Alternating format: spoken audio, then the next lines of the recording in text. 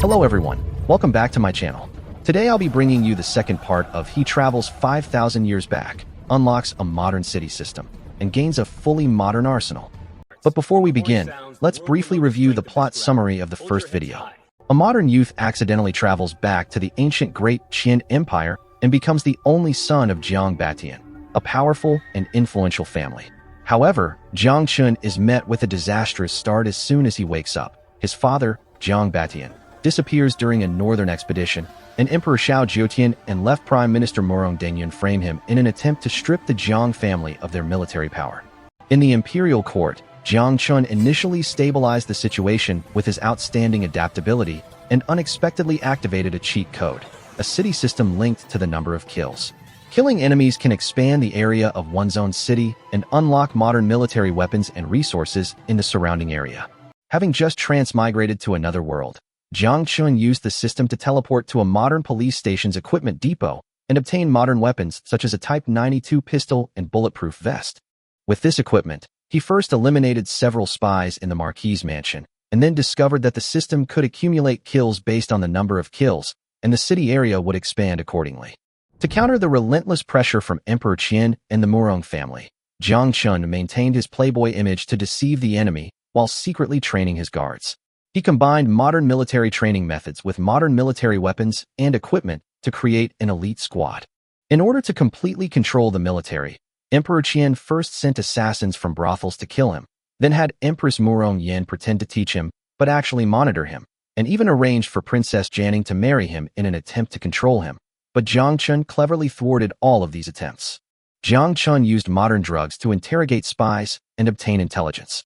He then launched a night raid on the brothel headquarters to destroy Emperor Qian's assassination weapon.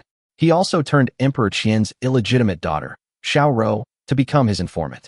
In order to upgrade the system and expand the city area to unlock more modern resources, he also led his guards south to wipe out the mountain bandits in Dengyun territory, gradually unlocking military weapons such as automatic rifles and Barrett sniper rifles. The city's area has also been successfully expanded to more than 30 million square meters, and heavy equipment, such as explosion-proof vehicles and troop carriers, have been unlocked. During this period, he assassinated the encirclement teams sent by Emperor Qian on several occasions, and even seriously injured Xiao Chen, a 5th-rank grandmaster and chief eunuch. As his strength increased, Jiang Chen no longer endured it, and began to openly kill the imperial envoy sent by Emperor Qian, completely breaking ties with the court. He then pretended to follow Emperor Qian's decree to go to the northern frontier to guard the border, but on the way he encountered difficulties from Rong Fenglin, the son of Murong Dengyun, the general guarding Yanmen Pass. He easily resolved the situation through his wisdom and strategy. Before arriving in northern Xinjiang, he had already built a well-trained army equipped with modern weapons. He also learned in advance through Xiao about the Murong family's conspiracy to collude with the barbarians to besiege him in the border city, thus laying the foundation for him to establish himself in the northern frontier and fight back against the imperial court. Jiang Chen's greatest confidence stemmed from the simultaneous improvement of his own strength and the modern resources unlocked by the system. He could continuously unlock modern, deadly military weapons by upgrading the system.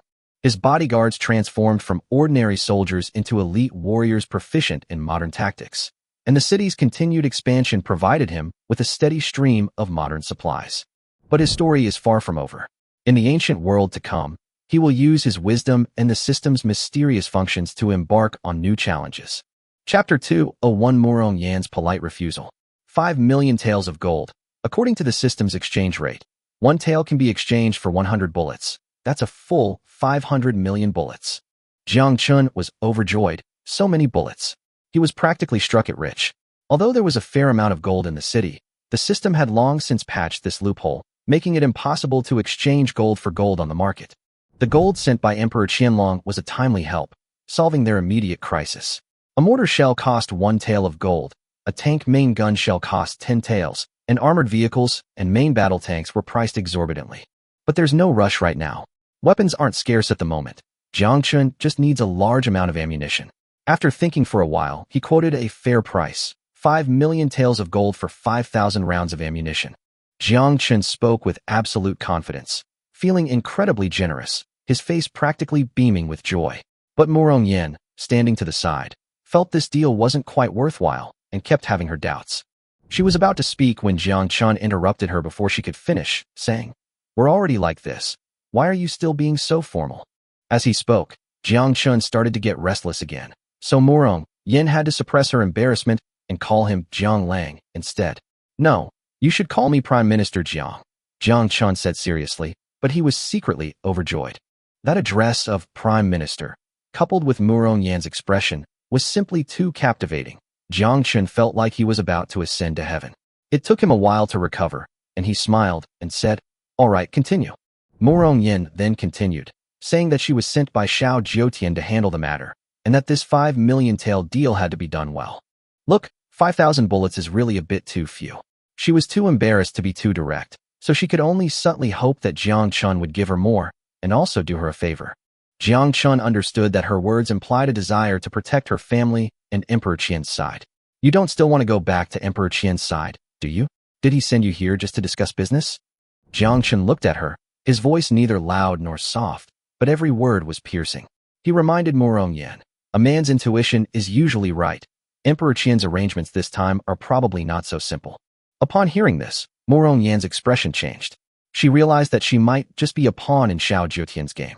Jiang Chen continued, "In Emperor Qian's eyes, he cares about no one except the Holy Realm, including you." Jiang Chen wasn't sure if Emperor Qian knew, but he wanted to keep Murong Yan here. After all, in this desolate border town, besides a few soldiers, what women were there to see? Those barbarian women on the grasslands are indeed beautiful, but after being exposed to the wind and sun for months without bathing, the only ones who can catch Jiang Chen's eye now are Murong Yan. Most importantly, she was the empress. Her status was significant enough. Unfortunately, Murong Yan shook her head and refused. She said she would rather return to Qian Kingdom, where at least her father would be there to support her, and nothing serious would happen. After listening, Jiang Chen understood to some extent that she had no feelings for Emperor Qian anymore. She was just reluctant to give up her family's power. Since he couldn't force her, Jiang Chen simply added a little more. "All right, then I'll give you another 5,000 bullets to round it up." Upon hearing this, Murong Yin immediately agreed, her smile as radiant as a flower. As she sat up from the bed, she expressed her gratitude to Jiang Chen, a sight that greatly invigorated him. Jiang Chen smiled and asked, "Since I've been so sincere, how do you plan to repay me?" Murong Yin rolled her eyes at him, said nothing, but her expression said it all. That day, she left the border town with dozens of boxes of bullets, escorted by cavalry, and rushed to Yanmen Pass. Uncle Fu stood behind Jiang Chen, watching the convoy disappear into the distance, a sense of unease creeping into his heart. "My lord, these bullets are our trump card. Is it really all right to just send them away like this?" Jiang Chen gazed into the distance and smiled faintly. "Uncle Fu, I'm pleased that you think this way. They only have 10,000 bullets, while we have too many to count. Besides, the Holy Realm isn't a monolithic entity. With these things, their first reaction won't be to attack us, but to defend against our opponents."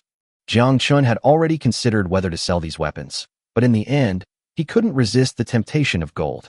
In the system's eyes, gold is the core of everything. As long as there's enough gold, they can exchange as many weapons as they want. What's a rifle? Once they've tasted the benefits, large amounts of gold will surely be delivered to their doorstep. Chapter 202 Xiaoling. What are Jiang Chen's preferences? 5 days later, Imperial Palace in the capital. Since Jiang Chen's aerial bombardment, the entire palace has been almost completely razed to the ground, leaving only ruins. Today, craftsmen are working day and night, and new palaces are being built at a rapid pace. The original back garden has been temporarily set up as a restricted area, and hundreds of divine guards are gathered outside the metal-built secret room. These guards were tall and straight, with prominent temples. If a master were here, he would be able to tell at a glance that they were all experts who had surpassed the 5th grade Grandmaster level. Inside the secret chamber, a woman with a cold and aloof expression stood before the wall, silently gazing at the portrait of Emperor Qian. This woman was none other than Xiao Ling, the eldest granddaughter of the Xiao family of the Holy Realm. As soon as Xiao Jiutian walked in, he saw her back and his heart skipped a beat. He quickly put on a smile and greeted her. "Haha, Linger is here to visit. I'm sorry for not being a good host." But the smile looked unnatural no matter how he looked at it. He cursed his family inwardly for sending such an ancestor-level figure. Although he addressed her as Linger, speaking in a manner very much like an elder addressing a junior. But he knew in his heart that in front of this prodigy of the Xiao family, he didn't even dare to straighten his back. Bowing his head, and bending over like a servant.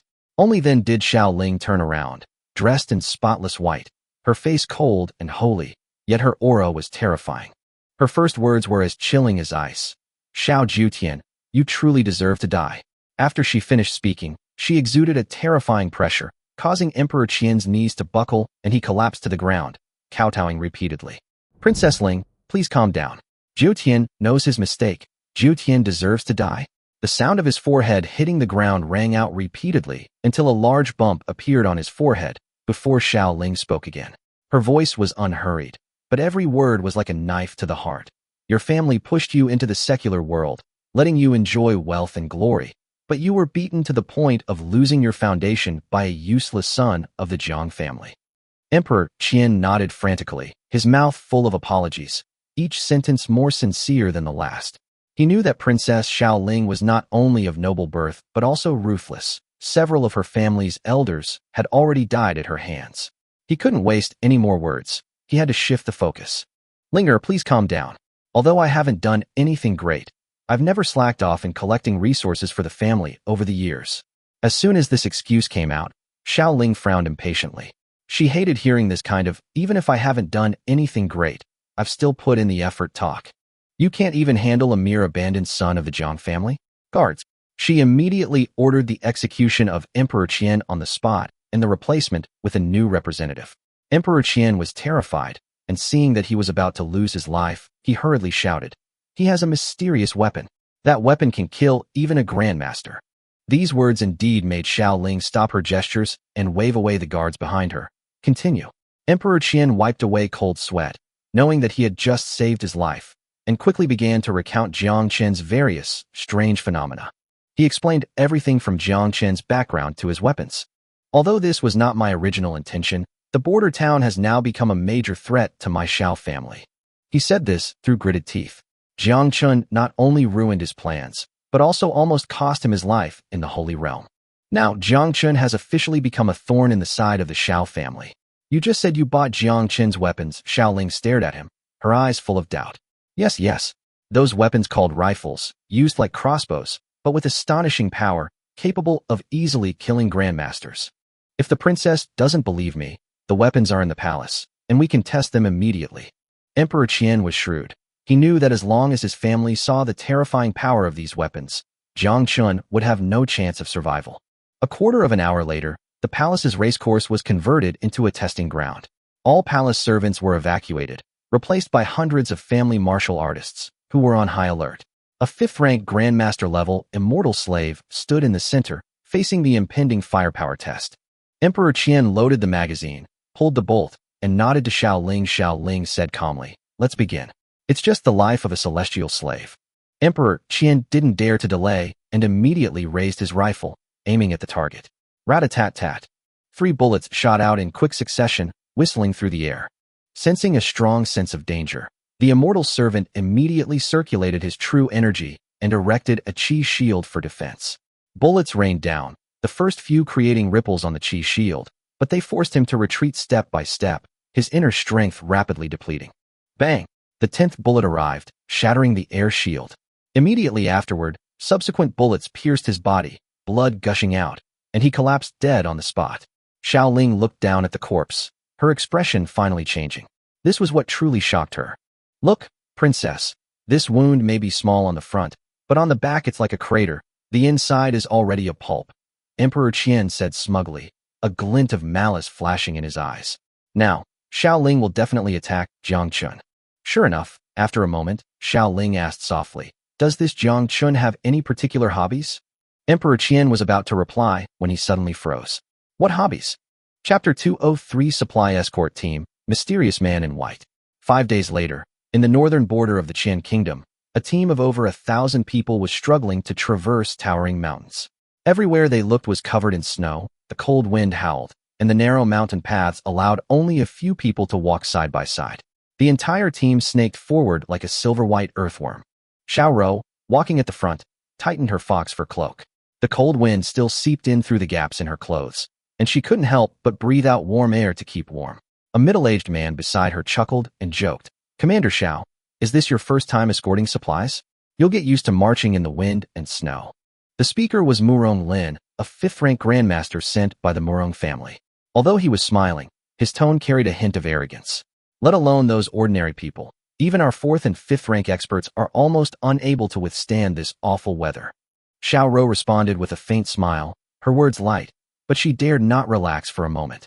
Her hatred for Emperor Qian and the Xiao family had already penetrated to the bone.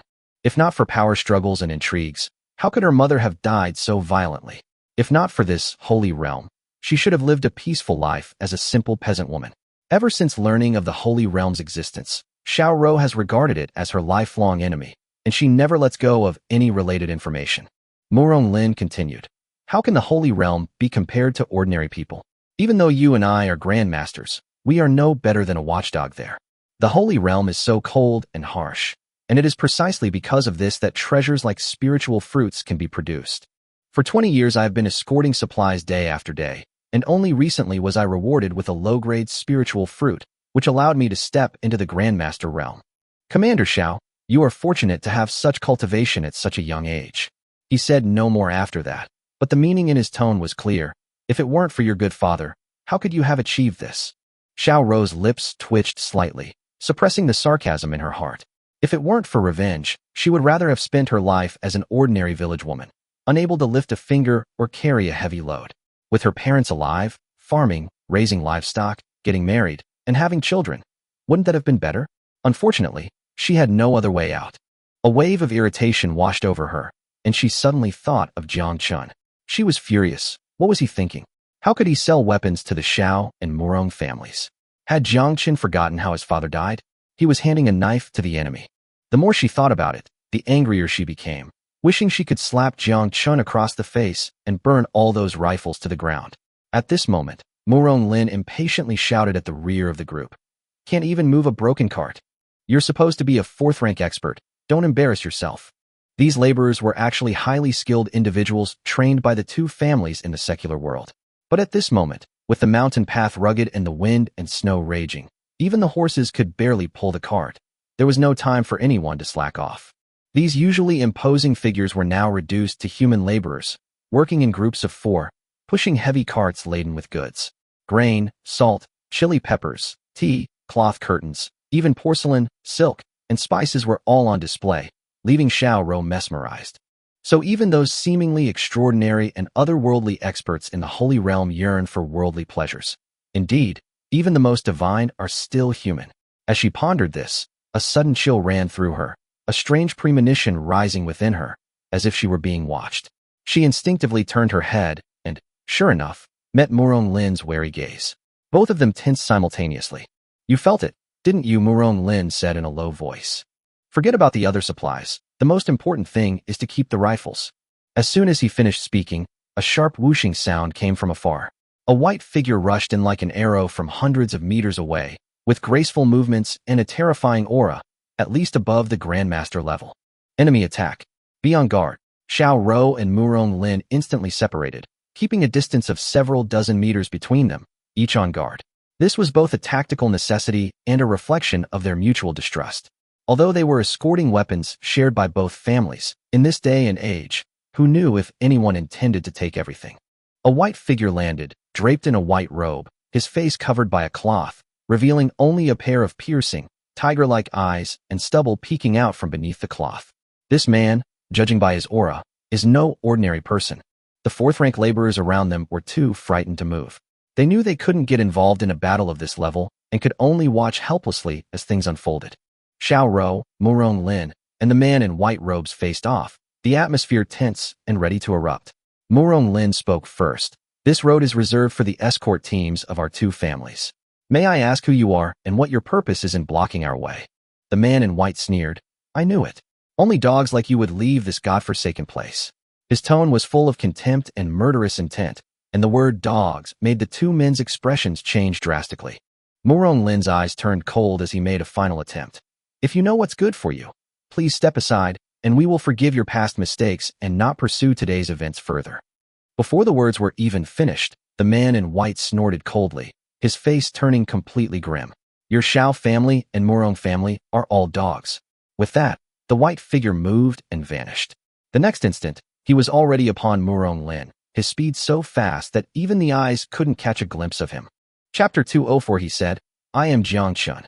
The mysterious man in white instantly approached, his fist striking Murong Lin like thunder, creating a deafening gust of wind. Murong Lin hurriedly raised his arm to block, but the impact sent his whole body going numb. He was sent flying backward, crashing into a carriage before finally regaining his footing. He spat out a mouthful of blood, his eyes filled with horror. "You're a master from the Holy Realm? Above the Grandmaster level. With such strength, let alone being a king or tyrant in the mortal world, even in the Holy Realm, you're definitely not an ordinary person." Right now, his biggest concern wasn't how badly he was injured, but rather protecting the most important thing on the carriage, the rifle. "Xiao Rou, what are you standing there for? Hurry up and do it," Murong Lin shouted, rushing towards the carriage in hopes of attracting the mysterious man's attention. However, the mysterious man gave him no chance, directly raising his leg and sweeping his whip, sending Murong Lin flying more than 10 feet away with a bang. He scrambled to his feet in the snow, coughing up blood, his eyes filled with shock and anger. "If you don't make a move, is this person really from your Xiao family?" Seeing that the mysterious man did not kill him immediately, but instead stood there and sneered, Murong Lin was shocked. If it was really an assassination arranged by the Xiao family, he would have been dead long ago. He gritted his teeth and turned his head, his expression complicated. "Xiao Rou, I misunderstood you. This person is not from your Xiao family. Let's join forces, or it will be too late." But Xiao Rou still didn't move, watching like an outsider. To her, everyone in this car was an enemy. She didn't care who lived or died. She even hoped the mysterious man would kill them all and take the rifles with him, saving her the trouble of doing it herself. The mysterious man could tell that she didn't intend to make a move, so he shouted at the top of his lungs, "Little girl, if you don't make a move, I'll kill them all. Ha!" With that, he moved and once again closed in on Murong Lin. "You son of a bitch. Xiao Rou, you bastard." Murong Lin cursed wildly, but he was powerless to resist. The mysterious man's fists rained down like a storm, his legs moved like a whirlwind, and his continuous attacks left Murong Lin no chance to fight back. The curved blade was kicked away the moment he drew it, leaving him only able to passively take the blows, being kicked around like a sandbag. Murong Dengyun. Xiao Jiutian. The mysterious man cursed as he hit him, his tone filled with boundless hatred. His punches and kicks were like thunder, each strike more powerful than the last. Murong Lin was kicked around like a tattered sack, the sound of bones breaking echoing, his cries growing fainter and fainter. Finally, he lay motionless in the snow, his body like a crushed clay figure. A foot stomped on him, and with a crack, his neck snapped, and he died instantly. The mysterious man glanced around, leaving only bloodstains and a stunned Xiao Rou. "Next, little girl, it's your turn. Your surname is Xiao? Do you know Xiao Jiutian? Is he a relative of yours?" He spoke as he approached Xiao Rou, his expression returning to calm, yet carrying a dangerous aura. Just then, a panicked scream erupted from behind. "Run!" It turned out that the hundreds of laborers had finally collapsed. They had just thought Murong Lin could turn the tide, but they watched helplessly as he was beaten to death, and they were terrified. Then look at the female commander. She's completely still, probably terrified out of her wits. With their leader gone, everyone's spirits collapsed, and they scattered like birds and beasts, fleeing down the mountain for their lives. The mysterious man narrowed his eyes. "Even these flies are meat." As he left, he uttered a harsh threat. "Little girl, don't run away. I'll come back and kill you." With that, he vanished in a flash, giving chase at a speed that was dazzling to behold. A fourth-rank martial artist in his eyes, they were as fragile as paper. Screams echoed through the snow, and as Xiao Rou listened, she nearly broke down.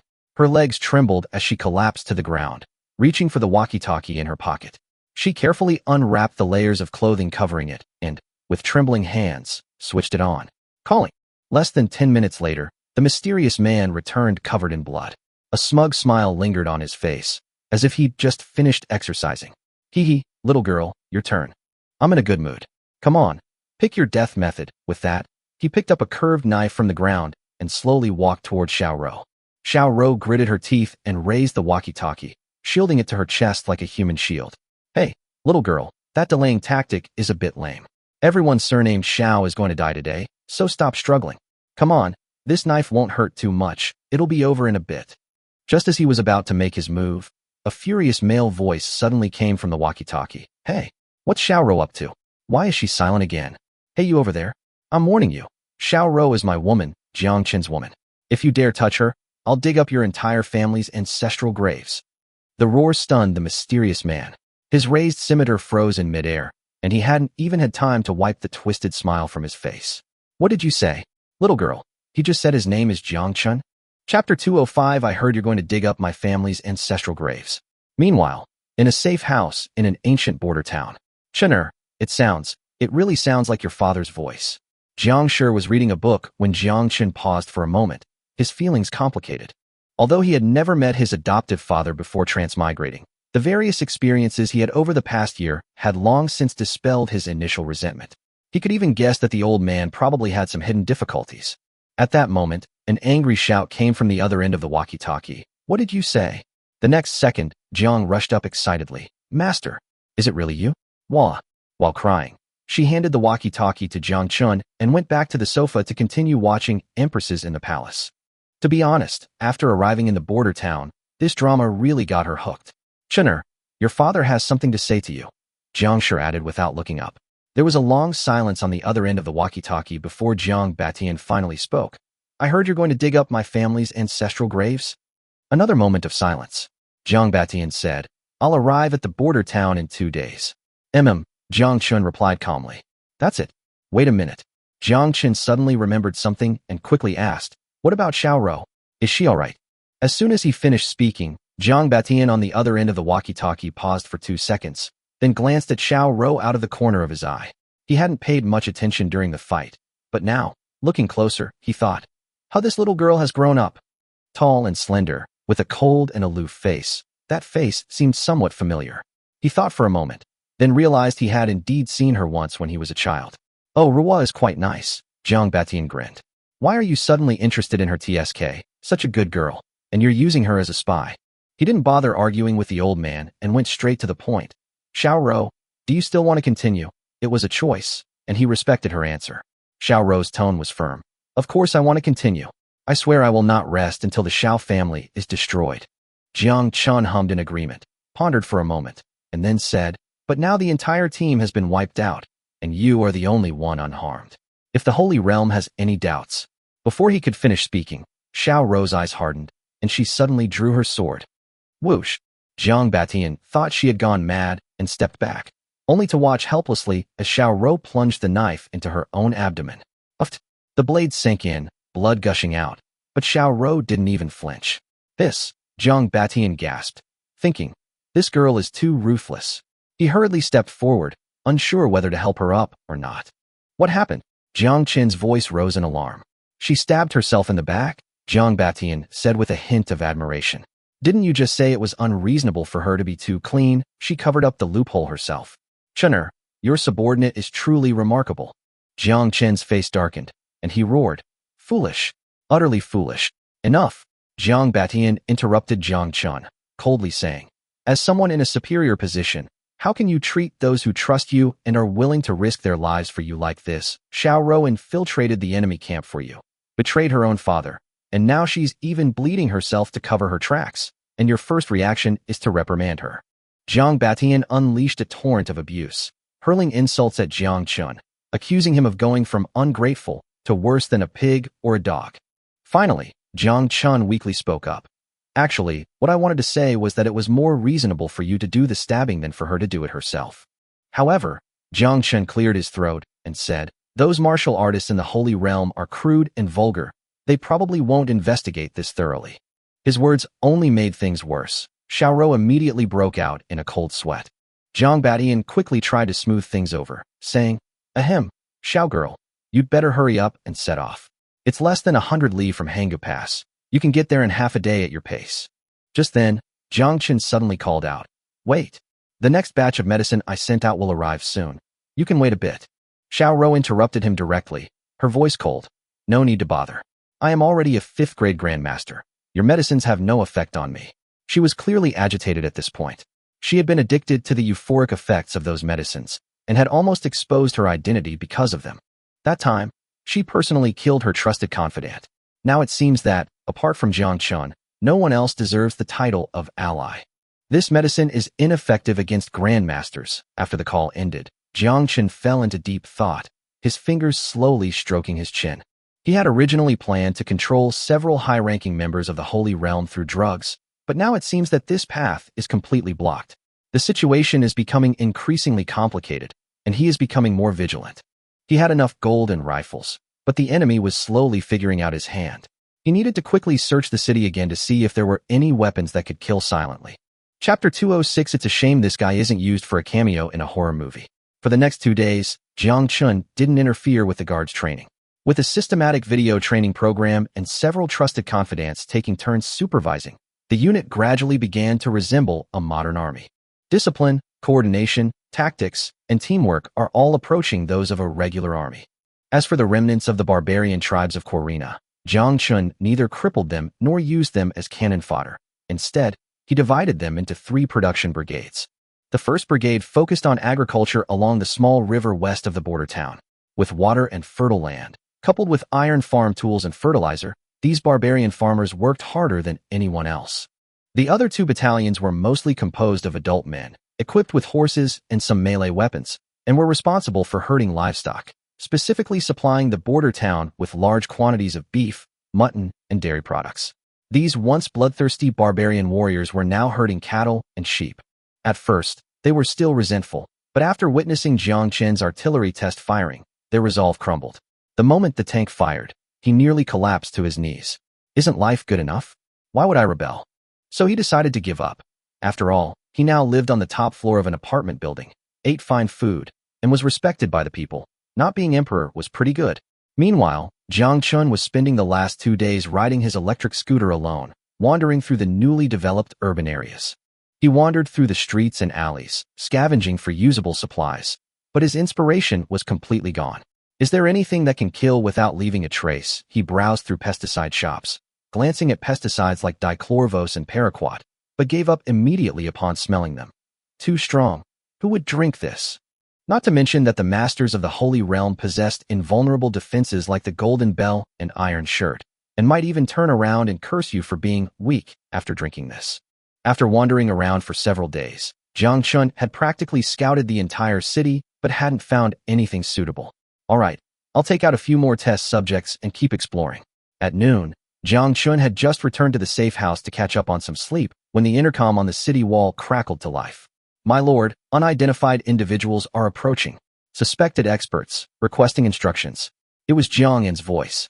Jiang Chen jumped up, put on his combat uniform, and prepared to leave. At that moment, his mother, Jiang Shi, and his aunt also came out of the bedroom. Chener, could it be your father? Jiang Shi asked expectantly. Jiang Chen slapped his forehead. Oh, it's really possible. Last time he said he'd arrive in 2 days, and today is the 2nd day. Despite the speculation, Jiang Chen remained highly vigilant, instructing the walkie-talkie to maintain citywide alert. He then boarded an armored vehicle with his mother and aunt and sped towards the city wall. Where is he, the Marquis? He's pacing back and forth about 500 meters outside the main gate. He looks like the old Marquis, but he's masked, so we dare not make any rash judgments. Following Jiang Yin's pointing finger, they indeed saw a man covered in blood pacing back and forth, occasionally turning back as if worried about being chased. Even the drone couldn't capture his face. But Madame Jiang recognized him at a glance. Chener, it's your father. It really is your father. Immediately, Jiang Tian, Jiang Di, and Uncle Fu stepped forward to confirm. That's right, it's Master. Less than a minute later, the gun barrels were lowered, and the alert was lifted. The figure suddenly used his lightness skill, leaping 10 meters up the city wall in a flash. Husband, Master. The crowd surged forward, chattering excitedly. But at that moment, Jiang Batian didn't even look at his wife, forcefully pushing through the crowd and grabbing Jiang Chen's arm. Son, we, father and son, are in danger. Jiang Chen was stunned. Huh. Let's go. They're catching up. They'll be here soon. If we're even a step later, we'll all die here. Hearing this, everyone was dumbfounded. Wait, you just keep saying let's go, let's go. Can you at least explain yourself clearly? Jiang Chen snapped. My huge business empire. You think you can just walk away like that? You have to report to anyone you're supporting before you can even hire them. No matter how big the problem, I'm not afraid. Hearing his son's confident tone, Jiang Batian blinked, seemingly unable to understand his son. When did that once useless young master become so decisive and domineering? Jiang Shi also cried and grabbed her husband. Master, you are covered in injuries. Have you suffered a lot? Jiang Batian looked up at everyone and let out a long sigh. Just as they were about to explain, Jiang En's warning came through the earpiece again. My lord, the drone has detected a large number of unidentified people in the due east direction. Nearly 100. They are all experts and can fly. Fly. Everyone was shocked and looked up. Sure enough, in the distance, on the horizon, dark shadows flickered, and a small team was flying towards them. Their movements were perfectly synchronized, each person landing with almost perfect precision, leaping over 100 meters in a single bound. And in the very center stood a bright red sedan chair embroidered with gold patterns, carried by 8 skilled men. As they approached, Jiang Chen almost thought he had stumbled onto a film set. What kind of crazy costumes are these? Each person's face was painted deathly white, their cheeks flushed, and their lips twisted into a grotesque smile, resembling a zombie's mask. If it weren't for the armored vehicles, heavy machine guns, and missiles firing from the city wall, the scene would truly be terrifying. This strange convoy finally stopped 500 meters from the city wall. Then, a hoarse voice came from the sedan chair. Is Uncle 3 there? Your nephew has been looking for you so long.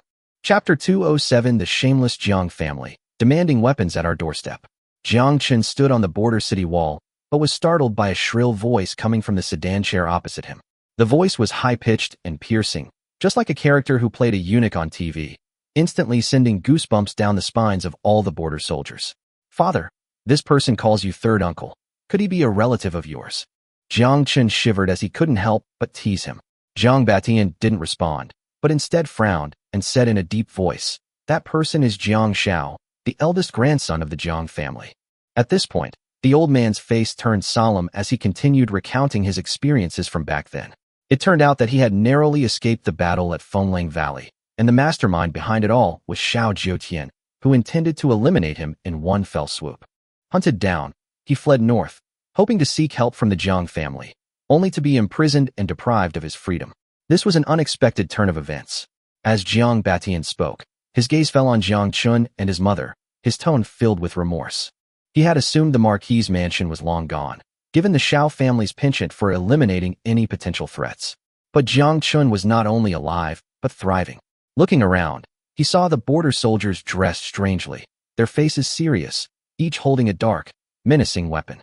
These weapons, did you make them? Jiang Batian pointed at the guns in the soldiers' hands, his expression a mixture of shock and pride.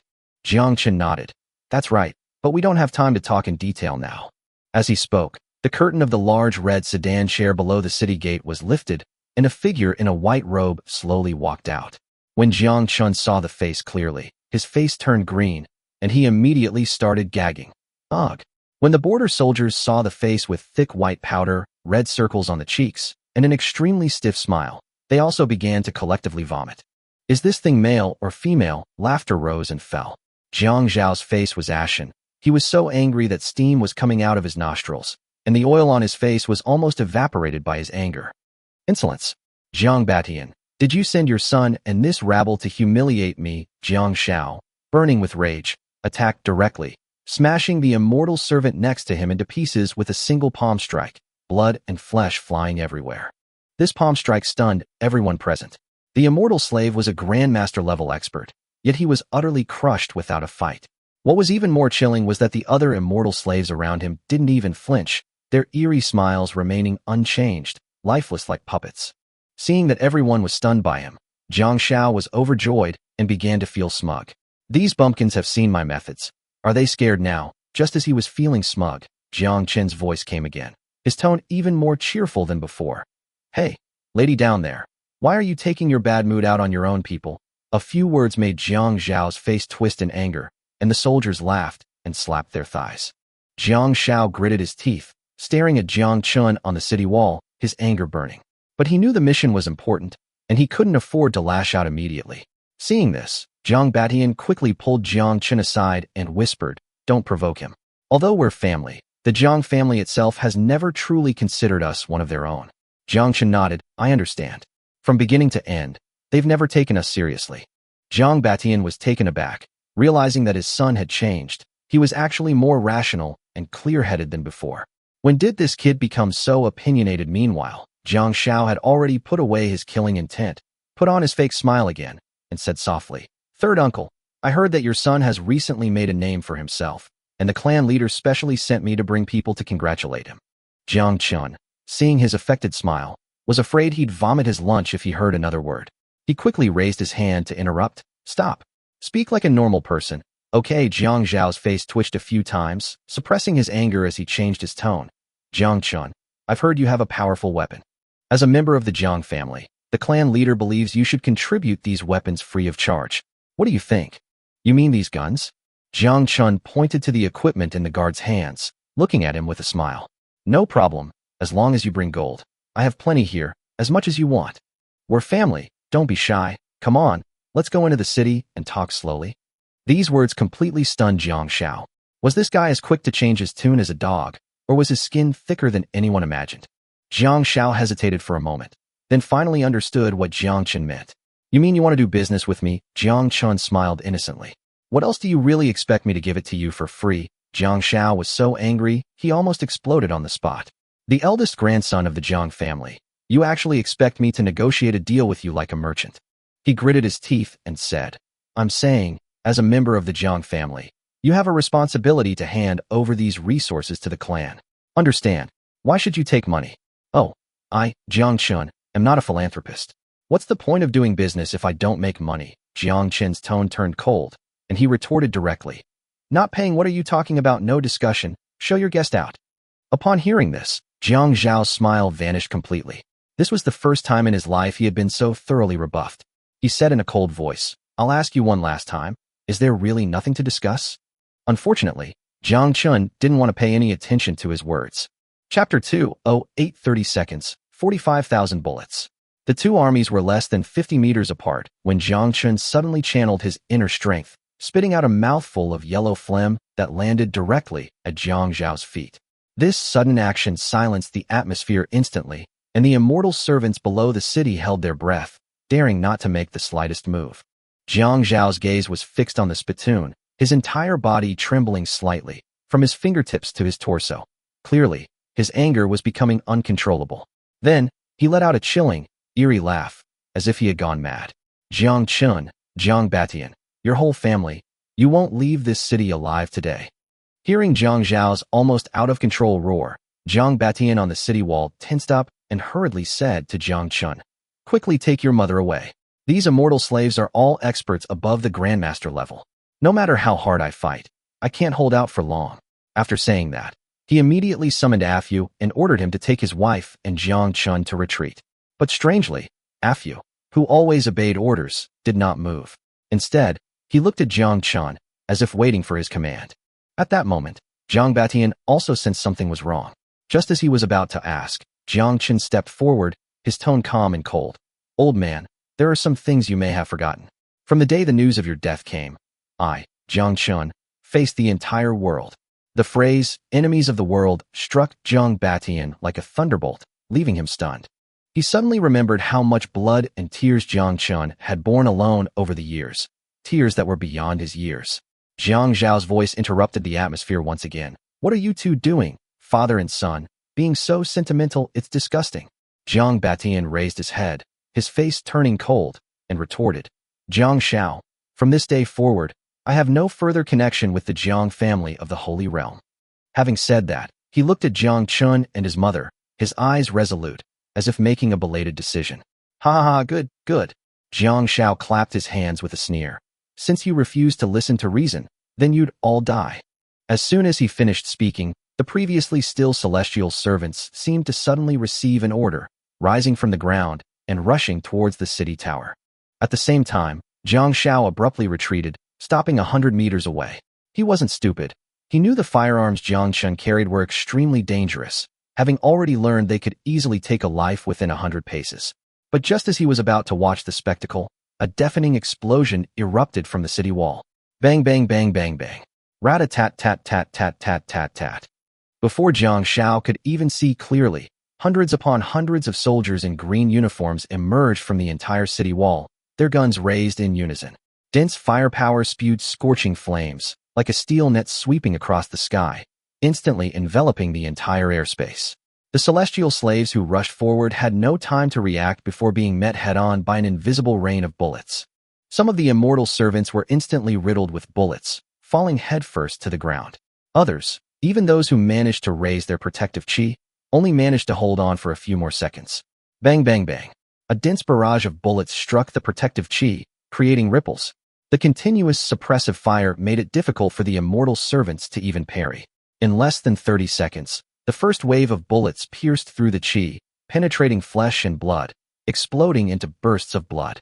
The remaining soldiers quickly changed magazines, and a second wave of bullets followed immediately, the firepower never ceasing.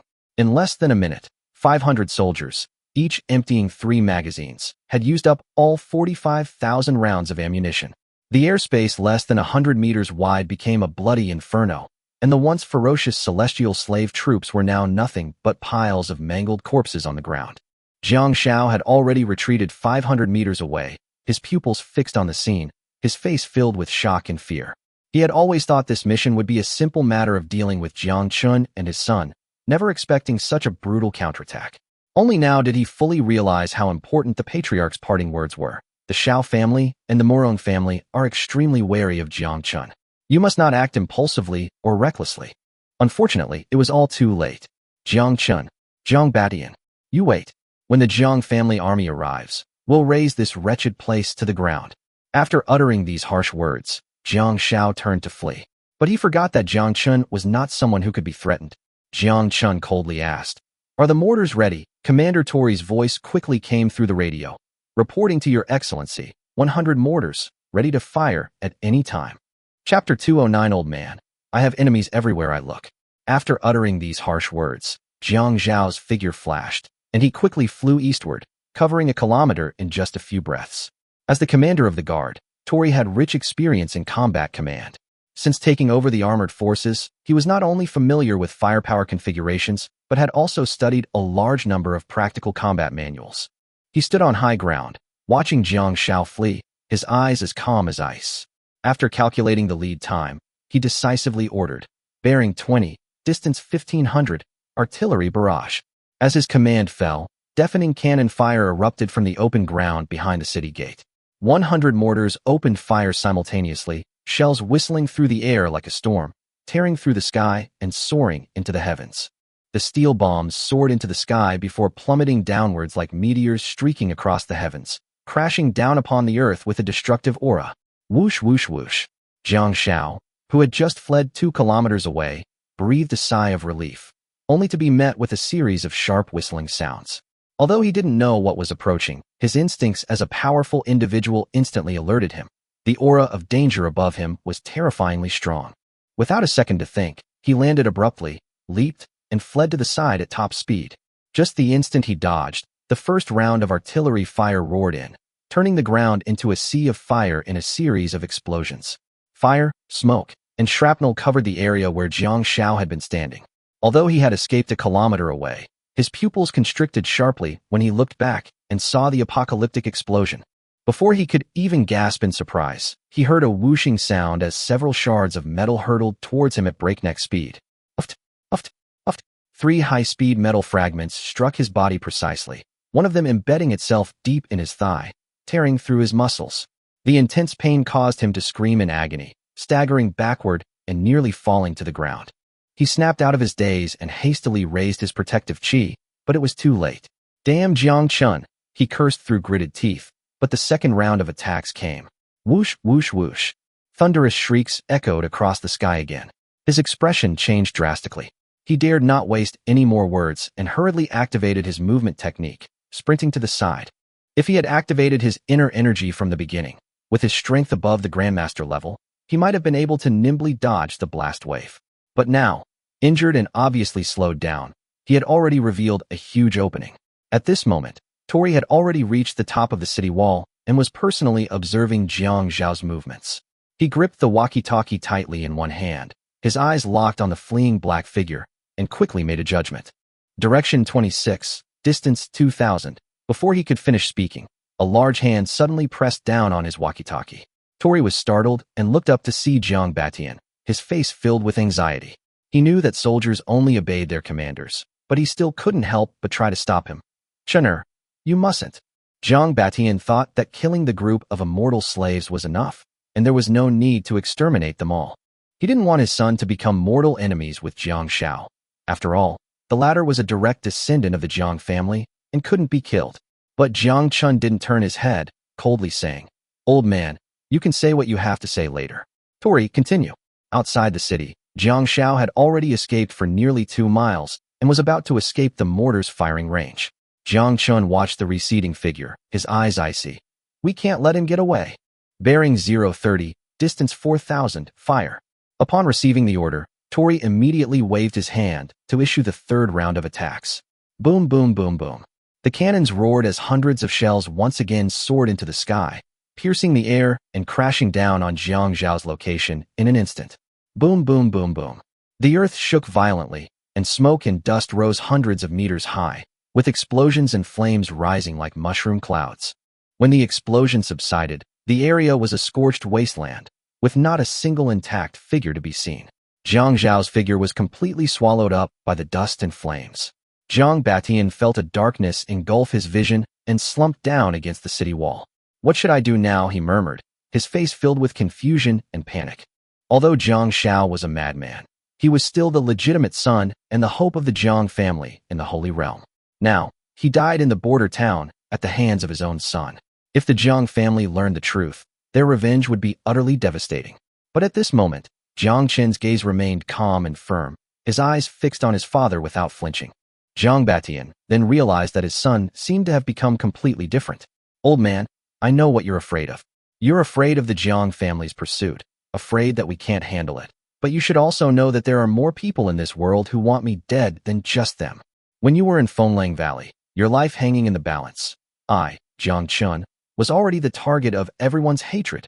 The Xiao family, the Murong family, the barbarians, aren't they all thorns in my side? They want me dead, so I'll let them die first. Xiao Jiutian wants me dead, so I'll fight my way back to the capital and annihilate their elites. When the barbarians invade, I'll wash the grasslands in blood and destroy their foundation. Murong Dengyun plotted against me, and I even planned to take his daughter with me." At this point, Jiang Chen coughed, his face slightly flushed. "Ahem. Anyway, since I've already made countless enemies, what's one more Jiang family? I'm a madman covered in lice right now. One more won't make a difference." He pointed to the neatly arrayed firearms behind the border town, a smile playing on his lips. "Besides, old man, haven't you figured out what your son is really capable of?" Jiang Batian's heart skipped a beat, and he followed Jiang Chen's gaze. At this moment, the soldiers stood in dense formation, their firepower covering the sky, their imposing presence so overwhelming that it was hard to breathe. The earth-shattering display of firepower just now made Jiang Batian suddenly realize that his son was no longer the spoiled brat who only knew how to waste his days. Chapter 210: The Abandoned Jiang Family Father and Son.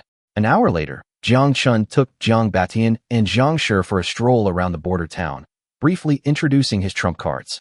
Jiang Batian listened from beginning to end, his mouth almost never closing, his expression shifting between surprise and doubt, looking utterly incredulous. Jiang Chen walked to a weapons display area, pointed to the equipment in the soldiers' hands, and continued to explain to his father. "This is the standard issue for our guards, the Type 95 automatic rifle, with a full magazine of 30 rounds. One burst is enough to break even a grandmaster's protective aura. An ordinary 5th-rank martial artist's protective chi can hardly withstand one burst. Even a grandmaster can only withstand it for a few more seconds. 50 or 60 rounds in succession will still break through the protective chi." Then, he walked to the artillery position, gently patted a mortar next to him, and smiled. "You've seen this one before. Our mortar has a wide coverage area and amazing power. Even a grandmaster would be badly injured if hit by it." The soldiers of the artillery company were busy disassembling the barrel, wiping the parts, and cleaning the breech. Everything was in good order. Jiang Batian stood aside and watched for a long time before finally sighing with relief. "Chun'er, now I think I know where your confidence comes from," Jiang Shi added with emotion, her eyes slightly reddening as if recalling the hard times of the past. "Yes, if it weren't for you, my son and I probably wouldn't have been able to leave the capital long ago."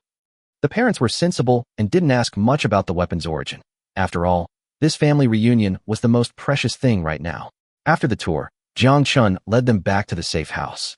With only the three of them inside, the atmosphere became much quieter. Only then did Jiang Chen slowly ask the question that concerned him most. "Old man, weren't you missing how come you suddenly reappeared?" Jiang Chen was no longer the spoiled brat he used to be. He was more meticulous than anyone else. And even if this person was his own father, he still had to find out the truth. Upon hearing this, Jiang Batian immediately flew into a rage, rolled up his sleeves, and was about to step forward to teach him a lesson. You keep calling me an old man. Are you itching for a beating? Unfortunately, Jiang Chen was not flustered at all, and even stared straight at him with a smile. Jiang Batian was stunned, and in the end, he could only helplessly lower his hand.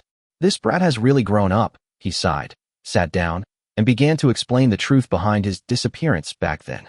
It turned out that after the battle at Fengling Valley, he was indeed seriously injured, and Xiao Jiutian had laid a trap long ago, blocking his way back to the capital. Left with no other choice, he could only head north across the grasslands, eventually returning to the Holy Realm, hoping to seek refuge with the Jiang family. Jiang Batian took the coffee Jiang Chen handed him, took a sip, and frowned at the bitterness.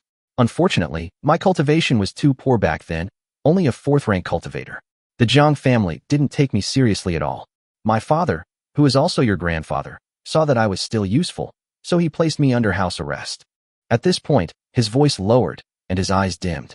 I knew back then that if anything happened to me, you and your son would be in grave danger as well. But I was paralyzed, and those years were worse than death. Hearing this, Jiang Chen nodded, believing about 80% of what he said, but he still had doubts. Then how did you escape? Why did you have to escape right after my rifle appeared? He didn't say it explicitly, but the meaning was clear. You only thought of escaping because you saw that I had some connections, right? Jiang Batian's heart skipped a beat, and he shook his head with a wry smile. I understand what you mean, but that's really not the case. It was because of your rifle that the Jiang family realized your value, which allowed me to sneak out while they were off guard. Unfortunately, Jiang Xiao caught up with me as soon as I escaped. I suspect they want to take me hostage and extort some rifles from you. He finished speaking and looked at Jiang Chen with a serious expression. What you have now is more valuable than any treasure. A rifle can take down a grandmaster. Who wouldn't be envious? None of the families in the Holy Realm can sit still.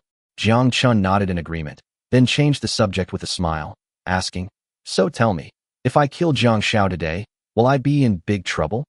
Upon hearing this, Jiang Batian slapped Jiang Chen on the back of the head and cursed. You still know it's trouble? That's a direct descendant of the third generation. But then he grinned, his eyes flashing with a ruthless, desperate glint. But in the end, let them come. At worst, I'll fight them to the death. I've seen through this Jiang family's lousy place long ago. For the sake of power, what does family ties matter? If they dare to cause trouble in the border town, we'll kill them one by one. If 100 come, we'll kill 100. He spat on the ground as he spoke, looking every bit the unreasonable old soldier. Upon hearing this, Jiang Chen felt an immense sense of relief. Dad, I've been waiting for you to say that. Finally, at this moment, he addressed him properly for the first time. Come, let's not talk about those worries. Today you're coming home, and I'll prepare some hot dishes for you, and let you taste the flavor of Matai. We must drink to our heart's content today.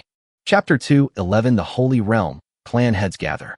Far away in the Holy Realm of the far north, in an ancient courtyard nestled atop a snow-capped mountain, 3 elderly men sat around in the pavilion, with 3 cups of hot tea on the table, their fragrant aroma rising gently. Logically speaking, this place should be bitterly cold and frozen for miles around, but a dozen or so braziers had already been placed around the pavilion, with the charcoal fire burning brightly, giving it a somewhat warm feel. The aroma of tea filled the air, but the atmosphere was anything but relaxed. The first to speak was Xiao Yi, the head of the Xiao family. Dressed in black, he had a youthful face and looked no more than 40, though he was actually close to 60. He only appeared young because of his profound cultivation and abundant blood and energy. Stop keeping it to yourself. Tell me, what should we do about Jiang Chen's situation? Jiang Shan, he is a descendant of the Jiang family. Why don't you say a few words first? Jiang Shan is Jiang Batian's elder brother. With thick eyebrows, a big face, and a full beard, he looks like a forthright and tough guy at first glance. But those who know him well know that this old man is the most ruthless and vicious. For the sake of profit, he can kick his own brothers aside. He let out a cold laugh, his tone indifferent. Jiang Chen has the blood of the Jiang family flowing in his veins, so his things naturally belong to the Jiang family. Do you even have the right to speak on this matter? Xiao Yi snorted coldly, his tone dripping with sarcasm. You, Jiang Shan, certainly know how to claim kinship. But when he was suffering in the mortal world, why didn't you care? Now that you've gained something, you just blurt out that you're from the Jiang family? Ah, what a wonderful family bond. What a strong bloodline. You. Jiang Shan's face instantly turned as black as the bottom of a pot, and he couldn't utter a complete sentence for a long time. Who told him to be unreasonable? Back then, Jiang Chen was just the son of his useless third brother. He had low cultivation and poor potential, so he wouldn't have been a problem if he had just been left to fend for himself in the mortal world. Moreover, the family's spiritual fruits are extremely precious, and he has reserved them for his own grandsons. Why would he bother with a bastard? But who would have thought that, in the blink of an eye, that bastard child would become the most sought-after prize by all the major powers in the Holy Realm? The atmosphere at the tea table suddenly became tense. At this moment, Murong Lin, the head of the Murong family with a full head of silver hair, quickly smoothed things over, smiling as he stood between them. Oh dear, stop arguing, stop arguing. Both of you patriarchs, please calm down. Let's have some tea to cool down. I'm telling you, we really need to take down Jiang Chen quickly, otherwise if we drag this out any longer, the other families will be watching us closely. If someone beats us to it, that would be terrible. If we fall behind even slightly, we'll fall behind in every step. After his advice, the atmosphere eased slightly. Xiao leaned back in his chair and stopped talking, while Jiang Shan thoughtfully sipped his slightly cooled tea. After a long silence, he put down his teacup and spoke softly. To be honest, my third brother, Jiang Batian, has long since returned to the mortal world, and this time he brought my eldest grandson, Jiang Xiao, with him. Hiss. Upon hearing this, Xiao Yi and Murong Lin gasped in shock. They were shocked by Jiang Shan's ruthless methods, but even more shocked by the audacity of his actions. It wasn't that long ago, and they didn't care about anything. Seeing that there was profit to be made, they immediately sent their trusted subordinates there, faster than anyone else. As expected of the old fox from the Holy Realm, his face changes faster than turning the pages of a book. Although he was constantly complaining inside, he still had to smile on his face. The Jiang family head is shrewd and experienced.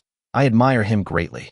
Yeah, with the Jiang family making a move, Jiang Chen's little thing has probably already been delivered to their doorstep, right? At this moment, the two were thinking the same thing. Now is the time to strike while the iron is hot, form an alliance with the Jiang family, and get a share of the spoils. They had already witnessed the power of rifles firsthand. With just one weapon and a few dozen bullets, a celestial slave above the Grandmaster level can be reduced to pieces. What if there were hundreds or thousands of rifles? With unlimited ammunition, what are those arrogant cultivators and grandmasters with protective chi in the Holy Realm? Why bother cultivating spiritual roots and planting ghostly spiritual fruits? Why not just go out into the outside world and unify the chaotic world? The three people in the tea pavilion looked at each other. The atmosphere was peaceful. Jiang Shan even picked up his teacup with a light heart and suddenly felt that the Biluakan tea, which he usually drank to the point of being tired of, had a unique flavor. Who would have thought that the Jiang family would turn their fortunes around, all thanks to their third son whom they looked down upon the most? His eyes flickered slightly, and he thought to himself, it seems it's time to include that kid in the family genealogy. Haha. All right, let's not talk about serious matters anymore. My eldest son recently sent over a batch of preaching Ming Biluakan tea from the Wu Kingdom. How about we go inside and have a drink? He waved his hand with great flair.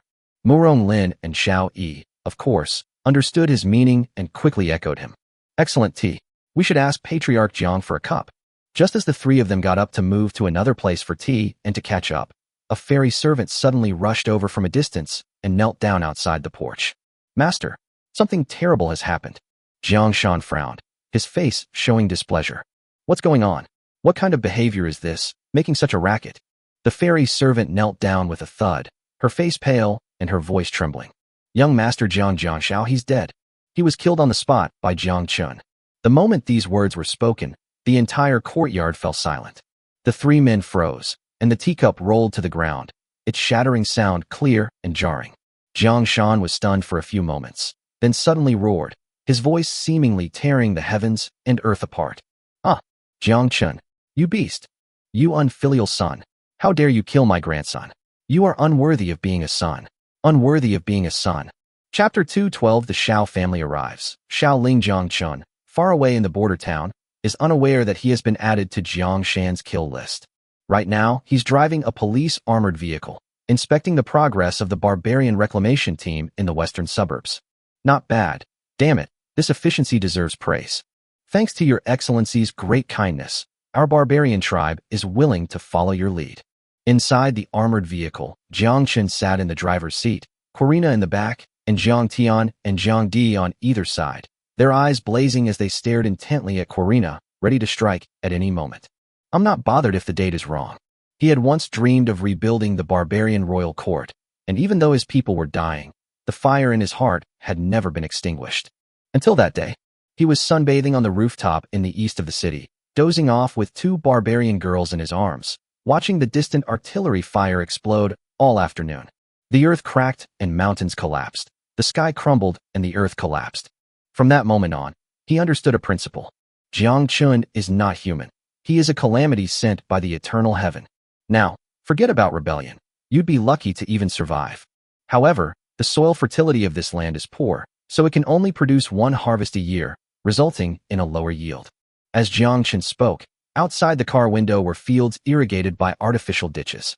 In the fields, the barbarian people, young and old, worked in an orderly manner, their faces showing no signs of distress. Even if it's tough and tiring, it's still better than fighting with a sword every day. Jiang Chen was summoned back to the city via walkie-talkie before he could finish his inspection. According to Jiang Yin, a horse team arrived from the direction of Yinmin, escorting a large number of boxes, and some people specifically asked to see Jiang Chen in person. I heard it's a woman? Someone from the Xiao family of the Holy Realm? The master is already receiving guests. The armored vehicle sped back and stopped outside a villa in the city. As soon as Jiang Chen got out of the car, Uncle Fu quickly came to greet him, leading him inside while announcing in a low voice. The newcomer was named Xiao Ling, a direct descendant of the Xiao family. He possessed extremely high cultivation and was said to be only one high-grade spiritual fruit away from breaking through to the divine realm. The master dares not make the decision himself. He awaits your decision. Before he could finish speaking, Jiang Chen pushed open the door and entered the living room. On the sofa, a woman in white sat with an elegant posture, a cool expression, and an otherworldly air. Oh my, I was wondering why the magpies were chirping so much today. Turns out it's because a distinguished guest has arrived. Jiang Chen's expression changed faster than flipping through a book. He smiled like a shrewd businessman the moment he entered the room. He roughly guessed in his mind. This girl brought so many cars. She must be bringing money to buy goods, right? Young Master Jiang is joking. I am just a lowly member of the Xiao family. How dare I be presumptuous? From the moment Jiang Chen entered the room, Xiao Ling's eyes never left him. His figure was steady, but his aura was scattered, indicating that he had only achieved a second-grade cultivation level by using spiritual fruits. He has a good-looking face, but unfortunately, his fake smile and greasy speech make him look nothing like a profound person. She sighed inwardly. The Jiang family's abandoned son, as described in the intelligence, was indeed nothing special. Miss Xiao, have you had lunch yet? If you don't mind, shall we eat together? Jiang Chen feigned politeness, intending to carefully manage this deal. Okay. Jiang Chen almost stumbled over his words. I was just being polite. Are you really not going to be polite? 10 minutes later. Inside the villa's restaurant, Jiang Chen sat at the head of the table, with Jiang Batian as his second-in-command. The two looked at each other in bewilderment. Across from her, Xiao Ling was happily eating a small cake, completely ignoring the table full of hot dishes. The white cream stuck to the corners of her mouth added a touch of warmth and playfulness to her otherwise icy face. Well, Miss Xiao Ling has come from afar. Let me first offer you a toast. Jiang Chen composed himself, picked up a full glass of matai, and prepared to test her alcohol tolerance. Thank you. As a result, Xiao Ling picked up the cup, tilted her head back, and gulped it down in a few mouthfuls. She downed 2 ounces of baijiu, Chinese liquor, without changing color, and then picked up a second piece of cake and continued eating. Jiang Chen was completely dumbfounded by her attitude of prioritizing eating over business. Are they here to do business? Or to eat at a buffet? The meal took a full half hour. After finishing 5 pieces of cake and 6 cups of maotai, Xiao Ling finally leaned back in her chair, blushing as she let out a satisfied burp. Hiccup, thank you for your hospitality, young Master Jiang. This cake is really delicious. Her usually cool face was now flushed, her eyes slightly intoxicated, and she even had a touch of girlish charm. Jiang Chen only drank 1 glass, but ended up feeling almost drunk. This woman is really something else. He asked casually. I heard that Miss Xiao is the eldest princess of the Xiao family. Is she married? Upon hearing this, Jiang Batian was taken aback. Wait, you're already arranging marriages? On second thought, hey, it doesn't seem like it's a bad idea. Xiao Ling on the other side was also a little stunned. Was it really that straightforward? However, she quickly regained her composure and replied with restraint. I'm only 20 and not married yet. The words, though polite, carried a hint of distance, clearly indicating the attitude. You are not worthy. To everyone's surprise, The light in Jiang Chen's eyes went out when he heard the word unmarried. What a pity. Pity? Xiao Ling was startled. She thought this guy would take the opportunity to pursue her since she was unmarried, but he actually said it was a pity. For a moment, she actually felt a little lost. Jiang Chen shook his head, deciding not to beat around the bush. Miss Xiao, let's get down to business. You're Xiao Jiutian, and I are old acquaintances. Upon hearing this, Xiao Ling's spirits lifted, and she was about to speak when Jiang Chen interrupted her. Wait, who is Xiao Jiutian again? Uncle. Uncle? Jiang Chen instantly perked up, his excitement making no attempt to hide it. Even the way he looked at Xiao Ling brightened up a bit. Xiao Ling looked completely bewildered. I just said something. Why are you reacting so strongly? Is there something I don't know about? Chapter 213 Xiao Ling with ambitions. Oh dear, look at you. You should have said you were His Majesty's niece earlier, instead of making everyone so distant. Jiang Chen seemed like a completely different person, becoming extremely eager for a moment. Uncle Fu had already cleared away the leftovers from the table, and Jiang Chen was busy serving tea and water, completely interrupting Xiao Ling's train of thought. Sipping the fragrant tea in the clear glass cup, Xiao Ling's head was buzzing, and it took her a long time to reconnect with her previous thoughts. That is why I came here. Oh, no need to say more. It's for the rifle, right? No problem. No problem. Everything is negotiable, huh? Jiang Chen's gaze swept back and forth over Xiao Ling, his manner extremely rude. Since you're unmarried, I, Jiang, have no interest. But if you're Lao Zhao's niece, then I, Jiang, would be extremely interested. Xiao Ling was, after all, the eldest princess of the Xiao family, almost second only to the emperor. She had never been treated so disrespectfully before, and she almost smashed her cup and left. However, thinking of his grand plan, he could only force himself to endure it. Moreover, ever since she entered the border town alone, she has been accompanied by several experts from the border town, who are always on guard. If I were to cause trouble now, I might not be able to leave the border town safely. Lord Jiang, let me be frank, I want a rifle. Name your price. Xiao Ling's words had lost all politeness. She just wanted to finish the business quickly and leave.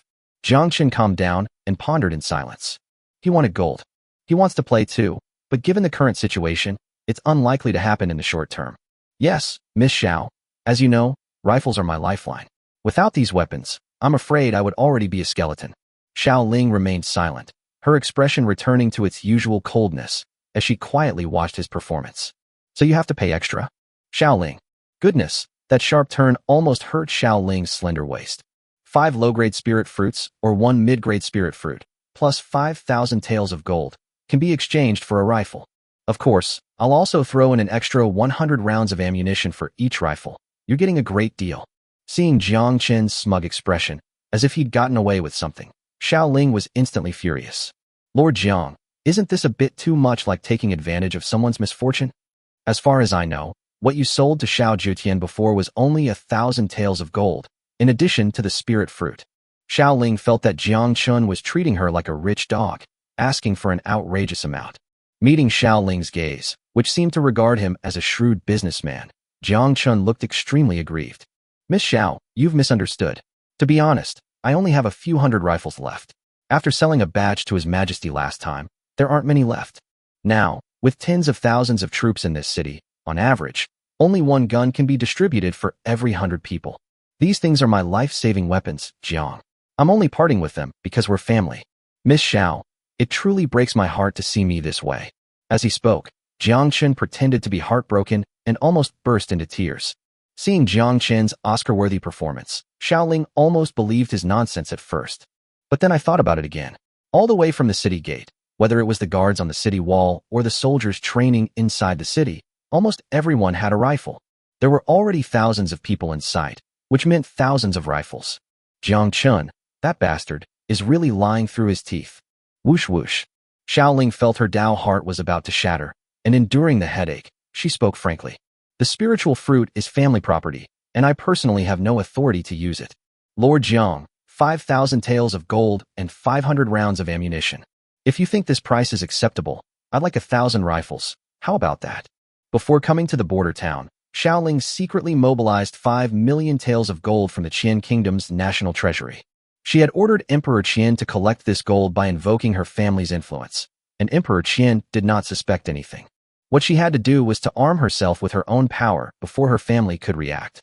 Jiang Chen silently calculated in his mind that a rifle could be exchanged for 100 taels of gold, and bullets were 100 rounds for 1 tael of gold.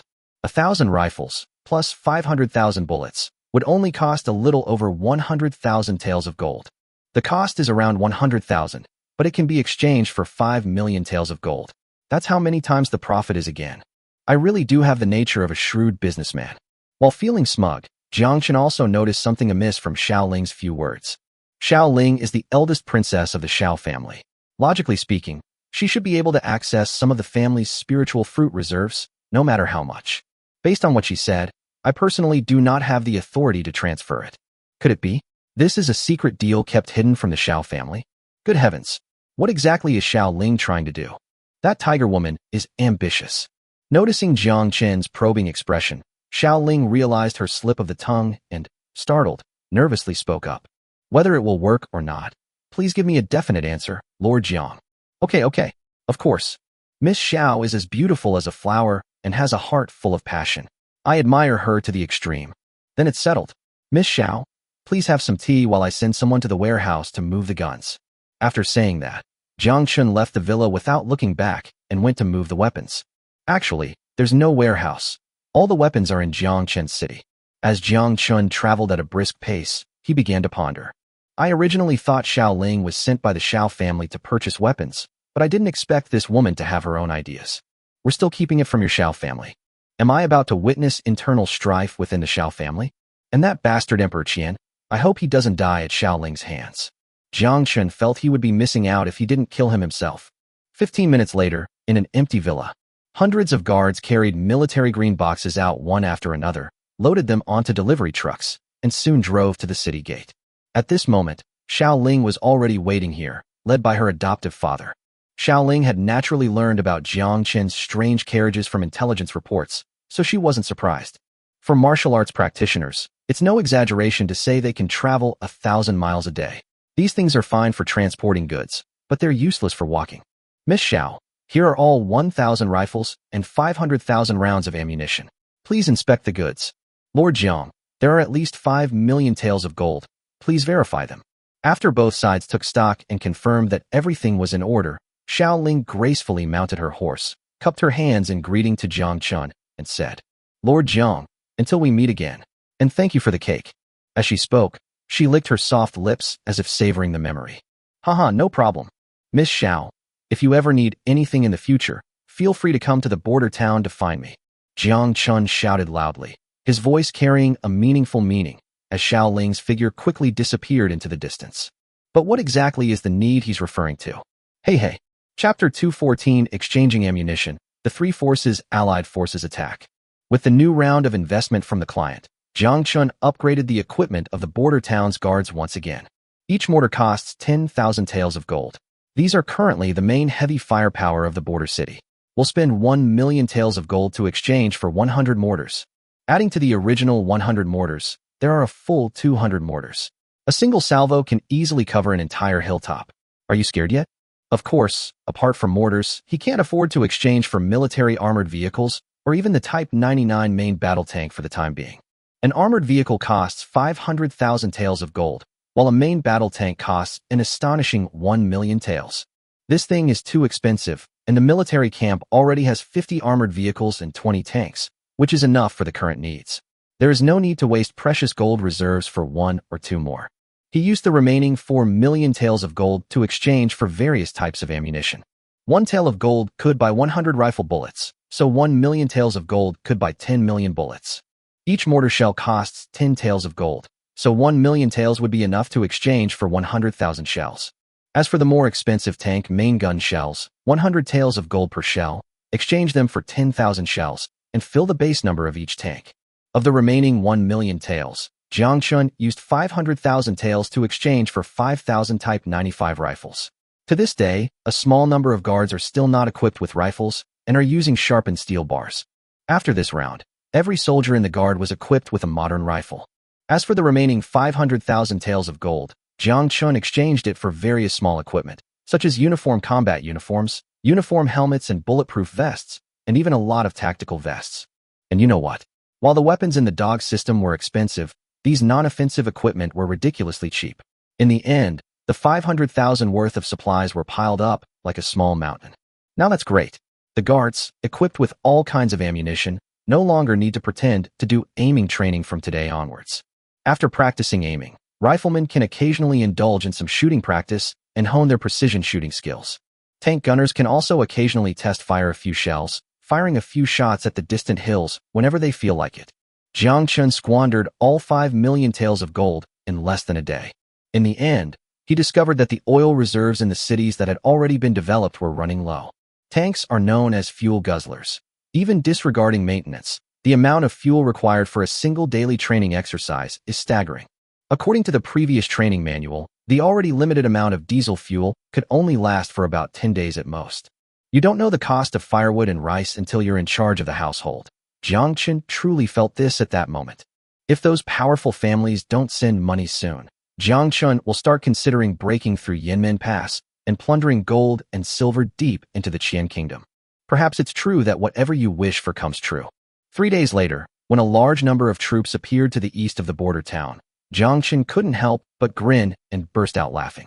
My lord, the target number exceeds 10,000, and they can all fly. Jiang En's words came through the walkie-talkie as he stared intently at the screen on the tablet. It is said to fly, but it does not actually fly in the air like a bird. Instead, the soldiers of this unit moved with great coordination. After each step they took, they could soar forward in the air for a moment, and when their bodies touched the ground again, they had already reached a distance of nearly 1,000 meters. Wah! In the border town, the sharp whistle signaling combat readiness sounded again, and all combat personnel returned to their posts in the shortest possible time. The mortar crews split into several groups and quickly set up positions and transported ammunition in open areas within the city. The riflemen proceeded in an orderly fashion to the ammunition depot to collect their ammunition, each receiving 5 magazines containing 150 rounds of ammunition. As for the armored vehicle drivers and tank crew members, they rushed to the vehicle depot and climbed into the driver's cab in the shortest possible time. Boom! With engines warmed up, one after another, these steel behemoths sped out of the garage, their cannons pointed due east, ready to attack at any moment. As for the elderly, children, and other logistical personnel in the border town, they immediately gathered in the pre-built shelters to avoid being affected by the battle. All combat preparations were completed within 5 minutes, proceeding entirely according to the emergency response plans of modern armies. 5 kilometers due east of the border town, 10,000 celestial slaves from the Holy Realm stood motionless under the blazing sun. These slaves were subtly divided into 3 camps, each with members dressed in distinct clothing representing their respective families. Young Master Jiang, why do you need to personally deal with a shameless brat like Jiang Chen? At the front of the procession, Emperor Qian looked at Jiang Yi, who was filled with murderous intent, and exchanged a subtle glance with Murong Dengyun, looking slightly troubled. Jiang Yi was the eldest son of Jiang Shan, the Emperor of Wu, and also the biological father of Jiang Xiao. Upon hearing the news a few days earlier that his beloved son had met with a terrible fate in the border town, he was so enraged that he immediately volunteered to avenge his son. The Xiao and Murong families immediately offered their full support, sending a large number of celestial servants to Emperor Qian and his companion in an attempt to gain a share of the spoils in the border city. Emperor Qian, you haven't experienced the pain of losing a son, so how could you understand the excruciating pain I feel? Emperor Qian, I don't grieve the loss of my son, but I have a grudge against someone who stole my wife. Thinking of this, Emperor Qian looked at Murong Dengyun with a sorrowful expression. What a fine daughter you have given birth to. Even though he now realized that Jiang Chen had cheated on him, he didn't dare to make a scene. After all, at this time, Murong Dengyun represented the Murong family of the Holy Realm, and the 2 sides were of equal status. Men, sometimes it's better to play dumb than to be foolish. It's good for all 3 of you. Seeing Jiang Yi's gritted teeth, Emperor Qian, who had already witnessed the power of the rifle firsthand, couldn't wait for someone to step forward. After observing his surroundings for a moment, his eyes darted around, and he uttered a piercingly incisive statement. According to intelligence from our border troops, young Master Xiao met a tragic end here that day, and even his remains were never recovered. As Emperor Qian spoke sorrowfully, the group began to look around at their surroundings. On the boundless grassland, deep pits are scattered everywhere, like a person's face covered with black spots, making it extremely ugly. Jiang Yi's breathing became heavy. The thought of his beloved son's helplessness before his death filled him with uncontrollable rage. However, He selectively ignored what kind of weapon could have created these large craters, caught up in his hatred. Emperor Qian and Murong Dengyun exchanged another glance, their eyes filled with cunning. Let the Jiang family test the waters by fighting amongst themselves first. Chapter 215 Emperor Qian, when the snipe and the clam fight, the fisherman benefits. Jiang Batian, your big brother is here. You bastard, get out here right now. The roar, imbued with immense internal energy, seemed to pierce through the air and shoot straight towards the border town. Haha, old man, that guy is your older brother?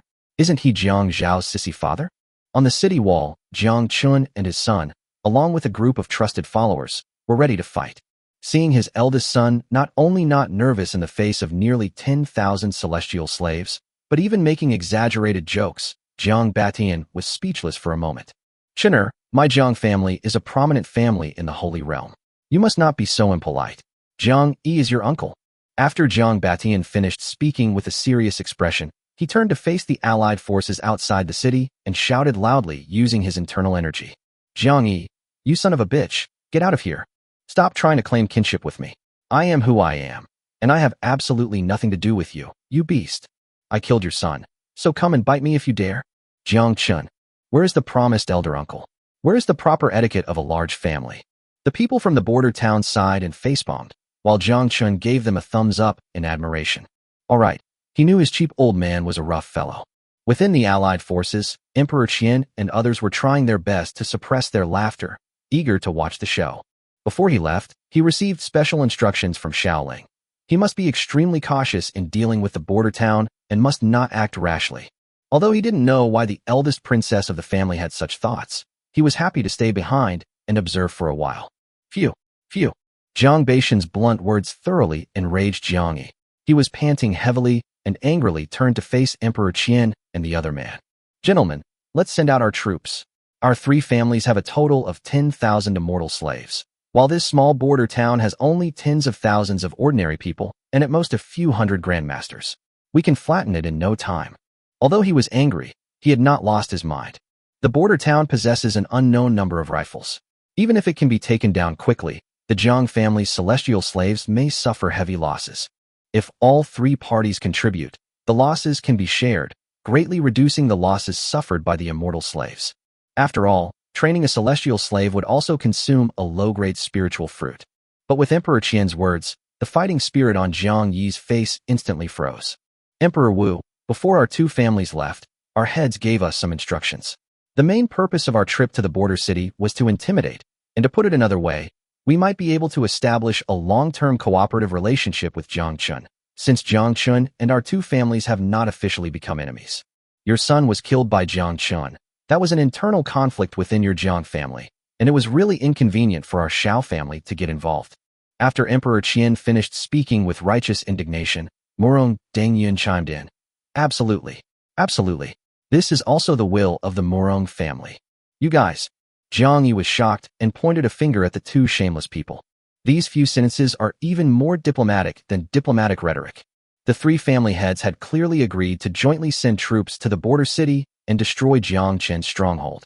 After the victory, all the guns and ammunition in the city were divided equally among the three families, and if they had rifle manufacturing technology, they would also share it. What a wonderful thing it was. How did it turn into this?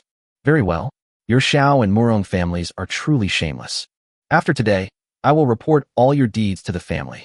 Very well. The pain of losing my son is still in my heart, so I, Jiang, will not stand on ceremony.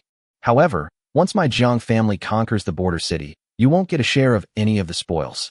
He was genuinely angry and grieving the loss of his son, but for Jiang Yi at this moment, the guns and ammunition within the border town were what he truly coveted. After finishing his angry words, Jiang Mu ignored the two who were backing down and waved to the leader of the immortal slaves behind him, preparing to lead the attack on the city. Behind him, Murong Lao Baidang quietly grabbed the slightly anxious Emperor Qian. After exchanging glances, the father-in-law and son-in-law said nothing more. After all, this situation was quite familiar to them. Do you not see how the barbarian prince's army of several thousand men was destroyed in a short time? Even the hundreds of thousands of troops that the barbarian king personally led to besiege the border city only lasted a few days before being wiped out. Having learned from past mistakes, The father-in-law and son-in-law were not optimistic about the siege force composed of several thousand celestial slaves. Let's wait and see. Maybe using the Jiang family's immortal servants as cannon fodder will have a surprising effect. The fishermen will reap the benefits. Hey, Jiang Batian, I'll give you another chance out of consideration for our shared fatherhood. If you hand over all the rifles and their manufacturing process, I will plead with the head of the family on your behalf and spare your lives. What do you say? 4,000 Jiang family servants were already lined up, ready for battle.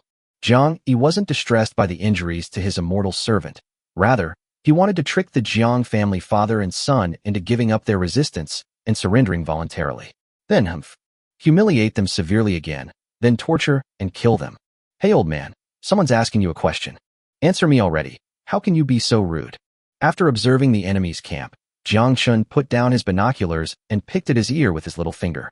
There wasn't a trace of urgency in his expression. Okay, then shall we surrender? Although the father and son had only been reunited for a few days, they were already familiar with each other's temperaments. Jiang Batian was just making a small joke when he said that. He dropped his playful expression and roared again, channeling his inner strength. Jiang Yi, you son of a bitch, come on if you dare. Stop dawdling like a woman. Did Jiang Xiao learn his effeminate mannerisms from you? Ha ha ha. Hearing the third brother's unrestrained mockery, Jiang Mu's face turned ashen with anger. His son had always been effeminate since he was a child, which was a thorn in his side. This grudge was thus exposed by Jiang Batian, who had always been low-key and compliant towards him. How could he possibly tolerate this? He couldn't take it anymore and raised his right arm to swing it down hard. Then let's fight. I will slaughter the entire border town, leaving only the Jiang family father and son alive. I will torture them to death. Upon receiving this command, the 4,000 celestial servants dressed in plain clothes moved at once. Bang! The uniform thud of footsteps hitting the ground looked from the perspective of the border town as if a huge swarm of white locusts were flying through the air and rapidly approaching. These celestial servants are all at the Grandmaster level or above. At this level, ancient iron weapons are not only not an aid, but a burden.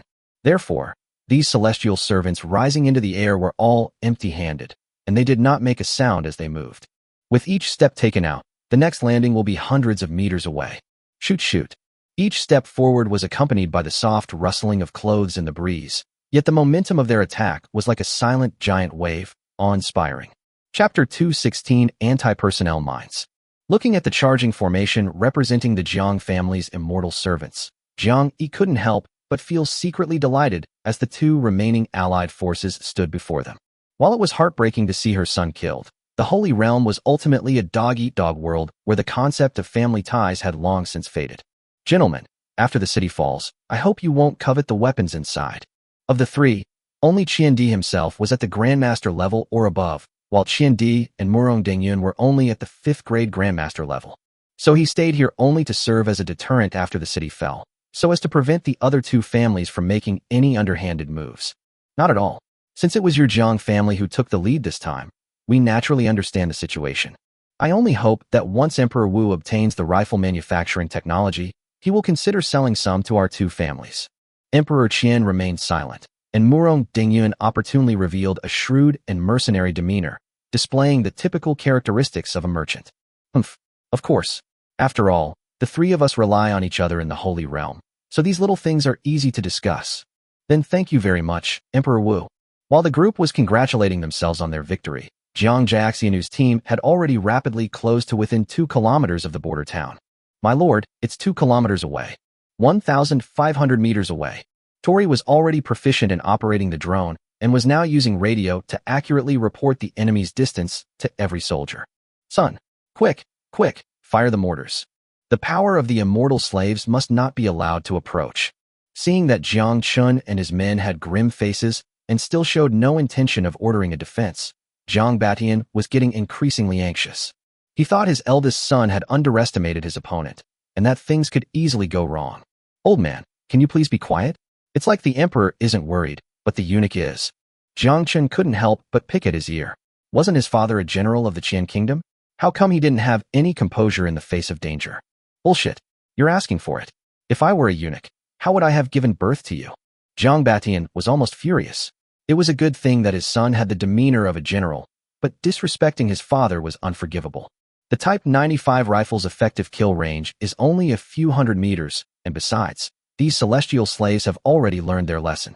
Following Jiang Chen's finger, everyone saw that the 4,000 immortal slaves were still in the air, their bodies already radiating layers of protective energy. Clearly, they had thoroughly studied the power of the rifles Jiang Chen sold. Then why not use mortars? These things are even more powerful than a volley of arrows, causing widespread damage. In the past few days, Jiang Batian has been cramming on knowledge about modern firearms, and he can talk about firearms combat in great detail. I know, this enemy force is densely packed. A few mortar rounds would be enough to kill most of them. It's a pity that mortar shells are a bit expensive. Anti-personnel mines would be more cost-effective. A mortar shell costs 10 taels of gold, while an anti-personnel mine costs only 2 taels of gold. As early as after receiving the first batch of gold from Emperor Qian, Jiang Chen exchanged it for a full 1,000 anti-personnel mines and arranged for personnel to deploy them outside the border city. Meanwhile, numerous security devices were set up in the vicinity of this area, and all border town personnel strictly followed orders and never set foot here. Jiang Chen had been preparing for this day in advance. Jiang Chen narrowed his eyes. In the short time it took the father and son to exchange a few words, the 4,000 white-robed immortal slaves had already closed to within 1 kilometer of the border city. Looking out from the city wall, one can even clearly see the expressionless faces of the immortal servants. Anti-personnel mines? What are those? Jiang Batian was puzzled and casually asked in a low voice. Before Jiang Chen could answer his questions, a series of muffled thunderclaps suddenly exploded in the previously quiet room. Boom, boom, boom.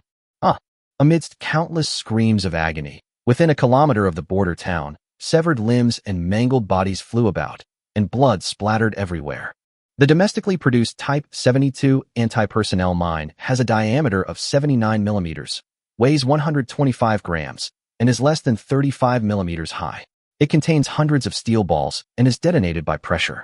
At the moment of detonation, the massive explosion will blast hundreds of steel balls in all directions, leaving nowhere to hide. Boom, boom, boom. The deafening explosions continued to resound. Listening to Jiang Chen use various technical terms and witnessing the carnage beneath the city walls, everyone in the border town couldn't help but shudder. I can't imagine what would have happened if I were down there. I'd probably be nothing but bones by now. While everyone was still shaken, Jiang Chen's explanation didn't stop.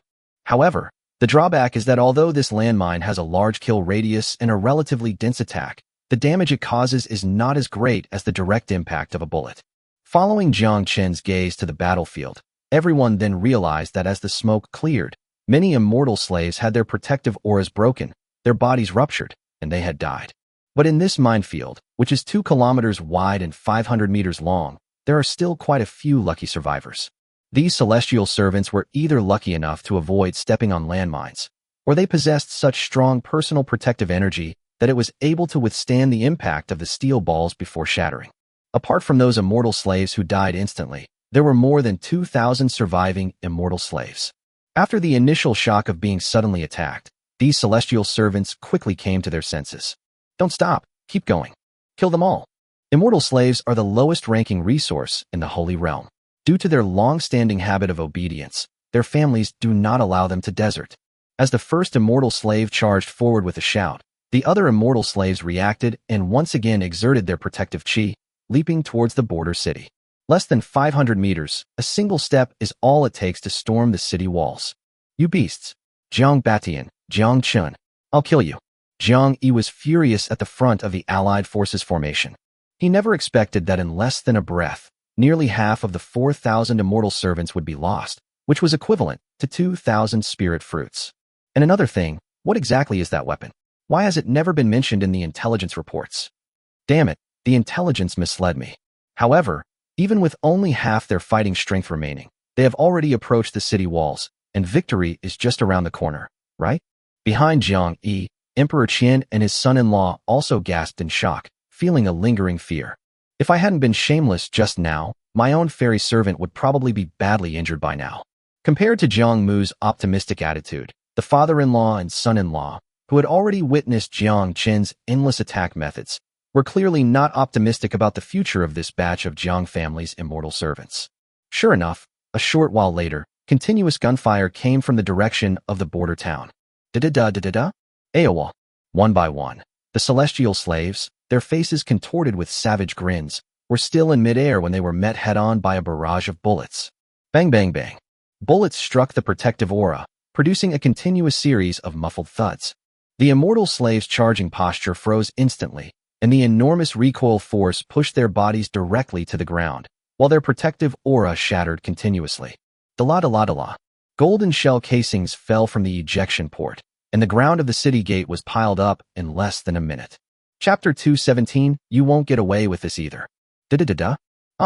The roar of gunfire continued, and even these celestial slaves, trained like puppets, couldn't help but let out screams of agony when wounded by the hail of bullets. Less than 2 minutes later, the guards on the city wall had used up all the magazines in their tactical vests, and the reserve team that had been waiting below the city wall replaced them. At this moment, below the city wall of the border town, limbs and feet were scattered all over the ground, and the dripping blood directly stained the area black and red. Clean up the remaining enemies. Da-da-da. Sporadic gunshots rang out occasionally, continuing to reap the rewards of wounded and fallen immortal slaves. To this day, the city wall of the border town, which is less than 10 meters high, has never been breached. These masters, who used to fly and escape with their superb agility, were wiped out before they even reached the border town. The scene on the Allied side was extremely quiet. The three leaders were stiff as if their necks were being choked. How could this be? Jiang Yi muttered to himself, his eyes wide with shock at the dreamlike scene before him. This is nearly 1/10 of the family's immortal slave combat strength. All 4,000 immortal slave cultivators with cultivation levels above Grandmaster. Yet they were reduced to pieces in just a few breaths. Although this fighting force is nothing in the Holy Realm, any one of the immortal servants could cause a bloodbath in the mortal world. They're all dead just like that? While Jiang Yi was still in shock, the Qian Emperor and his son-in-law behind him were the first to react. The two foxes exchanged a glance, both seeing a deep sense of lingering fear in each other's eyes. Thank goodness. Luckily, we survived just now. Otherwise, there would be nearly 10,000 corpses lying outside the border gate right now. Wudi Side City is indeed a tough nut to crack. Perhaps we should retreat for the time being?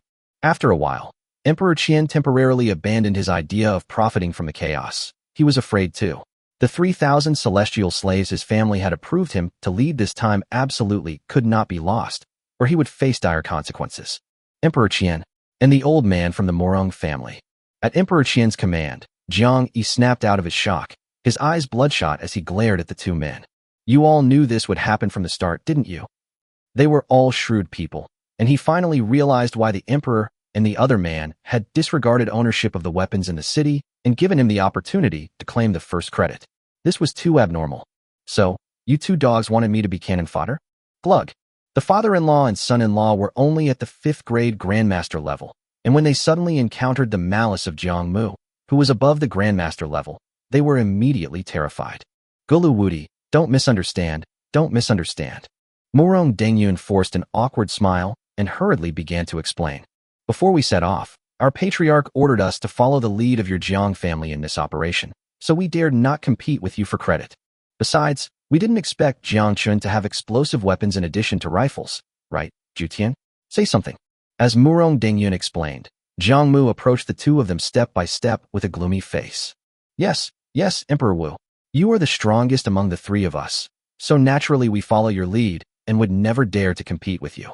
The father-in-law and son-in-law worked together seamlessly, exonerating themselves completely in a few words, as if they were truly thinking of Jiang Yi's best interests. In truth, only they themselves truly understood the immense psychological pressure that those eerie deep pits directly ahead, the place where Jiang Xiao had fallen, had placed on them. Having never heard of Jiang Chen possessing such a weapon, the Jiang family's immortal servants became the perfect cannon fodder. Sure enough, with the help of these 4,000 celestial servants, they finally learned the origin of these deep pits. The most terrifying thing is always the unknown. Now that Jiang Chen's strange new weapon has been seen through, those Jiang family's immortal slaves died a worthwhile death. Jiang Mu's fierce gaze swept back and forth between the two dog faces, and he finally forced himself to suppress the murderous intent in his heart. I will temporarily believe what you two say about not pursuing this matter, but now that my Jiang family's elite forces have been wiped out, it's time to see what happens to your Jiang family. Clearly, Jiang Yi inherited the shamelessness of the old Jiang family. At this moment, the plans to break through the border city, capture Jiang Chen and his son alive, and even obtain the rifles had been forgotten by him. My mind is now filled with evil thoughts. My Jiang family has suffered heavy losses, and your Jiang family won't get away with it either. If we're going to die, we'll all die together. Emperor Wu, what is the meaning of this? Although both were rulers of their respective countries, one was a fifth-rank official and the other a grandmaster or higher. Emperor Qian dared not be arrogant in the slightest, lest Jiang Yi become enraged and kill him as a sacrifice. The Jiang family is capable of doing something like this. I just observed that those weapons that could make loud noises have long been buried in the open space outside the city. Jiang Mu's tone was chilling as he turned and pointed towards the border town, then continued. Just now, my Jiang family's immortal servants have found all these hidden weapons. I suppose Jiang Chen doesn't possess all of these powerful weapons. Therefore, there is no threat outside the border city at this moment. With a combined force of 6,000 celestial slaves from both families, if you launch a coordinated attack, even with some casualties, you can still storm into the city. As for the ordinary people inside, once the celestial slaves get close, they will have no chance of survival. Just what I feared most came to pass. The emperor and his son-in-law had been hesitant just now. They really didn't want to face Jiang Chen, this prodigy. Emperor Wu, Jiang Chen is a strange and unpredictable fellow. Why don't we return to the capital of the Great Qian dynasty first and send a messenger back to the Holy Realm to report the situation here, and then see what our patriarch has to say? Shut up. Emperor Qian was hunched over when Jiang Yi interrupted him with a loud shout before he could finish speaking. I've only been holding back until now because you two represent the Xiao and Murong families. Who was it that just said they would follow my lead on this trip? Are you two so shameless and untrustworthy?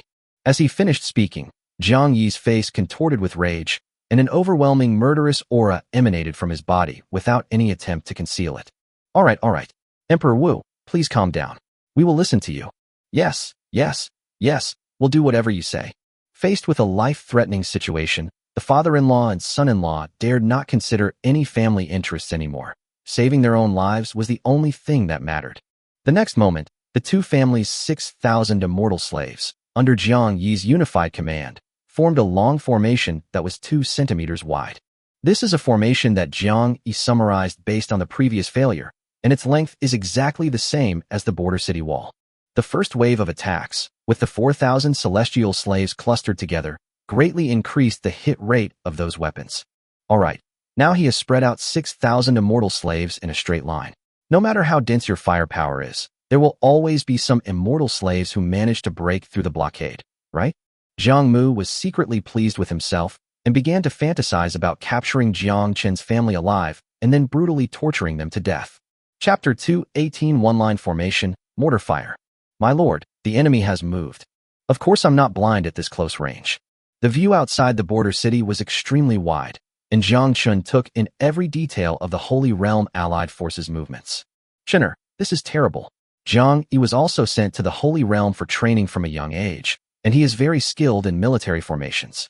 The Wu Kingdom was also territory he conquered for the Jiang family. Jiang Batian's expression was solemn. Although he left the Holy Realm when he was young, he had been paying attention to his elder brother all these years. Unlike Emperor Qian, this elder brother single-handedly rallied rebel armies amidst the chaos of the previous dynasty and conquered a territory, which is now the Kingdom of Wu. Calling him a monarch is less accurate than calling him a seasoned general. Clearly, after the failure of the first wave of attack, Jiang Mu had keenly discovered the vulnerability of the rifles. By simply dispersing the troops, the firepower of the city's defenders will be greatly dispersed, making it impossible for them to inflict widespread damage. These agile celestial servants would also infiltrate the city in the blink of an eye and wreak havoc. Compared to his unpleasant-looking father, Jiang Chen was much more composed. He nodded slightly to Tori, who had been waiting, and the commander picked up the communicator and gave the order. Heavy machine guns ready. Secondary machine gunner, don't let us down. Keep up with the firepower. Mortar positions are ready to be bombed at any time. All tanks are kept running, ready to respond to any unexpected situations. Yes. As orders were issued, the entire guard began to get excited. After a long period of training, it was finally time for real combat, and everyone was eagerly anticipating the power of these weapons. As for the heavy machine gun that Tori mentioned, it was also found in the military camp. An entire machine gun company has 10 heavy machine guns.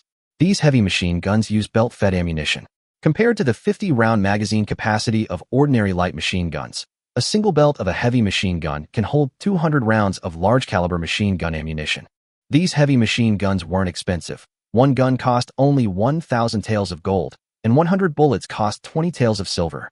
At this moment, there were 50 heavy machine guns mounted on the city wall of the border town. Beside each machine gun, there was a machine gunner with both hands gripping the trigger and an assistant gunner responsible for feeding ammunition at any time. The city wall was 2 kilometers wide and defended by 50 heavy machine guns. On average, that means each heavy machine gun only needs to be responsible for enemies within a 40-meter width range. Of course, if even under such intense firepower, some survivors manage to break through the defenses, there are nearly 100 fifth-rank grandmasters on the city wall, armed with rifles and light machine guns, waiting at any moment. These 5th-grade grandmasters were none other than the border guards who had consumed low-grade spiritual fruits. Thinking about this, Jiang Chen even felt a little reluctant to kill Emperor Qian. Getting back to the main point, while the border town was preparing to meet the enemy, the 6,000 immortal slaves were rapidly approaching this side in a straight line.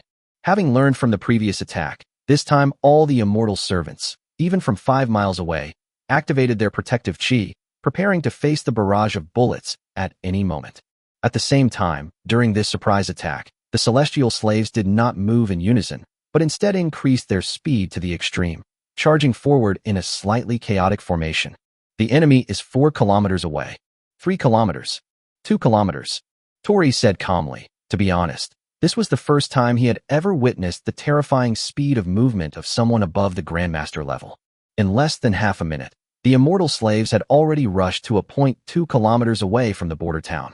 Just then, Tori saw that the fastest ferry servant had stepped into the predetermined attack range, and his nerves were stretched to the limit. Mortar, prepare at predetermined distance. More and more immortal slaves began to venture into the area between 1 and 2 kilometers away from the border town. The people on the city wall held their breath, and under Jiang Chen's lead, they all began to cover their ears. Finally, after confirming that the number of sinners entering the preset mortar targets had reached its maximum, Tori roared the order. Emission. As soon as the word shoot was uttered, the mortar positions set up throughout the city became lively. One by one, the bombardiers took the mortar shells handed to them by their deputies and placed them into the breach. Boom, boom, boom, boom, boom. The mortar shell burst out of the barrel at a speed invisible to the naked eye, tracing a parabolic trajectory with a sharp whistle. Whoosh, whoosh, whoosh. Everyone in the border town was already used to the sound of cannonballs piercing the air, but this was the first time the immortal slaves of the Holy Realm had ever heard it. What's that sound? Where? These celestial slaves were already charging forward with their nerves on edge, and upon hearing these sounds of air being torn apart, their attack immediately halted, and their speed of attack also slowed down. Finally, a celestial servant discovered the source of the sound. Up there. What's that? Careful. Following the prompting of this celestial servant, the thousands of celestial servants temporarily forgot everything and looked up at the sky. Against the backdrop of a clear blue sky, hundreds of strange black dots suddenly appeared. These black dots appeared densely packed, right above the army's heads. Before the celestial servants had much time to react, the tiny black dot that was initially visible to the naked eye rapidly expanded and hurtled toward the ground. Quick! Dodge! Although they didn't know what these black dots were, the keen senses of a master drove them to react instinctively. The immortal servants' formation immediately became chaotic. Some used their strength to retreat rapidly, while others, driven by their passion, tried to break through the final impact distance in a short time and reach the bottom of the city wall.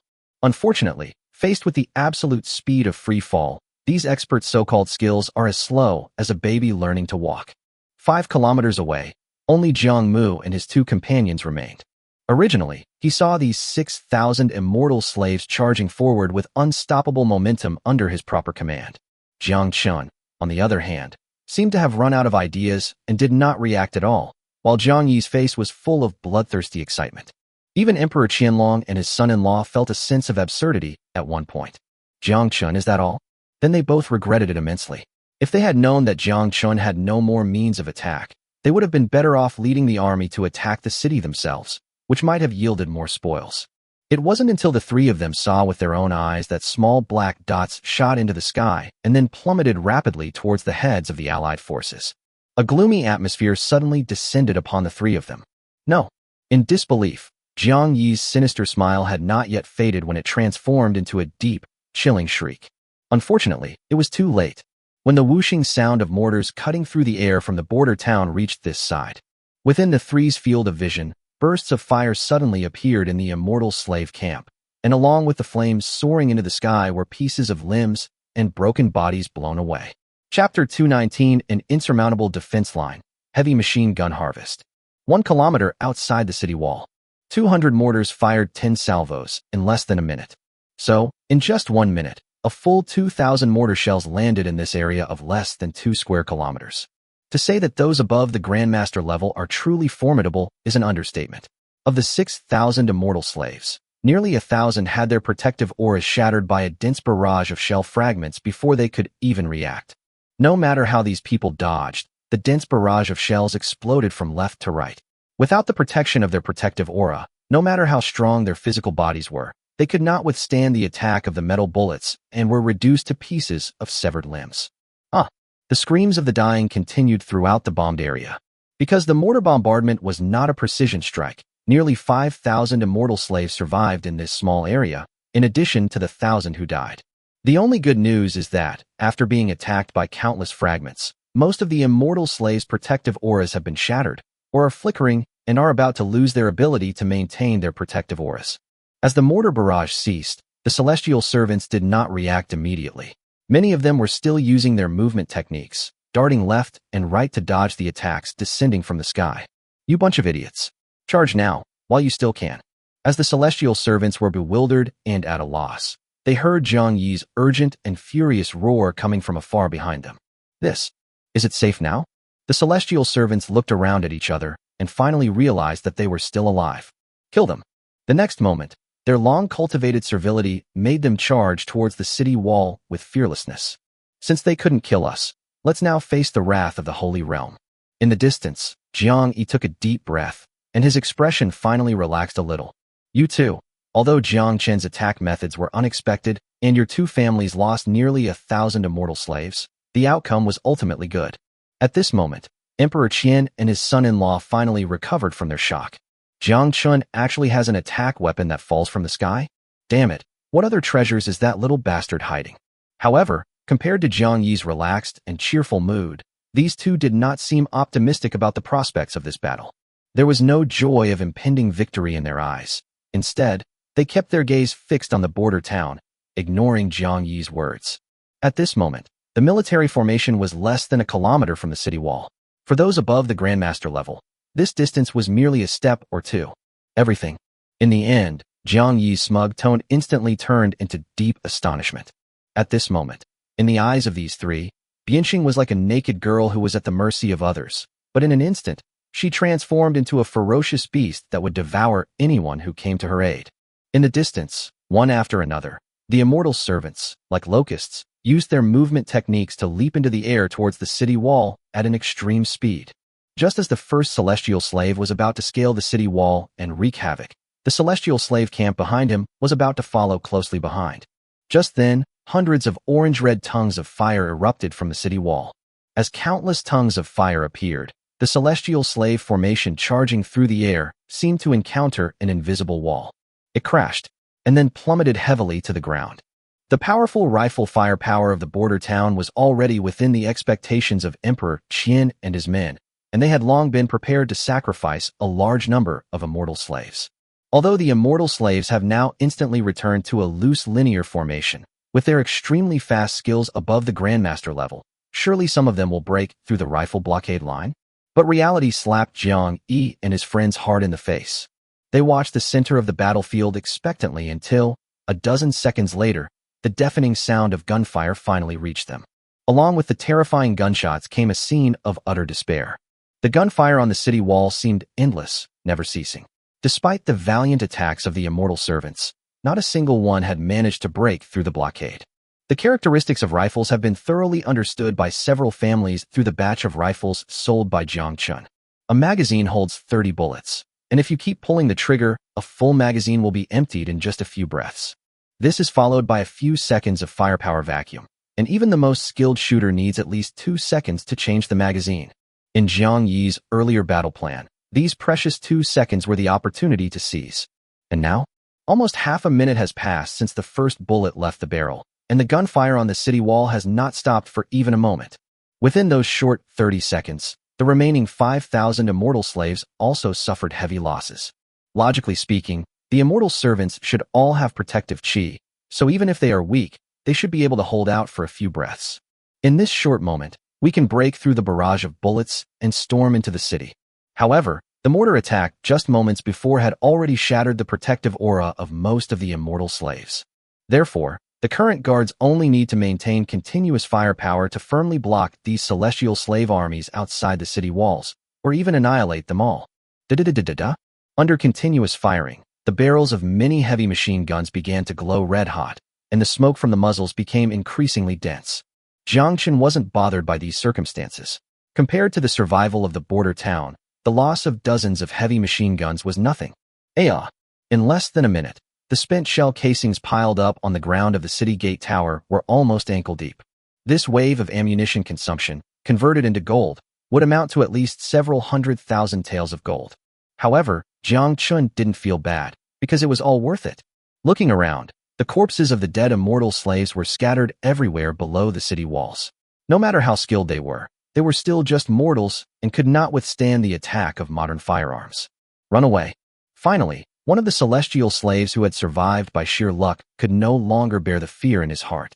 Seeing the corpses of countless comrades piling up like mountains in a short period of time, he was terrified. This is not the kind of battle they are used to. In the past, family battles in the Holy Realm, although they were grand in scale, often involved thousands or tens of thousands of people fighting each other. But in those kinds of battles, it was always one of you killing me and me killing you, unlike now. Nearly 10,000 comrades, without even touching the enemy's hair, were reduced to only a few hundred survivors in a very short time. With that panicked cry of escape, the remaining hundreds of surviving immortal slaves lost all will to fight and fled in a panic in the direction they had come from. No retreat allowed. Anyone who disobeys will be executed. Jiang Yi's eyes were bloodshot with rage. He had lost his mind and was screaming threats at the fleeing immortal slaves with bloodshot eyes. But these celestial servants are, after all, human beings, and they too feel fear. Attacking the city means death. Not attacking the city also means death. You make it sound so easy, why don't you do it yourself? However, some of the celestial servants seemed to have their intelligence awakened amidst their fear. Hearing Jiang Yi's threats and fearing for their lives, they didn't bother to return the way they came, but instead fled quickly to the side. If I'm going to die on both sides, can't I just not go to either side? Grass. Chapter 220. This bastard, doesn't he hold a grudge overnight? Witnessing the few remaining celestial servants scatter and flee infuriated the three commanders. However, their current concern is not these defectors, but their own safety. Emperor Wu, things are hopeless, we must retreat. Yes, Jiang Chen's attack methods are unpredictable and strange. We might not be safe in our current position either. Let's retreat for now and send the message back to the family so that our patriarch can make the final decision. Emperor Qian and his entourage were also frightened. They hadn't expected that what they thought was just a small border town, which ordinary troops couldn't conquer, could be understood as ordinary people being unable to withstand the power of firearms. But now, even the three holy families, with a total of 10,000 grandmasters, have been defeated in front of Jiang Chen. The once invincible immortal servants are as vulnerable as clay chickens and earthen dogs. Phew. Jiang Yi had never suffered such a crushing defeat in his life, and he was still in disbelief for a moment. After listening to the advice of the father-in-law and son-in-law, he realized that this was not the time to act impulsively, and nodded with difficulty to indicate his agreement. The expedition was originally intended to obtain a large number of weapons in the border town, but unexpectedly, Jiang Chen's rifles were not obtained, and instead, the elite troops of three families were lost for nothing. The thought of the possible harsh punishment from their families sent chills down the spines of the three, who quickly left. My lord, those three have retreated at an extremely fast speed. The tank's main gun cannot lock onto them. After Jiang Yi and the other two disappeared into the distance, Tori put down his tablet and reported, his words tinged with regret. The people of the grasslands believe in revenge, and now that the ringleader has escaped, he is seething with resentment. It's all right, let them live a few more hours. At this moment, the smoke outside the city gate dissipated, leaving only the corpses of the immortal slaves scattered on the ground. To be honest, although it was another victory, Jiang Chen was still feeling a bit resentful. The group of trusted confidants keenly sensed Jiang Chen's words about living a few more hours, and their eyes lit up immediately. What does our Lord mean by this? Could it be? Sure enough, the smile vanished from Jiang Chen's face the next moment, replaced by a murderous aura. Order. The entire army is to rest and prepare for deployment at top speed. Since Jiang Chen came to this world, he has been targeted time and time again, and the border town has been besieged time and time again. If it weren't for the advantage of having modern city, I would have already turned into a handful of dust by now. Even a clay figure has a temper, let alone Jiang Chen, who is known for his vindictiveness. If I don't take the initiative, do you really think I'm some kind of prostitute to be played with? As the order to set out was given, the breathing of all the trusted confidants became heavy. Are we about to follow Lord Ho to expand our territory and make great achievements? Before anyone could think twice, Tori immediately went down from the city wall to coordinate the troops. Of course, the border town is not what it used to be. If you want to go on an expedition, you must make all kinds of defensive preparations to avoid the enemy sneaking into your base. It's inconvenient to bring the elderly and infirm along when going to war, especially since my mother is still in the city and her safety must be ensured. Father, mother, the Holy Realm is going too far. The Qian Emperor is going too far. This time, I will crush the Qian kingdom. Inside the safe house, instead of just the three of them, Jiang Chen began to mentally prepare his parents. Chen'er, it's not appropriate for your mother to say much about your men's affairs. Please be careful and prioritize your safety. Jiang's words were full of concern. As the wife of a marquis, she had a broad perspective and understood that she couldn't simply run away from things if she wanted a peaceful life. Jiang Batian, however, seemed unwilling to stay in the border town. His words were resolute. I'm going on this expedition too. I considered Xiao Jiutian a brother, but I never expected him to treat me like an idiot. I must take revenge. Goodness, this cheapskate father really lives up to his personality, always seeking revenge. Jiang Chen swallowed the words of advice that were about to come out. It was better for the old man to vent his anger himself. So he didn't say much. According to the old man, when he was in the Jiang family in the Holy Realm, he also consumed a mid-grade spiritual fruit and was already a master above the Grandmaster level. So there was no need to worry too much about his safety. They acted immediately, and the guards' personalities were just like Jiang Chen's. In less than 2 hours, all pre-battle preparations were completed. 20 tanks and 50 armored vehicles were lined up and waiting neatly outside the city. Behind them, nearly 100 military green troop carriers, carrying a total of 5,000 guards, were ready to depart at any time. 10 of these troop carriers carried 200 mortars and ammunition, as well as nearly 1,000 mortar crew members. The other 90 troop carriers were each packed with heavily armed riflemen, totaling 5,000 men. On the border, Jiang Chen left another 5,000 guards there, along with sufficient weapons and ammunition. Even if the city were to be attacked by enemies again, unless there were a large number of Holy Realm immortal slaves, it would be almost impossible to break through the city's defenses. Moreover, to ensure the Jiang family's absolute safety, Uncle Fu and the Jiang brothers, Tian and Di, were also left behind in their hideout. By this time, it was already dark and the sun was setting. With Jiang Chen's command, more than 100 vehicles of various types roared into action and charged towards Yanmen Pass in the east. Inside Yanmen Pass, it was already past midnight. The city wall, which is nearly 20 meters high, gave all the border troops a strong sense of security. So in the past, this not-so-wide city wall only required a few dozen soldiers to guard it. But today, for some reason, as His Majesty the Great Qian returned from beyond the Great Wall, the nearly 10,000 mysterious people who had been taken with him earlier have vanished without a trace. Immediately following was His Majesty's order. The entire army was to be on high alert, and the number of night watchmen was to be increased in case of unforeseen circumstances. These ordinary soldiers were all completely bewildered. To guard against unforeseen circumstances? To guard against whom? Of course, only the Murong brothers knew the deeper details. At this moment, Murong Jing, accompanied by his cousin Feng Wu, personally carried exquisite dishes to the doorway of a house behind the city wall. Remember, this is a great opportunity for us to secure our position at the border, perform well in time, and show the demeanor of a great general. Murong Feng Wu swallowed nervously and nodded emphatically. After being searched by the royal guards standing at the door was opened. The Emperor Qian, whom the two had envisioned ruling the world, appeared pale and fearful. Also seated at the table were Murong Dengyun and a man of extraordinary bearing. The three paid little attention to the sycophantic Murong brothers, instead dejectedly discussing countermeasures. This expedition has resulted in heavy losses. Our family only has less than 100,000 immortal servants, yet we have lost thousands of them. How can we explain this? Who could have predicted that Jiang Chen would have hidden weapons? Even our patriarch doesn't know about these weapons, so I suppose he won't be too harsh on us. You two, father-in-law and son-in-law, don't worry about these things for now. Instead, think about how to deal with Jiang Chen's revenge. Revenge? No way. Emperor Qian frowned. He had never thought of this before. No way. Emperor Qian, I heard it all in Wu Kingdom. Your palace was almost burned down. Who did it? Jiang Yi's face was full of sarcasm. For an emperor to reach Xiao Jiutian's level was truly.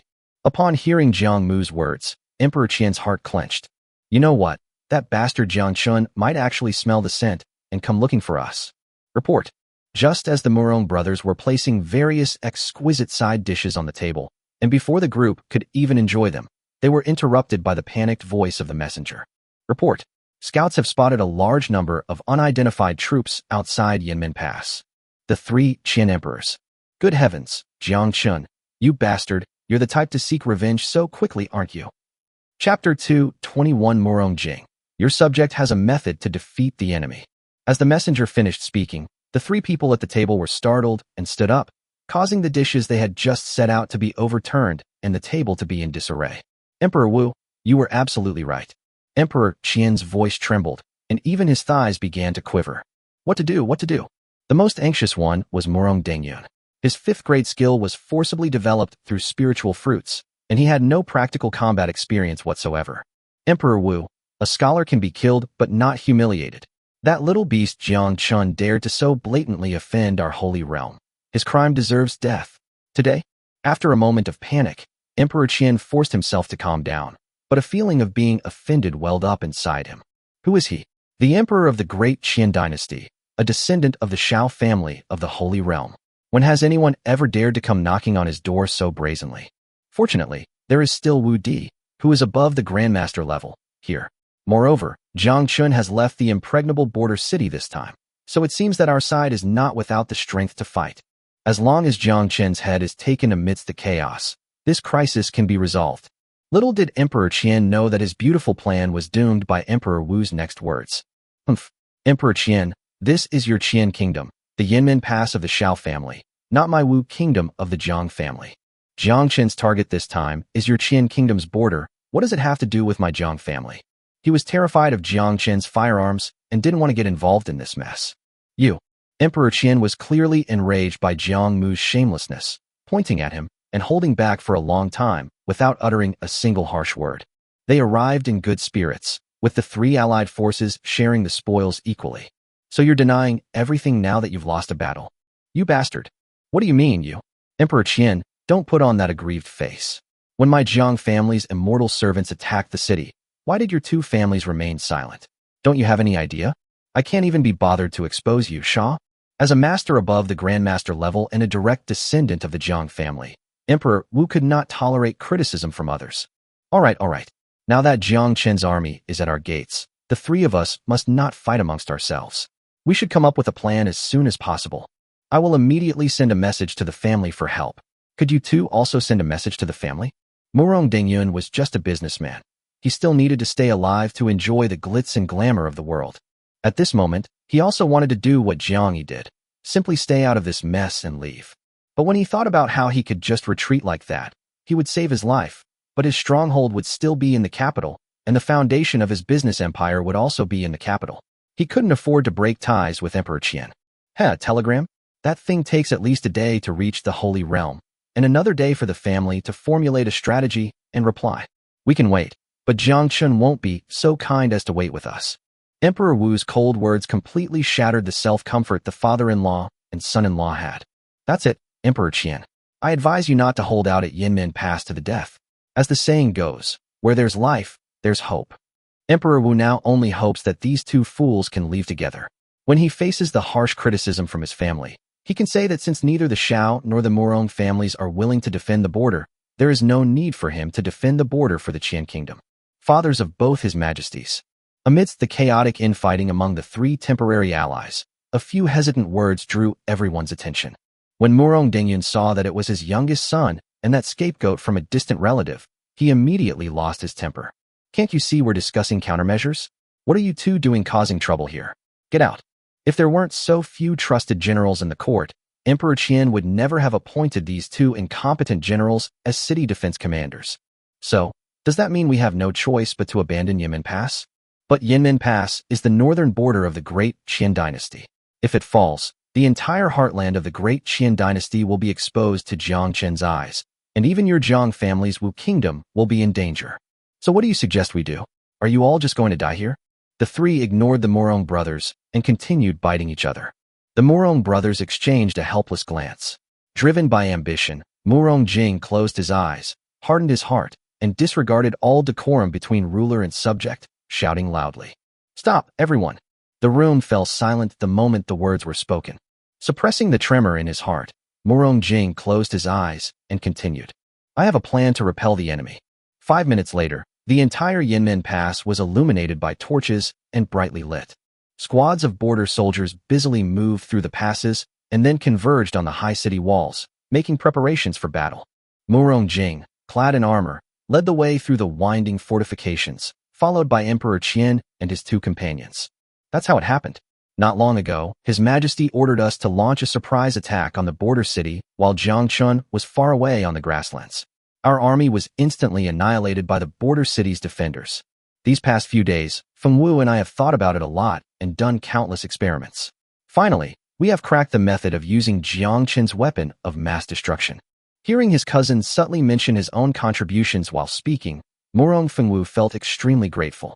Taking advantage of a pause in his brother's speech, he continued. This method is also extremely simple and effective. Simply throw the powder into the air, and once the powder disperses into countless particles in the air, a single torch can burn an area of tens of meters around it.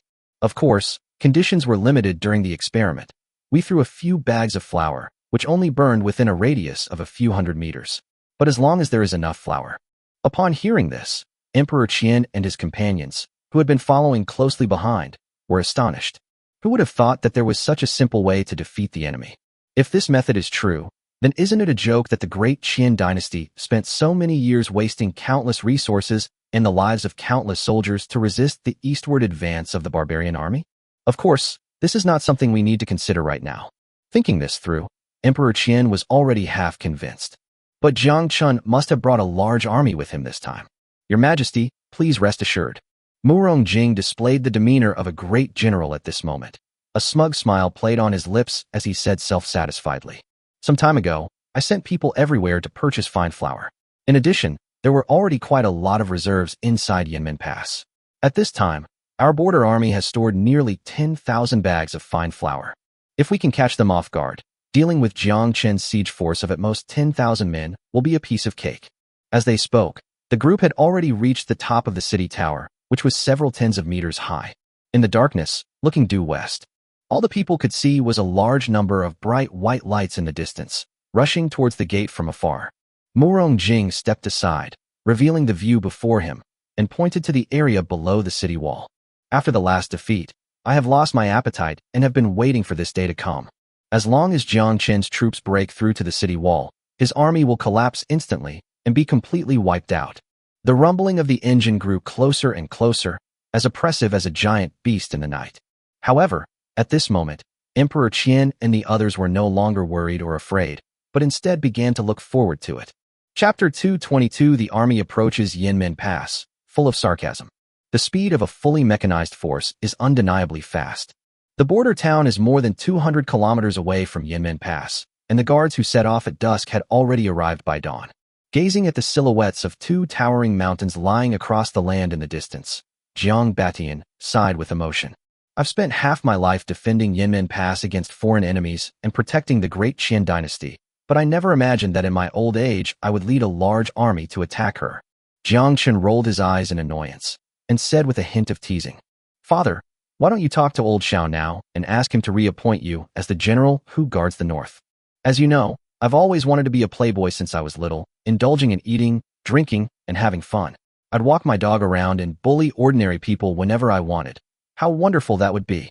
This was indeed Jiang Chen's wish, but unfortunately, he was regarded as a thorn in the side by the Qian emperor as soon as he transmigrated, and he has not yet enjoyed the benefits of those transmigrated predecessors. Get lost. Do you think that's possible? The problem isn't Xiao Jiutian anymore. We might have already offended the entire Holy Realm. This was, of course, a wishful thinking on the part of the father and son. Jiang Batian also knew that there was no turning back now that things had come to this. The troops have stopped, and to save fuel, all vehicles have been turned off and are parked 3 kilometers away from Yanmen Pass. The darkness of the grasslands provided excellent camouflage for the guards, making them appear like wild beasts lurking in the shadows. The mortar platoons disembarked first and, led by their respective squad leaders, began to construct firing positions. 200 mortars were brought out this time, and they were divided into 5 positions, each several hundred meters apart. The reason why mortar positions need to be dispersed is something that anyone with a little knowledge of modern military affairs knows. The first requirement, of course, is more attack angles to inflict comprehensive damage on the enemy. Secondly, with boxes of shells piled up beside the position, a slight mistake by the grenadier could cause the mortar to explode, resulting in a secondary explosion of the entire position. This kind of basic error is common in the armies of all countries. Of course, there is a third point. This is a martial arts world. Any enemy who isn't stupid will understand the enormous threat posed by mortars and will likely send experts to launch a surprise attack on the mortar positions. Therefore, taking this into consideration, Jiang Chen dispersed all the riflemen he brought with him around the mortar positions, acting as a temporary defense force. After all, the role of riflemen is limited when facing the Yanmen Pass, which is tens of meters high. The main attack should be carried out by heavy firepower such as tanks and mortars. Hey, sound check. Sound check. As the guards approached, all the torches on Yanmen Pass were extinguished. Clearly, the defenders understood the danger of rifles and concealed themselves in the darkness. In the midst of the silent standoff, Jiang Chen's flippant words rang out through a loudspeaker. Hey, Xiao Jiutian, is Xiao Jiutian there? Xiao Jiutian, you son of a bitch, come out here. I'm here as a guest. Why are you hiding? It's not like you're a bride-to-be. Why are you so shy? Oh, by the way, where's my dear uncle? Is he still alive? If he is, please pass on a message for me. I'm going to beat him up today too. On the city tower, as Jiang Chen shouted unrestrainedly, the 2 emperors turned pale with anger. How dare you, you brat! You beast! That little beast! He deserves to die? Emperor Qian was filled with regret once again. He should have killed Jiang Chen without hesitation back in the capital, and not just wiped out his entire family. No, his entire clan. All the fabricated charges and assassinations in brothels now seemed to him as superfluous and utterly ridiculous. Murong, what are you waiting for? Quickly use your battle tactics to eliminate him. I want this little beast to die right now. Aside from his role as a hesitant and timid figure within the Xiao family of the Holy Realm, playing the role of a pawn in this mortal world, he is, after all, the emperor representing the true dragon. I have never been mocked like this in my life, especially not in front of all the guards at Yanmen Pass. Murong was stunned. Now was not the best time to launch the powder offensive. He bowed and patiently explained to Emperor Qian, Your Majesty, Jiang Chen is currently too far from the pass, and there is no one who can throw the powder there, so. The meaning was conveyed even before the words were finished. Emperor Qian and his companions remained silent, looking rather helpless. At this time, countless bags of refined flour had been piled up on the wide city wall of Yanmen Pass. In ancient times, only wealthy families could afford to eat this refined flour. Ordinary people ate mostly coarse grains. It is evident that the Murong brothers were eager to make a name for themselves, and they went to great lengths to collect all this fine powder. Hey, Xiao Jiutian, you bastard, are you still here? Are you playing dead with me? All right. Since that's the case, I'll have to have a serious talk with you. You old bastard, you shouldn't have tried to lay a hand on me. To tell you the truth, all I wanted at first was to be a carefree nobleman, with fine wine and delicious food every day, and beautiful women by my side. That was my greatest wish. Who knew you wouldn't want me to live the life of a fat pig? Well then, I had no choice but to fight back. I'm not saying all this to explain anything to you, but rather to let you know that you created this situation yourself. After Jiang Chen finished speaking, he picked up a bottle of iced cola, took a big gulp, and his mouth became dry. He had the advantage, so he wasn't in a hurry to attack the city. He wanted to play around with the city and make Emperor Qian regret his actions for a while. Sure enough, after listening to Jiang Chen's heartfelt words, Emperor Qian felt a tightness in his chest. Is that really the case? Did Jiang Chen really just want to live a life of debauchery and idleness from the very beginning? Scenes from the past lingered in my mind like a movie. First, all the divine martial guards planted in the Marquis's residence disappeared. Then he sent the empress into the marquis's residence to test the waters. Oh wait, it seems that by then, Jiang Chen already had feelings for Murong Yan. Then, Xiao Chen personally pursued and killed Jiang Chen, which was also the first time Jiang Chen's rifle appeared in intelligence reports. Then, through his schemes, Jiang Chen slaughtered the second barbarian prince, the eldest prince, the barbarian king, and nearly 1 million barbarian soldiers. Damn it, what an idiotic thing I've done. I shouldn't have messed with Jiang Chen, that killer star. Now the situation has reversed. The roles of offense and defense have been reversed, and it's now Jiang Chen's turn to lead his troops to the city gates. And he himself, the emperor of the Great Qian dynasty, was so frightened by Jiang Chen's mocking words that he didn't dare to utter a single word. The more he thought about it, the more frustrated he felt. The next moment, Emperor Qian's internal energy became disordered. His face suddenly turned pale, and he spat out a mouthful of blood.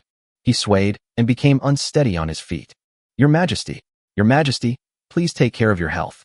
Chapter 223 Excuse. One of my soldiers is missing.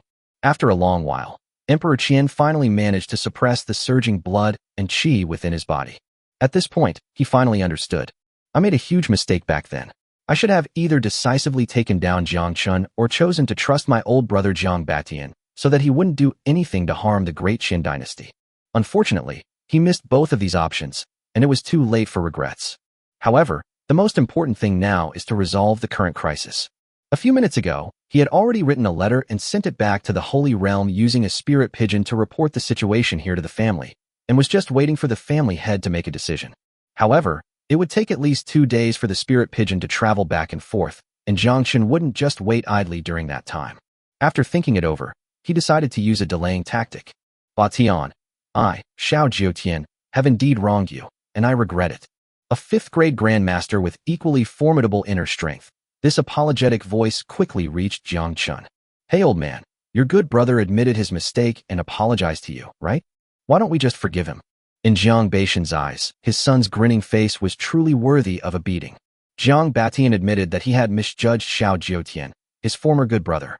You say you want to kill me for the throne and for the benefit of your Xiao family? At most, Jiang Batian will regret misjudging people.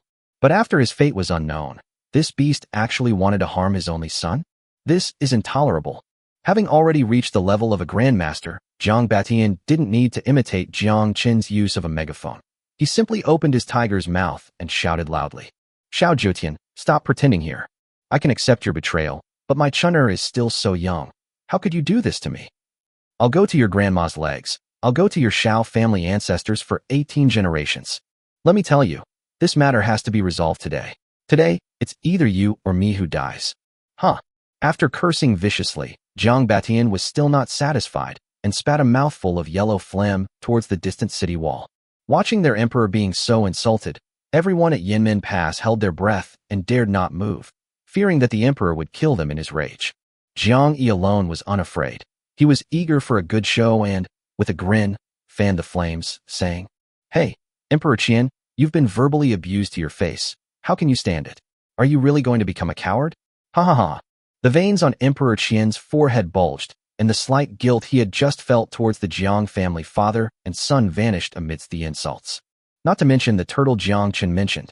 Just thinking about the word turtle made him feel uncomfortable all over, as if he had been severely offended. Emperor Wu, don't just sit here watching the show and making things worse. Your Jiang family has also.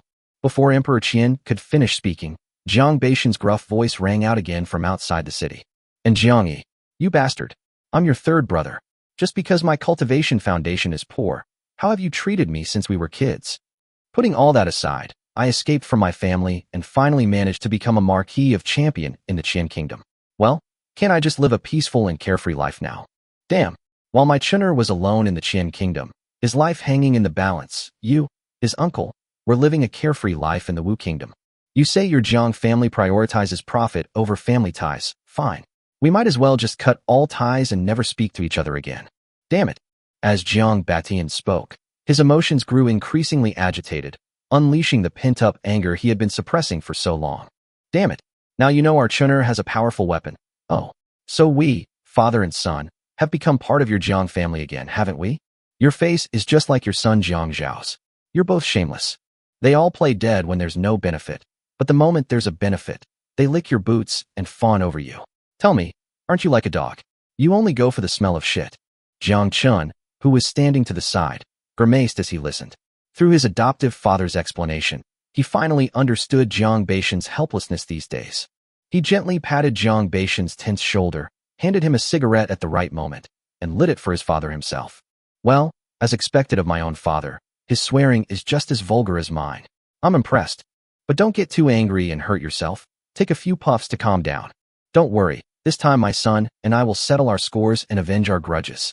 On the city wall, looking at Jiang Yi's ashen face, Emperor Qian couldn't help but feel amused. You were just watching the show, and now you've become part of the show yourself. The cycle of karma is real. But just thinking about it, since appealing to emotions didn't work, Emperor Qian decided to resort to moral blackmail. Batian, I admit that I was in the wrong first. But take a good look at this pass. This is the place you've risked your life to protect. Your subordinates and your former comrades are here. Can you bear to let them shed their blood on the northern frontier? I admit that your son is not what he used to be, and the weapons he possesses are extremely advanced. But can you bear to drag so many innocent soldiers into our feud? They are all citizens of our Great Qian. As the story progressed, Emperor Qian's words became tinged with sorrow, almost causing the soldiers to overflow with their loyalty. Look how much our emperor loves his soldiers like his own children. He is truly a wise ruler. Ordinary soldiers don't understand the intricacies of the higher-ups. All they know is that at this moment, the former general who guards the north, Marquis Jiang Batian, is about to attack Yanmen Pass. Meanwhile, their own emperor was pleading with countless people for the sake of the Great Qian dynasty's foundation. Emperor Qian's few words, though seemingly gentle, were actually quite effective. Jiang Baqi's momentum faltered, and he hesitated. He had always treated his soldiers like his own children. Now, for the sake of personal grudges, was he really going to drag these ordinary soldiers into the war? Jiang Chen frowned, inwardly cursing Emperor Qian for his shamelessness, while also being indignant at the old man's womanly compassion. What do I care about these ordinary soldiers? No matter how many die, it's not as important as my own safety, Jiang Chen. Meeting Jiang Batian's hesitant gaze, Jiang Chen rolled his eyes without any politeness. Emperor Qian, are you trying to play moral blackmail with me? But do you think I, Jiang, care about people like that? As long as I have no morals, no one can hold me hostage. Since you're going to do it this way, then I'll do it that way. Jiang Chen raised the megaphone again, his tone suddenly becoming anxious and fearful as he shouted. You shameless Emperor Qianlong, you're unworthy to be emperor. You dare not admit the good deeds you've done, huh? Since you visited the border town a few days ago, I, Jiang, have treated you to good food and drink and have never been negligent. In the end, I only escorted you to the city gate. Who knew? Who knew? Jiang Chen's voice trembled with anxiety, as if she were a woman who had suffered great humiliation, which aroused the suspicion of Emperor Qian and his companions on the city wall. What's wrong? Did I do something that angered both heaven and man? Amidst their confusion, Jiang Chen finally uttered his last words. But after you left, one of my guards suddenly disappeared. Speak. Was it you, Emperor Qian, who kidnapped my beloved soldiers? I have a missing soldier, and I have come to Yanmen Pass to search for him. Now, you must open the city gates and allow my troops to search inside. Chapter 224. The Jiang family is full of talented people, plus they see through the scheme. Listen to this. Is this human speech? Emperor Qian thought he had been shameless enough, and that he might be able to take advantage of Jiang Batian's upright character and perhaps provoke him into retreating with his troops, thus resolving the crisis at Yanmen Pass. But who would have thought that Jiang Chen, that bastard, would be so shameless? What do you mean by the missing soldier? That's utter nonsense. Do we, the upper class, really care about the life or death of an ordinary soldier? Huh. Jiang Yi, your Jiang family is full of talented people. Emperor Qian barely managed to suppress his rapidly beating breath before turning to Jiang Mu and weakly muttering a complaint, too lazy even to use honorifics. To be honest, Jiang Yi was also speechless.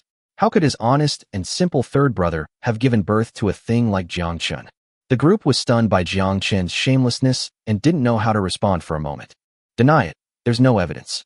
If we simply admit it, wouldn't that be playing right into his hands? Your Majesty, I believe this is an excellent opportunity. Murong Jing felt his chance to shine had come, so he quickly led his men out and bowed.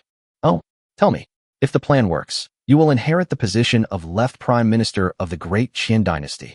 Emperor Qian's promise is worth more than 1,000 pieces of gold. Murong Jing's breathing became heavy. He wasn't the only heir in the family. Many of his brothers were eyeing his father's position as left Prime Minister. He had to seize this opportunity. Your Majesty, Jiang Chen has ordered us to open the city gates and let them enter and search. Perhaps we should just go along with it. Upon hearing Murong Jing's words, Emperor Qian and the others' eyes lit up. If Jiang Chen sends a small force in, even though they have rifles, as long as we lure them into a dangerous situation, my tens of thousands of defenders can swarm in and wipe them out. Even a small fly is still meat. If Jiang Chen is reckless and sends a large army to storm the city, our elite powder warfare tactics will come into play as soon as they dare to approach the city gates. In an instant, we can easily annihilate most of the enemy. Hiss. These words were truly a wake-up call. Emperor Qian instantly felt as if he had come back to life. Yes, I was really scared of Jiang Chen. I didn't even think of such a simple plan. You, Murong Jing, is that right? Very good, very good. Emperor Qian patted Murong Jing on the shoulder with a large hand, feeling extremely pleased. Murong Jing felt as if he had eaten honey, and his whole body became light and airy. I deserve the greatest credit for this battle. Before he could think it through, the garrison at Yanmen Pass began to assemble at the pass behind the gate as Emperor Qian issued his order. Thanks to the lessons learned from the previous crushing defeat, these nearly 10,000 soldiers were all clad in iron armor, and even their faces were covered. These equipment items, specifically designed for cavalry, can withstand damage from rifle bullets to a certain extent, thanks to the family's in-depth research and analysis of those rifles. Of course, Emperor Qianlong brought 30 rifles with him this time. But the daytime battle in the border town ended quickly, and the 20 newly trained riflemen hadn't even had a chance to be used yet. This time, although there are fewer, it's just enough to make the most of these rifles. It's better than nothing. Jiang Chen, to prove my innocence, I agree to your suggestion. However, if you don't find the missing soldiers within the pass, I hope you can withdraw your troops and leave as soon as possible, okay? Hearing Emperor Qian's righteous and awe-inspiring words, Jiang Chen was stunned. No, I was just imitating the Japanese, making up some excuse to annoy you. Why did you take it seriously? Would Emperor Qian really be that foolish? Of course not. Sensing something was amiss, Jiang Chen gave Tori a wink. The latter understood immediately and took out the tablet computer hidden in his chest and started operating it. A short while later, the drone placed on top of the police armored vehicle emitted a faint buzzing sound, quickly took off, and flew towards Yanmen Pass. I have already granted Jiang Chen's request, so why is he not responding? Could it be that he has discovered something amiss? On the city wall, all the ambushers were in position, just waiting for the fat meat to come in. Emperor Qian waited for a long time, but did not hear Jiang Chen's response, and became extremely anxious. Upon hearing this, even a fool like Murong Fengwu secretly rolled his eyes. Your Majesty, do you really think everyone is a fool? How could Jiang Chen not notice something so obviously wrong? However, given their limited knowledge, how could they possibly know that Jiang Chen possessed a reconnaissance bug like a drone? Buzzing. In the crowd, Jiang Yi suddenly looked up, his gaze sweeping back and forth across the starry sky above him. He felt as if a gaze was spying on him from above. Emperor Wu, what's wrong with you? Following Jiang Yi's gaze, Emperor Qian and the others looked up and saw only a sky full of stars. Nothing unusual. Ugh, ever since that last moment I felt like I'm being watched, and the direction is from above. The group relaxed for a moment, and Murong Dengyun, wanting to make his presence felt, smiled nonchalantly upon hearing this. Haha, Emperor Wu is overthinking it. Who can stay in the air for long? Even the heads of our families can only jump higher and farther at most, but they can't stay in the air for long. After saying that, everyone turned their attention back to the darkness outside the city. Of the group, only Emperor Qian suddenly awoke, recalling the day Jiang Chen sat on a large white bird and set the palace ablaze. The terrifying thought startled him, but he quickly calmed down. The appearance of that large bird that day was accompanied by a thunderous roar, so why is it so quiet now? Don't be afraid. Soon, with the drone's reconnaissance, the scene inside Yanmen Pass came into clear view of Jiang Chen and the others. Behind the city gate, a large number of soldiers were ready to attack. Stacks of flour sacks were on the city tower, and next to these sacks, strong men with their sleeves rolled up were ready to throw them at any time. Every detail was clearly visible. Ha, I thought it was some brilliant plan, but it's just this? Emperor Qian, you really are a damn genius. Jiang Chen almost burst out laughing, and muttered a sarcastic remark to himself. Yes, my lord, these are all things we've used before, yet Emperor Qian still treats them like treasures? Tori also laughed heartily. Although he had never seen the fine powder killing technique in person, he had heard many guards talk about it. Seeing that the incompetent Emperor Qian had come up with such a clumsy method, Jiang Chen lost interest in continuing to tease him. Just then, Emperor Qian's voice came again. Jiang Chen, the door is already open. Why haven't you sent anyone to search yet? Hurry up. His words also carried a hint of provocation. Jiang Chen, lacking interest, raised his megaphone to respond, his tone beginning to carry a hint of murderous intent. Old Xiao, you think you can beat me with just a few bags of flour? You really disappoint me. On the city tower, as Jiang Chen finished speaking, the group was immediately taken aback. How did Jiang Chen find out? Was the plan so easily foiled? In their bewilderment, only Murong Dengyun was the first to react. His eyes darted around, and he casually made up an excuse. I'll go down to the city wall and check the deployment of the axemen to see if they've been exposed. After saying that, he hurriedly went down the city wall without waiting for a response from the others, and then used his movement technique to escape quickly into the darkness in the distance. Chapter 225 Breaking Through Yanmen Pass. As Jiang Chen finished speaking, everyone on the city wall fell silent. What should be done now? Regardless of how Jiang Chen learned of the existence of the flower, it is clear that he cannot send a large army close to the city walls now. Murong Jing, what other plans do you have? Murong Jing is still unaware that he has been abandoned by his beloved father. That old bastard Murong Dengyun really doesn't care about family ties. Your Majesty, please calm down. Although Jiang Chen has seen through our scheme, it is no longer possible to defeat the border army in one fell swoop. But that doesn't mean these powders are useless.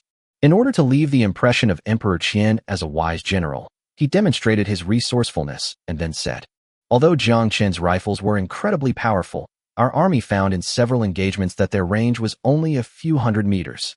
He is now 3 kilometers away from Yanmen Pass. Our flower is useless, and his rifle can't hit us either.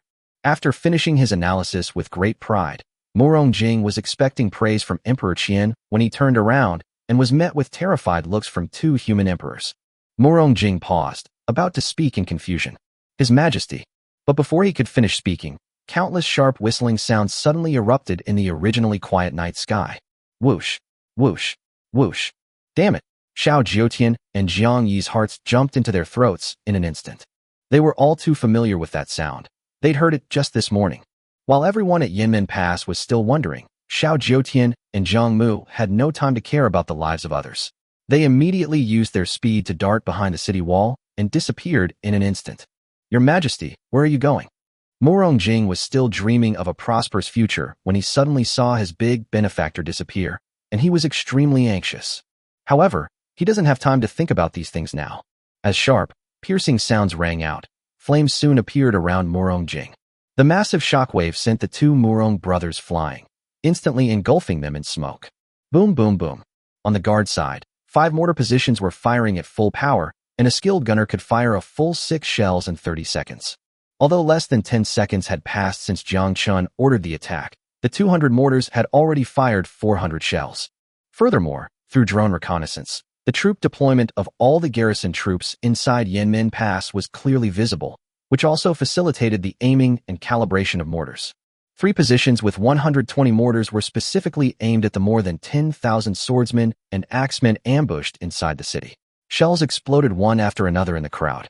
These axemen were already gathered together, and now they had no way to avoid it.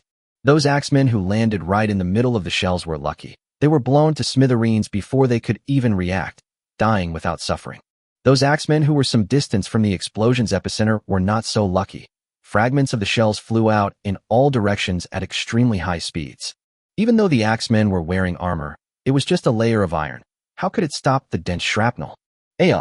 Shrapnel pierced through the sheet metal and embedded itself deep into the flesh.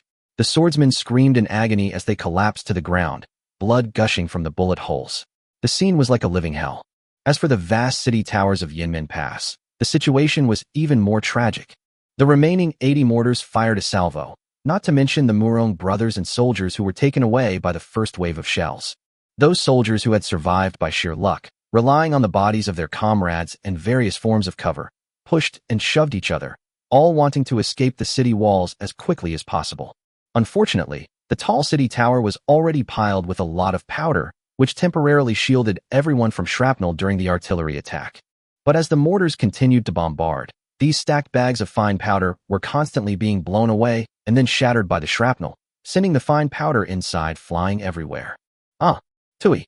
Many soldiers had the powder in their mouths, spitting it out as they searched for a way out in the darkness. As more and more shells rained down on the city walls, the casualties among the defending soldiers continued to rise. Similarly, more and more bags of refined powder broke, and the white dust kicked up by the refined powder became increasingly dense. Until one point, the density of the sandstorm was as great as a thick fog rising above Yanmen Pass. Just then, the nth wave of mortar shells arrived. Whoosh! Bang! The cannonball landed squarely in the center of the city gate tower. The flash from the explosion ignited dust particles in the surrounding air in an instant. Boom! With a muffled sound, a huge red flame appeared in the darkness and then spread outwards. This enormous flame illuminated an area of tens of kilometers around Yanmen Pass in an instant, making even the stars in the night sky appear dim. Similarly, at this moment, all the mortar operators stopped what they were doing and looked up with the entire guard to admire their masterpiece. Eternal heaven, mother! So this is what everyone calls a flower bomb. Tori stared wide-eyed. Today he was finally witnessing the legendary powder offensive. Even the old man Jiang Batian was shocked. The orange-red flames reflected in his eyes had died down, and he murmured to himself, "Is this refined flour? Is this damage caused by refined flour?" The old champion, who had spent half his life fighting on the battlefield, seemed to have his worldview shaken and almost burst into tears. Why didn't I think of this way of defending the city earlier? Otherwise, even if barbarian tribes invaded the borders, so many brothers wouldn't have died. Jiang Chen rolled his eyes. This old man didn't even think of himself as the Great Qian champion marquis. You're so slow on the uptake. Old man, what are you making such a fuss about? The Great Qian dynasty is about to perish, okay? Why are you still thinking about these meaningless things? With the mortar attacks ceasing, Yanmen Pass resembled a dead city, except for the occasional cries of agony. Hee, you little rascal. Jiang Batian hesitated for a moment. Then, as if remembering something, viciously grabbed Jiang Chen by the back of the neck and said, "You brat, since you knew this method of defending the city, why didn't you tell your father sooner? You've made your father risk his life in the northern frontier for so many years, huh? Ouch, ouch, ouch. Let go, old man." Jiang Chen winced in pain, and only after his adoptive father released him did he casually make up an excuse. "This is something I only came up with recently. You know how critical the situation was back then. If I hadn't used my brain, I wouldn't be alive today. Should I tell the old man that I learned these methods from watching TV dramas? That's utter nonsense. My lord, the drone reconnaissance is complete." Just then, Tori's report interrupted the father and son's scheming and intrigue. The garrison at Yanmen Pass had been decimated and was no longer capable of putting up a systematic resistance. All right, let's go through customs. Chapter 226: Slaughter at Yanmen Pass, leaving no one alive. Jiang Chen never expected that Yanmen Pass, the gateway to the northern frontier of the Great Qian dynasty, which had withstood the harassment of the barbarians for so many years, would be breached by him, the Marquis of Champion of the Great Qian dynasty. Main gun loaded. Aim. After confirming that Yanmen Pass could no longer organize a complete garrison, the entire guard advanced and stopped 500 meters from the city wall. At this moment, Tori himself drove a main battle tank forward slowly, lowering the gun barrel and aiming at the nearly 10-meter-high iron gate of Yanmen Pass. Emission. As he finished speaking, Tori pressed the launch button. Boom. A huge flame shot from the muzzle, and the enormous recoil shook the tank backward, kicking up a cloud of dust. At the same time, the rapidly advancing cannonballs struck the massive city gate. The delayed fuse inside the shell ignited, and it exploded with a deafening roar. Bang. Buzzing. The clanging of metal was deafening, and many people were so shocked that they felt dizzy and had tinnitus, and almost lost their balance and fell on the spot. As the smoke cleared, the once impregnable city gate slowly collapsed with a creaking, ear-piercing sound. Bang! In this way, the passage at Yanmen Pass, large enough to accommodate 10 warhorses traveling side by side, was completely opened. Tanks and armored vehicles lead the way, followed by infantry dismounting and advancing. All soldiers guarding Yanmen Pass shall be killed without exception. Jiang Chen, seated in the armored vehicle, issued this ruthless order. "Chenner, the soldiers guarding Yanmen Pass are just ordinary soldiers. Our grudges with Emperor Qian and the Holy Realm have nothing to do with them. Isn't what you're doing too cold-blooded?"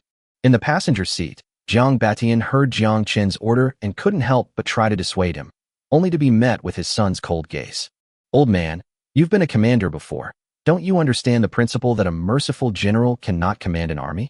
Perhaps feeling his voice was too harsh, Jiang Chen softened his tone and began to explain. As you know, the most important thing in the army is camaraderie. Our artillery attacks have killed most of the defenders. If we don't kill the remaining defenders as well, do you want them to seek revenge on us, father and son, in the future? When you're cutting weeds, remember to nip them in the bud as soon as possible. It's because Emperor Qian didn't understand this principle that I've had the chance to live until now. You've seen the result, haven't you? Huh. Jiang Batian remained silent, but he understood the reasoning behind it. After all, he had done the same thing when facing the barbarian tribes of the grasslands. But the thought that his own son had given him this cold-blooded order was something he couldn't accept for a while. Regardless of how the father and son communicated, the guards faithfully carried out their orders. The main battle tank, driven by Tori himself, led the way through the city gate and into the city, followed closely by the rest of the armored vehicles. As in previous training, a large number of infantrymen were orderly dispersed around the armored vehicles, raising their guns and beginning to search for targets. Monster! Monster! Help! Help! As the guards entered the city, many surviving soldiers of Yanmen Pass had not yet recovered from the bombardment when they saw these steel behemoths emerging from the darkness. The guards showed no mercy to the enemies who were sitting or lying on the ground. Obey the Marquis's order. Leave no survivors. Kill. The next moment, the heavy machine guns on top of the tanks and armored vehicles opened fire simultaneously. Da-da-da-da.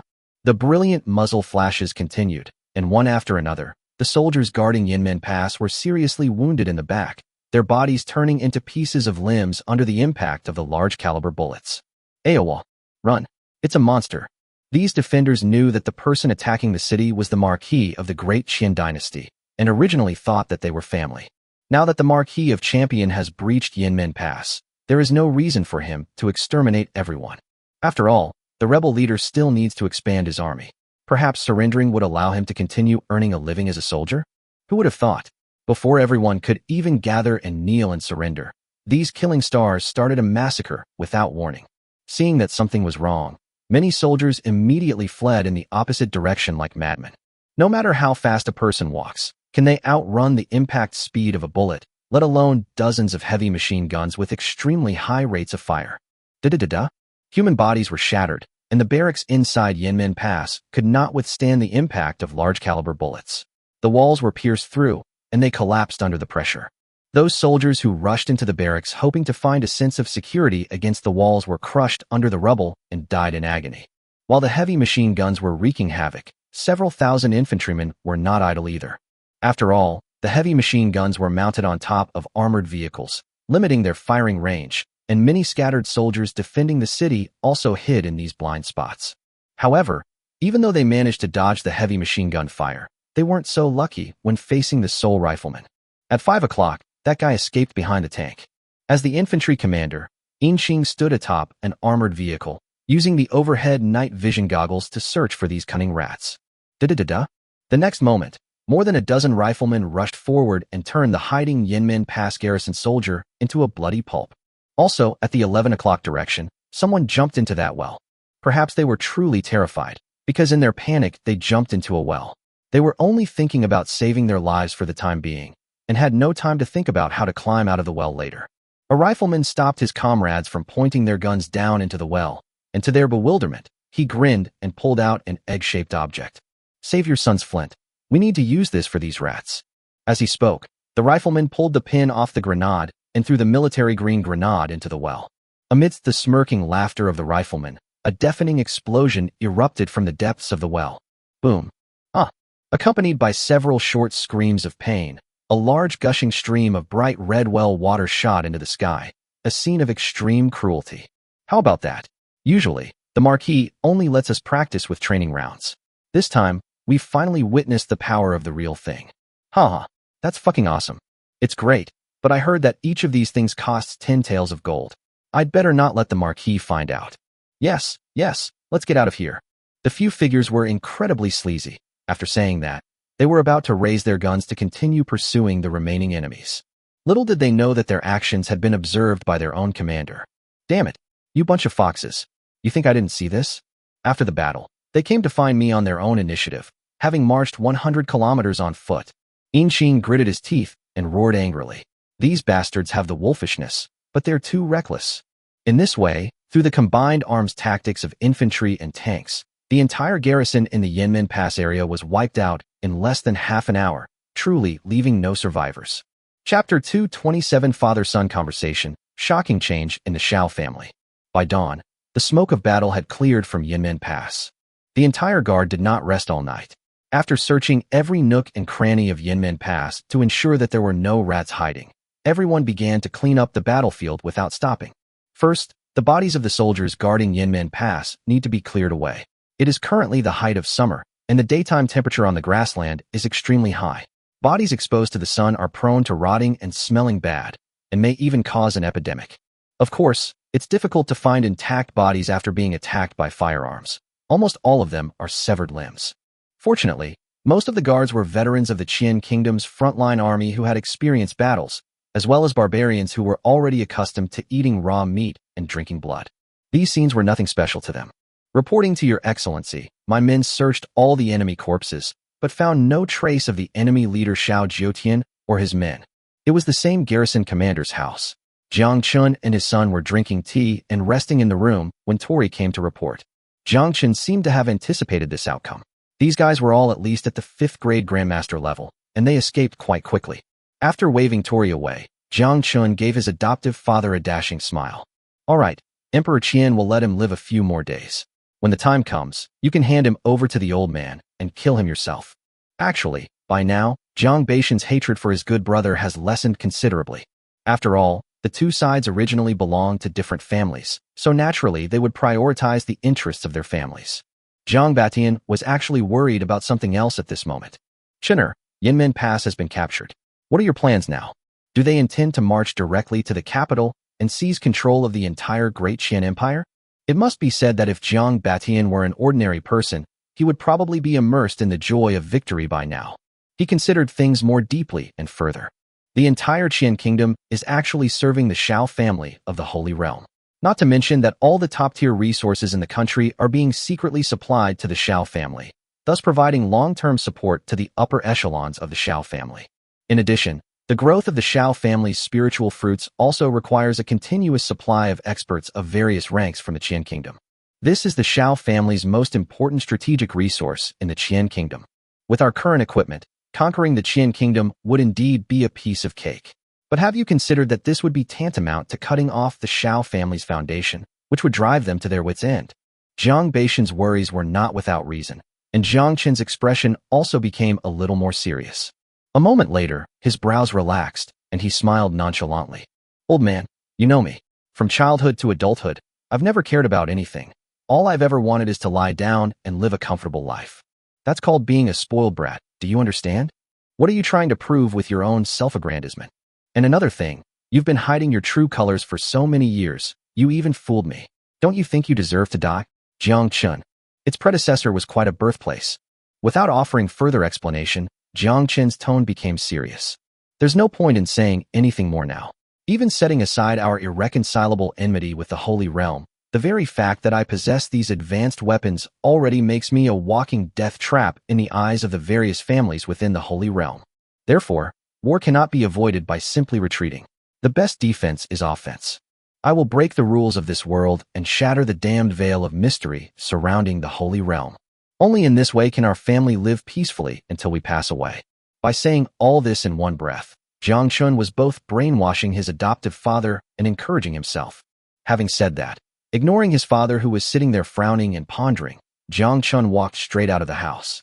The situation at Yanmen Pass is mostly resolved. The guards should continue their advance. Of course, there was one more thing he didn't mention.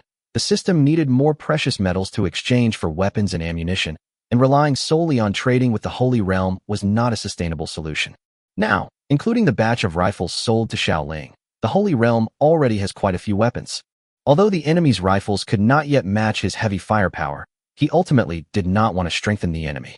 Moreover, he was also worried that one day the Holy Realm would discover the importance of gold to him and cut off his source of gold. When all the weapons and ammunition are used up, what weapons will Jiang Chen use to fight against the Holy Realm? Just as Jiang Chen was leading his guards toward the heart of the Great Qian dynasty, the Xiao family in the Holy Realm was also in turmoil. This is a mountain valley covered in ice and snow, surrounded by high mountains, a vast expanse of white snow. In the flat land nestled in the mountain valley, A massive mansion covering tens of square kilometers stands tall. The pavilions and towers are made of exquisite materials, either the finest Wangwali wood or artificial mountains made of Taihu stones, except that they lack the bright and eye-catching green plants and flowers found in the outside world. Logically speaking, the Xiao family, which controls the entire Dengyun, should be in a peaceful state of affairs at this time, with everyone either enjoying a luxurious life or immersed in martial arts training and breakthroughs. But at this moment, the backyard of this mansion was filled with tension.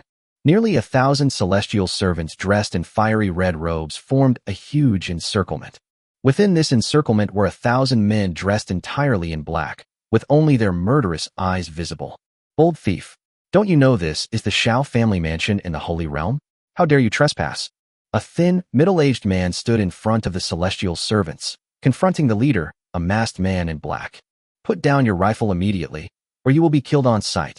This thin, middle-aged man was the eldest son of the Xiao family, named Xiao Kemu. At this moment, Xiao Keming's expression was fierce, but his demeanor was restrained. He naturally recognized the rifles in the hands of these men in black. These were the kind of things that only the legendary abandoned sons of the Jiang family possessed. Even the family only has a few dozen in stock, so why do these men in black each have one? Of course, he was also aware of the power of the rifle, so the moment the watchman discovered the enemy invasion, he ordered someone to go to the back mountain to send a message to the head of the family. I just hope the head of the family can arrive as soon as possible, otherwise. Xiao Kemu wanted to stall for time, but the leader of the men in black seemed to have guessed what he was thinking. After he finished speaking, the man didn't reply but made an attack gesture. The next moment, 1,000 men in black moved. They all raised their rifles and pulled the triggers at the surrounding celestial slaves. Da-da-da-da-da-da. The spent cartridge cases were ejected, and the high-speed bullets flew in all directions. Bullets quickly shattered the protective aura of the Xiao family's immortal servants, piercing deep into their flesh with a series of plop-plop sounds. Screams continued as the bodies of the immortal slaves, who had been charging forward, fell to the ground and died instantly. In less than a few breaths, nearly 100 immortal servants died. Upon witnessing this scene, Xiao Keming, who was also using his protective qi to dodge in all directions, was furious. Dodge. Don't charge. Use your movement skills to dodge. They have limited ammunition and can't hold out for long.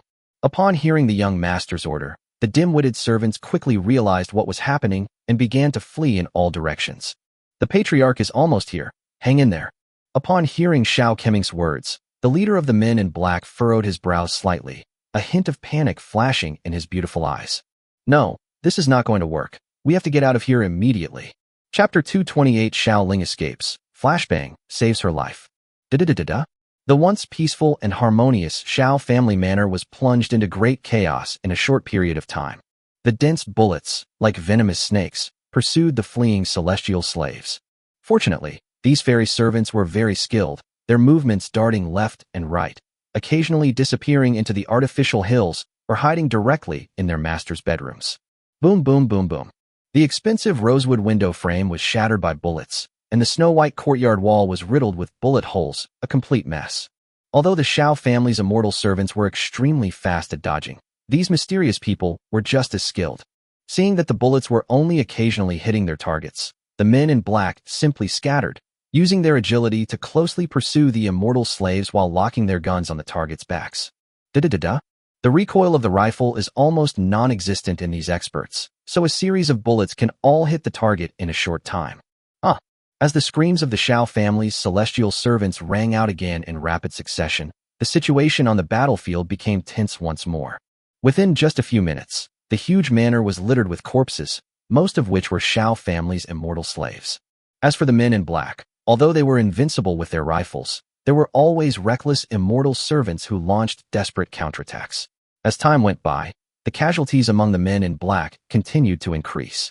In the backyard of the Xiao family, the leader of the men in black remained standing still, because she had been firmly locked onto by Xiao Keming's aura.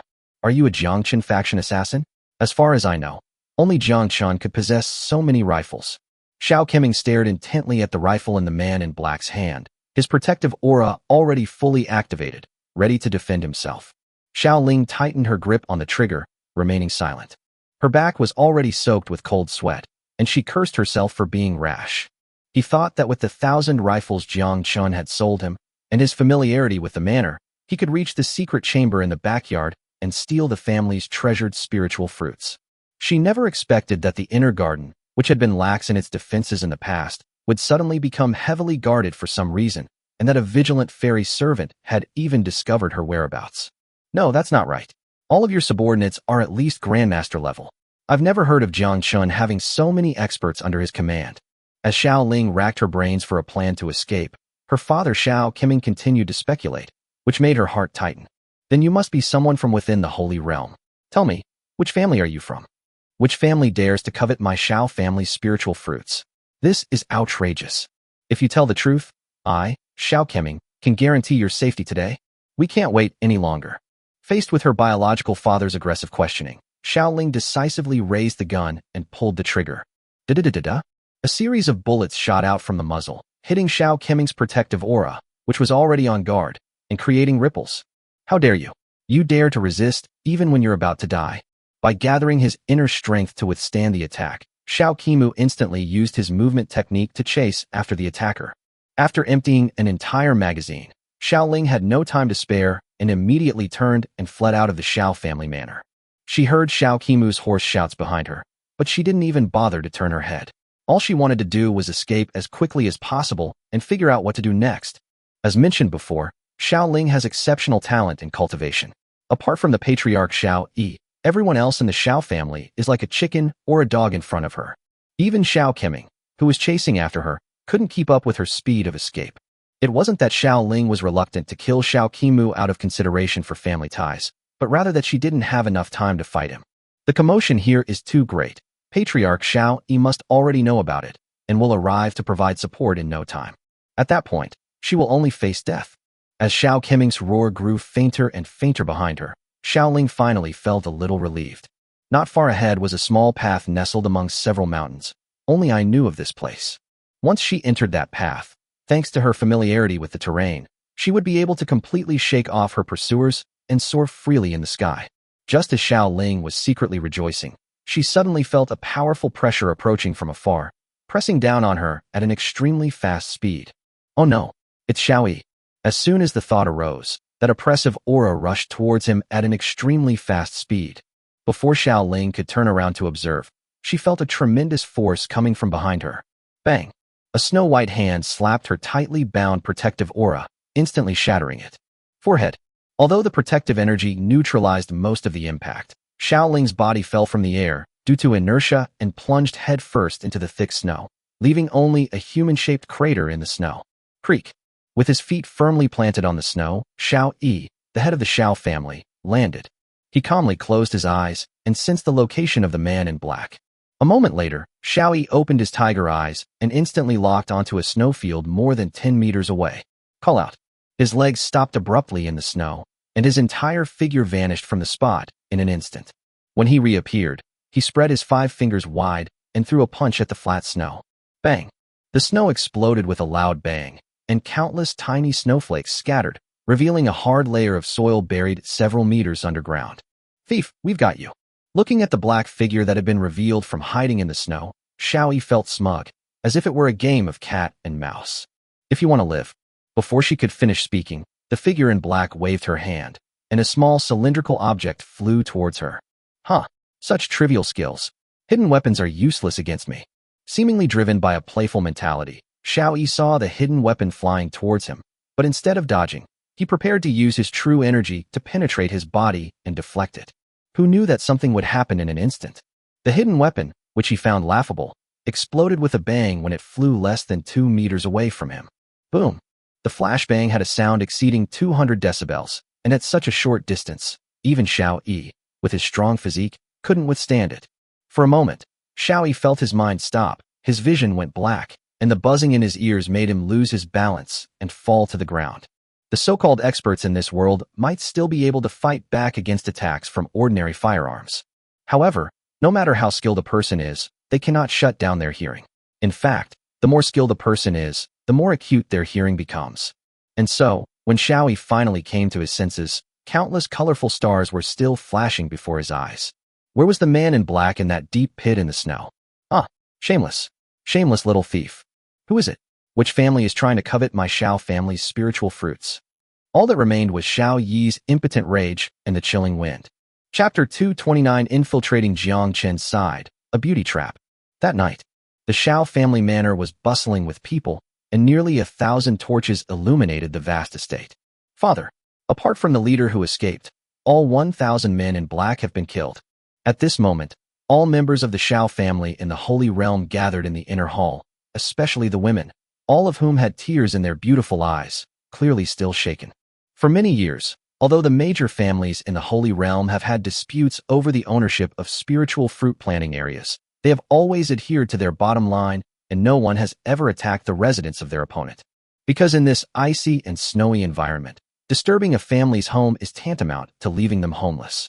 After losing their sacred abode, this family might tear up the treaty, recklessly enter the mortal world, and wreak havoc, becoming kings and tyrants. This action is tantamount to destroying the entire family's source of resources. After hearing his eldest son's report, Xiao Yi's biggest question now was where the murderer came from. He wanted revenge. Do any of the corpses of those men in black look familiar? In response to Father, although I frequently travel between various families in the Holy Realm, I am not familiar with any of these nearly 1,000 faces. It seems that the evildoers had already anticipated this move. Xiao Yi remained silent, lost in thought, while the other family members in the room couldn't hold back any longer. No matter which family it is, if they dare to come and provoke us, my Xiao family will find them. Yes, this is outrageous. Absolutely outrageous. He scared all the women in the family. He deserves to die. Listening to the righteous indignation of his children and grandchildren, Xiao Yi lost his temper. Shut up, all of you. We haven't found a single clue. Are we supposed to challenge all the families in the Holy Realm? Useless. You're all useless. How could I, Xiao Yi, have given birth to such a bunch of good-for-nothings? All you do all day is eat, drink, and sleep with female immortal slaves. That's your daily goal, isn't it? The patriarch was furious, and everyone held their breath, becoming completely silent. In the somber atmosphere, Xiao Qiming still mustered the courage to speak. Father, although we can't find the person, we know very well where these men in black came from. Didn't Jiutian just send dozens of these rifles back home a while ago? As far as I know, only that Jiang family outcast, Jiang Chen, has this kind of rifle in the whole world. At first, the son thought these people were assassins sent by Jiang Chen, but then he realized that didn't make sense. How could a Jiang family outcast have so many grandmasters or higher under his command? Therefore, it can be concluded that although these people are not Jiang Chen's subordinates, they must be inextricably linked to Jiang Chen. As Xiao Qiming continued his analysis, Xiao Yi nodded frequently in agreement. Kimu, what do you think we should do now? Even among those in the Holy Realm, power struggles are constant within their families. Upon hearing his father's question, Xiao Qiming knew his chance to shine had come. He stroked the stubble on his chin and slowly began to speak. First, we must find out which family is secretly contacting Jiang Chen. He is of the Jiang family bloodline. Could it be that the Jiang family has taken him back? Oh no, that's not right either. According to the intelligence sent back by Jiutian, Jiang Chen killed Jiang Xiao, the eldest grandson of the Jiang family, just a few days ago. Jiang Shan must want to skin him alive, so it couldn't be the Jiang family. Putting all that aside, Father, leaving aside that family lurking in the shadows, are we really just going to give up on Jiang Chen, this big piece of meat? The father and son exchanged a glance, both seeing endless greed in each other's eyes. That's a rifle. In recent days, the Jiang family has conducted experiments and discovered that even an ordinary female relative with no cultivation aptitude can easily break through the protective aura of a celestial slave with just a rifle and a magazine of bullets, and even beat that celestial slave to a pulp. With enough rifles, all that talk about spirit fruits and the Holy Realm is just fluff, okay? Of course, this does not mean that spiritual fruits are useless. If a master above the grandmaster level were to charge with a rifle, he could easily be equivalent to dozens of unarmed opponents of the same level. Who wouldn't covet such a divine artifact? However, Jiutian has completely offended the Jiang family's abandoned son. If we approach him now, he might not be willing to cooperate. Moreover, Jiang Chen already has an unknown partner, so what gives him the right to? Xiao Yi frowned and pondered deeply. Sure enough, he was still a step too late. To everyone's surprise, Xiao Qiming chuckled and immediately beckoned to the women. Rower, come here quickly. Then, facing everyone's gaze, Xiao Ro pretended to be timid and slowly walked out. Father, Xiao Ro is the daughter of Jiutian in the mortal world. She was responsible for escorting supplies last time, but was ambushed by an unknown force and only managed to escape by chance. Seeing that she was young but had excellent talent for cultivation and was a rare asset, I took the liberty of keeping her in the manner to nurture her slowly. Seeing that Xiao Rou bowed and remained silent, and then used his cultivation to examine her entire body, Xiao Mu couldn't help but nod and say, "She's a promising talent for cultivation. Once she's established a solid foundation, and if she has the chance to consume a mid-grade spiritual fruit, it's possible that her cultivation level will surpass even Linger's." Speaking of Linger, she said she went to the mortal world to help Jiutian stabilize the Qian kingdom's government. Is there still no news of her? Oh wait, I'm getting off topic. What's the point of mentioning Xiao Rou? Hearing his father express his longing for his daughter, Xiao Keming's face lit up with pride, and he continued. According to Jiutian's report, Xiao Rou has been working in a secret agency of the Qian kingdom and is skilled in disguise, espionage, and intelligence gathering. Before Xiao Keming could finish speaking, the cunning and shrewd Xiao Mu interrupted. You want Xiao Rou to deliberately get close to Jiang Chen, using her beauty to seduce him, and then, father is wise. Kimu is no match for even a fraction of the enemy. With a well-placed compliment, Xiao Keming felt that his position as head of the family was finally secure. Yes, this matter can be carried out. However, you may not know this, but last time I sent out Jiutian, who led 3,000 immortal slaves to form an alliance with the Jiang and Murong families to attack the border city. If the battle goes smoothly, Jiang Chen's weapons should already be in the hands of the Nine Heavens. After Xiao Mu finished speaking, Xiao Kimu's expression instantly became flustered. Damn it, Xiao Jiutian, how dare you? Does a mere 5th-rank grandmaster dare to covet the position of family head? The resentment she felt towards her younger brother even made her gaze towards Xiao Rou become unfriendly. In the midst of this eerie atmosphere, a cry suddenly rang out. Following the sound, everyone looked and saw a snow-white dove fly in through the window and land on Xiao Mu's arm. Here, this is a spirit pigeon from the heavens. It must be a report of victory in the battle. Xiao Mu smiled and untied the rope binding the spirit pigeon's leg, then slowly unfolded a small piece of paper. In an instant, the laughter stopped, and the temperature in the entire hall seemed to plummet to rock bottom. Call. After a long while, Xiao Mu let out a heavy sigh and turned to Xiao Keming, saying, Kimu, let's proceed according to your plan. Jiang Chen is too monstrous. Chapter 230, Infiltrating the Qian Kingdom and Looting Gold and Silver along the way. Let's not even talk about what kind of trajectory the Holy Realm had arranged for Jiang Chen. Since setting off from Yinmen Pass, Jiang Chen has been conquering cities and territories along the way. No matter how big or small the town was, it was all destroyed like clay chickens and earthenware dogs. Faced with modern heavy firepower, these ancient cities had no defense whatsoever. Their low walls could be easily breached with just one tank cannon shot. Subsequently, after a token resistance, the city fell. Jiang Chen was not a bloodthirsty person. The garrison troops in these cities would be freed after their weapons were confiscated if they surrendered wisely, except for the city lords and high-ranking generals. These high-ranking officials of the Qian Kingdom are also beneficiaries of the existing system. If they are spared, they might just flee back to the capital and surround Emperor Qian, continuing to organize resistance forces. In the past few days, what surprised everyone was that every time Jiang Chen conquered a city, although he would not cause burning and killing without cause, looting was indeed an indispensable part of the process. However, this so-called looting is somewhat different from what people are used to. Tell me quickly, where are all the gold and silver in the city? Taiyuan Prefecture was an important town in the north of the Great Qian dynasty. By this time, the guards had already captured the city, which had a population of several 100,000. The first thing he did upon entering the city was to lead the guards to capture Sun Ziqing, the garrison commander of Taiyuan. Bah, shameless thief. You, who call yourself the Marquis of Champion of my Great Qian dynasty, do not even think of enjoying the emperor's bounty or sharing his burdens. You actually led troops into the heart of my Great Qian dynasty. You deserve to die. Regardless of how corrupt Sun Ziqing had been in the past, he was now fearless of death and began to curse Jiang Chen. Oh ho, I've run into a tough nut to crack today, huh? Okay, very good. Since you're so stubborn. Haha, I, the garrison commander, have been through many battles in my youth. What are a little physical pain compared to this? Bring on all your tricks, you dog. Facing a group of fully armed guards surrounding him, Sun Ziqing, with his hands tied behind his back and kneeling on the ground, showed no fear. Moreover, he had no weaknesses at this time.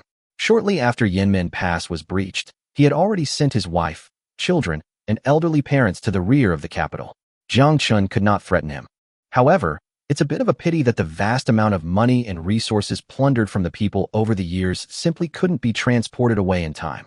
Hehe, Commander Sun is overthinking it. Do you think I, Jiang Chen, am the kind of crude person who only knows how to shout for war? Don't worry. I believe that after a round of friendly exchanges, Commander Sun will soon open his heart to me, Jiang. Listening to Jiang Chen's soft-spoken words, Sun Zicheng cursed him thousands of times in his heart. You're not just a vulgar person who only knows how to shout for violence. You bastard, do you want to listen to what you're saying? You breached the nearly 5-meter-high city wall of Taiyuan City in an instant. At this moment, countless of your lackeys are plundering gold and silver treasures from all the officials in the city, as well as most of the wealthy merchants who didn't have time to escape. Ah, those are the pieces of jewelry my husband gave me. No, please don't steal it. Get out of my way. Don't you know whether you want money or your life? The garrison headquarters was located on the street in the center of Taiyuan City, and the surrounding area was inhabited by the city's most prominent figures. At this moment, the area was filled with cries of anguish and the sounds of tables and chairs being overturned. A large number of guards were faithfully carrying out Jiang Chen's orders. Loot all the gold and silver in the city. Sun Zicheng originally thought that at worst he would give up his old life rather than let Jiang Chen, that traitor, succeed. Perhaps, in some future year, history will record a significant chapter about him. Sun Zicheng, the garrison commander of Taiyuan, faced with the threat of the rebel Jiang Chen, chose to die rather than surrender. Truly a man of unwavering loyalty. Thinking of this, a glimmer of hope appeared in the girl's eyes, and she wished she could offer her neck to Jiang Chen so he could kill her. Seeing this, Jiang Chen guessed some of what Sun Zicheng was thinking. Why bother? Why suffer like this? You guys are just as despicable as Xiao Jiutian. How dare you, Jiang Chen, you scoundrel? How dare you address His Majesty by his name? Sun Zicheng was still trying to show his loyalty, but Jiang Chen waved to one of his soldiers with a look of disdain, then turned around and waited quietly. This soldier was one of Jiang Chen's original guards, a member of the Marquis's mansion. While interrogating Murong Feng in the border town, he naturally learned the method of water torture from his master. He grinned maliciously and picked up an imperial edict, which, under Sun Zicheng's terrified gaze. Jiang Chen hadn't even finished smoking a cigarette when, accompanied by a painful groan, Sun Zicheng couldn't take it anymore. Jiang Chen, you beast! How dare you! Calling the Marquis by his given name. Then continue. Lord Jiang, I have something to say. All those gold and silver treasures are. 5 minutes later, the soldiers carried boxes of gold and silver treasures into the hall. Sun Zicheng's face was ashen. These valuables were his life's work, and they had just been given away to someone else. All right, Jiang here thanks Commander Sun for his kindness. Providing military supplies for our army is largely thanks to your contribution. As soon as Jiang Chen finished speaking, the soldier who received his signal immediately drew his silenced pistol and fired it under Sun Zicheng's terrified gaze. A gunshot rang out. This high-ranking official of the second rank in the Great Qian dynasty, the garrison commander of Taiyuan City, had his head blown open and was dead beyond any doubt. He never understood why Jiang Chen would try to kill him when he had already gotten what he wanted. Since he intends to rebel, he must lack capable administrators. Shouldn't we bring them under our wing, entrust them with important responsibilities, and let them continue to contribute to the country? This bastard, does he like to do things unpredictably? He'll never understand these things in his lifetime. After dismissing all the guards, Jiang Chen stood before his father's shocked gaze. With a wave of his hand, the mountain of gold and silver, along with the boxes, vanished. These valuables were naturally absorbed by the dog system and turned into intangible system coins. These past few days, we've been conquering and seizing territory all the way from Yanmen Pass, and we've done the same thing to more than a dozen towns and cities, big and small. Looking at the glittering numbers on the system panel, Jiang Chen was very satisfied. System gold coin balance, 52.3 million taels of gold. Damn, it seems this Qian kingdom is rotten to the core. Even Emperor Qian's national treasury would have a hard time raising this much money, and these few border towns have already raised so much. Think of how many guns and weapons we could exchange for. Thinking about this, Jiang Chen instantly felt that invading the Qian kingdom was a wise move. Chener, what is the purpose of you needing so much money? Jiang Batian had seen his son's magical ability to conjure gold and silver with a wave of his hand many times in the past few days, so he was no longer surprised. However, he was still very curious. Was this brat a money grubber? He can easily conquer the Qian kingdom, yet he still cares about things like gold and silver. Is this guy a money grubber? Jiang Chen didn't want to reveal the existence of the system, So he made up a random excuse. A large army will inevitably suffer huge losses when it goes on an expedition. Food and drink are expensive, so what's so strange about that? Jiang Batian rolled his eyes. I don't believe you for a second. He had witnessed firsthand how the guards had never had to worry about ammunition or food supplies as they fought their way through the war. Moreover, the food appeared out of nowhere, and it was not only filling but also delicious in color, aroma, and taste. Chapter 231. The court and the public were shaken, and the ministers were in a panic. Taiyuan City, located in the northern hinterland of the Great Qian dynasty, was a model of a well-defended city with high walls and ample food supplies in ancient times, yet it was breached in less than an hour. By this time, the battle report had already reached the capital, which caused all the ministers in the court to become uneasy. Your Majesty, Jiang Chen has breached Yanmen Pass, and none of the defending soldiers survived. His wolfish ambitions are blatantly obvious. According to the urgent report delivered over 800 li, after Jiang Chen captured Taiyuan yesterday, he carried out a large-scale massacre and looting at the city gates.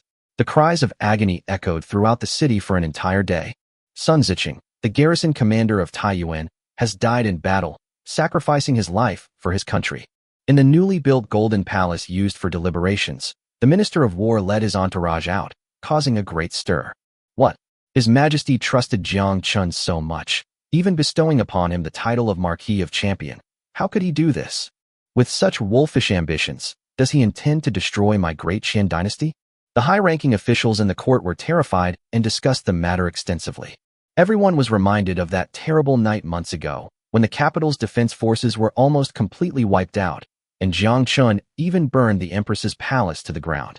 I originally thought Jiang Chen just came to the capital to vent his anger, and then went back to the border town to be the carefree city lord.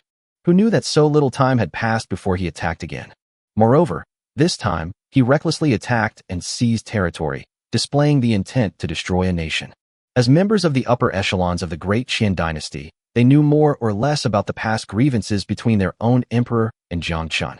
Just like the last night raid on the capital, Jiang Chen did not show any hostility towards anyone except for slaughtering the city defense troops and the volcano palace.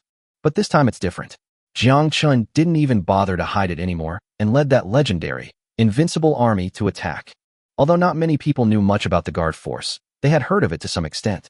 It was mostly composed of nomadic tribesmen from the grasslands and some border soldiers who had been captured in battles with the nomads.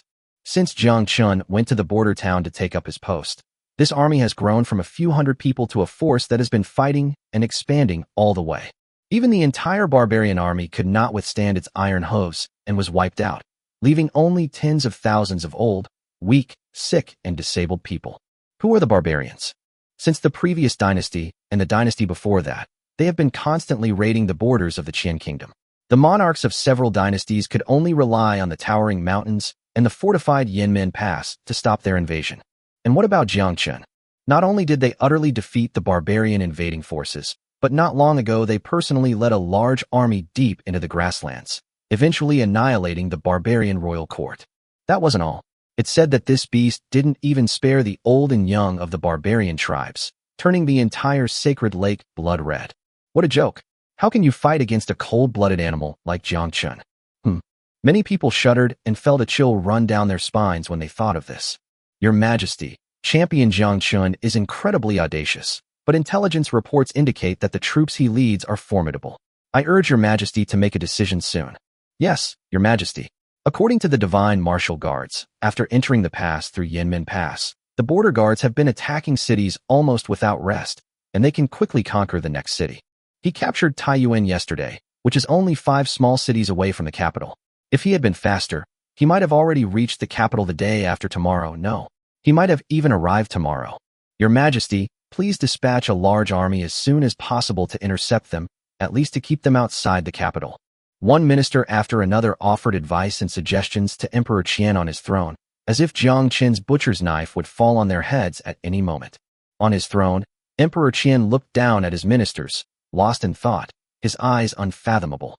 He was cursing under his breath. How could he not guess what those bastards were thinking? In the past, when people heard that Jiang Chen was invincible in the northern frontier, no one was worried. They only said that the champion was mighty and boosted the morale of our Great Qian dynasty. But no one dared to stand up and say anything about Jiang Chen being arrogant and self-important. Now look what's happened. That kid has attacked today, threatening your good days? Oh, so you're starting to get worried now. Hold. For some reason, Emperor Qian felt a perverse sense of pleasure at this moment, as if he had finally released a long-suppressed anger. My dear subjects, it is only now that you have come to understand my feelings. Perhaps what you're worried about right now isn't the impending doom of my Great Qian dynasty, but your own lives and fortunes. After the initial excitement, the same sense of urgency followed. Quiet. With a single glance from the emperor, the bustling golden palace, which had been as noisy as a marketplace, finally quieted down. Facing the anxious gazes of his courtiers, Emperor Qian remained calm and composed, showing no sign of panic at the impending battle. Many court officials met Emperor Qian's gaze, and their panicked expressions began to calm down. Yes, since His Majesty still has the mind to convene a court meeting, he must have a solution. As expected, in order to stabilize the Qian kingdom, the Xiao family's backyard, Emperor Qian finally spoke. My dear ministers, there is no need to worry. I have already made arrangements on how to deal with Jiang Chen. As he spoke, Emperor Qian turned his head slightly and looked at the figure who had been standing beside him without saying a word. Following Emperor Qian's gaze, the ministers also looked in that direction.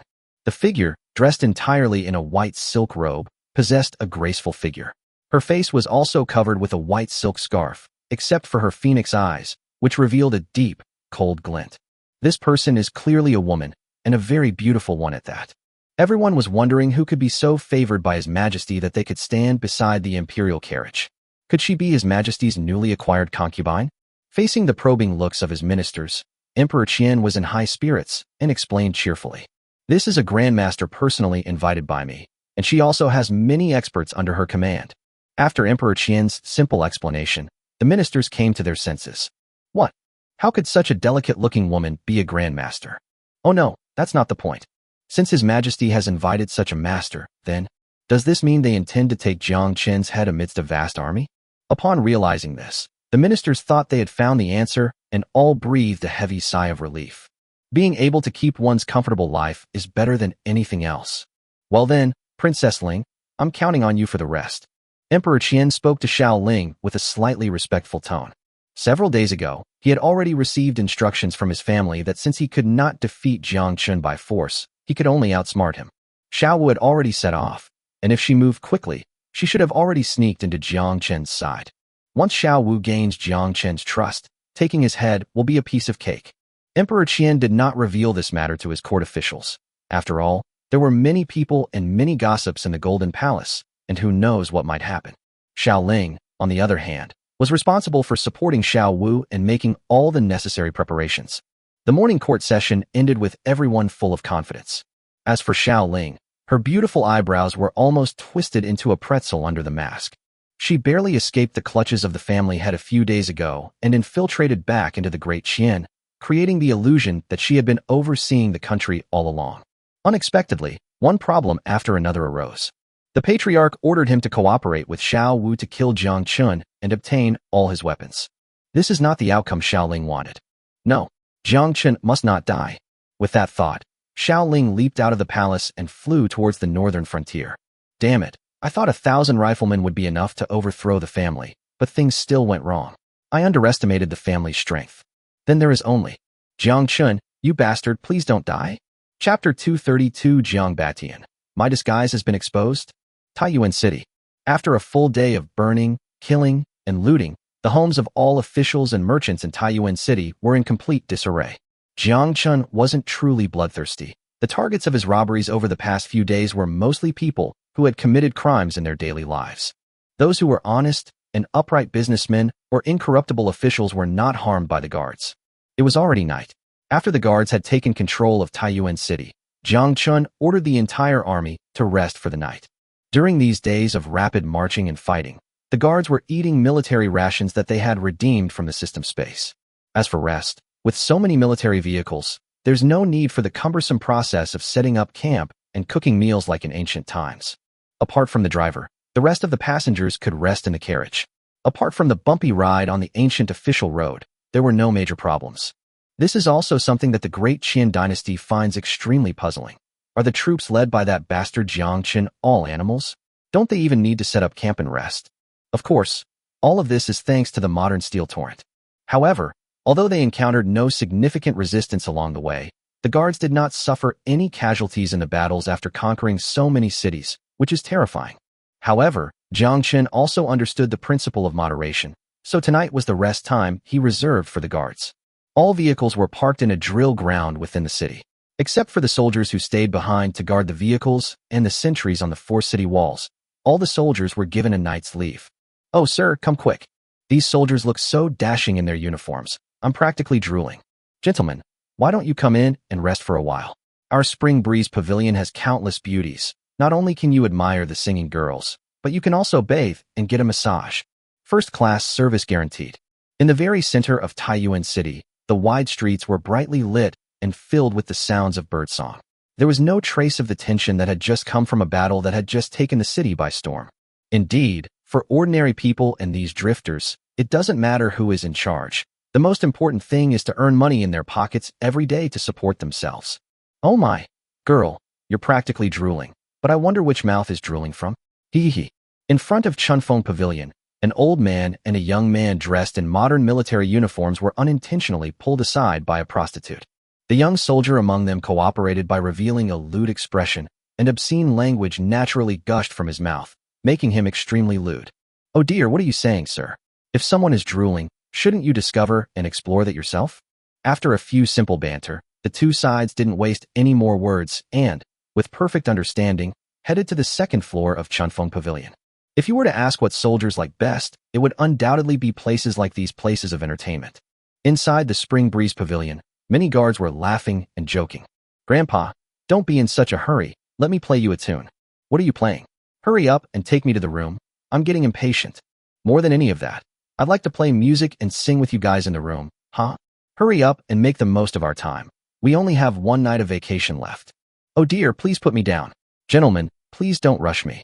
These soldiers are all rough and tough guys. They have no idea about leisurely appreciation."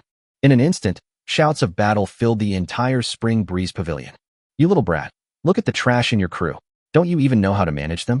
As the old and young soldiers followed the madam, Jiang Batian could no longer contain himself as he watched this scene unfold. The way of leadership is to avoid indulgence. Soldiers must have iron discipline. Listening to his father's low, rambling nagging, Jiang Chen rolled his eyes speechlessly and retorted. Right. Bingsha got tricked in Fengling Valley, right? Damn it. Can you please not bring this up again?" Jiang Batian was so angry that his face turned red.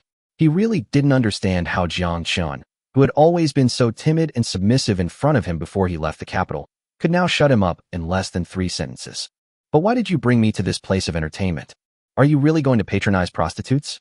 Let me tell you, I, Jiang Batian, have always been an upright and honest person, and I would never do such a thing."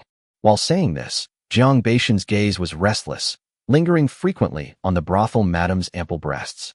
"Stairs are great. We should use them more often and learn more about them." Jiang Batian stared wide-eyed, still stubbornly retorting.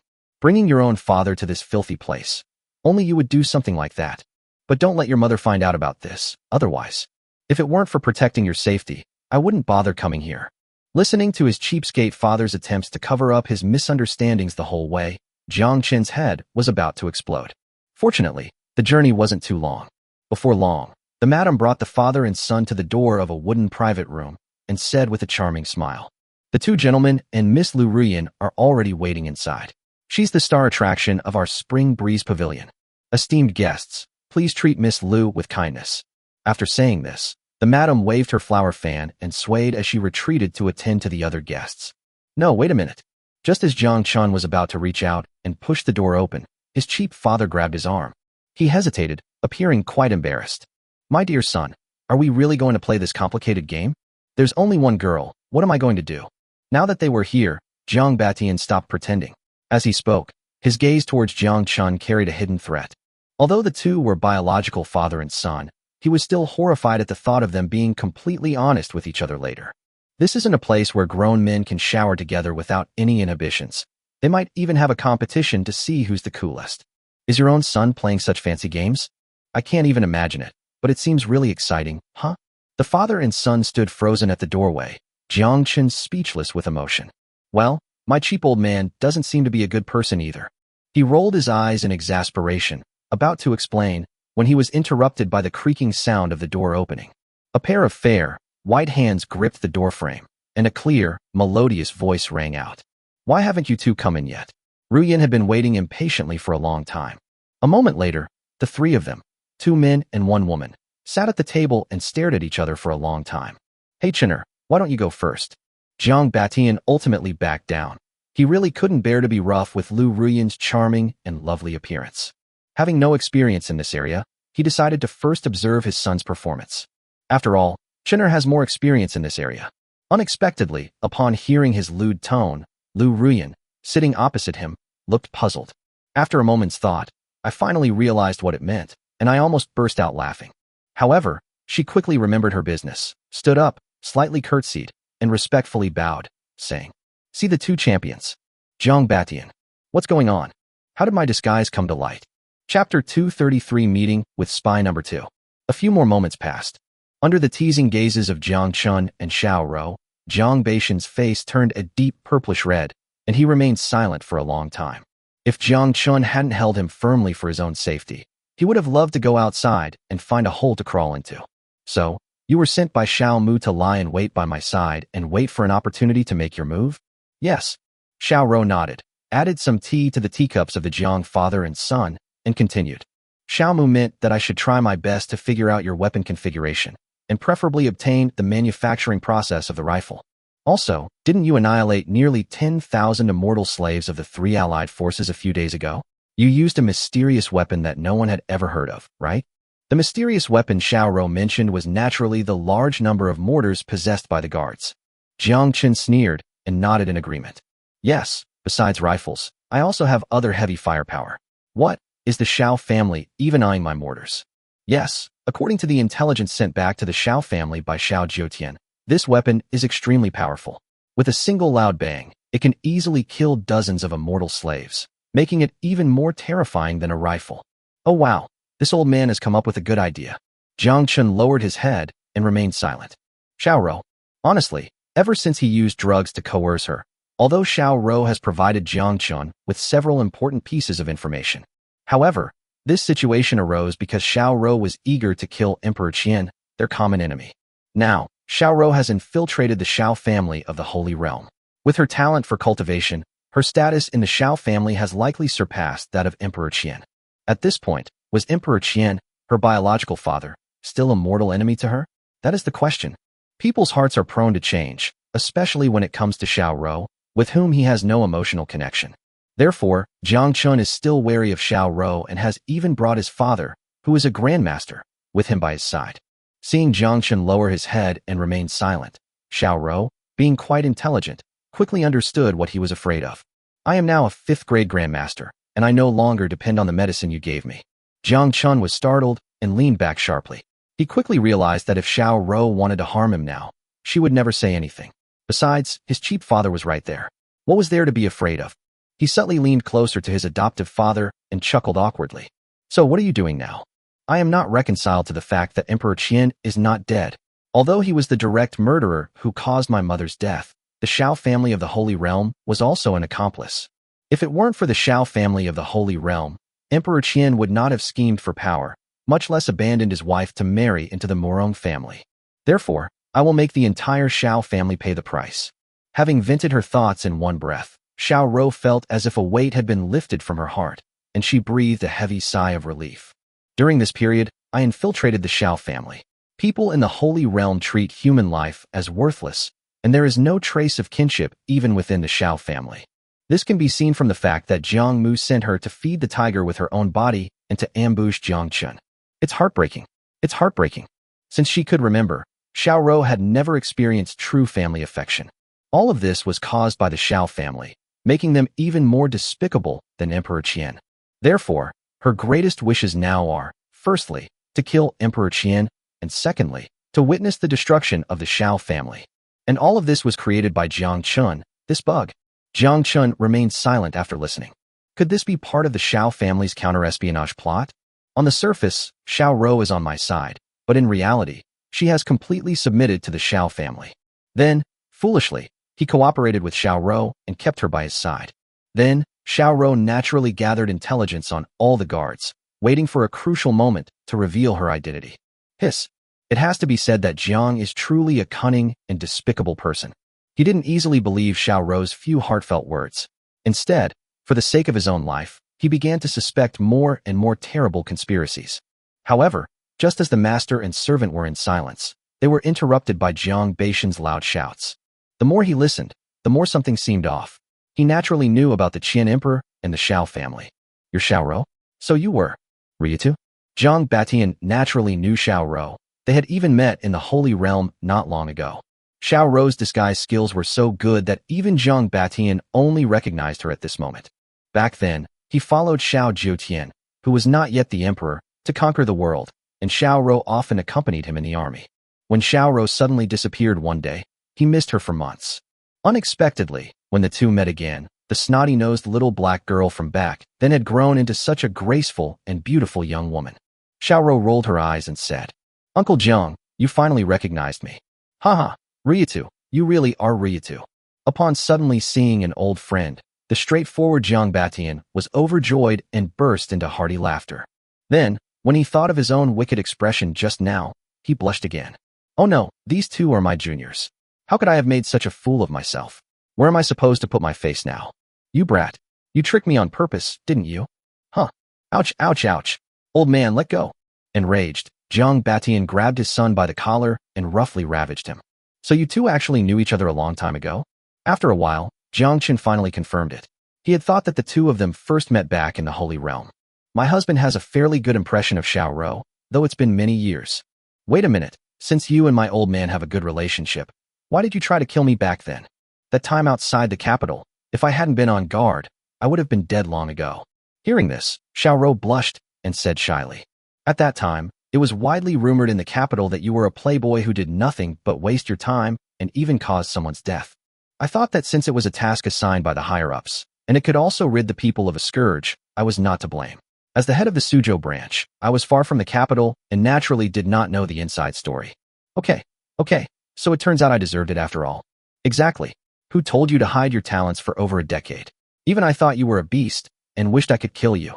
Before anything had even happened, Jiang Batian chimed in, his words revealing his dissatisfaction with Jiang Chen's long-standing concealment of his talents.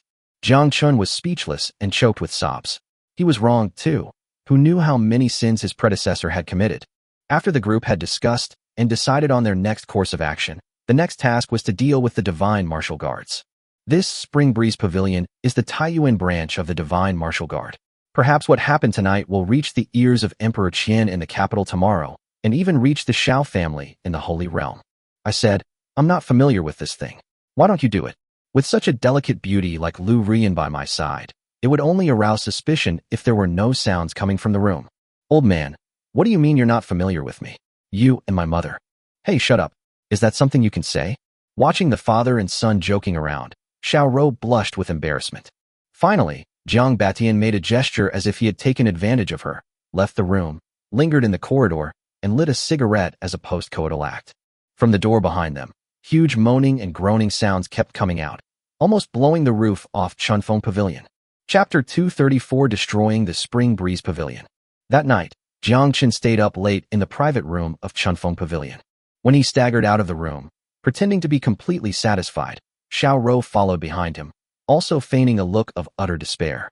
Oh my sir, did you have a good time? See, I told you. Miss Rian is the top courtesan of my Spring Breeze Pavilion. Feeling good now? Hee hee.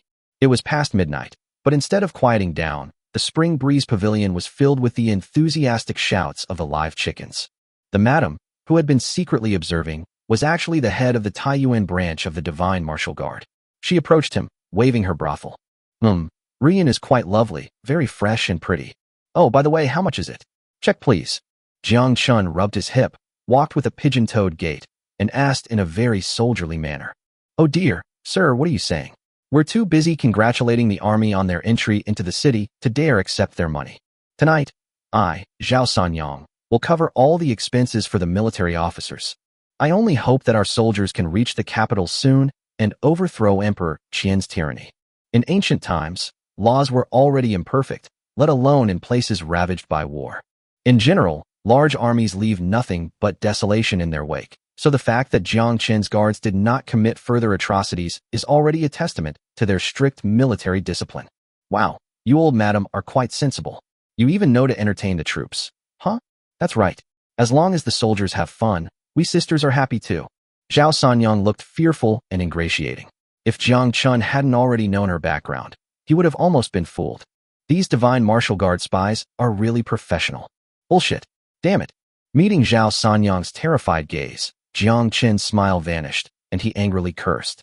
Our border guards are strictly disciplined and never take a single needle or thread from the people.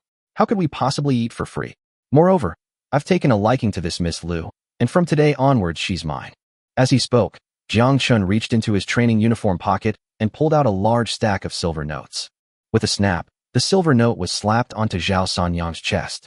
Here, there are probably tens of thousands of taels of silver notes. Consider it my way of redeeming Miss Liu from her servitude. As he spoke, Jiang Chen took advantage of the moment when he withdrew his hand and subtly pinched Zhao Sanyang's chest. Yoshi, goodbye. Immediately, he embraced the shy Lu Ruyan and staggered away from Chunfeng Pavilion. Once Jiang Chen and the other two had disappeared into the night, Zhao Sanyang's flirtatious smile vanished, replaced by a gloomy expression. This little bastard really hasn't changed his ways. He doesn't even spare an old man like me. Honestly, that feeling was actually pretty good. Ugh, what am I thinking? Quickly returning to a secret room in the backyard of the brothel, Zhao Sanyang, by the dim light of the oil, rapidly wrote down intelligence. The alpha wolf has taken the bait, and the dog meat has been successfully delivered. Tonight, the wolf pack will rest in Taiyuan and set off tomorrow. It's less than 4 days' journey from their hometown. Hopefully, their hometown will prepare to welcome them. After quickly transcribing the information, Zhao Sanyang rolled it up into a strip and tied it to the leg of a spirit pigeon. A moment later, in the backyard of Chunfeng Pavilion, a pure white dove took flight, faster than a helicopter, swiftly heading towards the capital city. Outside Chunfeng Pavilion, on the rooftop of a restaurant, as Yin Xing watched the spirit pigeon recede into the distance, he put down his night vision goggles and reported through the walkie-talkie. My lord, the message has been sent out. Please give your instructions. Within seconds, Jiang Chen's cold voice rang out. Proceed as planned. With the issuance of this order, the next moment, dozens of figures darted out from the darkness around Chunfeng Tower. They took up 4 high points in pairs, one holding a Barrett rifle and the other holding an infrared telescope as an observer. Group 1 is ready. Group 2 is ready. Group 10 ready. Once he was certain that all 10 sniper teams were ready, Yin Xing picked up the communicator next to his ear. Everyone, get ready to act. There was no sound. The Spring Breeze Pavilion, which was originally filled with the sounds of birdsong and crowing of roosters, fell silent at a certain moment. Da-da-da, da-da-da. The next moment, piercing gunshots rang out from every private room in the Spring Breeze Pavilion, accompanied by the dying screams of countless live chickens. Grandpa, what are you doing? No. Ow. It turns out that these guards who went to Chunfeng Pavilion to offer their consolation during their holiday had all been waiting for this moment. In a dimly lit private room, a soldier could be seen running vigorously on top of the chicken. Suddenly, as if sensing something, he touched the miniature communicator hanging by his ear and immediately stopped moving. Grandpa, what's wrong? You're so fast. They're not tired yet. Are you just exhausted from fighting all day? This live chicken was actually a spy from the Divine Guard. It noticed that the soldier, who had been so interested just moments before, suddenly stopped. This greatly displeased her, and she sprang to her feet, ready to take the initiative. To everyone's surprise, in the darkness, the soldier simply stood up from the bed, casually walked to the desk, and muttered angrily. You're saying I'm no good? Huh. I'm a battlefield god of war. How could I be no good? Grandpa, come quick. What are you waiting for? In the darkness, the live chicken looked at the indistinct figure, and a bad feeling began to rise in its heart.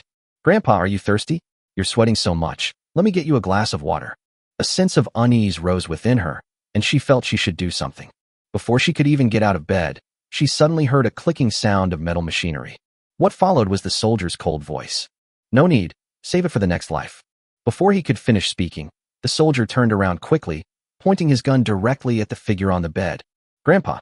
Da-da-da-da. Gunshots rang out, and the muzzle flashes illuminated the room with flickering light. More than a dozen bullets pierced through the live chicken, and its body lay stiffly on the bed, its eyes wide open in death. You're the boss, sir. Your whole family are bosses. I am a member of the Guard Special Forces, and my name is Temujin. Spitting on the ground, Temujin didn't even have time to put on his clothes. He quickly put on his tactical gear. kicked open the door with his bare buttocks, and charged out. Gunshots rang out outside, accompanied by piercing screams from women. Tonight, Spring Breeze Pavilion did not receive any outsiders. All the guests were members of the guards, which allowed them to slaughter without any restraint. As for whether there are any innocent, unaware live chickens in Chunfeng Pavilion, this is not something the soldiers should care about. They only need to faithfully carry out orders. Da-da-da-da. In less than 30 seconds, Spring Breeze Pavilion fell silent again. Only in the backyard of Chunfeng Pavilion, Zhao Sanyang hid in the shadows, trembling with fear. She knew that Jiang Chen had tricked her this time, and the gunshots in the front yard were proof of that. Damn it, that little bastard is really cunning. So he was seen through all along? If they've been exposed, what about Xiao Luoju's side? A terrifying thought instantly surfaced in my mind. No way, is Xiao the poster? With that thought in mind, the next moment, after confirming that there were no ambushes nearby, Zhao Sanyang leaped over the courtyard wall. What a coincidence! What a coincidence! No sooner had Master Xiao left than Spring Breeze Pavilion was massacred. We must bring this news back to the capital. With these thoughts in mind, Zhao Sanyang was about to take flight. The next instant, she felt her figure in midair being locked onto by more than a dozen gazes from all directions. No. Bang. Bang bang bang. With immense power, more than a dozen large-caliber bullets ripped through the night sky, piercing her body and tearing it apart. Zhao Sanyang's body was instantly reduced to dozens of pieces. Chapter 235 Shaoling. Thank goodness you're not dead. Hearing the gunshots fading into the distance behind him, Jiang Batian, who was driving, kept turning his head back. So what? So many women have tragically passed away, isn't that a pity? Jiang Chen couldn't help but tease him again. He had never noticed before that his old man was such a contrast. Get lost. Jiang Chen, if you keep acting so disrespectfully, I'll slap you. Hey, if you keep threatening me like that, I'll go back to the border town and expose what happened at Spring Breeze Pavilion. You. This is infuriating. Listening to the bickering between the father and son, even Xiao Rou, who was usually serious, couldn't help but chuckle. Having lost her family at a young age, she couldn't help but feel envious of the warmth between the father and son. Without further ado, the three drove back to the open training ground, and soon after, Yinqing's special operations team also returned. My lord, Operation Annihilation of Chun is complete. A total of 105 people were eliminated in this battle, including the enemy leader Zhao Sanyang. 80 members of our unit were dispatched, and there were no casualties. In the training ground, a villa stands amidst layers of protection from the guards. Jiang Chen's system is also incredibly practical in everyday life. Like the long-distance expedition he's undertaking now, all it takes is a thought. Hey, I have a place to stay. Of course, this villa had no running water or electricity, but compared to the ordinary soldiers crammed together sleeping in the carriages, it was a world of difference. Well, Emperor Qian's intelligence network in Taiyuan City has been completely uprooted, and he mistakenly believes that our next target is the capital. Huh, what are you thinking, kid? Isn't the capital city our next target? Hearing Jiang Chen's mutterings to himself, Jiang Batian couldn't help but ask a question. Similarly, Xiao Rou and Yinqing, who were standing to the side, also looked puzzled. In front of the group, Jiang Chen didn't hide anything and directly revealed his plan. Here's what I think. Since the Xiao family sent Xiao Rou to infiltrate my side and isn't planning to kill me immediately, it means they have a backup plan. Perhaps at this moment, experts from the Holy Realm have already gathered in the capital. Since we don't yet know their methods, I shouldn't be too presumptuous. Therefore, the next step for the guard force. As he spoke, Jiang Chen pointed and drew a circle around the simplified map of the Great Qian Empire on the table. Next, the Guardian Army will begin attacking the wealthy cities of the Great Qian dynasty, taking them down and controlling them. Father, as you yourself have said, all the luxurious food and drink of the Xiao family in the Holy Realm was plundered from the Qian kingdom.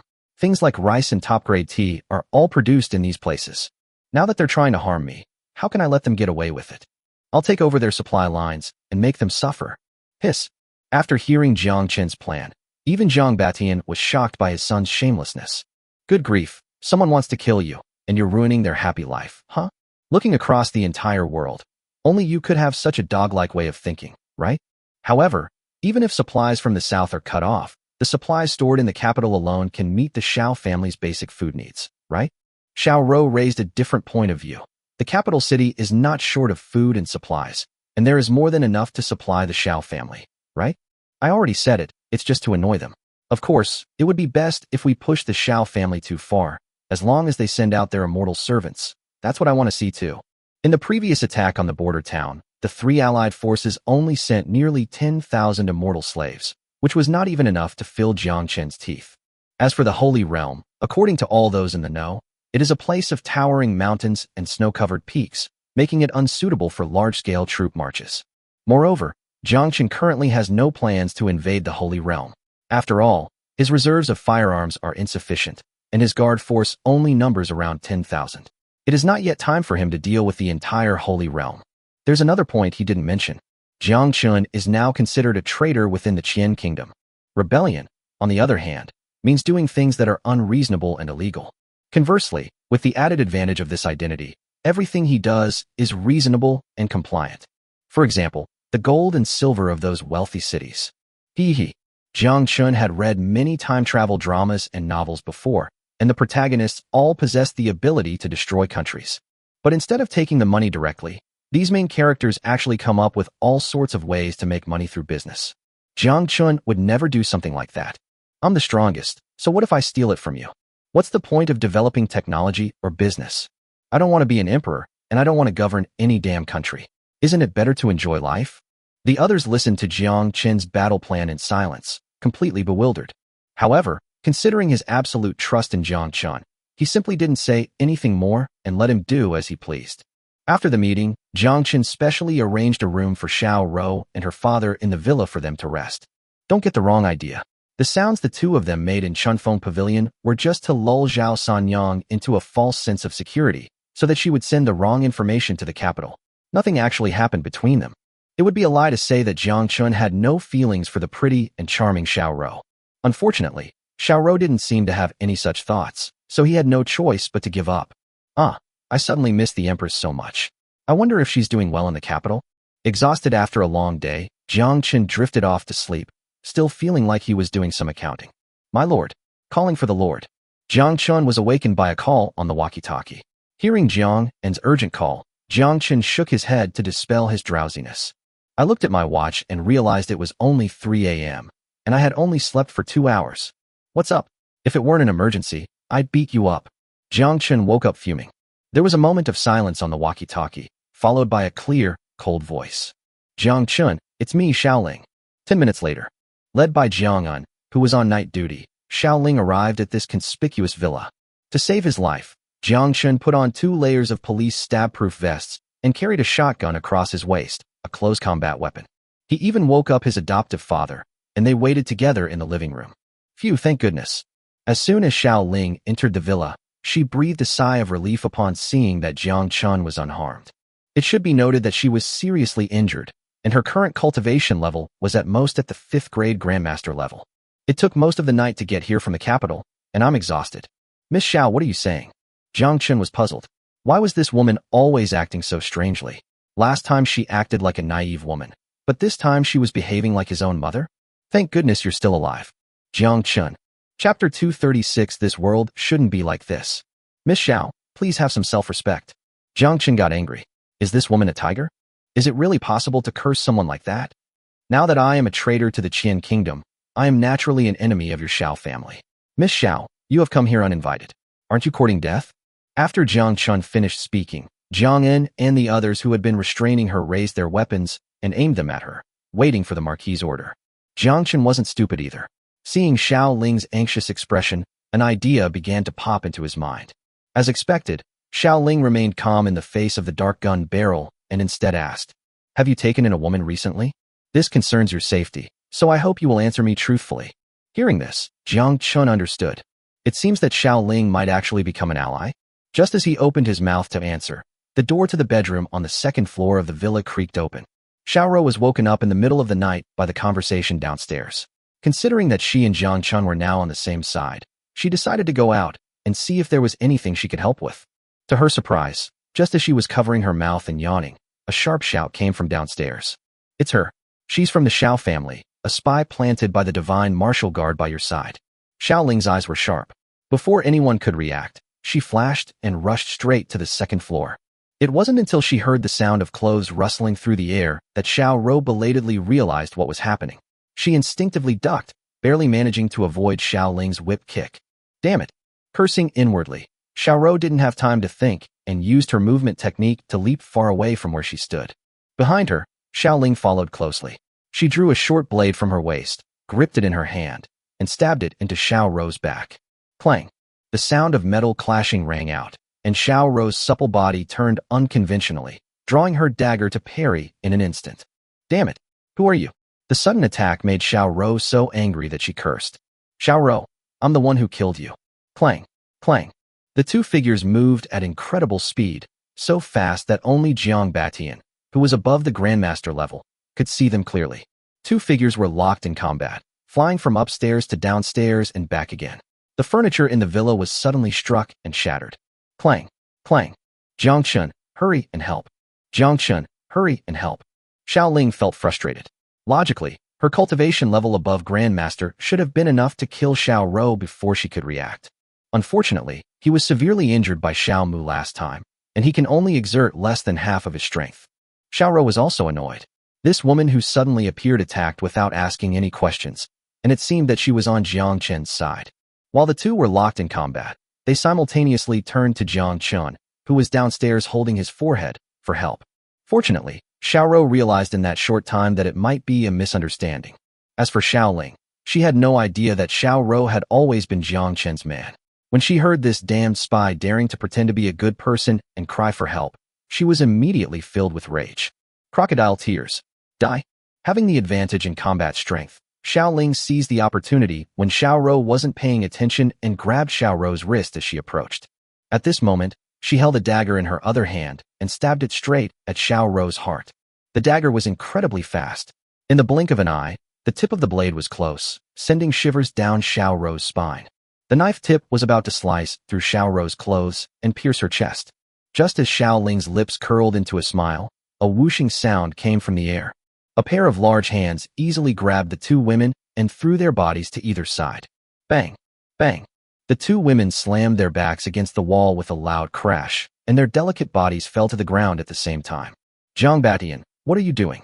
Xiaoling was furious and was about to kill Xiao Rou when Jiang Batian stopped her. I'm doing this for your own good, Jiang Chen, you bastard, do you even understand? Cough cough. Xiao Rou's blood surged, and after spitting out a mouthful of stagnant blood, her complexion turned slightly pale. What did I do to offend you? Is this silly woman so unreasonable? 10 minutes later, Jiang Chen and his son, along with the two women from the Xiao family, sat around the only remaining, relatively intact, coffee table in the living room, exchanging silent glances. At this moment, the villa, which had previously been decorated in a rather luxurious manner, had been reduced to a mess of cups and plates after the fight. So, Xiao Rou has been yours for a long time? After a long silence, Xiaoling's face turned pale and red, filled with shame and indignation. Unexpectedly, Jiang Chen had already seen through the patriarch's supposedly brilliant plan. Xiao Rou, her cousin, was someone she had met once at the Xiao family. At the time, she did think that her cousin was exceptionally talented, and that if she had been raised at home from a young age, her achievements would certainly be no less than her own. And Xiao Rou, who was favored by everyone in the Xiao family, turned out to be Jiang Chen's lackey in the end? Holy crap! Jiang Chen is truly terrifying. Just how many hidden agents does he have in the Holy Realm? Faced with Xiaoling's shame and indignation, Jiang Chen made a nasal sound to confirm, and then raised his own question. Miss Xiao, since you came here in the middle of the night to save me from this predicament, shouldn't you at least show some sincerity? After all, there is no love without a reason, nor is there hatred without a reason. The reason Jiang Chen held his father back and let the two women fight to the death was entirely due to his cautious nature. Only after confirming that Xiaoling was indeed his #1 spy who wanted to kill him did he temporarily set aside his doubts and have his father stop the two women from killing each other. Bah! What love without a reason? Don't flatter yourself. I'm only doing this for myself. Hearing Jiang Chen's shameless words, Xiaoling blushed, spat lightly, and continued. The reason I came to save you is because only you can deal with the Xiao family, and only you can deal with the entire Holy Realm. Hiss! Jiang Chen gasped upon hearing this. Was this girl really that ambitious? So, all the 1,000 rifles you bought from me before were lost, right? Jiang Chen smiled and chatted, as if Zhuge Liang had been reincarnated, which startled Xiaoling so much that she stood up, her eyes filled with shock. How did you know? How would I know you harbor rebellious intentions? The fact that you secretly ordered Emperor Qian to raise gold without the Xiao family's knowledge is enough to prove your point, isn't it? And have you forgotten the flashbangs I gave you before you left? Did you use them? After Jiang Chen finished speaking, a look of gratitude welled up in Xiao Ling's eyes. To be honest, Jiang Chen, that bastard, did do something decent. The flashbangs even had instructions on how to use them, which saved her life. You knew all along. You knew all along. Xiao Ling was bewildered. Where did this bastard get so much information? How could he find out about the assassins he had secretly trained for so many years without his family's knowledge? Damn, I'm not as magical as Zhuge Liang. I could have guessed it with just a little analysis of your little actions, okay? Jiang Chen was not pleased with Xiao Ling's monstrous gaze. All he wanted to know at that moment was whether Xiao Ling could become a powerful ally. Tell me about your thought process. As the eldest princess of the Xiao family, why do you want to deal with the Xiao family? Faced with Jiang Chen's gossipy gaze and tone, Xiao Ling hesitated for a long time before finally speaking softly and shyly. I think the world shouldn't be like this. Chapter 237 Comrade Xiao Ling, you've worked hard. Good heavens, this is truly amazing. Jiang Chen was shocked, his eyes widening like copper bells. This world shouldn't be like this, right? I never expected to hear this phrase in this ancient world. Do you know what beer is? Have you ever been to a beer hall? At this moment, Jiang Chen strongly suspected that this tiger woman had also transmigrated and possessed another body. What beer hall? Jiang Chen, even if you think I'm talking nonsense, you can't humiliate me like this. Seeing Jiang's curious and inquisitive expression, Xiao Ling felt as if her innermost thoughts had been read, and she was extremely ashamed. Oh no, don't misunderstand, Miss Xiao. I think your idea is great, very forward-thinking. To be honest, Xiao Ling's beautiful hair was tied into a ponytail like an adult, and with her fair face, all that was missing was a little mustache, right? Really? You? Yes, you don't need to say more. The Holy Realm hides in the shadows of this world, controlling everyone with its powerful force, just like a vampire crawling on the ground. It must be eradicated. And your Xiao family is merely a microcosm of this terrifying world. It too must be eradicated. As for you, Xiao Ling, although you were born in the Holy Realm, as you grow older, you become increasingly disgusted with the Holy Realm's ways and develop a strong sympathy for the common people. This world should not have vampires, and ordinary people should also be saved. And you, Xiao Ling, are that rebel who remains untainted by the mud. Am I right? Having guessed most of Xiao Ling's thoughts in one breath, Jiang Chen took a sip of the cooled tea on the table, displaying the demeanor of a master. How did you know? Xiao Ling was shocked. She hadn't expected that Jiang Chen would see through her after only meeting her twice. These rebellious thoughts were always buried deep in her heart, and even her closest maids were unaware of them. But unexpectedly, today, this legendary Jiang family outcast has turned everything upside down. Because I'm the same kind of person as you. Comrade Xiao Ling. Just kidding. Jiang Chen doesn't have the magnanimity to help others when he's successful. He said that just to win over Xiao Ling, so that he'd have one more ally in the days to come. As for Xiao Ling's progressive ideas, they were too rebellious in this dog-eat-dog ancient society. Upon hearing Jiang Chen's words, she was overwhelmed with emotion. I originally thought it would be a lonely and long road, but I never expected to meet a fellow traveler.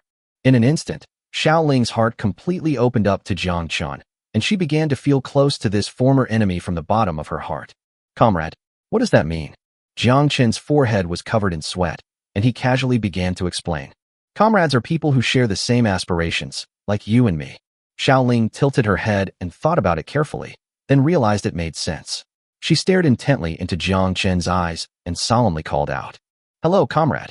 Jiang Chen. Wow, he's learning and applying it right away. He's a quick learner. At the same time, the scene of the two underground party members meeting immediately flashed into his mind. Xiao Ling, Comrade Jiang, I've been looking for you for so long. Jiang Chen, Comrade Xiao, you've suffered. Tears welled up in my eyes. Tears welled up in my eyes. Xiao Ling's long-frozen heart finally opened. Jiang Chen, what are your thoughts going forward? What are your plans? But if there's a need, I will do everything in my power.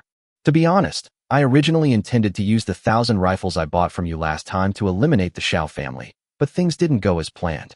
Then, Xiao Ling recounted her experience of being defeated at the Xiao family a few days ago. So it really was you that day.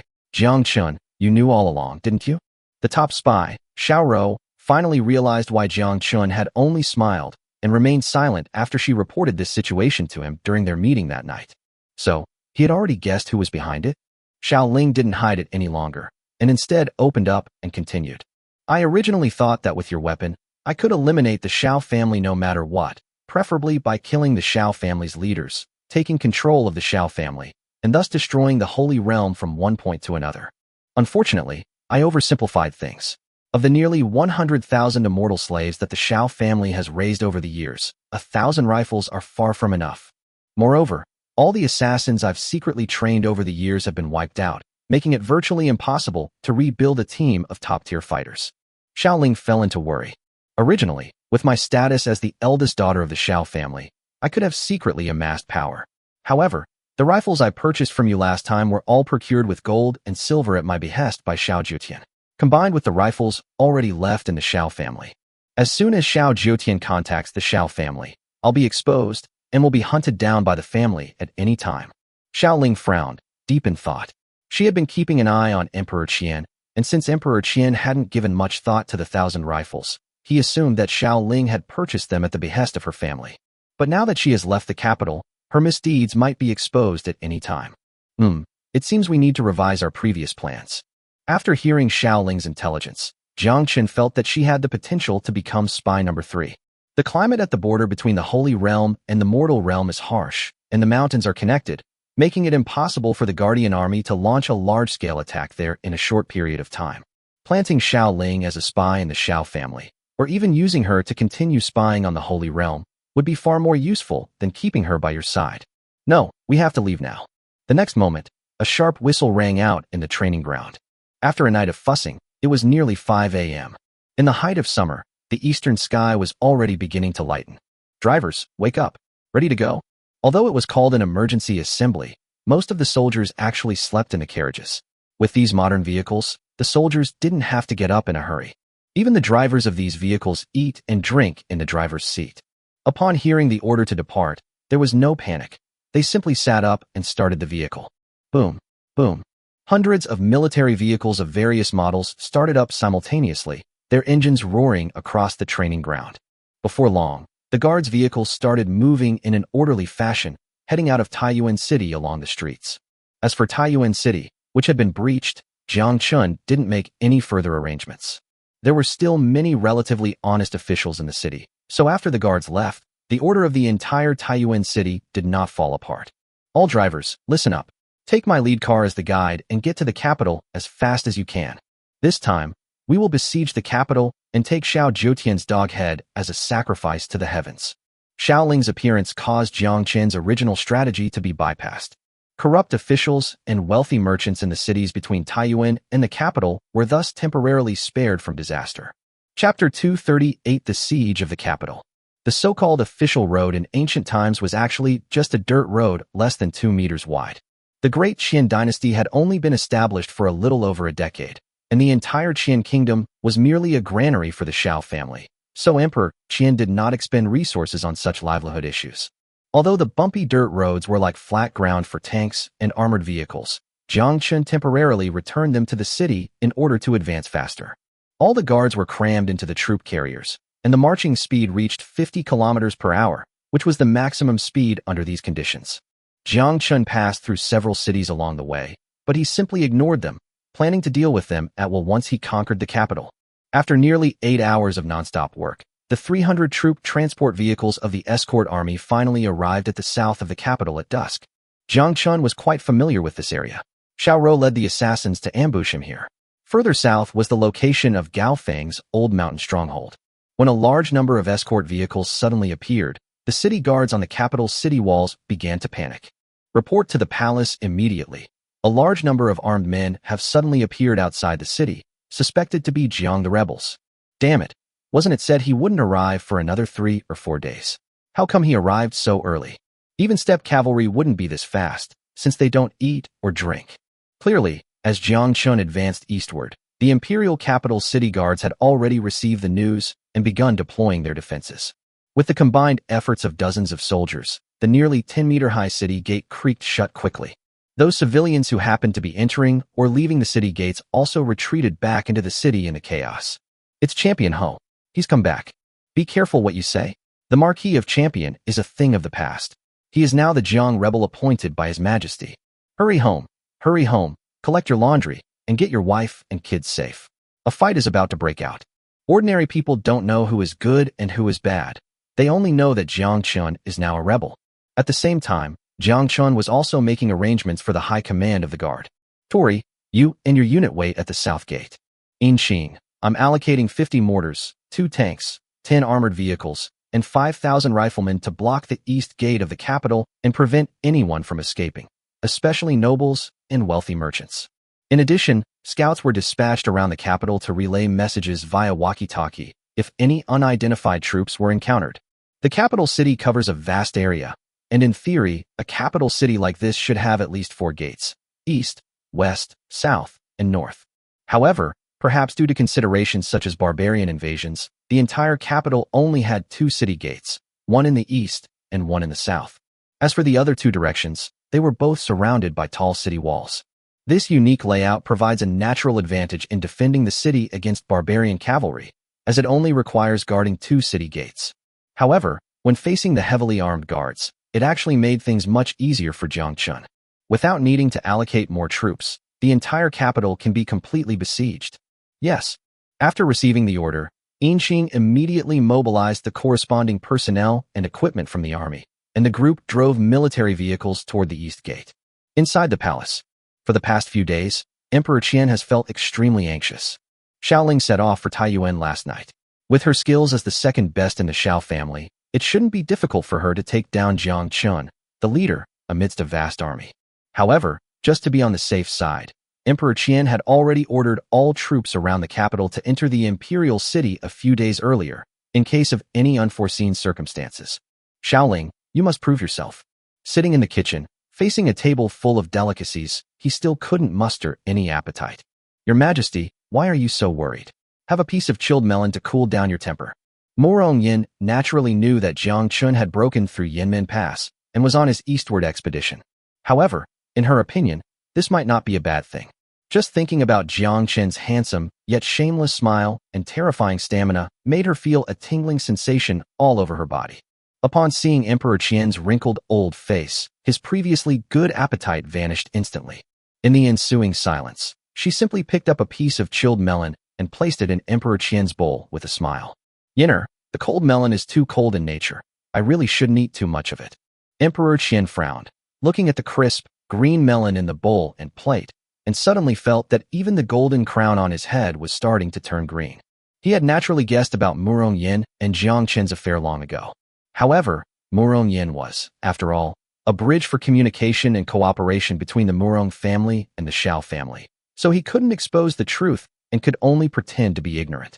Damn it, back when Jiang Chen was still not strong enough, you, Murong Yin, fed me bull penis and sheep penis every day, calling it a great tonic. What? Now that you have that beast Jiang Chen, you want me to calm down? The thought of how he had repeatedly chosen Murong Yin to be his concubine throughout the year, only to be politely refused with various excuses, made him feel incredibly frustrated. Are all women this materialistic? Or is this at Jiang Chen's behest? Emperor Qian lowered his head, his teeth clenched in hatred, and he imagined Jiang Chen's shameless face in his mind. Hey, Your Majesty, you mustn't let that old man touch you. Murong Yin nestled against Jiang Chen, smiling sweetly. Don't worry, Jiang Lang. That old man is useless. He only lets you touch him. Oh dear, I can't take it anymore. The more he thought about it, the angrier he became. Finally, Emperor Qian slammed his hand on the table and stared at his empress with his fierce eyes. He was about to confront the culprit when a eunuch's urgent shout came from afar. Your Majesty, something terrible has happened. Jiang Zhang has fought his way back to the capital. Hear my command. Clang. As soon as the eunuch finished speaking, Emperor Qian disappeared from the kitchen, his body causing the imperial table to overturn and scatter cups and plates in disarray. Empress Murong Yin was left standing there in a daze. Jiang Chen, please don't get into any trouble. You must be careful. It has to be said that the bond between teacher and student can sometimes be deeper than the bond between husband and wife. The southern city wall of the capital, 2 miles outside the city. The mortar battalion had already set up several positions, with 8 tanks lined up in a row, their cannons aimed directly at the heavy city gate. 5,000 infantrymen were already lined up in neat rows, just waiting for the tanks to smash through the city gates and for the armored vehicles to rush into the city. My lord, the east gate of the capital has been completely sealed off, and no one has escaped. Inqing's report came through the walkie-talkie. Because the guards appeared so suddenly, The officials and people in the city had no time to react, let alone flee with their families. Chinner, fight. I've finally waited for this day. Today I will personally kill Xiao Jiutian. Jiang Batian was eager to get started. He had been looking forward to this day for a long time. Uncle Jiang, could you please entrust Xiao Jiutian to me? After all, Xiao Rou panicked. Xiao Jiutian was also her target. Jiang Batian was shocked. Rower, he is your dearest friend and relative. Uncle Jiang should take care of this kind of betrayal of your master and ancestors for you. No, I've been waiting for this day for over a decade. Uncle Jiang, you're an elder. How can you compete with a junior like me? Jiang Chen sighed, rubbing his forehead. Even this has to be snatched? Chapter 239, We're at war. And you're talking about money? Stop arguing. Who said we're going to fight now? Jiang Chen interrupted their verbal sparring with a single sentence. Chinner, we're already here. Why have you changed your mind? Yes, Jiang Chen, you haven't changed your mind, have you? I, Xiao Rou, have endured so much hardship for so many years, all for this moment. Don't let me down. The old man and Xiao Rou thought Jiang Chen had changed his mind and finally stood on the same side. Huh, what are you thinking? The Qian Emperor ruined my life of leisure and has been scheming to get back at me time and time again. Letting him die like this is too easy. The two breathed a sigh of relief. But then Xiao Rou couldn't help but shudder when she thought of Jiang Chen's shameless methods. She began to feel sympathy for Emperor Qian. Jiang Chen raised the loudspeaker, then seemed to remember something and put it down. Why would I need a loudspeaker when I have two experts right here? Inside the palace, squads of imperial guards rushed about, while archers, armed with ample arrows and weapons, climbed the outer walls of the palace. One by one, ministers were dragged from their homes to the palace by the imperial guards with trepidation. At this time, the upper echelons of the Qian kingdom were more or less aware of everything that was happening in the capital. Some of them originally planned to take their valuables and their families with them and escape from this place of trouble. Before they even reached the east gate, they found it tightly shut, and a large number of city defense soldiers were already on high alert, preparing to defend the city. Of course, compared to the civil officials who were afraid of death and only knew how to fight among themselves, there were also many brave and courageous military generals among the court officials. Your Majesty, Zhang's army is marching so fast that even the scouts of the Divine Martial Guards couldn't react in time, and they are already at the city gates. For your Majesty's sake, for the eternal prosperity of the Great Qian dynasty, we, your humble servants, request to fight. A military general led his troops out, followed by several equally imposing generals. In the main hall, Emperor Qian's furrowed brows finally relaxed a little. These military generals were not valued in the past, but they were able to step forward in time during this critical moment. A few days ago, I recalled all the troops around the capital. At present, there are nearly 100,000 tiger warriors in the capital. These troops will all be handed over to you. Each unit only needs to hold out for 2 days in this operation, and reinforcements will arrive. The court officials originally thought that Emperor Qian's arrangements were just a last-ditch effort before his death. After all, the mysterious weapon that Jiang Chen possessed had already spread throughout the Great Qian dynasty after Yanmen Pass was breached. Think about it. Even the impregnable Yanmen Pass couldn't hold out for an hour in front of Jiang Chen. Although the capital city also has high walls and strong defenses, it can never compare with Yanmen Pass. It's only a matter of time before Jiang Chen breaches the gates of the capital. But the so-called reinforcements that Emperor Qian promised gave the ministers a boost of confidence. Oh, does His Majesty have another plan? That's great. The Great Qian dynasty won't necessarily be overthrown, and it looks like the family fortune embezzled over the years can be preserved. Left Prime Minister, I have already contacted the reinforcements for my army. What about your side? After sending a distress signal to his family, Emperor Qian also wanted to drag his business partners into the mess. Are you kidding me? Although the Great Qian dynasty is nominally under the name of my Xiao family, it also secretly includes a part of your Murong family, okay? The Murong family has built up numerous businesses and industries across the Great Qian dynasty over the years. Moreover, all the supplies the Murong family of the Holy Realm receives each month are transported from the Great Qian. You all need to contribute to this battle to defend our country. Your Majesty, this old minister has already contacted the main family, and nearly 10,000 reinforcements will arrive in the capital soon to provide assistance. Murong Dengyun answered with his head down, his scheme unfathomable. On that day, he had sensed something was wrong at Yanmen Pass and fled to the darkness in the distance. He then witnessed firsthand how a barrage of artillery fire reduced the impregnable Yanmen Pass to rubble. These mysterious and terrifying weapons of Jiang Chen left a deep sense of fear in his heart. Along with it comes greed. What about the Great Qian dynasty and the Xiao family? When facing Jiang Chen, they are nothing but chickens and dogs, okay? However, if we cooperate with Jiang Chen, perhaps it wouldn't be a bad idea. The ministers behind him were completely bewildered, wondering what the left chancellor was thinking. They had absolutely no knowledge of the affairs of the Holy Realm. What master? What nearly 10,000 reinforcements? Only 10,000 soldiers? That's a drop in the ocean. We have over 10,000 troops in the city combined. Do we really need just 10,000 more?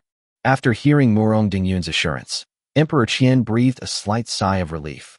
To be honest, he had originally hoped that Xiao Ling's assassination would succeed. Therefore, when he learned that the border guards had breached Taiyuan, he did not rush to ask his family for help, as this would make him appear incompetent. But how could he have predicted that Jiang Chen, who was hundreds of kilometers away just yesterday, would suddenly appear in the capital overnight? Only then did he belatedly realize that the spirit pigeon had sent a message back to the Holy Realm seeking help. Emperor Qian did not think highly of these ordinary soldiers. At this moment, he only hoped that Xiao Ling could succeed in the assassination. As for the city's garrison, he hoped they could delay for as long as possible. At worst, he could simply quit being emperor. With his master-level skills, he could easily escape the capital after Jiang Chen conquered it. As for those ministers below, calling them here was merely a way of showing that Xiao Jiutian was invincible. Perhaps after this crisis is resolved, my prestige will be further enhanced. Just as Emperor Qian was thinking this, a soldier from the Divine Martial Guard rushed into the hall, knelt down, and reported. Report, Your Majesty. A message has arrived from Jiang Batian, the biological father of Jiang the rebel, outside the city. As soon as the sergeant finished speaking, a buzz of discussion arose in the hall. What? Old champion Ho isn't dead. Didn't they say he died under the barbarian cavalry? Shut up. If His Majesty says he's dead, then he's dead. His word is law. Don't make yourself unhappy. Emperor Qian frowned. If you want to fight, then fight. Why are you shouting? What did Jiang Zemin and his son shout? Could it be that this father and son are actually still loyal to the emperor and love their country, but are just holding a grudge and want me to apologize to them personally? Perhaps this is not impossible. As long as we minimize military conflict, we can stabilize the situation for the time being. Once the family reinforcements arrive, Unfortunately, the Xinwu Guard's answer shattered Emperor Qian's illusions. Jiang Batian said that as long as His Majesty hands over all the gold and silver in the capital, peace talks can be held to end the war. Jiang Batian also said that he and His Majesty were like brothers, and he really did not want to fight each other. In addition, he said he only accepted cash and didn't care for banknotes. As soon as the sergeant finished speaking, everyone felt a buzzing sound above their heads. What is that? Jiang Chen, is there something wrong with my brain? With rebel troops besieging the capital, how can you talk about money at a time like this? Do you still have any ambition? Do you still have any manly spirit? Only Emperor Qian, his eyes darting around, his face instantly turning a deep purplish red, gritted his teeth, and asked. He asked how much money he wanted. Chapter 240 Extortion. Emperor Qian was disgusted. I've said it. The sergeant, who had never received so much attention from high-ranking officers before, swallowed hard before replying. Jiang Batian said that Dengyun would have to hand over at least 100 million taels of gold as compensation for the military losses he incurred during his campaign before he would lead his troops back to the border. Oh, he also said he doesn't want jewelry or valuables, he only wants gold and silver. Ministers, what exactly is Jiang Chen doing? After the soldier finished speaking, a collective gasp filled the hall. Emperor Qian's face was terribly gloomy. His first thought was of Jiang Chen's shamelessness. 10 million taels of gold. If you stack them up, they could fill a whole room. The total tax revenue collected by the entire Dengyun treasury in a year was less than 10 million taels. Not to mention that these 10 million taels also need to be used to pay official salaries, military expenses, and so on. If 1 million taels can be saved at the end of the year, that would be considered a great achievement. Of course, Jiang Chen's actions might not actually be motivated by a desire for money, but rather, Emperor Qian turned his gaze back, and the more than 100 ministers standing below wished they could dig a hole in the ground and shrink into it. Your Majesty cannot see me, and you cannot see me. Everyone knows perfectly well how much money the Great Qian treasury has. At this moment, what they feared most was that His Majesty would take action against the ministers. In short, all the ministers present knew in their hearts that being an official was all about money and power. Who here can confidently guarantee that they have never embezzled? Good heavens! All the wealth we've accumulated over the years, we can't afford to lose it all in one day. My beloved ministers. After a moment's thought, Emperor Qian addressed his ministers below, his tone incomparably amiable. But before he could even speak, he was interrupted by several civil officials. His Majesty. The dejected look on the faces of these civil officials suddenly turned into one of deep indignation. Your Majesty, Jiang the rebel has gone too far. Not only has he allowed his troops to wreak havoc within the Great Qian territory, but now he dares to openly extort your Majesty. My dear ministers, listen to what I have to say. Your Majesty, you must not believe Jiang's promises. His troops are all barbarians or prisoners of war who have surrendered from our Great Qian dynasty. What credibility can such an army have? My dear ministers, that's not what I meant. I just wanted each of you to contribute. Your Majesty, we, your humble servants, request permission to fight. We are willing to punish the traitors for your Majesty. Emperor Qian tried to speak 3 times, but each time he was interrupted by these civil officials with an air of righteous indignation, leaving him looking extremely frustrated and uncomfortable. Just then, many ministers also realized what was happening. Oh, your Majesty, if His Majesty really wants to raise money, won't this be slashing his own head instead? As a result, everyone with a guilty conscience got anxious. Your Majesty, Grand Secretary Wen is right. Our Great Qian cannot suffer such humiliation. For the sake of the royal family's honor, we implore your Majesty to fight Jiang Chen to the death. We swear to defend the capital to the death. Even some military officers have now sided with the civil officials, clamoring to leave the city and fight to the death. Taking someone's money is like killing their parents. This scene perfectly illustrates the point. Chaos erupted. Emperor Qian's head was buzzing. He realized the shamelessness of Jiang Chen's move, but he didn't expect his ministers to react so strongly. Shut up. All of you shut up. Emperor Qian roared, unleashing his grandmaster-level internal energy, which shook everyone in the hall to their core. Good heavens! Your Majesty, so this is how powerful your inner strength is. Why was it never discovered before? This person is probably at the 5th grade grandmaster level, right? It must be said that once the identity of a 5th-rank grandmaster was recognized, the chaotic court instantly quieted down. In this world, fists ultimately prevail. Left Prime Minister, as the head of the civil officials, you should set an example. In the ensuing silence, Emperor Qian finally spoke. His meaning was clear. Regardless of whether Jiang Chen's tactic of asking for money was genuine or not, the priority was to stall him and buy time. The longer the delay, the closer the family reinforcements will get. Your Majesty, this old minister is willing to contribute 10 million taels of gold. Murong Dengyun had already prepared his answer in his mind. The Murong family could afford to pay 10 million taels of gold. Moreover, her daughter has a close relationship with Jiang Chen. If Jiang Chen were to conquer the Great Qian dynasty in the future, this money might become her dowry. He felt no guilt whatsoever, as if he had found the money on the street. Ministers, wait a minute. Prime Minister, are you on our side or not? I know your family is wealthy from business, but to throw away 10 million taels of silver without even blinking an eye. Oh, my fellow colleagues, please don't feel guilty. When it comes to donations, just do what you can. Facing the resentful gazes of his colleagues, Murong Dengyun seemed genuinely concerned for everyone's well-being, offering gentle words of comfort. The ministers were completely outraged. So what if you're so high and mighty? However, since the left prime minister had taken the lead, no one could say anything more. If they continued to hesitate, it might not be a matter of donating money, but rather the confiscation of property. Your Majesty, I am willing to donate 5 million taels of gold, wishing your Majesty boundless blessings. Your subject also donates 3 million taels of gold to wish our Great Qian dynasty 1,000 years of prosperity.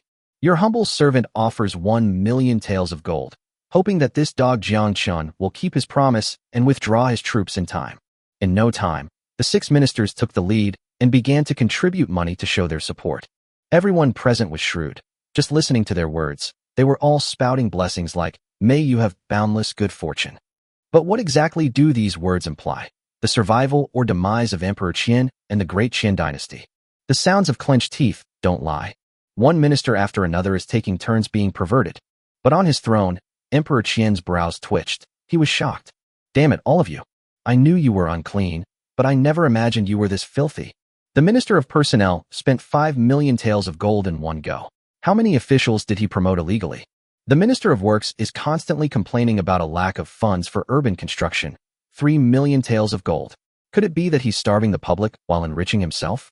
And another thing, that Minister of Rights. Aren't you supposed to be all about poetry, literature, rights, change, integrity, and trustworthiness? Where did you get 1 million taels of silver from? Holy crap. This is outrageous. Unexpectedly, his ministers were richer than he, the emperor. Emperor Qian inwardly grumbled about these once docile and respectful ministers. But how could these ministers be happy at all? They cursed Emperor Qian's ancestors for 18 generations in their hearts. The gap between the emperor and his ministers began to widen from then on. Only then did Emperor Qian realize the shamelessness of Jiang Chen's actions. This bastard is going to make me lose everyone and all my supporters. Shameless. Utterly shameless. I wanted to kill you back then, and you're not going to let me off the hook, are you? You could have just sent troops to attack the city, but instead you chose to play mind games and annoy me, huh? Damn it. Chapter 241. The extortion continues, still 10 million tales. Outside the city gates of the capital, night had fallen, and the sky had darkened. The guards and the Imperial City defense troops on the city wall faced each other across the darkness, their voices trembling with fear. Jiang Chen, my identity hasn't been exposed yet. How about I sneak into the palace under the cover of night and cut off his head? After a long day of work, all the soldiers in the guard formation took out their military rations from their backpacks and began to enjoy their dinner. Jiang Chen, needless to say, sat with his confidants in the villa that had appeared out of nowhere, enjoying a steaming hot pot meal. Sichuan hot pot with ice-cold beer, so exciting. After downing the drink in one gulp, Jiang Chen shook his head and politely declined Xiao Ling's offer. No rush, don't worry. Emperor Qian might still think you're plotting something. Give him some hope. After all, the greater the hope, the greater the disappointment. Hiss. Seeing Jiang Chen's cunning gaze, the group immediately felt a chill. Why did Emperor Qian have to offend Jiang Chen of all people? If you offend someone, at worst they'll fight you to the death. Offending Jiang Chen is a serious offense. Anyway, Jiang Chen is the boss here. So since he made this decision, everyone stopped talking and started to eat heartily. So ladies, how's the hot pot? Hee hee. These modern foods were already enjoyed by my cheap dad back in the border town. Only the two sisters from the Xiao family were experiencing such delicacies for the first time. Xiao Ling, in particular, picked up a piece of tripe covered in red oil and put it into the pool, chewing it with a crunching sound. The spicy and savory flavor was truly addictive. Before long, she was covered in sweat and, imitating Jiang Chen, tilted her head back and downed the beer in her glass. That feels so good. Hee, since you like it so much, do you want to keep eating it? Follow me, Jiang, and you'll have as much of these good stuff as you want. Of course, that includes you, Xiao. Having not seen his beloved teacher Yan for a long time, and now with these two beautiful women by his side, Jiang Chen suddenly felt like keeping track of the accounts again. I wonder if teacher Yan is doing well in the palace? Your Majesty, have you mistreated her these past few days? Wait, something's not right. Teacher Yan is Emperor Qian's wife, Xiao is Emperor Qian's daughter, and Xiao Ling is Emperor Qian's niece. So, without even realizing it, I've already taken part of my revenge. Stimulate. Jiang Chen was extremely satisfied and was about to continue enjoying his meal when the doorbell rang. Reporting to Your Excellency. A convoy has appeared in the capital city and is heading towards our camp. After the messenger left, Jiang Chen wiped his mouth, looking rather impatient. Wow. This is the capital city after all. There are so many rich people here. They raised the fund so quickly? I have to go check it out. After saying that, Jiang Chen led his group out of the villa and walked quickly towards the front of the military formation. The guards were stationed at the front lines. By this time, 100 carriages had been neatly parked. The general in charge of escorting them, seeing Jiang Chen and his party arrive, clasped his hands respectfully and said, "May I ask if Jiang Chen was present? This humble general is under imperial orders to escort the silver out of the city. Here is a total of 52 million taels of gold. Please have the champion marquis count it." While the general appeared to be bowing respectfully, his eyes were darting around restlessly. He originally planned to launch a surprise attack while Jiang Chen was close by, or at least take Jiang and I hostage, so that the crisis in the capital could be resolved. Little did they know, this unit from the border town was indeed well-trained and highly vigilant. Jiang Chen was still quite a distance away when he was stopped by his bodyguards, and in an instant, nearly 100 dart gun barrels seemed to shield Jiang and I in the middle. There's no chance anymore. My war merits are gone. As the general sighed inwardly, he heard Jiang Chen's angry voice. What? Only 50 million taels of gold? That old dog Xiao Jiutian. Is he trying to fob me off like a beggar? It was supposed to be 10 million taels of gold. Can't this dog keep its word? This general was a member of the Divine Martial Guard responsible for the defense of the palace. As Emperor Qian's loyal hound, he had never heard of anyone so brazenly insulting his majesty. For a moment, The veins on his forehead throbbed, and he wished he could fight to the death to uphold imperial power. But remembering His Majesty's instructions before his departure, he could only swallow his anger and grit his teeth as he replied curtly.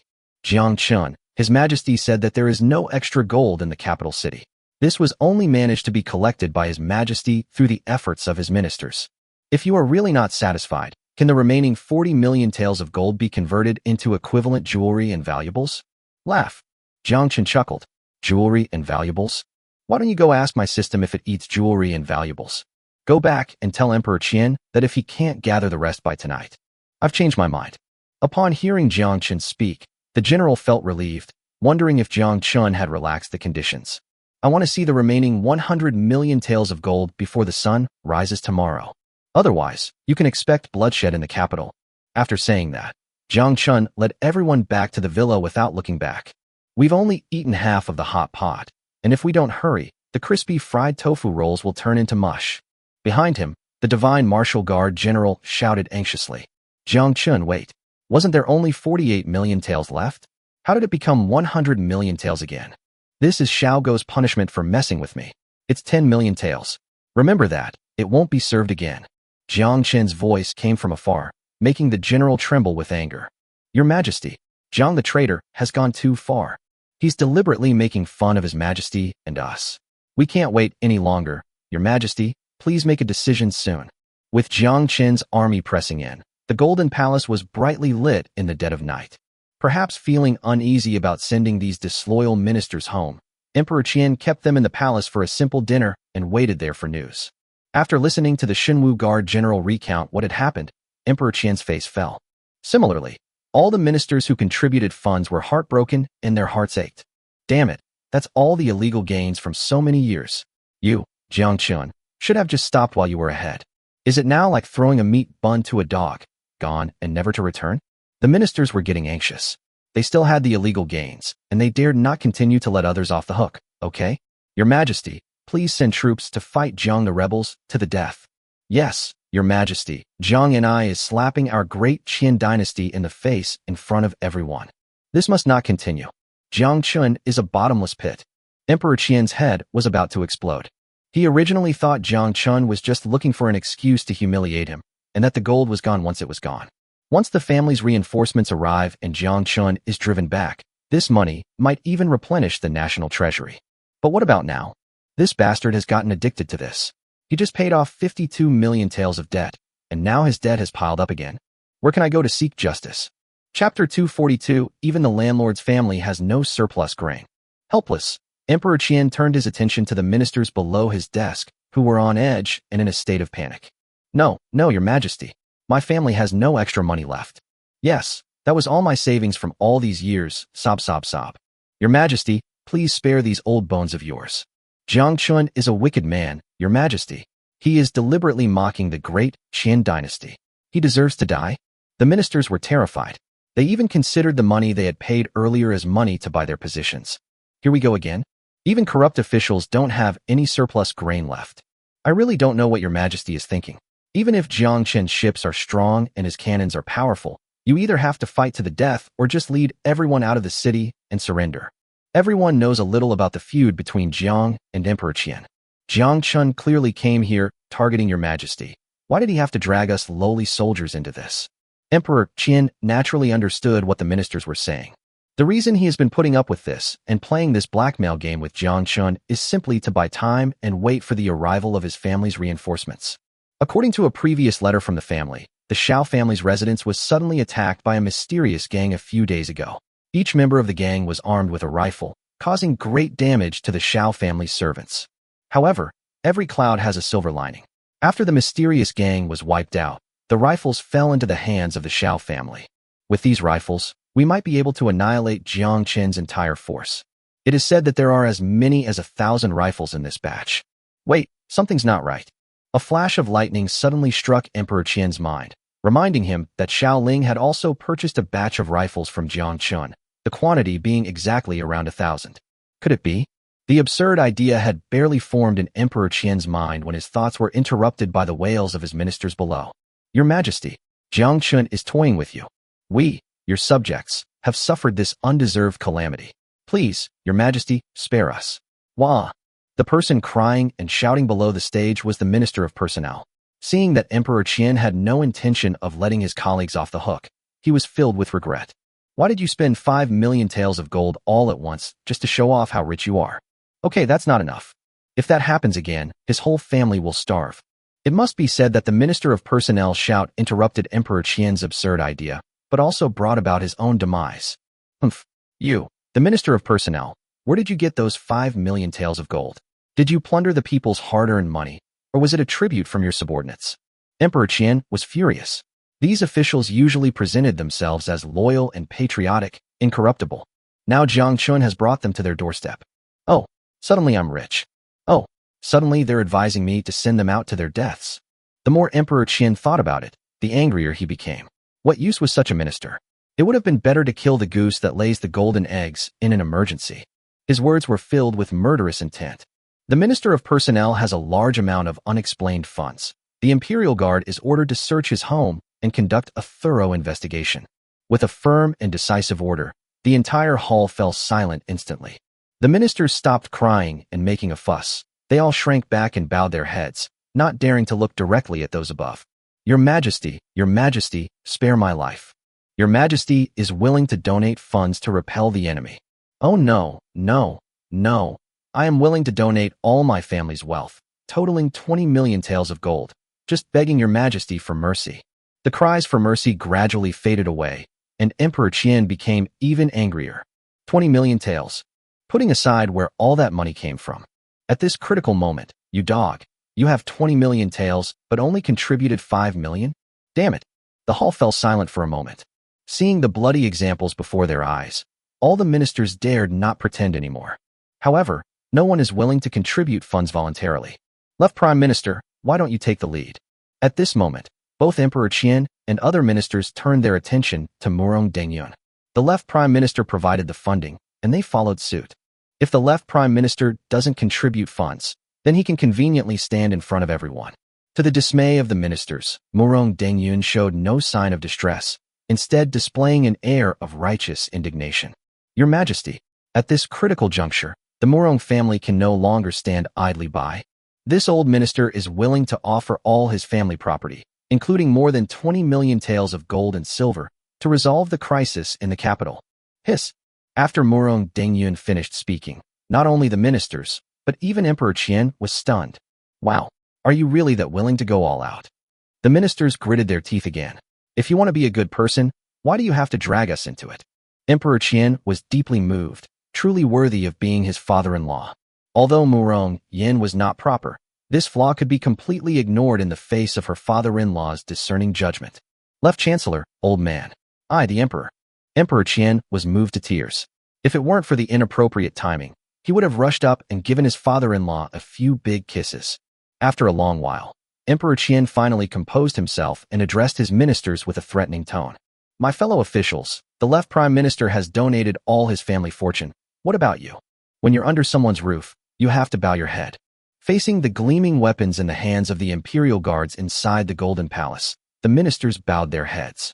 Your Majesty, I am also willing to donate all my family property, totaling more than 8 million taels of silver. I am willing to. One by one, the ministers' illusions were shattered. Everyone could clearly distinguish between the two choices, preserving their family property and preserving their official positions and heads. In the end, after Emperor Qianlong carefully recorded and summarized the information, everyone contributed a total of over 11 million taels of gold. Terrifying. Terrifying indeed. Of course, even though the capital city was incredibly wealthy, it was impossible for it to have so much cash stored up. Of the reported silver, only over 60 million taels were in cash. The rest were either banknotes or jewelry of equivalent value. Since Jiang Chen specifically requested cash, that's easy enough. With so many wealthy merchants gathered in the city, it would be very convenient for them to exchange these silver notes and jewelry for cash. Many ministers, quick-witted as ever, immediately came up with ways to make money. Can those wealthy businessmen outmaneuver the powerful and influential? Hey. Listening to the chaotic chatter in the Golden Palace, Murong Dengyun stood alone in a corner. Instead of feeling sorry for the loss of his family fortune, he began to feel more active. Tens of millions of taels of gold. What kind of stuff is that? Do people in the Holy Realm really care about worldly gold and silver? However, if Jiang Chen really overthrows the Xiao family dynasty, why should I stay by Emperor Qian's side? He knew everything about his daughter and Jiang Chen. I must let Jiang Chen know about the 30 million taels of gold I contributed another day. This spoiled brat, whom I used to look down on, has actually grown to this level. Invest. The Murong family is going to invest heavily. It must be said that Murong Dengyun, a man with the air of a businessman in his bones, is the best at judging the situation. In other words, he's a fence-sitter who sways between two sides. Chapter 243 Shifting Hatred. Emperor Qian incurs public enrage. Raising over 11 million taels of gold and silver would take time, and even more so, it would require power struggles. So after registering the donation amount of each minister, Emperor Qian finally allowed the ministers to leave the palace and find their own ways to raise cash. Little did he know that Jiang Chen's extortion, besides creating discord between them, would lead to even greater trouble. Despite the massive advance of the Imperial Guard tonight and the imminent threat of war, ordinary civilians have not been greatly affected. Everyone ate and drank as usual and slept as usual. No matter who becomes emperor, the bottom of society will always be the bottom of society. Who knows, it might even be transformed. Only the wealthy merchants were huddled at home, trembling with fear as they guarded all their packed belongings. Some wealthy businessmen with powerful connections had already received the news that Jiang Zemin was besieging the capital but not attacking it. Instead, he was extorting money from Emperor Qian. Damn it, don't you dare try to target us ordinary folks. In the western part of the capital, due to the low social status of merchants, this area, which is far from the city gates, is home to many merchant families. With the ministers released, the area quickly became lively again. My lord, you must not lay a finger on me. Wah, I've served you faithfully without ever neglecting you.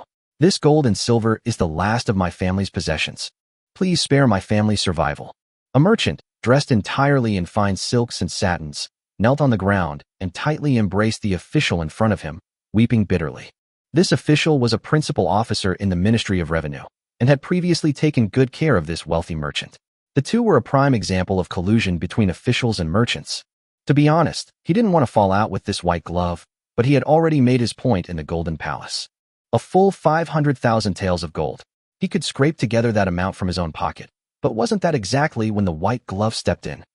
If you don't collect the eggs, what's the point of raising chickens? Get out of here.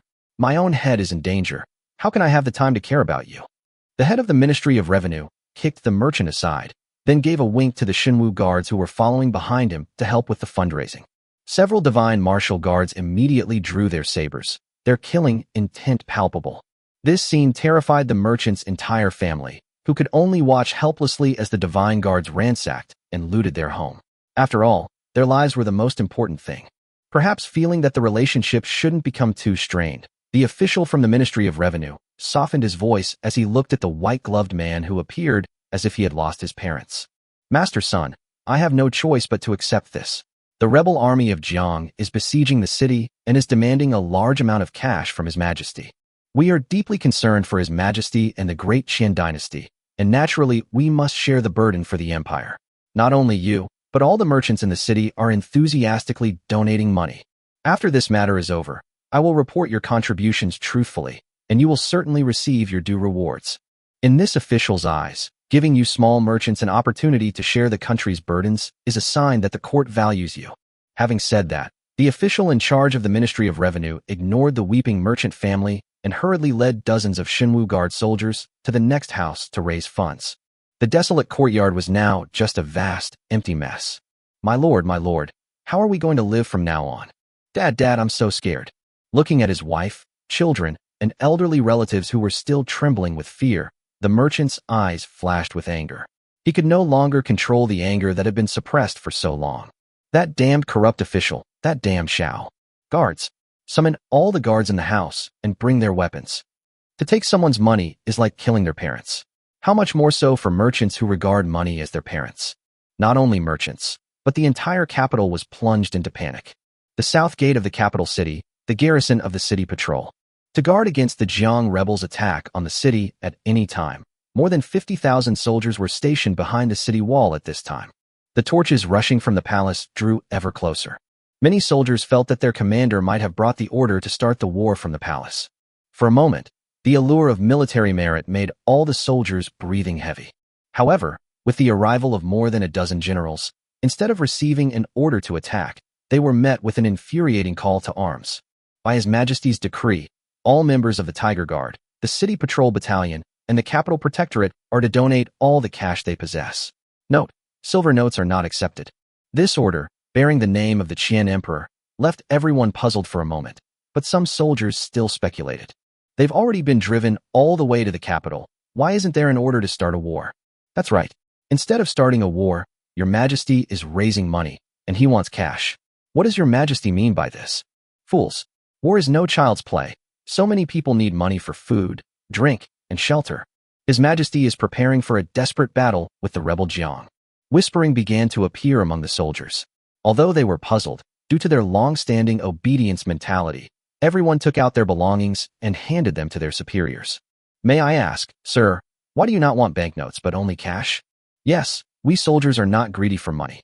I have 5 taels of silver notes here, which I can donate as well. Yes, I have one too. As long as we can repel the Jiang rebels and protect the capital, even if it means giving away all my wealth, I, a lowly person, will. The soldiers hesitated, and before the last soldier could finish his boastful words, he was interrupted by the centurion in charge of collecting the money. The centurion's eyes were filled with anger, and he said in an icy tone, "What a load of rubbish about raising military funds. All this money was given to Jiang and I to buy his life." As soon as he finished speaking, the excited atmosphere around them suddenly turned cold, and all the soldiers froze on the spot, their eyes wide with disbelief. After a while, indignant words began to erupt from the crowd. Damn! We are the elite of the Great Qian dynasty, and now that we have been attacked by traitors, instead of taking the initiative to attack, we have to raise money to save our lives. Sir, please return my money to me. Yes, and my money too. I have never suffered such a humiliation in my life. It's just a rebellion. Why are you so afraid? Which idiot gave this order? Does that guy even have a penis? He's such a coward. The room fell silent once more after those words were spoken. The centurion's eyes were dark, and he spoke softly, his voice filled with unyielding spirit. This is His Majesty's decree. You must be careful what you say. If someone were to speak so recklessly under normal circumstances, they would probably have been beheaded long ago. Unfortunately, Emperor Qian's order seemed to have provoked public anger, and everyone selectively ignored such disobedient words. We're soldiers. This is so insulting. What future is there in following someone like that? That silver taels was money I had saved up for a whole year, and it was used to buy my life? Bah, buying a life. Whose life do you think you're buying? Huh. Centurion, you're not happy either, are you? This scene was repeated one after another in the capital. What Emperor Qian didn't know was that, because of his simple order, all those who originally regarded Jiang Chen as a traitor transferred their hatred to Emperor Qian. Chapter 244 Playing the Rogue. Retreating is impossible. Outside the city gate. As the eastern sky rose, the south gate of the capital city opened a crack once more, and carriages, leaving deep ruts, drove out from inside. It was the same Shenwu Guard general, but this time he looked exhausted as he left the city, unlike last night. After a whole night of looting and extortion, the divine martial guards were not spared either. Even he, a second-rank military officer, donated several thousand taels of gold. Of course, these material possessions are gone once they're gone. You can always earn them back later. What truly worried him was the mutiny that occurred among a large number of soldiers in the city last night. He spent half the night leading his troops to suppress the mutinous forces. Fortunately, all the commanding officers were on duty, and the situation was finally brought under control with great difficulty. Now, all he hopes is that Jiang and I will keep his promise and hurry back to his border town with the money. Where is the champion, Marquis? 10 million taels of gold are all here, no less. He exhaled a breath of stale air and asked. It was the same spot as last night, but Jiang and I wasn't waiting there. There was only one strangely dressed, burly man with a full beard standing there. Judging from his appearance and the long, unruly hair under his helmet, he's undoubtedly a barbarian. Bah! Shameless Jiang Zemin. How dare he lead barbarians to attack our motherland? My lord is still sleeping. Leave the money and get out. Tori noticed the contempt shown by the Shenwu Guard generals and immediately gave them a cold shoulder. This. General, please inform Lord Jiang and ask him to inspect it personally. After all, Lord Jiang had promised that he would withdraw his troops once he received the ransom. No, the money. The young general is still waiting to return to the palace to report. The general instantly felt completely overwhelmed. What happened to the promised retreat? Humph. Withdraw your troops? What do you mean, withdraw your troops? Sure enough, at that moment, a bad premonition swept over my whole body, and a chill ran straight to my head. My lord, you must be joking. The Marquis of Champion is a man of his word. He promised to withdraw his troops. Moreover, how could things change so quickly in just one night? Tori grinned maliciously. He had already received instructions from Jiang Chen. Retreat is out of the question. Oh, you keep invading our border town. Fine, once we finally get to your doorstep, you'll have to retreat. Where in the world can you find such a wonderful thing? Are you leaving or not? If not, then stay here. Tori lost his patience, and with a wave of his hand, the soldiers behind him raised their dark gun barrels, exuding murderous intent. Quick, retreat. Retreat back into the city. His beautiful illusions were shattered, and the general finally realized that he had been tricked, and so had his majesty. What nonsense about paying them to withdraw their troops. Dignity exists only on the edge of the sword. Watching the escorting convoy flee back into the city in a panic, Tori ordered his men. Deliver this batch of gold to the Marquis. Remember to keep your voice down. The Marquis might still be sleeping in. After several dozen soldiers escorted the carriage to the villa where Jiang Chen lived behind the army formation, Tori didn't want to wait any longer and immediately ordered his troops to prepare for battle. Tanks advance. Aim at the city gate. Artillery battalion, prepare. Target directly ahead, behind the city gate. Drone reconnaissance has detected a large number of enemy troops stationed behind the city gate. Throw them as fast as possible to kill as many enemy troops as possible in the shortest time. The order was given via radio, and Inqing's troops, located far away at the eastern gate of the capital, naturally began to move. Have all the company and battalion commanders heard me? Proceed according to Commander Tori's orders. In an instant, as the escort tanks roared to life, bluish exhaust fumes billowed from their rear ends. Along with this spread came the fear of the patrolling soldiers on the city walls. Those lumps of iron moved. Their infantry followed behind the iron lumps, and here they came.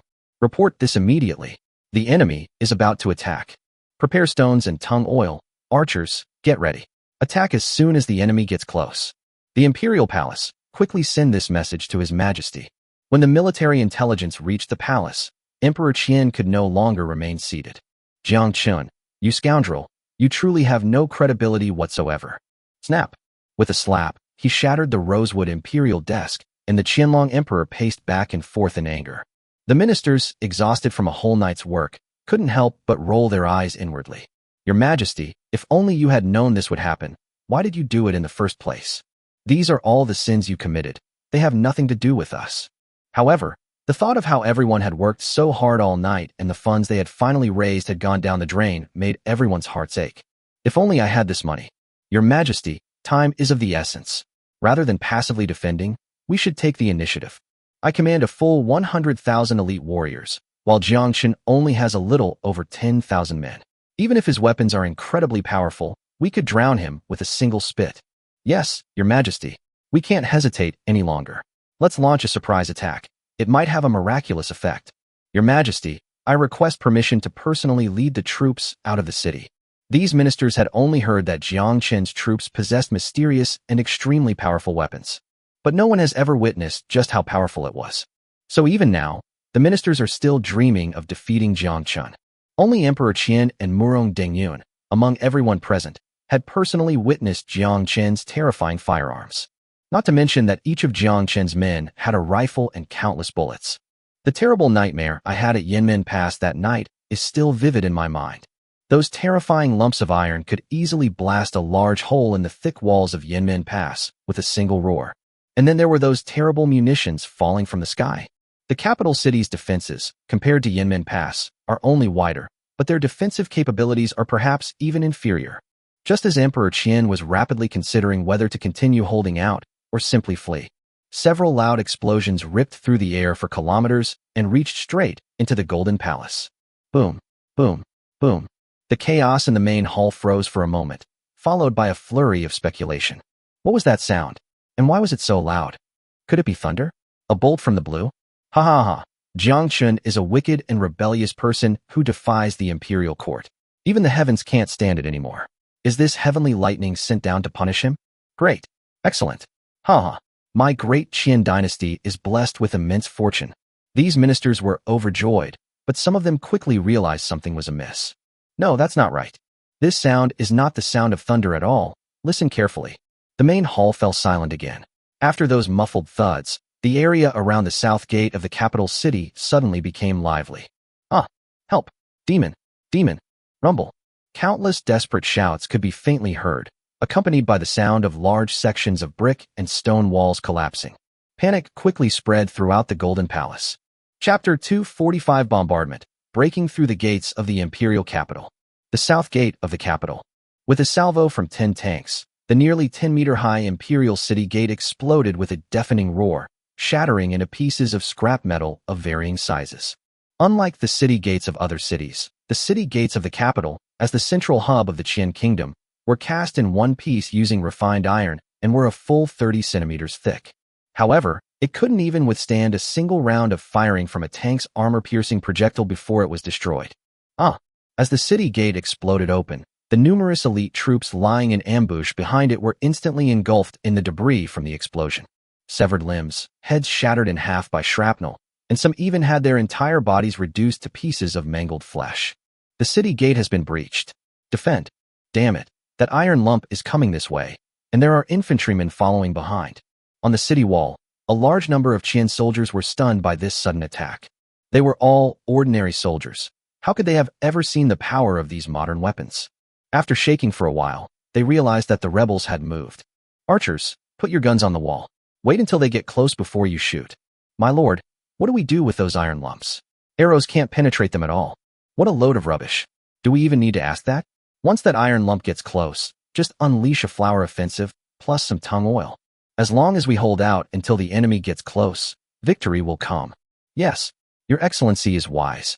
The general guarding the south gate was also well-versed in the art of city defense, and he was not discouraged by the enemy's attack. The southern city wall of the capital was entirely constructed of bricks and stones, with a thickness of nearly 10 meters. Although that iron lump was incredibly powerful, it easily breached the city gate.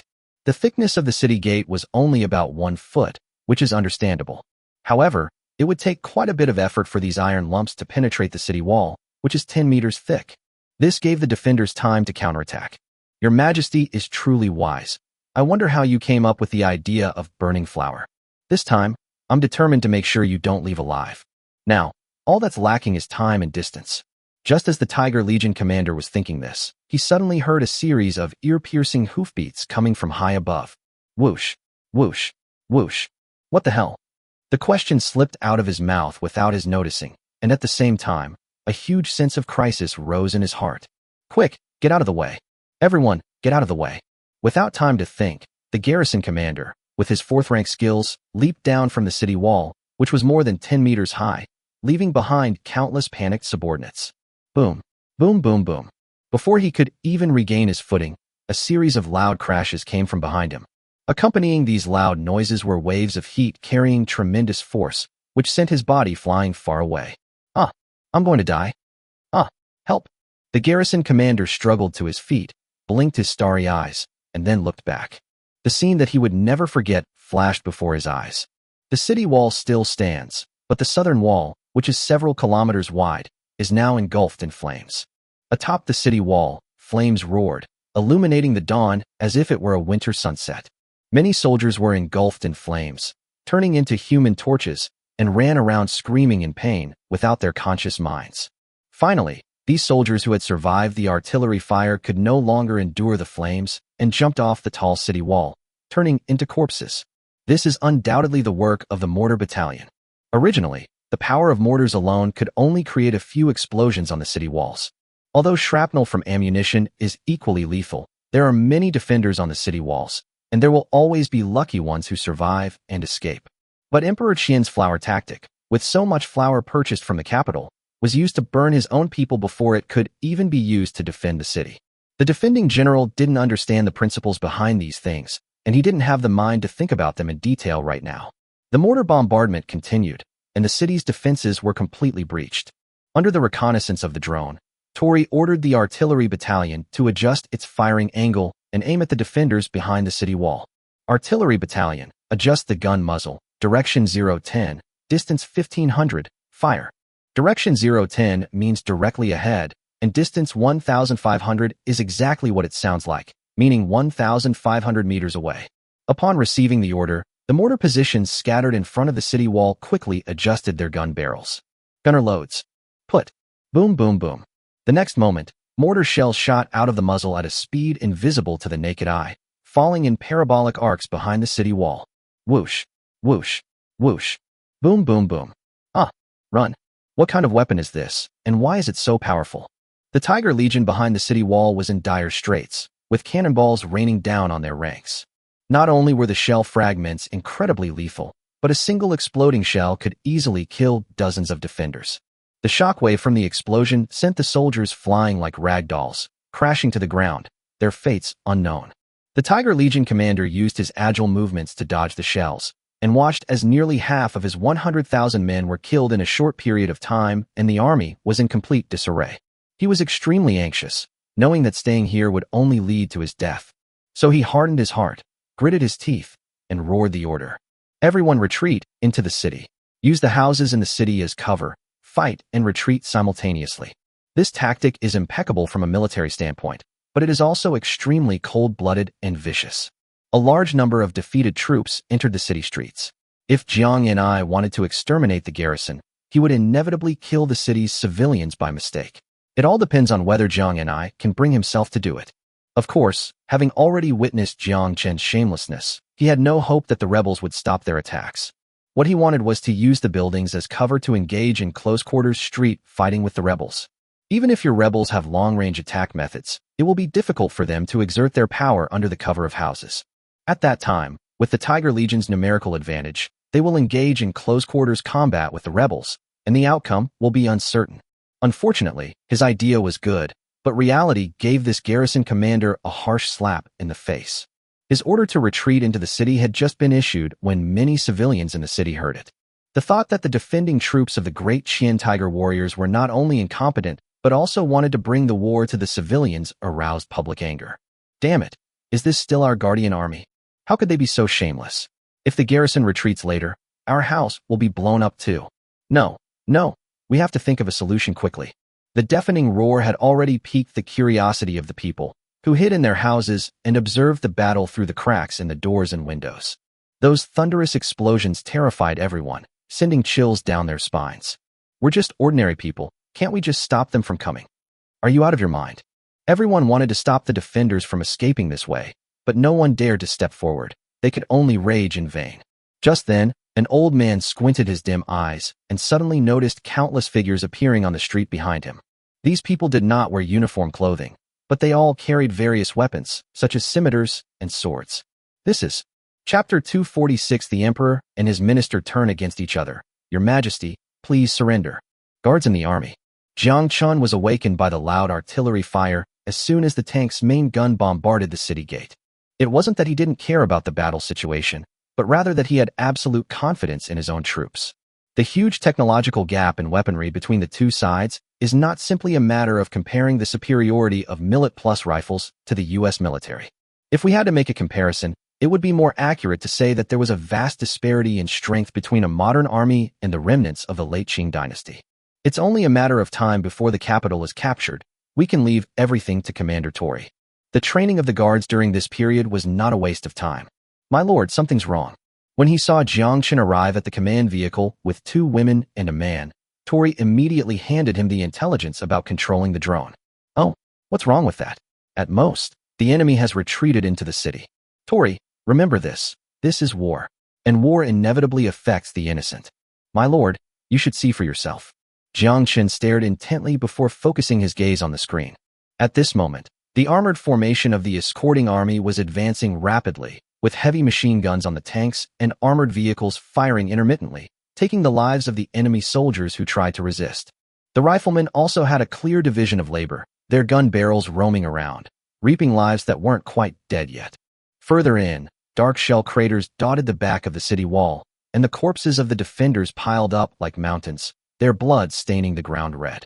The drone climbed to a higher altitude and continued its reconnaissance into the city. A large number of surviving defenders fled quickly into the city, but their escape was relatively orderly and not chaotic. Clearly, just as Jiang Chen had predicted, They intended to use the people as hostages to continue their stubborn resistance. As his gaze continued to move backward, Jiang Chen's eyes showed surprise for the first time. What did he see? A colorful defensive line quickly formed along the retreat route of the defending troops. The fastest fleeing defenders encountered this defensive line, and the two sides fought a desperate battle, with people packed together. Hiss! It seems like this wasn't part of the plan. My lord, judging from their attire, these people are not soldiers. Some of them wear the same clothes, so they might be civilian armed forces from the capital. Tor was a barbarian and was not well aware of the situation inside the Qian kingdom. Xiao Rou, on the other hand, had served as the commander of the Divine Martial Guard for a period of time, and she was very familiar with the various forces in the capital. She moved closer to Jiang Chen and leaned in to carefully observe the scene on the screen. A delicate fragrance lingered around Jiang Chen's nose. He misses his teacher again. Wait a minute, since we have a teacher, can't we also develop our students ourselves? The two Xiao sisters, one is a lesbian, the other. Xiao Rou's words interrupted Jiang Chen's daydreaming. I know Jiang Chen. He is the biggest cloth merchant in Dengyun, with immense wealth. He secretly keeps a group of retainers in his family. And this one, the manager of Yuntong Escort Agency. This person controls all the cargo transportation channels within the Great Qian territory, and the escorts under his command are at least second-rank martial artists. And he found it strange. How could he know that too? Jiang Chen was not surprised by the first two. The defending troops tried to retreat into the city, and these wealthy merchants would naturally try their best to stop them in order to avoid being caught in the crossfire. What's so strange about this person? Xiao Rou frowned, still unable to understand. This man is one of Murong Dengyun's subordinates, and openly runs many brothels in the capital. But logically, Murong Dengyun would love to kill us right now. So why would he send his men to stop the Qian army? After Xiao Rou said that, Jiang Chen tilted his head and thought for a moment before understanding. Murong Dengyun, his father-in-law, is trying to curry favor with him. Haha, it seems Emperor Qian is really going against the tide. Even his father-in-law isn't helping him anymore. Jiang Chen was in a great mood. This time, he had fought his way back to the capital, just to make Emperor Qian desert everyone. It seems that there are quite a few ministers in the current court who also want him dead. Furthermore, the wealthy businessmen in the city have now clearly chosen sides. Emperor Qian, do you regret it now? Emperor Qian now truly regrets it. He regrets it to the core. The atmosphere inside the Golden Palace was tense and ready to fight. Your Majesty, the South Gate has been breached, and Jiang Chen's troops have entered the city and are unstoppable.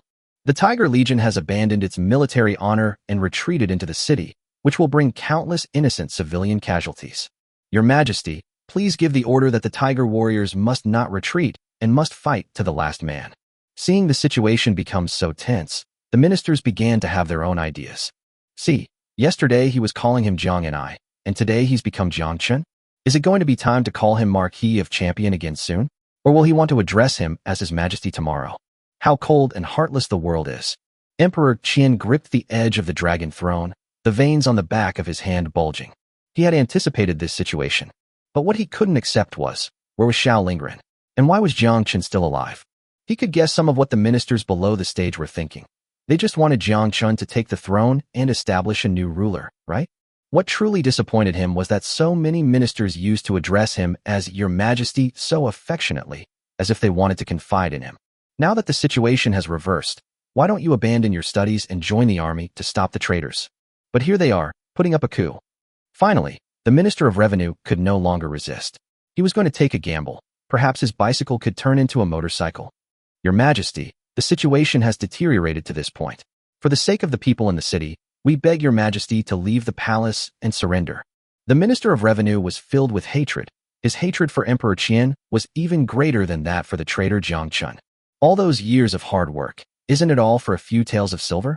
Okay, it's all gone from last night. It's all your fault. It's all your fault, Xiao Jiutian. Upon hearing such treasonous words, Emperor Qian was instantly filled with murderous intent, and the hair beside his cheeks moved without wind. But just then, seeing the Minister of Revenue raise the issue of forcing the emperor to abdicate, the other ministers couldn't wait any longer. One by one, they seized the opportunity and acted accordingly. Your Majesty, the Ministry of Revenue's words are reasonable. For the sake of the common people, we beg you to surrender. Your Majesty, I second that proposal. I second that opinion. Logically speaking, even if Jiang Chen marched to the palace gates, the ministers wouldn't be so impatient as to force him to abdicate. At the very least, They would wait until Emperor Qian was captured or even killed before they would pretend to be concerned for the safety of the common people and humbly accept the positions of officials in the new dynasty. However, after the forced donations last night, everyone's dissatisfaction with Emperor Qian has reached its peak, and they wish he were dead right now. You, how dare you do this? Emperor Qian was so angry that he couldn't even speak properly. He never expected that these ministers would so brazenly force him to abdicate. I have never treated you poorly in the past. How could you? The ministers, well aware of the principle that the law does not punish the masses, all raised their heads to look directly at Emperor Qian, their eyes filled with undisguised pleasure, smugness, and eagerness. It wasn't that Emperor Qian was afraid to kill people. He simply couldn't believe what he was seeing. Being betrayed is the most devastating thing. Old man, what do you have to say? Helpless, Emperor Qian could only try to find some comfort from Murong Dengyun. Chapter 247. Betrayed by all, father-in-law and son-in-law turn against each other. Old man, what do you have to say? Faced with this situation of being betrayed and abandoned by his people, Emperor Qian wanted to kill these damned court officials. But a sliver of hope remained in his heart. I will show you what true loyalty to the emperor and love for the country means.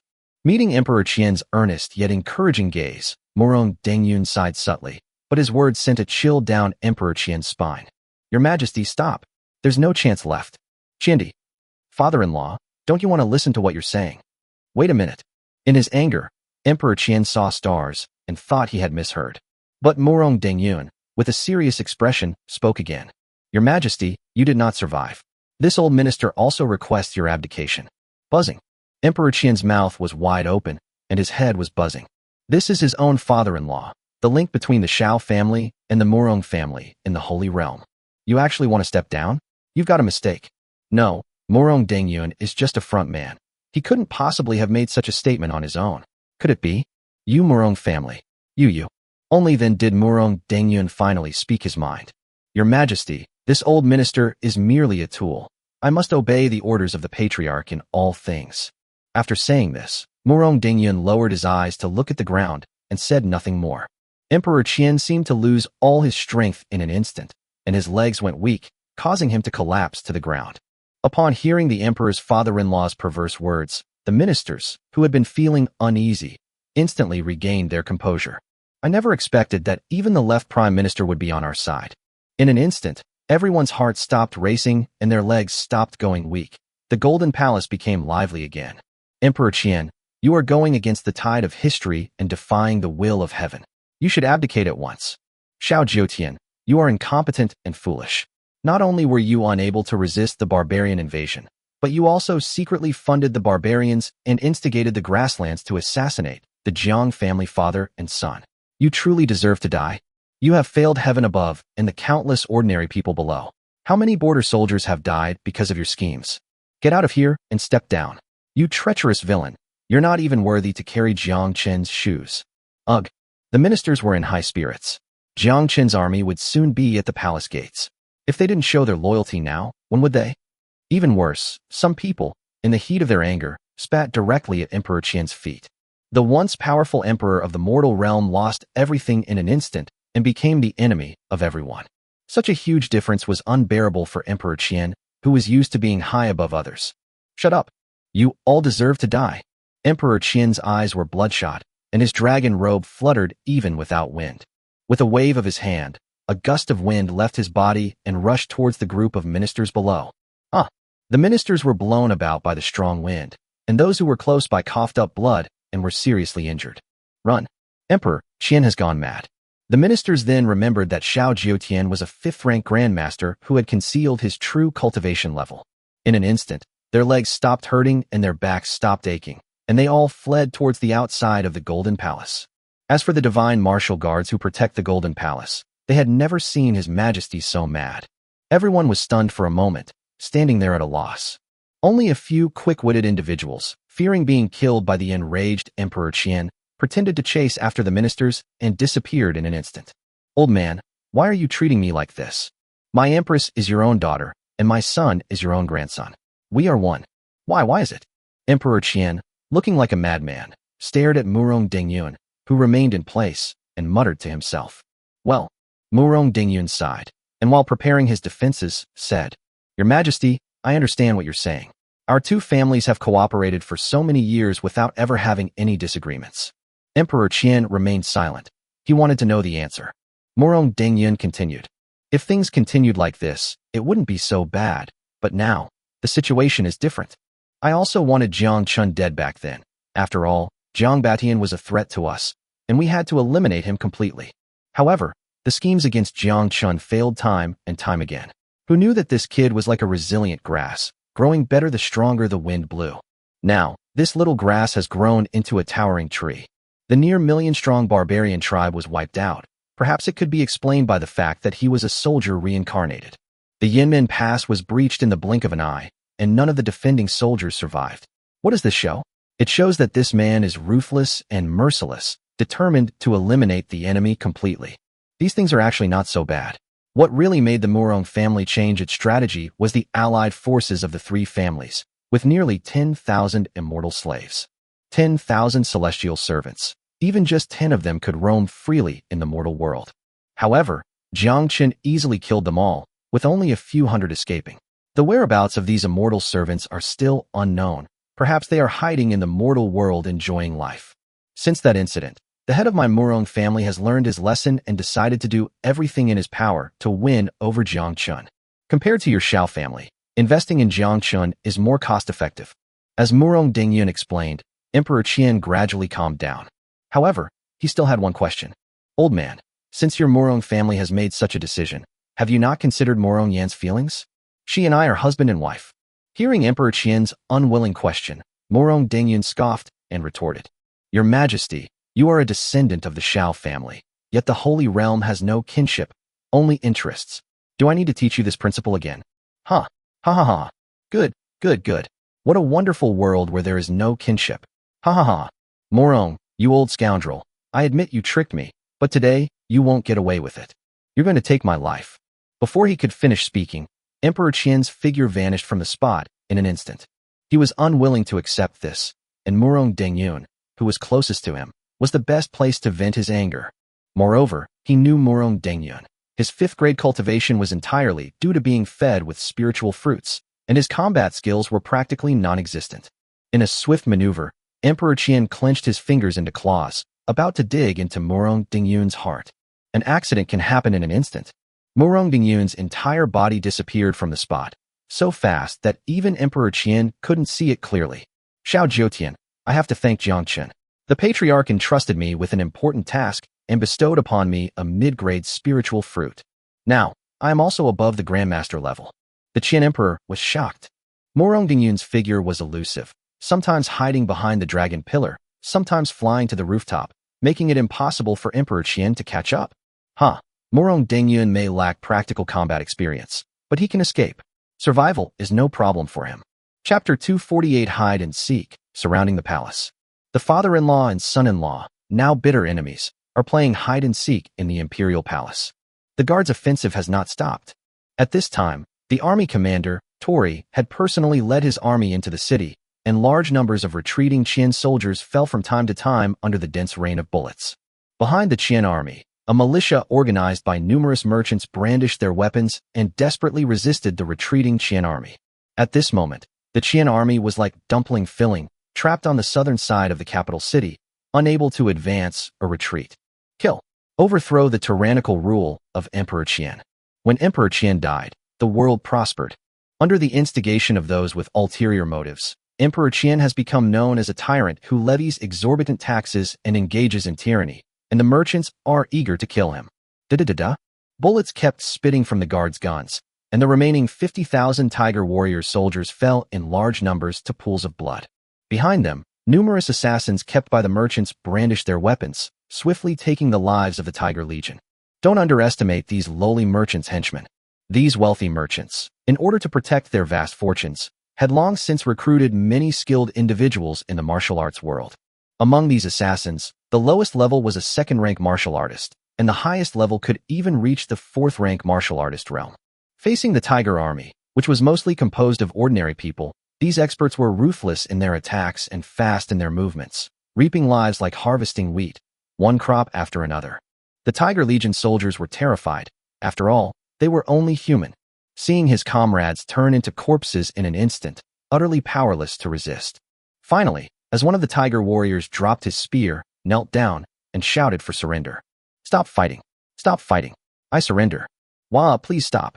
As soon as the first surrendered soldier appeared, the Tiger Legion's formation seemed to be infected with a virus, and their fighting spirit vanished in an instant. "Wah, I lost too. Hurry up and land, brothers. Our wives, children, and elderly parents are waiting for us to come home. What does it mean to have great Confucian scholars debating the classics for me? Perhaps this is it." Even without the need for the guards to persuade them to surrender, the cowardly soldiers in the Tiger Legion started to urge their comrades to surrender. In just a few breaths, the once bustling southern part of the capital city became completely quiet. All that remained were the sounds of swords and weapons falling to the ground. Fewer than 20,000 Tiger Legion soldiers had survived to this day, and they were all crouching on the spot with their hands covering their heads, more obedient than domesticated kittens. Reporting to the Marquis, the Qian army defending the city has surrendered, requesting further instructions. Outside the city, Jiang Chen was waiting with 500 riflemen. As the true commander of the guard, no one was willing to let him put himself in danger. After Tori finished his report, good news arrived from the East Gate. "My lord, the East Gate is under control. The Qian army guarding the city has all surrendered. I just don't know who organized an armed force behind the defenders to launch a surprise attack, which is why our troops were able to control the situation so quickly." Qing, who was far away at the East Gate, was unaware of the reason and could only report the truth. "Very good. Send some personnel to control the garrison, so there's no need to commit further bloodshed."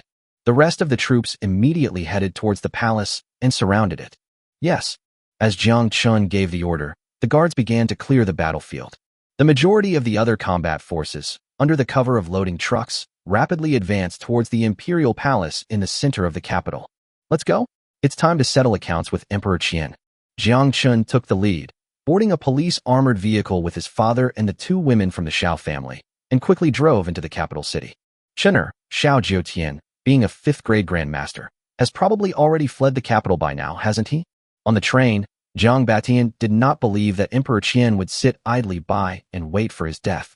Given the current situation, if he doesn't escape, is he just going to stand there and get shot? Hearing Jiang Batian's worries, Xiao also became anxious. "Yeah, Jiang Chen, drive faster. We can't let him get away." "Hey, Xiao, can you be a little more reserved? Xiao Jiutian is your biological father and your dearest friend. Your eagerness makes me feel a little strange." Upon hearing this, Xiao, who had been sitting in the back seat, leaned forward, bringing her head close to Jiang Chen's, her breath carrying a faint fragrance. "Yes, I am that kind of vicious woman who murdered her father. Is Lord Jiang afraid?" I don't know when Xiao started to become so quirky and mischievous. His sarcastic remarks made Jiang distracted. "Damn it, where did our former prisoner, the obedient spy number 2, go?" But right now, the important matter is more important. Banishing some filthy thoughts from his mind, Jiang Chen pressed the communicator to his ear and asked Jiang In on the other end. Jiang In, reporting Miss Qiu's location. Miss Qiu is the code name Jiang Chen gave to Xiao Jiutian, which shows how much he values this enemy. Report. The drone has been flying over the palace, and as of now, Miss Qiu is still inside the Golden Palace and has not left. Wasn't the purpose of attacking the capital to kill Emperor Qian to vent their anger and silence him? Since the siege of the capital began last night, several rounds of drones have been hovering over the palace, monitoring the whereabouts of Xiao Jiutian, the bandit leader. Even though the two women had seen drones many times in the past few days, they were still amazed by these high-tech gadgets.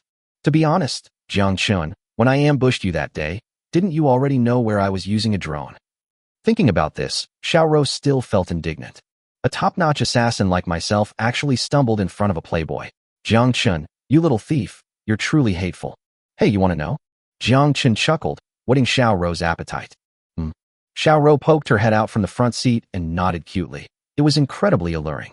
"I'm not telling you. Ha ha ha. If you want to know, how will you thank me? Hee hee." Hearing Jiang Chen's lewd laughter, which every man understands, Jiang Batian was enraged. "You son of a bitch. I'm still here, be serious." "Damn it." Jiang Chen received a solid slap on the back of the head, and his angry but speechless expression made the Xiao sisters cover their mouths and laugh. "Serves you right, you despicable thief." Amidst this playful atmosphere, the armored vehicle drove through the streets, passing by soldiers who were cleaning up the battlefield, and soon arrived outside the imperial city.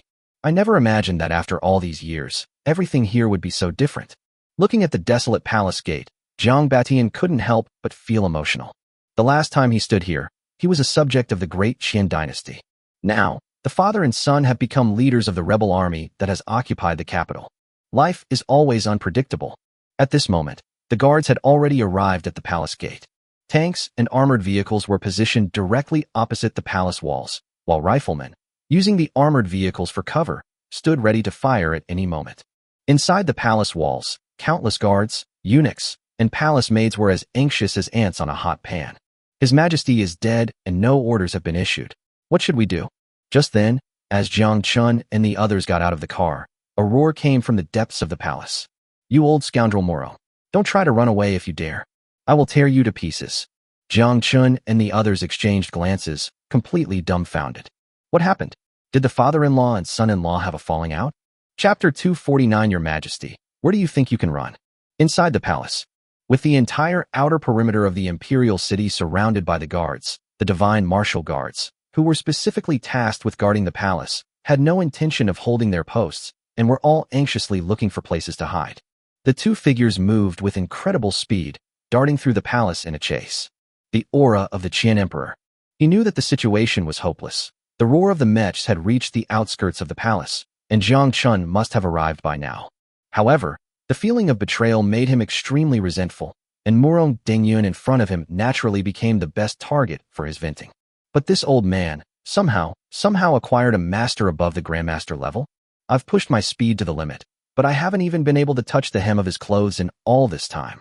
Jiutian, I advise you not to try anything with me. Jiang Chen has already reached the palace gates. You'd better think about how to get out of here. To be honest, even the frail and elderly Murong Dengyun was nearing the point where he couldn't sustain the depletion of his internal energy. At this moment, he felt a slight pang of regret. Damn it, I shouldn't have stayed to make those victorious pronouncements. Now Emperor Qian is fixated on me. They're even ignoring Jiang Chen's army, which is on the verge of collapse. Fortunately, although Emperor Qian was furious, he still retained a sliver of reason. After hearing Murong Dengyun's explanation that the disaster had shifted eastward, he finally began to worry about his own safety. You scoundrel Murong, you just wait. When I return to the Xiao family, I will definitely report this matter to the family head. Your Murong family is just a bunch of merchants, so just wait for the Xiao family's revenge. As Emperor Qian uttered his harsh words, he darted off in the opposite direction, moving further and further away from Murong Dengyun. Haha, Emperor Qian, all of this is the result of your Xiao family's own actions.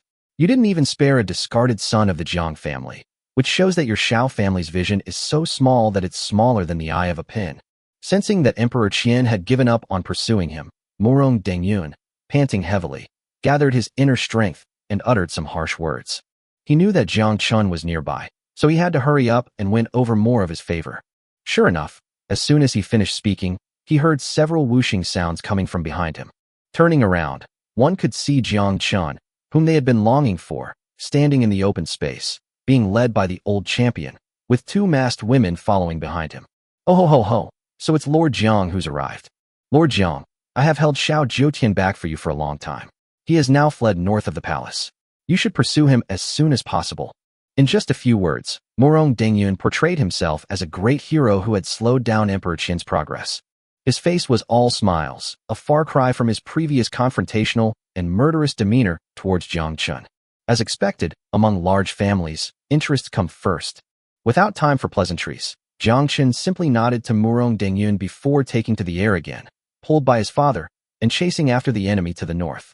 Some people and some things should be discussed properly after revenge is taken. Hoo-hoo. Although it was summer, the strong winds brought by the high-speed movement still made Jiang Chen feel a slight chill. Dad, slow down, the wind is too strong. After consuming the spiritual fruit, Jiang Chen successfully attained a second-grade cultivation level, but his physique still couldn't withstand it. His handsome face was so distorted by the strong wind that he could barely speak. Damn, Xiao Jiutian escaped at an extremely fast speed. All we know now is that he went north. If we don't hurry, the vast mountains and forests north of the capital will make it difficult to find him once he hides inside. Even if you feel uncomfortable, you'd better bear it. Even Xiao Rou couldn't help but swear at this moment. Wait a minute, I have a secret weapon. Faster and more comfortable. In less than a minute, in an open space in the northern suburbs of the capital.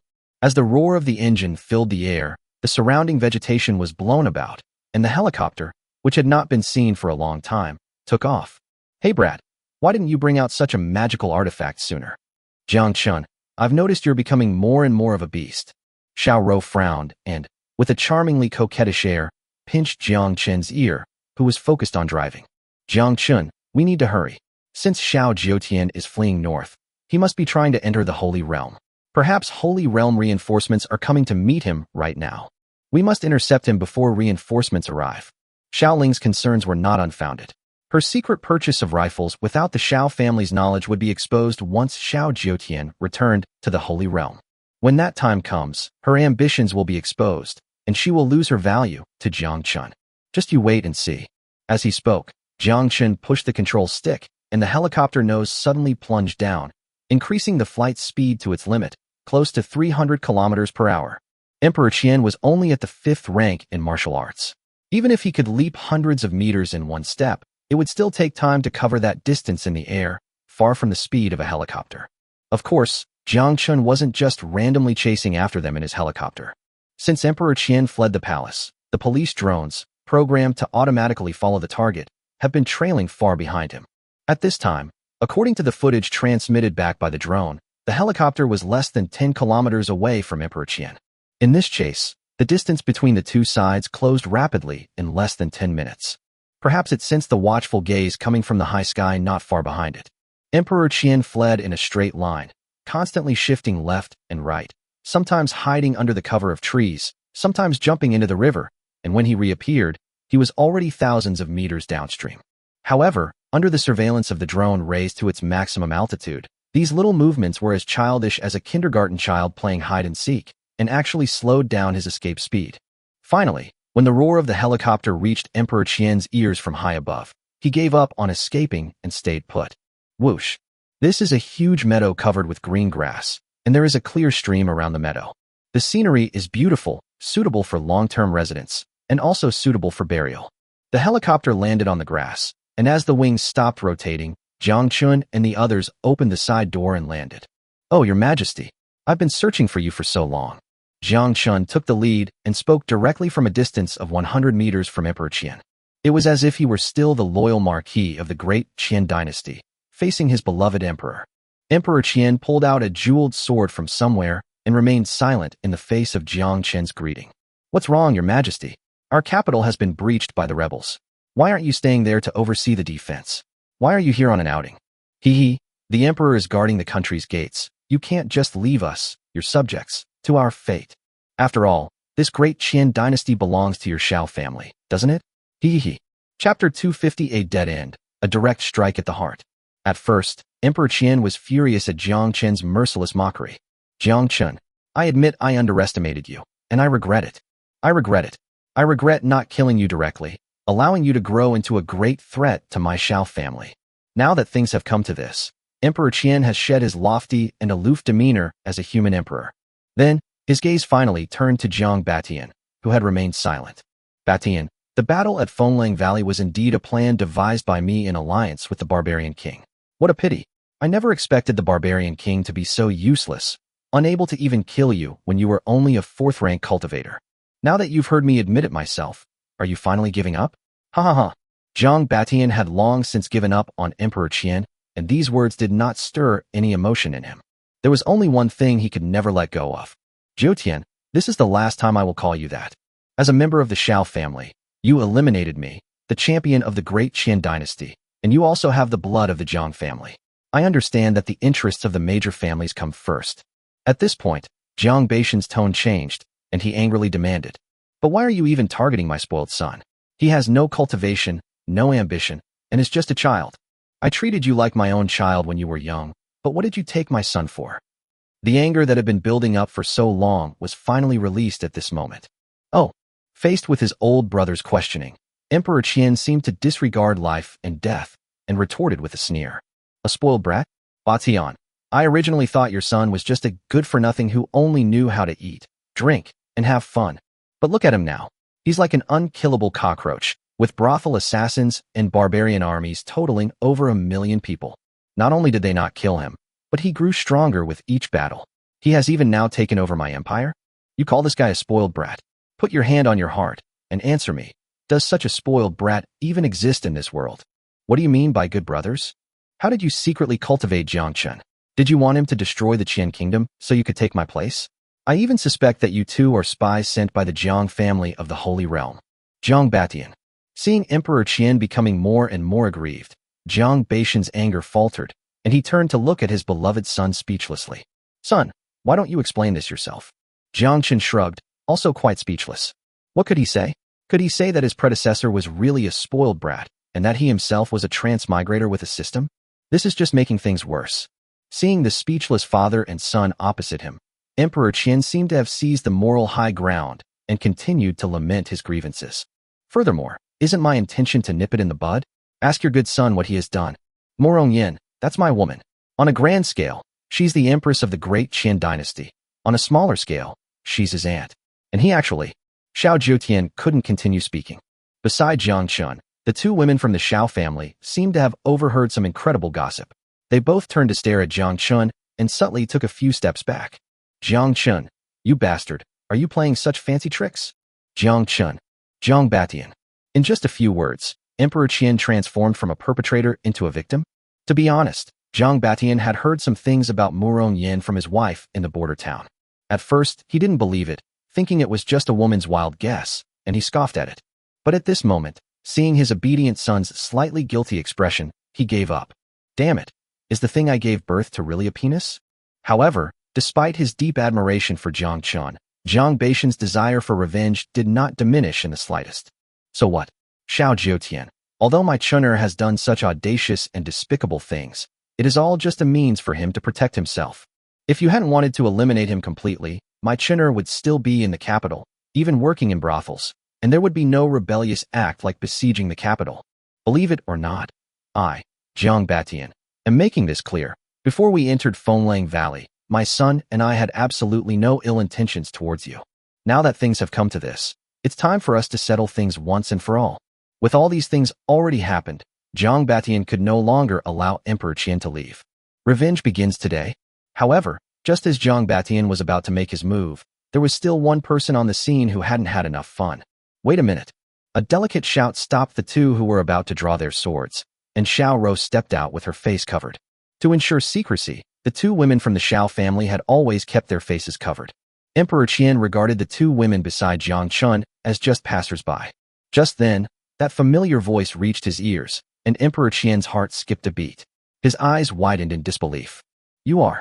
Meeting the Emperor Qian's horrified gaze, Xiao Rou raised her hand to take the silk scarf from her face, revealing her cool and beautiful face. Qiandi. Seemingly unable to believe what he was seeing, it took him a long while before he finally spoke in a hoarse, horrified voice. Xiao Rou, it's you. Emperor Qian pointed at Xiao Rou, his fingers trembling, and he could barely speak. He never expected that the Murong family would turn against Jiang Chen, and that Murong Yin would offer herself to Jiang Chen. He could understand all of this. After all, men prioritize their own interests. But now, even Xiao Rou, his own daughter, is standing by Jiang Chen's side. He had indeed had doubts about Xiao Rou before, but in the end, it was the last bit of softness in his heart that forced him to suppress those thoughts. But unexpectedly, at this very moment, this soft spot deep within my heart was completely destroyed. Puff! In a fit of rage, Emperor Qian spat out a mouthful of blood, which splattered all over the grass in front of him. Hoo! Xiao Rou, you killed Jiang Chen, didn't you? And you were the one who killed the supply escort team last time too. I trusted you so much, and you actually stabbed me in the back. Why? Emperor Qian looked up at the sky and roared, his eyes blazing with fury. Your Majesty, please watch your words. At most, our relationship is that of ruler and subject. You want to ask why? You still have the nerve to ask why. Ever since my mother's fate became unknown, I, Xiao Rou, have severed all ties with you. How does it feel to be betrayed by your closest loved ones? Can you imagine the despair my mother felt at that time? Xiao Rou's smile was wicked and unrestrained. After more than a decade of enduring humiliation and hardship, I finally got my revenge today. Jiang Chen was the only one who was frightened. Just a moment ago, Xiao Rou was looking down on him, but now, seeing Xiao Rou acting like a female demon, he was so scared that he quickly took a few steps back. We can't afford to mess with them. When this woman gets really mean, I'm completely out of the picture. Chapter 251 Great Revenge Achieved, Xiao Jiutian dies. Very well. Xiao Rulian, You have betrayed me.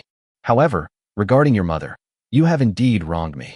Back then, during the war in the previous dynasty, your mother may have been captured by the enemy amidst the chaos of battle. I also sent people to search secretly, but to no avail.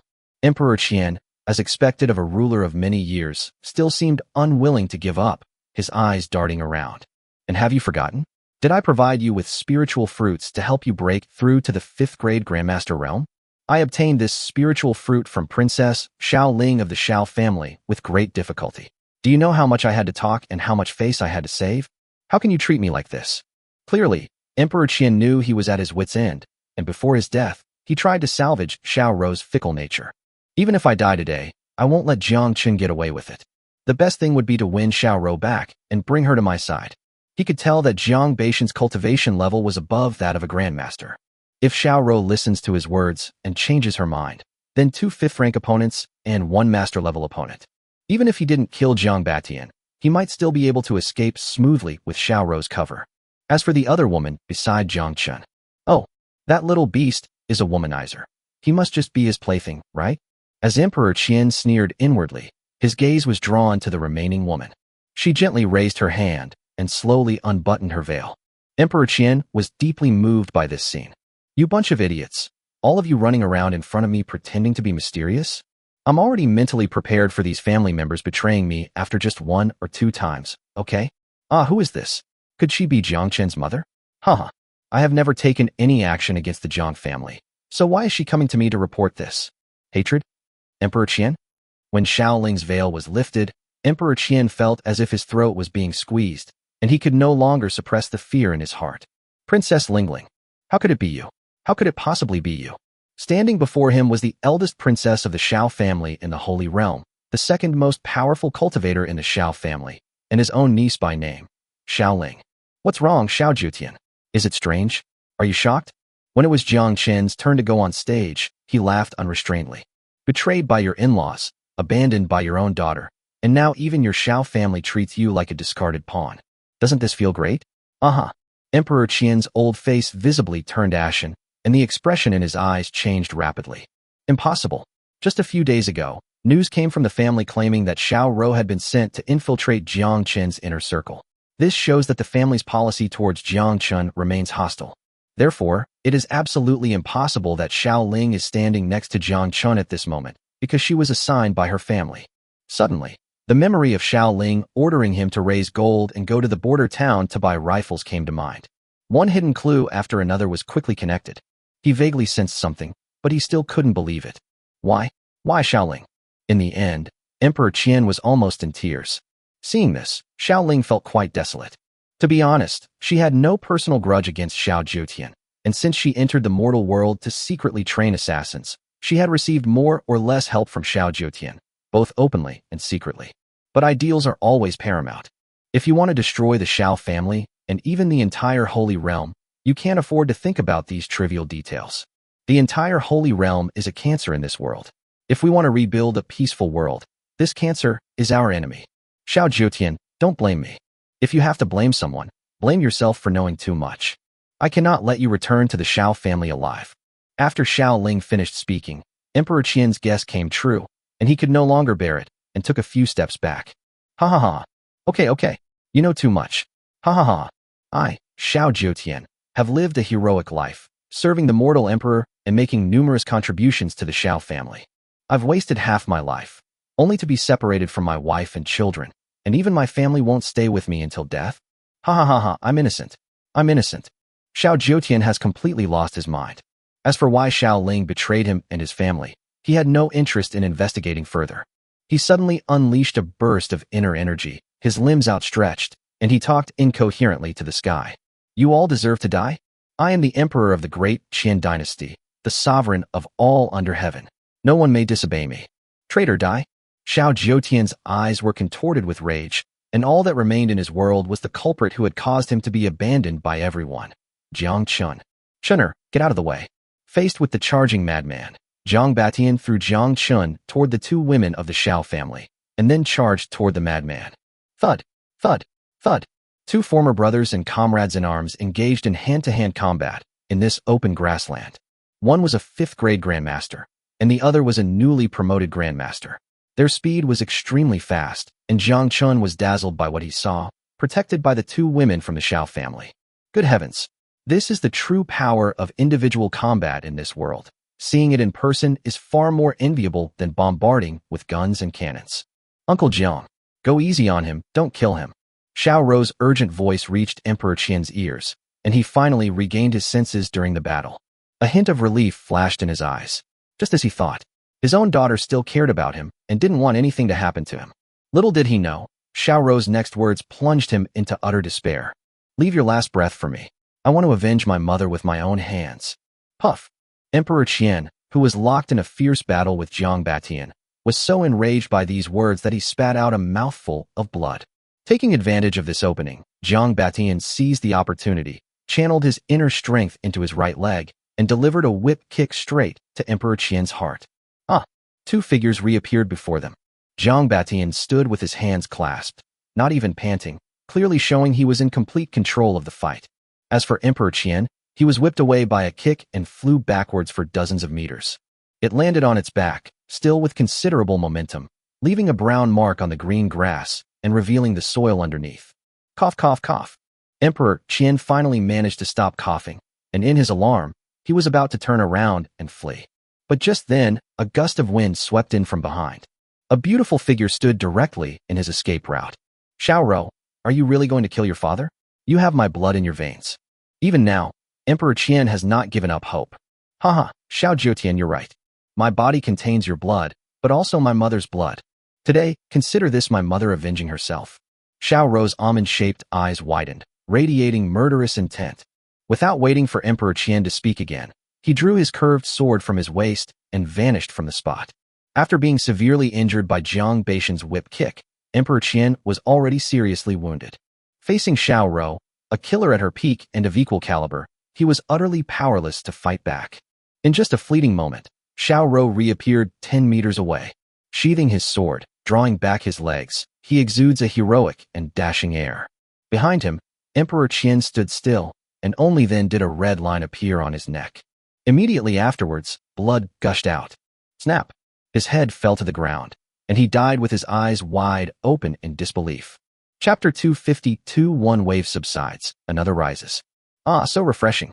Seeing Emperor Qian's head roll to the ground, Jiang Chen, the clown, received the news and couldn't help but look up to the sky and shout with satisfaction. The group remained in place, each with their own thoughts. Jiang Batian spoke frankly, with a hint of nostalgia. Xiao Rou looked up at the sky and murmured to herself, Mother, you can rest in peace now. As for Xiao Ling, her emotions didn't fluctuate much. After all, killing Xiao Jiutian was just silencing her. Family affection? Maybe I'll experience that feeling in the future? After a while, once everyone had calmed down, they boarded the helicopter again under Jiang Chen's guidance. Hey kid, aren't we taking Emperor Qian's body back with us? Despite being a rough man who valued loyalty, Jiang Batian still believed that one should see things through to the end. Bullshit. If I weren't so capable, would Emperor Qian have given me a place to die? Tortured by 5 horses would be too lenient. You want me to build him a grave? In your next life? It has to be said that Jiang Chen really is the kind of person who will take revenge to the end. After saying that, he started the helicopter. Wah! As the top propeller spun faster and faster, Xiao Ling, who was sitting at the back, suddenly frowned and looked towards the northern horizon. The plain was covered with dense forests, obscuring the view. But she sensed a terrifying feeling of unease. Jiang Chen, fly up quickly. After saying that, Xiao Ling looked urgently at Jiang Batian in the passenger seat and said, Lord Jiang, you sensed it too, didn't you? Jiang Batian's expression was solemn. After closing his eyes and sensing for a moment, he nodded. Numerous in number, exuding murderous intent, they've come with ill intentions. Chener, fly away quickly. It's getting closer. As they talked, Jiang Chen also felt a sense of urgency, and his operating speed was also extremely fast. In just a few seconds, the helicopter completed its preparations and took off into the sky. As the helicopter ascended higher, the passengers' field of vision became more expansive. For pairs of eyes looked northward, and the group of people immediately gasped in shock. Oh, you demon! How many celestial slaves must there be? 10 kilometers to the north, countless figures swarmed into the air, like locusts, rapidly approaching this direction. Judging by their clothes, these are our Xiao family's celestial slaves, numbering nearly 50,000. Hiss! Jiang Chen was startled. Do you have so many immortal slaves in your household? That number is comparable to the entire army of a small country, isn't it? Jiang Chen's understanding of the Holy Realm deepened once again. Are all your immortal servants at the Grandmaster level or above? Seeing that everyone in this locust army could fly at low altitudes for short periods of time, Jiang Chen couldn't help but grin. Not really. After all, the immortal slaves raised by each family were originally outstanding talents in the mortal world. Immortal slaves above the Grandmaster level were selected from among these people and then assisted by spiritual fruits to improve from the Grandmaster level. As for those celestial slaves with average talent, their families were reluctant to use spiritual fruits. Instead, they gathered these people together to fight and train them. Those who survived would naturally rise to the Grandmaster level. Jiang Chen controlled the helicopter to continue climbing in order to get a clearer view. He hadn't expected there to be so many twists and turns. Among these 50,000 celestial slaves, Xiao Ling peered through the porthole, observing for a while before finally letting out a sigh of relief and saying, "From my observation, although this group of immortal slaves is large in number, there are only about 10,000 above the Grandmaster level, and the rest are all at the 5th rank. The clan has fewer than 100,000 immortal slaves in total. Due to the limited availability of mid-grade spiritual fruits, only about 20,000 of them are at the Grandmaster level or above. Last time, you killed 3,000 of them in the border city, and now there are another 10,000 here." It seems that Xiao Mu received a distress call from Emperor Qin via a spirit pigeon, which is why he dispatched such a large force. After all, the food, drink, and daily necessities for the entire Xiao family of over 100,000 people all need to be supplied from the entire Qian kingdom. And you attack the capital city without their knowledge, which is equivalent to destroying the Xiao family's rear. They are in a panic. As a member of the Xiao family, Xiao Ling felt no unease at the family's current predicament. In an avalanche, no snowflake is innocent. Go back quickly and organize your troops for defense. Or, simply abandon Qian Kingdom and retreat to the border city.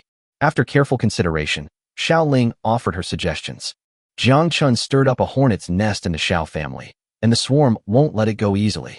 In Xiao Ling's eyes, although the guards had all kinds of cutting-edge weapons, the individual qualities of the soldiers could never compete with those of the Xiao family.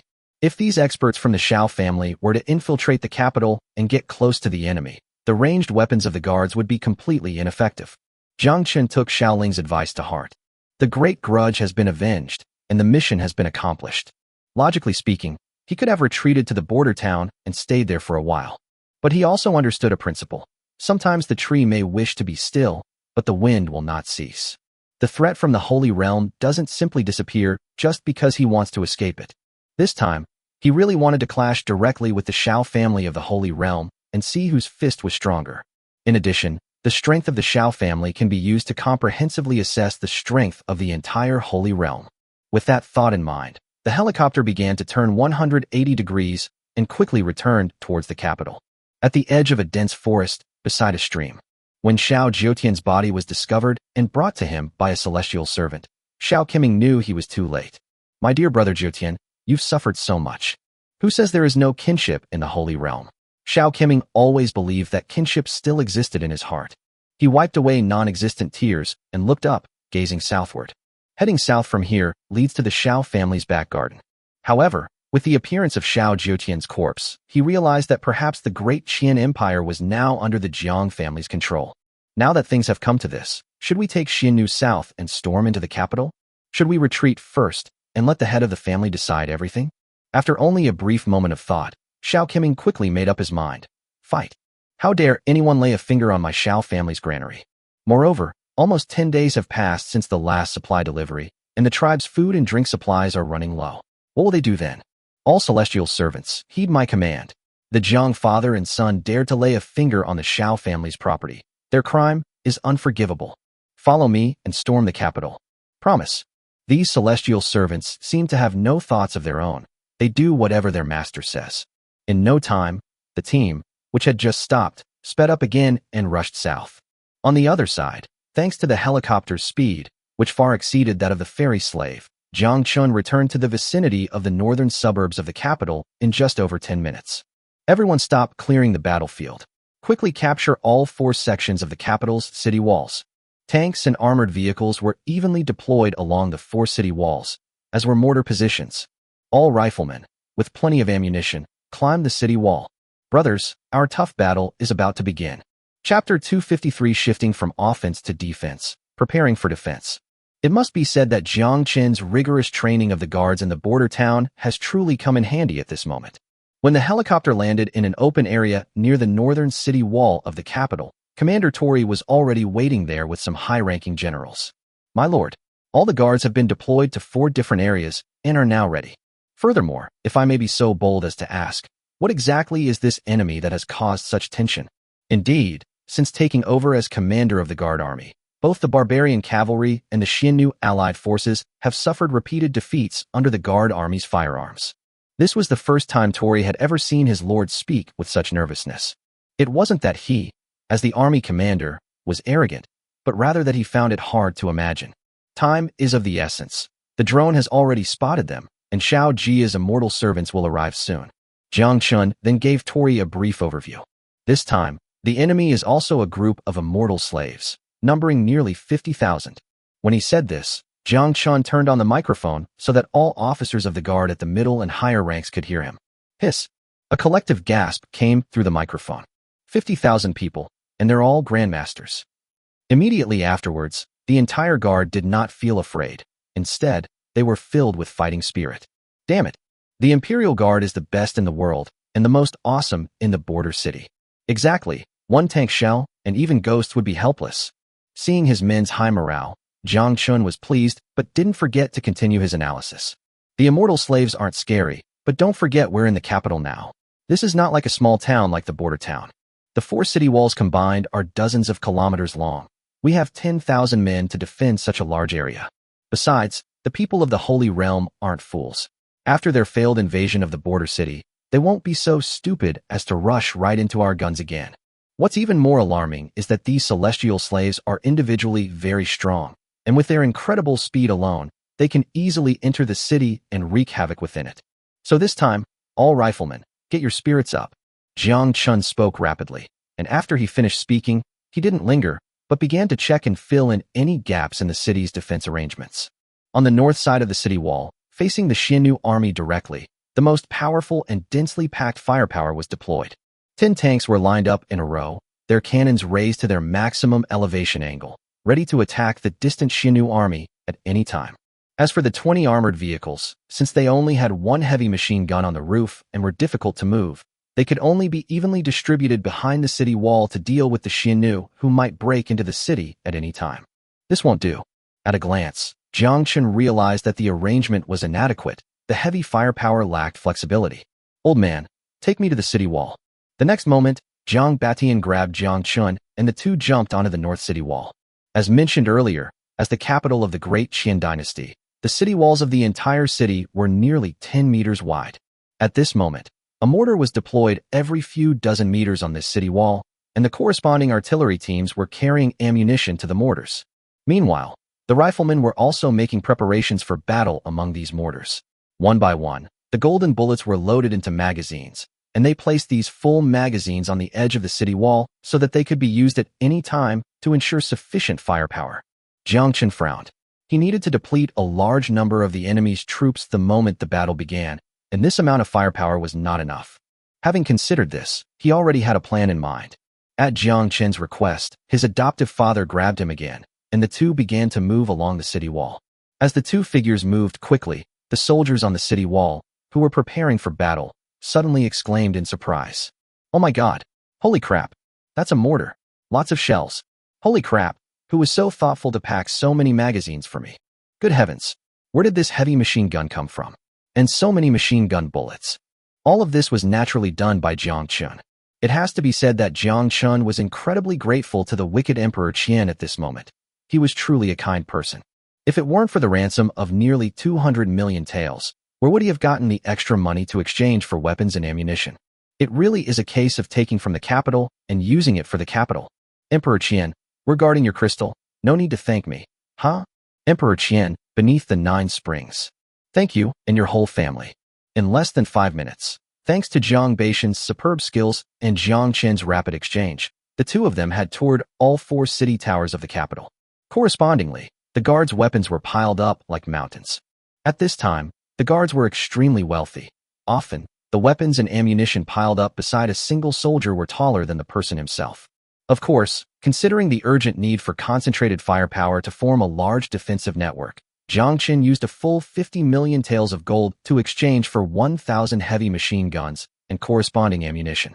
Listen up, brothers. If you have heavy machine guns, use them. Once the fighting starts, make sure the firepower is continuous. The machine gunners should be ready to supply ammunition belts at any time. Also, everyone should carry a stun grenade and a tear gas grenade with them and use them when enemies get close. You have to throw these kinds of projectiles far away, or you might end up hurting yourself. Jiang Chen didn't exchange for military-grade hand grenades. These things could easily injure him if handled improperly. The immortal servants are fast and have extremely quick reactions. Don't let the grenade get thrown back right after you throw it out. Otherwise, you'll end up losing more than you gain. When facing immortal slaves, this thing is sometimes less effective than a rifle with an extremely high rate of fire.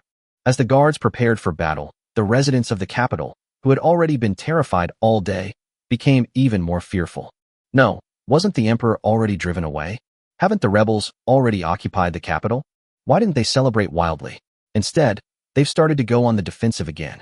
Could it be that troops from all over the country have gathered in the capital to defend the emperor? The people, who had just enjoyed a brief respite, began to live in fear again. The wide streets of the capital were deserted, and every household had its doors and windows tightly shut. Fight on. It would be best if all of you warlords died together. Time flew by in this tense atmosphere. 5 minutes later, following a prompt from Scout Jiangyan, everyone tensed up. My lord, enemy has been spotted to the due north. They are 8,000 meters away, and their numbers are countless. Jiangyan, hiding in the military command vehicle, watched the enemy images projected onto the large screen and swallowed hard. At the same time, Jiang Chen ignored his father's advice and stubbornly stayed on the North City Tower, setting down his high-powered electronic telescope. Hey, Xiaoling, is that your dad? He looks so sleazy. How did he give birth to such a beautiful daughter like you? Xiaoling. Chapter 254. You want the Qian Kingdom? Send troops to attack. Can I take that as a compliment? Xiaoling wasn't someone who couldn't take a joke, and she retorted with a laugh.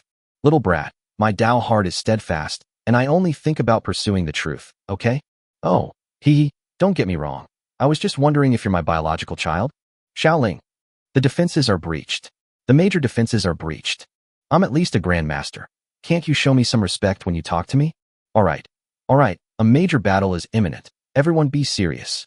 Jiang Batian was speechless. How come he never noticed before that this bastard was so good at flirting with beautiful women? Even Xiao Ro, who was standing to the side, couldn't help but cover her mouth and giggle. The laughter and conversation of the group temporarily dispelled the tense atmosphere of an impending battle. Just then, Xiao Keming's voice, amplified by his internal energy, traveled far and wide towards them. Who is Jiang Chen? Dare to come out and have a word? Dare to come out and have a chat? A conversation. As the echoes lingered, Jiang Chen remained silent. Hey, someone's looking for you, answer them. Seeing Jiang Chen shrink behind Jiang Batian, Xiao Ro rolled her eyes. How come I never thought this guy was so sleazy and cowardly before? Don't worry, Xiao Qimu is several miles away at this moment. He doesn't have the ability to take your head from such a distance. Cough, cough. Hearing Xiao Ro's explanation, Jiang Chen finally lowered his guard. It wasn't that he was cowardly, but he had always heard of the wonders of the Holy Realm, and the newcomers were high-ranking members of the Xiao family. He was afraid that he might accidentally perish. Humph. I am Jiang Chen, who are you? What right do you have to be so open? The distance was 6 kilometers, and even a loudspeaker couldn't carry the message, so they had to rely on their own father to relay it. Upon hearing Jiang Batian's middle-aged voice, Xiao Keming looked down on Jiang Chen even more. He's not even a 5th-grade grandmaster. What kind of person is he? I am Xiao Qimu, the young master of the Xiao family in the Holy Realm. After a pause, and receiving no response from Jiang Chen, Xiao Keming continued shouting. Jiang Chen, I know about your grudge with Xiao Jiutian. Now that Xiao Jiutian has been beheaded, you've finally gotten your revenge, haven't you? My Xiao family is a great clan in the Holy Realm. We are compassionate and can overlook your past gains and losses. If you withdraw your troops from the capital and return to the border city and never set foot in the Qian Kingdom again, how about it? Xiao Keming's move can be considered as a result of his careful consideration.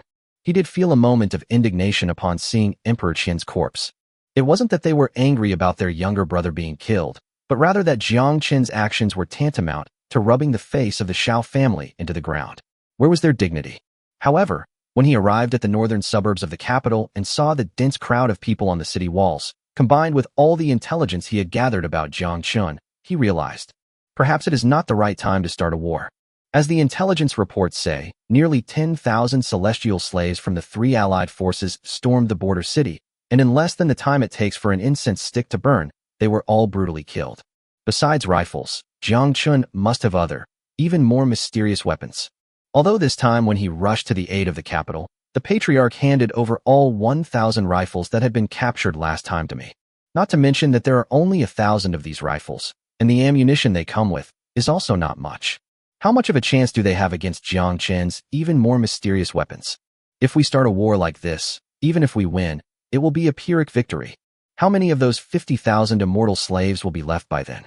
You have to understand that this is half of the Xiao family's fighting strength.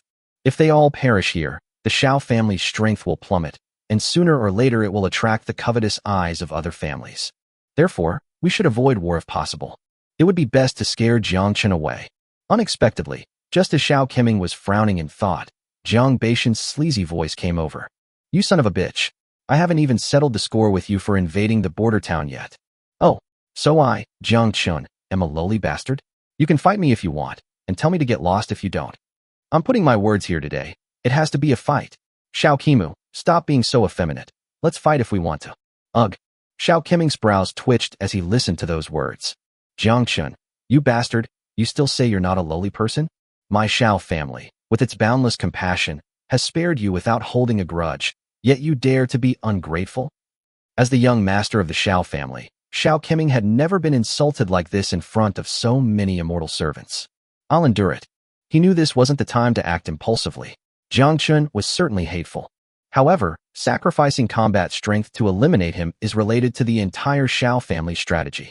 Moreover, if he were to lose a large number of his immortal servants here, he would be unable to explain it to his family when he returned.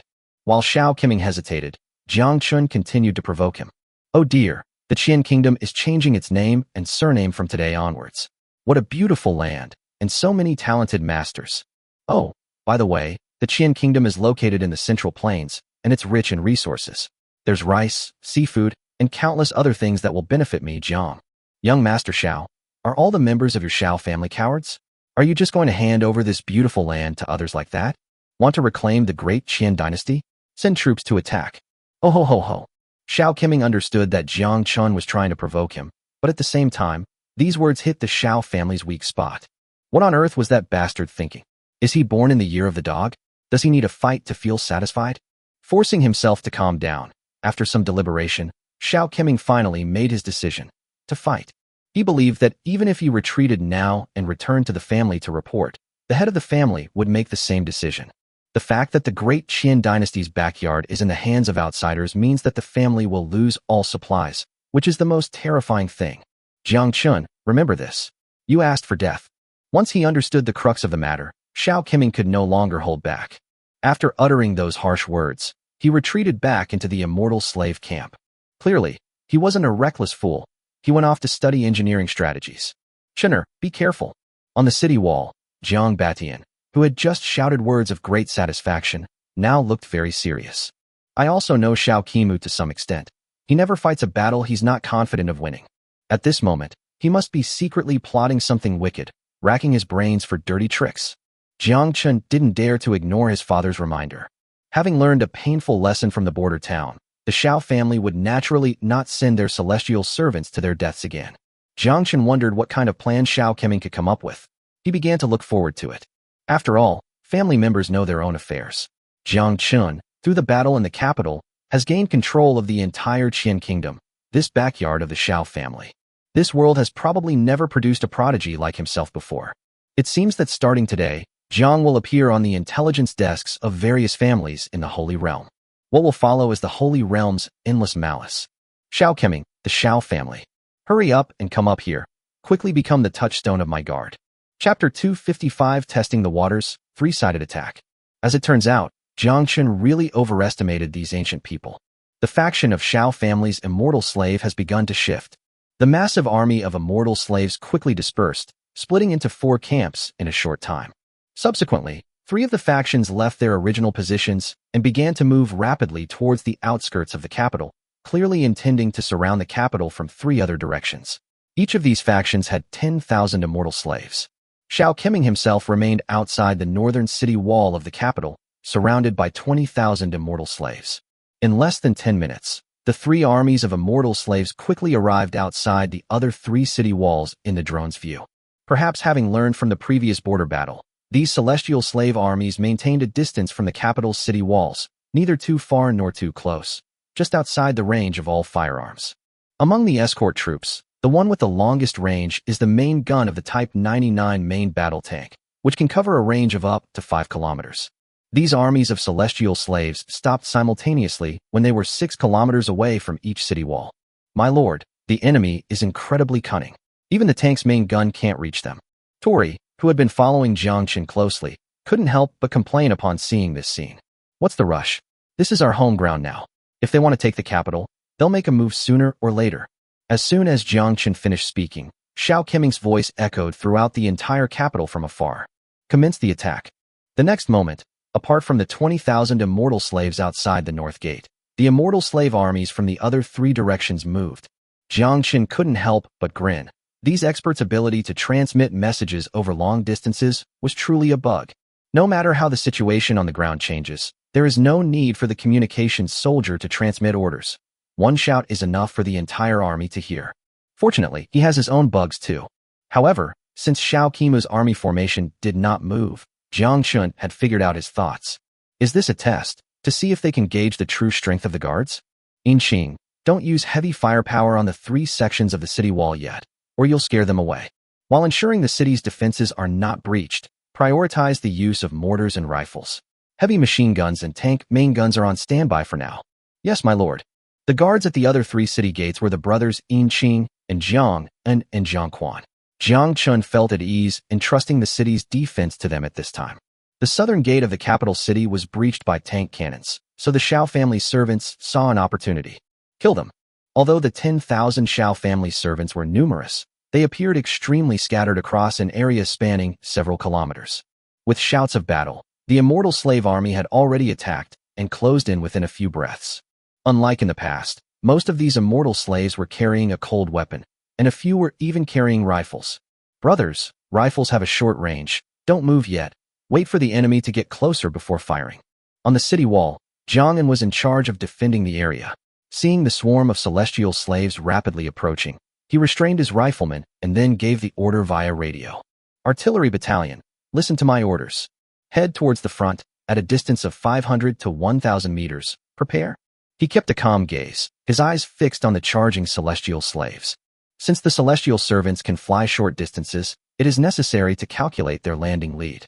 He controlled the landing area to be within 500 to 1,000 meters from the city wall. Soon, more and more celestial slaves fell into the preset area, using their feet to regain their footing and prepare to take off into the air. Fire. The next moment, the sounds of mortar fire erupted from all the positions, followed by a continuous series of whooshes. Whooshes. Whooshes. Outside the south gate, a large number of celestial slaves watched as they got closer and closer to the city wall, while the guards dressed in grass-green uniforms remained motionless, as if they were frozen in fear. For a moment, he abandoned his caution and thought to himself, what kind of guard is this? They're nothing special.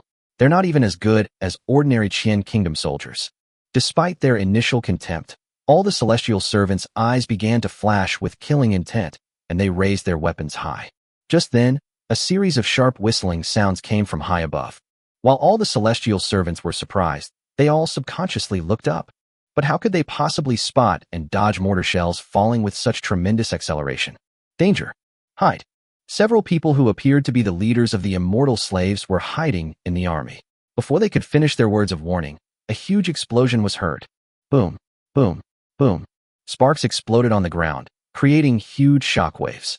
Some of the immortal slaves landed at this moment, and just as they were about to push off the ground with their feet to regain their footing, their protective aura was shattered by countless fragments around them. Then, a dense barrage of shrapnel continued, piercing deep into the flesh of these celestial slaves before they could even react. Puff, puff, puff. The sounds of flesh breaking and screams of agony were incessant. Fortunately, Each of these celestial servants was several meters apart, and their formation was quite loose. Often, the explosion of a single cannonball can only kill a few nearby immortal slaves. Meanwhile, many more immortal slaves were in the air. The mortar shell fragments hitting their protective aura only slowed their impact. However, although these aerial celestial servants were fortunate enough to escape the fragmentation crisis, their protective aura was also weakened. Moreover, the mortar attacks were relentless, and craters quickly formed in the area. The celestial servants suspended in the air were filled with terror. Damn, there's nowhere to land. This is certain death. Looking at his companions who had landed earlier, now turned into shattered corpses, many of their limbs were blown into the air by the shockwave. Just as the lucky ones in the air were contemplating how to stay airborne longer. The guards on the city walls will not give them a chance to breathe. Riflemen, fire. Jiang had been observing the battlefield situation. When he saw that the first batch of immortal slaves had broken through the artillery fire range and entered the 500-meter range of rifle fire, he knew that the real close-quarters combat had begun. As soon as he gave the order, the riflemen on the city wall opened fire. Da-da-da-da. Hundreds of tongues of fire erupted from the city wall in an instant, and a dense hail of bullets began to pour outwards. 500 meters is not the precise firing range of a rifle, but the effective killing range of a bullet is much longer. At this distance, coupled with the dense firepower, there is no need for deliberate aiming. All that is needed is to ensure uninterrupted firepower. Thud, thud, thud. As the bullets struck the protective aura, the immortal slaves lost the protection of the aura and were directly penetrated into their bodies by the bullets that followed. Chapter 256, A Half-Hearted Attack, a Retreat. With the sudden opening of fire by the riflemen, the celestial slaves who had dodged the artillery fire with their agile movements were dumbfounded. They had thought they could easily fly up to the city wall and wreak havoc. Wait a minute, are you coming back? Da-da-da-da. As gunfire continued to flash, one after another, the immortal slaves, filled with resentment, fell from midair and crashed heavily to the ground. However, under such a dense barrage of bullets, the fearless immortal slaves eventually broke through. Kill them. One of the immortal servants dodged countless bullets and darted into the city wall in one stride. He swung his knife at a rifleman who was caught off guard. Clang. The bloodlust in his eyes quickly faded, replaced by deep disbelief. No, wait a minute. What kind of clothes are these ordinary people wearing that can't be cut? The soldier, who should have been split in two, was thrown several meters away by the backlash of the immense internal force, his back slamming heavily onto the bricks of the city wall. Although he was weak and listless, he was still wriggling. Brothers. Despite the excruciating pain, the wounded soldier picked up his rifle and fired a burst of bullets at the stunned Xinu before he could even feel the pain. Da-da-da-da. At the same time, several soldiers who were firing at the foot of the city wall also turned their guns around and focused their fire on the ferry slave. Several flames attacked from all directions, blocking the immortal servant's escape route. His protective aura shattered, and dozens of bullets pierced his body in a short time. The ferry slave let out a miserable scream of resentment and was reduced to a pile of minced meat. Quickly, send one person out for every 3 people to guard against the ferry servants coming upstairs. Fortunately, the guards were disciplined, and platoon leaders immediately organized their men to defend the inside of the city tower and specifically kill the immortal slaves who flew in.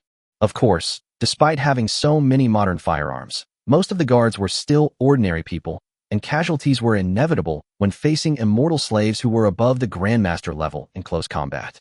In a mere instant, nearly 50 celestial servants rushed up the city wall, causing a momentary disruption to the guards' defensive formation. The celestial slaves were fearless and, taking advantage of the guards' momentary panic, they delivered blow after blow, turning dozens of guards into mincemeat. Quick! Focus fire! Focus fire on the celestial servants on the city wall. Don't worry about friendly fire. We have bulletproof vests. When they were training in the border town, the first lesson for all the guards' riflemen was that they must never point their guns at their own men to prevent accidental discharge. However, at this moment, facing the immortal servants protected by their protective aura, they no longer cared about anything else. Da-da-da-da, da-da-da-da. The soldiers quickly turned their guns around and pulled the triggers directly at the nearest celestial slaves. A hail of bullets whizzed out, the city wall bricks cracked, and debris flew everywhere. Amidst screams of agony, a celestial servant had his protective aura shattered and died screaming in agony. Some guardsmen were also hit by bullets from their comrades and fell to the ground, howling in pain.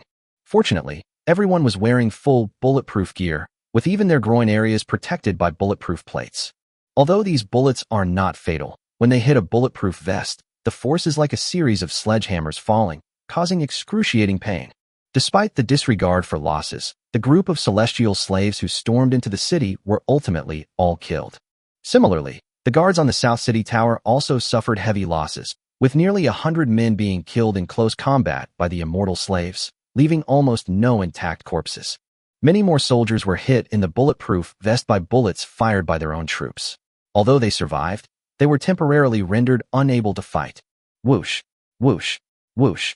Inside the city, the mortar positions have been firing nonstop since the start of the war, with almost every mortar firing nearly 20 shells. Under such intense artillery fire, the city wall was blasted into countless deep craters within a rectangular area ranging from 500 to 1,000 meters.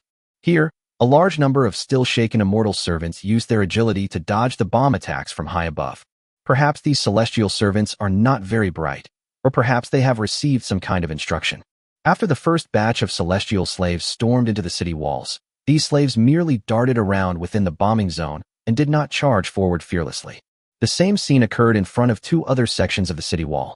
After losing nearly 10,000 of the Xiao family's 30,000 immortal slaves, they suddenly retreated like a tide, as if they had received some kind of command. My lord, the enemy has retreated. Damn, even a celestial slave is nothing special. Come on, you bastards. If you've got the guts, keep attacking. Most of the guards were seasoned veterans, and they shouted curses as they watched the fleeing celestial slaves turn away. After the tirade, everyone felt a chill run down their spines. Thankfully, they had plenty of ammunition this time. On the north city wall, seeing the three armies of immortal slaves retreating toward Xiao Qimu's main camp, leaving behind nearly 10,000 corpses, Jiang Chen was filled with questions. What? Is this the courage you, Xiao Qimu, have? This is nothing. Why did they retreat when the battle was going so well? Hey, Lao Xiao, why did you stop fighting when everything was going so well? What's wrong with you? Why did you hide your balls inside your belly? You're such a coward. Where are your grand pronouncements? Come on, I'm waiting for you right here. Jiang Batian's gruff voice carried far and wide through the microphone. Within the Xiao family camp, Xiao Qiming had calmed down from his previous indignation. Previously, he did indeed intend to use all his immortal servants and attack the city regardless of losses. He thought that the massacre of nearly 10,000 immortal slaves by the three allied forces before he came to Jiang Chen might have been exaggerated by Xiao Jiutian and others. The battle ended within the time it takes for an incense stick to burn, and the border garrison suffered no casualties. Such a record was utterly unbelievable to him, wasn't it? Therefore, he only sent 30,000 fifth-grade grandmasters to attack the capital from three directions just now, just to test the waters. If the attacks from the other three directions go smoothly, then I can lead 10,000 elite grandmasters and above to catch the north off guard. Even if Jiang Chen's forces are indeed formidable, the other three directions will only suffer a small number of grandmasters at most. But despite all his calculations, he never imagined that those rumored explosions falling from the sky actually existed. This attack alone caused our immortal servants to lose several thousand in a short period of time. Even if a small number of celestial servants managed to break into the city walls and launch a close-quarters attack, it was like throwing meat buns at a dog. Not even a ripple was made. At this point, Xiao Qiming's idea of taking over the capital in one fell swoop was completely extinguished. The loss of 10,000 immortal slaves was already painful enough for him. He couldn't bear to lose any more, nor could he cover up the losses. Let the patriarch decide everything once we return to the Holy Realm. Thinking of this, faced with Jiang Chen's provocation, Xiao Qiming could only suppress his killing intent and loudly reply. Jiang Chen, you little thief, don't be so smug. Once I return to the family and report to the patriarch, I will surely tear you to pieces. You should seize this time and enjoy life to the fullest. Let's cherish every moment. Chapter 257, Your humble servant expresses his sentiments. After leaving behind a few harsh words, Xiao Qiming turned around and led the remaining 40,000 immortal slaves northwards without looking back, quickly disappearing from Jiang Chen's sight. On the city wall, Jiang Chen operated the drone to follow the enemy until it reached the maximum signal range, at which point he set it to automatic navigation mode. Call. He breathed a huge sigh of relief. The big move he had anticipated hadn't come. Xiao Qiming was somewhat shrewd. He didn't blindly attack the city. Otherwise, even if the guards unleashed their full firepower, the final victory might be a Pyrrhic one. Not long after, Tori came up to report the battle losses. Reporting to Your Excellency, the immortal slaves have not breached any of the 3 sections of the city wall. However, our army has expended countless amounts of ammunition in this battle, and the casualties have reached nearly 1,000. More than 200 people were killed by the immortal slaves, and 800 people were hit by their own bullets in the chaos. Fortunately, everyone had bulletproof vests to protect them, and they could recover after a while. Even Tori, who was used to seeing life and death, couldn't help but gasp at this point. It should be noted that this was the first time the army had suffered such heavy casualties since he took over the guard. War? I take life and death lightly. It would be a lie to say that Jiang Chen wasn't heartbroken about these losses. Most of the guards were composed of Tuoba tribesmen and border prisoners of war abandoned by the Qin kingdom. For Jiang Chen, no one in the world was more loyal to him than the guardians. However, the important thing now is to start deploying the defenses of the capital in order to prevent Xiao coming from returning and catching the guards off guard. Tori, you are now in charge of deploying the defenses of the capital. This is the Xiao family's backyard. They won't give up so easily. Yes, there's no time for sentimentality. Tori has a lot to do. 2 city gates of the capital have been breached and urgently need repair. Troops and various weapons also need to be redeployed on the city walls to guard against unforeseen events. Furthermore, the large number of corpses of the Qian army within the city, as well as the order of the entire capital, must be restored as soon as possible. As expected of a national capital, it witnessed 2 major battles in just one day. Despite the smoke of battle, the people of the capital couldn't help but peek out after a long period of silence outside their homes. First, the neighbors gossiped. Occasionally, when they saw fully armed guards carrying corpses, or a few guards escorting dozens or hundreds of surrendered Qian soldiers, everyone was so frightened that they dared not move and wished they could bury their heads in the ground. Later, when these people discovered that the former rebel army had not harmed them at all, and even ignored them, their gossipy nature completely erupted. Hey sir, are you the guards? Wow, your military uniforms are absolutely stunning, like cows soaring to the sky. I heard that Champion Ho has returned victorious. Where is he? Oh, right. I even held the Champion Marquis when he was a child. I never imagined he would accomplish such a great feat. He is truly a role model for us all. Go away. Old Li, how could a commoner like you have hugged Lord Jiang? If you want to brag, I'll find you a cow to brag about. Believe it or not, in the eyes of ordinary people, after Jiang Chen drove away Emperor Qian, the next thing he would do was definitely to establish himself as emperor and create a new dynasty. These former champions, father and son, will soon become the new royal family of this country. Not only did ordinary people think this way, but the old officials of the Great Qian dynasty also shared the same idea.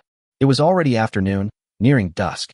Inside the imperial palace, in the Golden Palace, the place was in complete chaos. Former officials of the Qian dynasty had gathered in a circle, and the scene was as noisy as a bustling marketplace. When I first observed the young Marquis Jiang, I knew he was like a dragon hidden in the abyss, destined to soar to great heights soon. I never imagined that day would come so quickly. Nonsense. Minister Li, your Ministry of Rights used to spout nonsense about the divine right of kings, the emperor's bounty, and loyalty to the emperor, each word sounding more eloquent than the last. Now that Emperor Qian is dead, why don't you follow him in death? Exactly. Emperor Qian's body is barely cold, and young Master Jiang has not yet officially ascended the throne, yet your flattery has reached the northern frontier. Have you no shame? Exactly. Bah. We are ashamed to be associated with you. Perhaps because Emperor Qian had extorted a lot of money from his ministers, not a single minister remembered the emperor's favor and instead started making jokes. You. Minister Li of the Ministry of Rights never expected that a single sentence would invite ridicule from his colleagues, making him blush deeply. Don't be too happy yet. I'm just saying that I, the minister, am a weed on the wall. Aren't you all the same? Otherwise, why would you be here in court now? A single sentence revealed the thoughts of his colleagues, and the entire Golden Palace fell silent for a moment. Finally, one of the ministers could no longer contain himself and moved closer to the composed and unperturbed Murong Dengyun. Your Excellency, the left Prime Minister, you are the highest-ranking official present, and you even severed ties with Emperor Qian this morning. Why don't you say something? One sentence immediately drew the concerned gazes of all the ministers. In the past, everyone would have wanted to get as far away from Murong Dengyun as possible at this time. After all, he was a close confidant of Emperor Qian, and his daughter was the Empress, with whom he had countless connections. But ever since he had a falling out with Emperor Qian that morning, and revealed his skills as a 5th-grade grandmaster, this, ironically, made his position here incredibly important. What did you ask me, and what did you say? Murong Dengyun pretended to be stupid, but to be honest, he was anxious too. He knew that Xiao Jiaxinu had been removed from the palace, and after that, Jiang Chen led his troops into the palace. As for where he went, where else could he go besides his beloved daughter's harem? That's such a youthful spirit. Is that kind of thing really that wonderful? Cough cough, I don't know either. Of course, Murong Dengyun couldn't say. Your new emperor is sleeping with my daughter, isn't he? That's just too despicable. The court officials were anxious. The imperial palace and its harem. There are hundreds of houses here, each belonging to a member of the royal family. In the very center, the largest and the most magnificent house. Jiang Chen brought the cigarette to his lips, opened his mouth, and put it in his mouth. A beautiful, slender hand reached out and lit it with a lighter.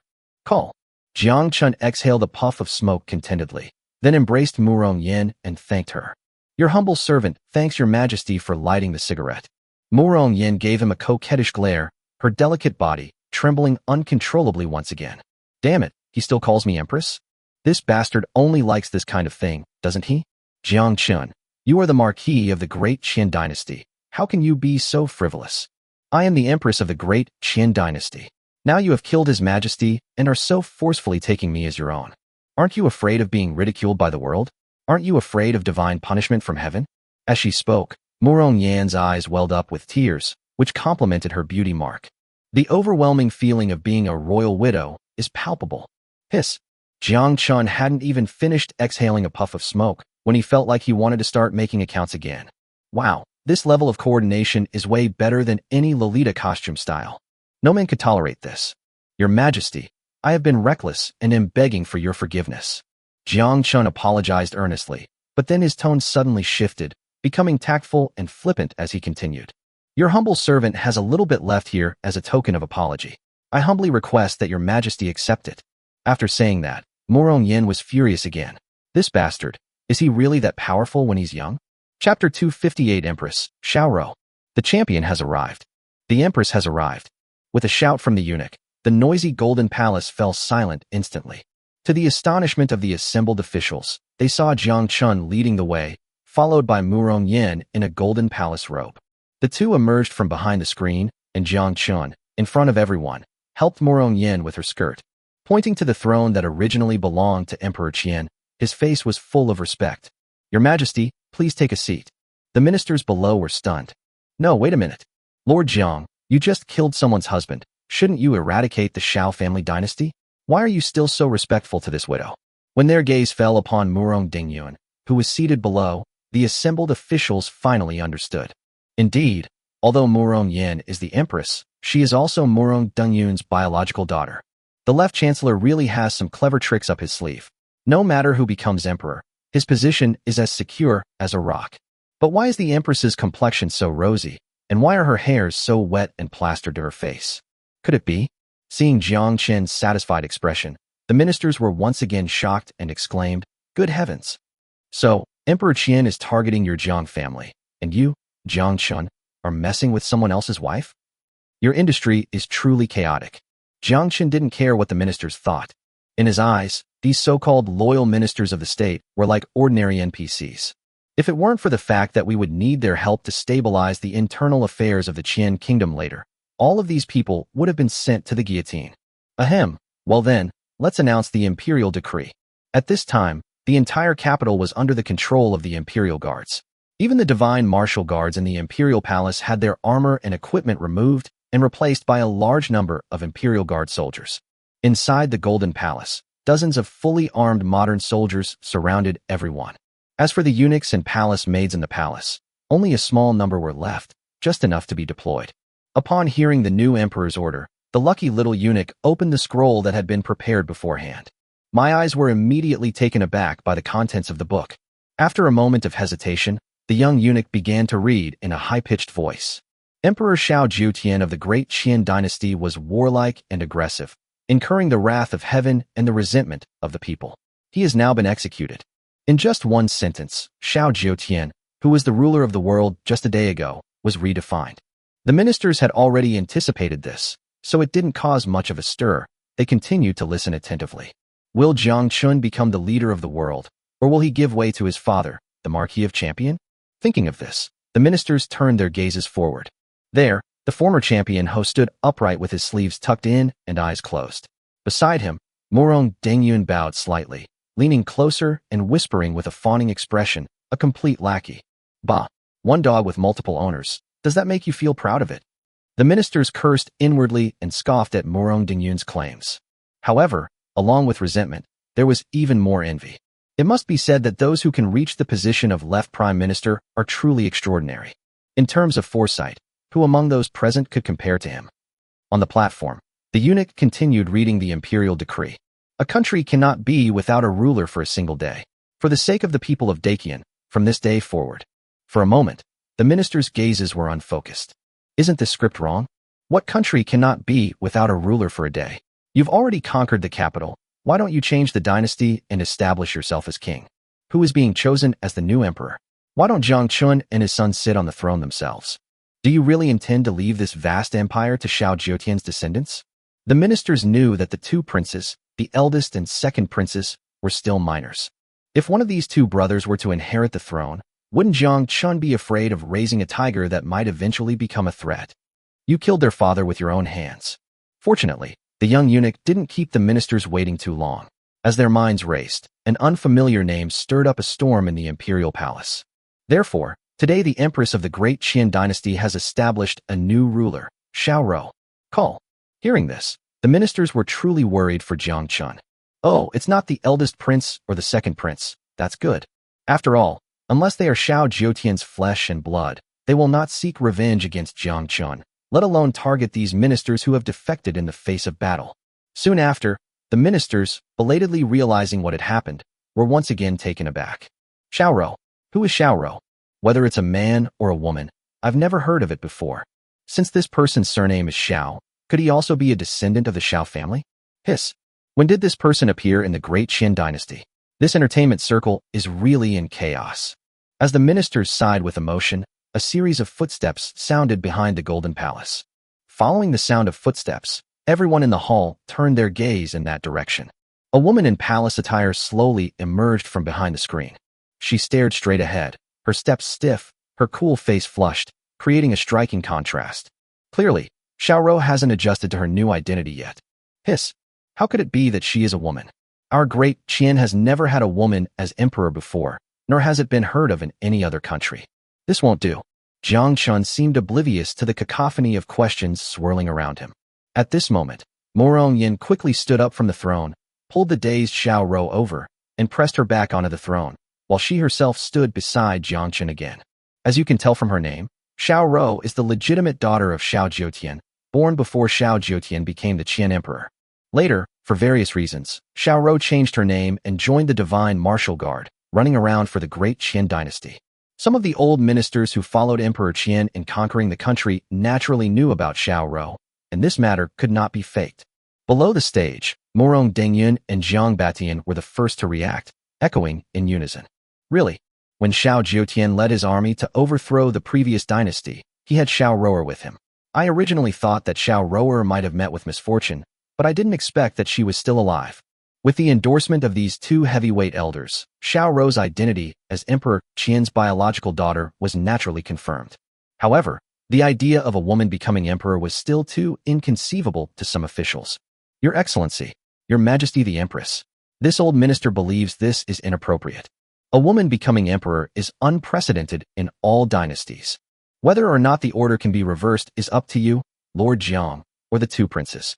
After listening to the minister's words of advice, Jiang Chen lost his patience. None of my family members understand. What I, Jiang, want is nothing more than a peaceful life, and to be an empress whom I can mold at will.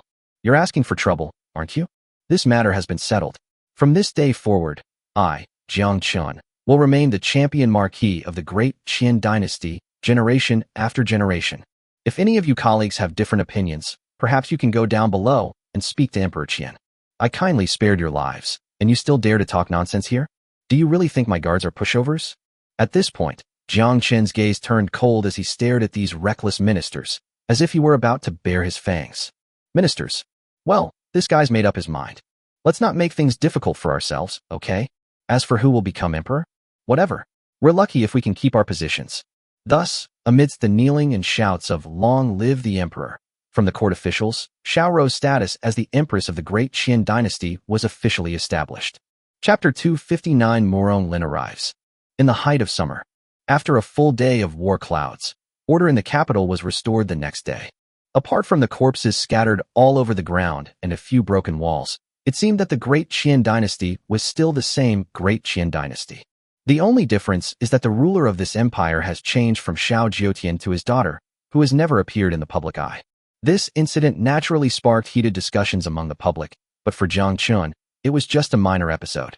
At this moment, in the imperial palace, in the study that originally belonged exclusively to Emperor Qian, Jiang Chen, you bastard, why don't you become emperor yourself? The heavy golden palace dress had been removed, and Xiao's beautiful face showed a look of indignation. TSK, look at you. I'm doing this for your own good, Xiao. For so many years you have lived in anonymity. Although you are a princess, you have never enjoyed the taste of fine clothes and delicacies. Instead, you have been involved in bloodshed every day. I'm making it up to you on behalf of your father. Even Emperor Qian was reluctant to pass the throne to you, right? I've been so good to you. Why don't you call me father and let me hear it? Pa. Watching the two banter like lovers, Murong Yin, now the Empress Dowager, felt a pang of bitterness in her heart. Yes, I'm just a washed-up woman. How could I possibly win the heart of a ruthless hero like Jiang Chen? Ultimately, he does prefer young women. Beside her, Xiao Ling, who had never appeared in public these past few days, spoke up. Jiang Chen, although we have taken control of the Qian kingdom, we must not be careless. It is likely that the Xiao family is plotting how to retake the capital. As a high-ranking member of the Xiao family, Xiao Ling was all too aware of the vengeful nature of the Holy Realm families. Since Xiao Qimu left yesterday, the dark cloud in her heart has not dissipated. Jiang Chen had naturally already thought of Xiao Ling's reminder. Now that he has taken control of the Qian kingdom, it is equivalent to holding the Xiao family's lifeline in check. How could they possibly let this go? But this world is a dog-eat-dog world, and just because Jiang Chen wants to retreat to the border town and live a peaceful life doesn't mean the Holy Realm will let him go. Putting aside the fact that the two sides have already formed a blood feud, the various modern weapons that Jiang Chen possesses are seen as a path to death by the people of the Holy Realm. How much time do we have left? Along the way, there was constant fighting and killing, almost without any pause. Despite holding the title of Marquis of Champion, Jiang Chen had never actually experienced the life of an ancient nobleman. To be honest, he was exhausted. Even among men who dislike cilantro, only Murong Yin has ever done so. How can this be? Xiao Ling knew what Jiang Chen was asking, so she tilted her head, closed her eyes, and pondered for a moment before answering. It's hard to say. The enemy might arrive in a few days. Of course, considering Xiao Yi's cautious nature and the fact that Xiao Qimu's reinforcements suffered a setback with you, he might join forces with other families in the Holy Realm to deal with you. Furthermore, now that Xiao Ro has ascended the throne, the Xiao family may already know that she is your person. The proud people of the Holy Realm will not let this feeling of being deceived go unpunished. You should be prepared to be attacked by the entire Holy Realm. Jiang Chen was naturally aware of these things, but Xiao Ling's reminder made him feel uneasy. As the group remained silent, they heard the eunuch outside the door announce, "Your Majesty, and the Marquis of Champion, Lord Jiang, accompanied by the left Prime Minister, has come to pay their respects."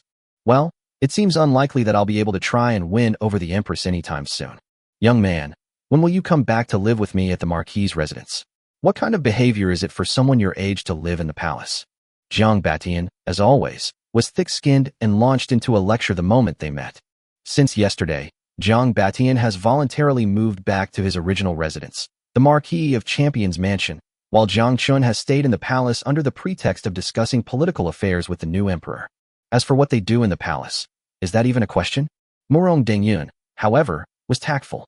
Seeing his daughter blushing with embarrassment, he immediately changed the subject, bowing and saying, "Young Marquis, I was blind and ignorant in the past, and I hope you will forgive me." Hey, Jiang Chen laughed. He grinned, and even with his thick skin, he couldn't help but blush. He slept with someone's daughter, and now he expects her to come up to him and apologize? What kind of nonsense is that? Left Prime Minister, there's no need to be so reserved. Since you chose me during the war, we're all family now, and besides, Jiang Chen revealed a lewd look that any man would understand, and the two old men were immediately speechless, unsure of how to respond. What brings Patriarch Murong here today? Could it be to discuss national policy? Jiang Chen addressed the Murong family head instead of the left prime minister at this moment, the deeper meaning of which was self-evident. He believed that Murong Dengyun, the Murong family's frontman, publicly taking sides was not solely his decision. Sure enough, upon hearing Jiang Chen's meaningful words, Murong Dengyun narrowed his eyes and secretly admired him. With just a few simple words, he realized that Jiang Chen was no longer the spoiled brat he once was. Your Jiang family are the real schemers. Such a man of great potential has been pretending to be a playboy for so many years. Young Marquis, you are wise. I have come here on behalf of my patriarch, Murong Lin. This morning, the head of the family personally arrived in the capital. Would it be convenient for you to meet him? Good heavens. Jiang Chen took a deep breath, quite surprised. Jiang Chen had heard of Murong Lin from his adoptive father. Unlike Murong Dengyun, he is the head of the Murong family in the entire Holy Realm.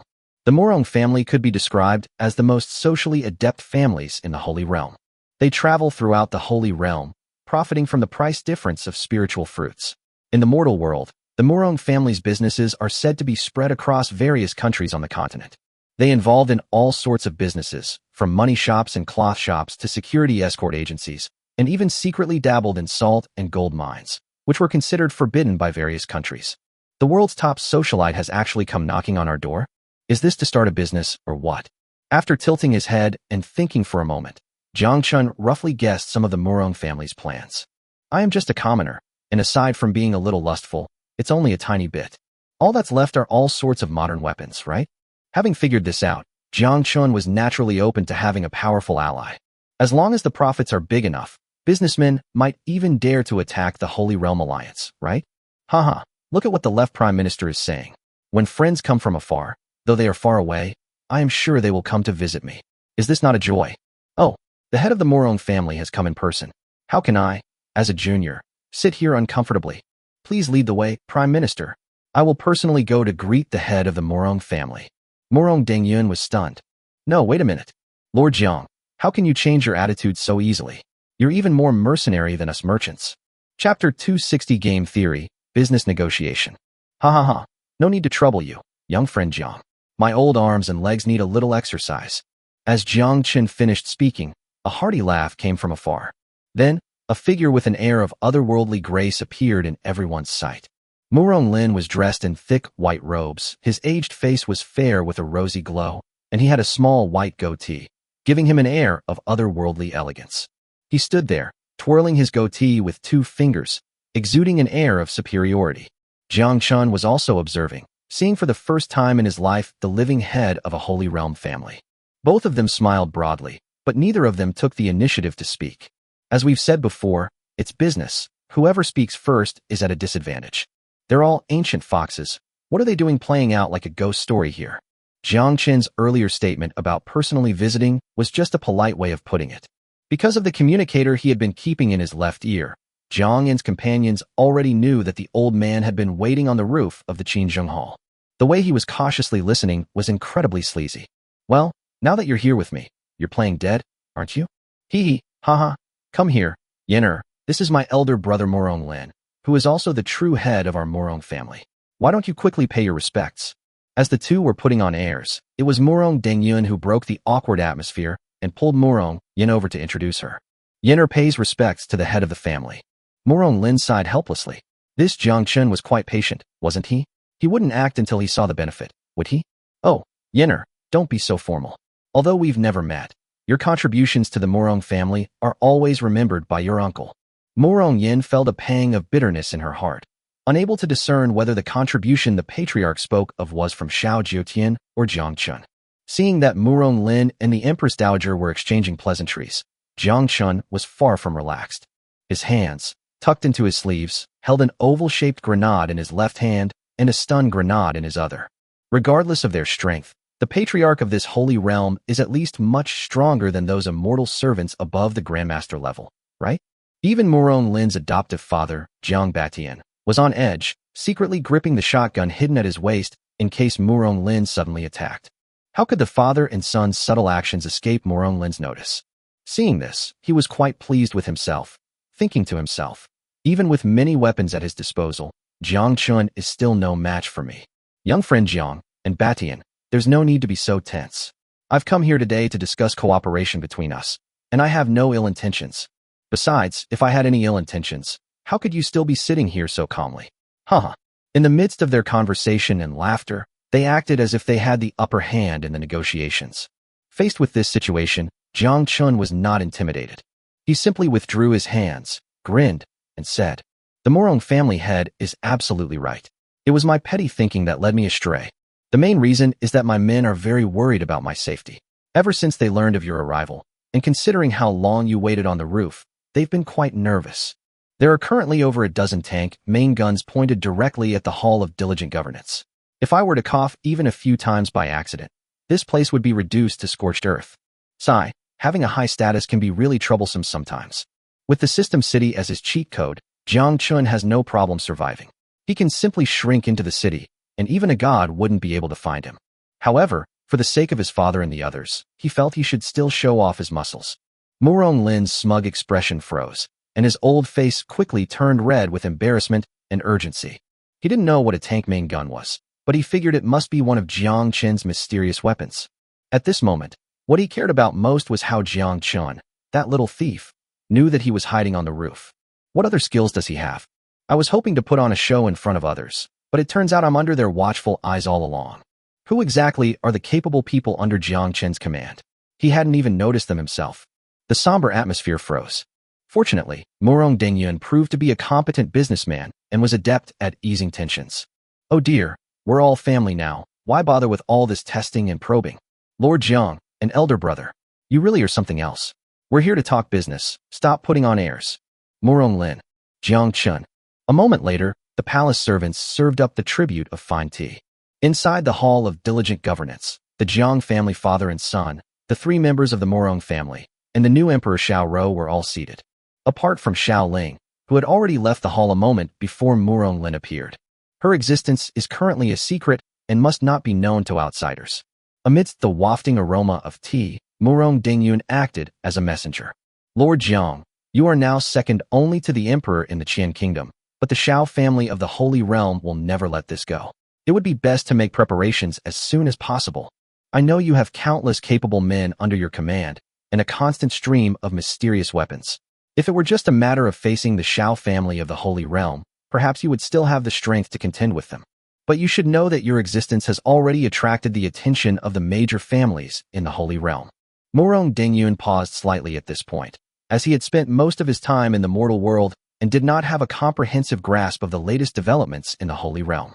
Murong Lin picked up the conversation, taking a greedy sip of the imperial Biluakun tea and sighing softly. The tea leaves of the mundane world are still the most vibrant. "Young friend Jiang," as Dengyun said, "after you defeated our three-family alliance with your top-tier resources, the major families of the Holy Realm have already turned their attention to you, or rather, to the weapons you possess. The rifle goes without saying. An ordinary person with a rifle can defeat a fifth-grade grandmaster who has cultivated for many years. As long as he has enough ammunition, he can even clearly break through the protective aura of a grandmaster. Not to mention that besides rifles, you also have other powerful weapons that can instantly eliminate more than 10 masters with a single explosion. Oh, by the way, if I may add something, what was that weapon called again? Regarding mortars and tanks, although many people have witnessed their power, they still do not know what kind of weapon caused them. That's a mortar. One shell costs 100 taels of gold. It's ridiculously expensive. Sigh, war is all about spending money, and it really breaks my heart." There was no need to hide the fact that it was a mortar. Jiang Chen immediately pretended to be heartbroken and raised the price of the shells tenfold. Hiss! The Murong brothers were shocked and gasped in unison. Jiang Batian was shocked. He had actually given birth to a cunning merchant? Hadn't he said that 10 taels of gold per mortar shell would suffice? However, for Murong Lin, money was irrelevant, as long as Jiang Chen quoted a price. The Murong family has no shortage of money. Chapter 261. I want the gold, and I want the spirit fruit too. Young friend Jiang, since we've come this far, I'll be frank with you. Murong Lin had witnessed firsthand how shameless Jiang was. A single cannonball cost 100 taels of gold. Wasn't that just blatantly setting a price? They immediately seized the opportunity and pressed their advantage. My Murong family wishes to acquire Lord Jiang's weapons. The price is negotiable. What do you think? After saying that, the two Murong brothers stared at Jiang Chen with expectant looks on their faces. With enough weapons, the Holy Realm and the immortal slaves are all bullshit. My Murong family never wants to be called a merchant family again. Meeting the expectant gazes of the two old men, Jiang Chen frowned immediately, appearing particularly hesitant. Seeing Jiang Chen's state, the Murong brothers secretly cursed their bad luck. Could it be that these weapons are in limited quantities, or perhaps Jiang Chen doesn't want to just hand them over to others? Then why did you shamelessly do it in advance? It's not that I, Jiang, am stingy. It's just that each of these weapons is a rare, discontinued item with limited quantities. Moreover, it is precisely because of these weapons that I, Jiang, have been able to live peacefully until now. The left prime minister is naturally the one who knows this best. Murong Dengyun nodded, his face flushed. To be honest, he had played a part in Jiang Chen's miserable state back then. Murong Lin's face fell, and he looked extremely disappointed. Only by acquiring a large number of weapons can the Murong family stand out from the Holy Realm, which is surrounded by powerful enemies, and even stand at the top of the world. Judging from Jiang Chen's attitude now, things are unlikely to go so smoothly. Just as the two were feeling disappointed, Jiang Chen suddenly changed the subject and said, "These are the foundation upon which Jiang stands, the root of his survival, and the means by which he obtains them. Pay more." Jiang Chen emphasized the last two words especially. Murong brothers. Good heavens, you bastard, you almost broke my back with just a few words. Oh ho ho ho ha ha ha. Young friend Jiang, you really know how to joke. Although my Murong family isn't particularly powerful in the Holy Realm when it comes to wealth. If I, Murong Lin, say I'm second, then no one dares to say they're first. Murong Lin smiled. It had come to him effortlessly. Next, we should discuss the specific price. Young friend Jiang, I want to purchase 10,000 rifles, just like the ones you sold in the border town last time, each rifle with enough bullets. Also, what's that? Mortars, right? We need 1,000 mortars, each equipped with 100 rounds of ammunition. Murong Lin is trying to get rich quick. Just thinking about the immortal slaves in the family, each armed with a rifle and possessing superb skills, makes one wonder which family in the Holy Realm would dare to look down on them. To be honest, the so-called Murong family does indeed have businesses scattered throughout the secular world, and at the same time, they have intricate connections with the holy families that represent various countries. But the nature of businessmen is what it is, and the Murong family has long suffered from discrimination from various families to varying degrees. There were countless vulgar and offensive remarks about what kind of merchant family they were, how they were opportunists who changed sides with the wind. These words would have been tolerable for Murong Lin in the past, since he couldn't possibly offend all the families at once. However, Jiang Chen's weapons gave him boundless confidence in an instant. From now on, let's see who dares to look down on the Murong family like this. Unfortunately, while the idea was good, reality was rather cruel. As Murong Lin was lost in his daydreams about the future, Jiang Chen's words were like a bucket of cold water poured over him. I'm sorry, Patriarch Murong. Rifles are fine as long as they're expensive, but as for mortars, what's wrong with mortars? Is it because they're too expensive? Don't worry, young friend Jiang. The Murong family has plenty of them. Murong Lin patted his chest and kneaded his other hand with his index, middle, and thumb fingers together. No. Jiang Chen shook his head, then feigned regret and said, Rifles? We can have as many as we want. But mortars, to be honest, even I don't have many of those. Each mortar is incredibly expensive, not to mention the ammunition. Every round you use is one less you have. In the past, if any mortar operator operated the gun too quickly, they would be subject to military law. Of course, Jiang Chen made all of this up. He said that, of course, because mortars have a long range and are extremely powerful. Rifles are fine. Beyond a range of several hundred meters, they pose little threat. But what if the Murong family got their hands on the mortars? He certainly didn't want to be walking down the street one day and suddenly be targeted by these mortars. This thing is an ace in your own hands, but a threat in someone else's. Unless Murong Lin has something good to offer him. Murong Lin was slightly disappointed, but he was still unwilling to give up. He cast a questioning glance at his cousin, Murong Dengyun. After exchanging a look, Murong Dengyun finally spoke. Young Marquis, as you said, the mortar is extremely precious. If the Murong family were to exchange it for something else, would you consider parting with a little of it? Jiang Chen's heart skipped a beat, but he continued to feign ignorance. What in this world could be more valuable than my mortar? As he spoke, he propped his head up with one hand, striking a pose of a lonely master. You bastard. You despicable thief. They won't act until they see the profit. How come they're even more difficult to deal with than us and scrupulous merchants? Do you really think we didn't see it? The area outside the east and south gates of the capital is practically riddled with holes by your mortars, and you still say the shells are precious? Go to hell. While cursing inwardly, Murong Dengyun forced an ugly smile. Young Marquis, what if my Murong family were to exchange spiritual fruits for mortars with you? Having succeeded in his evil scheme, Jiang Chen's eyes lit up, and he became energetic. Mr. Murong, now that you've mentioned this Jiang fellow, I'm no longer sleepy. The Murong brothers exchanged a glance, their expressions quite helpless. Well, it still wasn't enough. According to Jiang Xiao, how should the price of mortars be determined? Regarding the price, Jiang Chen had already mentally prepared a quote, and then immediately stated his price. 1 mortar shell yields 1 high-grade spirit fruit, and 1 shell yields 1 mid-grade spirit fruit. What do you two think? Before Murong Lin could even speak, his father-in-law immediately became anxious. Lord Jiang, do you really think our Murong family is a goose that lays golden eggs?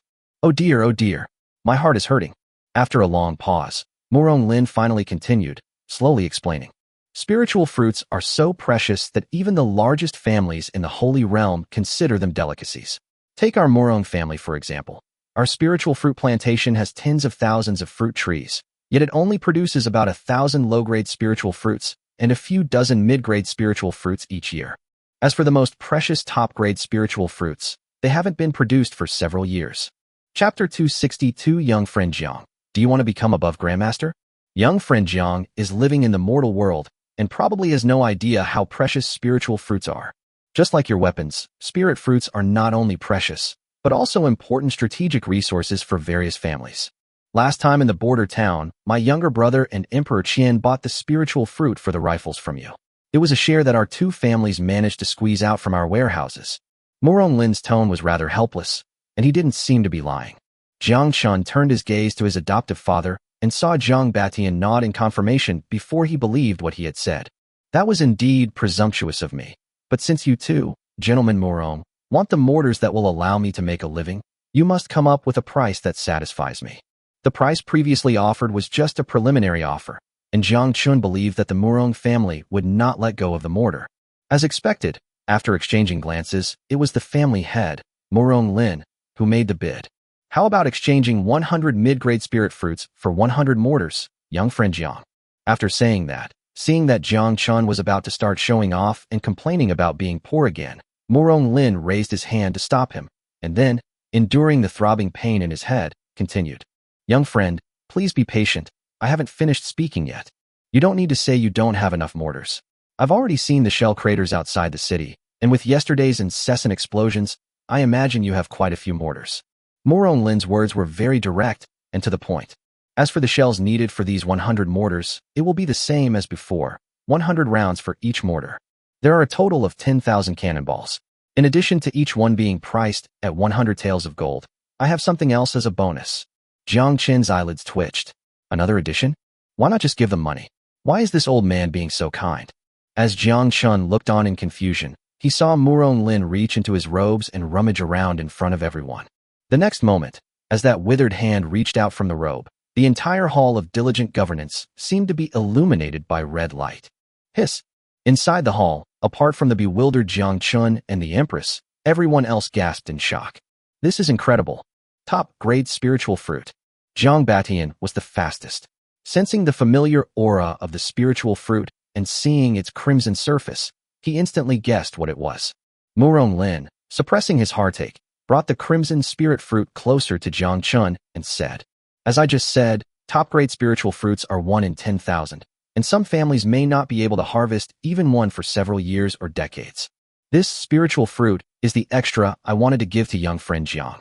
As soon as he finished speaking, even Jiang Chen, who had been putting on a show of arrogance for a long time, looked surprised. Under his father's scrutinizing gaze, Jiang Chen finally confirmed that the top-grade spiritual fruit was genuine.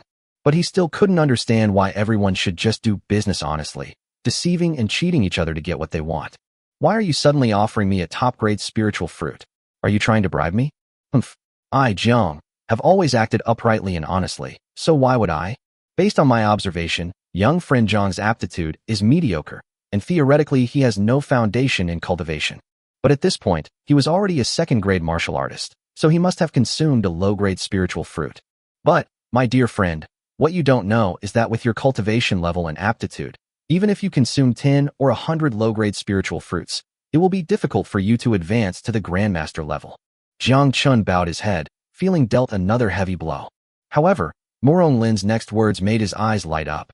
However, unlike low-grade and mid-grade spiritual fruits, high-grade spiritual fruits are considered high-grade not only because of their scarcity, but also because of their special use. At this point, Murong Lin paused briefly, whetting everyone's appetite before continuing. Even someone with no cultivation foundation can rise to the level of Grandmaster or higher by consuming a single high-grade spiritual fruit and having a protector of Grandmaster or higher for just a few days of seclusion. Hiss. As soon as he finished speaking, the entire audience was shocked. Jiang Batian was in the same boat. His face showed a conflicted expression mixed with resentment. Haha, Batian, you may have mediocre cultivation talent, but I don't believe that your Jiang family doesn't have any top-grade spiritual fruits. You've been stuck at the 4th rank for decades, and your family has forgotten you in the mortal world. Jiang Shan, that old dog, is truly unworthy of being a father. Noticing the resentment in Jiang Batian's eyes, Murong Lin didn't forget to rub salt into the wound. No need for Patriarch Murong to trouble himself. This matter is a personal grudge between me and the Jiang family, and I will handle it myself. Although his family scandals were already known to outsiders, Jiang Batian still intended to resolve them himself. So, young friend Jiang, this top-grade spiritual fruit is now yours. After saying that, Murong Lin held out the bright red spiritual fruit, which made Jiang Chen's handsome face blush as well. However, he resisted the strong temptation and asked, Patriarch Murong, is there anything else you haven't said? Jiang never believed that there was hatred without a cause, just as there was love without a cause. Seeing that Jiang Chen remained unmoved in the face of such temptation, Murong Lin held him in even higher regard. After a moment of silence, he continued, As expected of my young friend Jiang, his foresight is truly remarkable. I haven't misjudged you, so I'll speak frankly. I hope that, apart from my Murong family, those mysterious weapons of young friend Jiang must not be sold to any other family. What do you think?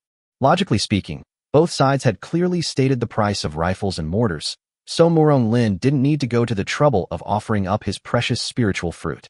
But he was also afraid that he might be able to buy weapons from Jiang Chen to expand his power. What about the other families? Jiang Chen is a bastard. He's seen through him. As long as you have money, he'll sell anything and anyone. Don't be so sure you haven't just bought a lot of weapons and are about to wreak havoc in the Holy Realm. I turned around and saw, hey, you guys have these things too. Murong Lin wanted a monopoly, and this extremely precious spiritual fruit was the bone that would stifle Jiang Chen's appetite. To be honest, Jiang Chen had actually had that thought before. As long as there is enough gold and silver, no one will object to exchanging for as many weapon systems as they want. He had originally planned to use a strategy to his advantage in the Holy Realm, selling rifles to various factions and letting them fight amongst themselves. I never expected that old codger Murong Lin would be so far-sighted as to try to stop this plan right here.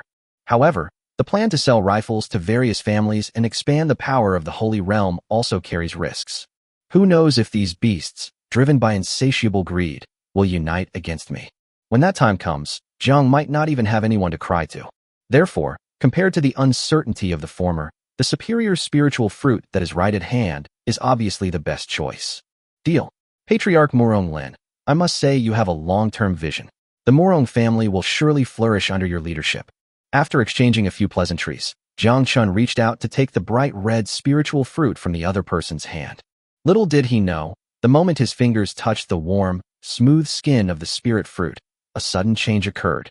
Chapter 263 Jiang is also above Grandmaster. A strange change suddenly occurred in the Golden Palace. The moment Jiang Chen's fingers touched the surface of the spirit fruit, the bright red, cherry-like fruit abruptly disappeared from everyone's sight. What's going on? Almost everyone present possessed cultivation, yet none of them managed to detect the whereabouts of the spiritual fruit. No, it wasn't me. Murong Lin was dumbfounded, fearing that Jiang Chen would think this was a trick of his to play hard to get, and was about to speak up to explain. But they found that Jiang Chen, who should have been equally shocked, was frozen in place, his eyes vacant. Jiang, my little friend? His hesitant voice drew everyone's attention to Jiang Chen's face. Jiang Chen seemed to be in a daze, lost in thought. Old man, was that you?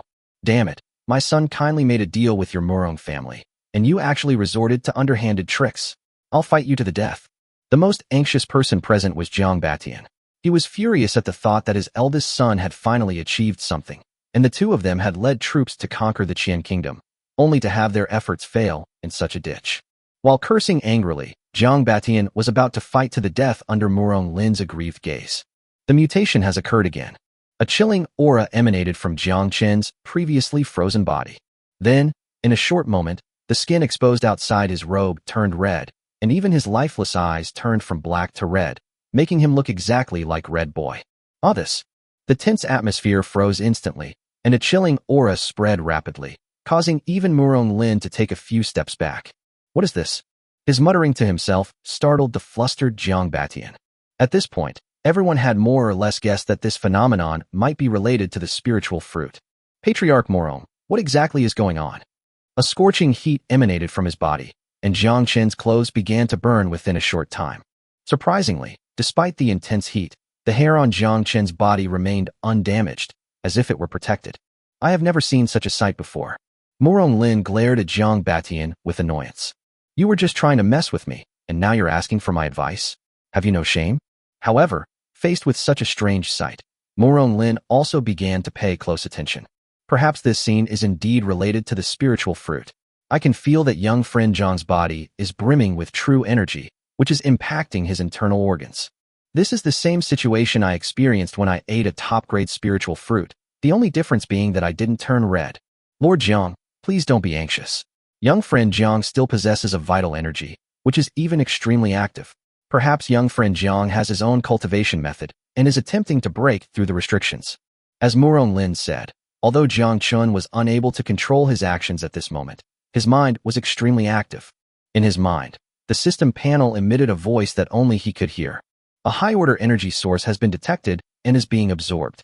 Progress, 10. Absorption progress, 15. To be honest, Jiang Chen was very nervous.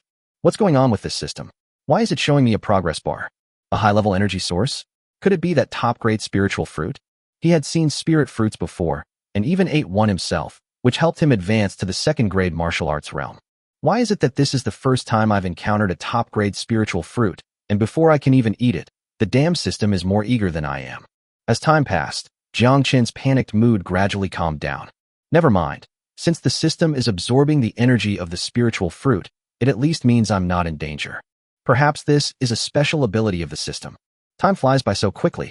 At a certain point, the progress bar indicated by the system finally reached its end. Absorption progress 100%. High-level energy absorption complete. Host physique greatly enhanced. Urban usable area is expanding. At this moment, in the eyes of outsiders, Jiang Chen's fiery red color faded away in an instant, and his whole body seemed to have returned to its original state, as if his soul had returned to his body. Call. Jiang Chen took a deep breath and stretched, while at the same time, he heard his adoptive father's concerned whisper. Chen, how are you? Before Jiang Chen could speak, he heard Murong Lin shout in alarm. How could this be? How could this happen? Impossible. This doesn't make sense. Knowing that Jiang Chen was not in mortal danger, everyone present immediately turned their attention to Murong Lin. Patriarch Murong, you say it's impossible, so how could this be? Jiang Batian was puzzled. Wasn't this old man the head of the Murong family? Shouldn't he be knowledgeable and worldly wise? Why did he look like a country bumpkin visiting the city? Who Jiang family brat? You're a grandmaster yourself. Haven't you noticed anything different about your son? Upon hearing Murong Lin's question, Jiang Batian began to carefully observe his dog's son. His smirking face remained unchanged, and his physique was just like his father's, with clearly defined 8-pack abs. Even his manhood perfectly inherited the excellent bloodline of the Jiang family. However, his snow-white and pinkish skin really ruined the heroic aura of a grown man. No, something's wrong with my Chener. Before he could finish his question, Jiang Batian froze for a moment. Then his mouth gaped open so wide it could almost fit an egg. Hiss. He knew his son's cultivation level. He was a second-rank martial artist. With his cultivation level as a 5th-grade grandmaster, he could see right through him at a glance. And now, Jiang Chen is standing right in front of him, and Jiang Batian can't even see through his son's cultivation level? That's right. Young friend Jiang is probably already above the grandmaster level. Murong Lin picked up the conversation, his face grave, and continued. As I mentioned before, because top-grade spiritual fruits are rich in spiritual energy, they generally require a powerful protector to stabilize the body's meridians after consumption. This is to ensure that the body is not damaged by the powerful spiritual energy and can absorb it properly. As for young friend Jiang, although I did not see how he consumed the spiritual fruit, He actually absorbed the entire spiritual fruit in less than the time it takes for an incense stick to burn, and his cultivation level even reached above the Grandmaster level. Such a scene is something I have never heard of before. It is truly a wonder of the world. Murong Lin looked at him as if he had seen a monster, his face filled with curiosity. He grabbed Jiang Chen, who hadn't even spoken yet, and with his old, bark-like hands, he started kneading all over Jiang Chen's body. Me? Get out of here, you old man. I'm not interested in men. Only then did Jiang Chen realize that his body felt chilly. Where are my clothes? Even with his thick skin, he wished he could disappear into a hole in the ground. The men present were fine. Everyone had their own. Murong Yin was all right. After all, it was his own dog. What hadn't it seen?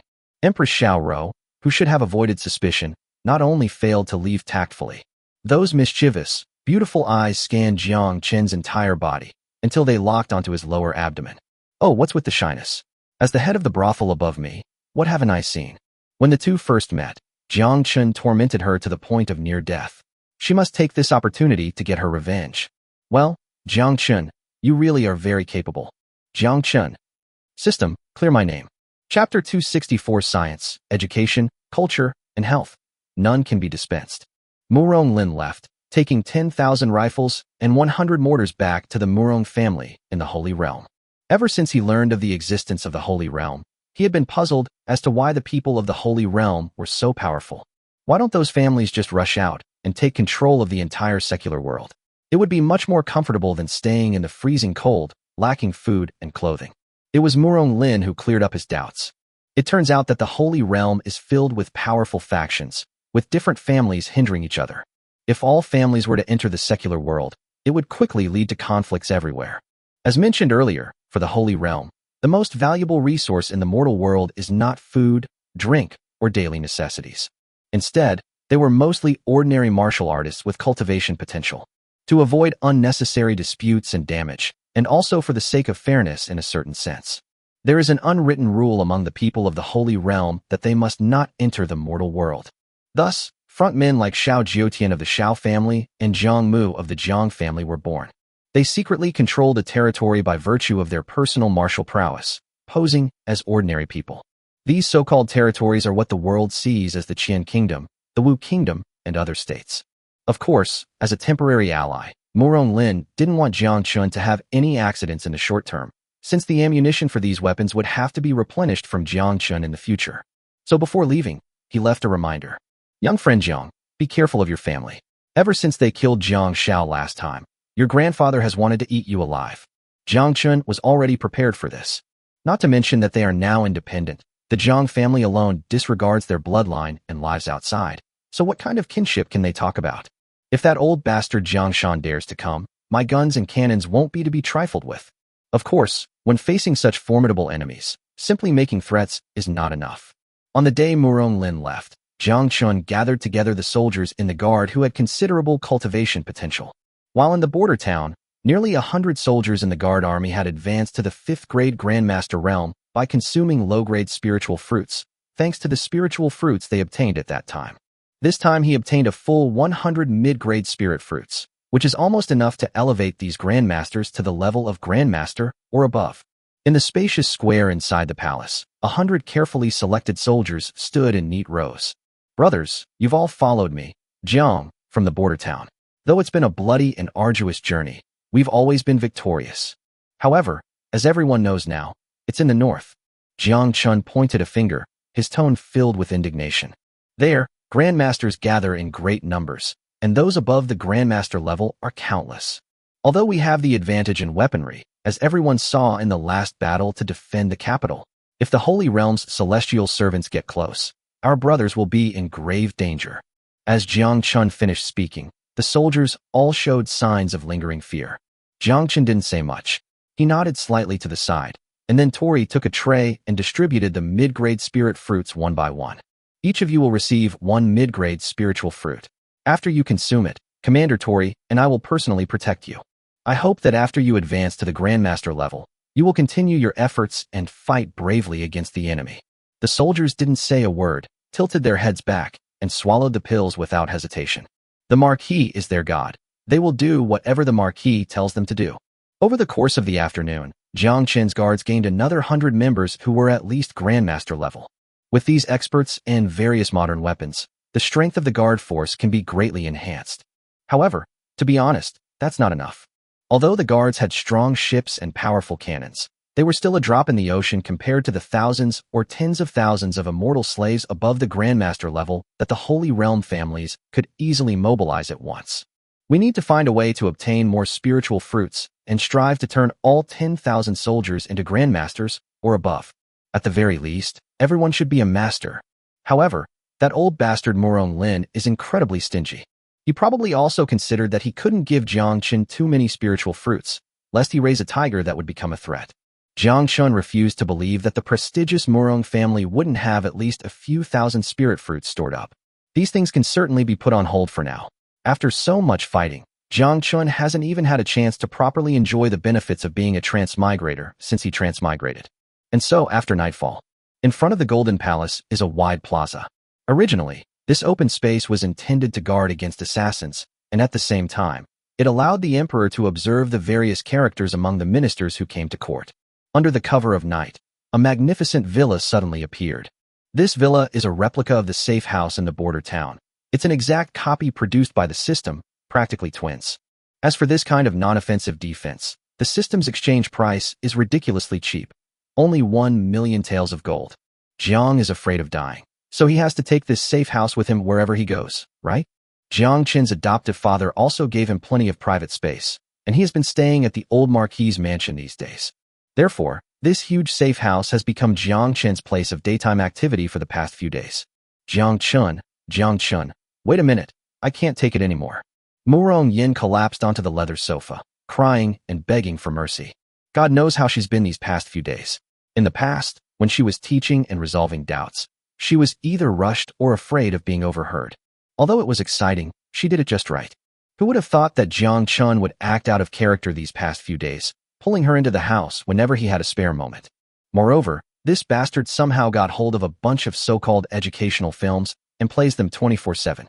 Murong Yin didn't understand what a television was, but the teaching materials inside were something she had never heard of before, even though she had been empress for many years. So that's how it can be done? This is just too evil. At first, Murong Yin was indeed fond of being a teacher, and what teacher wouldn't like a diligent and eager-to-learn child? But what if you encounter a student who, like a sponge, tirelessly absorbs scientific knowledge? She was scared. She still wanted to live. What can I stand? No way. Teacher, you absolutely can't let your student down. Since becoming a grandmaster, Jiang Chen felt like he had inexhaustible energy. Under his tutelage, Murong Yin gained a profound and enlightening understanding of various modern scientific knowledge. Science, education, culture, and health. All kinds of knowledge are indispensable. Hearing that Jiang Chen was going to force her to teach again, Murong Yin was alarmed, but suddenly thought of a way to shift the blame to another party. Even if you've reached the end of your rope, there's still a vast and beautiful land waiting for you. Lord Jiang, His Majesty may not be asleep yet, perhaps you. At this point, Murong Yin felt embarrassed and flustered again. Logically speaking, Xiao is Emperor Qian's daughter, so she can be considered half a daughter to him, right? Perhaps having thought of the same thing, Jiang Chen suddenly stopped, his eyes shining. Right? I was only a second-grade martial artist before. How could I dare to mess around with Xiao, who was a fifth-grade grandmaster? Now, the situation is different. Hee. Chapter 265 Flipping the Cards, the Empress's Card. Xiao was awakened by the eunuch on duty calling her. Since the change of emperor in the Qian kingdom, although she had Jiang Chen's endorsement, the court officials did not oppose her and instead cooperated fully. But as the emperor, the internal affairs of the entire Qianlong kingdom almost drove her to collapse.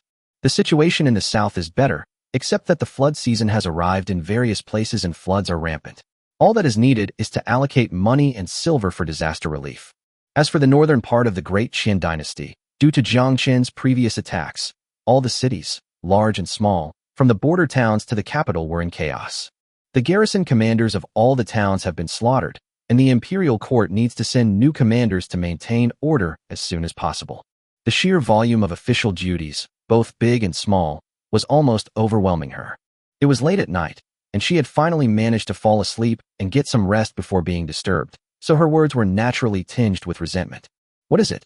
Your Majesty, Lord Jiang has sent someone to convey a message, saying that he has important matters to discuss with your majesty and requests that you come over. Upon hearing that it was about Jiang Chen, Xiao Rou's brows relaxed. After all, as far as she knew, that scoundrel had been keeping the Empress Dowager company with his lessons these past few days, completely absorbed in the sea of knowledge. Since they call me over late at night, it must be something extremely important, right? While pondering, Xiao Rou quickly put on the imperial robes and, without even setting up the ceremonial procession, flew to the door of the safe house in a few leaps. At the entrance of the safe house, Jiang Quan, who was on guard duty, greeted His Majesty with a simple and honest expression upon his arrival. Hey, may your majesty be well. Jiang Quan, is that right? Does your lord have something to say? Why summon me here in the middle of the night? Xiao Rou was Jiang Chen's subordinate, but in front of others, she displayed the majesty of an empress. Your majesty, please forgive my ignorance, but you will see once you go inside. Just then, the fully automatic door clicked open. After Xiao Rou stepped inside, the door closed automatically. Jiang Quan was left with a smug look on his face, muttering to himself. The Marquis has truly been incredibly kind to me. He always puts me in charge of helping him during my studies. The day when Jiang Quan soars to the heavens is just around the corner. Inside the safe house. As soon as Xiao Rou entered the door, she was startled by the scene in the living room. Jiang Chen, you. Empress Dowager, how can you be so disrespectful? Xiao Rou turned around and covered her eyes. It was so offensive. That bastard, couldn't he have done this in the bedroom? Your Majesty, this is not what I wished for. I truly have no strength left. Murong burst into tears. She knew Xiao Rou was coming and had originally planned to find a room to hide in for a while. However, Jiang Chen had no intention of letting her off so easily, and he forced her to sit on the sofa and continued to lecture and enlighten her. Jiang Chen, what urgent matter could you possibly have that made you call me over so late at night? Having come to this point, Xiao Rou suddenly felt a sense of foreboding. A gust of wind blew behind her, and Xiao Rou caught it with her hand. Looking down, she saw a finely carved wooden plaque in her hand. The wooden sign had several words written on it in a flamboyant style. Empress Xiao Rou of the Great Qian dynasty. Jiang Chen, what does this mean? Why did you write my name on the sign? Her doubts abruptly ceased as a terrifying possibility came to mind. Jiang Chen's words rang out at that moment, confirming what she had in mind. Of course, you should choose the card. Rower, I don't have many female relatives, and you're the only one I can think of for now. This makes it sound as if Xiao Rou is a member of Jiang Chen's harem, and Jiang Chen is the emperor of the country. You bastard! How dare you humiliate me like this? Xiao Rou was furious. She was no saint. Without waiting for Jiang Chen to be naked, he sat up and used his inner force to rush towards Jiang Chen. Seriously, you don't treat the empress like an emperor anymore, do you? Xiao Rou originally just wanted to teach Jiang Chen a lesson so he would know why the flowers were so red. But she seemed to have forgotten that Jiang Chen's personal martial arts skills were now vastly different from what they used to be. Snap! Xiao Rou's momentum faltered, her clenched fist encircled by Jiang Chen's palm, preventing her from advancing an inch. Oh, I was just kidding. Look how upset you are. We've been partners for so long. Why are you so angry? Jiang Chen's cheeky tone infuriated Xiao Rou again, and she then realized that the person in front of her had surpassed her cultivation level. Jiang Chen, let me go, or you'll regret it. Seeing Xiao Rou's grimacing expression, Jiang Chen's interest was piqued. Hey, you little vixen, always calling me imperial like that. You're trying to cosplay with me now, huh? Then I can't ignore your performance. His Majesty, I am guilty. Xiao Rou frowned. Does this bastard still have a shred of conscience? Your Majesty, I have been coveting you for quite some time now. I know all too well that this is an immoral love affair, despised by all. However, every night when I fall asleep and close my eyes, my mind is filled with your Majesty's image, which I cannot shake off. I am suffering. Xiao Rou was dumbfounded, looking at this shameless bastard with such a serious expression. For a moment, she couldn't tell whether Jiang Chen was telling the truth or not. Could it be that he has secretly harbored feelings for me all along? That's impossible. The first time we met was when I was the assassin from the brothel trying to kill Jiang Chen. But why did he kill everyone else that time, except for me? It must be said that Xiao Rou, who lost her family at a young age and lived under the shadow of political intrigue, was also extremely lacking in love. This is the first time in my life I've been confessed to so directly, though I don't know if it's true or not. But Jiang Chen's words did have a great impact on her. I never thought I'd be liked by someone. In a daze, Xiao Rou felt a surge of heat. When she came to her senses, she realized that Jiang Chen's handsome face was already inches away. Unable to utter any harsh words, With Jiang Chen's continued efforts, the new empress of the Great Qian Empire soon succumbed to the Sea of Flowers. Just as Jiang Chen was indulging in a life of pleasure and debauchery in the capital, enjoying a brief period of happiness. The Holy Realm, the Xiao family. But here it's a completely different scene. Father, please make a decision quickly. Outside, the snow was so thick that the sun was almost completely obscured. In the living room of the Xiao family, a group of high-ranking members of the Xiao family gathered together. The one who spoke was Xiao Keming, who had just returned from the mundane world that morning. His face was full of urgency and indignation as he addressed Xiao Mu, who had remained silent for a long time. According to intelligence from spies left in the capital, Xiao Rou, that bastard, has long been Jiang Chen's woman. After Jiang Chen annihilated the Nine Heavens and took control of the capital, he actually supported Xiao Rou, that bastard, to become the emperor. I'm so angry. I'm so angry. Hearing his son's incompetent rage, Xiao Yi also flew into a rage and slapped him. Snap!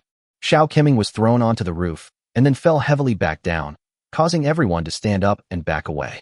I asked you to rescue the capital, but you knew that Jiutian was already dead and the task was impossible, and you still lost 10,000 immortal servants in vain. Do you know how much damage the fall of these 10,000 immortal servants has caused to the strength of our Xiao family? Chapter 266, The Xiao Family Meeting. Let the Jiang family go first. Father. Xiao Keming fell silent, covering his burning right cheek in a daze. Fortunately, Xiao Yi's anger did not last long. After all, he was an elder who had been in charge of the Xiao family for many years, and he remained calmer in times of crisis. Xiao Yi looked around and finally fixed his gaze on Xiao Ling. Linger, the message sent from 9 days ago mentioned that you were to kill Jiang Chen amidst the chaos of battle. Why did you delay in taking action and only return today? Xiao Ling set off to return to the Holy Realm on the very day Jiang Chen broke through to the Grandmaster level. Just then, she heard her grandfather ask a question and blinked her big, bright eyes innocently, saying, Grandpa, it's not that I was incompetent, it's just that Jiang Chen was incredibly kind. He even had several Grandmaster level guards protecting him while he slept, so I really had no chance to succeed. After secretly observing for several days, seeing that his troops were about to reach the capital, the granddaughter decided to take a risk. Little did she know. Little did Jiang Chen know that he had known about his granddaughter's existence all along, and he fell into a trap that had been prepared in advance. In the end, it was only after I, the granddaughter, used all my skills that I managed to escape the encirclement of these experts. Although I escaped by chance, I was seriously injured at the time and could only find a secluded place to recuperate for several days before I had the strength to return and report back. Xiao Ling spoke with the words she had already discussed with Jiang Chen, without blushing or skipping a beat. Finally, as if she had just realized something, she burst into angry curses. These past few days I've been wondering, the assassination of Jiang Chen was extremely secretive. How come he seemed to have been prepared all along? So it turns out that it was Xiao Rou, that traitor, who colluded with the enemy. After Xiao Ling said that, everyone followed her line of thought and realized that everything made sense. Damn it! What kind of thing did that bastard Xiao Jiutian give birth to? My father decided to give Xiao Rou a high position because she was a descendant of the Xiao family, but who could have imagined? Who would have thought that she had already been taken under Jiang Chen's command? Exactly. Xiao Jiutian is a good-for-nothing, and even his daughter is no better. A mortal prince is still a mortal prince. He gave up the great glory of the Holy Realm and actually betrayed his family for a mortal imperial throne. After a period of chaos and shouting, the hall finally returned to silence. They had a good time hurling insults, but now their thoughts were in turmoil. If Jiang Chen, this cancerous tumor, is to be eliminated in a short period of time, the Xiao family's strength will inevitably suffer a huge loss. Even if the Xiao family regains control of the Qian kingdom, it will attract other families to take advantage of the situation. Father, my Xiao family has never suffered such humiliation. Please make a decision. As the rightful heir of the Xiao family, Xiao Keming was the most anxious person besides the family head. Xiao Yi lowered his eyes, and after a long while, he let out a heavy breath and said, Let's put this matter on hold for now. Father, why? Yes, master, why the delay? Our supply lines have been cut off, and tens of thousands of people are waiting for food to fill their stomachs. Immediately, everyone in the Xiao family became anxious. The tens of thousands of mouths they mentioned were naturally the numerous celestial slaves. However, despite saying that, the Xiao family is a large family after all, and there is no major problem with the supply of basic materials in the short term. The grain in the warehouse is enough to support the Xiao family for several months. What everyone was really worried about was the family's daily extravagant spending. For example, premium teas and various exquisite delicacies. These consumables were all collected by Emperor Qian from all over the country and sent back to the Holy Realm for everyone's use. Most of them were even better than those used by Emperor Xiao Jiutian. Having lived a life of luxury for so long, they have also developed the bad habit of only eating delicacies. If these luxuries were to be cut off, I wouldn't even dare to think about what life would be like. Only family members know their own affairs, so how could Xiao Yi not know what everyone was thinking? The thought of these worthless things filled him with rage, and he roared, "Shut up, all of you!" The entire hall fell silent. Seeing that the patriarch had lost his temper, everyone could only temporarily back down. Even if my Xiao family were to resolve Jiang Chen's matter, it would inevitably require a major undertaking. I returned from the Jiang family a few days ago, and judging from the looks on their faces, that old man in the Jiang family hates Jiang Chen no less than my Xiao family does. After Xiao Yi finished speaking meaningfully, it was Xiao Keming who was the first to react. His eyes lit up, and he asked, "Does father mean Jiang Shan is about to take action against Jiang Chen?" However, we don't yet know exactly what methods will be used. Let's wait and see in a few days. Ideally, that old fellow Jiang Shan would directly mobilize his army of immortal slaves and fight Jiang Chen to the death. Upon hearing this, Xiao Keming chuckled sinisterly and continued the conversation. Haha, that's true. Since Jiang Chen is a bastard child who was abandoned by the Jiang family, it's quite interesting to watch them fight like dogs and both get hurt. When that time really comes, my Xiao family can sit back and reap the benefits. At night, after the family meeting, everyone returned to their respective bedrooms to rest. Xiao Ling channeled her inner strength and stepped into the snow, soon returning to her own bedroom. The Xiao family manor covers a vast area, comparable in size to several imperial palaces of the Great Qian dynasty. The outer ring of the manor is where the celestial servants rest, while the residences of the core members of the Xiao family are all planned in the inner ring of the manor.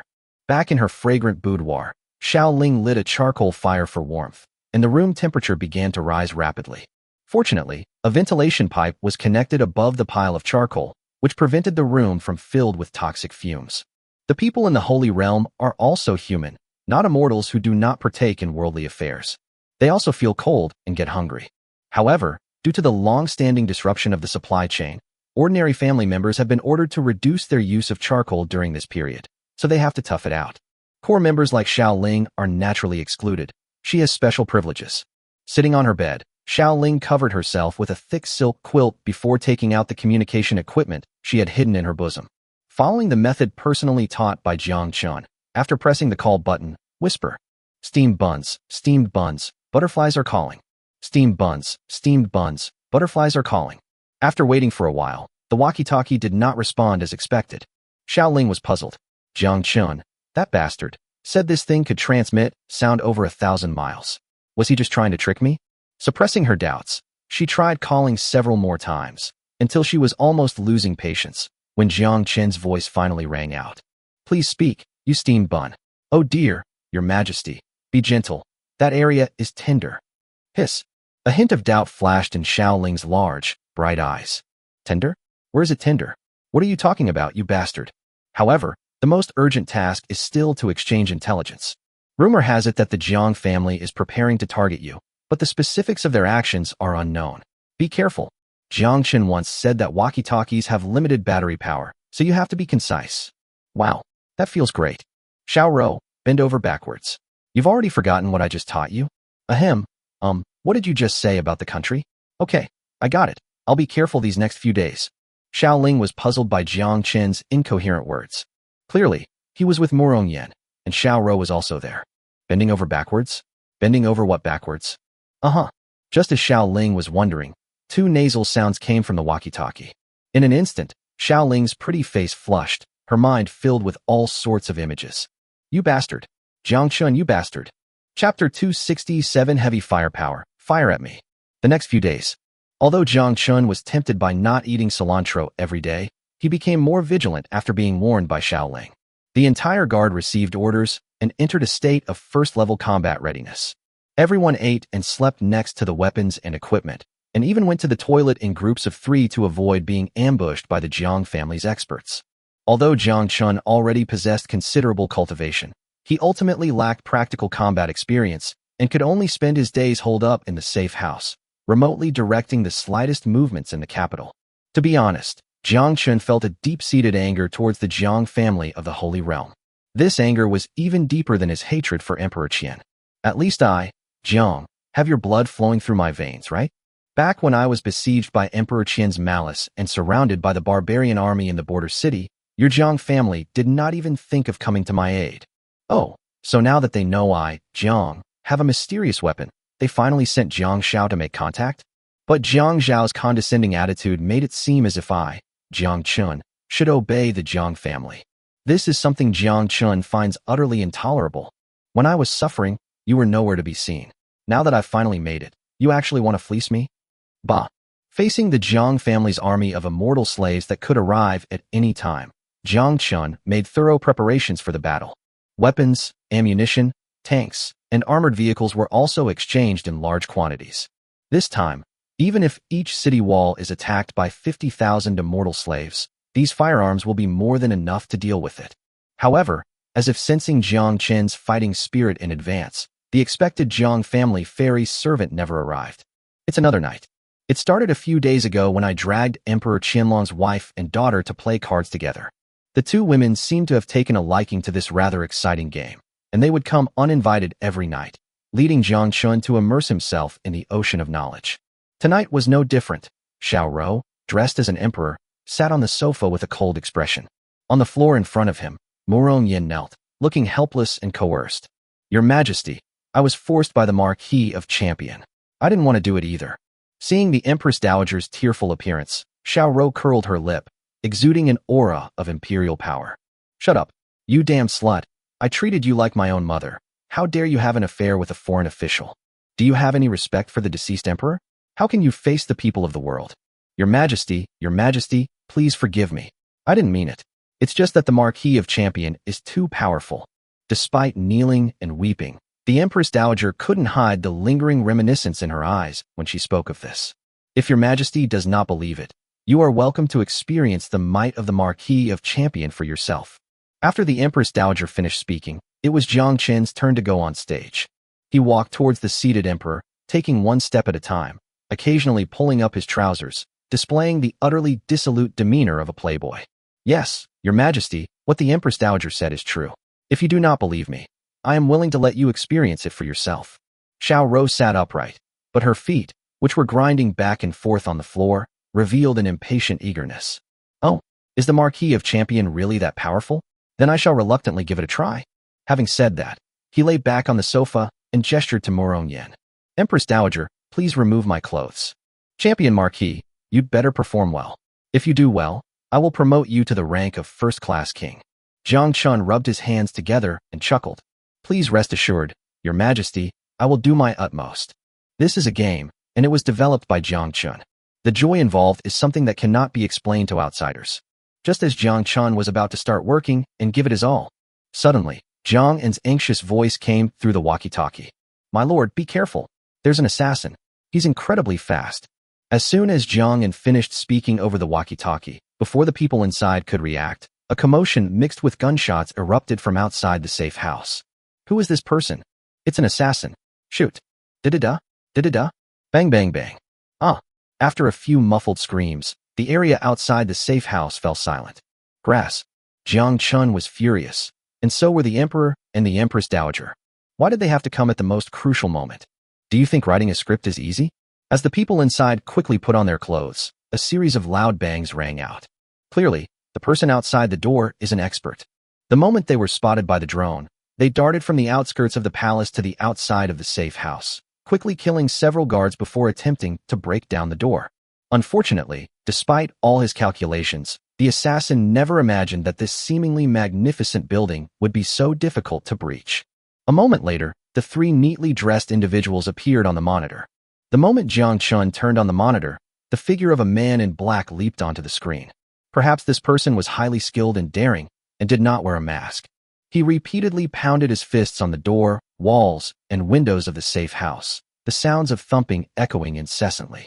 Clearly, he hadn't expected that this seemingly magnificent house would be so impregnable. Around the safe house, more than a dozen soldiers guarding it lay motionless on the ground, clearly dead beyond any doubt. Perhaps sensing Jiang Chen's angry gaze, the man in black stopped what he was doing and turned his burning gaze toward the camera. As the man in black turned his head, Jiang Chen was able to see his face clearly. With a grayish-white beard, a rugged face nearing 60, and phoenix eyes flashing with boundless rage. The eyes of the old man and the young man met through the camera, seemingly staring directly at each other. Good lad.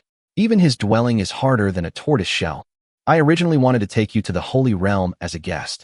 The conversation paused here, and the old man in black listened intently for a moment. Countless footsteps were rushing towards this place. Clearly the guards were rushing to the rescue. Tori, use me as your reference point. Unleash heavy firepower. Quickly. Jiang Chen had a contingency plan in place for the attack on the safe house. Before the mysterious man in black left, he quickly contacted Commander Tori and requested artillery fire support. This safe house was built to long-range nuclear blast protection standards and can still provide good protection against conventional artillery attacks. Yes, Tori was nowhere to be found at the moment. As Jiang Chen gave the order, the main guns of the many tanks that had been aiming at the safe house roared in unison. Boom, boom, boom. Streaks of red light pierced the darkness, shooting towards this place from all directions of the capital. Just then, the man in black uttered his final, ruthless words. Since my precious grandson doesn't welcome me, I'm waiting for you to come and acknowledge your place in the family. The next moment, a clear sense of danger came from all directions, and the figure of the man in black instantly disappeared from the range of the monitor. The next second, boom, boom, boom. Nearly 30 shells rained down at once, engulfing the safe house in flames. Chapter 268 Father Kidnapped, Shameless Empire. Cough, cough, cough. 5 minutes later, the alloy door of the safe house creaked open. Jiang Chen led the way through the dust and rubble, followed by two women whose steps were equally unsteady. It must be said that the protective features of this safe house are truly exceptional. At least 10 large-caliber shells landed precisely on the wall, causing only a series of pitted collapses to the outer wall. As for this plaza, it was in a terrible state. The bricks and stones of Dengyun were blasted away, creating huge craters and exposing the soil layers deep underground. My lord, your subordinate is late in coming to your rescue. Please forgive me. The safe house was already surrounded by guards, and Tori led a group of high-ranking military officers to apologize. It's okay, you did a great job. Is the assassin dead? Compared to his ears ringing with fear, Jiang Chen was clearly more concerned about whether his beloved grandfather was dead. Clearly, the old man in black's last words revealed his identity. Reporting to the Marquis, that man in black is faster than an ordinary grandmaster or above. He had already fled far away before the cannonballs even landed. Among the high-ranking officials, Jiang Chen, who was specifically in charge of city defense, reported this immediately. Since the guards occupied the capital, the defenses of the 4 city walls have been under the surveillance of Jiang Chen's drone squadron. My lord, I am incompetent and failed to detect the assassin immediately. At this point, Jiang Chen felt deeply remorseful. He only noticed the extremely fast-moving red when the assassin flew into the capital's territory. By the time he urgently alerted the Marquis, the assassin had already reached the safe house. Jiang Chen wasn't an unreasonable person. He trusted Jiang Chen's sense of responsibility. The reason Jiang Chen got close this time was entirely because the old man was too skilled. Is this guy even human? So there are different levels above Grandmaster. Nearly 10 minutes had passed since the incident. The quiet night in the capital was also awakened by tank shells, and many people in the capital rubbed their eyes and looked around, their gossip instincts bursting. Jiang Chen was quickly surrounded by a group of trusted confidants. The crowd enveloped Jiang Chen, and gun barrels probed the surroundings, ready to riddle anyone who made a move. Among the crowd were military generals such as Tori and Yin Qing, and Jiang Chen's 2 friends who didn't eat cilantro were also closely surrounding him. But as Jiang Chen calmed down, he felt that something was off. Jiang Shan's sudden appearance was truly unexpected. Jiang Chen originally thought that the Jiang family's so-called targeting of him this time was just like the Xiao family's previous actions.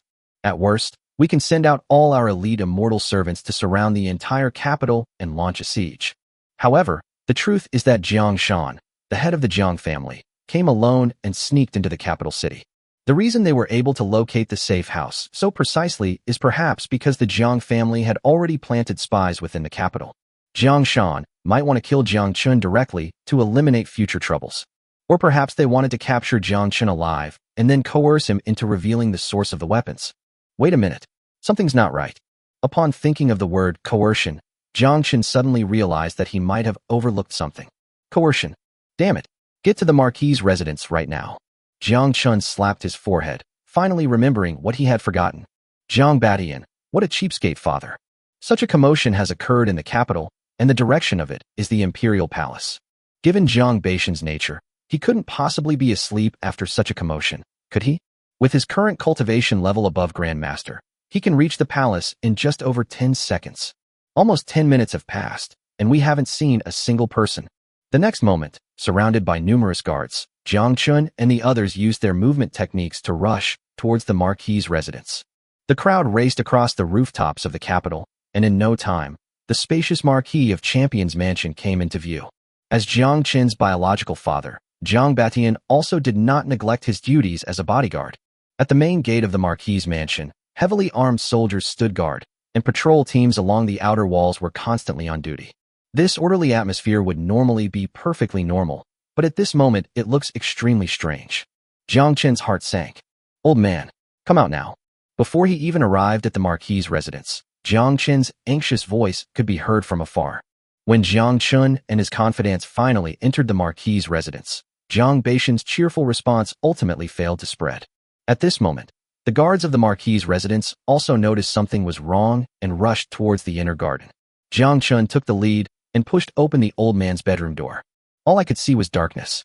Take the flashlight out of the city and turn it on.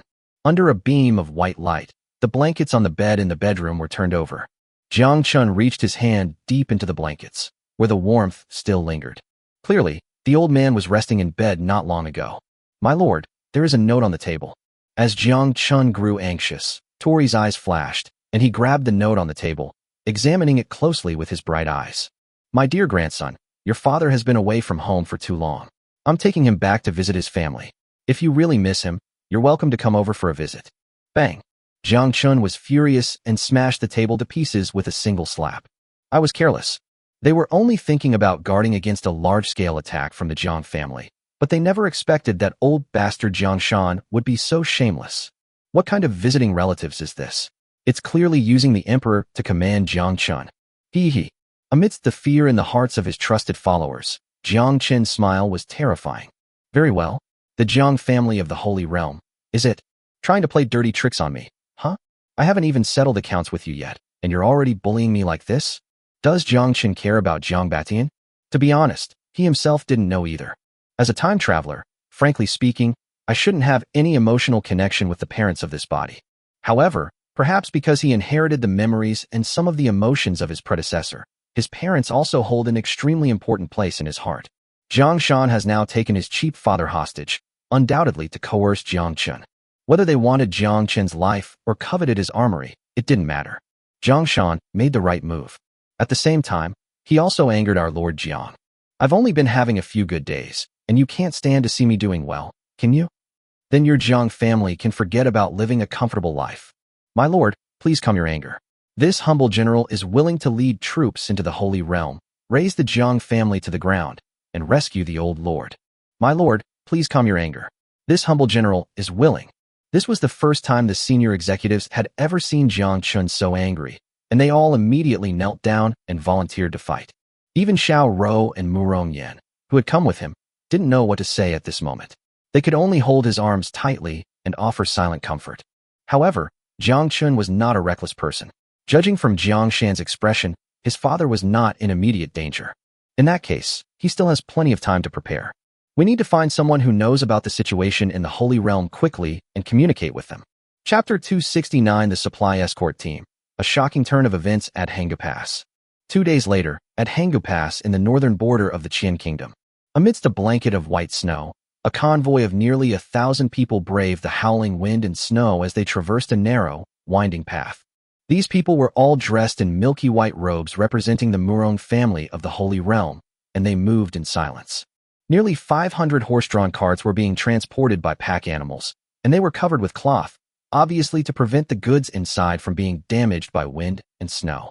At the front of the procession, 2 fine horses rode side by side, both riders wearing heavy clothing that obscured their faces. Li, we will reach Hangu Pass in another hour. To the world, Hangu Pass is nominally a garrison for the northern border troops of the Qian Kingdom, but in reality, it is occupied by hundreds of Xiao family's immortal slaves. You don't need to say anything later. I'll handle all the negotiations with them. On the left side of the horse, Murong gave a quiet signal in a voice that only the two of them could hear. He couldn't understand why the patriarch had assigned him, a fourth-rank martial artist, to escort the shipment, and specifically requested that he bring someone with him. I had never seen this person before in the escort team, nor in the Murong family mansion in the capital. This person was acting mysteriously. Over the past few days, when faced with my nagging, he only responded with simple uh-huh, and ah. During these past few days of eating and drinking together, he didn't even show his face. Sure enough, the familiar low voice came from the other person's mouth, and Murong felt terrible. I was hoping to have someone to chat with, but the homeowners sent a wooden doll instead, right? However, perhaps because they were close to their destination, this time the guy named Li suddenly spoke up. The patriarch already told you, right? Only the two of us will pass this time. Jiang Chen, using the alias Li, pondered his next move. My father was taken to the Jiang family, and I imagine he's been placed under house arrest, just like before. That old bastard Jiang Shan is probably waiting for me to rush into his trap right now. Jiang Shan had calculated things correctly. Even if Jiang Chen refused to risk his life to enter the Holy Realm personally, he could still propose various conditions, such as, did they coerce Jiang Chen into providing various weapons free of charge? It's even possible that Jiang Chen might end up handing over the country along with himself and the Qian kingdom. Do you think I, Jiang Chen, am the kind of person who accepts my fate? Mr. Li, rest assured. Before leaving, the patriarch gave us detailed instructions. He said that if we said we needed to return to the family to take orders, the guards at Hangu Pass would not make things difficult for us. After all, half of the immortal servants guarding Hangu Pass were sent by my Murong family. Speaking of which, the Xiao family and the Murong family used to be allies, commonly known as strategic partners. All goods entering the country from Qian Kingdom will be transported back to their respective families by their respective servants after entering Hangu Pass. Therefore, at Hangu Pass, the Murong family essentially held half the power. The other half of the power lies with the Xiao family. Li, the patriarch also said that I should personally take you to the vicinity of the Jiang family.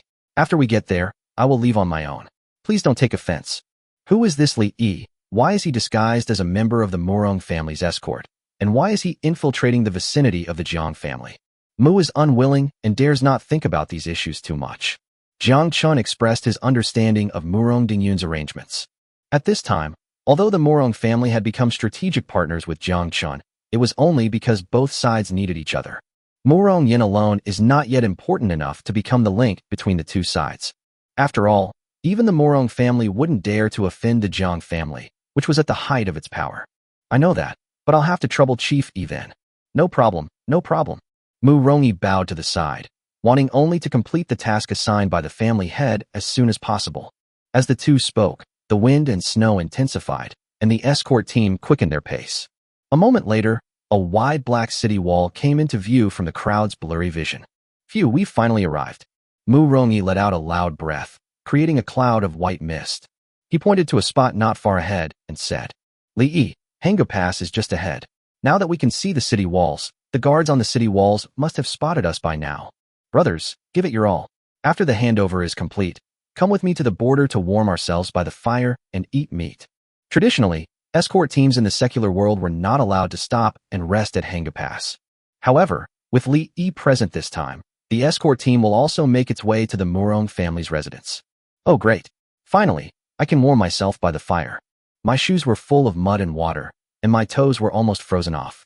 Thousands of escorts cheered in unison, instantly creating a lively atmosphere.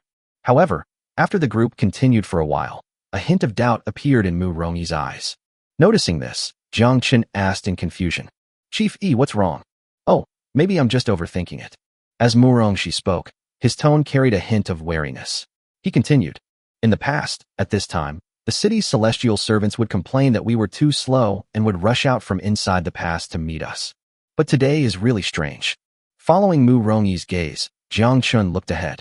The Hangu Pass, which spans several thousand meters in width, was completely silent at this moment, with not a single person appearing on the city wall. The air seemed to be filled with an immense sense of danger. Stop! When they were less than 500 meters from the pass, there was still no movement from the direction of Hangu Pass, which finally made Murong wary. Splash, splash. The wheels screeched to a halt, and the escorts, sensing something was amiss, drew their weapons and became alert. Just then, something unexpected happened. Amidst the horrified gazes of the crowd, a large number of figures suddenly appeared on the towering city wall of Hangu Pass. These figures, all dressed in black robes, rushed towards the escort team. Oh no, this is Xiao family's fairy slave. Where are our people? Murong's eyes were filled with shock. All of their Murong family's immortal servants were dressed in white robes, but not a single one of them was in sight. However, faced with a large number of Xiao family servants rushing towards him, he had no time to hesitate and was about to turn around to remind Li Yi to be careful. Where did everyone go? Where was that mysterious figure now, on the back of the horses beside him? Ugh, wow, you run really fast. A few breaths later, the Murong family's escort team was surrounded by Xiao family's immortal servants. Esteemed immortals, I am Murong Rongyi, the leader of the Murong family. I have come here to deliver daily supplies to the clan. May I ask you esteemed immortals, where have the immortals of my Murong family gone? Murongyi was only at the 4th rank of cultivation, and he was extremely nervous facing the immortal servants who were at least at the Grandmaster level. Among these Xiao family servants, the first one responded with a cold snort. That's exactly what we've been waiting for, the Murong family. You betrayed your promise and sided with that beast Jiang Chen, and you actually think you can pass through Hangu Pass safely? Dream on. Chapter 270 Brother, you're even better at licking than I am. In just 2 short sentences, Murongyi's last remaining hope was shattered. At this point, he finally realized that the Murong family's immortal servants inside the pass had probably already met with misfortune and been wiped out by the Xiao family. We are from the Murong family, Your Excellency. Murongyi wanted to invoke the family's power, but the Xiao family's leading immortal servant didn't care about that. A mere 4th-rank ant dares to threaten a celestial servant. Whoosh! A flash of blade light appeared, and the leading immortal servant sheathed his sword. Murongyi's body, which was on horseback, was instantly decapitated, and his head rolled onto the snow, his eyes still filled with disbelief before his death. Immortal, spare my life. We were just following orders. Please, esteemed immortals, have mercy on us. As mentioned before, those responsible for escorting the supplies are basically all at the 3rd-rank martial arts level. Such a master would be a powerful figure in the mortal world, but in front of the immortal servants of the Holy Realm, he is not even worthy of carrying their shoes. Seeing their leader killed with a single, decisive blow, these men no longer cared about honor or prestige. They dropped their weapons and knelt down, begging for mercy. Jiang Chen, who had long since disappeared, had changed his clothes and mingled in the crowd, squatting on the ground like everyone else. Have mercy. Have mercy. It wasn't that Jiang was timid. Since consuming the superior spiritual fruit, he had already attained a cultivation level above the Grandmaster. He observed these Xiao family servants and found that, apart from the leader whose cultivation was close to his own, many of the others were above the Grandmaster level, but still quite far behind him. With Jiang's current skills and various modern weapons, he is not without the ability to fight. Moreover, even if he couldn't win, Jiang Chen could simply retreat back into the city and wait for these people to leave before coming out again. However, since the Xiao family's immortal servants did not immediately launch a massacre, perhaps things could still take a turn for the better. As expected, despite the constant pleas for mercy from nearly 1,000 people, Zhao's fairy servants did not kill them. He chuckled maliciously and said, "You bunch of ants. If the Murong family hadn't betrayed our Xiao family and abandoned us, you wouldn't have ended up like this. However, heaven has a benevolent heart, and I'm in a pretty good mood today, so your lives have been saved." The kneeling crowd below immediately felt as if they had heard celestial music, and some even banged their heads into the snow with a loud thud. Thank you, immortal. The immortal is so magnanimous that he doesn't hold it against us. He is truly like a parent to us in this world. When we return, we will definitely set up a memorial tablet for this humble person and burn incense and pray for them every day. Listening to the horses of these ants, the leader of the immortal servants named Xiao Sanlang became impatient and continued. Who said this immortal was going to let you go back? One sentence was enough to make everyone present anxious again. Xiao Sanlang seemed to enjoy the feeling of having other people's fates in his hands. Facing nearly 1,000 people, he stood with his hands behind his back, exuding an air of otherworldly grace, and slowly continued. Your assistance in transporting supplies for the trashy Murong family is a truly perverse act. But my Xiao family understands that everyone is forced to do this for a living.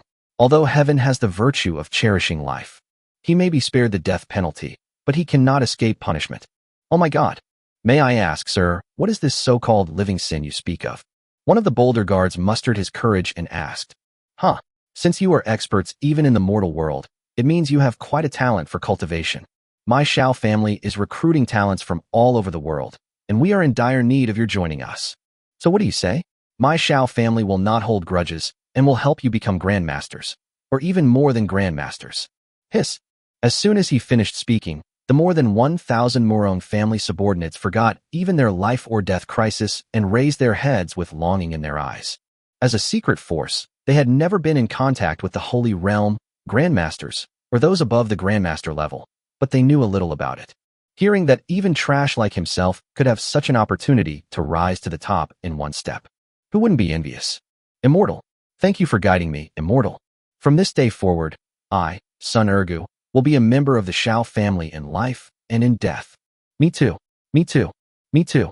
After making his boastful remarks, the man named Sun Ergu next to Jiang Chen couldn't help but lower his head and excitedly pulled Jiang Chen along with him. Brother, what are you standing there like an idiot for? Hurry up and pledge your loyalty with me. This is a rare opportunity to show our faces. Getting ahead of us will leave a better impression on the immortals, which will benefit us in the future. Jiang Chen was speechless.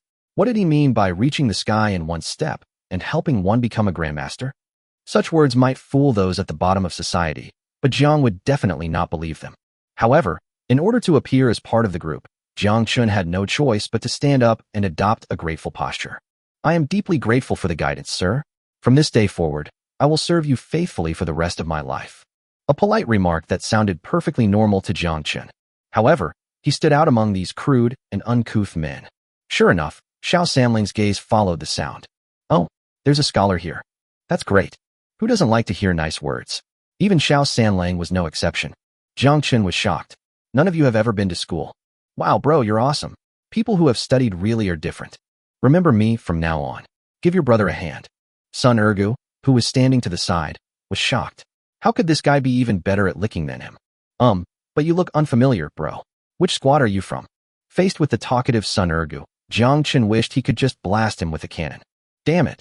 Do you think it was easy for me to hide here while you were all in a panic and not paying attention? Oh, I've been timid since I was a child.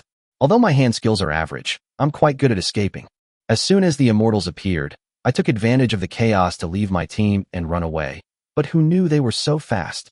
Jiang Chen's casual, seemingly plausible explanation, coupled with Sun Ergu's own imaginings, temporarily extricated them from their predicament. With over 1,000 people, it's impossible for everyone to know each other, which gave Jiang Chen a perfect camouflage. All right, grab your supplies and come with me through customs.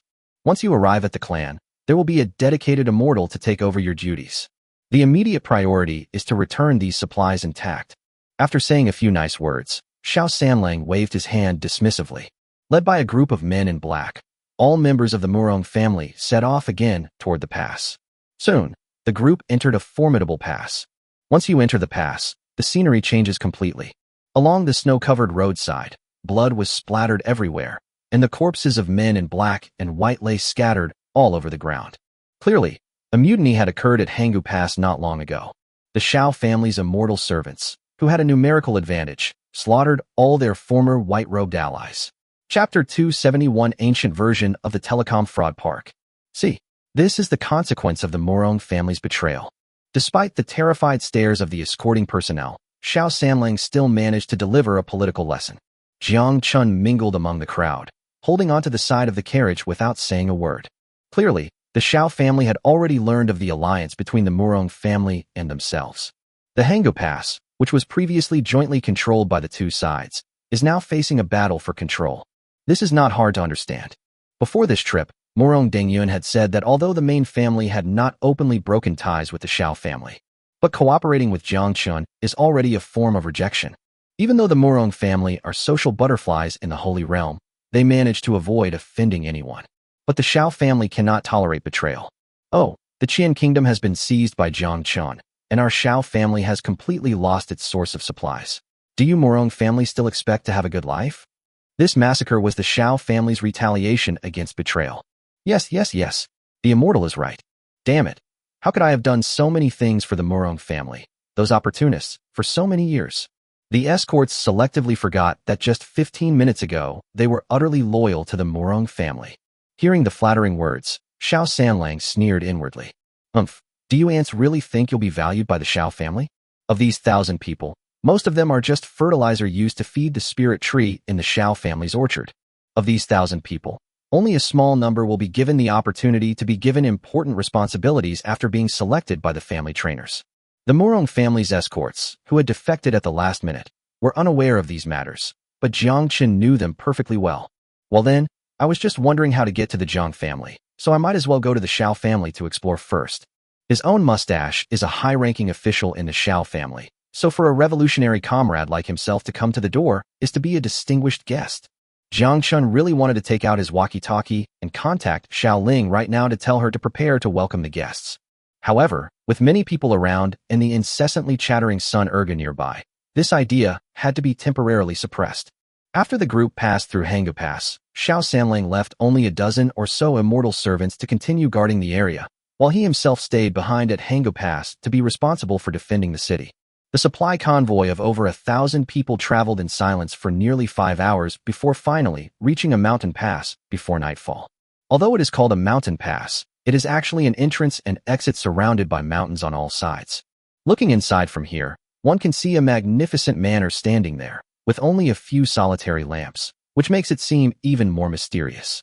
Immortal, why is this place so desolate? Among the crowd, some timid people were frightened and coward, asking a fairy servant a question. It's all because of that bastard Jiang Chen. The leader of the immortal servants was probably a survivor of the battle in the capital, and his indignation towards Jiang Chen was palpable. Ever since that bastard took control of the Qian kingdom, all supplies to my Xiao family have been cut off. These past few days, only a few masters of the main family have been able to use lamp oil. But it's all right. Now that you heroes have arrived, I suppose we won't have to sleep in the dark tonight. As they spoke, figures appeared in the distance from the manor, quickly moving towards them to provide support. Hey, we've finally arrived. Haha. This time, they cut off the Murong family's supplies and even killed a group of them. Murong Lin must be furious. Oh my god, I can finally eat fresh vegetables. I've been eating nothing but free food these past few days, and I haven't been able to go to the toilet properly. Soon, hundreds of celestial servants rushed out of the manor, their words filled with joy. As the servants on both sides chatted and laughed, a large number of carriages loaded with supplies were driven by the crowd into the manor. No one paid any attention to these 1,000 ants, not even sparing a glance above their heads. The handover of supplies was completed quickly. Only a little over 1,000 ants and a dozen or so celestial servants who were originally there remained. Immortal, may I ask how we brothers are going to be settled tonight? Among the crowd, a third-rank martial artist seemed to be the leader. Seeing that no one was paying attention to everyone, he mustered up his courage and asked, "You guys?" "Huh." Xianyu chuckled lightly, her eyes revealing obvious disdain. How dare such a tiny ant make a request? All right, I'm sorry to trouble you all tonight. Please rest where you are. Tomorrow, someone will come to take you in. The fairy servant pointed to the spot and said indifferently, this. So you live here? Looking at the empty mountain pass, apart from the snow, there wasn't even a rock to shelter from the wind. How could anyone live here? Not to mention, the temperature in the Holy Realm is extremely low, and fortunately, everyone here is a martial artist, so their blood and qi are surging.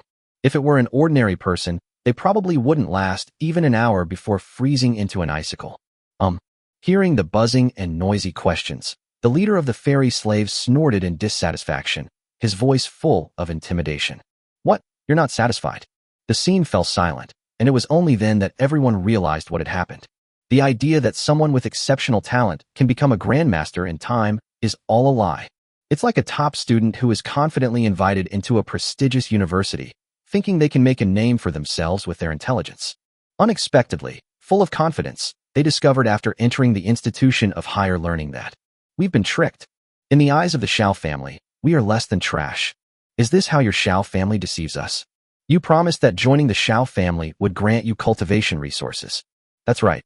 I never expected that the Xiao family in the Holy Realm would also be filled with shameless lies. This sparked a huge controversy. As a few brave warriors voiced their dissatisfaction, everyone started to criticize them. Snort. The celestial servant snorted through his nose, and the sound waves, carrying powerful internal energy, traveled far and wide. Puff. Puffed. They were all third-rank martial artists, How could they withstand the breath of a master or above? Many people who were attacked by the sonic waves coughed up blood and clutched their chests to endure the pain. The chaotic scene froze for a moment. Among the crowd, Jiang Chen was the only one with exceptional skills who was unaffected by the breath. He lowered his head, his eyes gleaming with longing. So, skills beyond the Grandmaster level can be used in this way? Does exhaling through the nose also have its own sonic attack? That's even more awesome than a sonic boom in combat power. However, this scene felt particularly familiar to Jiang Chen. They lure people to a place with high rewards, then squeeze every last drop of value out of them. This looks like an ancient version of telecom fraud, doesn't it? What is this manner? Is it a telecom fraud zone? As they coughed up mouthfuls of blood, everyone realized with shock that they were facing a celestial slave, a powerful figure above the Grandmaster level. You all mustn't be ungrateful. Otherwise, you'll all die here today. My Xiao family will naturally give you the opportunity to cultivate, but the first test is to survive tonight. After speaking, the fairy servant took out a flask of strong liquor from his waist and took a big gulp. Ah, it's warm. That pot of wine was from Sun Ergu's flattery earlier, and now he's filled with regret. If I had known, I would have kept this pot of wine to keep warm. There was nothing they could do. With these dozen or so celestial servants guarding them, no one dared to run away. They could only stand there, helplessly enduring the biting cold wind. Chapter 272 Brother, even if you're starving, you can't eat shit. I'm so hungry. Wow, I really didn't expect it. It was already cold enough inside Hanga Pass. How come it's even colder here? At the mountain pass where the Xiao family manor is located, a total of 1,000 people have gathered together. People huddled together, forming a huge human mass, trying to insulate themselves from the cold as much as possible. This method might be somewhat useful in the secular world, but where is it now? This is the coldest known place on Earth, a sacred realm. Jiang Chen looked down and took out a household thermometer. The red liquid level had dropped to the bottom of the thermometer, breaking the minus 40-degree mark. This is only the limit of the room temperature meter, not the temperature limit of the valley entrance. Of course, he possessed cultivation above the Grandmaster level and had incredibly profound internal strength. In addition, he had worn a down vest close to his skin before setting off, so he only felt a slight chill. The night was silent, and the hot breath exhaled by the crowd condensed quickly above their heads, forming a white mist that enveloped them. 2 hours have passed since we arrived here, and it's only midnight now. During this time, naturally some people were unwilling to sit and wait to die, and tried to sneak away while the fairy servant was not paying attention. Unfortunately, what appears as a lightning-fast escape to ants is slower than a child learning to walk in the eyes of the celestial servants. Swish, swish, swish. With a few cuts, the body, cut into several pieces, was frozen into meat sticks by the low temperature in no time. Don't waste it. Take this meat to the orchard first thing tomorrow morning. It will nourish the plants for a while. The young leader of the immortal slaves sheathed his sword, casually gave an order to his subordinates, and then closed his eyes to rest. Hey bro, what do you mean by don't waste it? Without the warmth of strong liquor, Sun Ergu's teeth chattered from the cold. Seeing the ringleader killed and hearing Xiaonu's words, he became curious and asked Jiang Chen beside him with a whistle. In the darkness, Jiang Chen rolled his eyes helplessly. He already knew that the spirit fruit tree needed to be nourished by the corpses of powerful figures. However, even though he knew it in his heart, he couldn't say it out loud in this situation, otherwise he would attract a lot of attention. You ask me? Who am I supposed to ask? Maybe the Xiao family keeps dogs, and these brothers' corpses will be fed to the dogs tomorrow? Hiss. Sun Ergu felt a chill run down his spine and straight to the back of his head. He shivered and said, Holy crap, how could the Xiao family be so cruel? Jiang Chen thought to himself, You little brat, there's a lot you don't know. Your Murong family isn't much better, is it? However, Jiang Chen was utterly helpless in the face of Sun Ergu, who was as stubborn as a leech. Why are you staring at me? I'm hungry and want something to eat. Hey bro. Just as Jiang Chen was pretending to breathe on his hands to warm them, covering his mouth with his hands, Sun Ergu's whisper followed immediately. Let me tell you, this can't go on. We have over 1,000 people, while they only have a dozen or so. The sweet chocolate melted in his mouth, and Jiang Chen listened with narrowed eyes to Sun Ergu's rambling. As long as we scatter, I don't believe they'll have time to surround us. At worst, some brothers might be unlucky enough to get caught. That's just bad luck. You agree, right, bro? Brother, say something. Do you think this plan is feasible? Sun Ergu shrank back, glancing at the dozen or so immortal servants every now and then. As he got excited, he suddenly noticed that Jiang Chen's mouth was slowly moving. Wait, bro, why is your mouth moving? Jiang Chen remained silent. letting out a gurgling sound. Denial. No, you must have misread it. Oh, disappointed. Seeing that Jiang Chen had no reaction to his attempts to seduce him, Sun Ergu was about to turn around and instigate others. Wait a minute, bro, why is your mouth moving again? Sun Ergu brought his head close and sniffed like a dog. Dude, something's not right with you. As he spoke, Sun Ergu lowered his voice to a minimum. Brother, we're both in the same boat. It's not fair for you to hog all the food, is it? The group had brought their own rations, but they were all stored on the carriage. By this time, all the carriages had been transported into the manor, so everyone present was already starving. Brother, if you share a bite with me, then heaven and earth will know, you and I will know. How about it? Sun Ergu smelled the sweet aroma and finally realized that his companion had food on him. Jiang Chen, of course, vehemently denied it. He simply squatted down and spread his arms wide, saying, Brother Sun, if you don't believe me, feel free to search me. I have no food on me. Sun Ergu was suspicious, so he searched Jiang Chen's body for a while, and, after confirming that he really didn't have any food with him, he gave up in disappointment. But to his surprise, just as he sighed, he saw Jiang Chen cover his mouth with his hands again. All right, I'll expose you. With that thought in mind, Sun Ergu simply stood up and, with lightning speed, grabbed Jiang Chen's hands and pulled them back sharply. Haha, I knew you were eating something. Bar? When he uttered the last word, Bauk, Sun Ergu's voice completely cracked. This also attracted the attention of the surrounding companions, and even the few immortal servants looked over one after another. Under everyone's gaze, Jiang Chen rolled his eyes, feeling quite helpless. Damn it, can't I have a moment of peace? Everyone's bewildered gazes were fixed on Sun Ergu. At this moment, Sun Ergu looked as if he had seen a ghost. His index finger trembled as he pointed at Jiang Chen, and it took him a long time to utter a complete sentence. Brother, no matter how thirsty or hungry you are, you can't eat shit. Wow, I, Sun Ergu, have truly seen something amazing today. I'm so impressed. Jiang Chen was shocked. That bastard Sun Ergu is not only a chatterbox, but his thought process is also beyond that of ordinary people. I thought I would become the target of everyone's criticism, but unexpectedly, things took a turn for the better. Hiss. The entire 1,000 people were energized, and they all stood up, eager to catch a glimpse of the warrior's prowess. Hiss. Even the dozen or so immortal servants were extremely astonished. They had seen plenty of pigs, but this was the first time they had ever seen a pig that ate excrement. Commendable courage, commendable courage. Faced with everyone's admiring gazes, Jiang Chen could only swallow his pride and bear it. Fortunately, since they've been misunderstood, there's no need to hide it anymore. Facing the gazes of those around him, Jiang Chen pretended to be shy and reached into his crotch.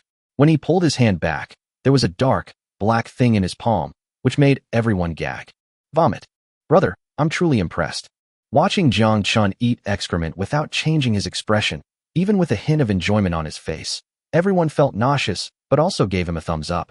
However, this situation also opened up new avenues of thought for the hungry and cold-stricken people. Damn it, if this keeps up, we're all going to freeze to death here. If you have to eat shit to survive, then so be it. It's not shameful. Let's do it. Chapter 273, The Hunting Ground. Seeing Jiang Chen, this brave man, who dared to eat his own excrement in order to survive, everyone admired him and was also inspired with courage. Suddenly, a surge of energy seemed to burst forth from the previously despairing crowd. One by one, the martial artists squatted on the ground, imitating Jiang Chen by reaching into their groins and rummaging around. Strain to hold in your poop. Puff, puff, puff. The sound of farting was incessant. It stinks. Who is that son of a bitch? Sorry, bro. I ate a few cloves of raw garlic during the day. Damn it, stay away from me. Your fart smells so bad I can't poop. Sorry guys. I'll give you a bigger share later. Get out of here. I'll eat my own food. The originally serious scene of near death took a turn for the worse in a short period of time. Jiang Chen immediately lost his appetite upon smelling the stench emanating from the crowd. Damn it, being mistaken for eating shit is bad enough. But what kind of operation is this? Even the dozen or so immortal servants on the periphery were stunned. Since entering the Xiao family, batches of pigs have either closed their eyes and waited to die or fought desperately. This is the first time I've ever seen someone eat their own excrement to save their life. Damn it. Retreat. Retreat. Retreat. They had never seen a scene of 1,000 people defecating together before. The overwhelming stench was so strong that even these grandmasters were terrified. Although the taste of feces is not pleasant, and even has a strong bitter taste, But the undigested residue in the feces was nothing short of a life-saving medicine for these hungry and cold people. And so, when 1,000 people, their mouths covered in excrement, regained their warmth, even the most knowledgeable and experienced celestial servants vomited. Vomit. Damn, these ants are disgusting. It continued until the next morning. Although the sun had not yet risen due to the dark clouds in the sky, the surrounding environment had finally brightened up. After a whole night of torment, the crowd of people, who resembled a flock of sheep, had snow piled up on their heads, making them look like ice sculptures. Hey, those of you who aren't dead, get up now. I'm taking you to the village. The little leader of the fairy slaves spoke in an unfriendly tone. Heaven knows how he spent that night. Thankfully, this disgusting night is finally coming to an end, and I won't have to get involved in what happens next. Oh ho, I finally passed the Xiao family's trial. Ha ha ha, I knew I could do it. I thought I was going to die in this wilderness, but I finally made it through. Upon hearing Xiaonu's words, cheers erupted from the previously lifeless crowd. Everyone shook off the snow and danced with excitement. Only the celestial servants, with mocking smiles on their lips, offered no explanation but instead urged them on. Hurry up, you damn well better. If we dawdle any longer, we'll miss breakfast. The crowd erupted in excitement once again. What? Breakfast is served too. Wah, I should have eaten less last night. Amidst the commotion, the throng of people, led by the celestial servants, marched toward the west side of the manor. Where they were, only nearly 100 motionless corpses remained, frozen into ice sculptures overnight. Some of them simply couldn't bring themselves to eat it and froze to death. Some, however, have empty stomachs, cannot defecate, and are unwilling to eat others' food. It was already dawn. After a night of silence, the Xiao family manor finally revealed its true appearance to everyone. The towering walls surrounding it rivaled those of the imperial palace in the capital. Although smoke curled from the chimneys inside, it was eerily quiet, like a dead city. Clearly, at this hour, the main family members had not yet gotten up, and only a large number of celestial servants were quietly preparing for the day's work inside. Immortal, may I ask where we are going? Sun Ergu had eaten his fill the night before. Seeing that Xianu was not leading them into the manor, but instead heading west along the manor's perimeter, he noticed that Xianu was taking them there instead of leading them into the manor. Huh, do you really think it's so easy to become a fairy slave of my Xiao family? Now that they were already here, the celestial servant no longer held back, and said in a chilling tone, See, the immortal servants who are qualified to stay in the manor to serve the master are all at least grandmaster level. And you scoff. The fairy servant chuckled, meeting the expectant gazes of the crowd, and continued. And you are about to enter the hunting grounds for a new round of selection. Only those who pass the selection will be qualified to obtain some cultivation resources. This is just the first step. Of course, you are not qualified to know the remaining steps yet. Let's talk about them after we pass the first hurdle. Ants are ants after all. There's no point in saying more. Immortal, is the first challenge you mentioned the hunting ground? May I ask what this hunting ground is? The young leader frowned. He recognized the guy who kept babbling on and on. He was the first person to shout, "Eat shit," last night. If it weren't for this ant coming up with this terrible idea, there would have been far more than just 100 people who died last night. Well, thinking about the heavy workload ahead, the young leader immediately turned hostile towards Sun Ergu. If you fail the first test, you die? Forehead. Everyone was shocked, and an unknown panic immediately spread. They promised to join the Xiao family and reach the pinnacle of martial arts. How could it change so suddenly, turning into a level-based game? Soon, the group arrived at the west side of the Xiao family manor with trepidation. This is a huge training ground, covering an area the size of several football fields. The training ground was further divided into nearly 20 square areas. Immortal, is this the hunting ground? Why does it look like a martial arts arena? The little leader merely chuckled in response to the incessant chatter of the crowd. He had no interest in answering questions about ants that might soon become corpses.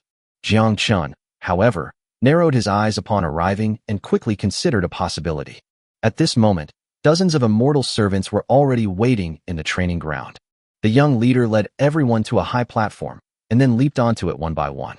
Looking down at the anxious pigs, he began his work for the day. I just counted, and excluding those who froze to death last night, you have 900 people left. There are too many people. The junior leader muttered to himself, and some who hadn't yet realized what was happening asked curiously, Immortal, isn't it a good thing that there are more of us? After all, we can contribute more to the Xiao family. The junior leader's murderous aura exploded, and he said in a cold voice, I mean, with so many of you, How long are you going to keep fighting? I'm still waiting to have breakfast. The crowd erupted in a thunderous roar. What kind of battle? My lord, what are you saying? Why can't I understand you? As this person spoke, his voice couldn't help but tremble. Clearly, none of them were fools. They had already realized a terrifying possibility. Chapter 274 Selection. A cruel battle of selection.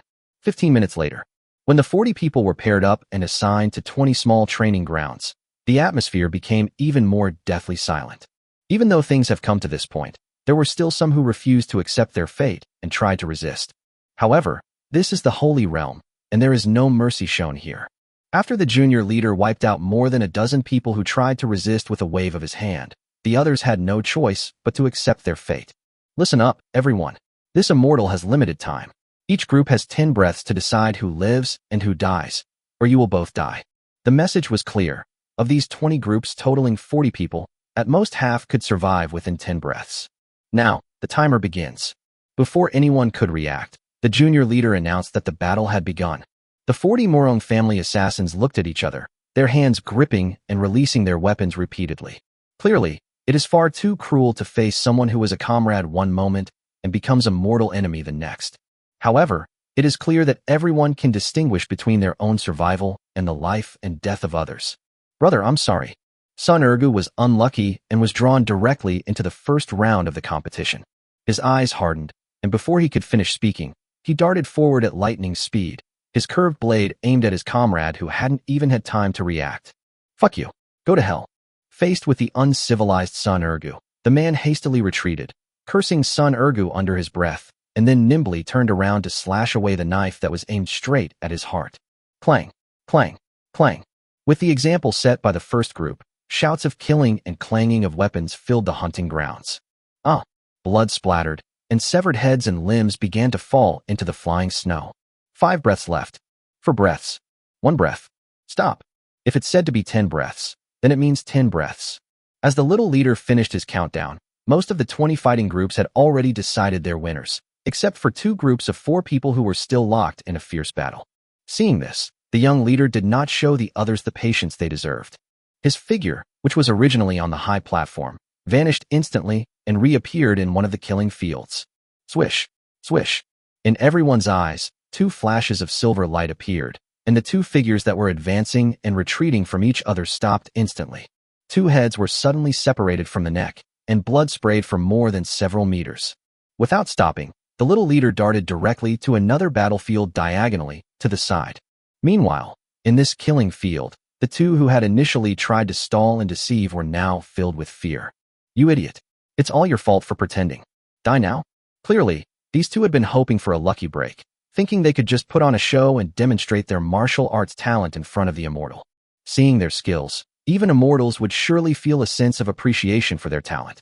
It seems that these 2 have really misused their cleverness. Swish, swish. The little leader had no weapon in his hand, but as he quickly swept across the field, 2 more heads flew up.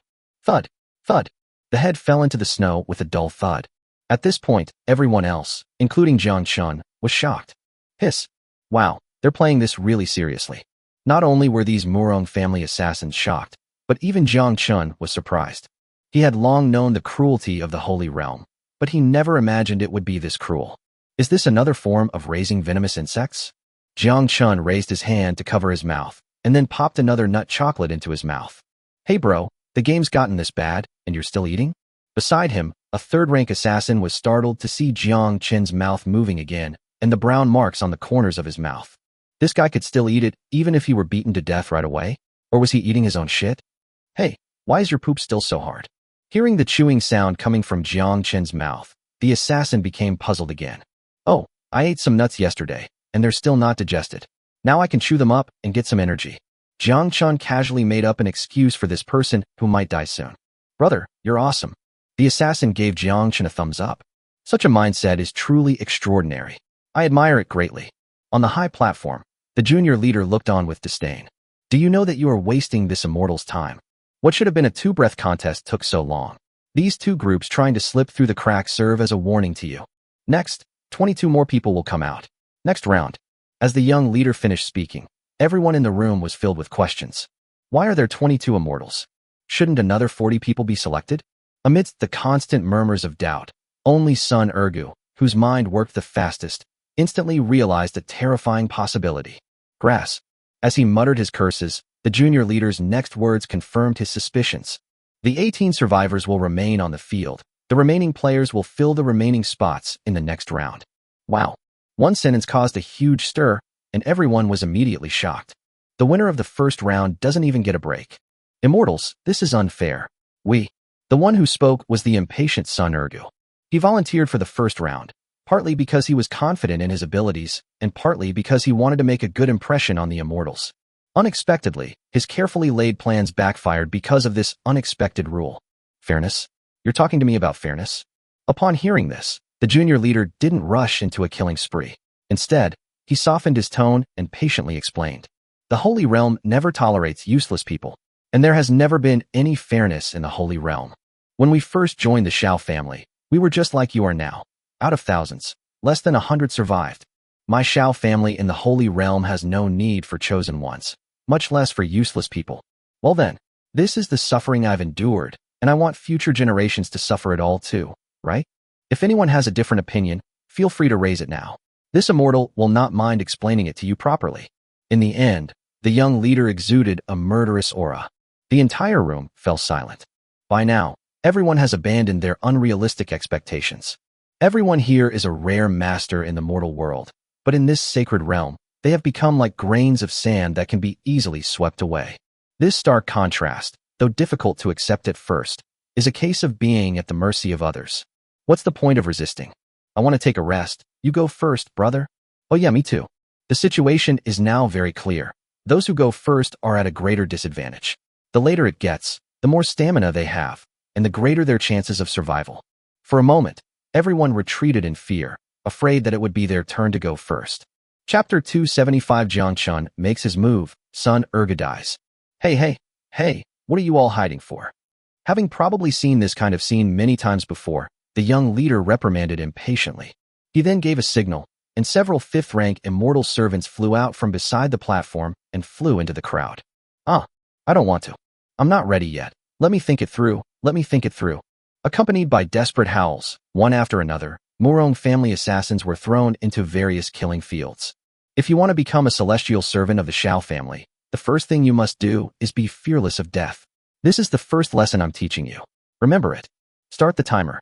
As the joking words faded, the atmosphere on the battlefield froze again. Those who were lucky enough not to be chosen patted their chests in relief, while the 22 chosen looked as if they had lost their parents. Jiang Chen was among these 22 people.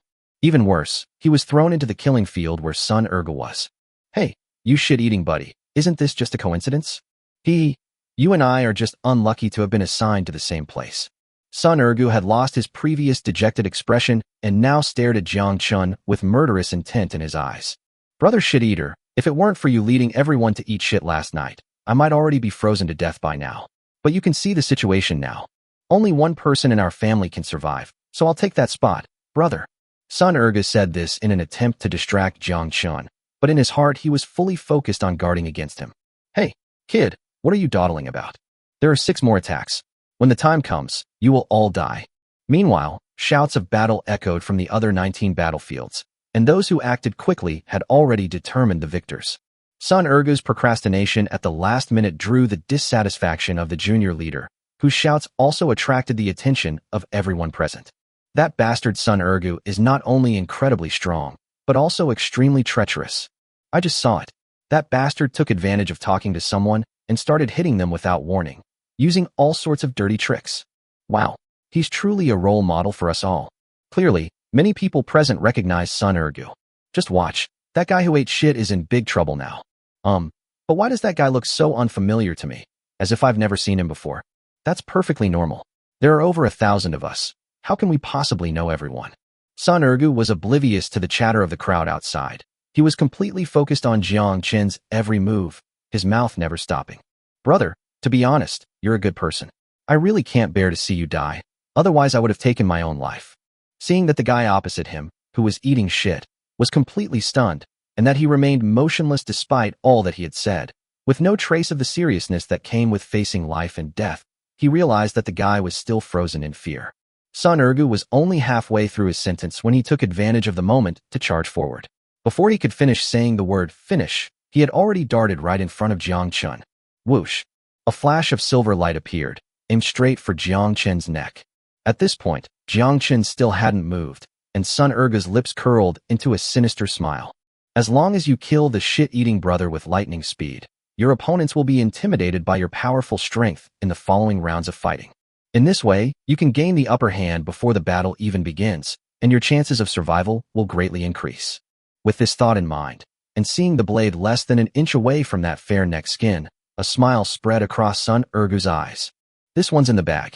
But little did he expect that, just as he was grinning maliciously, anticipating the sword slicing through his skin and drawing forth a spray of blood. A sudden gust of wind blew past, and the black figure in front of me vanished instantly. What's wrong? Startled, Sun Ergu had no time to wonder and instinctively turned around abruptly. Before she could even turn around, Jiang Chen's cheeky whisper reached her ears. "Ergo, I'm here." Before Sun Ergu could even fully turn his body after hearing the words, a sharp pain shot through his back. Laugh. Jiang Chen gripped the police dagger in his backhand, and the dagger plunged deep into Sun Ergu's back, all the way to the hilt. Forehead. Sun Ergu's body was like a marionette, all his strength dissipating in an instant. How could you be so fast? I've put up with you for so long. You call me shit-eating bro? You're happy, aren't you?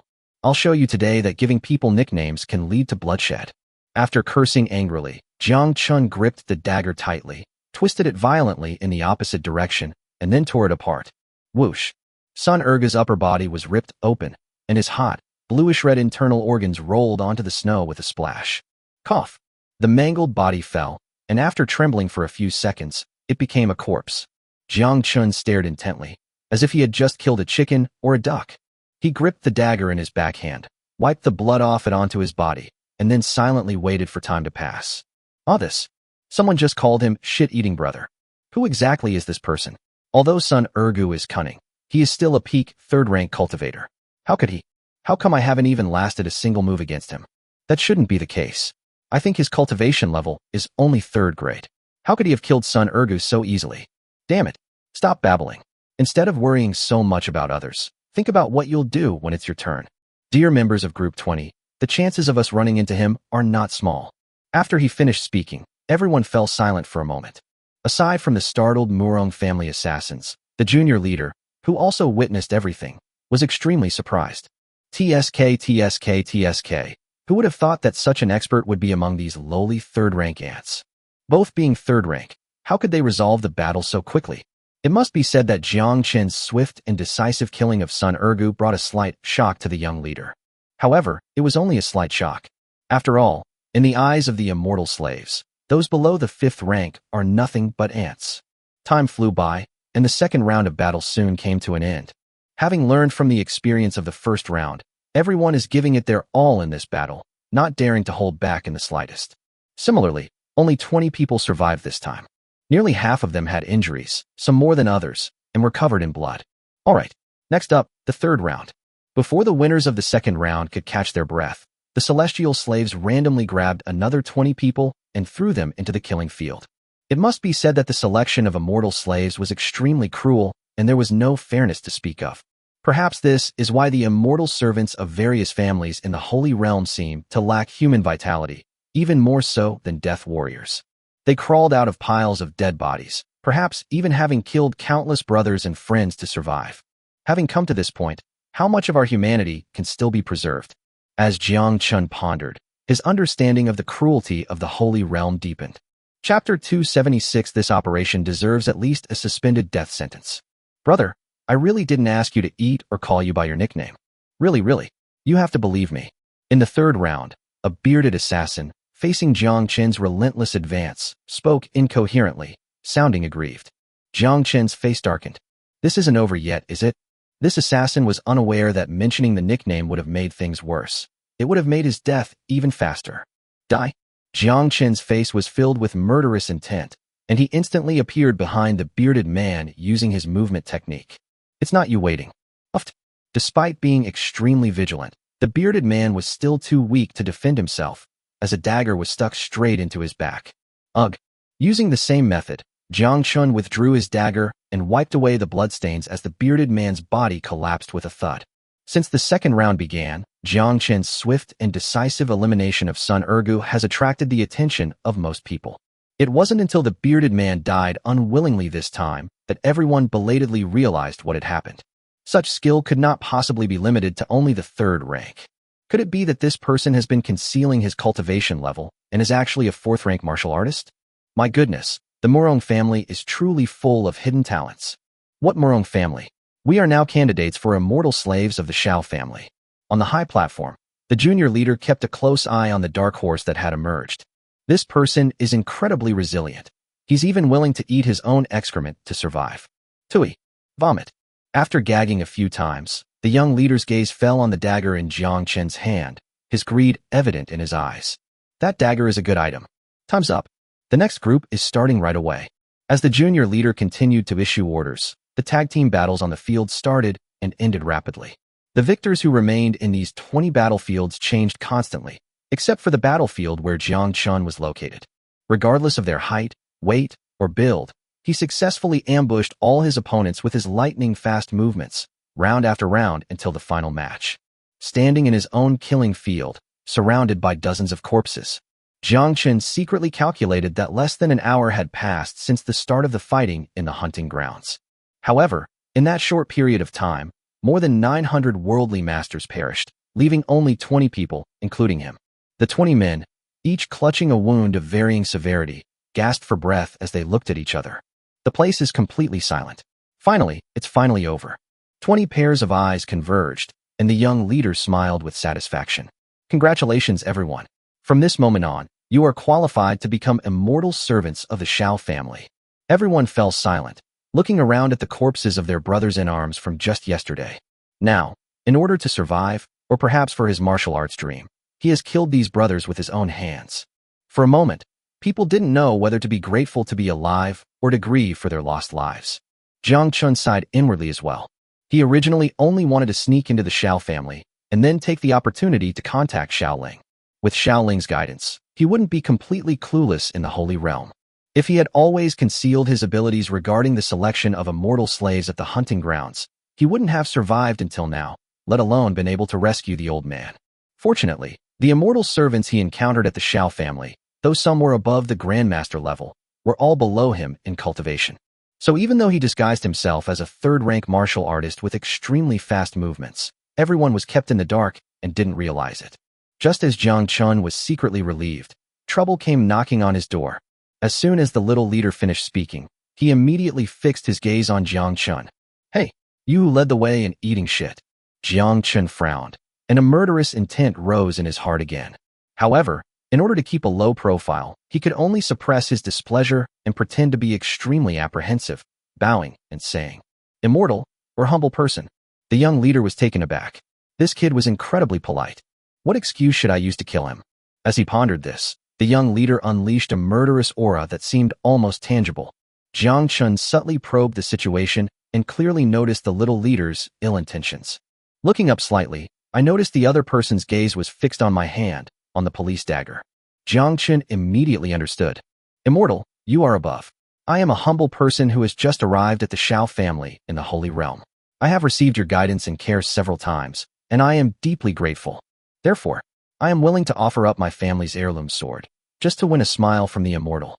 As he spoke, Jiang Chen bent down and quickly stepped forward, arriving at a point less than a meter from the bottom of the platform. Junior leader. Wow, people who live in the mundane world are really quick-witted and know how to get things done. All Murong family assassins. Damn it, simps deserve to die? Jiang Chen was slightly smug. He was very familiar with human relationships and social interactions. It's just a police dagger. The total exchange price is less than 1 or 2 taels of gold. He wouldn't even consider it shabby to pick up such a small amount of money if it fell on the ground. He'd rather just consider it feeding the dog.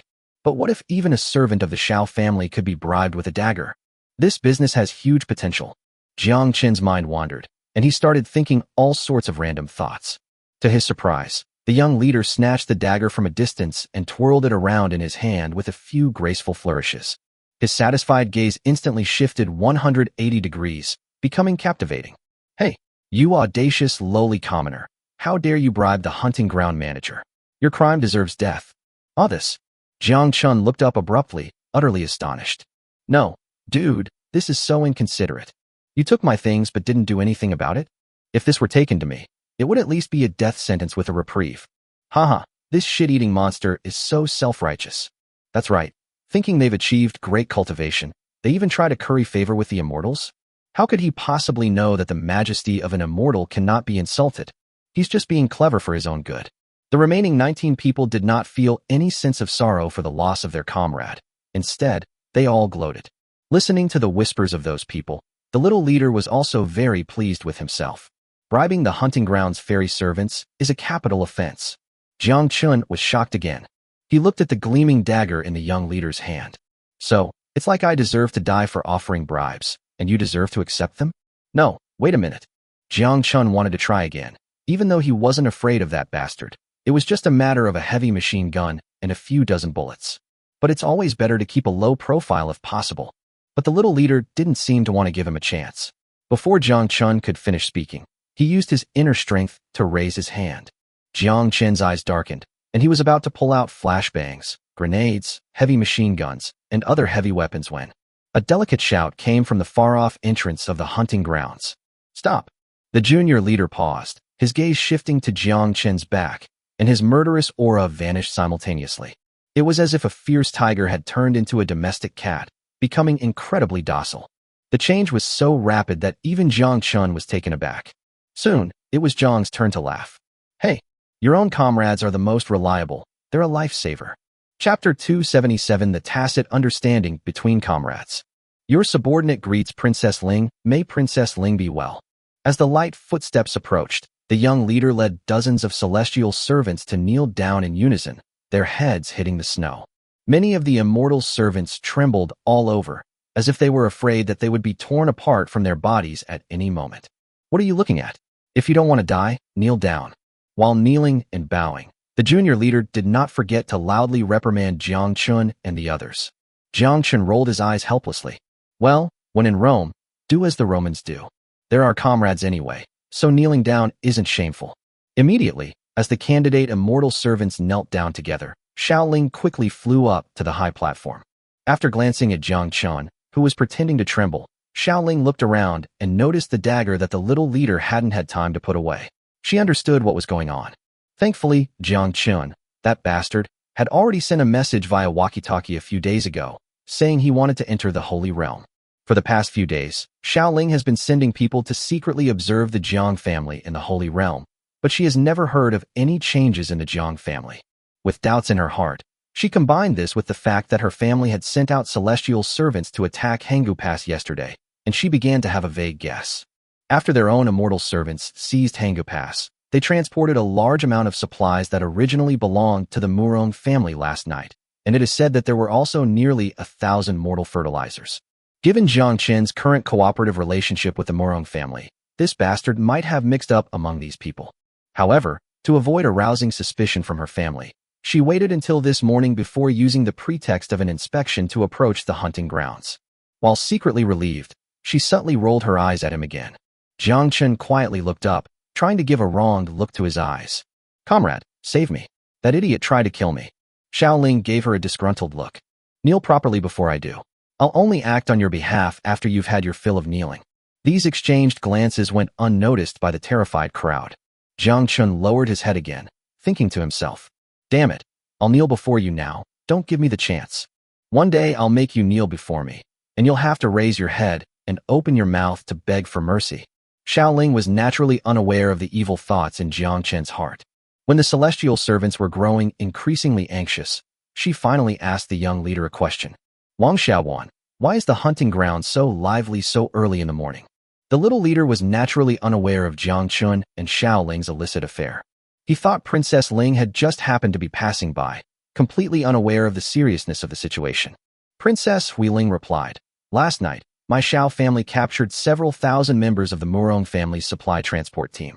I was secretly amused by the family head's intention to screen and test them. So, out of more than 1,000 people, only 20 were selected, and they were all considered to have decent talent. Xiao Ling feigned a frown and said displeasedly, I already knew about this. I'm asking what you were planning to do when you were exuding such murderous intent. just now. This. The young leader panicked. He had thought that as the eldest princess, she would at most just conduct an inspection and wouldn't care about such trivial matters. Who would have thought that, judging from the current situation, they would actually want to get to the bottom of things? Don't assume that after being brainwashed, the slaves are like wooden dolls without their own thoughts. Some twists and turns are inescapable for anyone who is still human, and the same is true within the group of immortal slaves. Soon, the minor leader named Wang Xiaoguan made up an excuse and turned to point at the bewildered Jiang Chen, saying, "Princess Huiling, the personnel screening was already completed, but I discovered that this person actually possesses a peerless divine weapon, so I suspect that he is an undercover agent planted by the Murong family. For the safety of the family, and to eliminate these parasites, this villain is preparing to exterminate them." Jiang Chen was shocked again. Xiaoling naturally didn't believe Wang Xiaoguan's few words. Didn't you see that Jiang was almost furious? It is only natural to stand up for one's comrades. The next moment, Xiaoling's cold face flushed with anger, and her aura of power emanated from her, causing Wang Xiaoguan to break out in a cold sweat and tremble. What nonsense! Do you really think this princess is so easily fooled? You probably coveted this person's weapon for self-defense, and used your position to forcibly seize it.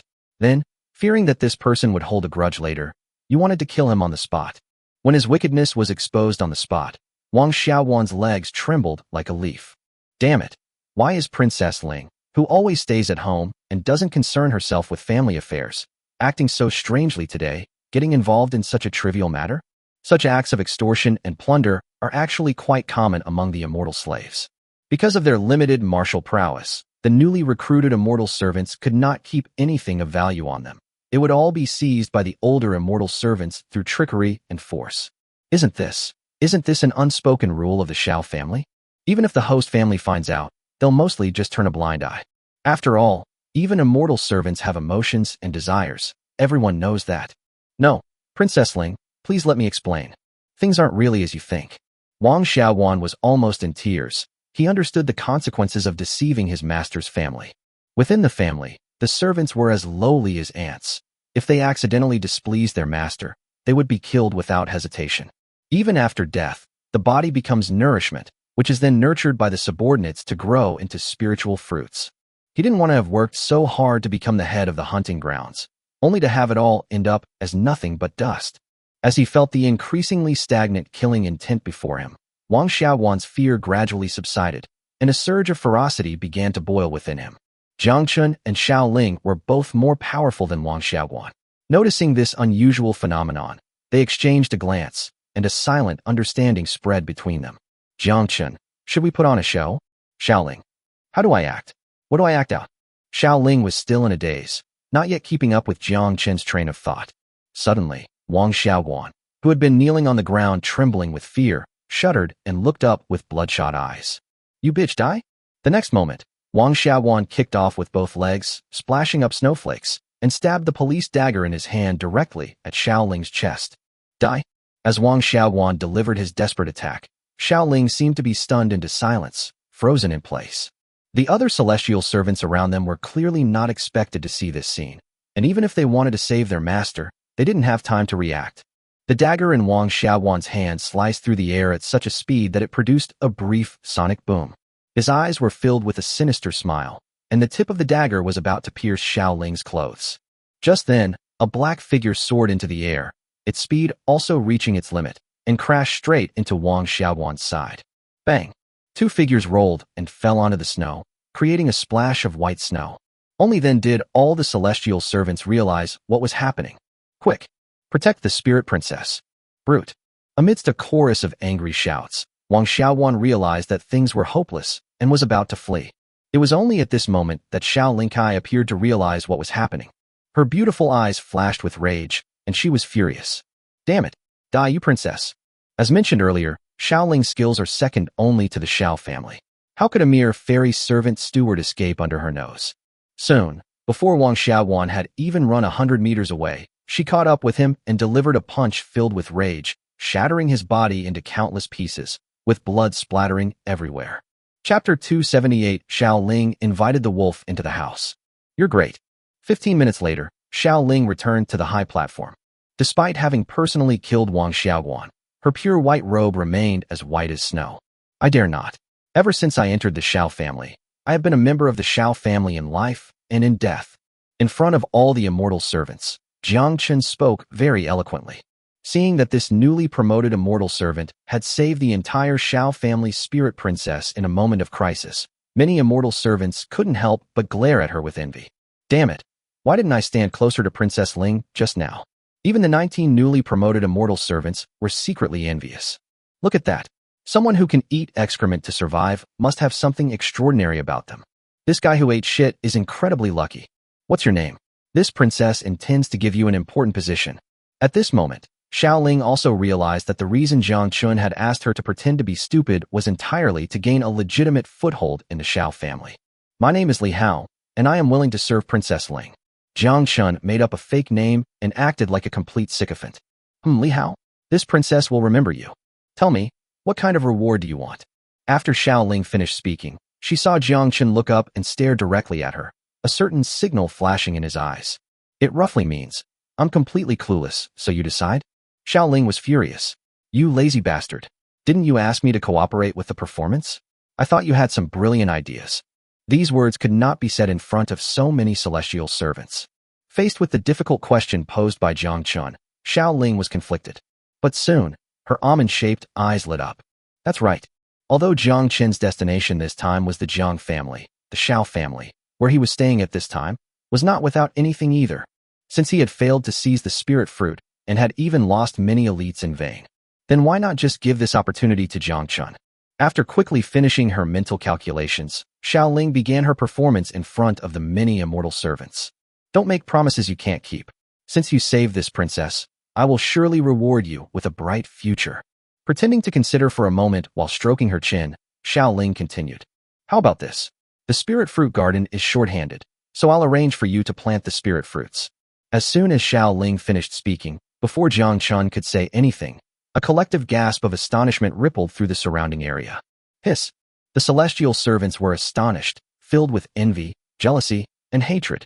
Princess Erling had no idea what kind of job this was, planting spiritual fruits. Jiang Chen pretended to be a naive and adorable newcomer and asked the question while facing the envious gazes of the immortal servants. Oh, you're new here, so it's not your fault if you don't know. Very well, I'm in a good mood today, so I'll personally take you to the spirit fruit garden to have a look. As Xiao Ling finished speaking, she casually summoned a hunting ground servant and said, Now that Wang Xiaoguan is dead, the hunting grounds are now in your care. I can make that decision. Amidst the immortal servants' profuse thanks, Xiao Ling led Jiang Chen into the Xiao family manor.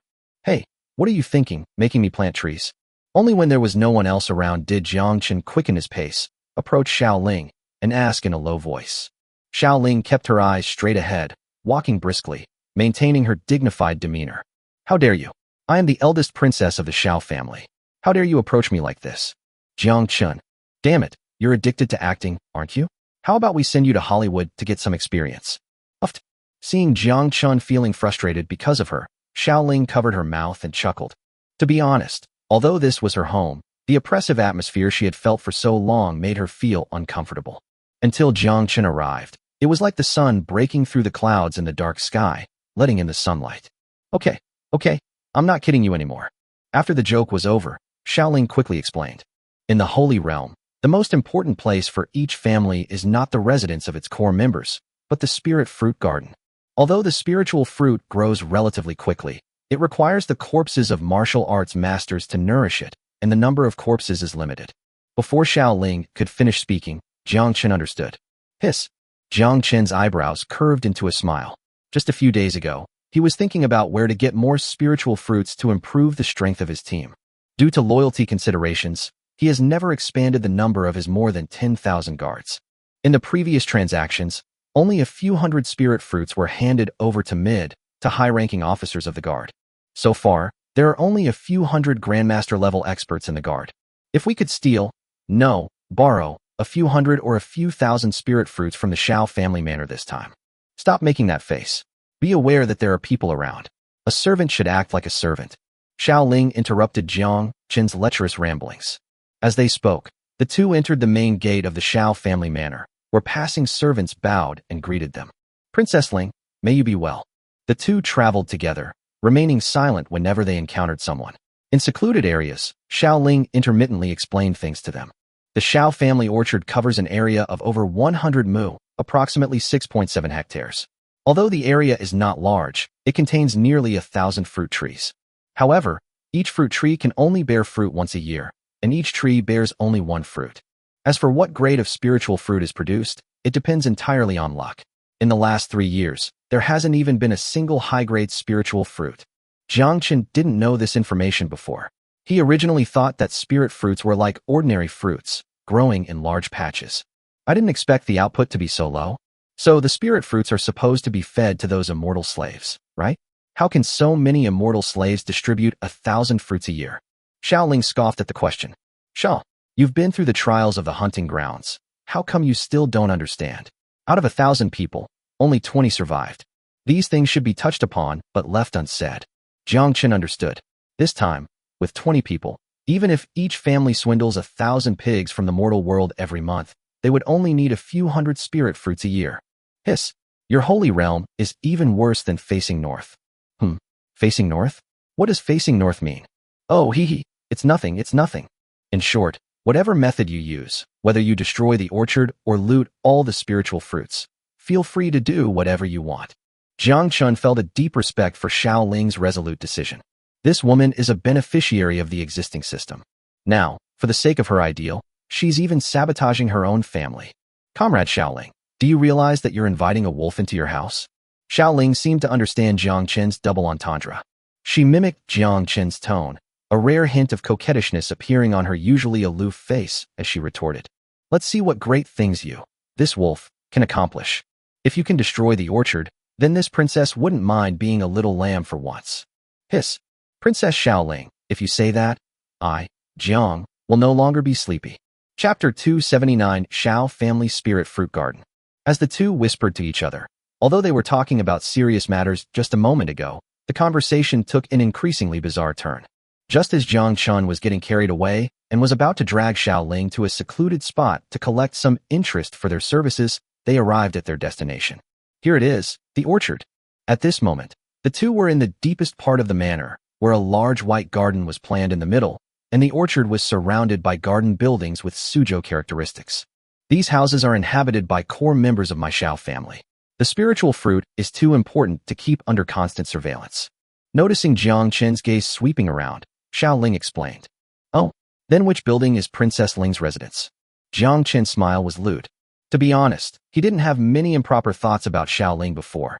After all, the two had a pure revolutionary friendship. With such a stunningly handsome comrade by his side, how could Jiang possibly not have any thoughts? Li Hao, mind your place.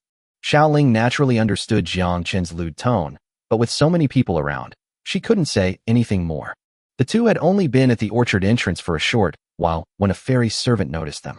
At this moment, a rather elderly fairy servant came running from the orchard. Oh dear, Princess Ling has graced us with her presence. I am so sorry for not welcoming you properly. The two stopped talking. Xiao Ling resumed her aloof demeanor, while Jiang Chen lagged behind, perfectly portraying the image of a lowly immortal servant. Steward Jiang, this is our new servant, named Li Hao. He will be assisting you in managing the orchard from now on. The fairy servant, referred to as Steward Jiang, was taken aback. Before she could react, Xiao Ling continued in a more emphasizing tone. You should really train Li Hao. He just saved my life. Manager Zhang suddenly realized, and his gaze towards Jiang Chen became even more serious. So he was Princess Ling's savior? No wonder this mere third-rank martial artist, who hasn't even reached the lowest fifth-rank level of a celestial slave, was assigned to work in the orchard. Then everything makes sense, right? I am Li Hao, and I would like to greet Steward Zhang. I hope Steward Zhang will take good care of me in the future. Jiang Chen greeted him respectfully with his head bowed. Facing the savior of the second-in-command of the Xiao family, Steward Jiang adopted a very humble attitude. Oh, not at all. Since you were brought by Princess Ling, you're naturally one of us. To allow Jiang Chen to briefly introduce himself to the leader, Xiao Ling, not wanting to linger, turned and left towards her residence. Jiang Chen, led by Steward Jiang, entered the orchard. Perhaps because of Xiao Ling, Steward Jiang was quite polite throughout the journey. Well, there are over 1,000 fruit trees in the whole orchard. You've come at the perfect time. In just a few days, these spiritual fruits will be ripe, and our orchard can finally take a break. As Manager Zhang introduced the situation, Jiang Chen looked around. The so-called spiritual fruit tree didn't actually look very appealing. Each tree was less than a meter tall, and its withered trunks didn't even have a single green leaf. Only at the top of the fruit tree, the white or yellow spiritual fruit stood out. Our orchard is highly valued by the family, so we don't have to charge into battle like other celestial servants. Growing enough spiritual fruits for the family is our greatest achievement. Jiang Chen had assumed that the spirit fruits, which were considered the most important assets by various families, would be handled by a number of people. But looking at the empty and quiet orchard, he realized he was wrong. Upon hearing this question, Manager Zhang explained with a smile. Haha, no wonder you didn't know. Spirit fruits require careful nurturing. If too many people are involved in their cultivation, the responsibility becomes much greater, and if anything goes wrong, there's no such thing as escaping punishment because of the sheer number of people involved. Therefore, I have always personally taken care of these 1,000 fruit trees. In this way, I know exactly where each of the spiritual fruits in the garden is growing and how well it is growing. Besides, what if there are too many people and something gets lost along the way? Hehe. I am deeply grateful for the kindness and trust placed in me by my master. Naturally, I will devote all my efforts to this task. Jiang Chen suddenly realized that such important supplies should indeed not be handled by too many people. With so many fruit trees and you guarding them all by yourself, aren't you afraid that someone might have malicious intentions? Ignoring the smug look on Steward Zhang's face, Jiang Chen was already considering how to harvest the spirit fruits. We need to figure out the defense forces here. Hehe, you've hit the nail on the head. Manager Zhang thought to himself, this lowly third-rank official has absolutely no sense of propriety. I'm just bragging to you. Can't you at least give me a straight man? However, out of consideration for Princess Ling, he could not show this slight dissatisfaction. Not to mention that the owners all live around the orchard. There are also nearly 2,000 Grandmaster level or higher immortal servants stationed nearby. At this point, he raised his hand and pointed. To the south of the orchard, a dozen or so wooden houses stand in a row. Well, the master family has shown great favor to the immortal servants above the Grandmaster level, arranging for them to live in the core area of the manor. Therefore, if there is any disturbance in the orchard, it will definitely not escape the encirclement and capture of the family's experts. Manager Zhang, seemingly implying something, continued. Each spiritual fruit is numbered and marked, and the main family members will come to inspect it from time to time. So even though there are many spiritual fruits here, even if one is missing, it will be discovered. Li Hao, be smarter in the future and never have any improper thoughts. What the Lord gives you is your true spiritual fruit. As the conversation progressed, his tone became noticeably stronger, implying a threat. Jiang Chen feigned fear and responded in a low voice, but his eyes were darting around. He thought these spiritual fruits would be easy to obtain, but he didn't expect the defenses around him to be so tight. Even if I successfully steal all these spiritual fruits, it will be extremely difficult to escape from the Xiao family with them. Putting aside all the immortal slaves, Xiao Yi, the head of the Xiao family, alone is probably beyond Jiang Chen's current capabilities to handle. We need to figure out a way to retreat after we succeed. While Jiang Chen was pondering, he was led to the outside of a tiled house. Since I have been in charge of the orchard all by myself, the clan has not added any houses. Please bear with me for the time being and live in the same house with me. Jiang Chen glanced at the dilapidated tile-roofed house, then at Steward Zhang, whose yellow teeth were showing as he laughed, and suddenly felt a tightness in his anus. Holy crap, is this old guy some kind of psychopath? Is it 0 or 1? At this moment, Jiang Chen suddenly felt that the spiritual fruits in the orchard no longer smelled good. Fortunately, perhaps Jiang Chen was overthinking it. Manager Zhang led him outside the tiled house, then hurriedly grabbed his tools and went into the orchard to get busy. Because the hunting grounds happened to be carrying nearly 1,000 corpses of warriors. Chapter 280, the second madam of the Xiao family finding trouble. Inside the tile-roofed house, there was nothing else besides a table, a chair, a bed, and a thin quilt on the bed. There wasn't even a stove for cooking. Indeed, what other trees besides spirit fruit trees could produce fire in the Holy Realm? It seems that the entire Holy Realm's firewood supply comes entirely from tributes from the mortal world. This is even more luxurious than the bottled water that American soldiers drink, which costs several $100s a bottle. Looking at the dark, shiny blankets on the bed, Jiang Chen felt nauseous even if he sat down to rest for a while. Let's hurry up and finish what we need to do and leave. This godforsaken place is no place for a human to stay. Just as Jiang Chen was thinking this, a shout came from outside. The second wife has arrived. Immediately, Manager Zhang's warm greeting rang out. Oh dear, I was unaware of your arrival, second madam. I apologize for not welcoming you properly. At the entrance of the Spirit Fruit Garden, dozens of hunting ground slaves were transferring cartloads of frozen corpses. The owners of these corpses were none other than Jiang Chen's comrades from last night. They probably never imagined, even in their dying moments, that their dream of becoming immortal servants of the Xiao family would not be fulfilled, and instead, their own bodies would become nourishment for the Xiao family's spiritual fruits. At the main entrance of the manor, a woman of about 30 years old stood proudly in a bright red silk robe, while Steward Zhang bowed obsequiously beside her. If I don't come and check soon, this orchard might become someone's private property one day. Perhaps because there is no sunlight in the Holy Realm, everyone's facial skin is unbelievably white. The second wife was the same. Her pretty nostrils pointed to the sky, and every word she uttered was pointed and veiled. Manager Zhang, being a shrewd and experienced man, guessed what was going on in a flash. Originally, he thought he could befriend Princess Ling, but he didn't expect it to arouse the dissatisfaction of the second madam.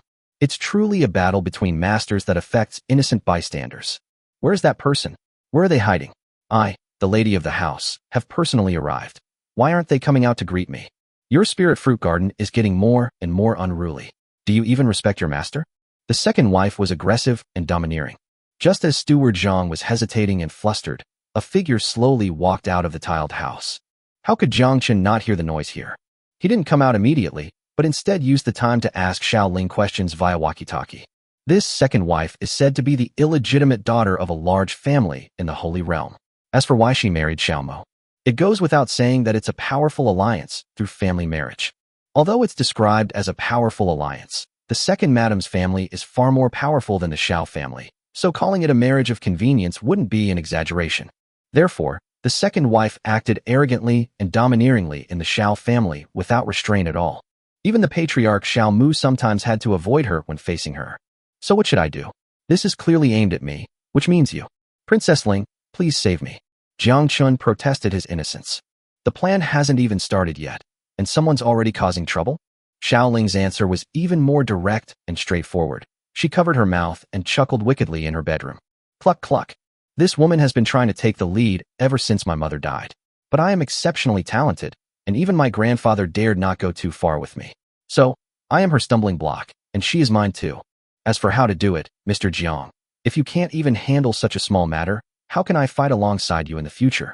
Recalling Xiao Ling's gloating, Jiang Chen finally arrived at the orchard entrance under the watchful eyes of everyone. How dare you? A mere third-rank official is so disrespectful. What is your punishment? Beside the second madam, a maidservant named Xinu shouted. Hearing the maid scolding, Steward Zhang was so anxious that he broke out in a cold sweat. Is Li Hao really just a hothead? She's the wife of the head of the family, and the nominal second-in-command of the Xiao family.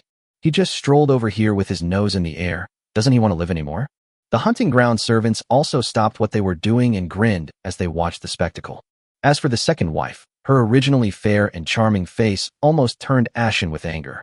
She became interested as soon as she heard that Xiao Ling, that little bitch, had brought a third-rank martial artist to the orchard. This girl is indeed very skilled, but she has always been a loner and maintains a keep-away attitude within the manor. Why is everything so unusual today? Not only did he personally place someone in the core area of the orchard, but this person is also just a third-rank martial artist. So, unable to contain her curiosity, she immediately brought her maids to see what kind of person could warrant Xiao Ling's personal arrangement. At this moment, although she was glancing at Jiang Chen sideways, she was also having some doubts in her heart. Judging from his aura, he was undoubtedly a third-grade cultivator. This person is actually quite good-looking. Although she was the second wife, she was still just a woman in her 30s, and naturally, she noticed the good qualities of men. Could it be that Xiao Ling has fallen in love? Is this the male concubine she has taken in? That's quite possible. Xiao Ling, that slut, is getting on in years. It's about time she started to fall in love. At this moment, Jiang Chen was unaware of the various speculations in the second madam's mind. In his opinion, the second wife was obviously here to cause trouble, and it would be useless to keep avoiding and backing down. It would be better to take advantage of Xiao Ling's reputation and make a move. Meanwhile, Xiao Ling, who had already received the news, was hiding not far away, watching how things were developing. If the second wife were to harm Jiang Chen, she would rather break off all pretense of civility than fail to protect him. Li Hao, a humble man, sends his regards to the second madam. Having just arrived, I am unfamiliar with the rules.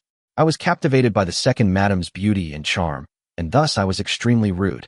I begged the second madam's forgiveness. In front of everyone, Jiang Chen finally seemed to have a sudden realization. But the words that came out of his mouth shocked everyone. Hiss! Good heavens! This little bastard, does he even know what he's saying? That's the second wife of the Xiao family, the wife of Xiao Mu, the current head of the family. A beauty of unparalleled grace. Completely mesmerized? How dare you, a mere third-rank immortal servant, utter such treasonous words? Although everyone thought the second wife was stunningly beautiful. But, amidst the stares of the celestial servants who seemed to regard her as a dead woman, the second madam was taken aback. Instead of showing any anger, her livid face instantly transformed into a radiant smile. Cluck cluck. The second wife covered her mouth, her eyes crinkling with laughter. After a while, having had her fill of joy, she continued to ask, "Do you really think so?" As she spoke, there was no trace of arrogance left. She looked at Jiang Chen as if he were her toy. Forehead. I dare not speak falsely. This was truly my first impression upon seeing the second madam. The second wife was incredibly beautiful, so much so that no man could resist taking a second look. Chapter 281. Second madam, no? You're really wasting your talents in the orchard. The second wife stared at Jiang Chen's handsome features, her eyes flickering, lost in thought. Thank you for your praise, second madam. As a servant of the Xiao family, I will naturally obey your orders, just like a brick, moving wherever I am needed. By now, not only the onlookers, but even Jiang Chen himself were confused. She came here all aggressively, looking like she was there to cause trouble. So how did the second wife change her attitude so quickly after just a few words?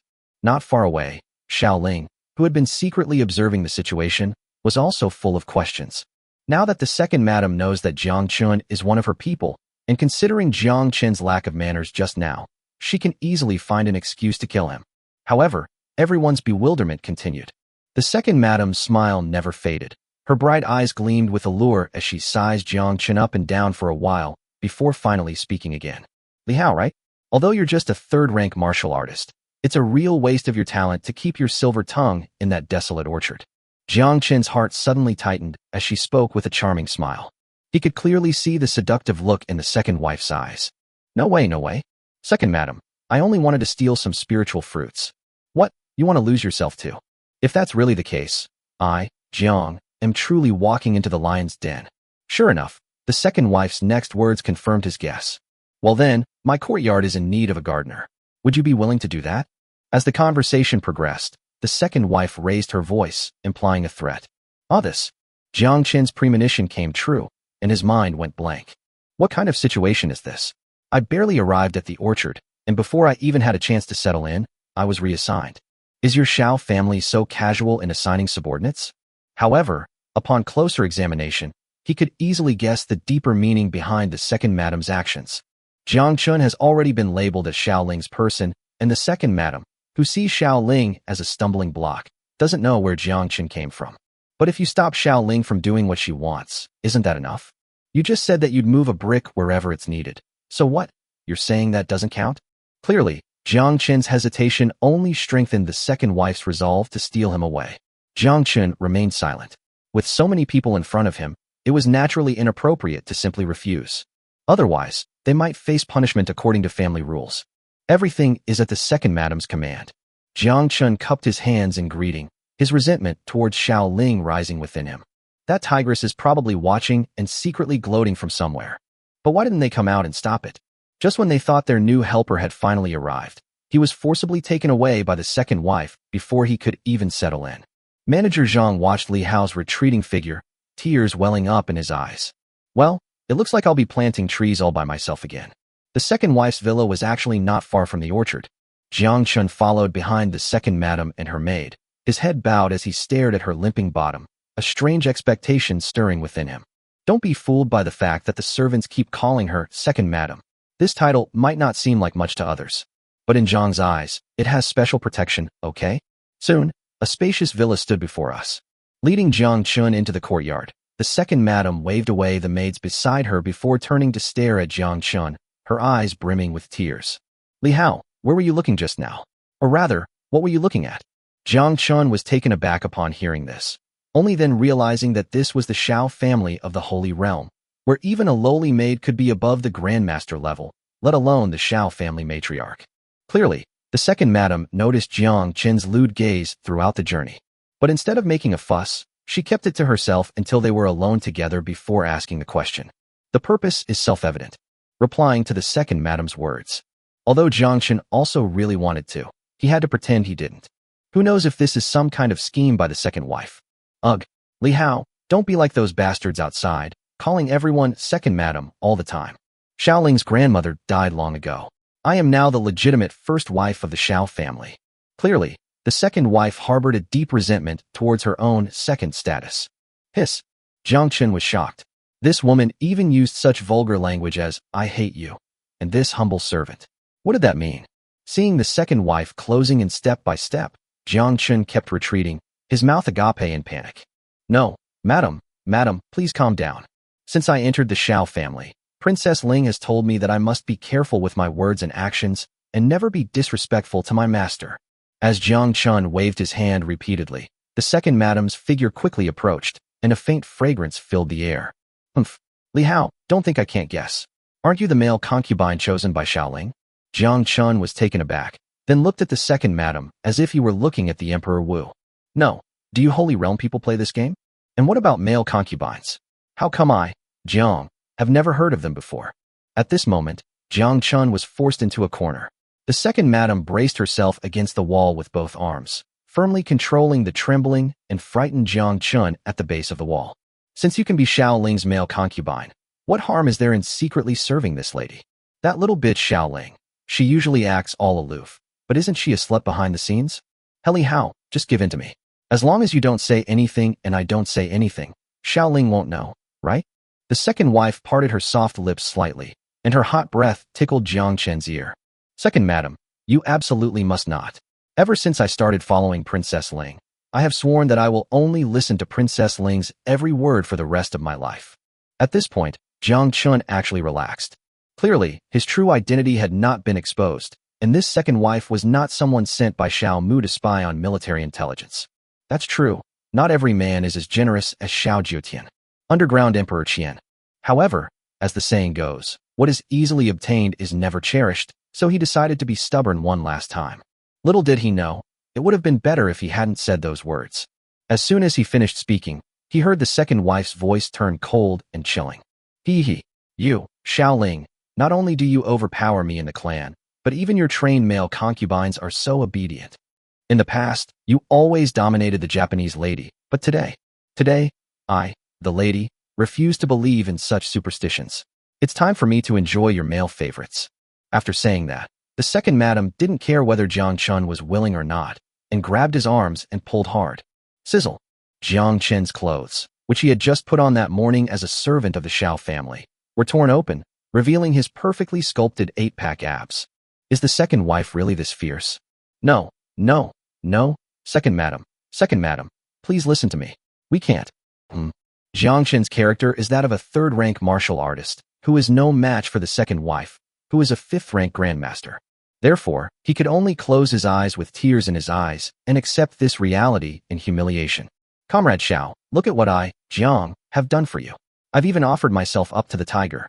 Chapter 282 Xiao Ling. Help me teach her a lesson. Although the second madam was also a fifth-grade grandmaster, this was not a real battlefield where life and death were at stake. So, faced with the second wife's forceful shoving, Jiang Chen had no choice but to reluctantly enter the room. Based on his experience with Murong Yin and Xiao Rou, he figured this time it was probably hopeless. This time, I, Jiang, am afraid I will have to sacrifice myself to become a tiger. As Jiang Chen had predicted, things turned out exactly as he had expected.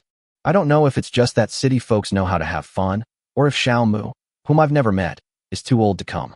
After an unknown amount of time, in the bedroom that belonged only to the second wife, Jiang Chen lay there, looking up at the ceiling. In such a closed environment of the Holy Realm, where did the second madam learn so many profound martial arts skills? This second wife of the Xiao family is truly treacherous, vicious, and ruthless, full of unfathomable schemes and plots. Li Lang, you're just a third-rank martial artist, yet you've managed to fight against me, a fifth-rank grandmaster, without being defeated. You truly possess extraordinary talent. In the bedroom, the second wife squinted, a hint of satisfaction clearly visible on her extremely fair face. Jiang Chen is now above the grandmaster level, So the second madam, a fifth-rank grandmaster, naturally cannot see his true cultivation level. He felt that the other party was quite impressive to be able to match him with a cultivation level of 3 breakthroughs. Ahem, that's for sure. I'm 20, and you're only 15 at most, so how could I possibly lose to you? Well, you're probably around 20, but she's already 32. How can she be as young as a 15-year-old girl? The second wife thought Jiang Chen was praising her youth, and blushed with embarrassment upon hearing this. Madam, I urge you not to speak of this matter, especially not to Princess Ling. I do not wish to die young. Jiang Chen felt that he was probably sick. Why did he suddenly want to change his surname to Xiao? Do you even need to tell me this? I am the matriarch of the Xiao family. If others find out, what kind of reputation would I have? Even the master wouldn't let me off the hook. When the two armies were exchanging blows just now, the second madam had already introduced herself. Her name was quite nice, Zhang Weiran. Speaking of the family head Xiao Mu, Jiang Chen suddenly remembered that the battle earlier had been quite loud, and he hoped it wouldn't have been overheard. Seeing Jiang Chen's wary gaze, Sun Weiran chuckled and comforted him. Don't worry, the master left the manor yesterday and went to the Jiang family.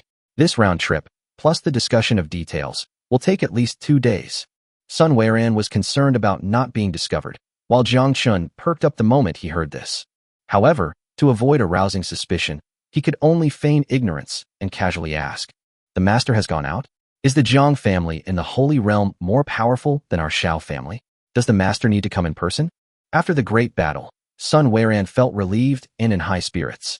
She didn't mind explaining a few things for this third-rank immortal servant. Although my Xiao family captured Hengapass yesterday, the Murong family will never let it go. My lord's trip to the Jiang family is to form an alliance to guard against the Murong family. The second one, well, you wouldn't understand even if I told you. Hearing that Sun Weiran didn't want to continue, Jiang Chen's curiosity couldn't stand it. Dear sister, please tell me. Just think of it as telling me a story. Jiang Chen spoke with utmost gentleness, while simultaneously delivering a powerful blow to Sun Weiran's face. I'll tell you. Zhang Weiran squinted, feeling incredibly happy. This is truly worthy of being the male concubine chosen by that bitch Xiaoling. I have to admit he's impressive. Secondly, there's an anomaly in the secular world named Jiang Chen. You've probably heard of him. Qian Kingdom was originally the back garden of my Xiao family, but now it has been taken away by Jiang Chen. This is the reason why my Xiao family wants to seize the Murong family's resources and even turn against the Murong family. Moreover, Jiang Chen was originally an outcast of the Jiang family in the Holy Realm, and not long ago, he even killed Jiang Xiao, the direct grandson of the Jiang family. The enemy of my enemy is my friend. The master wants to form an alliance with the Jiang family to fight against Jiang Chen and the Murong family. 2 hours passed after Jiang Chen entered the courtyard before he reappeared at the door, wearing a new set of clothes. After he left, Zhang Weiran's maidservant reappeared, showing her understanding. Oh, madam, it's only been a short while. How come you suddenly look so radiant? Hearing the maid's exclamation behind him, Jiang Chen smiled slightly, concealing his merit and fame. You little punk, you think you're messing with me? Little do you know. Well, as expected of someone over 32, Zhang Weiran is far more treacherous and ruthless than Yenner, who is far away in the capital. Originally, Zhang Weiran wanted to keep Jiang Chen in her courtyard, under the guise of being a gardener. But Jiang Chen looked at the few winter-sweet trees outside the window and politely declined. Once I disappear, how could Princess Ling let it go?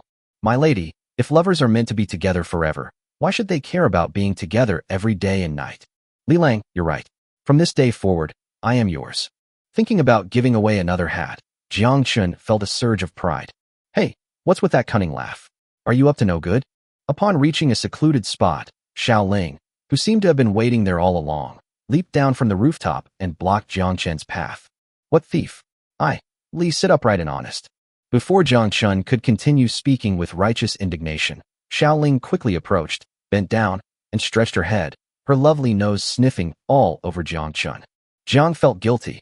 No, what are you doing? Are you a dog? Quiet down. It smells. What does it smell like? Maybe it smells like a man. Are you in love with me? They say even the farts of two people in love smell sweet. Jiang Chen felt a cold sweat break out on his forehead, feeling the guilt of a man who had cheated on his wife. No, it's not a fragrance, it's a spoonful of flavor. After a moment, Xiao Ling stared intently into Jiang Chen's eyes, her words threatening to shock everyone. What kind of foul smell? Hey Xiao Ling, I, Jiang, come from a family of luxury, and I always bathe and burn incense every day. Don't you dare slander me. Jiang Chen was about to argue when he was defeated by Xiao Ling's teasing gaze. Hey, why are you so nervous? I'm nobody to you. Besides, being able to enter Zhang Weiran's room is your own skill. I didn't object. It's not that I don't have it. Jiang Chen opened his mouth, so wide that a salted duck egg could fit inside. That bitch Zhang Weiran. She's always staring at me aggressively. I know she wants to seize power. But how could she possibly understand my aspirations? That's why I've never bothered with her. Did you teach her a lesson? Jiang Chen was stunned. It's hard to imagine that Xiao Ling, who is usually aloof and fairy-like, would actually show such a lewd smile. However, the panic he felt at being caught cheating by his wife quickly subsided in the next moment. The two were aware of each other's feelings. Although they hadn't known each other for long, there was a subtle, budding attraction between them. Perhaps it was because Jiang Chen was able to see through the nature of this world, which is not how it should be, that Xiao Ling vaguely regarded him as a close and reliable person. Well, actually, that thing is indeed quite something. I'm asking you, did you teach her a lesson and make her beg for mercy on her knees? I guess, maybe perhaps. Jiang Chen was speechless. Xiao Ling doesn't think that thing is very painful, does she? If she saw Zhang Weiran's satisfied expression now, wouldn't she be kicking herself? Chapter 283.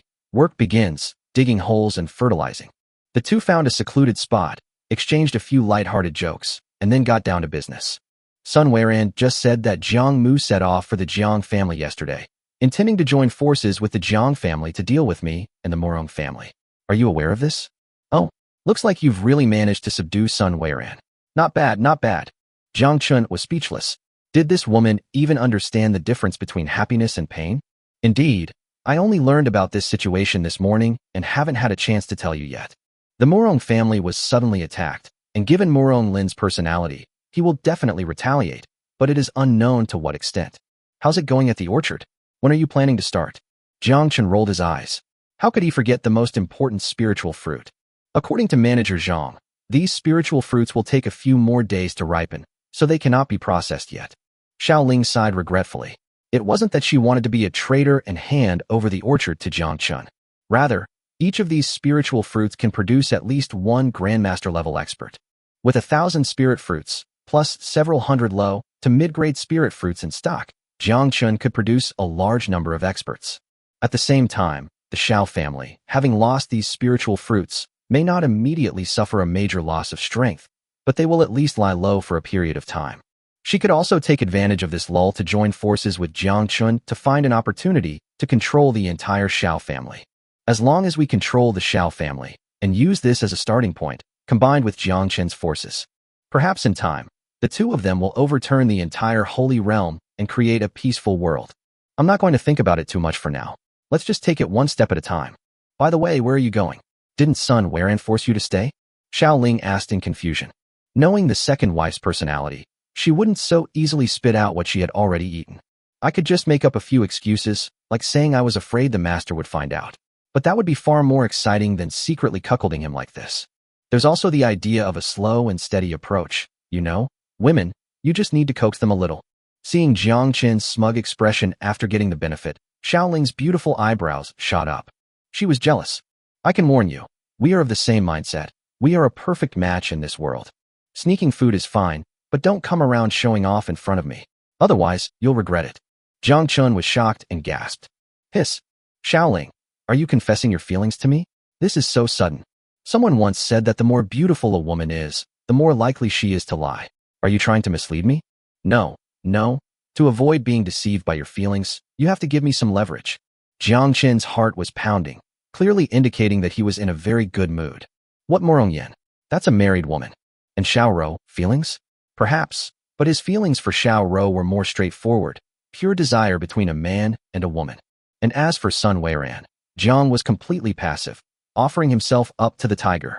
This is the first time Jiang Chen has ever met someone he's fallen for, and who's also fallen for him. After listening to Jiang Chen's shameless words, Xiao Ling remained silent for a long time. For some unknown reason, her pretty face began to blush. Then, before Jiang could react, they grabbed him by the neck and pulled him. Xiao Ling, it's my turn to take the initiative. No, this doesn't count. Let's try again. Bah, get out of here. Go back to the orchard and plant trees. With the joy of moistened lips, Jiang Chen strode back to the orchard.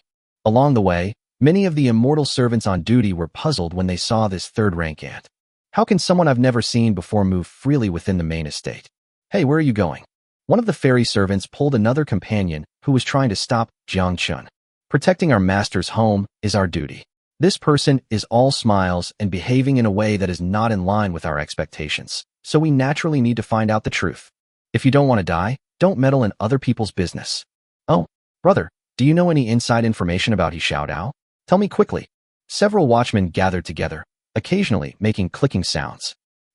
He's been staying in the second madam's courtyard for several hours?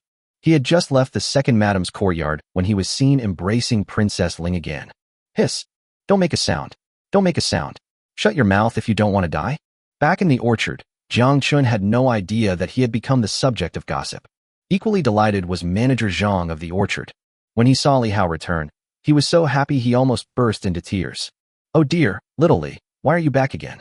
Did you upset the second madam? Jiang Chen thought to himself. The second madam was almost overjoyed just now. How could she not be happy?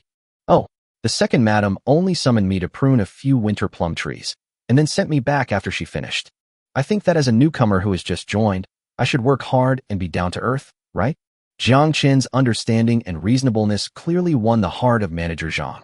Upon hearing this, he didn't say much and directly handed Jiang Chen a shovel. Come on over, you've come at the perfect time. A large batch of fertilizer arrived this morning, and I was just worried about not being able to handle it all by myself. Let's lend a hand. You dig the hole, and I'll fertilize it. Jiang Chen didn't waste any words and replied with a smile that he agreed. Then the two of them officially entered the orchard and began working. The fertilizer, of course, was the corpses of those 1,000 companions. While Jiang Chen was away, Steward Zhang had already arranged the corpses, with one body next to each spirit fruit plant, just waiting to be buried. Just shovel away the snow and dig up the soil. Following Manager Zhang's instructions, Jiang Chen dug a pit large enough to bury a corpse, but found no remains inside. Manager Zhang, is this the first time you've fertilized this fruit tree? Following Jiang Chen's questioning gaze, Manager Zhang understood and casually explained. The spirit fruit tree is unlike ordinary fruit trees. Once the corpse used as fertilizer is buried, it can absorb the entire corpse in less than 2 days, leaving not even bones behind. Therefore, the entire orchard has a great need for the corpses of warriors, and the family will collect fertilizer from all over the Qian kingdom every once in a while to support the growth of the fruit trees. At this point, Manager Zhang patted his chest in relief. It is said that the Qian kingdom has now changed its ruler, coinciding with the crucial period for the ripening of spiritual fruits. Fortunately, yesterday the patriarch decisively ordered the capture of these Murong family assassins. Otherwise, this batch of spiritual fruits would be in trouble. Looking at the luscious, ripe fruits on the fruit trees, ready to ripen and fall to the ground at any moment, Jiang Chen sneered inwardly. Hee, thank you so much, Xiao family head. Not only did you offer your wife, but you also prepared all the spiritual fruits for me. Chapter 284 Reinforcements from the Jiang family. Just as Jiang Chen was diligently fertilizing his spiritual fruit in the orchard, outside the Xiao family residence, a troop of 5,000 celestial slaves, dressed in fiery red robes, began to appear. The person in the lead was Xiao Yi, the head of the Xiao family, and walking side by side with him was Jiang Mu, the direct descendant of the Jiang family and the current ruler of the Wu kingdom. Young man of the Jiang family, I'm afraid you'll have to go through a lot of trouble this time. You've traveled all the way from Wu with me, and it must have been a long and tiring journey. You've had a hard time.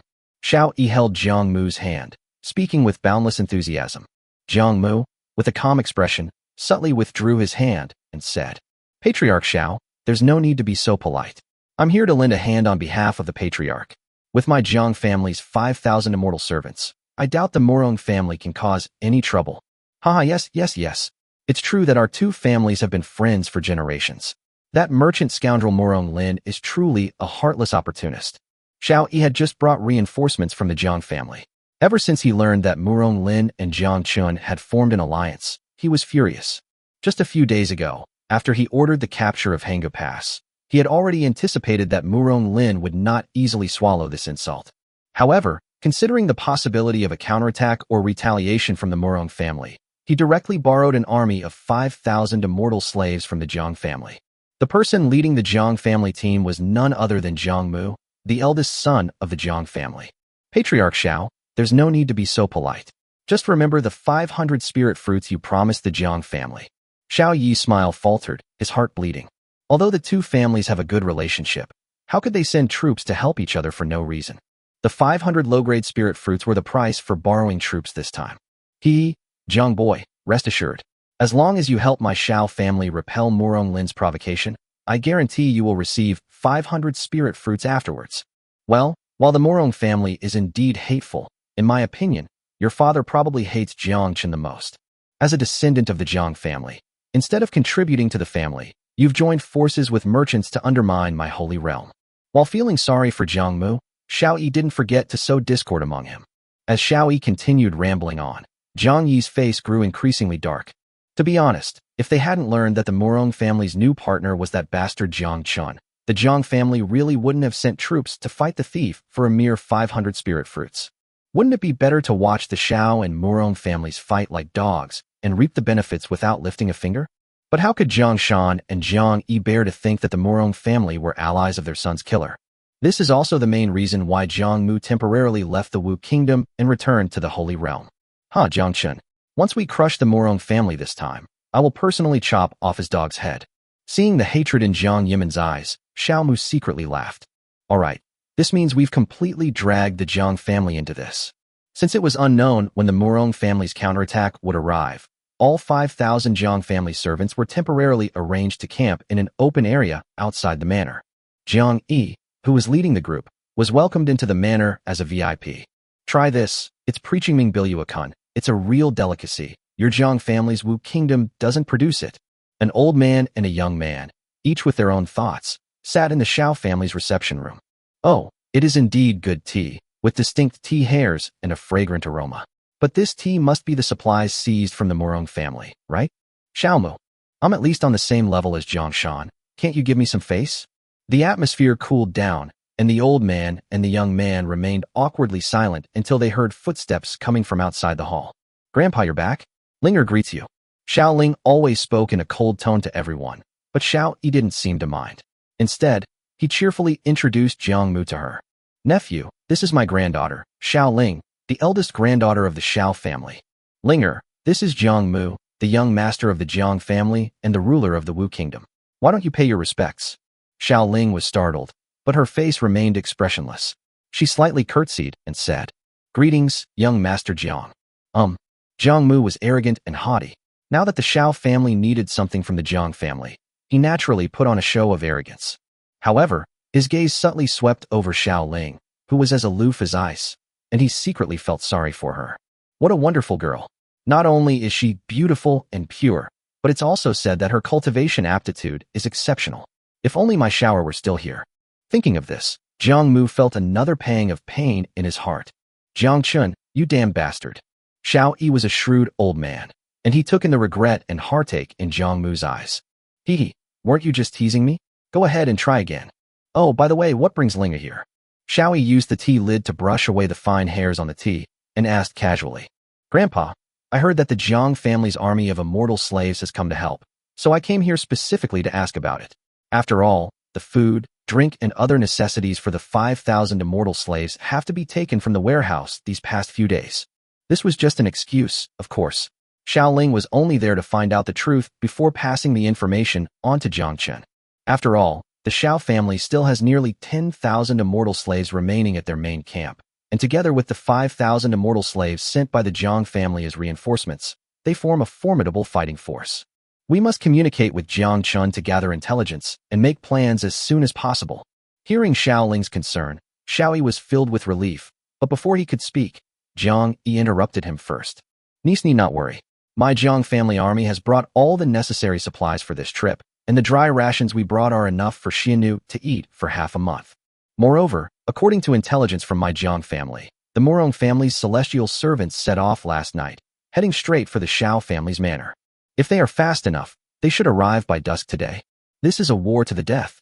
After today, the Murong family will disappear from the Holy Realm. Jiang Mu spoke with absolute certainty, clearly indicating that the Murong family's every move had been observed by those with ulterior motives. Then I can rest assured. A dark look flashed in Xiao Ling's eyes. After saying a few more polite words, she casually made an excuse to leave. After leaving the reception room, Xiao Ling rushed to the spirit fruit garden.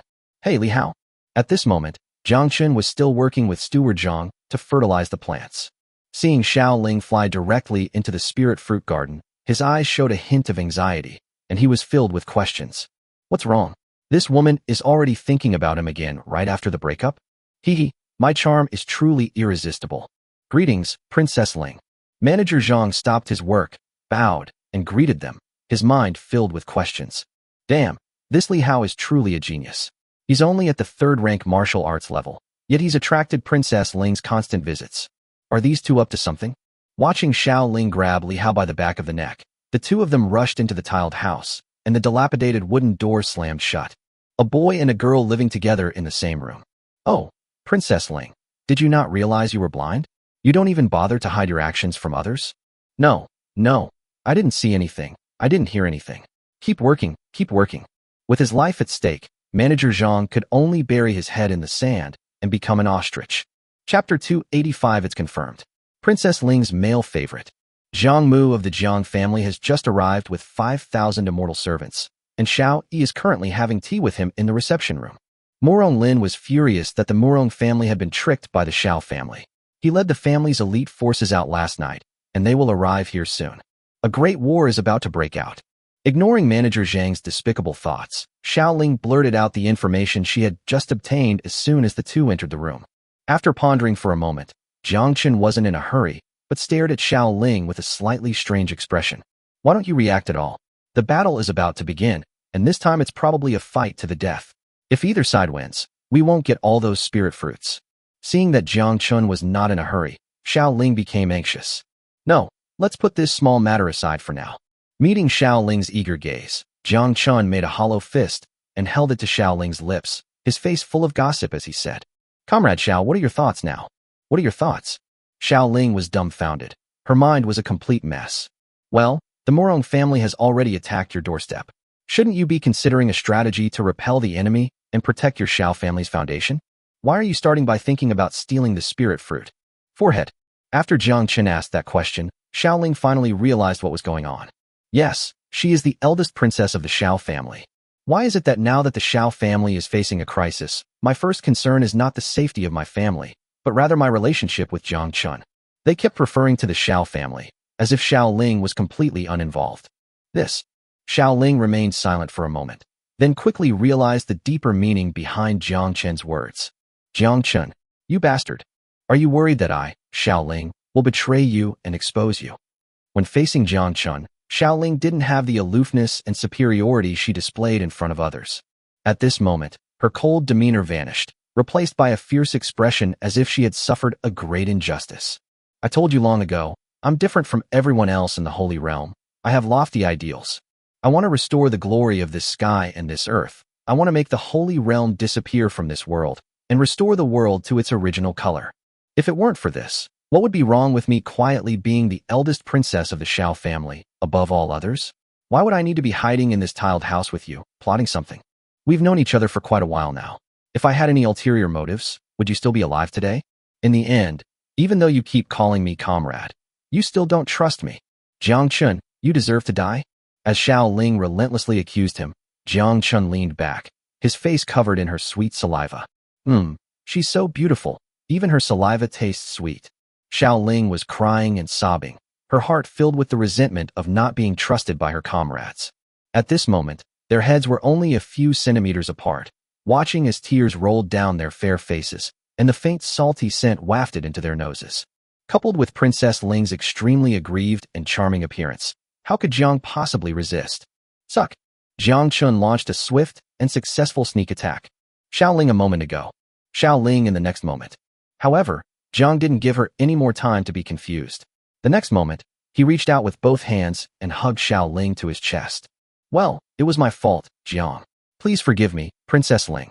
However, I, Jiang, have always lived under the shadow of conspiracies, and this suspicion is merely a subconscious reaction. Please forgive me. Since we are comrades, we should naturally treat each other with sincerity, therefore.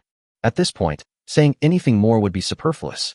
The next moment, in this cold tile-roofed house, although no stove or bonfire was lit, the temperature was comparable to that of midsummer. Outside the tiled houses, deep in the orchard, Manager Jiang had just thrown a mutilated corpse into the pit and was preparing to cover it with black soil. Just then, a whisper reached his ears, and before he could even process what was happening, a continuous stream of angry shouts came from inside the tiled house. "I'm going to kill you. Kill you. Princess Ling, please calm down. This is merely my way of expressing my respect for you." Before joining the Xiao family, Steward Xiao was at least a powerful figure in the Qian kingdom. Countless people frequented brothels and entertainment venues.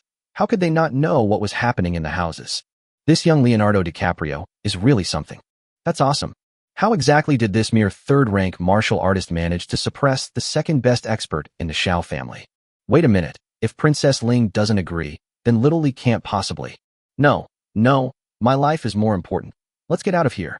Fearing that good deeds might bring trouble, Steward Jiang hurriedly dropped the shovel in his hand and fled far away from the spirit fruit garden.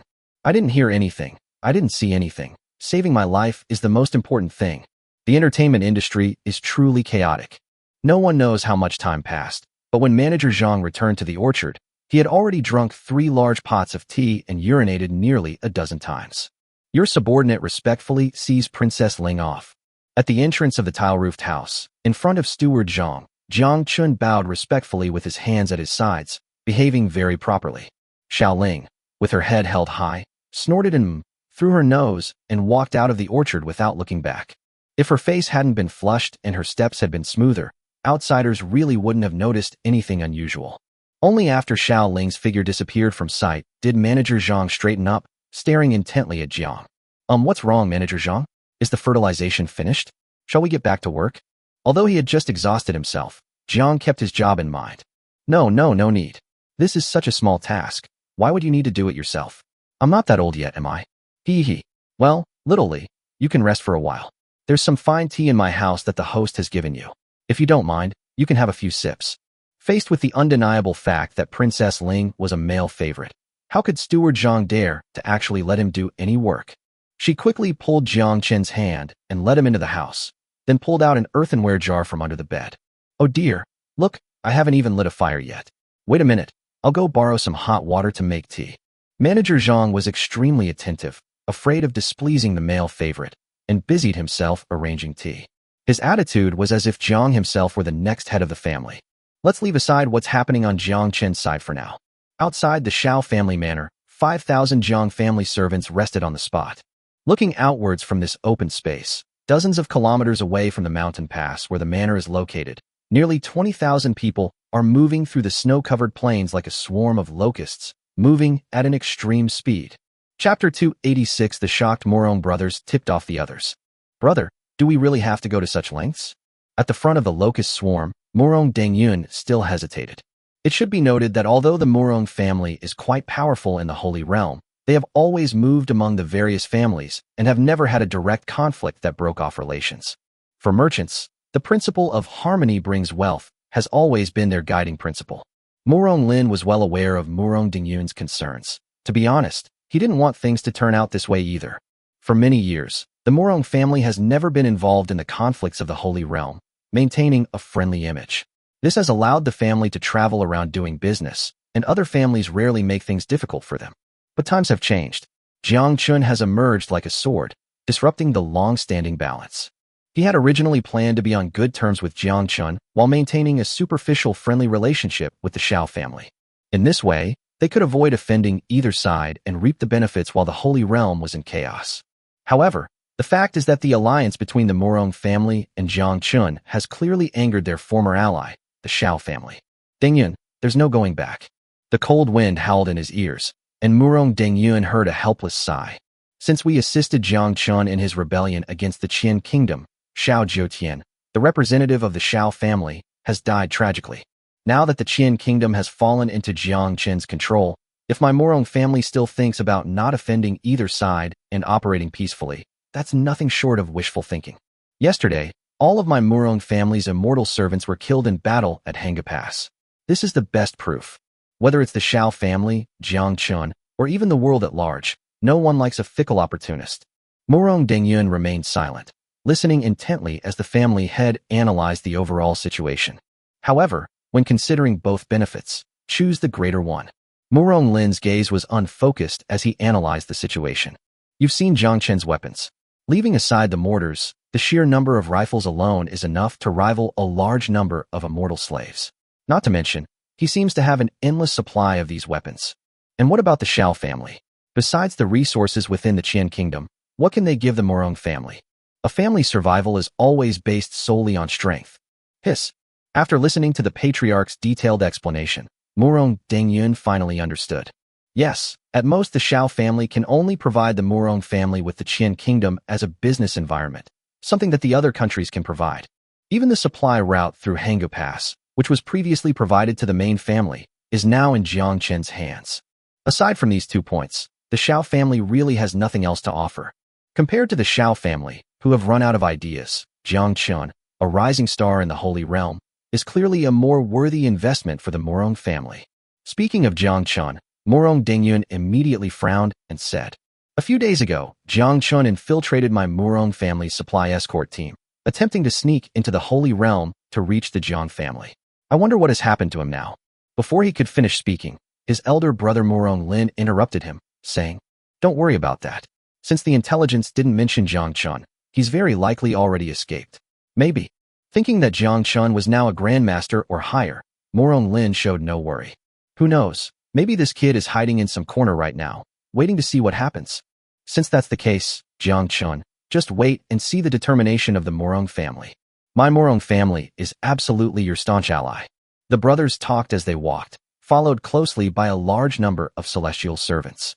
Suddenly, a white figure appeared in the distance, rushing towards them at an extremely fast speed. "Brother, watch out. Alert!" Murong Lin raised his hand, stopping several immortal servants who were about to rush out to intercept him. "Don't be hasty. This person is not hiding his identity at all, so he probably doesn't mean any harm." Sure enough, as the two sides got closer and closer, everyone could see clearly. That was a masked expert, and judging from her alluring figure, she was clearly a woman. "May I ask, is the Murong family head ahead?" Perhaps to avoid leaking information, Xiaoling didn't ask until she was nearly 100 meters away from Murong Lin. "I am indeed the old man. Please feel free to come closer and speak with me." Murong Lin suppressed the murderous aura of the immortal servants and replied with a hint of doubt. At this moment, the two brothers were extremely confused. The entire family's power of immortal servants had been mobilized almost entirely, and the Murong family couldn't possibly be unaware of this. But why did they only send one woman? Seeking peace? Or provoking? "Young lady, since you know my identity, you must also know why we are here." As the woman approached, Murong Lin's words were filled with murderous intent. He clearly mistook Xiaoling for a peace envoy sent by the Murong family, and his words were anything but polite. But before he could finish speaking, he heard Xiaoling say, "Patriarch Murong, I am a member of the Xiao family, sent by Jiang Chen to make contact." Murong brothers. "Little girl, do you want to listen to what you're saying? We know you're from the Xiao family, but what's with this sudden change of topic? Was he assigned by Jiang Chen? So what? Jiang Chen has become the head of your Xiao family? Wait a minute, little girl, let this old man sort things out. Are you a member of the Xiao family?" Xiaoling, still masked, nodded, her eyes still brimming with certainty. Jiang Chen sent you? Is it the Jiang Chen I know?" Xiaoling rolled her eyes. "What kind of teammate is this? Is their brain that slow?" "Yes, Jiang Chen, former champion of Qian Kingdom and Lord of Bianqing." Murong Lin. The scene fell silent for a moment. The two Murong brothers exchanged a silent glance, both unable to believe what they were seeing. "What? Are you, Jiang Chen, really that cunning? When did you take control of the Xiao family in the Holy Realm? Wait, something's not right. Since Jiang Chen has already taken control of the Xiao family, why did the Xiao family attack my garrison at Hangu Pass yesterday? Why does this world feel so unfamiliar?" Fortunately, Xiaoling also realized what was happening. After Xiaoling's brief explanation, the two old men from the Murong family finally understood. "You're saying Jiang Chen infiltrated the Xiao family? So he was just waiting for the Murong family to arrive, so they could coordinate an attack from the inside?" Hiss. The two old men looked at each other, then their eyes widened in surprise. "Well, this kid's got some skills. When did he plant such a thorn in the Xiao family's side? Moreover, judging from this girl's strength, it seems even the family head, Murong Lin, has to take her seriously." Jiang Chen said that there are nearly 20,000 Xiao family servants in the Xiao family manor at this time, plus 5,000 borrowed from the Jiang family, for a total of more than 25,000. At this time, Xiao Yi already knew your whereabouts. More than 20,000 immortal slaves were waiting in Xiao family valley, ready to lure you into a trap and catch you off guard. At this point in Xiaoling's report, Murong Lin spoke up angrily. Damn it! I never imagined they were in cahoots with the Xiao family. If you hadn't come to inform us, we might have really fallen into their trap. The two old men were terrified. They thought it was a surprise attack, and they almost got surrounded and killed. Jiang Chen also mentioned the weapons he sold to the Murong family had a few days ago. Xiaoling stopped there and said no more, because she had noticed that almost all of the 20,000 immortal slaves were equipped with guns and cannons. The rifleman slung his rifle on his back, and his chest pouch was full of magazines. As for the other immortal slaves, they either carried mortars on their backs or had military-green mortar ammunition boxes strapped to their backs. Clearly, the Murong family had made ample preparations for this campaign against the Xiao family. Well then, I wish the Murong family had a resounding victory. As soon as she finished speaking, Xiaoling tossed a black object to Murong Lin and quickly fled in the direction she had come from. Chapter 287 Bragging before the battlefield. Having obtained the enemy's troop deployment, Murong Lin felt more confident. Before long, he led a full 20,000 immortal servants to their destination. This place is located on the southern edge of the valley. The entire valley is circular, with only one entrance less than 20 meters wide. Inside the valley was the Xiao family manor's main camp. Damn! Luckily Jiang Chen warned us in advance. If we had rushed in recklessly, we would have definitely fallen into Xiao Yi's trap. That old bastard is really cunning. Murong Dengyun looked at the entrance to the mountain pass not far away, which resembled a gaping maw, and felt a chill run down his spine. This is nothing. Just wait, that guy surnamed Xiao is about to put on a show. Sure enough, as Murong Lin finished speaking, a figure suddenly appeared in the direction of the Xiao family manor. Looking into the distance, isn't that the head of the Xiao family, who was calling me brother not long ago? Brother Murong, what brings you here uninvited, and with so many celestial servants? He shouted towards the outside of the valley, as if he knew nothing. He was followed by more than 1,000 Xiao family servants, who were on high alert. Murong Lin, you bastard. I treated you like a brother, and today you lead so many men to invade my Xiao family's territory. What are your intentions?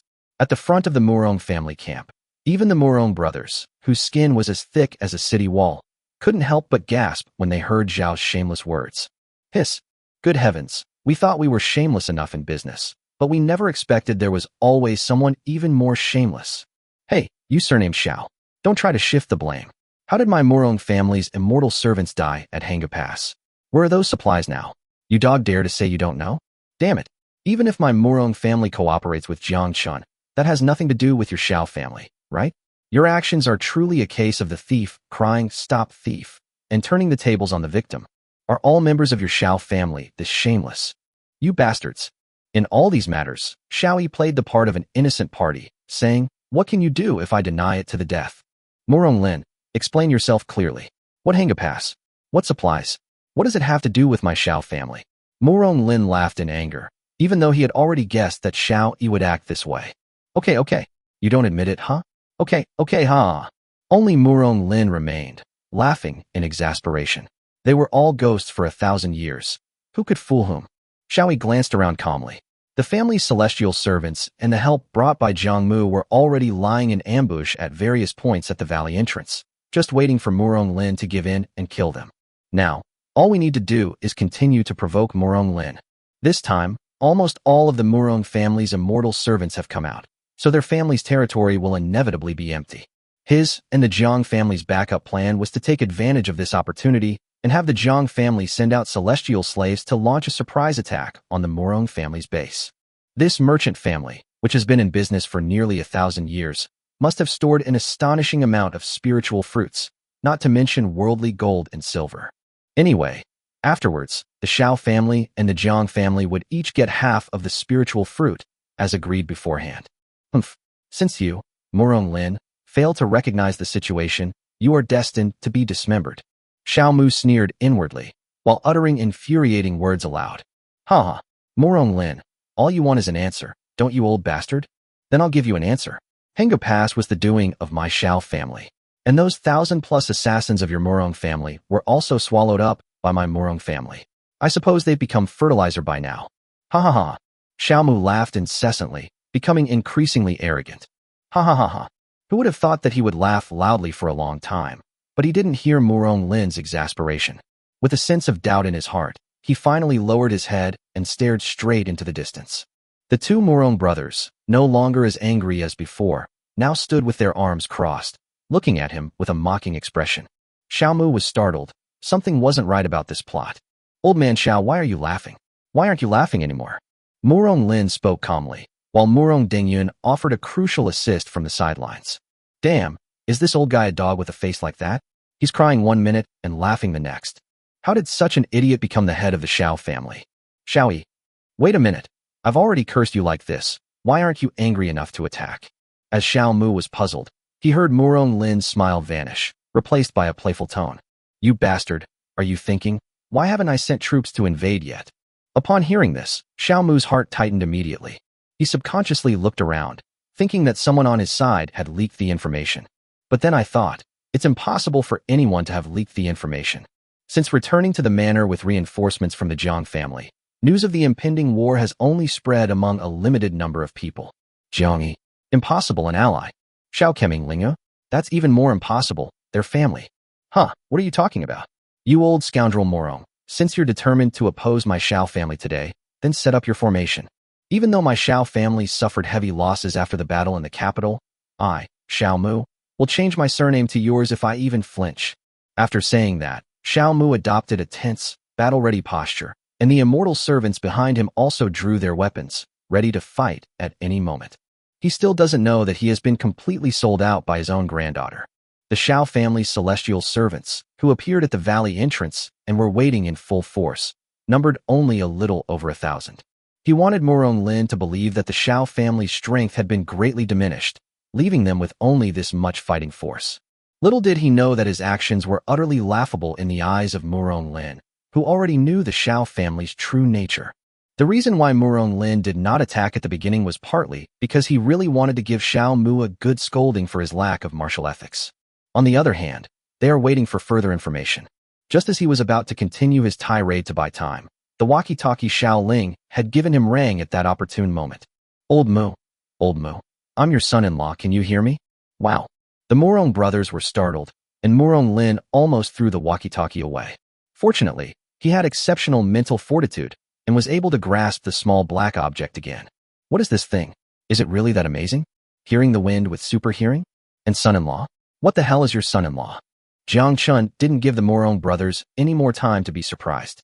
At this moment, he was lying on the roof of a wooden building in the Xiao family manor, with Xiao Ling covering him. How is your artillery training going?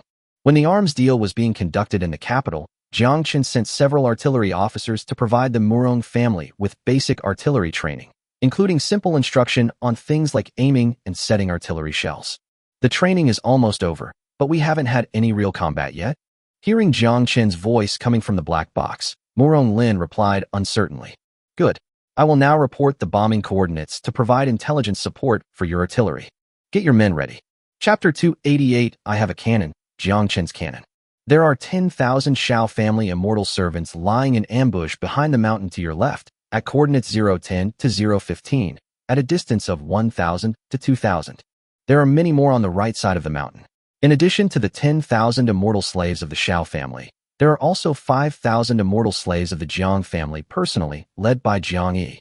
Coordinates 019 to 025, distance 1,000 to 2,000.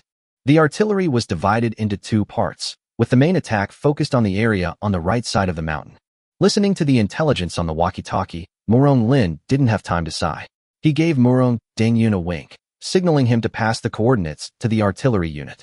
He felt a great sense of relief and even had the mood to joke with Jiang Chen. I understand. I'll definitely have the artillery take special care of the Jiang family on the right, haha. After all, your uncle is no human being either. Jiang Chen was well aware of the grudges and grievances between Jiang Chen and the Jiang family. As an ally, he had to make a statement, didn't he? Moreover, if they hadn't received advance intelligence, the Murong family might have actually been tricked by the Jiang family. You want to band together and divide up my Murong family, huh? He was determined to get his revenge. Unlike the Murong brothers, Xiao Mu at the valley entrance felt increasingly uneasy. We were just getting into a heated argument when the Murong brothers suddenly looked away from us and started whispering to a small black thing in their hands. Feeling ignored, he felt another surge of anger and frustration. Those two old dogs, hurry up and bring your men in. Hey, you two old Murong dogs, what are you chattering about somewhere? Bringing so many celestial servants all this way from afar, Are they here for sightseeing and tea? I'll be right here waiting for you. If you want revenge for your immortal servant and want my Xiao family's spiritual fruits, then send your troops to fight. Bah. Hearing their patriarch change from his usual imposing manner to a shrewish rant, the Xiao family members wished they could cover their faces and sigh in despair. Is this a war or a street brawl? Just as the Xiao family was filled with anticipation, Murong Lin did not disappoint them. He put down the walkie-talkie and laughed loudly at the valley entrance. Ha ha ha ha. Xiao Mu, you bastard, are you in such a hurry to die? Then I'll grant your wish right now. Xiao Mu laughed. It wasn't for nothing that he had played the role of being fierce yet reserved for so long. Old dog Murong finally couldn't hold back anymore. He made a gesture with his hands behind his back, and the immortal servants lying in ambush throughout the mountain immediately tensed up. Prepare for war. To Xiao Mu's surprise, just as he was anticipating the sight of the Murong family's army advancing, he saw Murong Lin standing tall and rooted to the spot, showing no sign of charging forward. Xiao Mu. Murong Lin, are you scared? Aye, Xiao, I'm right here, come on. Hearing Xiao Mu's clamor, Murong Lin tilted his head and replied mockingly. Xiao Mu, are you out of your mind? Why would I rush up and fight you? As soon as Murong Lin finished speaking, Xiao Mu's doubts began to arise, but then he noticed the Murong family's immortal servants carrying rifles in the distance. Ha! Murong Lin, are you trying to say that you bought a rifle from Jiang Chen? Let me tell you, my Xiao family also has quite a lot of Jiang Chen's weapons in stock, maybe even more than you do. At this point, Xiao Mu couldn't help but feel grateful to the mysterious assassins from that day. If it weren't for those black-clad assassins, the Xiao family wouldn't have suddenly acquired such a large batch of rifles. Moreover, the Xiao family also had a considerable stockpile of bullets to match those rifles.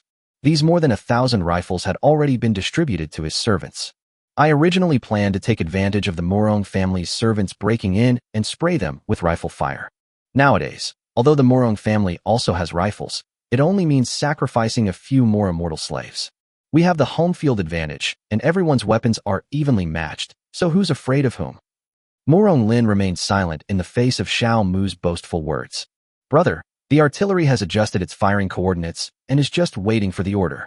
Just then, Murong Dengyun, who had gone to the artillery position behind the formation to relay coordinates, returned. It must be said that Murong Lin was cunning and shrewd. He put the riflemen out in the open. The hundreds of immortal slave artillerymen were positioned behind the army formation, which the carefree Xiao Mu did not notice. What are we waiting for? Let's fight.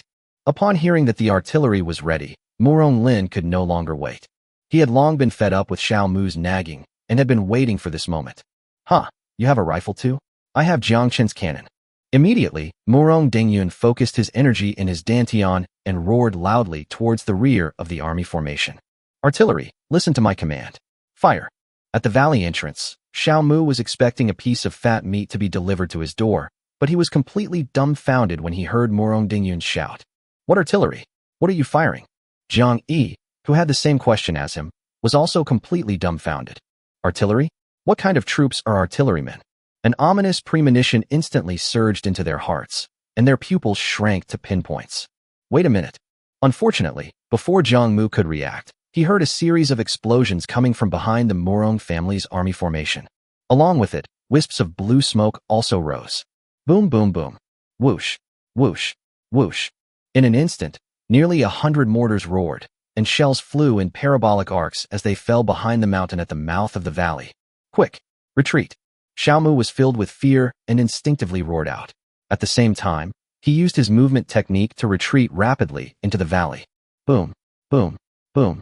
The shell has been fired and is now in free fall, tracing a parabola. In an instant, the two snow-covered mountains seemed to bloom and were instantly engulfed by huge sparks. Accompanying the massive explosion were the agonizing screams of countless immortal slaves as they faced death. The shell exploded, and blood and flesh flew everywhere within a radius of tens of meters. While many of the immortal slaves were still in a daze, they had no time to release their protective chi. Their entire bodies were directly submerged in the explosion, either burned by the raging fire or blown into pieces by shrapnel. A few of the faster-reacting immortal slaves activated their protective chi in an instant, but faced with the countless fragments brought by the huge shock wave, they could only block it for a few seconds before their protective chi disintegrated and shattered. Artillery adjusted firing parameters and launched at a distance of 500 meters. Seeing a large number of Xiao family slaves being blasted out from behind the mountain by cannonballs and fleeing towards the Xiao family manor deep in the valley, Murong Dengyun promptly ordered the firing parameters to be adjusted. Although the fairy slaves moved extremely fast, the Murong family's mortars were even faster. The next moment, as if they had eyes, shells began to rain down on Xiao Jiaxianu's escape route. Black sparks exploded continuously in the valley. Those Xiao family slaves who had managed to escape the first round of fire followed in the footsteps of their predecessors in despair. Chapter 289 Utterly routed, retreating. Outside the Xiao family manor. This place was originally an empty valley with nothing but snow. In the past, this geographical location was advantageous for surveillance and observation within the manor, enabling the immediate detection of potential threats with nowhere to hide. However, at this very moment, with a barrage of shells raining down from the sky, craters appeared one after another, accompanied by deafening explosions. The numerous celestial slaves who scattered and fled had no time to hide and were thrown about by the shockwave of the explosion. Quick! Retreat to the manor immediately. In the crowd, Xiao Mu cried out in despair to the immortal servants around him. In just a few breaths, his own immortal servants had almost lost all their companions, and now only a few thousand remained following behind him. By now, he was finally able to realize that rifles were all rubbish. That bastard Murong Lin somehow got a more powerful weapon from Jiang Chen. He had naturally heard of this weapon capable of causing massive explosions long ago. The three allied forces were attacked by this very weapon in the border town, and all 10,000 of their immortal slaves died in a short period of time. What he didn't expect was that Jiang Chen would so generously hand over such a weapon to the Murong family. Shouldn't we keep such a powerful strategic weapon in our own hands for maximum security? However, the continuous explosions around him and the panicked screams of the immortal slaves gave him no extra time to think. At this moment, he was only thinking about quickly withdrawing his troops in order to launch a counterattack. Patriarch Xiao. Jiang Yi's roar came from afar. As Xiao Mu fled, he turned around and saw that Jiang Yi was not in much better shape. Perhaps it was because it received special attention from the Murong family's artillery fire. The original 5,000 celestial slaves, who were full of murderous intent, now numbered less than 1,000, who followed Jiang Yi and fled towards the Xiao family manor. Patriarch Xiao, immediately order your celestial servants to disperse. This weapon is designed for concentrated destructive power. As long as we spread out, we can minimize our losses. Since Murong Lin wants to attack the manor, he will lead his men into the valley and then plan the next steps. These words, carried by internal energy, clearly reached Xiao Mu's ears. Xiao Mu, who was initially stunned by the sudden artillery attack, was shocked, but after thinking about it, he realized that it made sense. Yes, I'm really getting senile. This mysterious weapon is incredibly powerful. Once it explodes, it can take the lives of dozens of people. However, it also has a fatal flaw. It cannot strike accurately. It must be said that none of those who have reached the position of head of a family in the Holy Realm are fools. In an instant, Xiao Mu felt his mind clear, and he loudly gave the order. Everyone, stop running towards the manor. That will only bring trouble upon yourselves. Listen up, all of you. Spread out and find somewhere to hide. We'll kill them when that scoundrel Murong brings his men in. The next moment, his orders were executed flawlessly by the celestial servants. One by one, the Xiao family's immortal servants changed direction and dispersed to both sides of the manor. Similarly, the Jiang family's celestial servants were also dispersed under Jiang Yi's orders. Since Murong Lin outside the valley could not see what was happening inside, the artillery fire continued unabated. However, these constantly falling shells landed in open areas, occasionally hitting a few unlucky immortal slaves. Call. Xiao Mu looked up at the sky, panting heavily and extremely nervous, fearing that a shell would fall on his head at any moment. In the midst of this tense atmosphere, the intense artillery fire suddenly ceased, leaving only a deathly silence. Perhaps the screams in the valley began to subside, or perhaps the Murong family had run out of ammunition, and at this moment everyone finally had a rare chance to catch their breath. Everyone turned their gaze away from overhead and towards the valley entrance littered with corpses. That place was like the gaping maw of a giant beast, ready to devour anyone at any moment. The rifleman stepped forward and aimed at the valley entrance, ready to fire as soon as anyone entered. The others followed behind the rifleman, ready to provide support at any time. Since acquiring the first batch of rifles, the Xiao family has conducted various experiments on the performance of this weapon. Therefore, Xiao Mu also knew that this weapon was extremely powerful, but its effective range was only a few hundred meters. Under his command, the celestial slaves, each about 10 meters apart, began to crouch down and move towards the tiger's mouth with their rifles in hand. Xiao family head. With the gunfire subsiding, Jiang Yi took the opportunity to come to Xiao Mu's side. The two exchanged a glance, their eyes filled with helplessness. I never expected that this bastard Murong Lin would have such a good relationship with Jiang Chen. He even managed to get his hands on Jiang Chen's most treasured possessions. Jiang Yi, don't say anything more. Let's get through this first. Xiao Mu thought Jiang Yi was scared, but as soon as he finished speaking, he heard Jiang Yi's slightly trembling voice. Patriarch Xiao, Murong Lin is here for your Xiao family. Xiao Mu. The head of the Xiao family was startled. He turned and stared intently at Jiang Yi. The once imposing and self-satisfied eldest son of the Jiang family, though still resolute in appearance, revealed a deep fear in his eyes that betrayed his true nature. Jiang Yi, do you want to back down now? Do you know that this is an alliance between Jiang Shan and me? If you retreat today, as long as I, Xiao Mu, am alive, I will definitely complain to your Jiang family one day. These words sounded like they would tell the teacher if you misbehaved, but they hit Jiang Yi right where it hurt. The Jiang family doesn't only have Jiang Yi as a second-generation member. There are many descendants who want to take the position of family head. If news of his desertion in the face of battle, disregarding family honor, were to reach the family, his peers would. What are you saying, Patriarch Xiao? It's just that Before Jiang Yi could finish speaking, Xiao Mu interrupted him. He also knew that all the families in the Holy Realm valued their lives. After all, even he himself did not want to die here. So he softened his tone and said gently, "Don't worry, if things really don't work out, I'm not an old fogey. I'll naturally flee this place. I understand the principle of preserving the green hills is the best policy." With Xiao Mu's assurance, Jiang Yi was temporarily relieved. Moreover, there are still nearly 2,000 immortal slaves left from the Jiang family ahead, plus nearly 10,000 surviving immortal slaves from the Xiao family holding the line. We have a geographical advantage, so we just need to hold the valley entrance with rifles. Perhaps, without artillery support, Murong Lin might carelessly send troops to attack directly. At that time, the outcome will still be uncertain. Perhaps having considered this point, Xiao Mu and Jiang Yi both composed themselves and began to focus their attention on the direction of the valley entrance. Master, they've moved. The Murong family's ferry servants are coming this way. Soon, the voice of a scout who had gone out to scout could be heard from afar. Chapter 290 Murong Lin in a dilemma.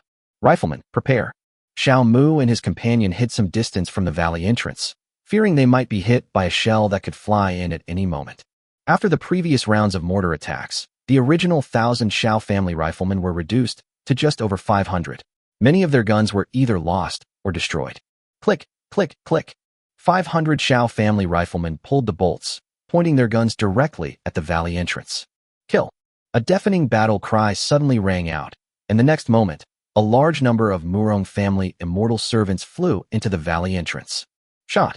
At Xiao Mu's command, 500 rifles roared and fired a barrage of bullets toward the valley entrance. Although they had made ample preparations, the Murong family's celestial servants activated their protective chi before entering the valley.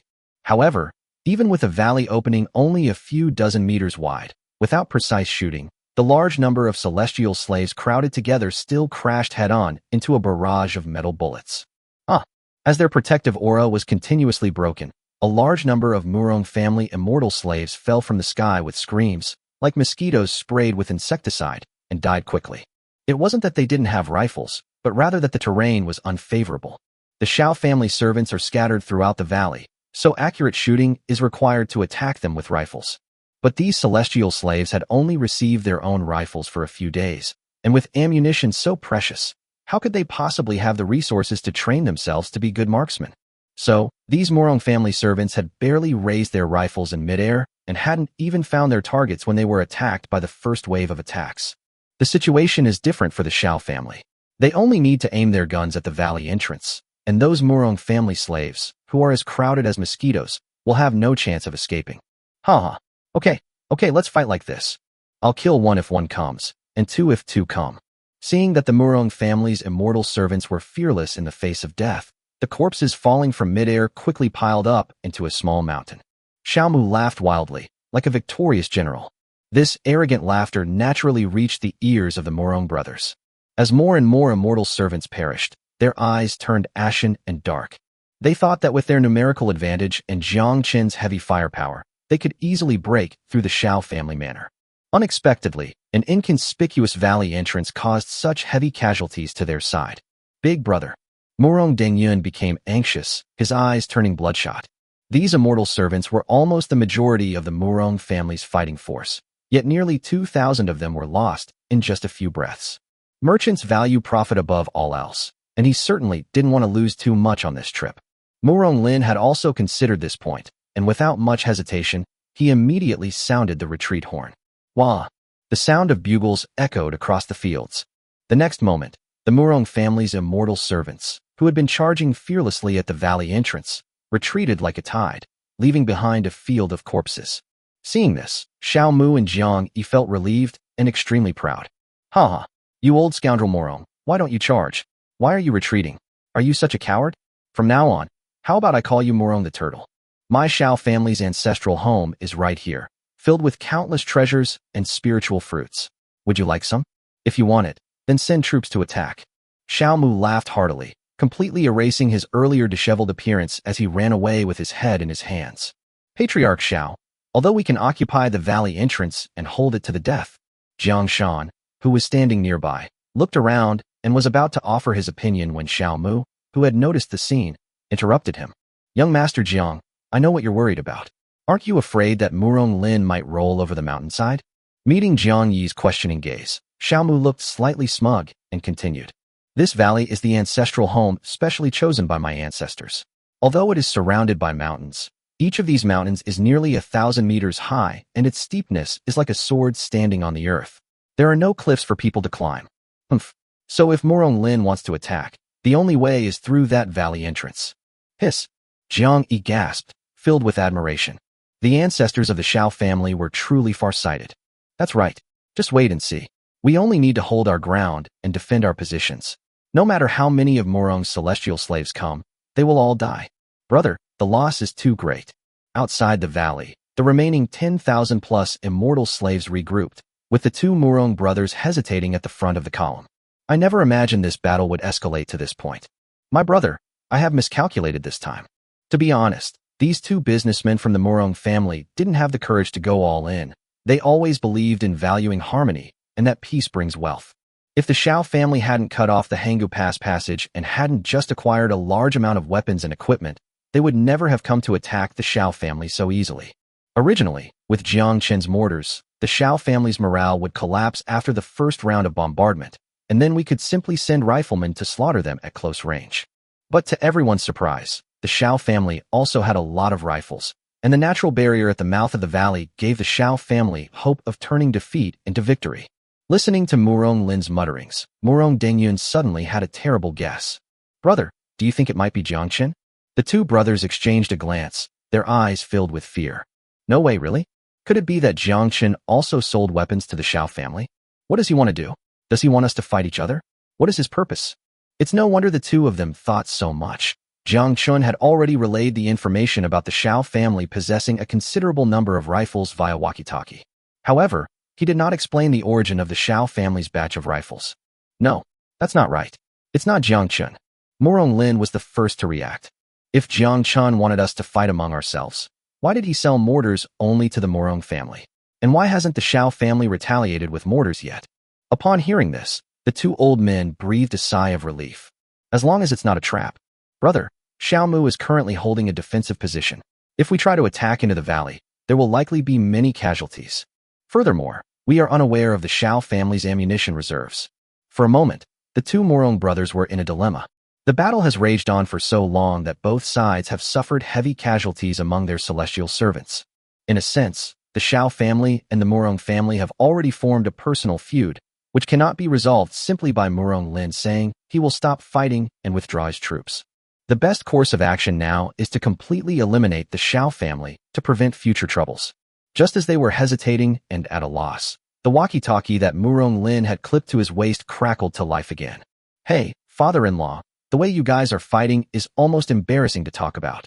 As Jiang Chen's cheeky voice rang out, the two old men exchanged a glance, their eyes lighting up. Oh right, I almost forgot about Jiang Chen, that troublemaker. Chapter 291 Taking Advantage of the Chaos, Another Source of Income. Young friend Jiang, please give this old man some advice. Where did that old bastard Xiao Mu get that rifle? It caused us so many losses. Inside the Xiao family manor, with a large number of celestial servants having gone out to guard the valley entrance, there were very few celestial servants left behind, apart from a small number of the master's family members. Jiang Chen lay on the roof, binoculars in one hand and a walkie-talkie in the other, from which came Murong Lin's voice, tinged with resentment. Oh, what? Is Patriarch Murong blaming me? Alas, I, Jiang, am but a commoner. It is really not appropriate for me to meddle too much in the affairs of the Holy Realm. Jiang Chen sneered inwardly. Humph, I was just about to lend a hand, and now you want me to take the blame? Oh, not at all, I misspoke. Please forgive me, young friend Jiang. Hee. Murong Lin hurriedly defended himself in a hoarse voice. Then there was a moment of silence on the walkie-talkie, which was replaced by Murong Dengyun's voice. My lord, the Murong family is now in a dilemma. We beg you to offer some advice. Perhaps considering Dengyun's status as his father-in-law, Murong Lin simply handed over the power of speech to his cousin. Oh dear, Prime Minister, what are you saying? We're like family. Hearing Jiang Chen say this, the Murong brothers were greatly relieved. Jiang Chen himself is still at the Xiao family's house. Since he speaks so casually, he must already have a plan. Murong Lin winked at his younger brother, urging him on. Ahem, Lord Jiang, you are a master strategist. How should we resolve this critical situation? Please do not hesitate to offer your advice. No problem, no problem. However, as you know, Prime Minister, the Xiao family is heavily guarded and has many experts in the valley. It will not be easy to annihilate them in one fell swoop. I do have a new type of weapon here, but well, the price. Hearing Jiang Chen's lewd tone, the Murong brothers immediately felt a sense of foreboding. Is this some kind of opportunistic looting? Lord Jiang, please speak freely. My Murong family lacks everything except money. The decision of who should pay is still up to Murong Lin, the head of the family. Okay, here's what we'll do. 10 million taels of gold, and I'll guarantee you'll be out of this predicament. Jiang Chen always makes outrageous demands. What? Before Murong Lin could speak, Murong Dengyun jumped up in surprise. Lord Jiang, you must be joking. 10 million taels of gold. That's more than a decade's worth of tax revenue for the entire Qian kingdom. Although my Murong family has businesses all over the world, most of our assets are real estate deeds, tools, and other immovable property. Where are we supposed to gather so much cash for you? Jiang Chen prefers cash and never accepts equivalents such as banknotes or land deeds, a fact that Murong Dengyun had known for a long time. Well, there's nothing I can do about it. My new weapon is quite valuable, and without enough money, I can't help you. Patriarch Murong, to put it bluntly, this battle is a life-or-death struggle for your Murong family. Let's not even talk about this. Didn't you consider the safety of your family's base this time, with the Murong family deploying all their elite forces? Jiang Chen didn't finish his sentence, leaving the Murong brothers plenty of room for imagination. The two Murong brothers exchanged a glance, both extremely anxious. Although they had long considered the safety of their family's base after this expedition, and left behind nearly 1,000 celestial slaves, as well as a small amount of firearms and equipment. But that was just in case. It wasn't until they saw a large number of immortal servants dressed in red robes at the Xiao family's place that they finally confirmed that the Xiao and Jiang families had joined forces. Needless to say, the family's base must be under siege at this moment. Young friend Jiang, 10 million taels of gold is truly a bit of a challenge for this old man. What do you think? Seeing Murong Dengyun gesturing with his fingers, Murong Lin finally bargained. 30 million taels of gold, plus 700 low-grade spirit fruits, or 70 mid-grade spirit fruits. Would that be acceptable? Oh wow. On the rooftop, Jiang Chen covered his mouth and chuckled maliciously. Xiao Ling, who was standing to the side, was seeing Jiang Chen like this for the first time and kept rolling her eyes. To be honest, even she, the eldest princess of the Xiao family, cannot control the current situation between the two sides. Jiang Chen even claimed he could resolve the crisis. Xiao Ling was extremely curious. What kind of weapon could possibly eliminate so many scattered Xiao family immortal slaves? Moreover, Jiang Chen's hands were empty at this moment. Did he carry this even more mysterious weapon with him? Ignoring the curious Xiao Ling, Jiang Chen cleared his throat, adopted a pained tone, and said in a low voice, "Oh well, never mind. Since we are allies who rely on each other, I, Jiang, value relationships the most. I'll just accept this loss. It's settled then." Hearing Jiang Chen struggle to utter the painful weapon over the walkie-talkie, the Murong brothers exchanged a speechless glance. "I have a feeling I've fallen for this kid's trick again. Then we'll have to trouble you, young friend Jiang. Please tell us what you need us to do. Jiang Chen is the only one who can break the deadlock right now, and Murong Lin's tone was exceptionally respectful. Okay, you can send riflemen to surround the valley entrance and aim the mortars at the entrance to prevent the enemy from escaping. Leave the rest to me. Oh, and by the way, remember to pay me on time after this is all over. I'm not an easy client to deal with. Looking at the black box that had returned to calm, Murong Lin was filled with questions.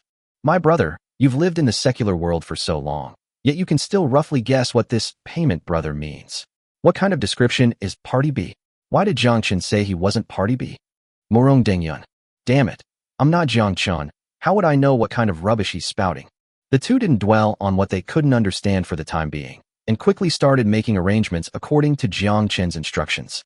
In no time, dozens of mortars were deployed to 4 positions, and the gunners adjusted their firing parameters and aimed at the valley entrance. A large number of riflemen approached the valley entrance in an orderly fashion, their dark gun barrels pointing directly at the entrance. With such a meticulous arrangement, even a fly that flies out would be torn into hundreds of pieces of rotten flesh. However, everyone still had many doubts. Could it be that Jiang Chen has other people planted in the Xiao family? Otherwise, how could he possibly deal with so many celestial slaves all by himself? Xiao Ling whispered the same question in Jiang Chen's ear. Hiss. Feeling the fragrance spraying on his ears, Jiang Chen almost started making a mental note of it again. Don't say too much, don't ask too many questions. Men should be less talkative when getting things done. Jiang Chen, you little brat, you're asking for trouble, aren't you? Just kidding, just kidding. Don't be angry, Linger. After we're done, I'll apologize to you properly.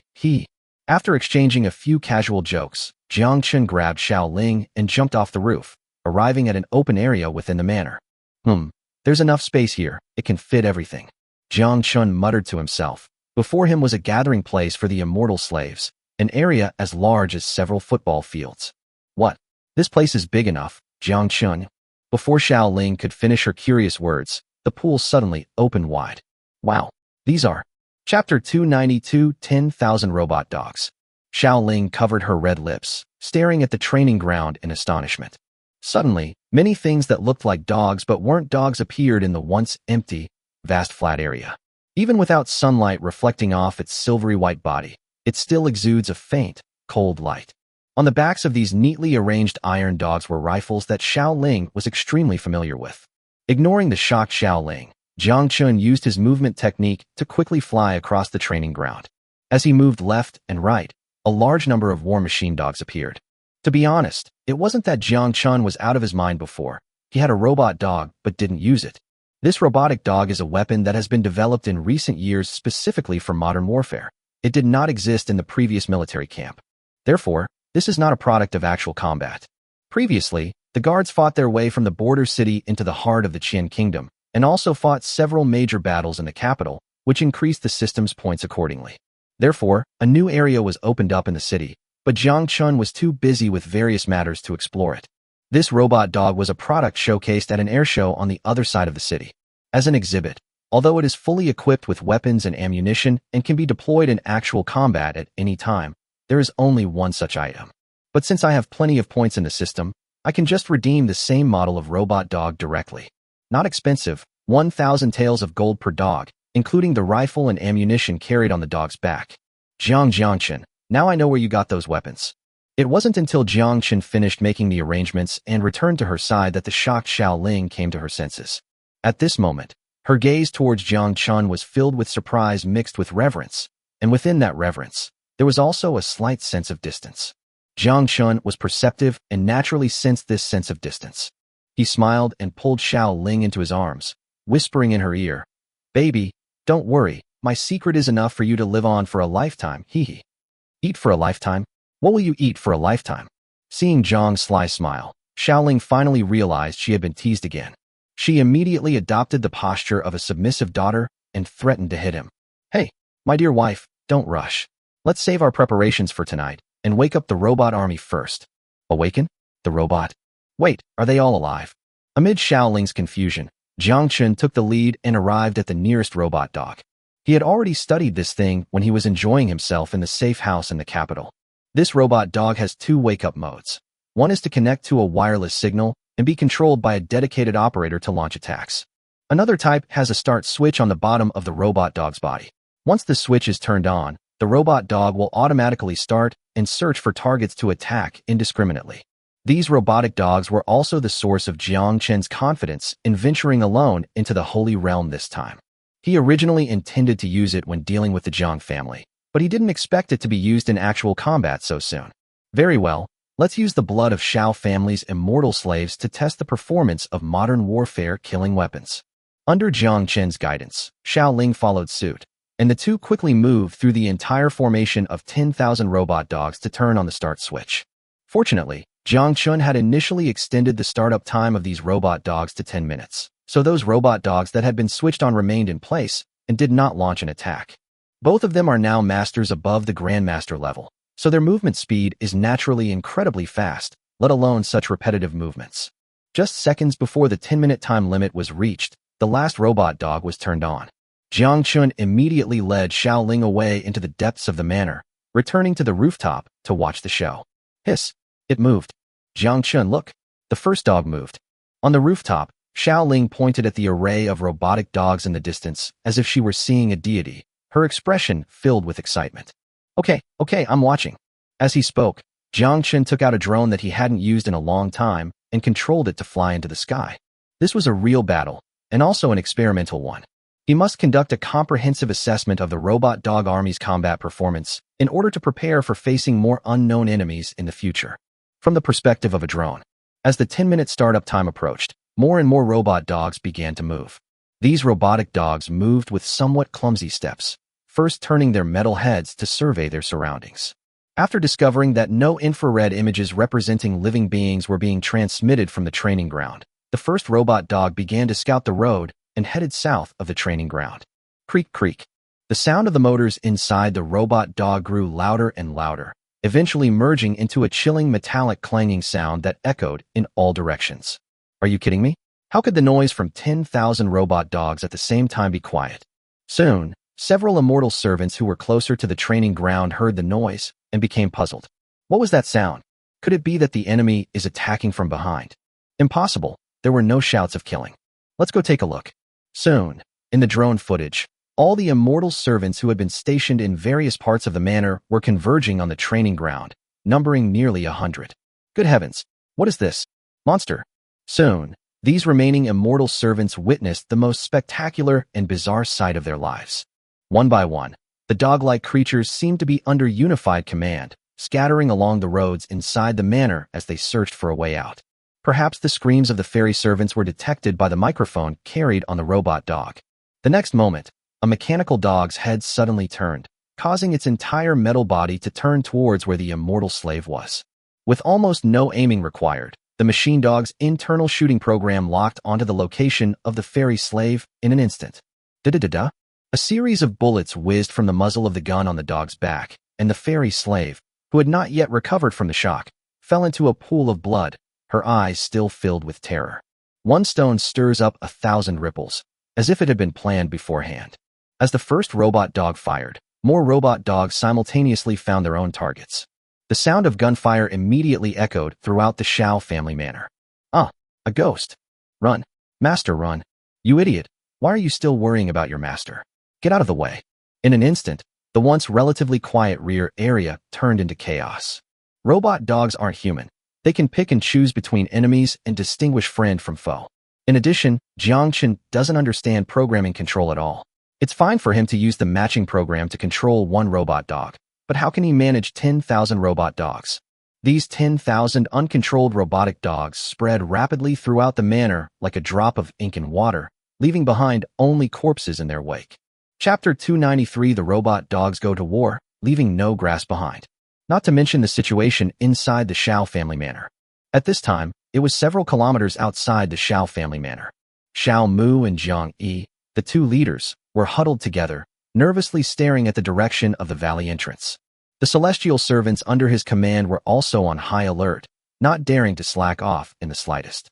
Patriarch Xiao, so much time has passed. Why hasn't Murong Lin made any move yet?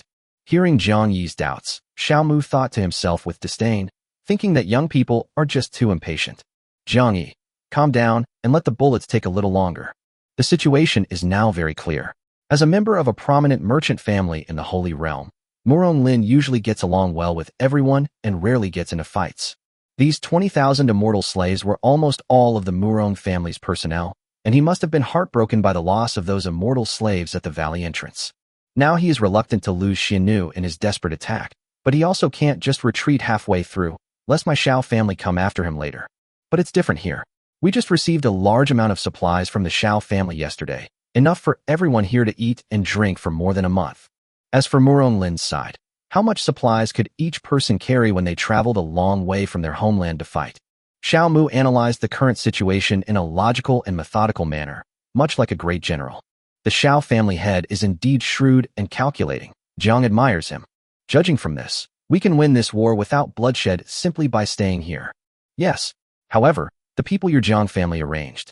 Seeing that Xiao Mu's crisis was still unresolved, and he was already eyeing the Murong family's assets, Jiang Yi couldn't help but sneer inwardly, but he didn't hesitate to speak. Patriarch Xiao, you can rest assured. As soon as we set off, Father personally led his men to attack the Murong family's base. That's not what I meant. Xiao Yi wanted to say more, but Jiang Yi interrupted him again. Patriarch Xiao, my Jiang family is a major clan in the Holy Realm. We agreed that no matter how many spirit fruits the Murong family has, we would give your Xiao family at least 1,000 low-grade spirit fruits from what we obtained this time. You can rest assured about that. That's good, that's good. This is the true purpose of the Jiang family's alliance with Xiao Jiang, to devour the entire Murong family and seize all of their accumulated assets. Just as the two were contemplating the future and considering how to divide the Murong family afterward, sporadic gunshots accompanied by screams came from behind. What's going on? As Xiao Mu voiced his question, the two stopped their secret plot and looked behind them. It was nearly dusk, and the sky was dim. The enormous Xiao family manor lay in the valley like a sleeping corpse. Why are there rifle shots coming from the manor? Patriarch Xiao, could it be that Murong Lin has infiltrated our back door? Impossible. Hearing Jiang Yi's guess, Xiao Mu answered decisively. The cliff in front of this valley is hundreds of meters high, and there is nowhere to put your feet or grab onto while climbing. As for what lies behind, it's even more terrifying. The mountains are nearly 1,000 feet high, towering into the clouds like a sharp sword piercing the sky. Even someone as powerful as myself, a grandmaster or above, cannot cross them. Jiang Yi continued to speculate wildly. Could it be Murong Lin? Xiao Mu chuckled. He had expected Jiang Yi to offer some constructive advice. That's even more impossible. I know Murong Lin. Although he's above the grandmaster level, he's only just crossed that threshold. Besides, even if the two brothers came in, they would have a hard time dealing with the immortal servants left behind in the manor. Well, all the riflemen have been moved to the front lines. Xiao Mu muttered to himself until this point. Suddenly, the gunfire inside the manor intensified. At this point, Xiao Mu finally realized what was happening. Such a dense barrage of gunfire could not possibly be produced by just a few guns. Quickly, send a team back to the village to check the situation. As nearly 500 celestial servants rapidly flew towards the manor, Xiao Mu and his companion began to feel uneasy. Something big must be happening in the manor right now. Xiao Mu suddenly recalled the 1,000 armed assassins from that day. Could it be the behind-the-scenes force of some group? The unease did not dissipate with the arrival of the 500 celestial servants. It's obvious that something bad has happened at the manor, and it's a big one. But as the commander at the front, Xiao Mu dared not leave without permission, and could only turn to Jiang Yi for help. Young Master Jiang. Without needing to say more, Jiang Yi instantly understood. The two of them are now in cahoots. Neither of them can benefit from being separated. The next moment, Jiang Yi's figure vanished from the spot, along with the remaining 2,000 or so immortal slaves he had brought from the Jiang family. Attention! Someone has returned to provide support. The first batch of 500 people are Xiao family's immortal slaves. The second batch is nearly 2,000, and judging by the color of their clothes, they are your Jiang family's immortal slaves. Hearing Xiao Ling's words, Jiang Chen rolled his eyes. Xiao, what do you mean by my Jiang family? I have absolutely no connection with them. Inside the Xiao family manor, the robot dog slaughter was nearing its end. Whether they were members of the Xiao family or servants, most of them had become corpses. Only a small number of cowardly members of the Xiao family closed their doors and windows the moment the gunshots rang out, thus escaping the indiscriminate slaughter by the robot dogs. Hey, your second wife isn't dead. Hee. Xiao Ling, also feeling playful, imitated Jiang Chen and operated the drone to conduct reconnaissance of the manor. Upon discovering that the gate to the second madam's courtyard was tightly closed, and that the infrared sensor had detected several figures huddled inside the room. He couldn't help but quip. Jiang Chen touched the tip of his nose guiltily. I was sacrificing myself for something important. What do you know? Besides, isn't she still your second mother? You said you should call her sister or second aunt from now on. Jiang is an expert at flirting and teasing. Roll, roll, roll. It must be said that Xiao Ling and Jiang Chen's personalities are quite compatible. There's a war going on here, and they still have the mind to talk dirty. Hey, your uncle brought some people. Yes, last time in the border town I could only catch a glimpse of him from afar, but this time I finally saw his true face. Under the cover of night, the two figures were well concealed, watching the show. As the robot dog army cleared out all living creatures that had appeared in the manor, Jiang Yi's team of immortal servants also arrived at the manor gate. Jiang Yi entered first, followed by a large number of murderous-looking immortal servants. He was full of confidence and wanted to see what kind of scoundrel dared to do such sneaky things behind his back. But as soon as he entered the main gate of the manor, he was shocked by the overwhelming smell of blood. Clearly, a battle has taken place here. But why were there no shouts of battle? With a sense of doubt in his heart, Jiang Yi looked around. Good heavens! Jiang Yi nearly jumped 3 feet high. And at the same time, the murderous intent on his face vanished in an instant, replaced by a deep fear of the unknown. Chapter 294 Xiaomu. These dogs are nothing. In Jiang Yi's eyes, the pitch-black Xiao family manor resembled hell. In the dim light, countless corpses lay on the ground. What terrified him even more were the countless red dots of light in the pitch-black environment. Is it a wolf? No, wolf eyes glow green. While Jiang Yi and his immortal servants were still stunned, these red dots seemed to have spotted their prey and, from their slow, swaying state, suddenly moved rapidly toward the crowd. What kind of supernatural powers and strange phenomena? Kill them all. Jiang Yi finally came to his senses. Seeing the red dots rushing towards him, he immediately ordered his immortal servants to attack. Whether it's a wolf or a tiger, it's still a wild beast. It's nothing in front of my immortal servant. Kill. As soon as the order was given, the immortal servants used their movement techniques to rush forward. Although they were experts, they were no match for modern war machines like robot dogs. The fastest group of immortal servants had just gathered their inner strength, and their bodies had barely left the ground when they charged forward. Just then, something terrifying happened. Da-da-da-da-da. Countless gunshots flashed, illuminating the area with flickering light for a short time. Taking advantage of this moment, Jiang Yi, who was hiding behind the immortal slaves, finally got a clear look at these enemies. Hiss! In an instant, his hair stood on end, a sight that filled him with utter horror. What are these things? They look like dogs but aren't, and they have so many rifles on their backs. Before he could think further, he was interrupted by a barrage of gunfire and the screams of his slaves. Retreat! Retreat! Jiang Yi ordered a retreat, and he himself was the first to exit through the south gate of the manor.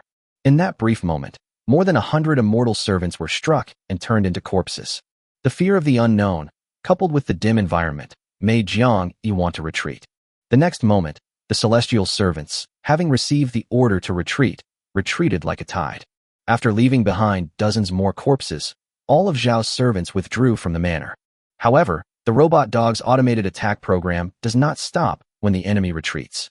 Inside the Xiao family manor, after the initial attack at the south gate, it seemed that all the robot dogs had discovered hope here.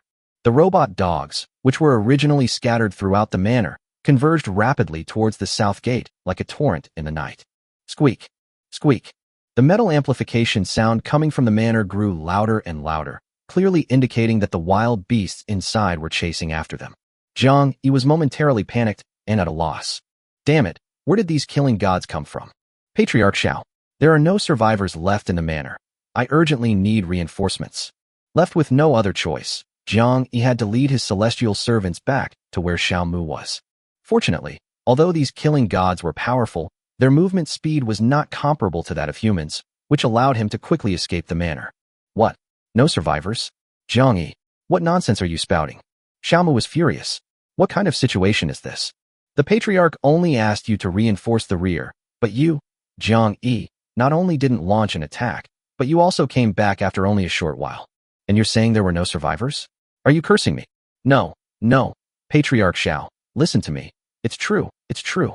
Jiang Yi was so frightened that he could barely speak and could only mumble excuses. Xiao Mu frowned, staring at Jiang Yi in the darkness for a long while, and only then did he realize with a start. Dead. You mean they're all dead? What do you mean? Explain yourself. It means exactly what it says. I led my men into the manor, and it was littered with corpses and rivers of blood. After Jiang Yi finished speaking, the atmosphere fell silent for a moment. Rifles. So many rifles. Oh no, what's even scarier than the rifles are those dogs. Xiao Mu naturally heard the dense gunfire, but he figured the manor had countless buildings inside, and even if the Jiang family's fairy servants couldn't annihilate the enemy in a short time, they could at least use the geographical advantage to hold them back. After all, this is not an open area, so rifles cannot exert their firepower advantage. Wait, there wouldn't be any dogs in the Holy Realm, would there? Jiang Yi, what exactly did you see? Xiao Mu belatedly realized that the temperature in the Holy Realm was extremely low. Apart from martial artists like them, even fierce bears had to find holes to hibernate for the rest of their lives in the Holy Realm, let alone dogs. Xiao family head.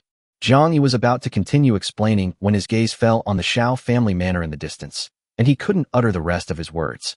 Following Jiang Yi's gaze, Xiao Mu turned his head and saw the most terrifying scene of his life. In the distance behind, numerous red dots appeared in the pitch-black night, swaying and gradually approaching. In just a few breaths, more red dots poured out from the south gate of the manor, like ghosts emerging from hell. Hiss. Now, all explanations are superfluous, and Xiao Mu understands why Jiang Yi is so flustered. Master Xiao, these dogs don't seem to be alive. Each one has a rifle on its back. Moreover, they travel in large groups, and their attack reaction speed is extremely fast. If I hadn't immediately ordered a retreat when I saw the situation was turning against me, those remaining immortal slaves might have. Compared to Jiang Yi's panic, Xiao Mu was also extremely hesitant at this moment. Outside the valley, Murong Lin was watching them intently, and behind him were these strange dogs, numbering nearly 10,000. The original plan of waiting for the rabbit to run into the tree stump has suddenly reversed, and now they've been surrounded and trapped. Jiang Yi, are those dogs slow? In the face of life and death, Xiao Mu quickly came up with a clever idea and discovered the robot dog's weakness. Yes, if those dogs were any faster, I wouldn't have been able to get back here. Now that we have a tiger in front and pursuers behind, Patriarch Xiao, you should make a decision quickly. Jiang Yi lost his way and made Xiao Mu his pillar of support. You also said these dogs have rifles on their backs, right? Xiao Mu spoke rapidly, and as soon as he finished speaking, Jiang Yi's eyes lit up. Their eyes met in the darkness, and they both thought of the same thing. These dogs must be Jiang Chen's offspring, although it's unclear how that beast managed to do it. But compared to the immortal servants of the Murong family, these dogs are obviously easier to deal with. Listen to my command. Everyone abandon the valley entrance defenses and use your speed and agility to kill these bastards. Then take the rifles off the backs of these bastards. Hee, looks like there are at least 10,000 dogs. That's 10,000 rifles. In that case, even if we face off against Murong Lin's forces, this old man won't stand a chance. Xiao Mu quickly found the optimal solution. First deal with the inanimate objects, seize a large number of rifles, and then focus on dealing with Murong Lin. However, it's clear that he underestimated the killing power of robotic dogs. Chapter 295, The Indestructible Machine Dog. Use your inner strength to move nimbly, and be careful not to let these dogs bite your tail. In the vast snowfield, nearly 10,000 immortal servants scattered in all directions, some running close to the ground, others soaring through the air, charging towards the Xiao family manor. Xiao Mu's loud roar echoed in all directions. At this moment, he was so angry that he wished he could tear these inhuman and ghostly things to pieces. The entire Xiao family manor was slaughtered. His children and his many wives and concubines were all there. Just like that, it's gone. He unleashed all this hatred upon the army of robot dogs. He even temporarily forgot about the Murong family, who were eyeing him menacingly outside the valley entrance. Kill. A distance of several kilometers passes in the blink of an eye. As the vanguard of the immortal slave got closer and closer to the manor, the dense army of robot dogs finally began to appear in everyone's sight. Good heavens, what the hell are these things? With crimson eyes and a silver body, their movements were so orderly that they resembled an elite force. Just as the many immortal servants were filled with astonishment, the army of robot dogs, which had already detected the approaching enemy through infrared electronic eyes, moved. At this point, the two sides were close to 200 meters apart, which was within the effective range of the Type 95 rifle. It was as if they had received the same instruction. Da-da-da-da-da. Thick streaks of red flame ripped through the darkness of the night, charging headlong towards the immortal slave camp. The protective aura was shattered, and a large number of immortal slaves screamed as they fell from midair, dying instantly. You idiot! Move nimbly! Move nimbly! These dogs are clumsy. They can flank and kill you. Before the two sides even made direct contact, Xiao Mu had already lost several hundred of his own immortal servants, which caused him another pang of heartache. At the same time, after his reminder, the immortal servants stopped being reckless and began to dodge back and forth while continuing to move forward. Finally, after losing nearly 200 more celestial slaves, the celestial slaves' vanguard broke through the robot dog's firepower defenses. Bang! A fairy servant delivered a side kick, sending a robotic dog that was still firing flying far to the ground. Haha, I thought it was some kind of ghost, but it's nothing special. Similarly, once there was a first, there was a second. The immortal servants, rushing into the army of robot dogs, dodged the barrage of bullets while using brute force to fling the robot dogs far away. Some of the robot dogs, whose bodies were made of alloy materials, were even bent by the immense force of the celestial slaves. Haha, that's it. Kill them. Seeing that his bold plan had achieved initial success, Xiao Mu felt that he had avenged his great enemy and laughed heartily. These things are indeed inanimate objects, just empty shells of rifles. Just as Xiao Mu was about to personally experience the thrill of the game, something terrifying happened. The robotic dogs that had been flung away by the celestial servants rolled on the ground on all fours and then stood up again. Da-da-da-da. These dogs were like cockroaches that could never be killed. Even when some of them had broken legs, they struggled to their feet and began to use the rifles on their backs to aim at the fairy slaves around them and attack. Just as a fairy servant was about to kick the robot dog next to him in the same way, he suddenly felt a sharp pain in his back. A bullet had entered his body, and he screamed and fell half a meter away. Just as he was about to straighten up and continue fighting despite the excruciating pain, he was attacked by more than a dozen tongues of fire, instantly turning him into a bloody sieve. After the initial panic, many of the immortal servants came to their senses and began exchanging fire with the robot dogs using their rifles. Da-da-da-da-da-da. Amidst the intense gunfire, something astonishing happened. These robotic dogs were hit head-on by bullets, but only sparks flew from their bodies. None of the robotic dogs were killed by rifle fire. If fists aren't enough, then even rifles won't help. What's the point of fighting anymore? They are truly devils. You can't be killed, you can't be killed, run away. Jiang Chen, who had been secretly watching the show, finally breathed a sigh of relief when he saw this. At first, he thought the robot dog lacked flexibility and could only kill the fairy slaves from a distance. However, he underestimated the robot dog's alloy shell. Even after being hit by a force greater than that of a grandmaster, it only deformed and its combat power was not affected. You want to fight me? In your next life. Hearing Jiang Chen's underhanded tricks, Xiaoling subtly moved further away from him, while her beautiful eyes, fixed on the battlefield scene, were mesmerized. Jiang Chen, you're a truly terrifying guy. Thankfully I didn't become your enemy, but rather your. Hey, this is my woman, right? How about it? Follow me, and I won't treat you badly from now on. After the previous battle, Jiang Chen spoke to Xiao Ling without any restraint. You have the nerve to say that. Why didn't you bring out such good weapons sooner? You made me lose so many assassins for nothing. A woman's face can change in an instant. Xiao Ling recalled their first meeting in the border town, a time filled with all sorts of feigned silliness, cuteness, and scheming. In less than a month, they've already stood on the same side. Fate is truly amazing. While Jiang Chen and his companion were hiding to watch the show, Xiao Mu, back on the battlefield, was having a much harder time. Seeing the robot dog, which should have been lifeless, rise from the ground like an unkillable cockroach and quickly rejoin the battle, he was bewildered. What kind of species are these? The situation reversed in an instant. The screams of the slaves being hit by bullets grew louder, while the shouts of those fighting desperately grew fewer. In less than 5 minutes, nearly 10,000 immortal servants were reduced to less than 5,000. What a terrifying number of casualties. Jiang Yi kicked a robotic dog away and waited for an opening before approaching. Patriarch Xiao, the situation is dire and we cannot succeed. Let's retreat. Patriarch Xiao. Bang. While Xiao Mu was stunned, a series of bullets struck his protective aura. Fortunately, his cultivation was profound, so it was not broken immediately. Xiao Mu seemed to wake from a dream and was mechanically pulled by Jiang Yi to fly backward and retreat. No, I am the head of the Xiao family in the Holy Realm. How can I desert my post in the face of battle? Jiang Yi, you may leave if you wish. Today, even if I, Xiao Mu, am shattered to pieces, I will remain in this ancestral land. Xiao Mu, his eyes bloodshot, gazed at the pitch-black Xiao family manor. That is the root of the Xiao family, where his children, wives, and concubines live, and where the Xiao family depends on the spiritual fruit for survival. How could he bear to give up like this? Patriarch Xiao, I apologize. Seeing that he couldn't persuade the disheartened Xiao Mu, Jiang Yi naturally didn't say anything more. At the moment, preserving his own life was the most important thing.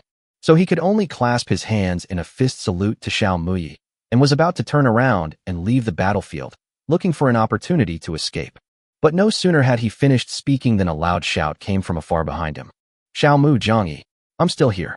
When will you be allowed to leave? The two were shocked and turned around to look. Suddenly, the Murong brothers, along with a large number of celestial slaves, entered the valley, subtly surrounding the entire battlefield. Chapter 296 Linger, why are you standing on the other side? Murong Lin and Murong Dengyun. In the darkness, the Murong family's fairy servants ahead were densely packed. Jiang Mu gritted his teeth and whispered, Hey, brother Xiao, it's been so long. Have you missed your old friend? Although Murong Lin spoke in a joking manner, his gaze subtly swept towards the distance behind him. There, countless red dots flickered and moved, and gunshots accompanied by piercing screams of pain echoed continuously. Clearly, the situation of the Xiao family's immortal servants was not good, in fact, quite bad. Murong Lin, this time I, Xiao Mu, underestimated you. I admit defeat. Do with me as you please. Having already reached a dead end, Xiao Mu was incredibly resolute, adopting an attitude of do whatever you want with me. With his ancestral home captured and all members of the Xiao family dead, there was truly nothing left for him to cherish in this world. But Jiang Yi is different. He is the young master of the Jiang family and also the ruler of the Wu kingdom. He has a long life ahead of him, so why should he wait to be slaughtered? Uncle Murong, it's me, Jiang Yi. Do you still recognize me? Hearing Jiang Yi's trembling voice trying to get closer to him, Murong Lin thought to himself that he deserved it, but pretended to be stupid. Huh, what nonsense are you talking about? Jiang Yi is the young master of the Jiang family in the Holy Realm. How could he be holed up in the Xiao family? Get lost. If you want to live, at least come up with a plausible reason. Jiang Yi, old man, are you pretending to be confused when you know the truth? Fearing that Murong Lin would order his celestial servants to attack and hack him to death, Jiang Yi strode forward, revealing his face in the darkness. Uncle Murong, look closely, it really is me, Jiang Yi. The Murong brothers chuckled inwardly. You're usually so decisive and ruthless, but now you know how to beg for mercy when things get tough? Oh my goodness, it really is my nephew Jiang Yi. Hiss, Jiang family brat, what are you doing here at the Xiao family's place? Could it be? As he finished speaking, Murong Lin exuded a murderous aura. Oh no, Uncle Murong, please don't misunderstand. I've come here on my father's orders to deliver supplies to the Xiao family. Who knew that you would come knocking on our doors so soon after we arrived? Oh, and also, I know nothing about the feud between your Murong family and the Xiao family. Otherwise, I wouldn't have personally escorted the supplies here out of pity for them. Murong Lin certainly didn't believe Jiang Yi's nonsense. They just found it funny and incredibly satisfying. Hey, I told you to team up with the Xiao family against my Murong family, but now you've tried to steal a chicken and lost the rice instead, haven't you? Uncle Murong, I've been dragged into this innocently. Why don't you continue here? I won't bother you any longer. The people present have all lived for 200 years combined, so who doesn't know who? Jiang Yi knew that his fabrication was completely unconvincing. Following Murong Lin's gaze, he saw the corpses of immortal servants lying all around him, dressed in red robes representing the Jiang family, and couldn't help but twitch his lips. Nephew Jiang, is it really necessary to use a full 5,000 Grandmaster-level immortal slaves to transport supplies? Oh, and also, the supplies that need to be transported by so many celestial servants must be quite large. May I have a look? Huh, Jiang Yi, you little brat, do you think I'd let you off so easily? I'll change my surname to yours today. Seeing that the two Murong brothers were blocking their way and showed no intention of making way, the Murong family's servants around them tightened their grip even further. Jiang Yi understood that he would have to bleed to get things done today. Uncle Murong, my father was talking about you just a few days ago. He said that your Murong family is invincible in the business world, and my Jiang family is willing to invest 50 million taels of gold. Of course, the profit sharing is negotiable. What do you think? The Murong family's love of money is well known in the Holy Realm. Although spiritual fruits are the hard currency in the Holy Realm, he didn't believe that these two old men wouldn't be tempted. 50 million taels of gold is equivalent to 10 years' worth of tax revenue for the Wu kingdom. In the secular world, it could even buy a small country. Sure enough, Murong Dengyun's eyes lit up when he heard the price Jiang Yi offered. Goodness, my brother's simple jokes actually brought him so much money? Unlike his younger brother's initial attraction, Murong Lin, as the head of the family, clearly considered things more carefully. My dear nephew, as for money, I naturally like it, but I fear that if I accept this money today, I will face retribution from the Jiang family in the future. Being a smart person, Murong Lin spoke frankly. Moreover, besides that, he was even more worried about Jiang Chen's feelings. As the young master of the Jiang family, Jiang Yi's actions could be considered a personal grudge against Jiang Chen. He couldn't and dared not let his ally's enemy go for a mere 50 million taels of gold. Uncle Murong, let's talk this over. Is the amount not enough? I can collect some from Wu Kingdom, as long as you name the amount. Moreover, as the young master of the Jiang family, I swear that my Jiang family will never go back on its word after this. Jiang Yi thought Murong Lin was greedy, and, while secretly resenting him, he raised the price. Before he could finish speaking, a male voice suddenly came from the side. 50 million taels isn't enough. Are you looking down on the Murong family?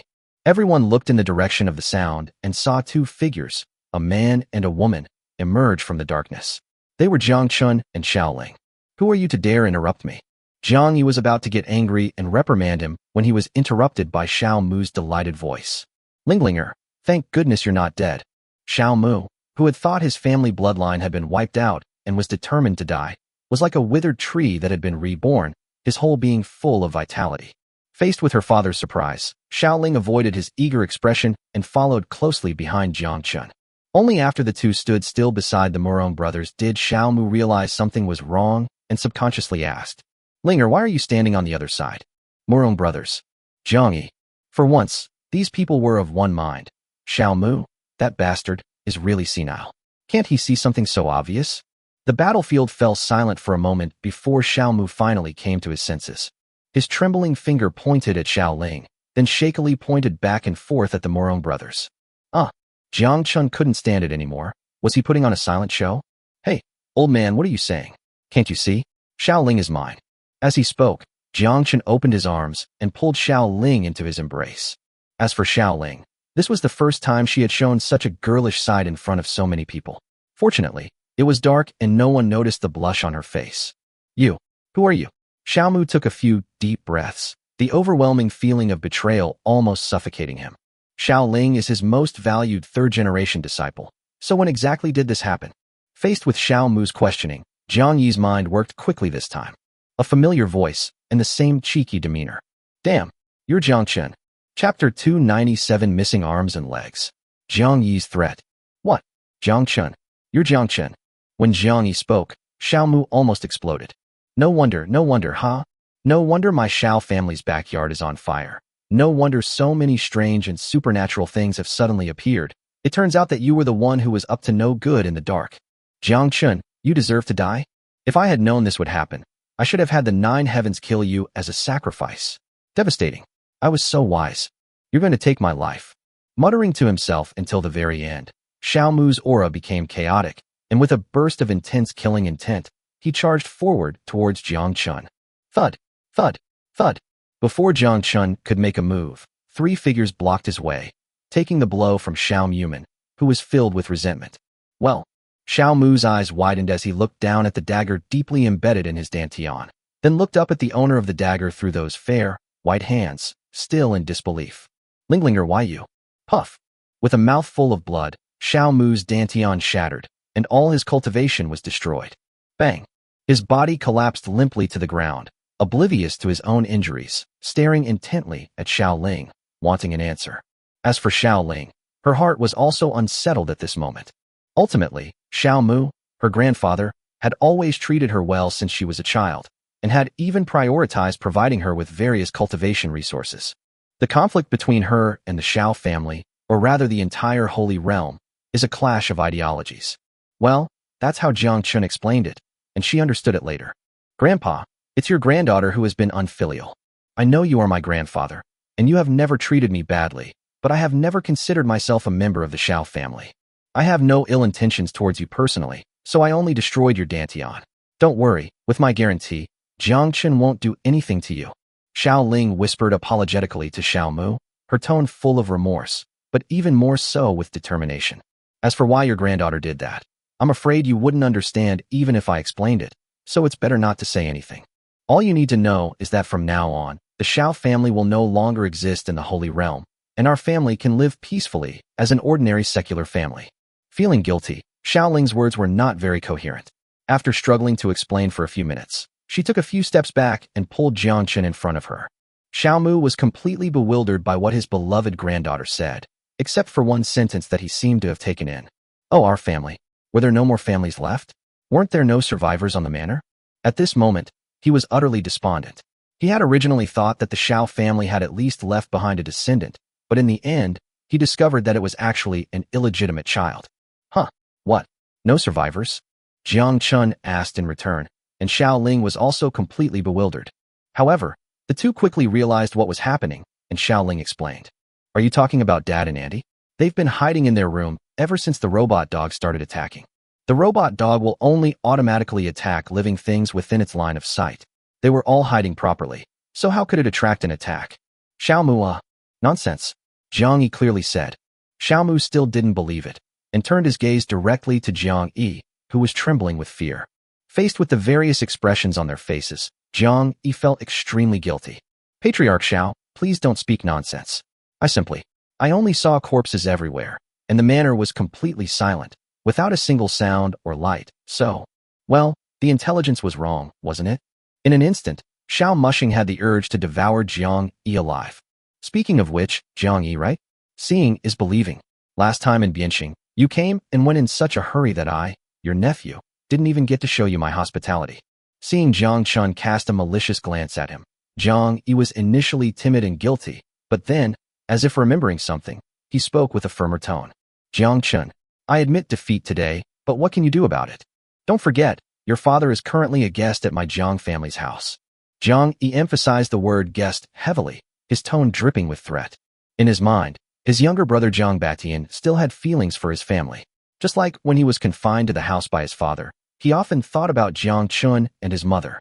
Similarly, like father, like son, it's impossible for Jiang Chen to be completely indifferent to Jiang Batian, right?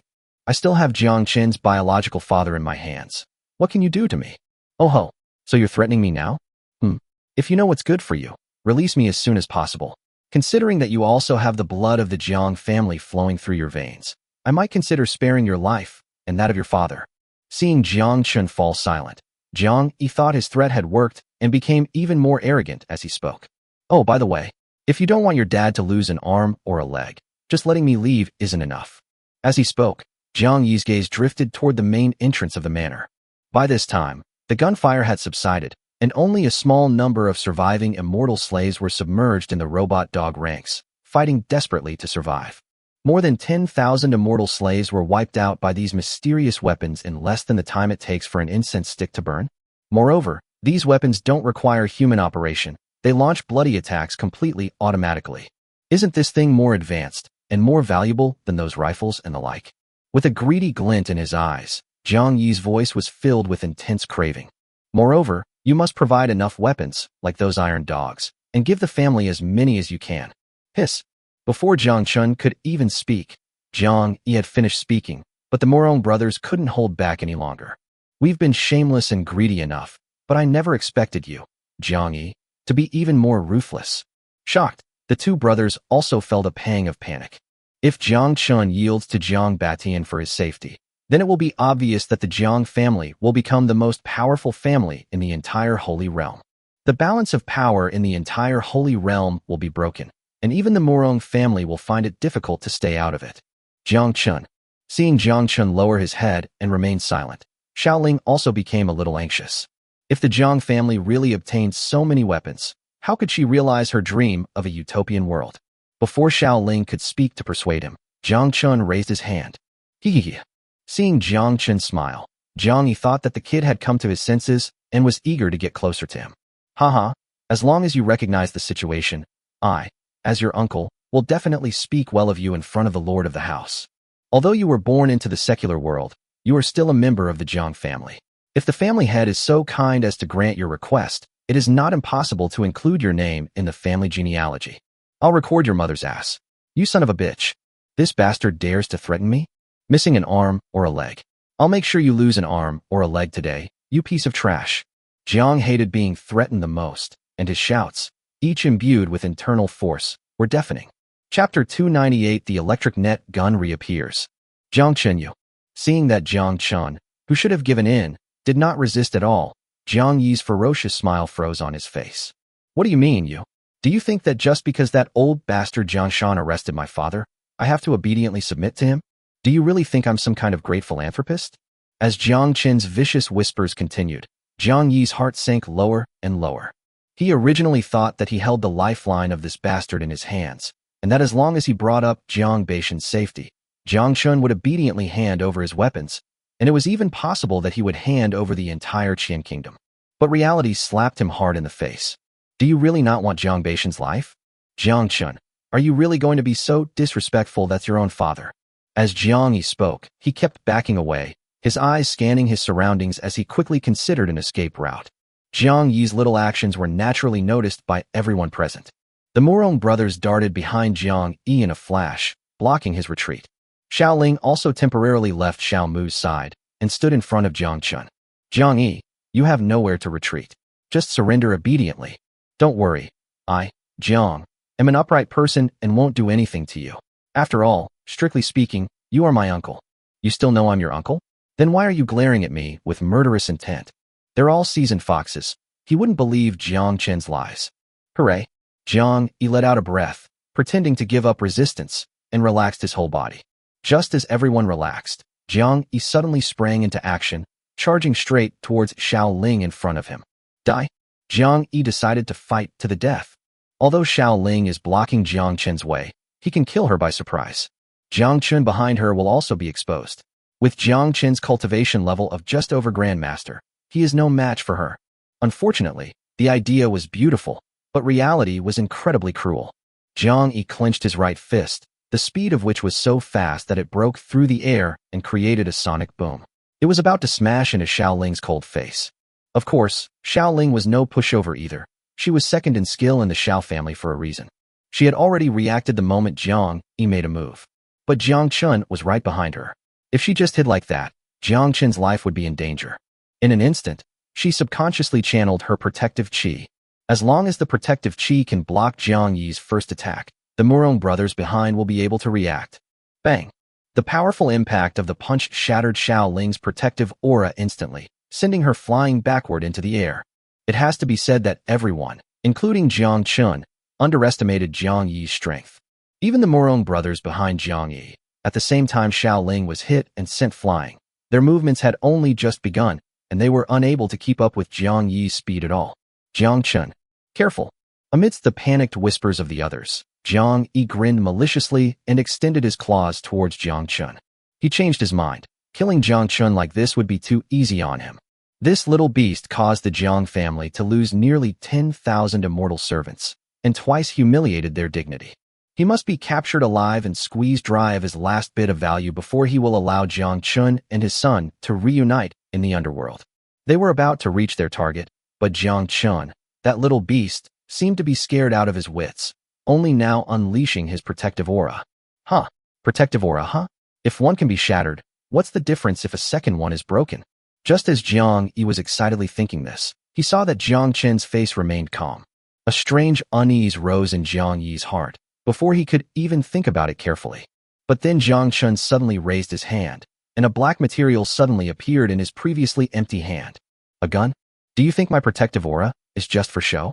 At such close range, and in such a short time, what use is a gun to you? As expected, his cultivation level was forcibly boosted by spiritual fruits. Instead of fighting with his physical body, he actually thought of relying on external objects. From the moment Jiang Yi launched his surprise attack until now, although so much has happened, only a moment has passed. Just as Jiang Yi's large hand was about to succeed in grabbing Jiang Chen's neck, a sudden change occurred. Bang! To everyone else, when Jiang Chen pulled the trigger, what shot out of the muzzle was not bullets, but a large net. Police stun net guns have reappeared. Jiang Chen had been waiting for this moment. At such a short distance, he could even clearly see the pores on Jiang Yi's face. Even though the electric net fired from the net gun was slow, Jiang Yi didn't have time to react and dodge it. Sizzle. Forehead. Jiang Yi's entire body was covered and tightly bound by the fishing net. At the same time, The net emitted bursts of invisible electric current, which paralyzed Jiang instantly, making his whole body tense and unable to move. He fell straight down to Jiang Chen's feet. At this point, Xiao Ling and the Murong brothers finally arrived. Jiang Chen, young friend Jiang, we are extremely sorry, it was our oversight. Meeting the slightly apologetic gazes of the crowd, Jiang Chen smiled nonchalantly, completely unconcerned. After all, no one is perfect, and it's impossible to be thorough in everything. Jiang Chen always believed that it was better to rely on oneself than on others.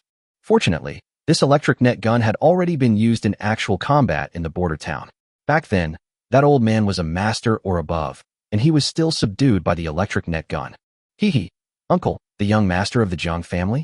Above grandmaster level? You dare to be so arrogant again? You think you can mess with me?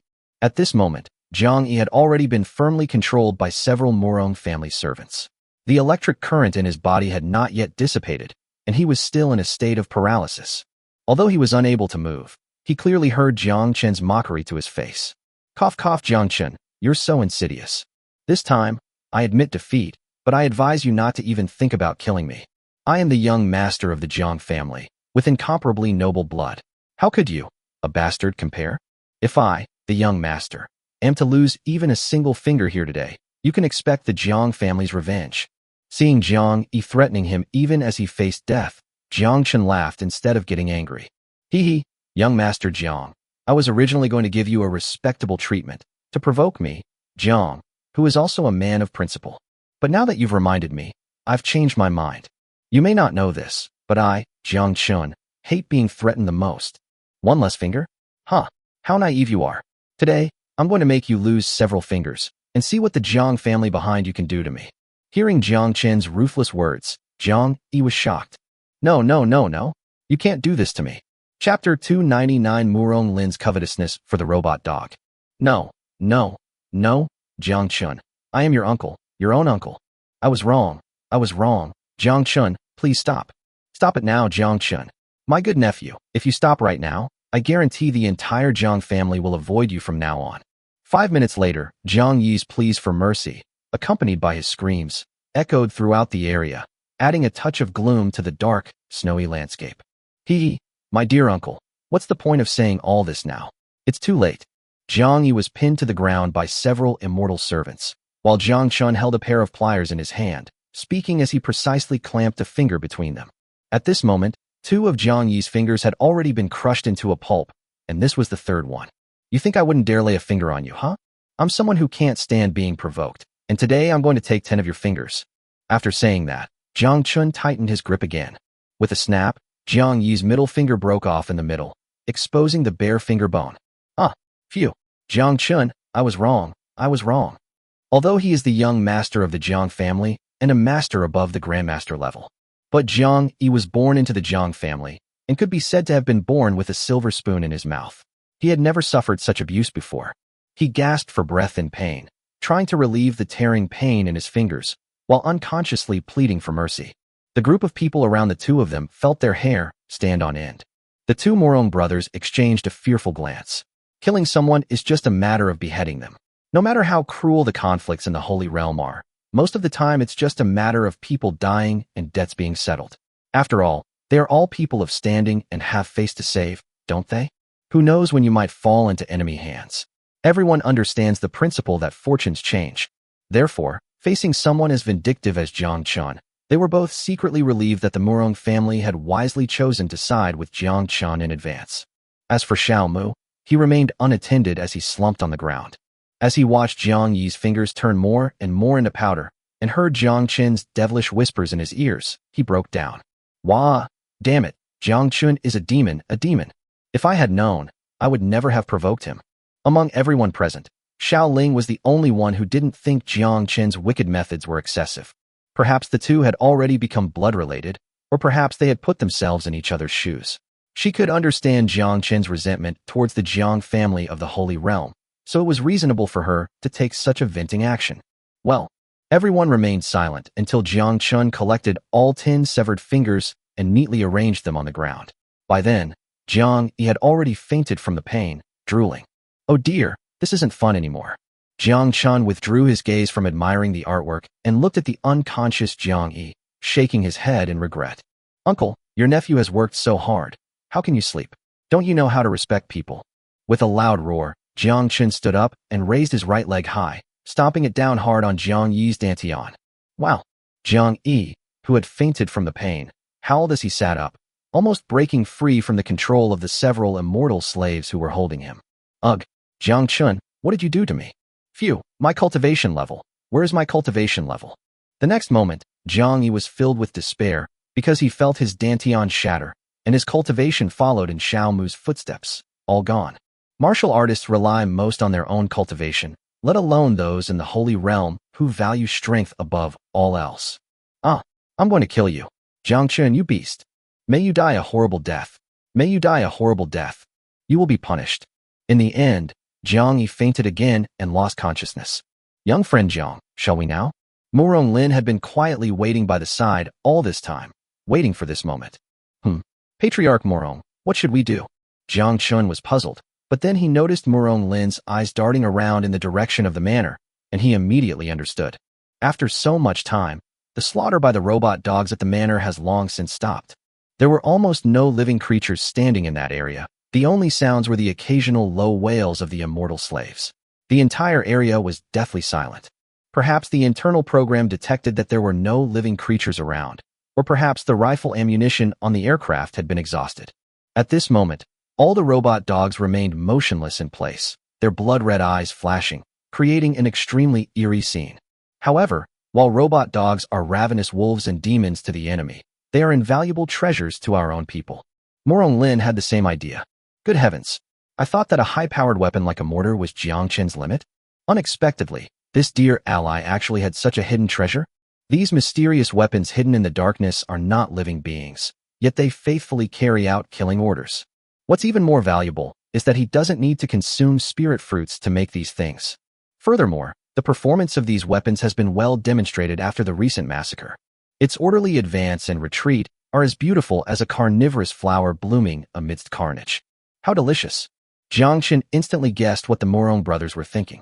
To be honest, although he is now an ally of the Murong family, he is not going to go all out and be completely open with them. Apart from close relatives, people generally prioritize self-interest in their relationships. Who knows, we might be good brothers today, but a few days later we could be turning against each other. Jiang Chen had already witnessed the robot dog's capabilities firsthand, and he certainly didn't want to give these treasures to anyone else. But how do I refuse these two old men? With a quick thought, Jiang Chen suddenly had a plan. Seeing Murong Lin's expectant expression, he sighed with regret and said, Alas, Patriarch Murong, it's not that I'm unwilling to part with them, but these robot dogs are not my private property. They were summoned here temporarily at my request. Murong Lin frowned. Summon? What is summoning? Jiang Chen, you bastard, you're stingy fine, but why come up with such a lame excuse? Oh ho ho ho, what are you saying, young friend Jiang? I don't understand. Well, if you, young friend Jiang, are willing to part with just a little bit, it won't be much.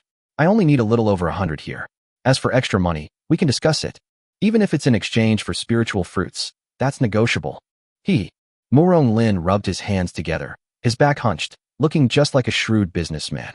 When it came to money, Jiang Chen did feel a fleeting moment of attraction. However, after careful consideration, he ultimately gave up. After extorting over 200 million taels of gold from Emperor Qian and then helping Murong Lin with 50 million taels of gold, the system space has sufficient reserves for exchanging supplies. As for the spirit fruit, although he really wanted more. But this time, annihilating the entire Xiao family opened up new ideas for him. He didn't necessarily have to use weapons trading to obtain spiritual fruits, did he? You could totally just rob it. There are so many families in the Holy Realm, and each of them has a warehouse. I can't think about it too much. These are all things for the future. Chapter 300 Bizarre Methods. Pretending to be a charlatan. Patriarch Murong, please do not doubt me. As your ally, I, Jiang, have always treated people with sincerity and have no selfish motives whatsoever. Facing the covetous glint in the eyes of the Murong brothers, Jiang Chen straightened his chest and spoke with righteous indignation. The Murong brothers gave Jiang Chen a look that said, "You've gone too far with your bragging," and silently stared at him with their hands hanging down. Cough, cough, cough. He truly lives up to his reputation as a seasoned veteran in the business world. Even Jiang Chen felt a little intimidated. However, he naturally had ways to shut that old guy Murong Lin up. Amidst the various expressions of the crowd, Jiang Chen leaped and flew towards the army of robot dogs 3 kilometers away. The massacre had left a psychological scar on everyone, so no one dared to go that way for a long time, for fear of being accidentally killed by the robot dogs. Seeing that Jiang Chen had taken the lead, everyone dared to follow behind him and fly over. The Murong brothers, needless to say, were unable to see the situation from such a distance before, but now they have a perfect view of the mysterious weapon. As for Xiao Mu, who had already lost his cultivation, Xiao Ling, out of consideration for family ties, grabbed him and followed closely behind. When the group arrived at the manor gate with 20,000 celestial slaves, they were all so shocked by the brutal atmosphere of the battlefield that their blood almost froze. Good heavens, what did they see? In this area stretching several kilometers, dismembered limbs and corpses were scattered everywhere. Almost no body was intact. Blood splattered on the snow, its black color appearing eerie under the dim light of the night. Besides the horrific scene, the countless red dots on the ground finally revealed their true form. Countless dog-like creatures, their silver-gray bodies gleaming with a metallic sheen. These killing machines, which Jiang Chen called robot dogs, seemed to have lost their souls, standing quietly and motionless in place. Almost every robot dog's body was covered with bits of flesh and strips of cloth that had fallen from the fairy slave's body. The scene was particularly bloody. The formation of these 10,000 robotic dogs resembled ghostly hounds crawling out of hell. Hiss! When such a hellish scene came into view, even the Murong family's immortal servants, who were used to seeing scenes of slaughter, all gasped in shock. Jiang Chen turned around and smiled at Murong Lin, who still didn't believe him. Patriarch Murong, don't think I'm talking nonsense. Just watch as I send the robot dog army back. As Jiang Chen spoke, the robot dogs, which had been quiet for a long time, suddenly moved. Glug! They moved. They moved. Faced with these emotionless killing machines, everyone took a few steps back in fear, only stopping when they saw that Jiang Chen made no move. Could it be that these things truly possessed their own spirit? With his back to everyone, Jiang Chen smiled mockingly. Only he knew that these robotic dogs had detected their heat sources and were walking towards them according to the instructions of their built-in program. As for why no attack was launched, naturally, it was the rifles on the backs of these robotic dogs. The magazines were completely empty. Jiang Chen remained standing in the same spot, his hands raised high, palms facing the sky, muttering incantations. "O creatures from hell, your mission is complete. This is the human world. Please return to where you came from." The Murong brothers? Was Jiang Chen summoning real? Or was he just acting? Xiao Ling, good heavens, if I hadn't just witnessed you conjure up so many robot dogs, I would have been fooled by you, you bastard. Jiang Chen repeated the same incantation 3 times. As he muttered, the army of robot dogs creaked and groaned as they drew closer. When the front row of robot dogs was less than 10 meters away from Jiang Chen, something shocking happened. 10 meters in front of Jiang Chen, it was as if there was an invisible, transparent door. As soon as a robot dog reaches this location, it disappears in batches. Hiss! Murong Lin felt a chill run down his spine, his terrified gaze shifting between Jiang Chen's retreating figure and the army of robot dogs. Murong Dengyun thought he was seeing things, so he rubbed his eyes hard before he realized what he had seen was real. This is a miracle, a true miracle. I never imagined such a secret method existed. Where are these robot dogs going? Is Jiang Chen a human or a ghost? How did he manage to summon this group of killing gods? Aside from the Murong brothers' mutterings, Xiao Mu, who had been carelessly tossed to the ground by his own daughter, was also filled with terror and regret. He regretted it. How did Xiao Jiutian, that son of a bitch, manage to mess with a jinx like Jiang Chen? Until he witnessed this situation firsthand, he was still resentful about his defeat in front of Jiang Chen. She always felt that she had been defeated by Jiang Chen's opportunism and scheming. But only now, faced with Jiang Chen's extraordinary and unexpected attack, did he belatedly realize and completely accept his fate. Jiang Chen is not someone you can be an enemy of, you can only be an ally. Thinking of this, he secretly glanced at Xiao Ling, a hint of relief flashing in his eyes. Fortunately, judging from the way Linger and Jiang Chen look, they seem to have a very good relationship. Could this be considered that Linger made a contribution to the life and death of the entire Xiao family? Jiang Chen was naturally unaware of what the others were thinking. At this moment, he was so engrossed in the pleasure of pretending to be a charlatan that he couldn't extricate himself. Hee, you bunch of frogs in a well, you've never seen anything like this before, have you? You've learned something new now. It wasn't that Jiang Chen insisted on putting on this show. Rather, It was the Murong family's fear of the robot dog that led him to take this step. Firstly, this would eliminate Murong Lin's covetousness for the robot dog. Secondly, who would dare to offend an ally with such miraculous abilities? Thinking about it, at this moment, it wouldn't be an exaggeration to call myself a ghost or god in the eyes of Murong Lin and the others, would it? That would allow for more room for maneuver in future collaborations. In such a silent environment, the crowd remained stunned for a long time after watching all 10,000 robotic dogs disappear. When Jiang Chen turned around, he gave comrade Xiao Ling a subtle look. Xiao Ling is indeed a clever person. She understood instantly. As if suddenly waking up, she knelt down straight down in the snow. God, by the heavens above, please accept Xiao Ling's bow. Everyone was instantly astonished. Wait a minute, is Jiang Chen a god? What's going on here?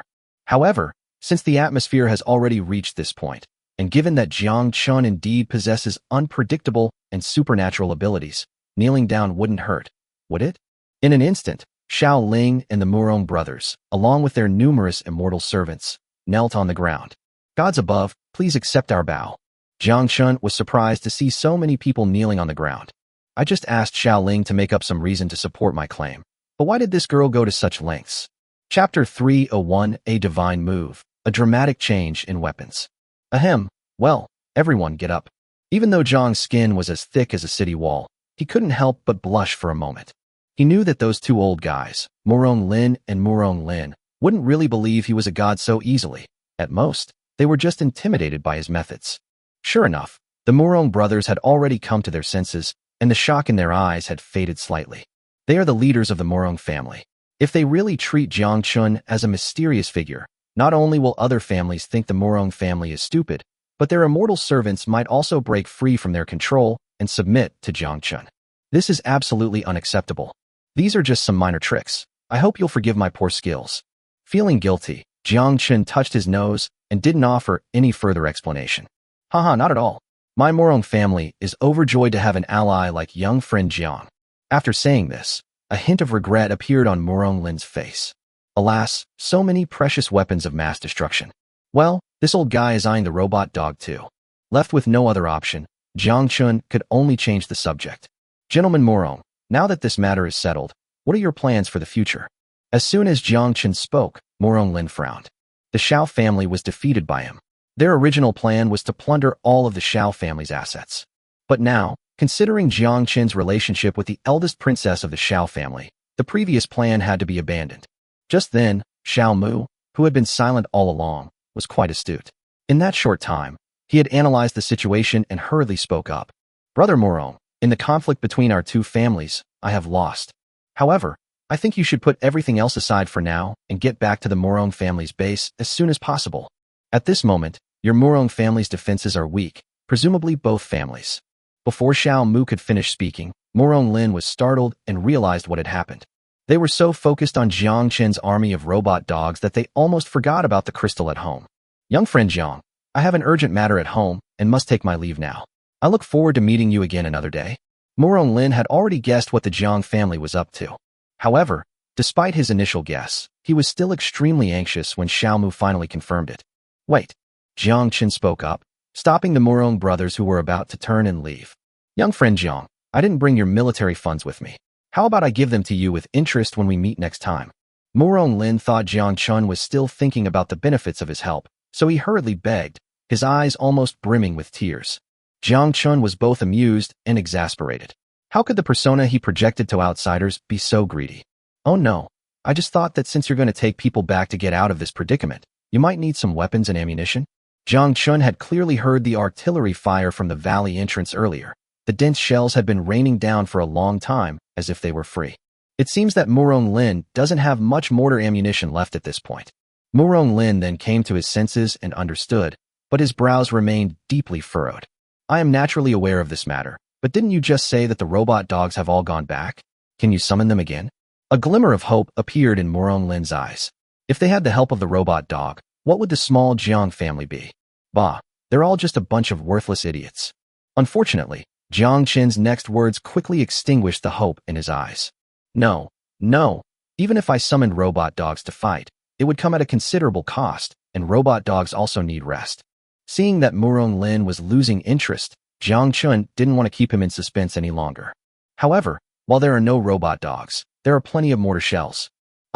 Murong Lin looked up at Jiang Chen with disbelief in his eyes. No, young friend Jiang, don't joke with me.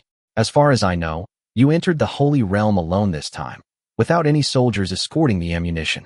That's because you don't know me well enough. I have a clever plan. Hey, now that we're allies, I can't keep my methods hidden any longer. As Jiang Chen spoke, he waved his hand in a grand gesture amidst the shocked gazes of the crowd. Hiss! A collective gasp filled the air as a large number of green boxes suddenly appeared to Jiang Chen's side. The Murong brothers were very familiar with this military green box. Wasn't it the kind of equipment specifically used to carry artillery shells? Holy crap! Oh my god! The two old men could no longer maintain their composure, and even started swearing. Jiang, young friend, are you perhaps a god descended from heaven? How did you manage to do that? It wasn't until they witnessed this miraculous scene with their own eyes that all the questions they had had before came back to mind. Where did Jiang Chen's mysterious weapon come from, and what force created it? Even if it wasn't made by someone else, did Jiang Chen, with his exceptional talent, create it himself?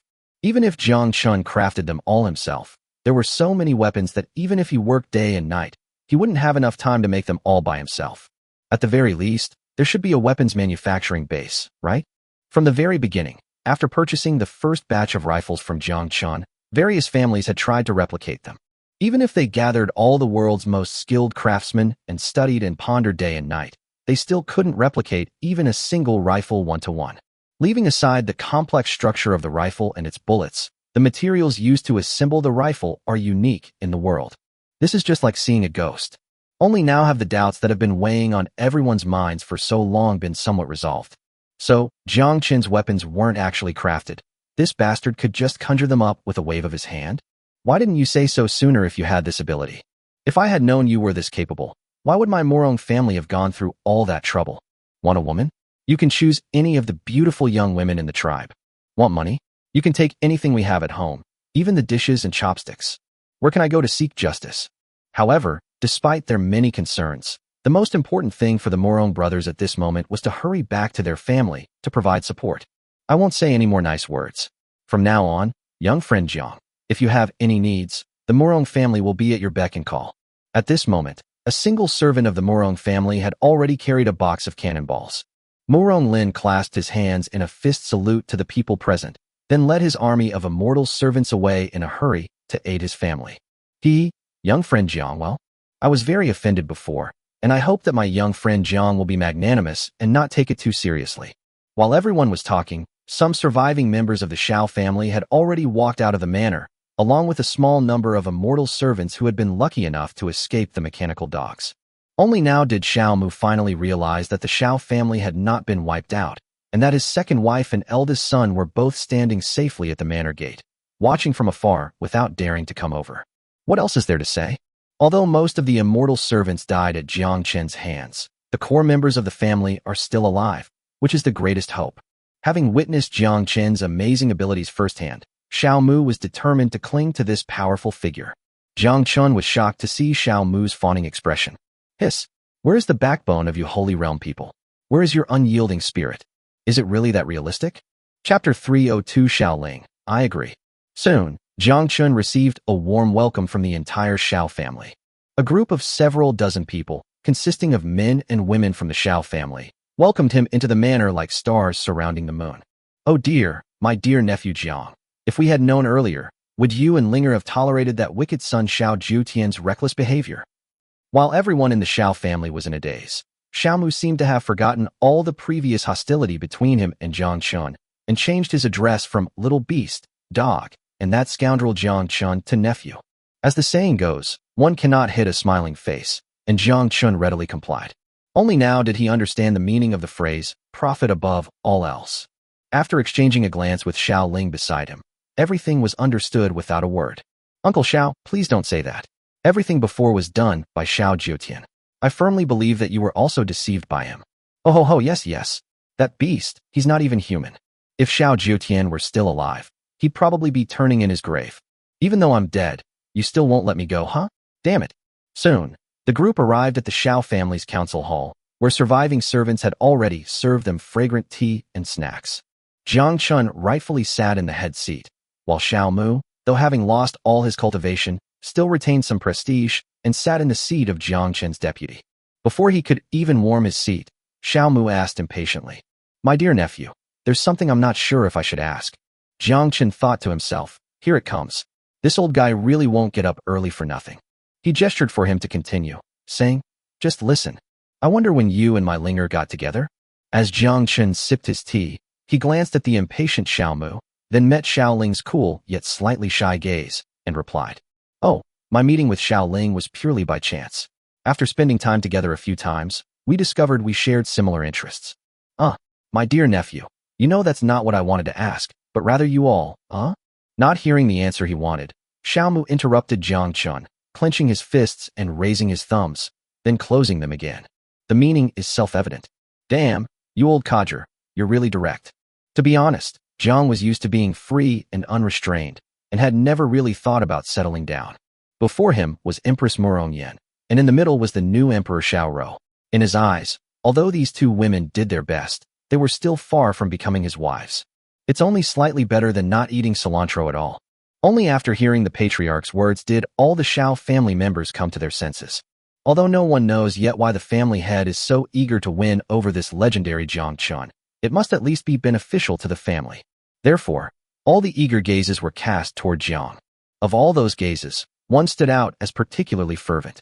Among the crowd, the second wife, who had narrowly escaped the slaughter by the robotic dogs, glanced at Jiang Chen with her almond-shaped eyes, then at the equally nervous Xiao Ling. "Oh dear, what a mess this is. Hold. I never expected that I would kill her at any time after thinking she was just a newly arrived third-rank immortal servant who I could keep as a guest for a while. Little did they know, this was no ordinary third-rank martial artist. Didn't they see how their master treated him with utmost courtesy, as if he were his own father?" Xiao Ling at least called herself second mother. Jiang Chen had no idea what the second wife was thinking. To him, it was just a matter of her not eating cilantro. "I just feel a little bad for the very polite head of the Xiao family. Uncle Xiao, Linger and I do rely on each other. Of course, I also have decent feelings for her. But marriage is not a game. It's useless if only I am willing." Having grown accustomed to being single, Jiang wanted to politely decline and pass the problem on to comrade Xiao Ling. But no sooner had he finished speaking than Xiao Ling spoke up. "Jiang Chen, I do." "Jiang. No, wait a minute. Xiao Ling, you." Jiang Chen's eyes widened, wondering if Xiao Ling had lost her mind. "Aren't you a staunch non-marriage advocate? Where do you put our revolutionary friendship?" Meeting Jiang Chen's astonished gaze, Xiao Ling blushed and looked directly at him. "Jiang Chen, you and I are comrades, sharing the same aspirations, but I am a woman, and I am the one who needs to accompany me for life. I, Xiao Ling, look down on all the men in the entire holy realm, except for you." Holy crap, holy crap. Jiang really didn't expect that he had dug such a big hole for himself. He felt like slapping himself a few times. Why don't you just refuse directly? Why play this hypocritical game? Seeing Jiang Chen's grief-stricken expression, Xiao Ling showed no displeasure. In fact, she was quite magnanimous. "Jiang Chen, in the current situation, the best solution is for us to join forces. Regardless of your thoughts, I need your abilities to make your wishes come true. And you are the same. To the entire holy realm, you are a fierce tiger descending the mountain, and you will have more and more enemies in the future. Aside from the Murong family, as the next leader of the Xiao family in the Holy Realm, I will be your most loyal ally." It must be said that it was quite remarkable that Xiao Ling was able to remain hidden in the Xiao family for so many years and always maintain her beliefs. She was extremely rational, and at the same time analyzed the pros and cons for Jiang Chen. After Xiao Ling said that, Jiang Chen finally realized what was going on. That's true. Although he already has the Murong family as an ally, Murong Lin is still an outsider. Faced with enormous profits, they wouldn't bother with any talk of morality or ethics with Jiang Chen. The marriage alliance would essentially tie Jiang Chen and Xiao Ling to the same boat. If they had several more children, wouldn't they become the strongest ally? No, wait a minute. While Xiao Ling and Jiang Chen were analyzing the pros and cons, some people couldn't sit still. Everyone looked in the direction of the voice and saw Xiao Keming, the young master of the Xiao family. Xiao Keming was initially delighted, thinking that if his daughter got together with Jiang Chen, this prodigy, the Xiao family's strength might increase significantly. But the more he listened, the more something seemed off, until Xiao Ling mentioned the helmsman. "Linglinger, what leader? I am clearly the next head of the Xiao family." With his father's cultivation completely gone, he naturally became the head of the Xiao family. Xiao Qimu's eyes widened. You've gone too far. You want to usurp my position as your father? As soon as Xiao Qiming finished speaking, he suddenly felt the temperature in the living room drop sharply, and several strong, murderous auras rushed straight to his face. One aura of killing intent came from Xiao Mu, while the other two came from Xiao Ling and Jiang Chen. Qimu, do you really think so? Xiao Mu's voice was icy. Now that almost all of the Xiao family's immortal servants have been wiped out, what use is Xiao Qimu, who is just an empty shell of a family head? Father, in the Holy Realm, strength reigns supreme. How about your daughter has a match with you? Xiao Ling's gaze had lost all the gentleness that had once belonged to Jiang Chen. She rolled up her sleeves and clenched her fists. Forehead. A bead of cold sweat slid down his scalp, and Xiao Ke remained silent, too taciturn to utter a sound. You're kidding. Xiao Ling's title of second in the Xiao family isn't just for show. Even her own father can't beat her. If he continues to fixate on the position of family head, Xiao Qiming is certain that he will soon become a corpse, or at the very least, have all his cultivation destroyed. Besides, there are quite a few members of the Xiao family present, so losing one of them wouldn't be a big deal, right? As your father, I agree. Linger, you are the new head of the Xiao family. Perhaps being quick to accept good advice is a characteristic of the Holy Realm? Chapter 303, so this is their wedding night. That's how it was settled. Of course, no matter how unwilling everyone present was, they had no choice but to accept it, given that almost all of the Xiao family's immortal servants had been wiped out. Jiang Chen is now the Xiao family's hope for maintaining its foothold in this world. Even though it was already late at night, there hadn't been time to clean up the large number of corpses outside the manor. The Xiao family couldn't wait to start preparing a banquet to welcome their new son-in-law. The food and wine were served quickly, and even the delicacies offered as tribute to the imperial family of the Great Qian dynasty were no better than this. My dear nephew, so Jiang Yi, what are your plans to do? After taking a few sips of the mitai that Jiang Chen had somehow produced, Xiao Mu got tipsy and asked a question through his hazy old eyes. All 5,000 of the Jiang family's immortal servants died here. Moreover, Murong Lin is already on his way back to his family, and will likely engage in battle with the Jiang family soon. With the weapons I provided, even if the Jiang family isn't wiped out, they will be severely weakened. Jiang Chen held the Celadon wine cup and spoke slowly. He had considered the safety of his cheap father. This time, none of the 5,000 immortal slaves were left alive. Even their leader, Jiang Yi, had his cultivation abolished and was captured. With Murong Lin providing support, the Jiang family must be struggling to survive. Let Murong Lin scout ahead for us first. As for Jiang Yi, if that old bastard Jiang Shan were still alive, I would personally escort Jiang Yi back to the Jiang family. After Jiang Chen finished speaking, everyone at the table felt a chill. Shrimp and pork heart, this is amazing. Well, son-in-law, now that the Xiao family's power has been completely destroyed, it's fortunate that the news hasn't spread far in the short term. Xiao Qimu had already begun to refer to himself as the father-in-law. He blinked and hesitated before speaking. In the Holy Realm, it's a dog-eat-dog world. To other families, the Xiao family is just a piece of mushy, overcooked meat.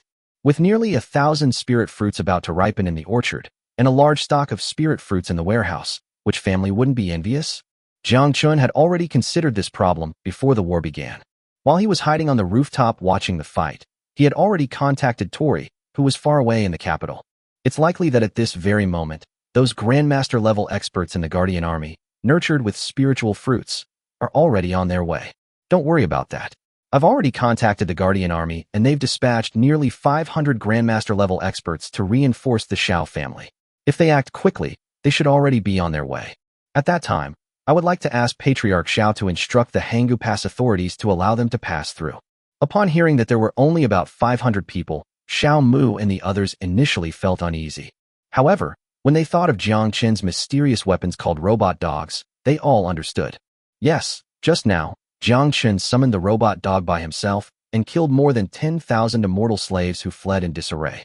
With Jiang Chen's help, the Xiao family no longer has such a high requirement for the number of immortal slaves. This world has ultimately become a world I can no longer understand. It was called a welcome banquet, but it was really just a disguised wedding banquet.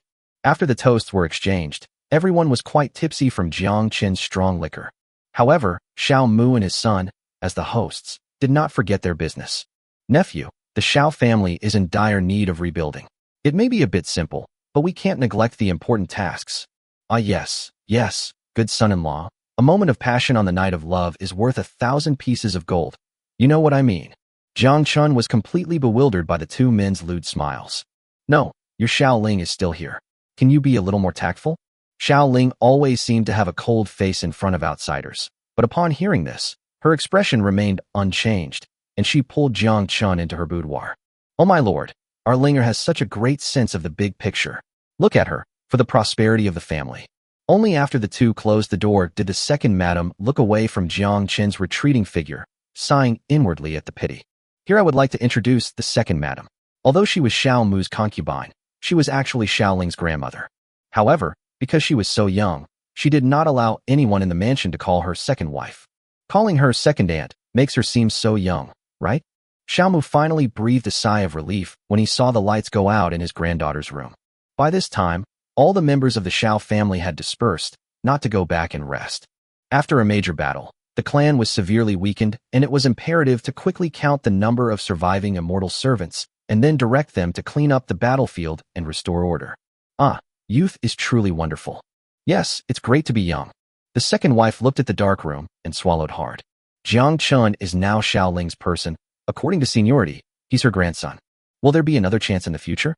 Xiao Mu had no idea what his concubine was thinking. He thought the second wife was reminiscing about her youth, and said apologetically, "Alas, my cultivation is completely destroyed tonight. Otherwise, I could have spent the night with my wife. Let's wait a little longer until I recover from my injuries, shall we? My lord, you still love me the most." The second wife pretended to be happy and enthusiastic on the surface, but in her heart, she secretly curled her lip in disgust. Old pickled melon. In Xiao Ling's boudoir, although the lights were off, the young couple did not engage in passionate lovemaking as everyone had expected. Jiang Chen lay on the bed smoking a cigarette, the flickering light of the cigarette reflecting off Xiao Ling lying beside him. "Jiang Chen, what should we do next?" "Call me sir." "Xiao Ling, I'm talking to you about serious business. You're getting too caught up in the drama." It took Xiao Ling a while to calm down before her chest stopped heaving. At this moment, Jiang Chen also finished thinking. The Xiao family is closest to the Qian kingdom. My guards will arrive tomorrow, and then I'll focus on boosting their strength as quickly as possible. As for my cheap old man, he's not in immediate danger, but we still need to hurry. The empire? Huh. You old fool. You didn't expect this, did you? You captured my father, and the destruction of your Jiang family isn't far off. And Jiang Yi? Well, let's just consider it interest I've collected. Listening to Jiang Chen's rambling and self-talk, Xiao Ling also gave him timely reminders. Jiang Chen, with your strength. No, with our current power, taking down the Jiang family would be effortless. However, I would like to remind you that although the various families in the Holy Realm are openly and secretly fighting each other, they may very well unite as one when faced with an outcast like you. Our true enemy is the entire Holy Realm. From this moment on, we must be fully prepared at all times. Jiang Chen remained silent. Since arriving in this world, first there was the Qian Emperor, then the barbarians, and then the Xiao, Murong, and Jiang families. I thought we were finally about to see the light at the end of the tunnel. Oh, what about the entire Holy Realm? You bunch of bastards better behave yourselves and don't mess with me, or else. Chapter 3:0 For the guards arrive and take control of the Xiao family. The next morning, Jiang Chen's drunkenness completely dissipated after Xiao Ling mentioned the matter of the Holy Realm. In addition, the noise from the immortal servants outside the manor cleaning up the corpses all night was unbearable. Completely wide awake, he simply dragged Xiao Ling into some exercise, the noise of which. Just look at the Xiao family members standing in front of the young couple right now. A pair of panda eyes stared at him with a hint of resentment, making Jiang look embarrassed. However, the awkward atmosphere didn't last long, because the guards had already arrived. Led by Xiao Mu, Jiang Chen headed towards the training ground in the manor. My lord. Before anyone even got close, they could see 500 guards standing neatly at the edge of the drill ground. Tori strode quickly closer, grabbed Jiang Chen's arm, and looked him over. Thank goodness, Your Excellency. I'm so glad you're all right. Get lost. You think something bad is going to happen to me, huh? To be honest, it had only been a few days since Jiang Chen left the capital, but Tori felt as if 3 years had passed. It should be noted that Jiang Chen is the backbone of the entire guard. He led everyone to develop and grow in the border town, and they also had all kinds of destructive weapons. It's no exaggeration to say that, aside from the influence of the Holy Realm, the current Guardian army could easily sweep across the world and make every nation cry out in despair. No, Tori, I only said I needed 500 grandmasters. Why did you come here in person? If you, as the army commander, personally take to the front lines, what will happen to the capital? When Jiang left the capital, he entrusted the entire guard to Tori. After all, as the army commander, he was more familiar with the guard than Jiang Chen, the actual commander. It wasn't that Jiang Chen was naive and unafraid of Tori's rebellion. Tori also understood that if Jiang Chen could create such an invincible army in a short period of time, he could certainly create another one. But Tori was different, although the guards possessed various ferocious firepower. But surely there will come a day when ammunition runs out? By then, what else will the guards have besides these high-ranking warriors to offer? Moreover, many of the high-ranking generals in the guard were originally guards of the Marquis of Champion's mansion and are Jiang's loyal followers. My lord, rest assured. Before I left, I informed Her Majesty Xiao Rou of this matter. Her Majesty is currently sorting out the affairs of the Qian kingdom, and the guards in her hands can deter a large number of unruly people. My lord, please give the order. Who are we to attack this time? We will definitely do our best. As Tori finished speaking, the soldiers, who had been standing in neat rows like pine trees, shouted in unison. Use me in the first battle, and victory is assured. Use me in the first battle, and victory is assured. Wow. These 500 guardsmen were dressed in modern individual combat gear, armed to the teeth, with high-cut helmets, noise-canceling headphones, goggles, full body armor, Type 95 rifles, and multifunctional carrying gear on their chests. Coupled with this unstoppable killing momentum, the Xiao family members were dazzled and mesmerized. 500 Grandmaster-level experts were just a drop in the ocean for the Xiao family at its peak. They had tens of thousands of immortal servants above the Grandmaster level. However, compared to Jiang Chen, who only had 500 Grandmasters, these Grandmasters were far weaker in terms of aura. Only then did Xiao Mu and the others realize what was happening. Perhaps, besides those powerful weapons, Jiang Chen's methods of training troops are also worth learning from in order to achieve success. Look at what you're saying, you really want to go to war. Jiang Chen was naturally pleased with his subordinates' belligerence. My lord, what are you saying? As soon as I received your message, I rushed here without stopping. This is just the vanguard. There are still several hundred soldiers of the 4th and 5th ranks. My subordinates thought they were moving too slowly, so they left them behind. This part should arrive in the next day or two. Tori, do you want to start a world war? Jiang Chen was shocked. 500 Grandmasters were almost all of the guard's high-end combat force. Had Tori called over the rest of them? Hee, my lord, I was just worried about your safety. Seeing Tori scratching the back of his head and smiling sheepishly, Jiang Chen didn't want to be too critical. But thinking about it carefully, the arrival of these remaining few hundred soldiers is actually just right. If you want to establish yourself in this world, you need a base, and the Xiao family is the best choice. This place is relatively close to the Qian kingdom, which allows me to gather intelligence on the Holy Realm and also makes it convenient to contact the rear areas far away in the Qian kingdom. Transforming this place into an ancient version of the port of Djibouti would be absolutely brilliant. With that thought in mind, Jiang Chen immediately led everyone toward the orchard. According to Xiao Mu last night, nourished by the corpses of those dead immortal slaves of the Murong family, the spiritual fruit will ripen today. These spiritual fruits will be of no use to the Xiao family no matter how much they are kept hidden, so it's better to offer them to Jiang. Soon, a group of over 500 people arrived at the orchard entrance, and from afar they could hear a familiar, obsequious voice. Oh dear, we are so sorry for not welcoming our distinguished guest properly. Please forgive us, Mr. Jiang. It was Manager Zhang again. As the person in charge of the orchard, he did not participate in last night's operation and cleverly avoided the robot dog slaughter. Furthermore, being well informed, he learned that Princess Ling was getting married that very night. As for the princess's husband, do you even need to think about it? That Jiang Chen must be Li Hao, right? Bah, why would a perfectly good family member like me choose to play the fool and prey on others in my orchard? How cliché. Although he thought this way, he spoke with great enthusiasm, having already received the news. Mr. Jiang, the master, and the young master. You've come at the perfect time. These spiritual fruits have been ripening and falling to the ground one after another, and this old man is just about to pick them. Jiang Chen followed Steward Zhang's finger and saw that in the vast orchard, radiant spiritual fruits were falling to the ground from time to time, fresh and juicy. So what are we waiting for? Tori, take the brothers into the digestion area. Remember, each person can only eat one mid-grade spirit fruit. More than that will be useless. These 500 soldiers are all at the Grandmaster level, and low-grade spiritual fruits have no effect on improving their cultivation. Only yellow, mid-grade spiritual fruits can help them break through to the Grandmaster realm and become above the Grandmaster level. Fortunately, the more than 1,000 fruit trees grew into more than 1,000 spiritual fruits. Most of them were low-grade spiritual fruits, and there seemed to be only 200 or 300 yellow mid-grade spiritual fruits. However, it doesn't matter. According to Xiao, there are still several hundred mid-grade spirit fruits and nearly 2,000 low-grade spirit fruits stored in the Xiao family's warehouse. Soon, all 500 soldiers received their own mid-grade spirit fruits. They eagerly ate them and then sat cross-legged on the ground to refine the energy within the fruits, preparing to break through to the Grandmaster level at any time. Chapter 305 Departure. Heading to the heart of the Jiang family estate. The 500 guards sat cross-legged and remained motionless. Jiang Chen waited in the same spot for several hours and then felt extremely bored. Damn it, our system is still the best.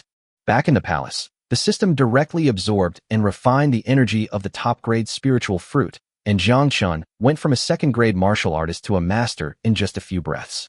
This ability to cheat systematically is simply outrageous. Thinking of this, Jiang Chen finally considered his own situation. Patriarch Xiao, I have a question for you. Logically speaking, Jiang Chen should be considered Xiao Mu's son-in-law now, but he just can't bring himself to call Xiao Mu grandpa. Fortunately, there are advantages to respecting strength. In contrast, Xiao Mu didn't care about these trivial matters. Is there anything more distressing than having all the spiritual fruits painstakingly collected by the entire clan consumed in a single day? Suppressing his heartache, Xiao Mu had to force a smile that was even more painful than crying. Nephew, please speak. I recently consumed a high-grade spiritual fruit, which propelled me to the level of Grandmaster or higher. If one repeatedly consumes more spiritual fruits, will one's cultivation level improve? Faced with Jiang Chen's question, Xiao Mu answered without hesitation. The existence of spiritual fruits has a long history, and to be honest, even an old man like me can't figure out the principles behind them. However, one thing is certain. Regardless of whether it is a low-grade or high-grade spiritual fruit, the effect it achieves is fixed, regardless of the amount of energy it contains. A single low-grade spiritual fruit can help a third-grade martial artist leap into the Grandmaster realm. Your 500 soldiers must have all improved their cultivation through low-grade spiritual fruits. Xiao Mu glanced at the soldiers quietly refining spirit fruits in the orchard, then turned back and continued. Similarly, mid-grade spiritual fruits can help a Grandmaster martial artist advance to the Grandmaster level or higher. As for the rare and highly sought-after top-grade spiritual fruits, the term top-grade is somewhat misleading. Jiang Chen tilted his head in confusion. Then Xiaoling picked up where Xiao Mu left off. The superior spiritual fruit is not precious because it contains more energy, but because it has a special function. Jiang Chen, aren't you the best example? Call me your husband. Jiang couldn't keep his mouth shut again and started flirting with the Xiao family in front of more than a dozen people. Xiaoling gazed at the sky in silence. Despite his inappropriate remarks, Jiang Chen's mind was racing. Are you saying that the only use of a high-grade spiritual fruit is to instantly elevate someone with no cultivation ability to the level of a Grandmaster? You said that yourself. I didn't insult you. Jiang Chen. Comrade Xiao is really something. He settles his scores on the spot. After hearing Xiaoling's explanation, Jiang Chen finally gave up the idea of using more high-grade spiritual fruits to improve his cultivation. He had originally been hoping to find a few high-grade spiritual fruits in the Xiao family's warehouse to further improve his skills, but alas, what a pity. But on second thought, it's not such a pity. He himself is a bug in this world. With so many modern weapons at his disposal, the spiritual fruit, though important, is at most a tool for self-defense. Jiang was already afraid of death, and he had never considered a reckless fight with his future enemies, fist to fist. What holy realm, what Grandmaster? Can you withstand the bombardment from my cannons several kilometers away? The most urgent task right now is to collect more spiritual fruits as soon as possible to enhance the overall strength of the guard. Thinking this way, by nightfall, all 500 soldiers had finished refining their skills and had become masters above the Grandmaster level. Looking at the pairs of loyal and grateful eyes standing in front of him, Jiang Chen almost got carried away. The rest is simple. Under the orders of Xiaoling, the new head of the family, several hundred Xiao family servants stationed at Hanggu Pass were replaced by the guards. It's best to keep such an important supply route under our own control. Of course, Jiang Chen also personally led a team to Hanggu Pass. They also spent nearly 30 million taels of gold to deploy a large number of firearms and sufficient ammunition on the walls of Hanggu Pass. From this day forward, the entire Qian kingdom and the Xiao family will become Jiang Chen's personal backyard. As for the Xiao family's celestial servants who were replaced, Xiaoling generously handed them over to Jiang Chen for command. These celestial servants had already been brainwashed by the Xiao family, and now, under Xiaoling's orders, they had sworn allegiance to Jiang Chen, so naturally they had to be put to use. However, first they need to be scattered among the guards and cleansed in the great furnace before they can be completely branded with Jiang Chen's mark. A few days later, the hundreds of elite guards that Tori had mentioned arrived at the Xiao family's residence. Most of these soldiers were at the 3rd or 4th rank of martial arts realm. With Xiaoling's full cooperation, each of them consumed a low-grade spirit fruit. In just one day, Jiang Chen gained another 800 5th-grade grandmasters under his command. However, that's not enough. According to complete statistics, the entire Xiao family currently has nearly 800 low-grade spirit fruits and 120 mid-grade spirit fruits left. This brings us to another 800 5th-rank grandmasters and 120 grandmasters. Although most of the guards were stationed in the capital, distance was not a problem. Under the personal escort of Tor and dozens of grandmasters and above, these spiritual fruits were sent directly to the capital and given to the guards to consume. After doing all this, a full 3 days had passed. Jiang Chen couldn't sit still any longer. He was eager to know the situation of the Jiang family, far away in the western part of the Holy Realm. Logically speaking, regardless of whether Murong Lin succeeds in protecting the crystal or not, he should be able to report the situation to me at any time via walkie-talkie. But so much time has passed, and Jiang Chen hasn't received a single piece of news. Could it be that Jiang Shan, that old bastard, escaped? Well, I haven't even gone to settle the score with them myself yet. And our cheap dad is still in the Jiang family, his fate unknown, right? Thinking of this, Jiang Chen immediately couldn't sit still. That very afternoon, Jiang Chen ordered most of his soldiers to remain at the Xiao family's residence. He himself led a small team of 10, dismantling Jiang Yi, who had been tortured into a human stump, and hurriedly set off towards the Jiang family's location. He originally wanted to bring his concubine Xiaoling along, since a man can't keep relying on not eating cilantro to solve his problems when he's out and about, right? Unfortunately, Xiaoling had just taken over the Xiao family and was afraid of causing trouble at home, so she had no choice but to stay and watch over the house under Jiang Chen's pitiful gaze. All 11 people, including Jiang Chen, are now at the Grandmaster level or above, so the harsh environment of the Holy Realm naturally cannot harm them. Braving the wind and snow, the group flew westward, reaching a speed of 80 kilometers per hour according to modern calculations. This is terrible for Jiang Yi. His cultivation has been completely destroyed, and on top of that, the cold climate is eroding him. After a full 10 hours, when Jiang Chen arrived at his destination, Jiang Yi, that bastard, was exhaling more than inhaling. Chapter 306: The Murong brothers in a dire situation. However, compared to Jiang Yi, who was like a dead dog at the moment, Jiang Chen's attention was completely drawn to a scene in the distance. This is a place of towering mountains, which are even higher and steeper than the Xiao family's residence located on the edge of the Holy Realm. 10 kilometers to the west of Jiang Chen, a towering mountain rises straight into the clouds, estimated to be nearly 3,000 meters high, its summit completely obscured by white clouds. At that moment, sporadic artillery fire could be heard from the direction of this high mountain, echoing through the mountains. Damn it, it's been 4 or 5 days already, and they're still fighting? What's wrong with that old bastard Murong Lin? While venting his dissatisfaction with his allies' poor performance, Jiang Chen led the group and flew towards the direction from which the sound came from. About 5 more minutes passed, until the scene at the foot of the mountain came into view, and Jiang Chen realized something was wrong. With a wave of his hand, everyone immediately landed from midair and hid under the cover of the surrounding snow and rocks. He took out a military drone, controlled it to rise into the air and fly forward. Soon, the drone's reconnaissance footage was clearly transmitted back through the monitor. At the foot of this high mountain, a large number of immortal servants dressed in red robes were gathered. These people were obviously immortal servants belonging to the Xiao family, numbering more than 30,000. Under the command of their respective leaders, these celestial servants would occasionally fly up the mountain in organized formations and charge forward. However, after leaving behind a large number of corpses, the sound of gunfire from the mountainside drove them back fiercely. Many of the immortal servants roared in exasperation, shouting towards the mountainside. Jiang Chen remained calm and continued to control the drone to raise the altitude. Soon, the view from the mountainside came into view. Here is a huge platform located on the mountainside, with only a narrow path for people to climb and walk on. Several thousand Murong family servants, some wielding rifles and others operating mortars, were launching an attack on the Jiang family servants below the mountain. The Murong brothers were among them, but they were no longer the spirited men they had been a few days ago. Their clothes were disheveled, and their faces were blackened by the flames. "Brother, I can't hold on much longer." Murong Dengyun personally held up a rifle, fired a burst of bullets at the top of the mountain, and took away several Jiang family slaves who were charging down the path. "Even if we can't hold on, we have to. Damn it, that old bastard Jiang Chen is really cunning. Has no one broken through yet?" Murong Lin was furious, and he regretted it.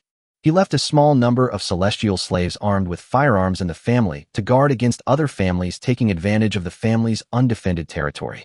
When he returned to his family's residence with 20,000 immortal slaves, he ran into 10,000 Jiang family immortal slaves stealing crystals. "That's outrageous. Jiang Chen, you bastard, do you really think I'm a pushover?" Without saying a word, Murong Lin waved his hand and got to work. With the help of the immortal servants at home, and with the team he personally led on the perimeter, all the firepower was unleashed. Under the deafening bombardment of mortars, the Jiang family left behind nearly 6,000 corpses and fled in disarray. The Murong brothers were immediately displeased. "We've been beaten all the way back to our hometown. We absolutely cannot tolerate this." Therefore, after leaving 5,000 celestial servants in the family to guard the crystal, the two brothers led the remaining 15,000 immortal slaves and relentlessly pursued the fleeing Jiang family immortal slaves. After spending most of the day, we finally caught the enemy by the tail. The two sides fought and fled, and soon they were getting closer and closer to the mountain peak belonging to the Jiang family. Murong Lin admitted that he felt incredibly satisfied watching the usually arrogant Jiang family being beaten into a panic by him. This caused him to completely lose his vigilance, thinking that the Jiang family was nothing special when facing guns and cannons. Therefore, after firmly rejecting Murong Dengyun's suggestion to stop while he was ahead and not to pursue a desperate enemy, Murong Lin led his celestial servants to follow and storm into the Jiang family's territory, which was on this high mountain. Everything was going smoothly at first. Although the Murong family was located at the foot of the mountain, they still held the upper hand due to the firepower of guns and cannons. The Jiang family's defeated troops also attempted to launch a counterattack at the foot of the mountain, but all of them failed. Seeing the attack going so smoothly, and with the Jiang family's crystal within reach, Murong Lin's ambition was completely exposed. He wanted to conquer the Jiang family and obtain all of their spiritual fruits. Even if all else fails, it wouldn't be a bad idea to capture some more celestial slaves and retame them. As a result, he became radicalized. But the situation changed precisely in these victories. At some point, Murong Lin and his fairy servants rushed to the platform halfway up the mountain. Many of the immortal servants were firing upwards with rifles for cover, while the Jiang family's immortal servants on the mountaintop were also constantly dying and being wounded. Suddenly, a terrified scream came from behind. "Master, there are ambushes down the mountain. We're surrounded." Upon hearing this, the Murong brothers' hearts skipped a beat. While directing the riflemen to continue attacking upwards, they quickly moved to the edge of the platform and looked down. Hiss! Damn, I've been tricked. At the foot of the mountain, a large number of red figures appeared out of nowhere, spreading across the field of vision like a flood. "Jiang Chen, you old scoundrel." Murong Lin cursed angrily.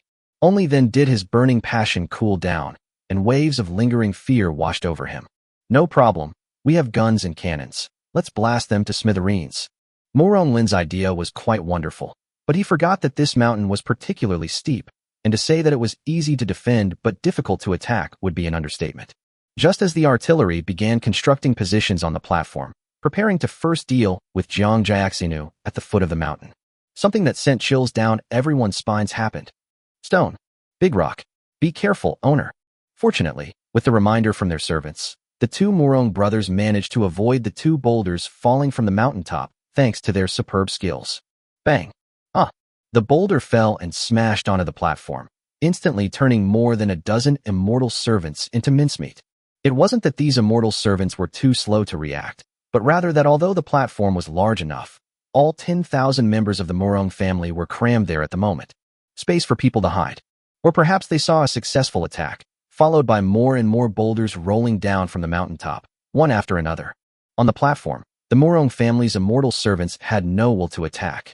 In this situation, they were lucky to even survive.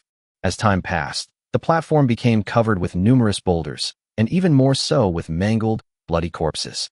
Fortunately, The remaining boulders also served as cover for the group.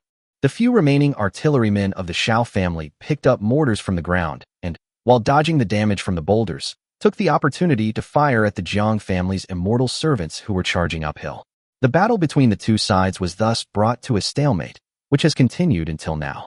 Recalling the relentless battles of the past few days, even Murong Lin felt a wave of exhaustion. Looking at the few thousand remaining immortal slaves still fighting fiercely around him, he almost burst into tears.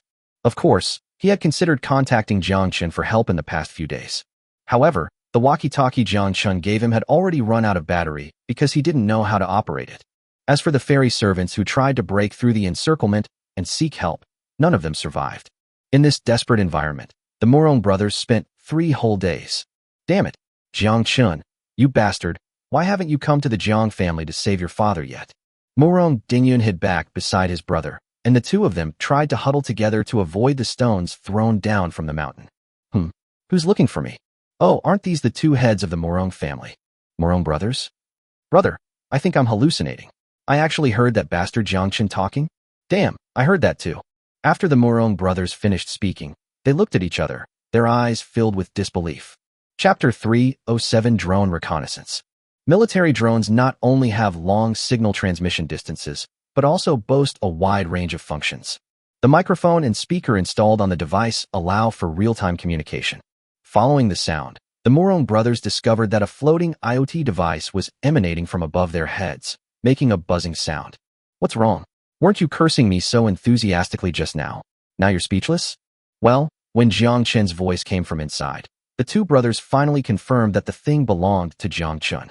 Although he didn't know if Jiang Chen could see what was happening on the scene, he still gave the drone an ugly smile, then turned around and slapped his younger brother on the head. You scoundrel! How dare you secretly criticize Jiang Xiao? Have you no manners at all? Murong Dengyun blushed, feeling deeply aggrieved. How could he have imagined that Jiang Chen would possess such a magical treasure? Young friend Jiang, please don't take offense. Dengyun was also caught in a life-or-death situation and acted rashly in a moment of panic.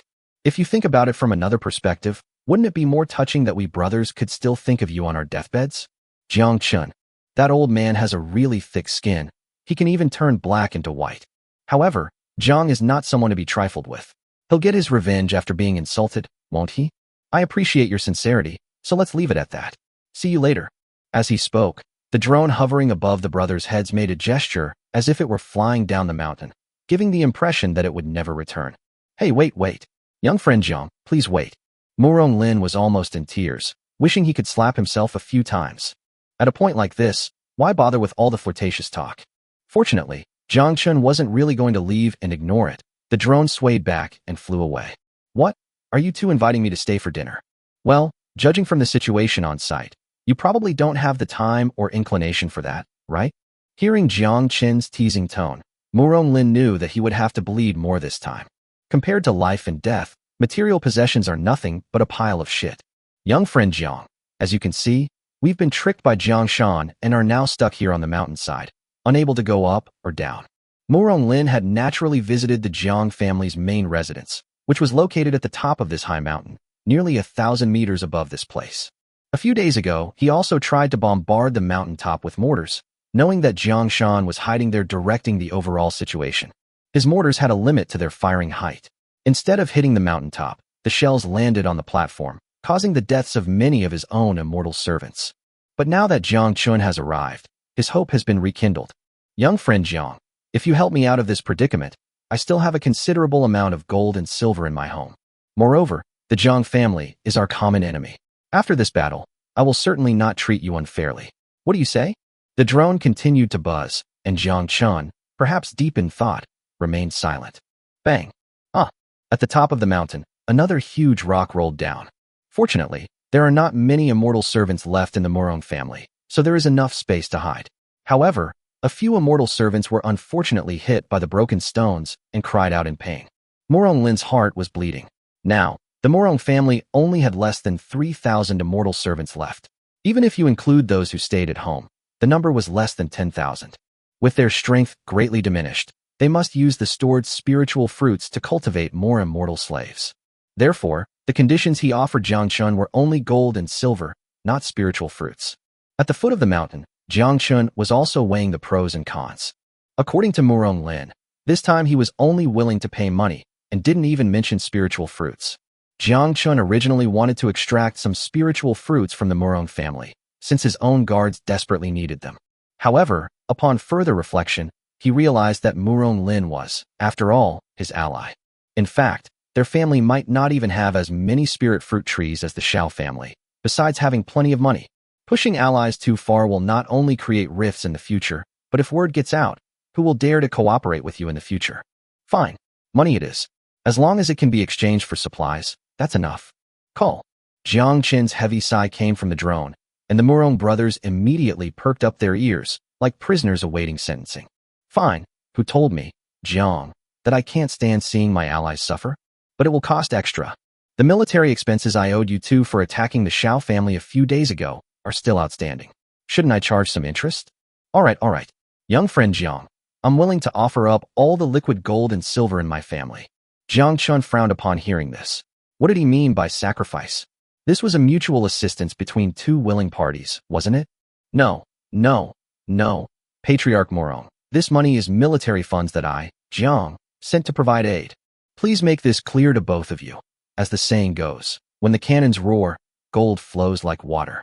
For the safety of our allies, I'm willing to suffer a loss this time. Hearing Jiang Chen's righteous and awe-inspiring voice coming from the drone, Murong was speechless. Bah, you bastard, you've taken all the benefits and you're still pretending to be the one who's lost out? You truly live up to your surname Jiang. You're even more shameless than your grandfather, Jiang Shan. Of course, these thoughts in one's heart cannot be expressed. Ah, yes, I misspoke. Please forgive me, young friend Jiang. Haha. Now, young friend Jiang, may we begin? Although the group argued for a long time, the Jiang family's fairy servants on the mountain did not stop their offensive. Every now and then, huge rocks would suddenly fall down. The same was true down the mountain. Every now and then, a large number of Jiang family slaves would launch a charge, leaving behind a few corpses before retreating again. Clearly, Jiang Shan, that old geezer, is waging a war of attrition. He understood that the Murong family's weapons and ammunition would eventually run out. When the sound of gunfire ceases on the platform, that will be the time for the Jiang family to unite their forces and launch a counterattack. Wait. After Jiang Chen finished speaking, he controlled the drone to return automatically. At the same time, he led the 10 soldiers to use their movement techniques again and quietly sneak towards the rear of Jiang family's Xianu at the foot of the mountain. Fortunately, the attention of these celestial servants was focused on the mountainside. Jiang Chen and his group were dressed in pure white snow combat suits that made it easy to hide their figures, and they were not discovered until they were less than a kilometer away from the Jiang family's immortal slaves. Although this mountain is quite steep, with a cliff face approaching 80 degrees. But at the foot of the mountain is a flat area, which is the perfect terrain for the robot dog army to fight. Robot dog, here comes the job. Chapter 308. These things have guns on their backs. Not to mention that Jiang Chen had already reached the rear of the Jiang family's fairy slaves at the foot of the mountain. On the mountaintop, this area belongs to the Jiang family's main base. The Jiang family manor does not cover as much area as the Xiao family's, but it still reaches more than 10 hectares. At this moment, Jiang Shan was in charge at the front, directing his celestial servants to smash rocks hard at the platform halfway up the mountain. Master, we're almost out of stones. A middle-aged man rushed over. He was Jiang Shan's second son, Jiangsu, but the news he brought was not good. Humph, Jiangsu, you idiot. After you've used up all the mountain stones, why don't you use the Taihu stones at home? Coco's Taihu stones. Jiangsu was still waiting to be discussed, but instead received a furious shout from Jiang Shan, who was clearly disappointed in its performance. At a time like this, it's not time to fuss over such trivial matters. Jiangsu, you idiot, have some sense of the bigger picture. You're so petty, you're even worse than Jiang Batian. Jiang Shan was deeply depressed after harshly dismissing his good-for-nothing son. He had 3 sons. Although his second son, Jiang Shan, had some talent in cultivation, he was slow and indecisive and lacked any sense of grandeur. Not to mention the third brother, Jiang Batian. His talent for cultivation was utterly worthless. Although he had made some achievements after leaving home at a young age, he was still just a worldly champion marquis, and also the champion marquis of the Qin kingdom of the Xiao family. This had made him lose face for so many years. This is a huge slap in the face to the Jiang family head. Fortunately, the eldest son, Jiang Yi, lived up to expectations. Not only was he exceptionally skilled in martial arts, but he was also quite shrewd in strategy, which enabled the Jiang family to control the entire Wu kingdom as their rear base. Thinking of this, Jiang Shan finally breathed a slight sigh of relief.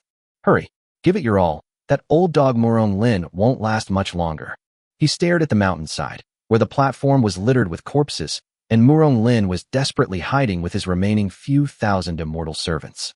If we continue to attack with stones for a while longer and deplete more of the Murong family's fighting strength, then we can order the main force below the mountain to charge. By then, we can minimize the casualties of our own immortal servants. Murong Lin, of all the people you could have partnered with, why did you have to choose Jiang Chen, that traitor? All I can say is that you've already chosen a path to your death. Seeing that Jiangsu had brought a large number of celestial servants and had already dismantled a large number of Taihu stones in the mansion to the edge of the cliff, Jiang Shan knew that the decisive moment had arrived. Hurry, let's smash it one last time. Jiangsu ordered the flag bearer to send out flag signals, instructing the people below the mountain to prepare for an attack. Yes, father. Shut up. Call me commander-in-chief on the battlefield. Country. Jiangsu quickly responded and was about to command the flag bearer. But at that moment, a sharp-eyed fairy servant pointed towards the foot of the mountain, utterly terrified. The head coach is one of them. Those are. Jiang Shan was puzzled. He looked in the direction the fairy servant was pointing and was immediately shocked. At the foot of the mountain, tens of thousands of immortal servants dressed in red robes gathered like a red tide, ready to charge towards the mountainside at any moment, their murderous aura filling the air and their momentum unstoppable. But right behind this imposing camp, another silver-gray wave suddenly appeared. What is that? These things aren't human. They look like dogs? Bullshit. What kind of dog could survive in the Holy Realm? It would freeze solid in a second. From the perspective of the people on the mountaintop looking down, this silvery-gray wave was growing rapidly, becoming more and more numerous and denser. Jiang Chen and the others have not been discovered so far because they are wearing snow camouflage. The 10,000 robot dogs that were redeemed last time have already been used once, and all the ammunition in the rifle has been used up. Furthermore, he didn't have enough time or patience to replenish the ammunition for these robot dogs, so all the robot dogs that appeared were newly redeemed. Having learned from his previous experience, Jiang Chen temporarily entered the city and found the initial version of the robot dog. And then I set the robot dog to attack automatically before I could exchange for a total of 10,000 robot dogs. Now that Jiang is rich, he's arrogant and domineering. Go, Pikachu! Hidden in the snow, Jiang Chen and the others watched with anticipation as the army of robot dogs marched towards the foot of the mountain with adorable steps. Chief, the patriarch has sent a signal through flags warning us to watch our backs. At the foot of the mountain, among the Jiang family's slaves, a flag bearer hurriedly found the leader to report. In fact, the flag bearer had noticed the strangeness behind him the moment he received the information and was terrified. What are you talking about behind my back? What the hell are you spouting? The leader of the immortal slaves was Jiang Yulan, a son of Jiangsu. He was about to reprimand his subordinates when he was startled by the large number of silvery white figures behind him and almost jumped up on the spot. Everyone, stand back, on alert. Alert! Fortunately, the robot dogs were not moving very fast. From the time Jiang Shan on the mountain issued the flag signal warning to the time Jiang Yulan reacted, although quite a while had passed, the robot dog army had only advanced more than 200 meters. Murong Lin, are these the reinforcements you invited? They're so slow, even a baby learning to walk can walk faster than them. Have you lost your mind and called these reinforcements? Although the sudden appearance of the robot dog surprised Jiang Shan for a moment, after noticing its slow speed, Jiang Shan felt confident again and immediately roared and mocked at the mountainside without hesitation. You damned bastard, Jiang Shan. So what if I called for reinforcements? You're just waiting to die? Now you can just pray that a few of the fairy slaves down the mountain survive? Faced with Jiang Shan's mockery on the battlefield, Murong Lin did not back down. Jiang Shan had never witnessed the power of the robot dog, but Murong Lin knew it all too well. Don't let their slow pace and somewhat goofy appearance fool you. But if a real war were to break out, their combat effectiveness. Thinking of this, Murong Lin's gaze at the army of robot dogs trembled slightly, and he began to mourn for the enemies below the mountain. Hearing Murong Lin's equally defiant response, Jiang Shan frowned. This shouldn't be happening. Why is Murong Lin so confident? Judging from his tone, it seems like I, Jiang, am already doomed to lose. Tom did not give him enough time to think, because Jiang Yulan at the foot of the mountain had already made his move. All celestial servants, heed my command. Charge forward, slaying ghosts and gods alike. No matter what those things are, kill them all.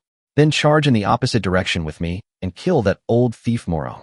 In Zhang Yulin's view, apart from the fact that these things appeared too suddenly and were not even detected by the scouts on the perimeter, they were not anything to be afraid of. Is there anything in this world with stronger combat power than the immortal slaves of the Holy Realm? Of course, aside from that bastard Jiang Chen from the rumors. Kill them. At Zhang Yulin's command, tens of thousands of immortal slaves began to move and launch a counterattack. The two sides were not far apart to begin with, and these immortal servants were the top combat forces of the Jiang family. In just a few breaths, they rushed to within 100 meters of the robot dog army. Only at this moment did Jiang Yulin, the leader, see the robot dog's true appearance. It's all silver white, with 4 legs, looking exactly like a dog made of iron. However, what terrified him even more was, damn, rifles. These things are all carrying rifles. Quick, spread out. Chapter 309 Jiang Chen, do you want your father to die? Jiang Yulin was terrified. As he spoke, he fell to the ground, his legs pushing off the ground as he quickly retreated in the opposite direction. He didn't recognize the robot dog, but he had already learned about the rifle from intelligence reports. This weapon, unique to Jiang Chen, can only be temporarily blocked by protective chi at the Grandmaster level, but it cannot withstand dense barrage. Da-da-da-da. Jiang Yulin reacted the fastest, but his celestial servants were not so lucky. Before many of the immortal slaves could react to Jiang Yulin's order, their bodies, already undergoing rapid impact, were subjected to a barrage of bullets. Snap! The protective aura has shattered. A large number of celestial slaves fell from the low sky with screams of agony, some dying instantly, others writhing and wailing on the ground. The view from the mountaintop is even more spectacular at the foot of the mountain. On one side was the immortal slave camp, like a torrent of blood, and on the other side was the silver-white steel camp. The two forwards were less than 100 meters apart, but within that short distance, a barrage of 10,000 orange bullets relentlessly pounded the ground. The originally raging torrent disintegrated and receded quickly, as if it had encountered an iron wall. Standing on the edge of the cliff at the mountaintop, Jiang Shan stared wide-eyed, still unable to believe what he was seeing. He originally thought that although this strange silvery white thing was magical, its low attack speed meant it probably didn't have much offensive power. Unexpectedly, the Jiang family's immortal servants, who were originally so proud, lost nearly 1,000 in just a few breaths, without even making contact with the enemy. The loss of 1,000 immortal slaves is, frankly, nothing in the power struggles between the various families in the Holy Realm. However, with so many casualties, the battle would often involve a long and protracted struggle, with back-and-forth exchanges. But what is the scene before us? The enemy has not suffered a single casualty, while our side has suffered such heavy losses in just a few breaths. This was hard for Jiang Shan, who had always been invincible, to accept. Father, this is a rifle. It's Jiang Chen. Jiang Chen is here. Father, I told you long ago that once you caught that brat Jiang Chen, you would come after him sooner or later. And here he is. Jiang Shan is surrounded by people from Jiangsu, who keep nagging and complaining. Actually, Jiangsu felt a little sorry for Jiang Batian, not because of familial affection, but because the entire second generation of the Jiang family only had the 3 brothers. The eldest son, Jiang Yi, possessed both high cultivation and a shrewd mind, earning him high praise from Jiang Shan and being designated as the heir to the family head at a young age. Of course, Jiangsu wouldn't accept this. I have skills, I have looks, and I'm even more handsome than Jiang Yi, so why don't I get any attention? Therefore, compared to his elder brother Jiang Yi, he had much richer feelings for his third brother Jiang Batian. If I had to put it in a way, it would be similar to the feeling of being fellow sufferers in the same boat. Father, Jiang Chen has truly come to our door, and this is a crucial time for us to eliminate Murong Lin. Perhaps we should release our third brother? Snap! Before he could finish speaking in Jiangsu dialect, he was suddenly slapped away by Jiang Shan, his body crashing into a wall and burying him in the bricks and stones. Unfilial son, how dare you disrupt the morale of the army? Jiang Shan remained calm, not even glancing at his second son who had been slapped away. At this moment, at the foot of the mountain, some of Jiang family's immortal servants had already rushed into the robot dog camp, using their agile movements to engage in a fierce battle with the robot dogs. Of course, calling it a grueling struggle is putting it nicely. Bang!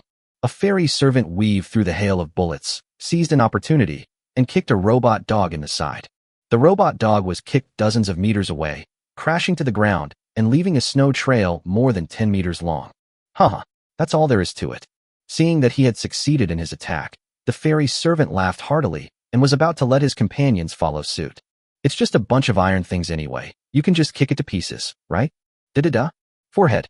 Little did the fairy servant know that as soon as he finished speaking, 3 bullets pierced his chest and embedded themselves deep in his flesh. He glanced down at the 3 bloody holes in his chest, then looked up again with difficulty, searching. Following his desperate gaze, he saw the robot dog that he had just kicked away. It had somehow stood up again, and smoke was still rising from the muzzle of his gun, which was pointing directly at him. Unkillable? With his final, poignant words, the celestial servant collapsed to the ground, his eyes wide open. He never understood why, even when he died, his cultivation level, which was above that of a grandmaster, couldn't break a dog made of iron. The robot dog's body is made of titanium alloy, and even the joints have been specially reinforced. What kind of trash like you could possibly kick and break? Behind the robot dog camp, Jiang Chen watched the scene unfold before him with indignation. Just as Jiang Chen was watching the spectacle, an extremely angry voice echoed from the mountaintop. Jiang Chen, you unfilial grandson, you've arrived. What? What benefits did the Murong family give you that made you do something so contrary to your ancestors? Jiang Chen. Good heavens, defying the ancestors' decisions? That sounds so familiar. God has disobeyed the ancestors. Jiang has never considered himself a member of the Jiang family. Jiang Chen remained silent, but Murong Lin, who had been holding back his frustration for several days, could no longer contain himself. Seeing Jiang Chen's army of robot dogs displaying their might and routing the Jiang family's immortal servants in such a short time, it would be a betrayal of his ancestors not to mock them. Ha ha ha, Jiang Shan. You bastard, aren't you enjoying this? Surprised? Surprised? Huh. My Murong family has powerful backers too. That's right. It's Jiang Chen, that grandson who was abandoned by your Jiang family. Now even he doesn't like you anymore, huh? You wait. I'll come down the mountain and personally take your dog's head. Jiang Shan was almost driven to the brink of madness. I was arguing with Jiang Chen. Why are you getting involved? Although he was angry, he remembered that he had an ace up his sleeve. Jiang Chen, your grandpa's talking to you. Why are you hiding? Or is it that you don't want grandpa to know you've arrived? Huh. Only you possess such a mysterious weapon. Don't let others know, for you shouldn't do it in the first place. Although intimidated by the robot dog's powerful combat capabilities, Jiang Shan took a different approach. He looked down at the silvery white waves, a strong sense of possessiveness rising in his eyes. This is really good stuff.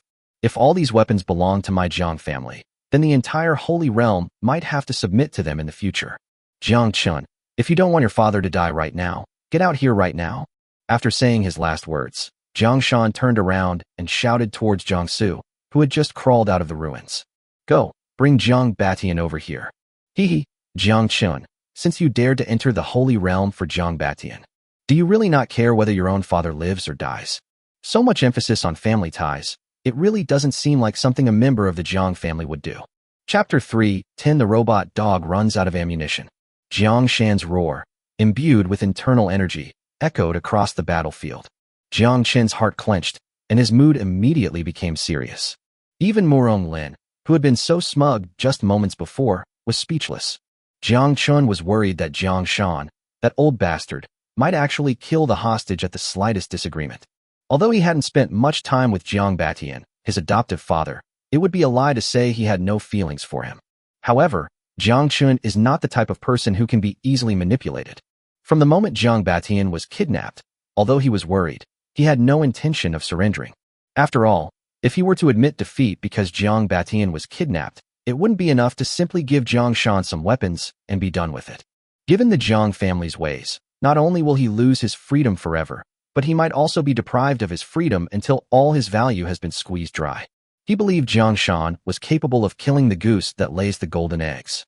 He originally planned to sneak up on the Jiang family's residence, rescue Jiang Batian, and then settle accounts with Jiang Shan. Who would have thought that Murong Lin would be besieged?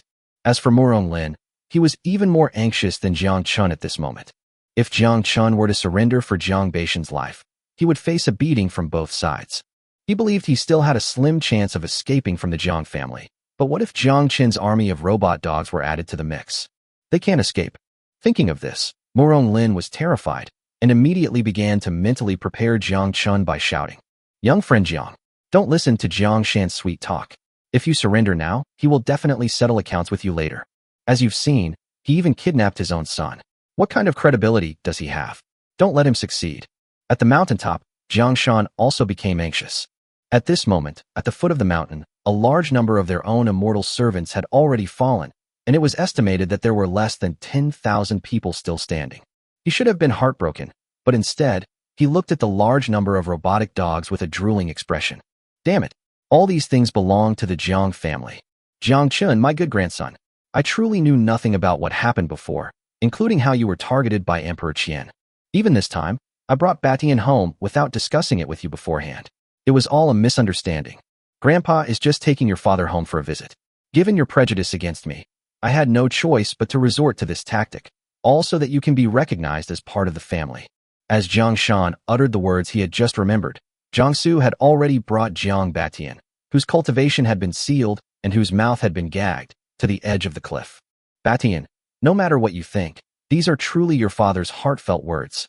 Looking at Jiang Batian, who was glaring at him with his mouth gagged, Jiang Shan changed his usual coldness and spoke in a rather gentle tone. Look, Chinner has clearly misunderstood. He's actually come to our doorstep to fight. Why don't you say a few words of persuasion for your father? Father guarantees that as long as Jiang Chen stops his attack, from now on you and your father will be the only respected members of the Jiang family. It is not unreasonable to hand over the position of the head of the Jiang family to you in the future. Jiang Shan analyzed the pros and cons for his third son, while also making a grand promise. As he spoke, he personally removed the rag from Jiang Batian's mouth. Quickly, your father will undo your cultivation. Use your inner strength to persuade Chen. Get lost, you old geezer. You think I don't know what you're thinking? If you've got the guts, kill me now.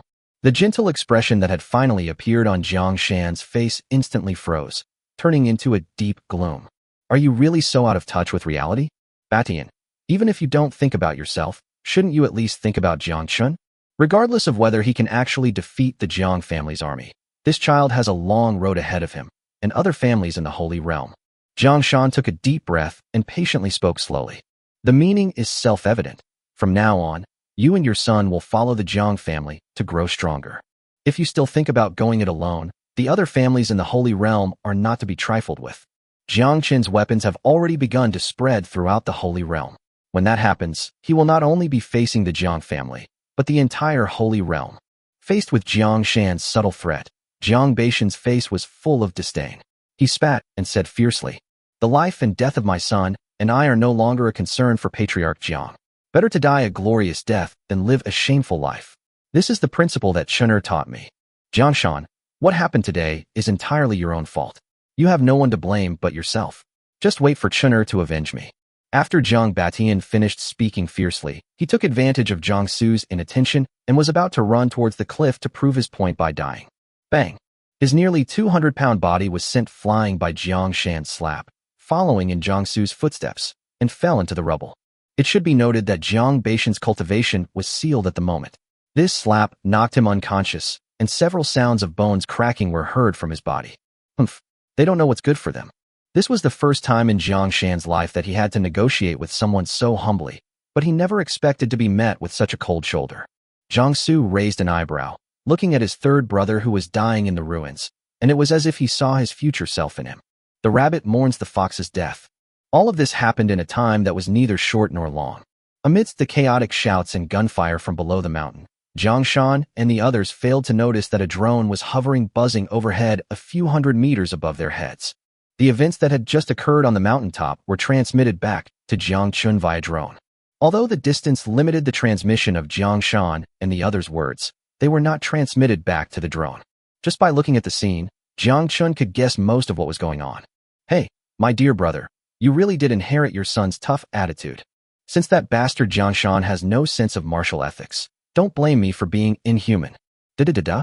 With the final gunshot, the battlefield at the foot of the mountain in front of Jiang Chen seemed to fall silent once again. It wasn't that all of Jiang's fairy servants were killed, but rather that the robot dog ran out of bullets. Robot dogs aren't human, so they don't have hands to reload their own magazines during combat. Each robot dog is equipped with a specially modified double-parallel magazine for its rifle, which can hold up to 60 rounds of ammunition. After that wave of attrition, having killed over 10,000 immortal slaves, all bullets have been exhausted. At this moment on the battlefield, as the gunfire subsided, the remaining 20,000 immortal slaves barely had time to react. Why aren't these called anymore? Did it misfire? Ugh, I'm so tired. The celestial servants touched their chests, feeling a wave of lingering fear, yet they remained cautiously on edge. God knows how they survived that. These iron lumps were unbreakable, and even after being kicked out and thrashing around, they could still stand up and attack again. Damn, they're out of bullets. Jiang Yuan, who had some knowledge of rifles, was the first to react, and was so happy he almost cried. Haha, without bullets, it's just scrap metal. Heaven is helping me. Heaven is helping me. Haha. Fellow immortals, do not be afraid. Follow this princess to capture these iron dogs. The family will need them in the future. It must be said that Jiang Yuan knows how to make use of waste. If we have the chance in the future, we can try to squeeze some ammunition out of Jiang Chen. These dogs are definitely above 10,000 grandmasters, or even more. The next moment, 20,000 celestial servants sprang into action, grabbing the robot dogs that were still aimlessly searching for their targets and tying them up with ropes. Not far away, Jiang Chen couldn't help but grin maliciously. You've really dug your own graves. Chapter 3:11 The Self-Destructing Robot Dog. Hurry, hurry, hurry. Why are these dogs still moving? They should all be tied up. As the rifle on the robot dog's back misfired, a magical scene unfolded. Under Jiang Yuan's mobilization, 10,000 robotic dogs were quickly tied up and placed upside down at the foot of the mountain. Jiangsu, Sun Yuan, truly have the spirit of diligence and thrift in managing a household. At the edge of the cliff, Jiang Shan saw that the robot dogs had stopped attacking and that Jiang Yuan had captured all the robot dogs, and he was in a great mood. Jiangsu, standing to the side, secretly grumbled upon hearing this. Your Yuan is quite something? If he's really that good, why don't you pass the position of family head to me? However, before he could fully develop his inner monologue, Jiang Shan couldn't hold back any longer. Jiang Chen, do you see that? Although your weapons are incredibly powerful, even the bullets in them will eventually run out. Give up the resistance. Returning to your family is the right path for you. The sound traveled far and wide with the force of the internal energy. Although we don't know where Jiang Chen is hiding, this place is so big that it's not easy to find the enemy. But he was convinced that Jiang Chen, who had not given himself away, was hiding somewhere and lurking. As Jiang Shan spoke, he waved to the flag bearer beside him, and an order was immediately issued to Jiang Yuan below the mountain. Jiang Chen still did not respond to Jiang Shan's threats. He was lying in the snow, using his snowsuit as cover to multitask. While keeping an eye on the drone flying over the mountaintop, he was worried that Jiang Shan might act rashly and kill his cheap father. On the other side, he was waiting for the immortal servants at the foot of the mountain to gather in one place as much as possible. If a robot dog is just something that carries a rifle on its back and fires incessantly, how can it live up to the title of an industrial powerhouse? How can it do justice to the countless hours of research and development work of so many researchers? Inside each robotic dog, there is actually a designated area where a piece of TNT high explosive is placed. Once the rifle ammunition is exhausted and the enemy has not been completely eliminated, the remote operator can simply press a button to maximize the killing effect. There are a full 10,000 robot dogs here, which is equivalent to 10,000 pieces of TNT. Just thinking about it sent chills down Jiang Chen's spine. Just as Jiang Yuan finished directing his servants to collect the captured robot dogs, he received a flag signal. All celestial servants, heed my command. Use the family's mountain peak as the center to search for traces of the enemy.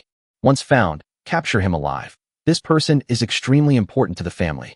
After Jiang Yuan finished speaking, he activated his protective aura and rushed out first. He wanted to find his cousin, who was hiding and whom he had never met. Seriously, this cousin of mine is quite capable. He managed to accomplish so many great things all by himself. Unfortunately, just like me, we were born at the wrong time. Both of our fathers were born a little too late. With these thoughts in mind, Jiang Yuan had already darted hundreds of meters away. Seeing their leader leading the way, the celestial servants behind him were about to obey orders and scatter to search for the enemy. Little did they know, the unexpected happened at that very moment. Boom! 20,000 celestial servants had just captured 10,000 robotic dogs in one place, and everyone was currently standing around these harmless robotic dogs.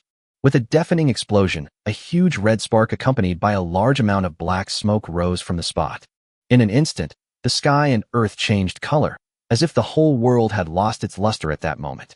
The massive shockwave from the explosion spread outwards, blowing away large amounts of snow that turned into water droplets in the air, which then evaporated into water vapor in a very short time. Rumble, thump, thump, thump.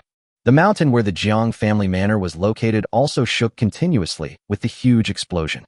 The snow that had been buried on the mountain for countless years was shaken off and turned into an avalanche that slid down the mountain. Wow! Quick, get out of the way. At this moment, apart from the large number of immortal slaves at the foot of the mountain who didn't even know how they died, the most miserable were Murong Lin and the others. Large clumps of snow rolled down from the mountainside, instantly burying the mountainside platform. At the edge of the cliff at the mountaintop, the massive shaking of the mountain directly blasted dozens of unsuspecting immortal servants off the cliff, turning them into piles of minced meat amidst screams of terror. After a long while, as the mountain stopped shaking, Jiang Chen, who had finally managed to stand firm, looked down. Hiss! All those still alive gasped in shock, fear rising to their very core. What did he see? Huge plumes of black smoke blotted out the sky, rising even higher than the mountain itself. At the foot of the mountain, the Jiang family slaves, who were once as numerous as ants, have long since disappeared, leaving only a large pit, dozens of meters deep. How could this be? How could this be? How could this be? Jiang Chen muttered to himself, his face deathly pale. It should be noted that the entire Jiang family has fewer than 40,000 immortal servants. In order to wipe out the Murong family, they left less than 10,000 men on the mountaintop for defense. The 30,000 immortal slaves used to ambush Murong Lin at the foot of the mountain were almost the entire fighting force of the Xiao family. 30,000 people. A full 30,000 people. Even if it's 30,000 pigs, it would still take a day or two to slaughter them, right? It's gone just like that. Gone. Jiang Chen. You damned, stupid dog, I'll kill you. I'll kill you. Jiang Chen couldn't help but let out a hoarse roar to the sky. To be honest, Jiang Chen could still tolerate the fact that Jiang Chen's robot dog killed more than 10,000 immortal slaves. It's just a quarter of the battle losses. If we can exchange it for all of Jiang Chen's weapons, this deal is a sure win. But now there are a full 30,000 people. The entire Jiang family has fewer than 10,000 surviving immortal servants. How are they supposed to establish themselves in the Holy Realm? We should be thankful that we weren't swallowed up by other families. In a fit of rage, Jiang Chen completely lost his mind. Jiang Batian, where is Jiang Batian? He was so angry that he spun around in circles, completely forgetting that Jiang Batian was still lying in the ruins, his life hanging in the balance. Soon, a clever fairy servant, her legs trembling, ran backward, her target Jiang Batian in the ruins. Just then, a gunshot rang out. Bang bang bang. This is the Jiang family's headquarters, located on a steep mountaintop, and no one has activated their protective aura. This fairy servant had intended to make a name for herself, but unexpectedly, she died with her body riddled with bloody holes. Everything happened in the blink of an eye, and the people on the mountaintop reacted quite quickly as well. He activated his protective aura at the moment the sudden change occurred, and only then did he have the mind to look in the direction of the sound. Hiss! With a start, they realized that their heads were suddenly filled with countless birds. A rough estimate suggests that there are nearly 10,000 of these birds. Damn! What other weird and wonderful weapons does that bastard Jiang Chen have? Before everyone could recover from their astonishment, Jiang Chen's cheeky voice rang out simultaneously from among the drones. Hey, hey, hey, if anyone dares to take another step, my men won't be able to resist making a move. This type of drone is used exclusively by the military, and it is also equipped with a rifle under its fuselage. Of course, once the rifle bullets are used up, these drones can also automatically find targets and self-destruct. Jiang Chen looked at the drone footage and finally breathed a slight sigh of relief. Thank goodness, besides combat robot dogs, I also have combat drones. Chapter 3:12 You Deserve to Die. With the appearance of countless drones, the entire mountaintop instantly fell under Jiang Chen's control. Jiang Chen, where are you hiding? We can sit down and talk things over. You're still young. Don't go down the path of betraying your master and ancestors. Jiang Chen squinted, muttering unconscious words to buy time while secretly surveying his surroundings and thought. Damn, the situation has reversed too quickly. No one present has been able to react yet. Just a moment ago, she was happily collecting Jiang Chen's weapons, thinking she could reuse them as treasures. Who would have thought that these so-called treasures were actually hidden ferocious beasts, and they just exploded like that? Along with the explosion, tens of thousands of immortal servants were instantly reduced to dust. That was the foundation of my Jiang family. And it's gone just like that? Jiang Chen, who prioritizes profit above all else, is only concerned about the strength of his immortal servants. As for his grandson Jiang Yuan, to hell with him. As Jiang Chen spoke, he glanced to the side, and immediately more than a dozen immortal servants understood. Grab him. In an instant, the dozen or so immortal servants flew forward, heading straight for Jiang Batian, who was still lying in the ruins. Seeing his immortal servants so cooperative, Jiang Chen was very pleased. It was no wonder that he had treated them well all along. At the same moment, Jiang Chen also sprang forward. Among everyone present, he was the one with the highest cultivation level and the fastest skills. As long as Jiang Batian is captured, Jiang Chen will definitely be hesitant to continue the attack due to fear of harming Jiang Batian. What I need to do next is to use the emperor to command the feudal lords. Jiang Shan's body flew through the air, covering dozens of meters in the blink of an eye. He was less than a breath away from catching Jiang Batian. Above his head, the dozen or so trusted immortal servants unleashed their protective qi, using their bodies to shield Jiang Shan from the drone, fearless of death. Jiang Shan's idea was beautiful, but reality was extremely cruel. As everyone knows, drones can be equipped with ordinary rifles and also have a self-destruct function. Whoosh, whoosh, whoosh. Jiang Shan grinned, seemingly about to succeed, when he heard several sharp, whistling sounds in his ears.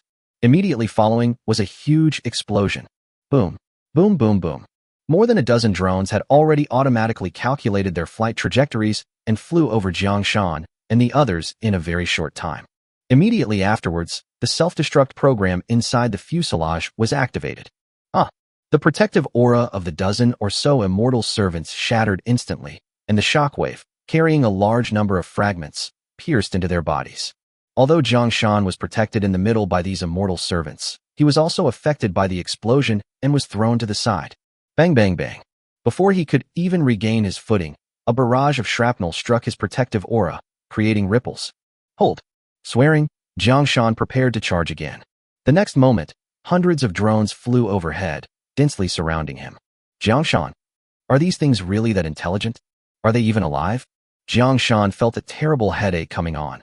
Oh no, he was about to grow a brain. You bastard, you're not being honest. Jiang Chen's voice came out again at just the right time. The simultaneous sound of 10,000 drones made his voice sound erratic, which created a strong psychological shadow for everyone present. You still have nearly 10,000 immortal servants by your side. These are the very foundation of your Jiang family. If you want to keep doing stupid things, then go ahead and keep doing them. I won't stop you. However, these drones aren't as kind-hearted as I am. I can't control what they do. Glug. Upon hearing Jiang Chen's threat, everyone, including Jiang Shan, swallowed hard. Is Jiang Chen such a scoundrel? What kind of weapons are these? I thought the dog down the mountain could explode, but even his bird could explode? Where can I even seek justice? Jiang Shan originally wanted to fight to the death again, but after noticing the many uneasy immortal servants around him and his second son Jiangsu, who was always behind him, he had no choice but to give up the idea of fighting to the death. At least the roots of our Jiang family are still there, aren't they? As long as it's not a complete wipeout, a smaller number of people is fine. The Jiang family cannot be destroyed by our own hands. As the saying goes, as long as the green hills remain, there will always be firewood to burn. My dear grandson, we can actually have a good talk. After hesitating for a long time, Jiang Shan finally spoke in a dry voice. In his mind, everything he had done before was to make the Jiang family strong again. As the head of the family, he was acting entirely out of the family's interests. He thought that as long as he explained things properly to Jiang Chen and promised some spiritual fruits, the matter might be resolved peacefully. Hey, wait a minute, dear grandpa, your good grandson is coming up to you right now. Call. Seeing that Jiang Chen indeed had no intention of continuing the attack, Jiang Shan finally felt a little relieved. It's good that we can talk. It's good that we can talk. And so, the atmosphere on the mountaintop remained somber for the next few minutes. Jiang Shan pondered how to exchange benefits with Jiang Chen, while Jiangsu glanced down the mountain every now and then, trying to find his son Jiang Yuan at the site of the explosion. In the quiet environment, only the buzzing sound of the drone disturbed everyone's peace of mind. Meanwhile, perhaps to prevent Jiang Shan from launching another surprise attack, the unconscious Jiang Batian was surrounded by drones, with the rifle muzzles under the drones pointing in all directions, as if they were ready to self-destruct at any moment to protect their master. Seeing this, Jiang Shan's greed began to stir again, almost impossible to suppress. Finally, in the ensuing silence, footsteps echoed from the edge of the cliff at the mountaintop, followed by the first figure, then a second and a third. Hey, isn't this Patriarch Jiang? Long time no see. Murong Lin was still covered in snow. and although his hair was disheveled and his face was covered in black soot, he was extremely excited. Faced with Murong Lin's teasing, Jiang Shan's lips trembled a few times, but he ultimately chose to turn his head to the side, preferring to keep his eyes clear. As for Murong Lin, after all the Murong family's immortal servants reached the mountaintop, he ran directly towards Jiang Batian's location. The numerous drones that were originally guarding Jiang Batian's body also parted to create a path, as if they had received a command. Jiang, you old bastard. Even tigers don't eat their cubs, so I have to admire your skill to the core. Murong Dengyun helped the unconscious Jiang Batian up, while Murong Lin took out a pill and stuffed it into Jiang Batian's mouth, while also showing disdain for Jiang Shan. Humph. The winner takes all, the loser is condemned. What's the point of saying all this now? As for Jiang Chen, I'm still waiting to see him. Jiang Shan was already in a low mood, and after being provoked by Murong Lin's casual remark, he blurted out his true thoughts. Ouch. Young friend Jiang was right after all. You really deserve to die. Chapter 313 Funeral expenses were saved. In Jiang Shan's stubborn old eyes, it was Jiang Chen who defeated him, not Murong Lin who followed Jiang Chen around and picked up the scraps. So how could he possibly hold back when faced with Murong Lin's mockery? However, he immediately regretted his words, wondering if Jiang Chen would hear them. Sure enough, just as he was feeling uneasy, Jiang Chen's voice rang out again from the drone. As expected of the Jiang family head, he has been in a position above all others for too long, but has he never experienced what it feels like to be an ant? Jiang Shan sensed something was wrong and hurriedly explained. No, Chener, let Grandpa explain. Shut up, you old dog. Before Jiang Shan could finish speaking, Jiang Chen suddenly shouted. Down the mountain, Jiang Chen sat in the snow looking at the drone screen, thinking to himself, just as I expected. This kind of cunning old fox doesn't show the slightest remorse whatsoever. He overestimated the importance that people in the Holy Realm place on relationships. Jiang Batian's father is a man of great loyalty and righteousness. How could he have such a father? In the distance, 10 soldiers brought by Jiang Chen were each armed with a shotgun, clearing away the few Jiang family slaves who were still dazed from the explosion. He just verbally agreed to go to the mountaintop for a face-to-face meeting with Jiang Shan. However, how could someone like Jiang put himself in danger? So he first used a drone to contact Murong Lin, who then led his own fairy servants up the mountain to control the situation. He himself remained hidden at the foot of the mountain, observing the situation a little longer. If it weren't for Jiang Batian's feelings, the current situation would be incredibly simple for Jiang Chen. Why is he arguing so much with that old geezer Jiang Shan? He might as well just take them all out with a drone strike. Jiang Chen, what do you want? I admit that what happened today is entirely my own fault, but don't you think you're also without fault? At the mountaintop, Jiang Shan, seeing his hypocritical mask exposed, stopped pretending and laid his cards on the table. What? What did I do wrong? Oh, tell me, where did I go wrong? The light, airy tone came from the drone, and Jiang Shan couldn't see the expression on his grandson's face, whom he had never met before. After regaining his composure, he continued. As a descendant of the Jiang family, the blood and flesh within you are a gift from the Jiang family. Putting aside the fact that you, the immortal emperor, were plotted against, you've already established yourself in the border town, made your fortune, and acquired so many mysterious weapons. Why don't you think about going home to repay your kindness? Instead, you're constantly trying to oppose my Jiang family. Do you know what kind of behavior you're exhibiting? That's called being disrespectful to your ruler, disobedient to your subject, and unfilial. Jiang Chen. Good heavens, this is truly amazing. Where did you learn this skill of turning the tables? I've never heard of a modern fairy traveling through time. Seeing that the drone was silent except for a buzzing sound, Jiang Shan thought the label he had put on it had worked and decided to strike while the iron was hot. Tell me, not only do you not repay your family, but now you've even joined forces with outsiders to attack our home. Do you think what you're doing is appropriate? Answer me. To bolster his momentum, Jiang Shan unleashed a final roar, channeling his inner strength and causing a surge of energy to erupt around him. Jiang Chen rolled his eyes, lit a cigarette, and took a deep drag, temporarily suppressing his rising killing intent. Damn it, he felt an itch on his head, like he was about to grow a brain. At the mountaintop, Jiang Shan felt he had occupied the moral high ground. Although he had never met Jiang Chen, based on his third brother's emphasis on family ties, he was certain that Jiang Chen had taken after his third brother. He believed that if he continued his verbal assault a few more times, Jiang Chen might burst into tears, filled with remorse. Therefore, today's matter may be dealt with leniently, and our lives will be safe. But just as he had gathered his grief and indignation and was about to speak again, A calm voice rang out from not far away. Jiang Shan, shut your stinking mouth. Jiang Shan was startled. The familiar voice made him turn his head and see that it was his third brother, Jiang Batian. Batian, you're awake. Wait a minute before you speak. Let your father teach that unfilial son Jiang Chen a lesson. I told you to shut up. What the hell? Jiang Shan, At this moment, Jiang Batian stood up shakily with the help of Murong Dengyun. Although a pill had restored his cultivation, the injuries on his body were real. Jiang Shan, before you kidnapped me, I still considered you my father.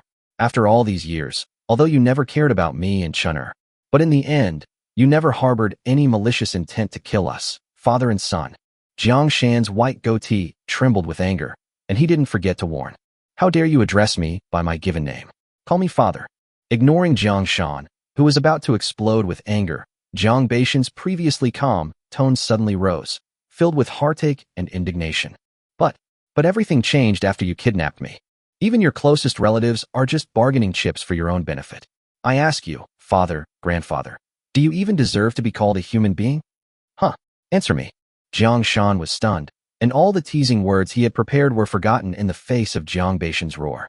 He couldn't understand why his third son, who was usually meek and submissive and even prone to physical violence against him, was showing his fierce fangs for the first time. You. Jiang Shan could barely speak coherently, and when he pointed at Jiang Batian, he was speechless. Just then, Jiang Chen's voice rang out. Oh dear, old man, you've finally come back to life. I thought you weren't going to make it this time. I was even thinking about burning a few beautiful women down for you. As the atmosphere in the room became tense, Jiang Chen's ramblings began again. All the people saw was a drone breaking away from the formation and flying directly in front of Jiang Batian, swaying left and right in a rather human-like manner, looking exactly like a teasing character, quite anthropomorphic. Get out of here. Don't you know I'm still in Jiang Shan's hands? How dare you attack so openly? If that old bastard gets cornered and kills you on the spot, you'll be fatherless, you know that? Although Jiang Batian complained, he couldn't hide the satisfaction in his eyes. Unlike himself, this eldest son is indecisive and has a vengeful nature. I can rest assured about the road ahead. I won't suffer any losses. Damn, don't worry about that. I've already thought it through. If you get kidnapped, I'll just raze this mountain to the ground, and none of those bastards will escape. Moreover, at this point, Jiang Chen seemed a little embarrassed to continue, which aroused Jiang Batian's curiosity. Even the Murong brothers and the furious Jiang Shan were curious. Spit it out. Moreover, this saved a lot on funeral expenses. Jiang Batian, I knew this bastard was up to no good. Murong brothers, damn. Jiang Chen is someone we absolutely must not mess with. He's truly ruthless. Jiang Shan, is this really a member of the Jiang family? Chapter 314, we pay our respects to our Lord. However, seeing the father and son ignoring everyone around them and openly bickering, Jiang Shan seemed to have a sudden realization. Perhaps this is what family love is. However, he had never heard of such a special kind of family relationship before. Okay, let's not talk about those irrelevant things anymore. Seeing his father's face turn red and nose bulge with anger in the drone footage, he realized that if he continued to tease him, their father-son relationship might really break down. Jiang Chen stopped talking in time and turned his attention back to Jiang Shan, who was standing in the distance. Old man, the situation is now almost under my control. So tell me, what's next? Should the Jiang family be spared or exterminated? Listen to what this person is saying. Jiang Batian felt like his head was a complete mess, almost like it was about to grow a brain. Annihilate the whole family? We're both surnamed Jiang. What? Are you going to kill yourself? So you won't destroy it then? Jiang Chen probed. He secretly wanted to wipe out Jiang Shan and the others, and make the entire Jiang family disappear from the Holy Realm. But we still have to take care of Dad's expert, don't we? Therefore, he directly handed this multiple-choice question to Jiang Batian. After hearing the punchline Jiang Chen threw out, Jiang Batian was speechless for a moment. Although he no longer harbors any illusions about the Jiang family, at least the Jiang family he now occupies is the one he created. If one were to commit ruthless killing, wouldn't that be patricide? Such an act would draw considerable criticism regardless of the dynasty or era. Even if he doesn't care about these criticisms, Jiang Chen still has a long road ahead of him. He didn't want his precious son to be secretly pointed at and gossiped about whenever he went out. Look, Jiang Chen's father killed his father's father. But if they don't wipe out the entire family, who knows what underhanded tricks the Jiang Shan might pull one day? How did this family end up like this? Can't they just live a peaceful life together? It must be said that although Jiang Batian has a rough appearance, he thinks a lot. In the ensuing silence, everyone waited for Jiang Batian to speak. Only Jiang Shan, who had been anxious and restless, suddenly appeared relieved. Haha, Batian, stop worrying about nothing. His carefree words drew everyone's attention. Jiang Shan's outstretched arms looked exactly like the Christ the Redeemer statue in Rio de Janeiro. Come on, give me a quick death. Everyone. No, what kind of weird tricks are you up to now, you old man? Jiang Chen frowned, almost getting angry. Old man, you have more tricks up your sleeve than any fairy, don't you? Trying to advance by retreating, is that it? Don't look at me like that. I, the old tyrant, will shamelessly call you son again. I was indeed wrong in everything I did before, but it is too late for me to repent now. Therefore, I do not ask for your or Chun'er's forgiveness. I only ask that after you kill me, out of consideration for our shared Jiang family bloodline, you spare Jiangsu and all the immortal servants' lives, as they will be useful to you in the future. It seemed that he had truly repented, or perhaps the affection between Jiang Chen and his son had really moved the old man, for a look of regret suddenly appeared in his eyes as he spoke. After saying this, before anyone could react, Jiang Shan gathered his inner strength in his palm, raised his hand high, and slapped it down on his forehead, without any trace of pretense. Boom. Bang. A sonic boom rang out, followed by the sound of fists clashing. Everyone stared intently, only to see Jiang Batian leap dozens of meters in an instant, barely managing to block Jiang Shan's self-inflicted right hand. You, Batian, don't be so soft-hearted. I admit my mistakes and deserve to die. You deserve to die, but you shouldn't have died so easily. Interrupted by his own third brother, Jiang Batian's words of argument stuck in his throat. Batian, what are you saying? The next moment, Jiang Shan's entire body arched into a shrimp shape, his eyes bulged outwards with clearly visible veins, and large beads of sweat quickly condensed on his forehead before sliding down his face. Jiang Batian retracted his fist from his dantian, his expression calm, and he seemed to have a sense of liberation and enlightenment. Jiang Shan, you are still my father. How can a son force his own father to his death? So, after much deliberation, I, your son, have finally come up with this plan. If we cripple your cultivation, you will no longer pose a threat to us, father and son. Besides, the evil you committed is not insignificant, but it's not terrible either. Why must we kill you to feel satisfied? Jiang Batian took a few steps back, his gaze shifting to the drone that had been following him, and he smiled smugly. My son, what do you think of what your father is doing? Jiang Chen at the foot of the mountain. A crude and uneducated brute who hasn't read many books is now nitpicking over literary terms? What? What the hell? Do you even know how to use what the hell? However, to be honest, Jiang Chen never expected his cheap father to pull this move. For someone like Jiang Shan, who holds the reins of a family in the Holy Realm, having his cultivation destroyed is probably more painful than being killed outright. How did my cheap old man come up with such a clever and ingenious idea? Cough, cough, cough. Dad, you're so wise and powerful. Of course, everything you do is right. Wait a minute. As a grandson, I should at least pay my respects to my grandfather, right? I'm coming up now. Jiang Chen set the drone swarm to alert mode, then took to the air and sped towards the foot of the mountain. Of course, the 10 soldiers who had already cleared the battlefield also followed behind. Soon, as Jiang Chen appeared on the mountaintop, Jiang Shan, who was in excruciating pain due to the shattered dantian, finally saw the true face of this grandson. Ahem, what a dashing sight. As expected of someone from the Jiang family. Just as Jiang Chen reached his father, ready to put on a show of filial piety, Jiang Shan's obsequious flattery, tinged with pain, came over. No, you're already useless. Why are you still talking so much? Jiang Shan knelt on the ground, clutching his dantian, speechless with emotion. Facing Jiang Chen's disdainful gaze, he did something that surprised everyone. Jiang family's celestial servants, heed my command. As mentioned earlier, the immortal slaves kept in the Holy Realm have all been brainwashed by their respective families. Despite the current unfavorable situation, all the Jiang family's immortal slaves still stepped forward and loudly replied, "Present." This sudden turn of events left Jiang Chen and the Murong brothers momentarily stunned. What's wrong? Can't you see all those drones overhead, trying to fight to the death?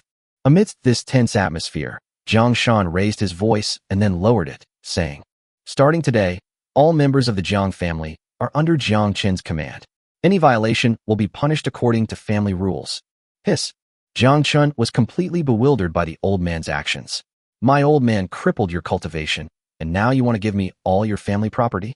Knowing this would happen, Jiang Chen's gaze subtly swept towards the Murong brothers.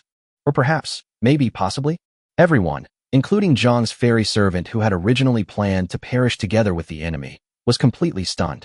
However, due to their good obedience, they still followed Jiang Shan's orders, relaxed, and knelt down on the spot. We pay homage to the Lord. Chapter 3:15. Can you please speak more coherently? The matter has essentially been settled at this point. Just as everyone breathed a sigh of relief, a sharp shout jolted them back into their throats. Impossible. How can things end like this? Jiang Chen looked up and saw a middle-aged man with a face full of anger rushing out. If he hadn't been held back by several immortal servants, he might have devoured Jiang Chen alive. Who are you, sir? Jiang Chen frowned. What the hell? What business is it of yours what adults are saying? You. Being ignored by the younger generation made Jiang Su even angrier, and he could barely speak coherently. Jiang Batian whispered again. Chener, this is my second brother. He's different from Jiang Yi, he's alright. He hasn't caused me too much trouble in the past. Jiang Chen suddenly realized. Look at the mess I've made. I don't even recognize my second uncle anymore. Second uncle is very polite. Jiang Chen cupped his hands in a rather perfunctory manner and continued to ask with a puzzled expression. But why does my second uncle hate me so much? As if I killed your own son? Jiang Chen's silence only fueled Jiang Su's anger. Jiang Shan, who was standing nearby, revealed the truth. Yulin, your second uncle's son, was just down the mountain. Jiang Chen. Okay, it seems like we can choose to forgive him for this. Just as Jiang Chen was contemplating whether to kill Jiang Su on the spot to prevent future troubles, a soldier who had followed him stepped forward with clasped hands and said, My lord, just now when my men were cleaning up the battlefield, a man claimed to be the young master of the Jiang family and begged for his life. As soon as the soldier spoke, Jiang Su, who had been grimacing, stopped hurting his back and his mouth cramped up, and a glimmer of hope rose within him. So how did you handle it? The soldier glanced nervously at Jiang Su, then lowered his head and whispered, You said that on the battlefield, there are no fathers and sons. A villain can be shot down in a single burst. Before the soldier could finish speaking, Jiang Su's vision went black and his body went limp. He would have collapsed if Xianu hadn't been supporting him. My son, my poor, wretched son. I never imagined you, a father, would outlive your son. My child, wait for me. Your father will avenge you. Jiang Su almost lost his mind, gathering all his internal strength as he charged forward to fight Jiang Chen to the death. But then the soldier continued. However, my lord, that man is not dead. I only crippled his cultivation, thinking that this would give us another handle against him. Thump. Jiang Su had just broken free from the celestial slave's restraints when he collapsed to the ground with a thud. No, wait a minute. Jiang Chen, how come your subordinates are just as scoundrels as you? Can't you just say everything at once? Jiang Su lay prone in the snow, glancing guiltily at the teasing Jiang Chen. He didn't know whether to get up or stay lying down, so he could only bury his head in the snow and pretend to be an ostrich. You can't see me, you can't see me. Oh ho ho, Patriarch Jiang, since you've given me the entire Jiang family, I, Jiang, am not ungrateful. I understand the principle of reciprocity. Jiang Shan was dumbfounded. It's not Jiang Chen. When did I ever say I was giving you the entire Jiang family? How can anyone be so shameless? Jiang Shan naturally understood Jiang Chen's meaning. With 10,000 celestial servants sent out, the Jiang family manors, spiritual fruits, and vast treasures are beyond their current means to hold on to. It's better to just do a favor. The next question is how Jiang Chen plans to settle the Jiang family members. Meeting Jiang Shan's anxious gaze, Jiang Chen continued. Your eldest son, Jiang Yi. Jiang Shan looked up, but Jiang Yi, whom he had sent to support the Xiao family, had not yet returned, while that old bastard Murong Lin had already returned long ago. Although he had suspected it for a long time, he was finally about to get the answer. Jiang Yi is still alive, but his cultivation is completely destroyed, just like Jiang Yulin and you. Just as Jiang Chen finished speaking, a quick-thinking guard returned from the foot of the mountain. Thump, thump. The two bodies crashed onto the snow, startling Jiang Shan and the others, whose pupils shrank dramatically. Looking at Jiang Yi lying on the ground, his limbs limp and his eyes filled with sorrow, Jiang Shan suddenly realized that surviving under Jiang Chen's command truly required some skill. The other figure was Jiang Yulin, who had miraculously survived. At this moment, Jiang Su could no longer contain himself and rushed over to hold his unconscious son in his arms. Jiang Chen felt a little gratified seeing this. I originally thought the Jiang family were all inhuman bastards. The sight of the father and son from Jiang Su made him feel a little better. Is this the Li you wanted to vote for? Jiang Shan was frustrated. The core male members of the Jiang family were now reduced to only 4, including himself, whose cultivation had been crippled. For Jiang Shan, who was already used to being at the top of the food chain, this was even more painful than killing them directly. Of course not. I, Jiang, am very generous. After exchanging a glance with his father, Jiang Chen continued. As you've seen, it's unrealistic to still dream of dominating the Holy Realm. You might end up being devoured without a trace one day. So, I've decided to bring you back to the mortal world, so you can live a peaceful and prosperous life as wealthy men. As long as you don't cause me any trouble, I guarantee you a lifetime of wealth and honor. How about it? Now that the outcome is decided, and Jiang Shan hasn't actually caused any real harm to him and his son, Jiang Chen is relatively forgiving. Upon hearing this, Jiang Shan and the others, despite the huge disappointment they felt, were quite unwilling. But as the saying goes, it's better to live a miserable life than to die a good death, isn't it? Left with no other choice, he could only nod in agreement. Okay, it's settled then. Then, Patriarch Jiang, why don't you take me on a tour of the family's residence now? After all this back and forth, Jiang Chen's only goal was to rescue his father and then covet the spiritual fruits in the Jiang family manner. Now, his true intentions have finally been revealed. Jiang Shan secretly rolled his eyes. Was this insatiable guy really the seed he had conceived? Oh ho ho, young friend Jiang. Seeing that Jiang Chen had finished discussing the important matters, Murong Lin knew that he could speak now. He approached Jiang Chen, clasped his hands in a fist salute, and his face was full of gratitude. Many thanks to young friend Jiang for his help. The Murong family will forever remember this great kindness. Greetings, Patriarch Murong. No need to remember my kindness. Just make sure you don't hand over the money you promised, and don't skimp on it. Murong Lin. You bastard, you're obsessed with money, aren't you? Of course. Let's keep in touch, and I will deliver all the funds as soon as possible. Murong Lin's eyes darted around as he said this, and he continued. Well, I don't know. What does young friend Jiang plan to do with all those immortal slave corpses down the mountain? Chapter 316 Jiang Shan, that damn bastard. The corpses of immortal slaves are actually a valuable resource in the Holy Realm. Often, after the battles between the major families, the victors would not only not abandon the corpses on the battlefield, but would collect them as if they were treasures. As for its intended use, need I say more? For every family's orchard, these are invaluable nutrients. Jiang Chen thought to himself that this old bastard Murong Lin was really no different from a battlefield hyena. While he was weighing the pros and cons, someone else got impatient first. Bullshit. You old fool Murong. You should be grateful you weren't wiped out. All these things belong to the Jiang family, and you can forget about getting your hands on them. Jiang Shan, who had been looking dejected, suddenly launched into a fierce verbal attack. Forehead. Murong Lin broke out in a cold sweat. After glancing at Jiang Chen, who showed no sign of displeasure, he grew bolder and retorted. Jiang, you old scoundrel, from what stand are you speaking to me? You just said it yourself. The entire Jiang family now belongs to Jiang Chen, so don't overstep your bounds here. You're the one who's talking nonsense. You old scoundrel Murong. I've had my eye on you for ages. You're taking advantage of Jiang Chen's naivety. If we give you these things, what will happen to the Jiang family's orchard? Tell me, are you just thinking that my Jiang Chen's strength has been greatly reduced, and that there will be no more spiritual fruits produced in the future, huh? These are words that strike at the heart. They are words that strike at the heart. Young friend Jiang, don't listen to his nonsense. He's just slandering me. The two old men were spitting at each other, their words flying everywhere. Where was the demeanor of the Holy Realm clan head in the slightest? All right. Stop arguing. Jiang Chen's head was buzzing from hearing this, and he could only stop the two old men from kissing in time. Let me be fair. The two then stopped, their expectant gazes fixed on Jiang Chen's face, as if they regarded him as a referee. Patriarch Murong, I am not very familiar with the Holy Realm. Where is the Jiang family's place located in the Holy Realm? Please enlighten me. Jiang Chen didn't immediately address the issue of their argument. Instead, he inquired about the location of the Jiang family. This left everyone present with a huge question mark in their minds. Fortunately, Murong Lin, being a businessman, was quick-witted and realized Jiang Chen's thoughts in an instant. A surge of excitement and anticipation welled up within him. He cleared his throat with a cough before speaking slowly and deliberately. The Holy Realm is so vast that even in my nearly 80 years of life, I haven't explored it all. However, I am quite familiar with this area closer to the mortal world.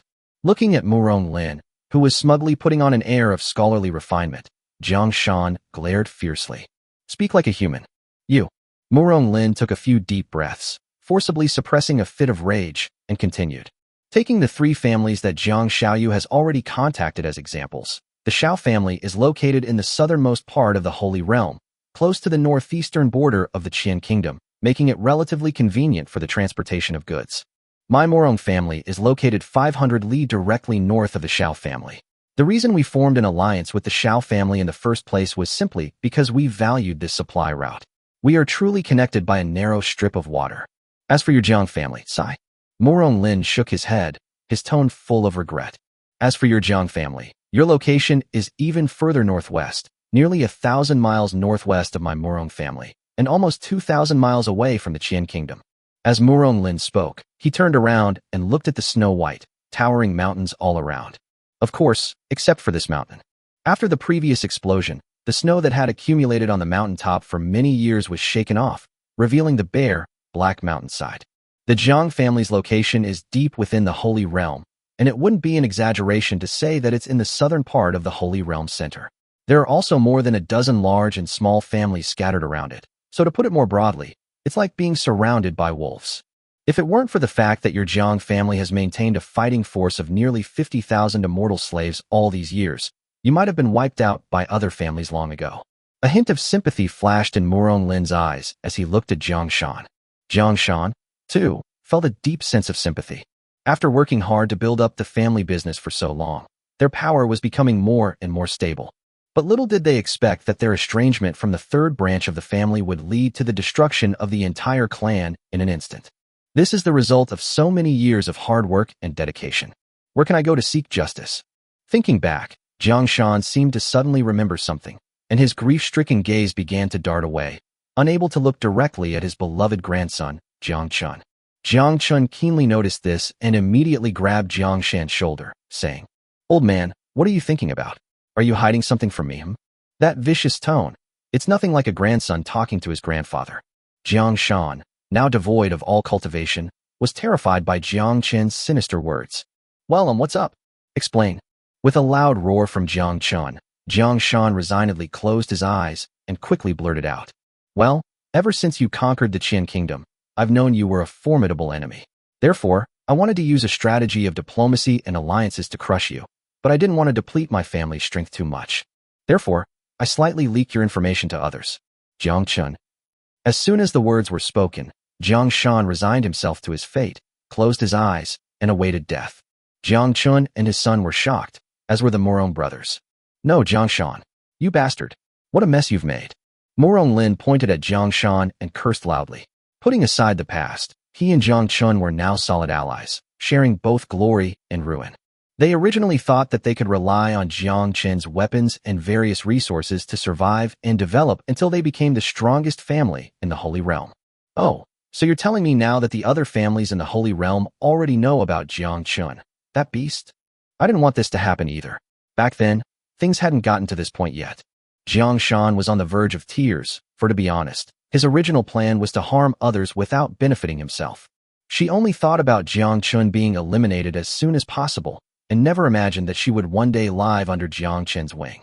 Faced with the noisy couple, Jiang Chen and his son exchanged a speechless glance, thinking to themselves how unlucky they were to be born into such a family. However, Jiang Chen had already prepared himself mentally for this situation. It just means the problem was exposed a little earlier. It's not something that can't be salvaged. Murong Lin, can the spirit fruit tree be transplanted? What can I do? Murong Lin turned his head in an instant, momentarily stunned. I said, from today onwards, the fruit trees in the Jiang family's orchard belong to you. You can also take the corpse of the immortal slave from the foot of the mountain with you. Murong Lin felt a sudden surge of immense happiness, his head buzzing. Jiang Chen continued speaking. Of course, you also have to pay some price. What do you need to give in return? Just name it, young friend Jiang. Anything the Murong family has. More money. Lots of money. Chapter 317, Dividing the Jiang Family. Jiang Chen's thoughts raced so fast that even the meticulous Murong Lin couldn't keep up. "Jiang Xiaoyu, what do you mean?" Jiang Chen closed his eyes and pondered, quickly reviewing the approximate geographical location of the entire Holy Realm in his mind before continuing. "Hand over all the gold and silver your Murong family can use. This is the reward for my previous assistance. As for the corpses of these immortal slaves and all the fruit trees of the Jiang family, I hope Patriarch Murong can exchange them for spiritual fruits." He didn't know how many spiritual fruits Murong Lin's family had, but he figured there must be quite a few. With the spiritual fruits already in the Jiang family's warehouse, it is believed that they can arm a portion of their own guards. Has Jiang Xiao made a decision? Murong Lin's heart trembled. At this moment, he had guessed Jiang Chen's thoughts. Faced with the overwhelming malice from other families in the Holy Realm, Jiang Chen did not choose to compromise or feign compliance, but instead decided to confront them head-on. The Murong family should also make a choice at this time. He simply pretended to be a kind-hearted person, traveling around the various families in the Holy Realm to obtain meager benefits. Or should we stand firmly on Jiang Chen's side and give it our all? Murong Lin understood that the fate of the entire family might have reached a watershed moment at this moment. To be or not to be, that is the question. Finally, after a fierce internal struggle, Murong Lin let out a long breath and instantly relaxed. I, Murong Lin, have lived for over 80 years and have been cautious and prudent all my life for the prosperity of my family. I never expected that in my twilight years I would encounter such a once-in-a-century opportunity. Young friend Jiang, what's wrong with me going crazy with you? Seeing that his elder brother had made his choice, Murong Dengyun, who was standing to the side, had nothing to say. At their age, it's not just about deceit and hypocrisy. Hidden beneath all that, aren't there also ambitions? Since my elder brother has made this decision, I have nothing more to say. The oppressive atmosphere suddenly dissipated, and Jiang Shan, who was physically weak, became anxious. Wait a minute. He wasn't stupid. A little analysis was enough for him to understand these people's plans. However, he had a different opinion, and despite the questioning looks from the others, Jiang Shan still expressed his views. Jiang Chen, although I haven't fulfilled my responsibilities as an elder to you, there are some things I'm unsure whether I should say. Then let's not talk about it. Country, are you even being polite? Jiang Shan wanted to make amends for his mistake, but Jiang Chen interrupted him without any politeness. I know what you're going to say, that the Holy Realm is dangerous, and we should act according to our abilities. If I, Jiang Chen, want to survive, I can use the weapons in my hand to negotiate with other families. Given time, the new Jiang family, led by me, can rise to become a new elite in the Holy Realm. There is absolutely no need to fight against other families head-on. Old Jiang, is that what you mean? Old Jiang. Godlike old Jiang. Jiang Shan inwardly grumbled, but since he was under someone else's roof, he dared not put on airs. If I, Jiang Chen, were truly such a weakling, I would have knelt before you all from the very beginning. Why would I have waited until now? A man is born between heaven and earth. How can he remain subservient to others for long? Hiss. After Jiang Chen finished speaking with righteous indignation, everyone present gasped in shock. Immediately, both Jiang Batian and Jiang Shan looked at Jiang Chen with admiration. Is this thing really a descendant of the Jiang family? They'd rather die standing than live kneeling. Young Jiang, your spirit is truly awe-inspiring. I admire you greatly. Since that's the case, the Murong family is determined to go crazy with you this time. Patriarch Murong, I wonder if those families have started making any moves yet. There's no time to lose, you should start now. Given that your Murong family's base is located deep within the Holy Realm, once you have settled your family affairs, you can go to the Xiao family manor, where I will provide you with the necessary weapon support. The Murong brothers exchanged a glance, their eyes lighting up. They knew that Jiang Chen would not mistreat his allies. As long as Jiang Chen provides sufficient weaponry, what does it matter if the entire Murong family becomes his pawns? In that case, farewell, young friend Jiang. After Murong Lin finished speaking, he clasped his hands in a fist salute and then commanded the more than 3,000 surviving immortal servants under his command to go down the mountain. The two brothers, along with the remaining 1,000 immortal servants, followed Jiang Chen into the Jiang family manor. In the manor, there are thousands of fruit trees that Jiang Chen had mentioned from the beginning. These fruit trees, which everyone covets, need to be transplanted to the Murong family. With Jiang Shan leading the way, the group quickly ransacked the entire Jiang family home. In the Jiang family's warehouse, more than 2,000 low-grade spirit fruits and 500 mid-grade spirit fruits were packed up and taken away in a short period of time. With the assistance of numerous celestial servants, the entire orchard of 2,000 fruit trees was quickly packed up. An hour later, at the foot of the mountain where the Jiang family was stationed. Just moments ago, the ground was littered with corpses, but thanks to the swift efforts of the Murong family's immortal servants, all the servants' bodies were neatly packed and bundled into stacks. In addition, the large quantity of spiritual fruits and trees almost caused Murong Lin great distress. Packing up all these supplies will take quite a bit of effort. However, this was no challenge for Jiang Chen. Seeing the troubled looks on everyone's faces, he simply found an open space and waved his hand. Wow. Wow. That's incredible. Absolutely incredible. The next moment, a large number of trucks suddenly appeared in the previously empty snowfield. The Murong brothers and their adoptive father, Jiang Batian, had already witnessed Jiang Chen's move before, so they weren't particularly surprised, only feeling a sense of awe. The most shocked people in the crowd were Jiang Shan and the dozens of core members of the Jiang family he led. This. In just one day, Jiang Shan has probably used up all the shock he's ever experienced in his life. Now he finally figured out how those iron dogs and birds had suddenly appeared. Jiang Chen is truly an anomaly. How could they possess such unpredictable and mysterious abilities? For a moment, the Jiang family members were filled with mixed feelings, and their gazes toward Jiang Shan were full of resentment. Why did you have to set your sights on Jiang Chen of all people? If we had befriended him from the beginning, or if we had helped him when he was trapped in the capital, our Jiang family should never have ended up in this state. Driving a truck isn't difficult. My men will teach you how to use it. Jiang Chen didn't care about what everyone was thinking. He waved his hand and told the 10 subordinates who had come with him to disperse and go teach the Murong family's ferry servants how to drive. Although the mountain roads in the Holy Realm are rugged, there will be no accidents as long as you drive carefully. If you encounter a mountain road that you cannot pass, you can just abandon these trucks, since they are not worth much anyway.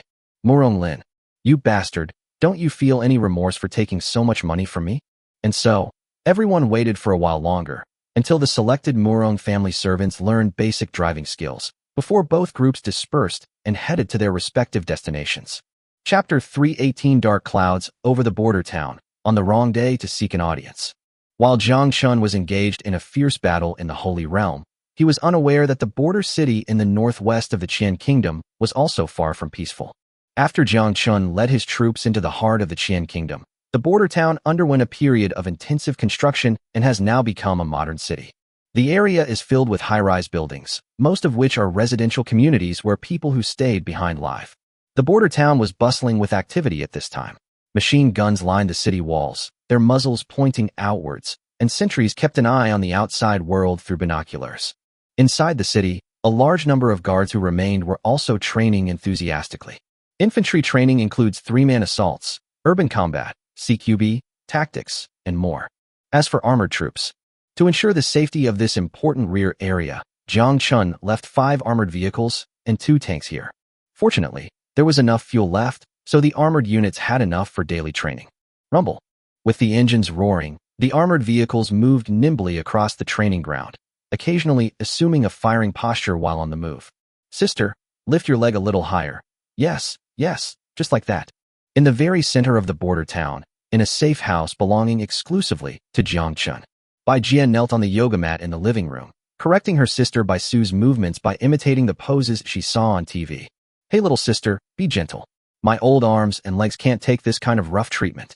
Jiang withdrew one hand, wiped the sweat from her face, and begged for mercy. Oh, sister, this is nothing. Didn't our nephew say that you should exercise more when you have free time, so that you can stay young forever? And look at your son, he's so successful now. He even led your brother-in-law away. These men outside, they say they're expanding their empires and doing great things. Who knows if those two, father and son, will do something shady when they're doing something big. Men, you can't rely on them. Bai Jia straightened Zhang's hind legs, muttering to herself. Hearing her sister's gossip, Jiang was not worried that Jiang Batian would actually go out and fool around. After so many years of marriage, who doesn't know who the other is? That guy only has the country and its people on his mind. How could he have time to think about other things? However, she was quite worried about her son. Sigh, I wonder when Chinner will be able to come back. Didn't Jiang Tian say last time that they had already taken the capital? How come there's been so many days and we still haven't heard from them? Sister, don't you have a walkie-talkie? Why don't you ask your brother-in-law when you have time? Jiang missed her son, but she didn't want to be a gossipy old woman who constantly bombarded him with questions. Children grow up and have their own ideas, don't they? Don't mention that deadbeat to me. Bai Jia and Tully haven't held a wedding yet, but she's not shy at all. She seems quite pleased with her sister calling her brother-in-law. She pouted and complained. Ever since I went out with my nephew, it's like a sheep entering a pack of wolves. I haven't heard a word from him since. I used the walkie-talkie to ask him how he was doing, where he'd been hit, and if he was injured. Sis, guess what that bastard said? Jiang put down her aching right leg, picked up a towel to wipe her sweat, and followed up with a soft That bastard Tori actually told me. Military secret, cannot be disclosed. Puff. Jiang couldn't help but burst out laughing. Hee ha ha. Sister, how can you still be laughing? You're not even married yet, and you're already not saying hello? What are you going to do in the future? Seeing her younger sister pouting so much, Bai Su was about to offer some words of advice, reminding herself that she, too, had gone through the same thing when she was in love. Jier, a man shouldn't be too restrained when he's out in public. Like a kite on the grasslands, the tighter you hold it, the more he'll. Just as Jiang was about to continue her persuasion, Bai Jia listened attentively. Just then, Uncle Fu's voice came through the walkie-talkie on the table. Madam, Corina said outside the city gate that he has urgent business to report to you in person. During this period, Uncle Fu, who was left in the border town by Jiang Chen, has been taking on the role of the border town's lord. Firstly, it can take over Jiang Chen's duties when he's away. Secondly, Jiang Chen felt at ease leaving his mother in Uncle Fu's care. Huh, oh my god, is that the barbarian leader? Jiang paused her children's chatter about family matters and picked up the walkie-talkie, frowning as she responded. Jiang sure also knew about this person, who was the second son of the barbarian king Kedekai. Fortunately, Chener had compassion and did not exterminate the barbarians. Instead, he took the barbarians led by Corina back to the border town and gave them a place to rest and recuperate.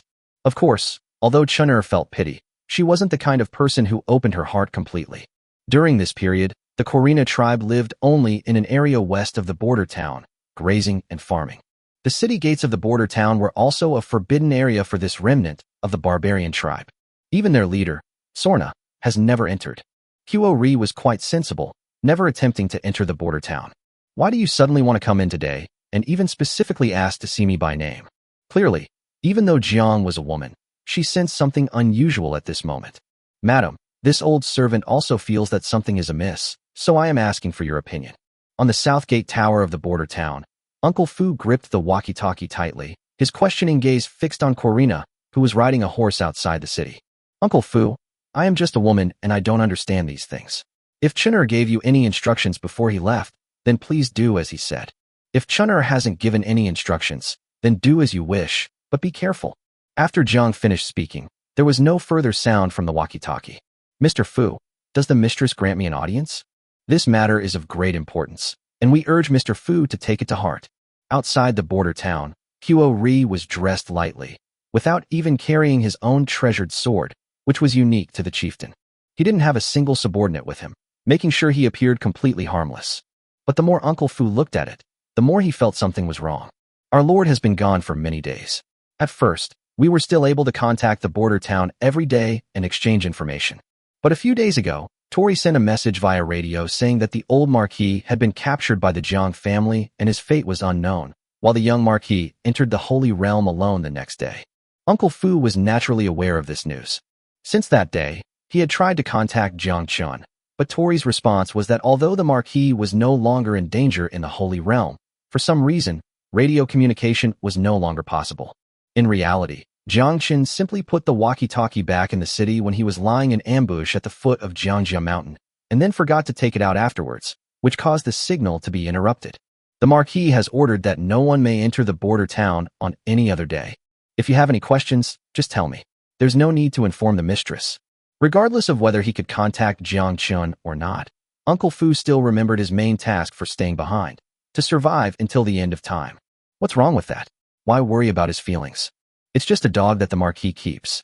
Chapter 319, The Wrong Day of Rebellion. 100 meters outside the city gate of the border town. Hearing Uncle Fu's merciless words, Huo Ri's face turned ashen. 2 military jeeps surrounded him from the left and right, with the guards inside pointing their guns outwards, ready to open fire at the slightest provocation. Seeing the soldiers' tense and wary demeanor, Corina's heart sank. But he was still not giving up. His expression changed, and he shouted with extreme grievance. Mr. Fu, I have important matters to report. Please inform him in advance. Since I was recruited by the Marquis, I have been leading my people in farming and herding day and night. The grain we produce, as well as a large amount of meat and milk, are all used to supply our border town. I have done my best, even if I haven't made any great contributions. How could you do this, turning me away like an enemy? Alas, it truly chills my heart. As she spoke, Huo Ri covered her face with one hand, as if wiping away tears from her eyes. Wah! After awkwardly crying for a while in front of so many sentries, Seeing that Uncle Fu still didn't budge, he could only awkwardly lower his hand. The Marquis has decreed that those people are not allowed to enter the border town on the wrong day. On the city wall, Uncle Fu repeated the dry command once more. At the same time, his hands were constantly and skillfully operating the drone. If he hadn't discovered anything unusual by now, he would have wasted his life. On the roof of a military command vehicle in the city, a drone started up rapidly with its rotors, humming as it took off in an instant. As the drone ascended higher, its fuselage simultaneously rotated the camera, allowing it to survey the surrounding area of the border town. The city's guards have received orders to prepare for battle and have begun to disperse and regroup around the 4 city walls. The eastern, southern, and northern parts of the border town were already sparsely populated, and at this time they were equally deserted, with nothing but a few scattered cattle and sheep grazing with their heads down. As for the west, Uncle Fu's lowered gaze suddenly sharpened. To the west was territory specifically allocated to the barbarians. The vast grasslands that had been reclaimed were now lush and green, with many barbarian members working and cultivating the land. Surrounding this vast farmland are countless flocks of sheep. These unique grassland sheep are plump and well-fed, covering tens of square kilometers of grassland. Of course, there are also many barbarians herding their livestock on horseback next to the flocks. This scene of vitality was originally quite fitting, but as the images transmitted by the drone became more and more detailed, Uncle Fu's brows furrowed deeper and deeper. He discovered a very unusual phenomenon. The majority of these working barbarians were the elderly and children. This is completely illogical. It should be noted that although Jiang Chen almost single-handedly wiped out the entire barbarian tribe, causing a near disappearance of their once thriving population. However, Jiang Chen at least left several thousand personal guards for Corina. But what about now? Throughout the entire barbarian settlement, Uncle Fu didn't see a single able-bodied young man. The ominous premonition in his heart grew stronger and stronger. By now, how could Uncle Fu not know that something bad had happened? Mr. Fu, I'm still waiting here. Could you please give me an answer? As Uncle Fu focused his gaze, Corina's shouts sounded slightly hurried. Shut up. You wait there for a bit. Wrong day. Qiao Rina was stunned. They wouldn't let him in, nor would they give him any definite answer. Are all of Jiang Chen's subordinates this scoundrel? To be honest, only the person who made the mistake knows the current perilous situation. Cold sweat kept seeping from his palms as he gripped the reins. Feeling guilty, Qiao Ri turned his head and looked due west, forgetting the past. There, a building dozens of stories high stands majestically against the backdrop of the setting sun and is the strongest asset of Corina at this moment. Wrong day. Are you really so content to live under someone else's knee? No, I'm perfectly willing. Wrong. A man of the grasslands should roam freely and unrestrained. Where have your ambitions gone? Jiang Chen wiped it all out. I guess I'm not so bad off just farming and herding sheep. At least I'm still the barbarian king. Faced with the mysterious man's probing questions, Qiao Rina's answer was perfectly natural. Perhaps choked by Corina's words, the mysterious man took a long time to recover before finally playing his trump card. Do you want to reach a level beyond Grandmaster? If you nod your head, I guarantee that all your subordinates can become rank 5 Grandmasters in a single day. This time, Corina hesitated, and a strong struggle welled up in her eyes. Seeing that the ultimate move had taken effect, the mysterious figure hidden in the darkness pressed his advantage, his tone even carrying a strong seductive quality. If you just nod your head, starting tomorrow you'll have an army full of Grandmaster-level experts. Where in the world can't you go, and where can't you fight? That Jiang Chen just had a mysterious tone. He wasn't any expert himself. Without these external things, he was just a useless nobleman from the Qian kingdom. Think of your deceased brother, the old barbarian king he killed, and all the innocent souls of the grasslands who died under Jiang Chen's iron hooves. How can you sleep so soundly every night? Aren't you afraid they'll come after you and take your life? In that private, one-story mansion, he was deeply moved by what he was being told, and his old ambitions began to resurface. However, he felt there was a mistake that the mysterious man needed to correct. That. What? Feel free to voice any doubts you may have. We, the people of the Holy Realm, are all-knowing and all-powerful. I killed the old barbarian king, not Jiang Chen. Mysterious man. What kind of opponent have I encountered? Is this the important point? Really? Just as the mysterious man was about to slap Corina to death and give up on finding the vanguard, Corina spoke up in time. I'm willing. I want Jiang Chen dead. The cowardice he had shown earlier was gone. In that short time, his long-extinguished ambition had been rekindled. Back to the present, outside the city gate, Corina withdrew her gaze from the tall building bestowed upon her by Jiang Chen and let out a soft breath. 3 full days have passed since the mysterious person who suddenly appeared in his palace extended an olive branch. In these 3 days, he had quietly become a master-level expert by consuming spiritual fruits. In order not to arouse suspicion from the border town, the thousands of warriors under his command entered the apartment building in batches, consuming spiritual fruits one by one to advance to the Grandmaster realm. Now, the mysterious person who claims to be from the Jiang family of the Holy Realm has given him the task of controlling Jiang Chen's mother. Unexpectedly, not only would he be unable to see or even approach the Jiang family, but he wouldn't even be able to enter the border town. Chapter 320 Wrong Chief, please enter the city. While Qiao stayed in place, his mind was filled with countless thoughts.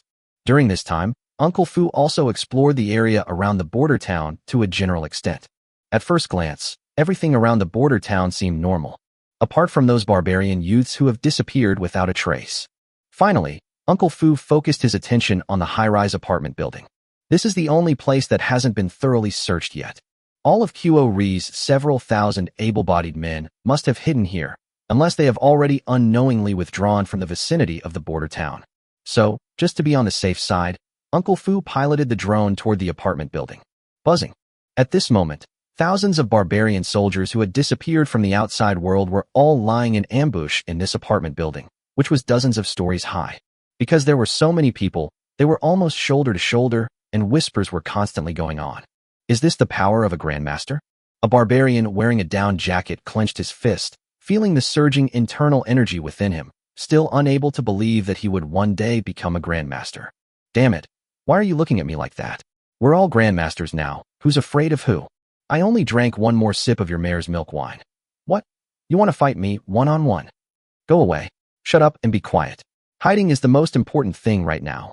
I heard that there are some ways to conduct long-range reconnaissance in the border town, so make sure you're all well hidden. A man who looked like a minor leader reprimanded several of his men who were about to fight. Then his ears twitched, and a buzzing sound came from inside. What's that sound? A big-headed fly? I don't know. Let's look for them. Amidst the whispers, it was the leader who reacted first, and he hurriedly gave the order. Oh no. Everyone, move away from the window. Lie face down. As he spoke, the leader quickly rushed to the window, tightened the curtains, and blocked out the sunlight, plunging the entire room into darkness. As darkness enveloped everyone's vision, sure enough, the buzzing sound outside grew louder and louder, clearly indicating that something was approaching. Many people even had beads of sweat on their foreheads, a sight that reminded them of playing hide-and-seek in the sheepfold as children. This is often when the psychological resilience of the person hiding is tested. These are those little flying creatures from the border town coming over. Don't panic, everyone. As long as you don't do anything reckless, you'll be fine. Hide well and don't move. As long as we don't make a sound, we won't be discovered. Drones are something that almost everyone on the grasslands has seen recently. This thing, smaller than a prairie eagle, is clearly an inanimate object, yet somehow it can fly. People have seen it countless times while working in the fields or herding sheep. In fact, many of the clansmen even greeted the little creature warmly, trying to curry favor with Jiang Chen's subordinates with humble smiles.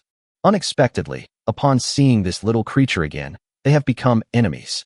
As the apartment fell into a deathly silence, drones outside had already circled the building in a short period of time. The self-important barbarians didn't realize that although they had drawn all the curtains, blocking the drone's view. However, in the infrared imaging of drones, such an action is tantamount to burying one's head in the sand. TSK, TSK, TSK. So you really did hide here? Well, what's the point of just hiding if you don't have the same weapons as us? On the city wall, Uncle Fu clicked his tongue in disapproval. He handed the drone control stick to one of his men, ordering him to continue monitoring the surrounding area before he had time to think about his next move. Now that the Marquis is temporarily out of contact, the mistress has entrusted all decisions to her. Although we now know that the wrong day was definitely a sign of ill intent, we really can't guess what that scoundrel is up to. What should be done? As he was thinking this, the person below couldn't hold back any longer. You're saying you'll let me in if you want, and if you don't, you'll let me leave, okay? What kind of nonsense is this, leaving me standing here in the cold? The barbarian king is still a king, isn't he? Doesn't he have any dignity? Clearly, at this moment, Corina had regained his royal dignity. Mr. Fu, in that case, I will go back first and come back to report when the mistress has time. Although he is now a master, A wise man never puts himself in danger. Corina planned to leave temporarily and then gather all his men tonight to launch a surprise attack on the border town. 3,000 fifth-rank grandmasters. This force is far beyond what the barbarian cavalry could ever match. As long as we swarm in, even if there are some losses, as long as we capture Jiang alive, this mission will be a success. I don't know what the Jiang family was thinking. They gave up thousands of spirit fruits just for an old woman. Bah. Anyway, I didn't lose out this time. After thinking it over, Corina pulled on the reins, about to turn around, when suddenly he heard Uncle Fu's voice coming from afar. Oh no, please wait. On that day, he gripped the reins tightly and looked back into the distance. My apologies, Chief. I was negligent just now. It was a rule set by the Marquis before his departure that no one other than essential and irrelevant personnel are allowed to enter the city. Hearing Uncle Fu's gentle tone, Qiao Ri's eyebrows twitched wildly. Listen to this. Is this even human language? I made a mistake, but at least I submitted to the border town, and you still call me an outsider? Uncle Fu's voice sounded apologetic as he continued to explain. However, I have been unable to contact my lord, so this has caused the delay. Please forgive me. How about this? I'll take it upon myself today to open the gates and let the wrong leader into the city. You may report any information you have to the old lady. As Uncle Fu finished speaking, the south gate of the border town, made of fine steel, slowly opened with a creaking sound. As several soldiers guarding the city poured out of the city gate and stood on both sides, the south gate was fully opened. Wrong leader, please. Qiao Ri's mind was in turmoil. Looking at the open city gate was like looking at a gaping maw ready to devour someone. If he has nothing to hide, he might actually go in and see for himself. But after the long standoff, he dared not go any further, fearing that he would face countless gun barrels as soon as he entered. Even now, as a master, he can't escape it. Forehead. After a brief hesitation, Corina decided it was best to play it safe and politely declined. No need, Mr. Fu. Since the old lady is not available today, I will come another day. Haha. As he spoke, he pulled on the reins, ready to go. Little did he know, Uncle Fu wouldn't let him have his way. Wait. Wrong, Chief. The intelligence you mentioned was extremely urgent, so why isn't it urgent now? While Qiao Ri was still stiff, the soldiers who had already received the signal surrounded him. Nearly 10 military jeeps roared to life and surrounded Corina and his horse, with dozens of dark gun barrels pointed at him. Mr. Fu, what do you mean by this? Chapter 321 Tank, Main Gun, Incendiary Bomb. Staring at the dark muzzle of the gun, even the most terrified souls would tremble. However, when his gaze swept over the soldiers beside him, he breathed a slight sigh of relief. They were all low-level martial artists, the highest being only third rank. As long as you are fast enough and don't charge recklessly, there is still hope of escaping from those guns. Mr. Fu, I am the barbarian leader personally appointed by Lord Jiang.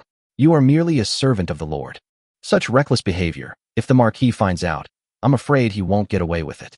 By this time, Corina realized that he must have given himself away somewhere. However, to ensure his own safety, he decided to continue pretending to be stupid. Laugh. With things having come to this point, how could Uncle Fu let the wrong day pass by? He originally intended to persuade Corina to enter the city and capture the man again, then use the young Marquis's unique water torture method to force Corina to talk. But it seems this guy is far too cowardly, isn't he? My apologies, Chief. I meant no offense, but I am simply puzzled as to why your words and actions are inconsistent.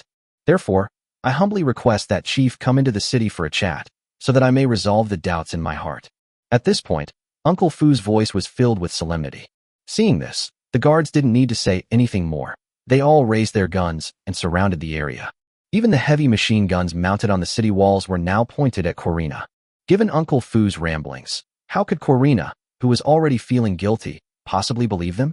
He turned his horse around, pulled one foot out of the stirrup, and pretended to dismount, all the while muttering. In that case, I'll trouble you, Elder Fu, to speak first. The moment the word, la, was uttered, before the surrounding soldiers could react, Corina swiftly dismounted from his horse. Gravity seemed to have lost its effect on him at that moment. With a sudden push of his feet on the horse's back, Corey's entire body tumbled off the horse in the opposite direction from the border town, as if by a tidal wave. In less than half a breath, he had already flown out of the encirclement of the guards, hundreds of meters away from where he stood. Quick! Fire! Uncle Fu was shocked. This move by Corina was something he never expected. To leap hundreds of meters into the air in an instant, one must be at least at the Grandmaster level. Wow, when did this fourth-rank martial artist acquire such skills? While wondering what was happening, Uncle Fu subconsciously ordered an attack. Da-da-da-da. Although the riflemen outside the city gate reacted quickly, raising their guns and firing at Corina's increasingly distant figure, the effective range of the rifles was ultimately limited, and the bullets fell to the ground before they even touched Corina's clothes. The 5 heavy machine guns deployed on the city wall reacted quickly, spitting fire in an instant and firing in the direction of Corina's escape. Unfortunately, despite the extremely long range of the heavy machine gun, there were only 5 in total. The flames from those 5 bullets could not possibly have accurately hit the rapidly moving Corina. Qiao Ri was like a nimble rabbit, dodging the barrage of blood-red bullets as he darted left and right. Seeing that it was now a pipe dream to leave Qiao Ri behind, and then thinking of the large number of barbarian soldiers lying in ambush in that apartment building. In an instant, many thoughts flashed through Uncle Fu's mind. Who exactly is this person who was able to elevate this 4th-rank martial artist, Corina, to the 5th rank or higher in just a few days? Only the Holy Realm remains. Since Qiao Ri is already above the Grandmaster level, what about his subordinates? Not good. Order. All troops on combat readiness. Without time to think further, Uncle Fu immediately issued an order via radio. At the same time, he used the radio specifically for contacting artillery units to make a call. Artillery battalion, move into position immediately. Target, barbarian apartments. Regardless of the current situation of the barbarians in the apartment, let's blast them before they can react. It must be said that the guard's long-term combat readiness training has shown good results. In less than 30 seconds, the artillery battalion commander's report arrived. Report, mortar crew is ready to fire. Please give instructions. Meanwhile, the 2 tanks that were already prepared also reported. Tank main gun loaded, please give instructions. The so-called artillery battalion was one of the few heavy firepower units left by Jiang Chen in the border city, consisting of 100 mortars. Fortunately, Jiang Chen received an investment from Xiao Ling before leaving the border town, which gave him enough money to exchange for these mortars and ammunition. Jiang Chen also wanted to exchange for tanks, but unfortunately the price was too high, so he only managed to exchange for a large number of shells. At that moment, with the sharp whistle, the entire border town instantly became lively. The infantrymen quickly collected their ammunition and went to their combat positions. Living in the border town, the labor force composed of Jinshi and others also served as the logistics unit, carrying boxes of ammunition from the warehouse to various locations. The various units cooperated efficiently and in an orderly manner. Listening to his subordinates' reports, Uncle Fu first gave orders to the 2 tanks. Switch the tank's main gun to incendiary bombs. Target, the barbarian apartment building due west of the border town. Fire when ready. Mortars in position, aimed in the same direction, ready to be deployed and await orders as needed after the tank's attack. Uncle Fauci had his own reasons for issuing this order. The barbarian apartment that Jiang Chen gifted to Keita was more than 4 kilometers away from the border town, which was clearly not enough for a mortar with a maximum attack range of just over 3 kilometers. The 2 Type 99A main battle tanks have a maximum firing range of about 5 kilometers, which is just enough to get close to the target. In addition, the accompanying 125mm smoothbore cannon firing incendiary shells would be enough to give the barbarians a hard time. Before Uncle Fu could finish speaking, 2 tanks drove out of the city gate one after the other. Although they were heading directly in front of the city gate, the cannons on the roofs were already angled to the west. Target locked. Release. Boom. Boom. With 2 deafening roars, the tank shook, and the shells shot out of the muzzle, flying straight towards the western horizon. The next moment, it came into view through Uncle Fu's telescope. The apartment building that was hiding a large number of barbarians had 2 black holes drilled out on the side of the staircase, from which a lot of smoke billowed out. Then, the black and white smoke grew thicker and thicker, and the entire building seemed to have been chopped twice by a giant axe, and began to sway precariously. Through the telescope lens, flames soared into the sky inside the apartment building, and figures jumped out from the broken windows from time to time, landing on the ground in a disheveled state, completely routed. Ah, damn it. Corina was initially pleased with his escape and was about to return to his palace to gather his men. Upon witnessing this scene without any warning, he was so terrified that he screamed loudly. No matter how alarmed he was, the tank attack would not change according to his personal will. Boom, boom. Just a few breaths later, 2 more earth-shattering explosions rang out behind Corina. Whoosh, whoosh. Then, 2 more invisible shells swept across the sky above his head and shot straight into the apartment building. Thud, thud, click. A terrifying cracking sound rang out, The already crumbling apartment building was attacked once more. Amidst billowing smoke and dust, the entire building swayed precariously. Chapter 322. His building was about to collapse. Run. Jump. Amidst billowing smoke, the apartment building could no longer withstand the impact of 4 shells, and the entire structure began to collapse and break apart from the middle. Many barbarian soldiers roared as they jumped out of the windows to escape, while many more were torn to pieces by the exploding bullets. Corina originally intended to return to the apartment building to gather his old troops and launch another strong attack on the border town. He knew that only a powerful weapon like a tank could cause such destructive force. When Jiang Chen was still in the border town, he had the opportunity to see tank firing training from the top floor of his apartment building, and he longed for this kind of long-range attack. But to his utter surprise, he thought Jiang Chen had taken all the tanks with him when he went to conquer Qian Kingdom. But unexpectedly, this bastard actually left a backup plan for Bianqing. This was also due to Jiang Chen's cautious nature. All the deployments inside the border city were classified as military secrets. How could the barbarians, as outsiders, possibly know how much light and heavy firepower was inside? The Great Qian is there. Quickly move closer to the Great Qian. Damn it, the border town has discovered our strategic intentions. Execute according to the original plan and follow the Great Qian in a strong attack on the border city. Boom. As the last 2 shells from inside the border town struck the building, the entire apartment building could no longer withstand the pressure and collapsed to the ground, raising a cloud of dust. It must be said that although those at the Grandmaster level cannot directly confront or resist firearms, their skill in escaping is unparalleled. As the smoke and dust cleared, nearly 2,000 barbarian soldiers managed to escape unharmed. After a brief period of panic, the barbarian soldiers, under the orders of their respective leaders, began to head towards the rapidly approaching Kirinaji. The barbarian troops ran eastward, and in their eyes, their Khan's figure was rapidly approaching in midair, but his hands were waving vigorously, as if conveying some kind of message. Hurry, the Khan is waiting for us to approach. Hang in there, Khan. I've been waiting. Kill all the traitors. These barbarian soldiers, newly promoted to the Grandmaster realm, were filled with confidence due to their immense power, and they couldn't wait to fly into the border city and wreak havoc. But under those pairs of eyes filled with fighting spirit, they noticed that their own sweaters' hands were waving more and more rapidly. No, don't come any closer. Get out of here. Get out of here now. At this moment, Corina was filled with fear, and looking at his subordinates who had rushed to his aid, he wished he could kick these idiots to death one by one.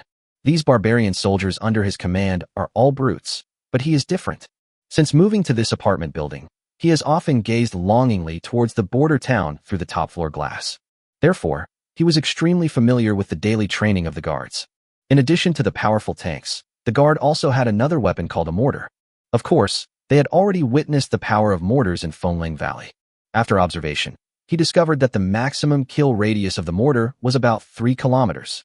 At this moment, Corina was about 2 kilometers away from the border town, and it looked like he was about to escape within 3 kilometers. And those idiots under his command, of all people, still had the audacity to charge this way? This is practically walking into the enemy's line of fire. Get out! Get out of here! The barbarian soldiers misunderstood Corina's loud shouts. They thought their Khan was complaining about the slow pace of their advance, so they increased their running speed even further. Hurry! Speed up the support for the Khan. Amidst shouts and cheers, Corina and his men drew ever closer to their destination. Everything happened in the blink of an eye. When the two sides were within a few hundred meters of each other, Huo Ri's terrified expression finally caught the attention of his subordinates. No, the Khan seems to be telling us to get lost? Before the doubts in everyone's hearts could even arise, a sharp-eyed barbarian soldier noticed that wisps of smoke were suddenly rising from inside the border town. Before the barbarian soldier could react, a dense barrage of sharp whistles entered everyone's ears. Whoosh, whoosh, whoosh. Not good. Finally, the sharp whistling sound startled a small number of barbarian soldiers awake. Most of the barbarian soldiers led by Corina were his personal guards when he was still the second prince. As Jiang Chen's allies at the time, most of these people had not experienced the ravages of mortars. However, a small number of barbarian soldiers survived the mortar bombardment. The first to feel fear were these barbarian soldiers. The whistling sound from high above instantly stirred up memories of fear within them, and they screamed at the top of their lungs. Scatter quickly. Watch out for what's above your head. Unfortunately, by the time they realized it, it was too late. Boom, boom, boom, boom. 100 mortar shells sliced through the air and landed on the ground, exploding. The 2,000 barbarian soldiers, lacking experience in dealing with artillery fire and attracted by the treacherous sun in front, formed an extremely dense formation. This also greatly facilitated the mortar's kill radius. With a deafening explosion, the barbarian soldiers were thrown into the air by the shockwave, then struck by shrapnel flying in all directions, and crashed to the ground with screams of pain, some dead and some wounded. The first wave of 100 mortar attacks took away nearly 500 barbarian soldiers. But before everyone could recover from their shock, a sharp whistling sound came from high above. The second wave of mortar shells has been launched. Scatter quickly. Only then did Qiu Rina remember that a grandmaster could use internal energy to send messages. He retreated rapidly to the side while shouting at the crowd with red eyes. Fortunately, these barbarian soldiers were originally elite, and their reaction speed was not slow. Many people had already scattered and fled before the order was given, leaving only a small number of injured and immobile compatriots behind. With a final scream fading into the sound of the explosion, the 2-square-kilometer area finally returned to deathly silence, leaving only a pile of corpses. Phew! Corina felt his heart was about to jump out of his throat, but he dared not stop, lest he become a live target for the mortars. His body moved nimbly to the left and right, while his mind was simultaneously engaged in a battle of wits. Looking at the more than 1,000 men scattered around, equally terrified. Is it a desperate, all-or-nothing battle, or is it to bow down, admit defeat, and beg for forgiveness? Now he had to admit that he had indeed been overwhelmed by the sudden and immense power. Can human strength really stand up to Jiang Chen's weapons? As he ran, his gaze inadvertently drifted to the distant west, where countless elderly, weak, women, and children who had been working hard just moments before were now gathered together, their worried eyes fixed on this side. If this battle is lost, these old and young. Thinking of this, Qiu Ri's hesitant gaze instantly hardened. Let's give it our all. Warriors, spread out and head towards the border town. As long as we don't unite our forces, this weapon can't do anything to us. Chapter 323: The Persuasion of Corina to Surrender. Although the anti-Jiang plans suffered setbacks from the very beginning, half of the 3,000 elite troops were lost in a short period of time. But considering that things have already come to this point, even if he surrendered with all his men now, the consequences wouldn't be any better. Jiang Chen's temperament is all too clear to Zhu Ri. He can kill more than 1 million barbarians without regard to age or gender, and it would be easier for him than killing 1 million sheep. What about their own remnants of the barbarian tribe? Even if he were to flee to the depths of the grasslands with everyone now, it would only be a matter of time before Jiang Chen chased after him and killed him. Why not take a desperate gamble and seize this place while the border city's defenses are weakened? Moreover, now that he has been attacked in the first round, he also knows that there are still a large number of mysterious weapons in the border town. With these weapons, even if Jiang Chen reacts by then, they won't be without a fighting chance. Perhaps he could even take his place, leading all the warriors to conquer the Qian kingdom and replace Jiang Chen. On Qiu Ri's face, the look of fear that had been there was replaced by a look of ambition. Soon, amidst the intermittent bombardment of mortars, and after losing more than a dozen more unfortunate souls, the 1,500 barbarian soldiers had dispersed to within a few hundred meters of the border town, and were about to form an encirclement. At this point, Corina felt her mind was clear, and her back and legs no longer ached. Humph, you're really up to no good. At this point, the barbarian soldiers scattered, making it impossible to inflict widespread casualties, so the mortars had stopped firing. On the city tower, Uncle Fu's eyes flashed with murderous intent as he faced off against Corina, who was 500 meters away. If he hadn't been quick-witted and more vigilant, he might have been tricked by the wrong person. It seems this prairie hyena has already found a new owner. They even wanted to capture the old lady alive to threaten the young marquis. Qiu Rina was no longer the submissive man she had been before, and she no longer felt how shameful her rebellion was. Old man, I didn't expect you to see through me. What a pity. However, considering your loyalty to your master, I will spare your life later. After getting to know him over these past few days, I've come to realize that Uncle Fu is above the Grandmaster level, and that's something I know about Qiu Ri. But he also knew that there were at most a few Grandmasters or above in this city, and most of the other soldiers were just low-level martial artists. The reason they have such high combat power is entirely due to the advantage of the weapons they have. Uncle Fu frowned repeatedly as he listened to Corina's arrogant words. He initially thought that only that one person, who had missed the appointed day, had obtained the spiritual fruit, But after the recent barrage of attacks, he realized that. How could Corina's subordinates have also become 5th-grade grandmasters? He wasn't afraid of this power, but rather alarmed as to which family in the Holy Realm was behind it all. It would take at least 3,000 low-grade spiritual fruits to create 3,000 5th-grade grandmasters. 3,000 pieces, that's not just 3,000 taels of gold. Even the Jiang family of the Holy Realm, the patriarch's own clan, would find it impossible to produce 3,000 spirit fruits in a short period of time. For most families in the Holy Realm, after deducting the daily needs of their celestial servants and the unripe spiritual fruits in their spiritual fruit gardens, it would be quite remarkable if they could produce a few hundred stored spiritual fruits. Since this mysterious family is so generous, they sent Corina as a pawn to test the border town. Is someone hiding in the shadows observing all of this? Is it simply a matter of using Corina, or is it a way of testing the strength and weakness of the border town? In fact, they might just want to observe the power of the Marquis's guns and cannons so as to make preparations for future actions that could be detrimental to him. In a short period of time, Uncle Fu's mind raced, considering all sorts of possibilities. Haha, why are you so quiet? Are you scared, Mr. Fu? How about I give you another chance? As long as you order your men to lay down their weapons, leave the city, and surrender, I swear in the name of the eternal heaven that I can guarantee the lives of all of you. Seeing that Uncle Fu ignored his mockery and made no response, the girl thought that Uncle Fu was afraid.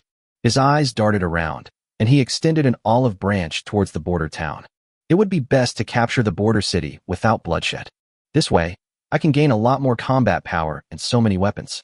As for how to use those weapons, there's no need to slowly figure it out anymore. There are ready-made instructors here. Unfortunately, ideals are beautiful, but reality is harsh. On the city wall, the two brothers, Jiang Tian and Jiang Di, had also arrived. Jiang Tian fiddled with the joystick in his hand, carefully searching the surrounding area of more than 10 kilometers before shaking his head helplessly at Uncle Fu. Uncle Fu, the drone did not detect any large number of ambushes, at least not within its detection range. Uncle Fu lowered his head, his eyebrows furrowing together. There are only two possibilities if the drone did not detect any ambushes. One possibility is that the hidden forces have ambushed troops further away, observing the battle on this side of the border town. If they manage to breach the border city by chance, they can legitimately act as the mantis behind the worm and seize all the resources from the border city. The other possibility, however, is extremely terrifying.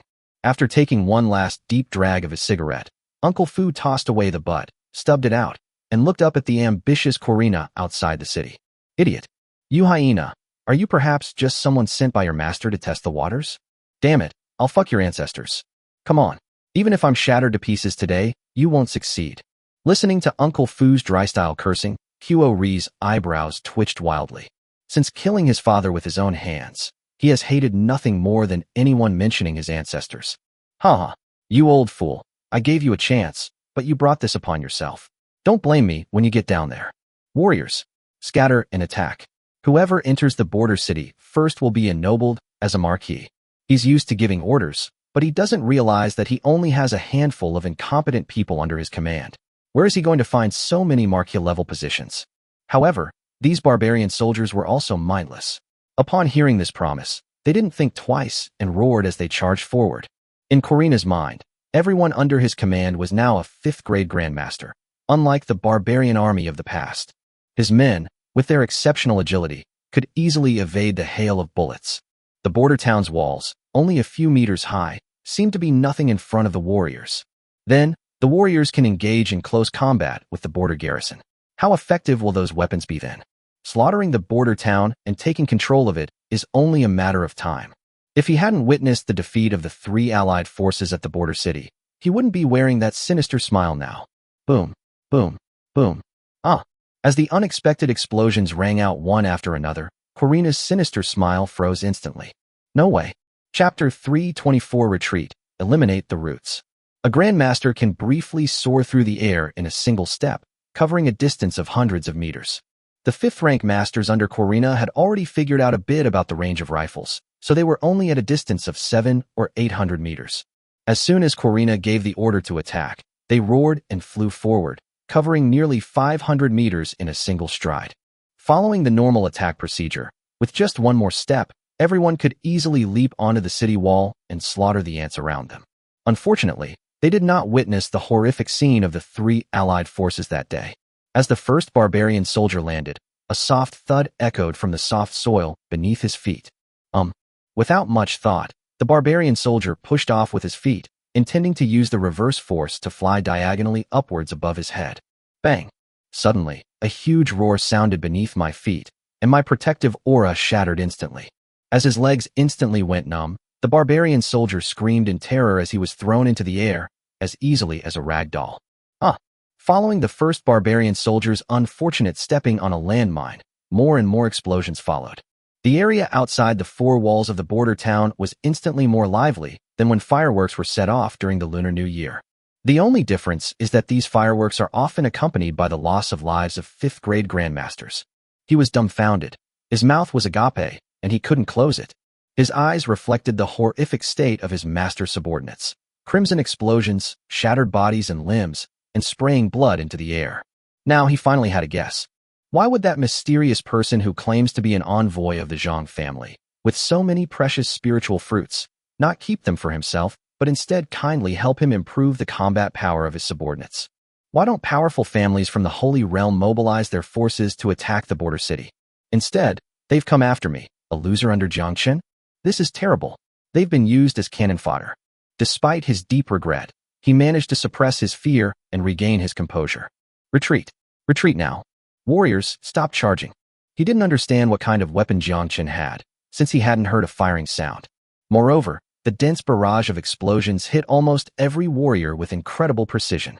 Before the attack had even lasted a few breaths, the 1,500 warriors had already lost more than half of their men, leaving only about 500 men who were retreating in panic, trying to escape. In this situation, the barbarian soldiers weren't fools either. Before the order to retreat was even given, the survivors were already making a hasty attempt to retreat. But what kind of place is the border town? It's not a place you can just come and go as you please. Seeing the enemy begin to panic and retreat, Uncle Fu immediately gave the order. Light and heavy machine guns attack. Riflemen fire with precision. The next moment, a dense hail of bullets shot out from the four city walls, like giant metal nets chasing after the enemy's back. Da-da-da-da-da-da. Bang, bang, bang, bang, bang, bang, bang, bang, bang. Compared to the running speed of an ordinary martial artist, although a fifth-grade grandmaster is fast, how can he be faster than a bullet? In an instant, many surviving barbarian soldiers were shot in the back. At least the numerous steel balls scattered by the anti-personnel mines had shattered most of the barbarian soldiers' protective aura. Without the protection of their protective chi, how could these fifth-grade grandmasters withstand the impact of the bullet? Puff, puff, puff. The muffled thuds of bullets piercing flesh echoed continuously, and one after another, the bodies of barbarian soldiers were pierced through, their severed limbs scattered all over the ground. The one-sided massacre lasted less than 30 seconds. In this short period of time, another large wave of barbarian soldiers was not eliminated. By this time, fewer than 100 barbarian soldiers had escaped the maximum range of the heavy machine guns. The rest had perished around the border town. By this time, Corina had long lost his ambition and didn't even wait for his men. He fled alone into the depths of the grassland. Uncle Fu, what should we do? As the deserter's figure receded further and further from the border town, Jiang Tian grew anxious. Jiang Di, you stay at the border and take over command. Jiang Tian, bring enough weapons and come with me. Uncle Fu understood the principle of eradicating evil completely better than anyone else. Moreover, this traitor, Corina, must be eliminated to warn future generations. With that, Uncle Fu and his companion leaped into the air and sped off in pursuit to the west. These 100 or so defeated soldiers were all only at the 5th-grade Grandmaster level, while Uncle Fu and Jiang Tian were both above the Grandmaster level.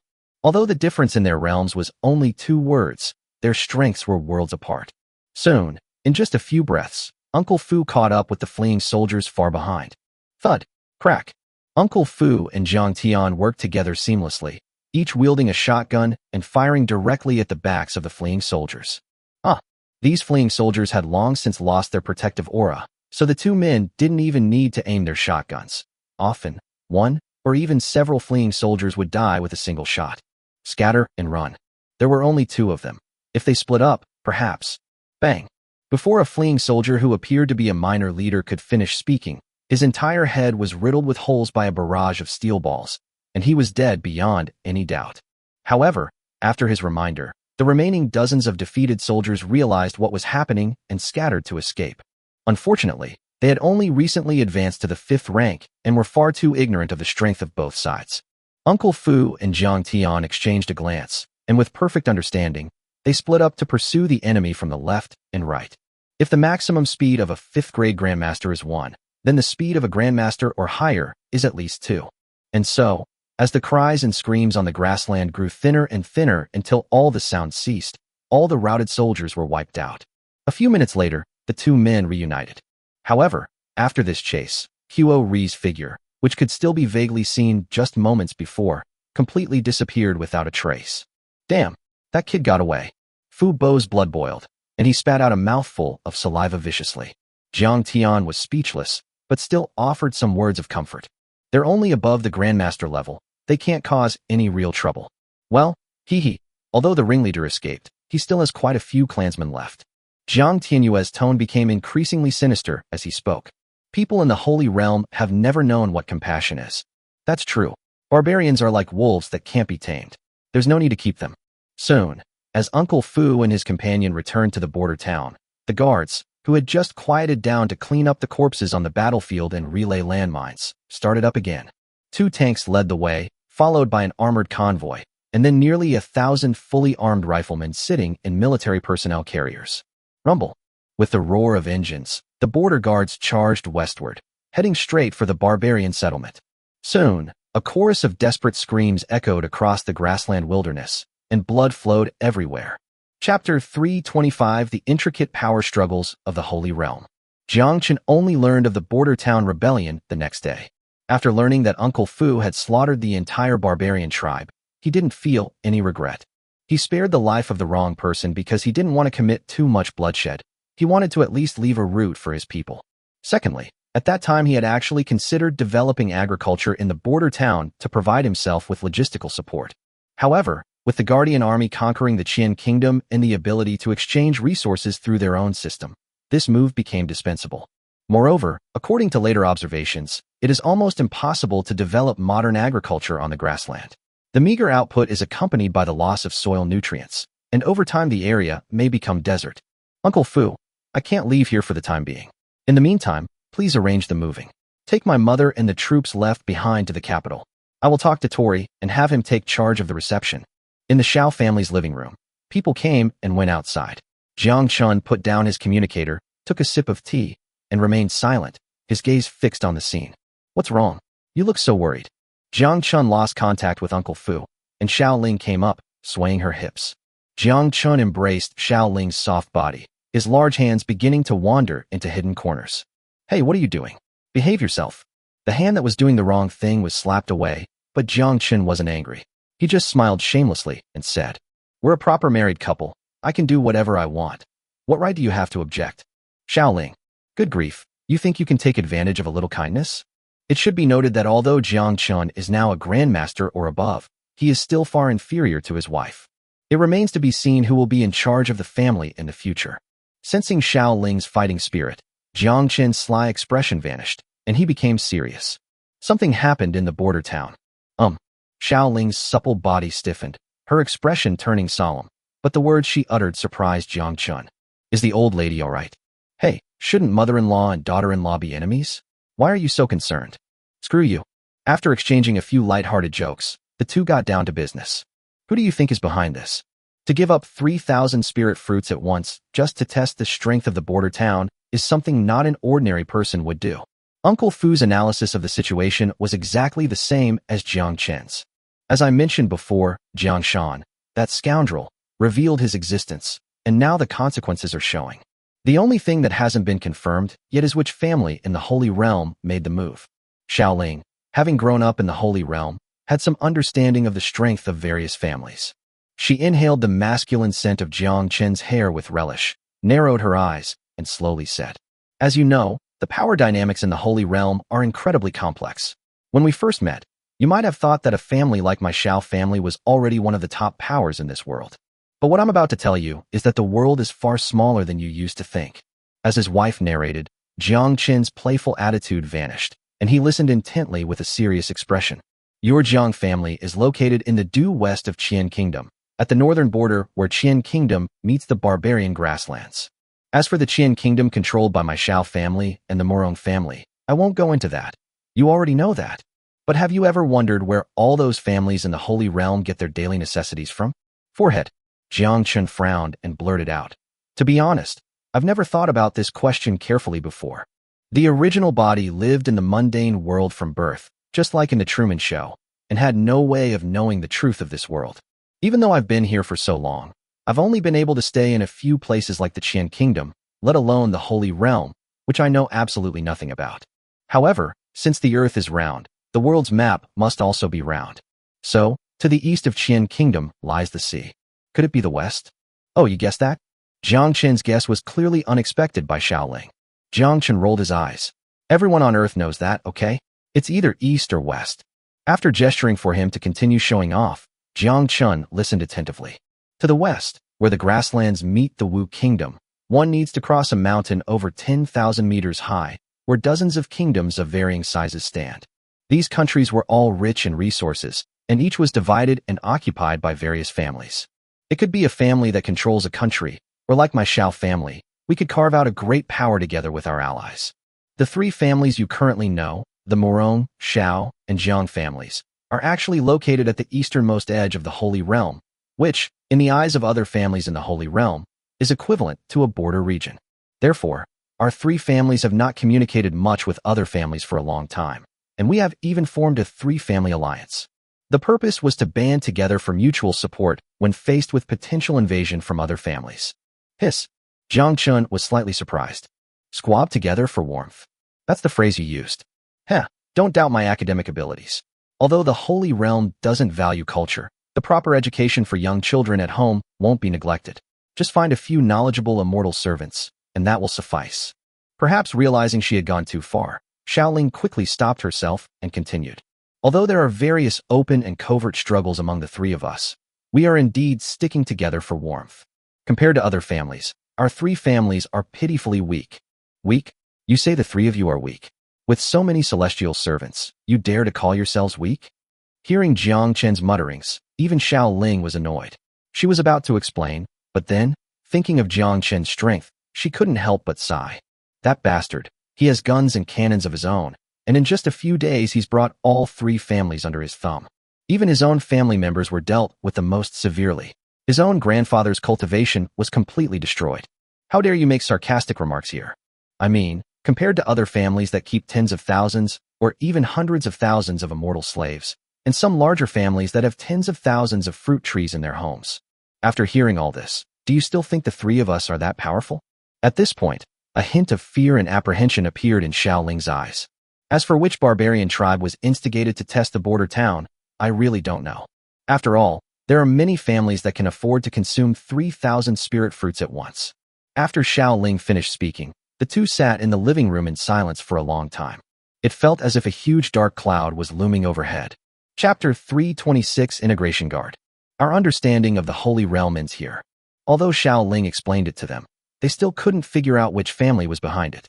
However, for Jiang Chen at present, improving his own strength and making defensive preparations are the most important things. If things get tough, we'll deal with it as it comes. That's the right thing to do. After Xiaoling took over as the head of the family, the entire Xiao family quickly got back into operation. Aside from the Murong family's base in the north, Jiang Chen intends to develop this place into his vanguard fortress in the Holy Realm. Therefore, under his orders, the guards in the capital also selected their best soldiers to come to this side. When the capital was captured, the guard force numbered just over 10,000, of which only about 800 mid to high-ranking officers had taken spiritual fruits and advanced to the Grandmaster realm. Now things are much better. Jiang Chen has the spiritual fruit reserves accumulated by the Xiao and Jiang families over the years.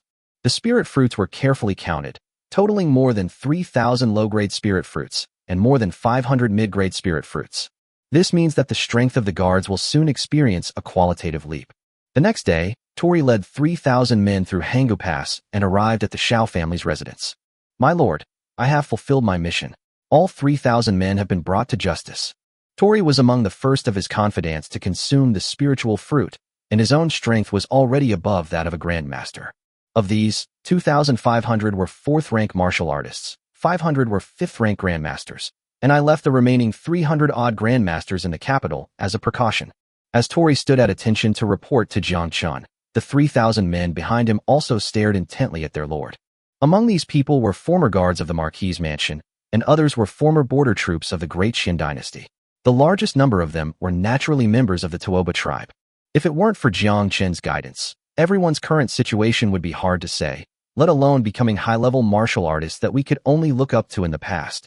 Therefore, in addition to endless admiration and gratitude, everyone looked at Jiang Chen with eager anticipation. He gave up the position he had worked so hard to obtain in the military, all for the sake of climbing to the next level. Jiang Chen roughly understood the soldier's thoughts. He leaped onto the high platform, his voice carrying a powerful inner force. Brothers, I told you before that I would treat you to the best of everything. I'm sure Commander Tori has already explained the purpose of calling everyone here, so I won't go into details. Next, let's hurry up and each person collect their own spiritual fruit, then start cultivating and advancing on the spot. Jiang Chen wasn't prepared for a long explanation, as the hidden hand could strike at any moment. He had barely finished speaking when a shout of admiration erupted from the crowd. The Marquis has been incredibly kind to us. It wouldn't be an exaggeration to say that he was our second parents. Now you have bestowed upon us precious spiritual fruits. I will serve no one but you, my lord, for the rest of my life. I will only obey the Marquis. I will only obey the Marquis. The deafening shouts echoed throughout Xiao family valley. To be honest, Jiang Chen was quite flattered by this blatant way of being praised. In the arena, only Jiang Shan and Xiao Mu, the two old men, exchanged a glance, both seeing a hint of resentment in each other's eyes.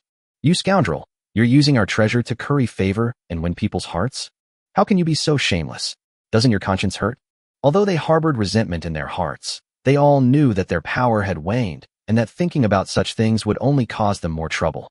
In Jiang Shan's view, although Jiang Chen had destroyed so many years of his hard work, he was still a member of the Jiang family bloodline, and most of the direct descendants of the clan had survived. As long as the roots were still there, that was good. As for Xiao Mu, Jiang Chen and Xiao Ling are already enjoying their time together, so this little thief is practically our Xiao family's son-in-law. Although he felt he lost quite unjustly. In short, the two old men didn't have much regret. On the contrary, with Jiang Chen leading the way, and with his endless array of weapons, they might actually be able to stir up a huge wave in the Holy Realm. The refining of spiritual fruits takes time, ranging from 1 or 2 hours to 1 or 2 days. During this time, Jiang Chen was not idle either. After several rounds of battles, the Jiang family's immortal slaves still numbered around 12,000. Of course, most of these were celestial servants used for defense on the top of Jiangxia Mountain. As for the Xiao family's immortal servants, apart from a few who were lucky enough to survive, most of them died under the charge of the robot dogs. Jiang Chen originally planned to simply carry out their collective euthanasia. When this idea was shared with Xiao Ling, it was immediately met with opposition. Although Xianu may have her own little schemes in daily life, they are ultimately few and far between. These people, having undergone long-term ideological indoctrination by their respective families, can still maintain their loyalty to their families. Seemingly thinking of the young leader from the hunting grounds, Xiao Ling couldn't help but blush. That's just an exception. Well, since his wife had said so, Jiang Chen had no choice but to give up the idea for the time being. Since that's the case, let's just incorporate these guys into our own guard force. When he set off to rescue his father from the Jiang family, he left behind 500 grandmasters and 800 fifth-rank grandmasters. In addition to the soldiers who are about to enter the grandmaster realm today, there are also 12,000 Jiang family immortal slaves. Jiang Chen roughly calculated that he would soon have more than 16,000 subordinates, the lowest level of which would be grandmaster. Wow, I've struck it rich. Before long, 12,000 immortal slaves were gathered in the training ground. Facing the imminent threat of death, these celestial servants, though filled with fear, maintained excellent discipline, standing motionless in place. The more than 10,000 of them did not even utter a whisper. Jiang Chen nodded to himself. His wife was right. So, under the anxious gaze of more than 10,000 pairs of eyes, Jiang Chen waved his hand. Suddenly, a large amount of supplies appeared at the edge of the once relatively empty training ground. Camouflage uniforms with a starry sky pattern, khaki military boots, snow-white snow combat uniforms, helmets, goggles, ammunition belts, and other supplies were piled up like mountains. Next to these basic supplies, a large number of military green supply boxes appeared, containing a large number of rifles and countless bullets. Tori, I'm giving you 3 days to train these guys into full-fledged guard soldiers. Tori, who had been by Jiang Chen's side the whole time, suddenly brightened up. Suddenly, we have over 10,000 subordinates, all of whom are at least 5th-grade grandmasters. Isn't this incredible? Yes, my lord, please rest assured, in 3 days, I will provide you with a brand new guard corps. As he spoke, Tori, who was looking for something to do, rushed forward, swearing incessantly. Look, what are you looking at, you motherfucker? Stop standing around, line up, and come get your supplies. If you're slow, get out of here. Soon, with the coordination of the logistics soldiers, more than 10,000 immortal slaves began a large-scale change of clothes. This made the 2 old men in Jiang Shan's heart bleed. Damn it, if we had known earlier that Jiang Chen could just wave his hand and get so many supplies, why would we have bothered fighting? Wouldn't it be better to be his ally? Just as Xiao Mu was gritting his teeth and complaining, a female servant from the household rushed over. She first glanced at her master, and then sensibly came to the new head of the household, Xiao Ling. They, as servants, know perfectly well who's in charge in this household now. This caused Xiao Mu another pang of heartache, regretting his past actions. Well, he couldn't even make decisions for his own family anymore. Patriarch, Murong Dengyun of the Murong family requests an audience. He is currently waiting at the valley entrance. Jiang Chen raised an eyebrow upon hearing this. Hey-ho, the money-bringing boy has finally arrived. Chapter 327, Possessing a Treasure is a Crime. Hey, Brother Dengyun, you've finally arrived. I thought you were trying to renege on your debt. At the main entrance of the Xiao family manor, Jiang Chen led everyone out to personally greet the money-bringing boy. Murong Dengyun was originally all smiles and ready to greet him, but upon hearing this, his old face turned away. Jiang Chen's words just didn't sound right. Brother Shun Dengyun, old man, you've really messed up my daughter. Aren't we even from the same generation? However, having been a seasoned businessman for many years, he didn't take this small matter too seriously. Lord Jiang, I have brought a total of 200 million taels of gold with me on this trip. This money was raised from the main residence of my Murong family and all the merchants in the Qian kingdom. Time is a bit tight. As for the cash in other places, the head of the family has sent a message by carrier pigeon, and it is expected that it will be delivered within 10 days. Frankly speaking, such a large sum of money has already severely damaged the Murong family's entire industrial chain. The Murong brothers had also hesitated, wondering if they should just renege on their debt, but the thought immediately vanished when he thought of Jiang Chen's vengeful nature. Moreover, compared to worldly gold and silver, Jiang Chen's endless array of weapons is clearly more tempting to the Murong family. As for money, Jiang Chen still had over 100 million taels of gold reserves in his system, so he wasn't in a hurry. Instead, it was the spiritual fruit that had been agreed upon with Murong Lin before. Seeing Jiang Chen staring at his old face without saying a word, Murong Dengyun quickly realized what was going on. Well, besides this cash, the patriarch also ordered me to bring most of the family's spiritual fruits, a total of 3,000 low-grade and 1,000 mid-grade. Our Murong family doesn't have any high-grade spiritual fruits, so please forgive us, Lord Marquis. Wow, Brother Dengyun, your Murong family is really rolling in money. Even just a portion of it is already this much. Jiang Chen's casual remark caused Murong Dengyun's heart to pound, fearing that this scoundrel would ask for an exorbitant price. Oh no, my lord, please don't misunderstand. Due to the heavy losses of our clan's immortal servants in battle, my brother's idea is that keeping so many spiritual fruits in the clan would be a waste, and might even attract the covetousness of enemies. It would be better to give them to you, my lord, to maximize their value. As for the family, apart from a few hundred mid-grade spirit fruits left for the 5th grade immortal servant's advancement, there were no more spirit fruits left. Murong Dengyun seemed to be provoked by Jiang Chen's distrust, and his tone was full of resentment. Hey, father-in-law, don't be angry. I was just joking. Haha. Jiang Chen apologized at the opportune moment. He glanced at the convoy behind Murong Dengyun, which was loaded with a large amount of gold and silver, and then turned and rushed forward. As Jiang Chen's figure continued to flash by, the wooden chests loaded with gold and silver on the carriage remained intact. But Murong Dengyun could see clearly that as Jiang Chen passed by one carriage after another, the wheels of those carriages all shook. Clearly, the gold and silver inside the wooden box had disappeared. Everyone present was shocked by Jiang Chen's move. Jiang Chen can not only conjure up various weapons anytime, anywhere, but also, can you even eat gold and silver treasures? Now that things have come to this point, Jiang Chen no longer hides these things from everyone and simply goes all out. Glug. In less than a minute, Jiang Chen returned to his original spot like a gluttonous beast that had just finished eating, and Murong Dengyun finally swallowed the saliva in his mouth. My lord, I have something else to tell you. Seeing Murong Dengyun's solemn expression, Jiang Chen called over Tori and handed over the spiritual fruits that the system could not absorb to Tori for safekeeping, to be used immediately after the arrival of the follow-up troops from the capital. He then led Murong Dengyun to the main hall of the Xiao family. All right, there's no one else around now, so just say what you need to say. Since Xiao Ling became the head of the family, the guards have taken over the entire security of the Xiao family manor. The living room where the two were located was surrounded by heavily armed guards, with sentries every 10 steps and sentries every 5 steps. Murong Dengyun trusted Jiang Chen's methods of managing his subordinates, and with a heavy heart, he spoke. There was no other way for us to personally escort the supplies this time, so please forgive us, Lord Marquis. Oh, please continue. Jiang Chen never considered himself a stingy person. If Murong Lin didn't come, so be it. As long as the money and spirit fruits were there, that was enough. A few days ago, as soon as my brother and I returned to our family's residence, members of the Zhang family came to visit us. The Zhang family? Which Zhang family? I know you're in a hurry, but please don't rush. Seeing Jiang Chen's eager gaze, Murong Dengyun, unusually, adopted a serious posture before continuing. What Jiang Shan said before was true.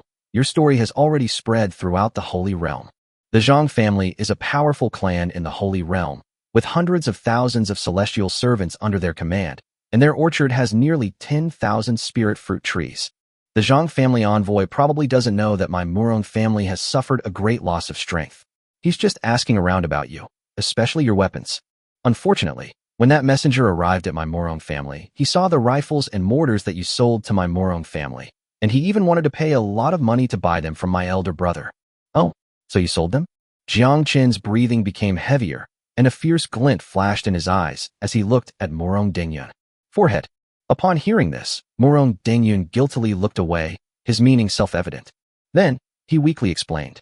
10 rifles and 1,000 rounds of ammunition.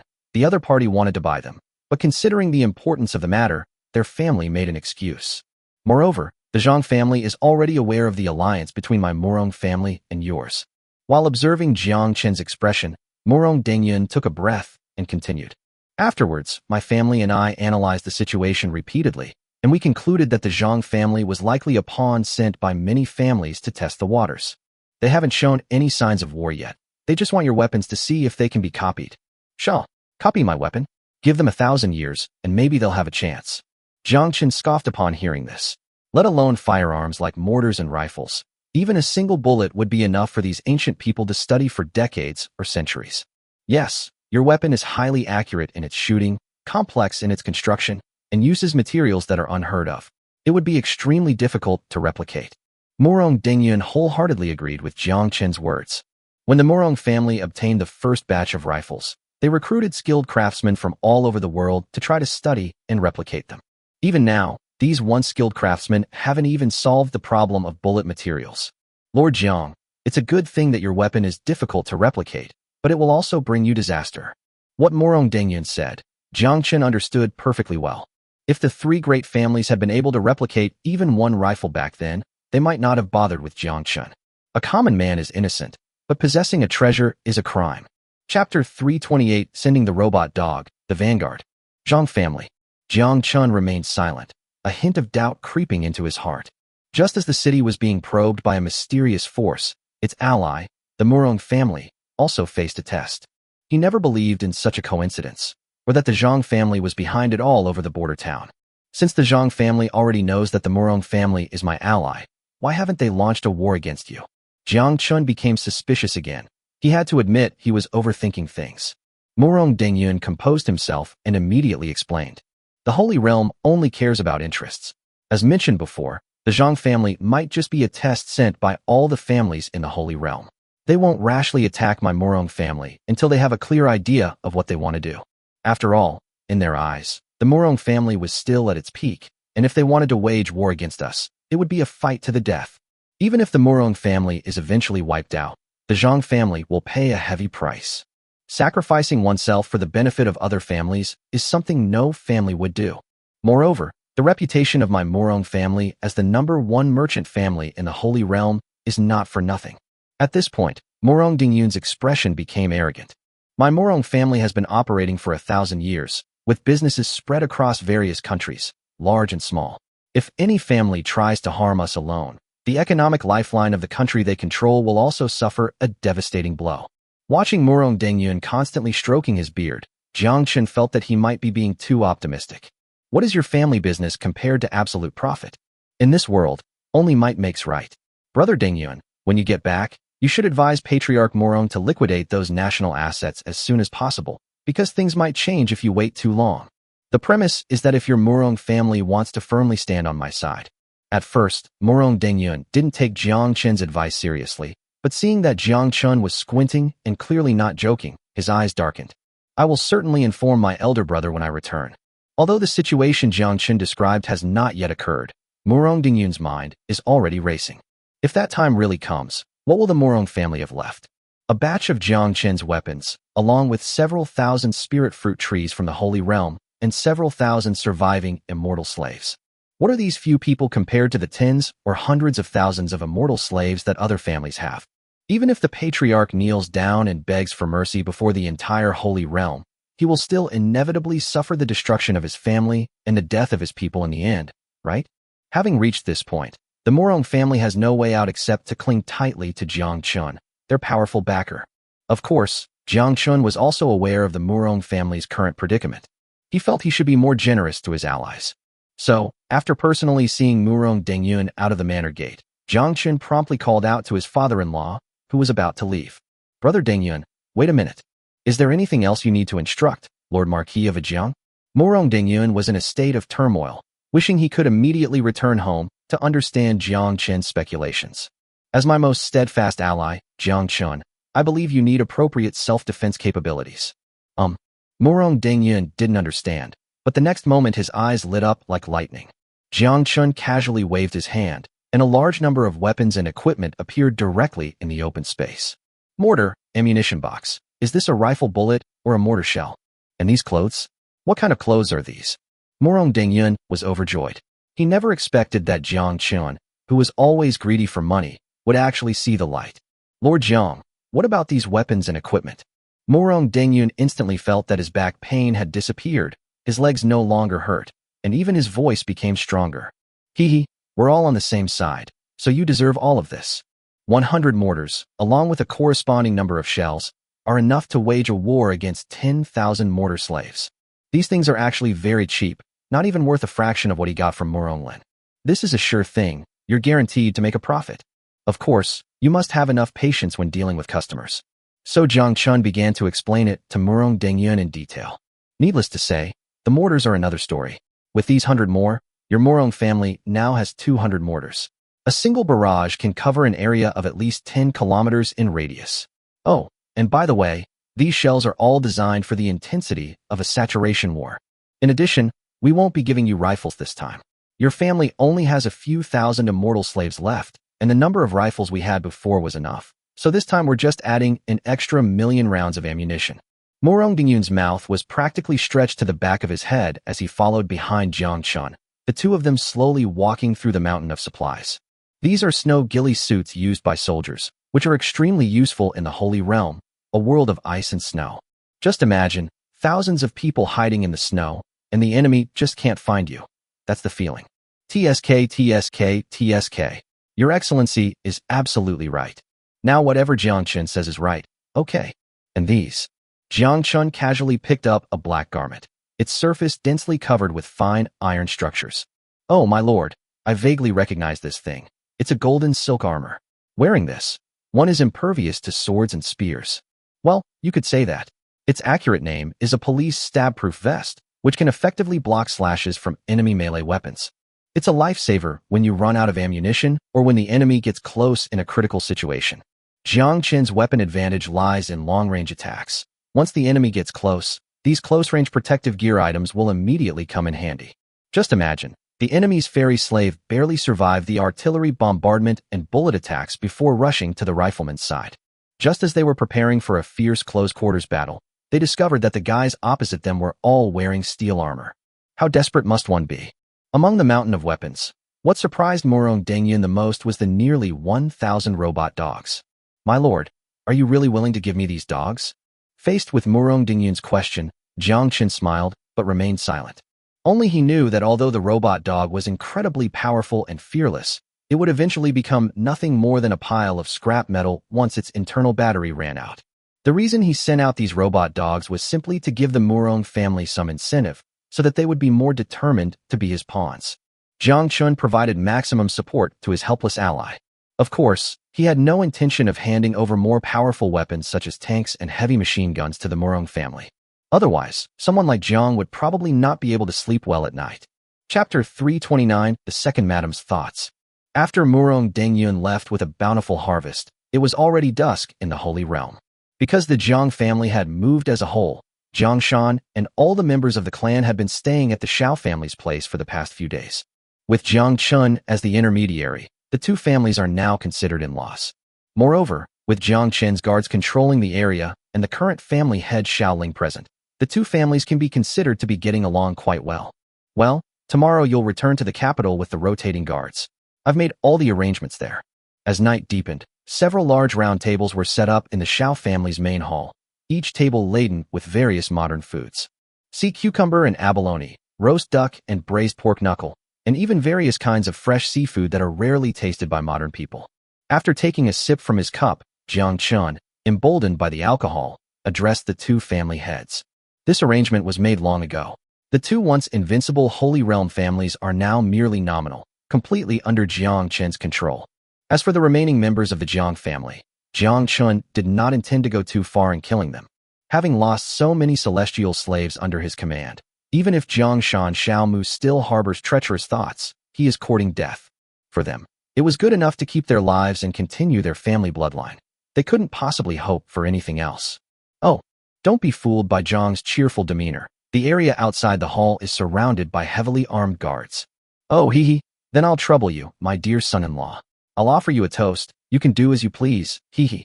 Xiao Muyo, ever the shrewd one, toasted his son Xiao Qimu, who looked utterly aggrieved. As the strong, spicy liquor went down their throats, the two couldn't help but close their eyes and exhale to savor the taste. Jiang Chen took a sip of matai and then turned his gaze to his grandfather. With Xiao Mu making such a statement, Jiang Shan has finally given up on his own little schemes. The fact that he can still live a good life and become a wealthy man is already a testament to Jiang Chen's magnanimity. I'll have a drink too. With that, Jiang Shan stood up, tilted his head back, and downed the whole thing in one gulp. What kind of situation is this? A grandfather offering a gift to his grandson? If I had known Jiang Chen was this fierce, why would I have gone up there to seek my own death? They should have shown real familial love from the beginning and rescued Jiang Chen from the capital. If that were the case, the current situation might be quite different. But there's no going back in this world. With two Jonin clan heads acting like freaks, the atmosphere at the table finally became truly harmonious. Amidst the clinking of glasses, the group consumed nearly 10 cases of matai. While matai is considered precious in modern times, it's less valuable than bullets in Jiang Chen's system. Jiang Chen only spent 10 taels of gold on 10 cases of matai. Jiang Chen's mind started wandering when faced with such a low price. Alternatively, matai could be handed over to the Murong brothers for management, since the highest alcohol content of this so-called strong liquor in ancient times was only a dozen degrees. Judging from the expressions of amazement on everyone's faces, it was definitely a crushing defeat. However, these things can be considered later. Right now, the most important thing is to deal with the malice that may come at any time. After the banquet ended, everyone dispersed and returned to their rooms to rest. According to Jiang Chen, everyone should pack their belongings early tomorrow morning and leave with 100 guards returning to the capital for troop rotation. Tonight is the last day that the two families will spend in the Holy Realm. In the center of the Xiao family manor, in the largest room, the second wife pushed Xiao Mu, who was drunk and sluggish, onto the bed. Now that Xiao Mu has no cultivation and is so old, how could he resist drinking glass after glass of strong alcohol? He drank until he was completely out of his mind. Good grandson-in-law, cheers. Grandpa, let me toast you again. Burp. The second wife covered her mouth and nose in disgust as she smelled the unpleasant stench of alcohol that assaulted her nostrils, her eyes darting around and her delicate eyebrows furrowing.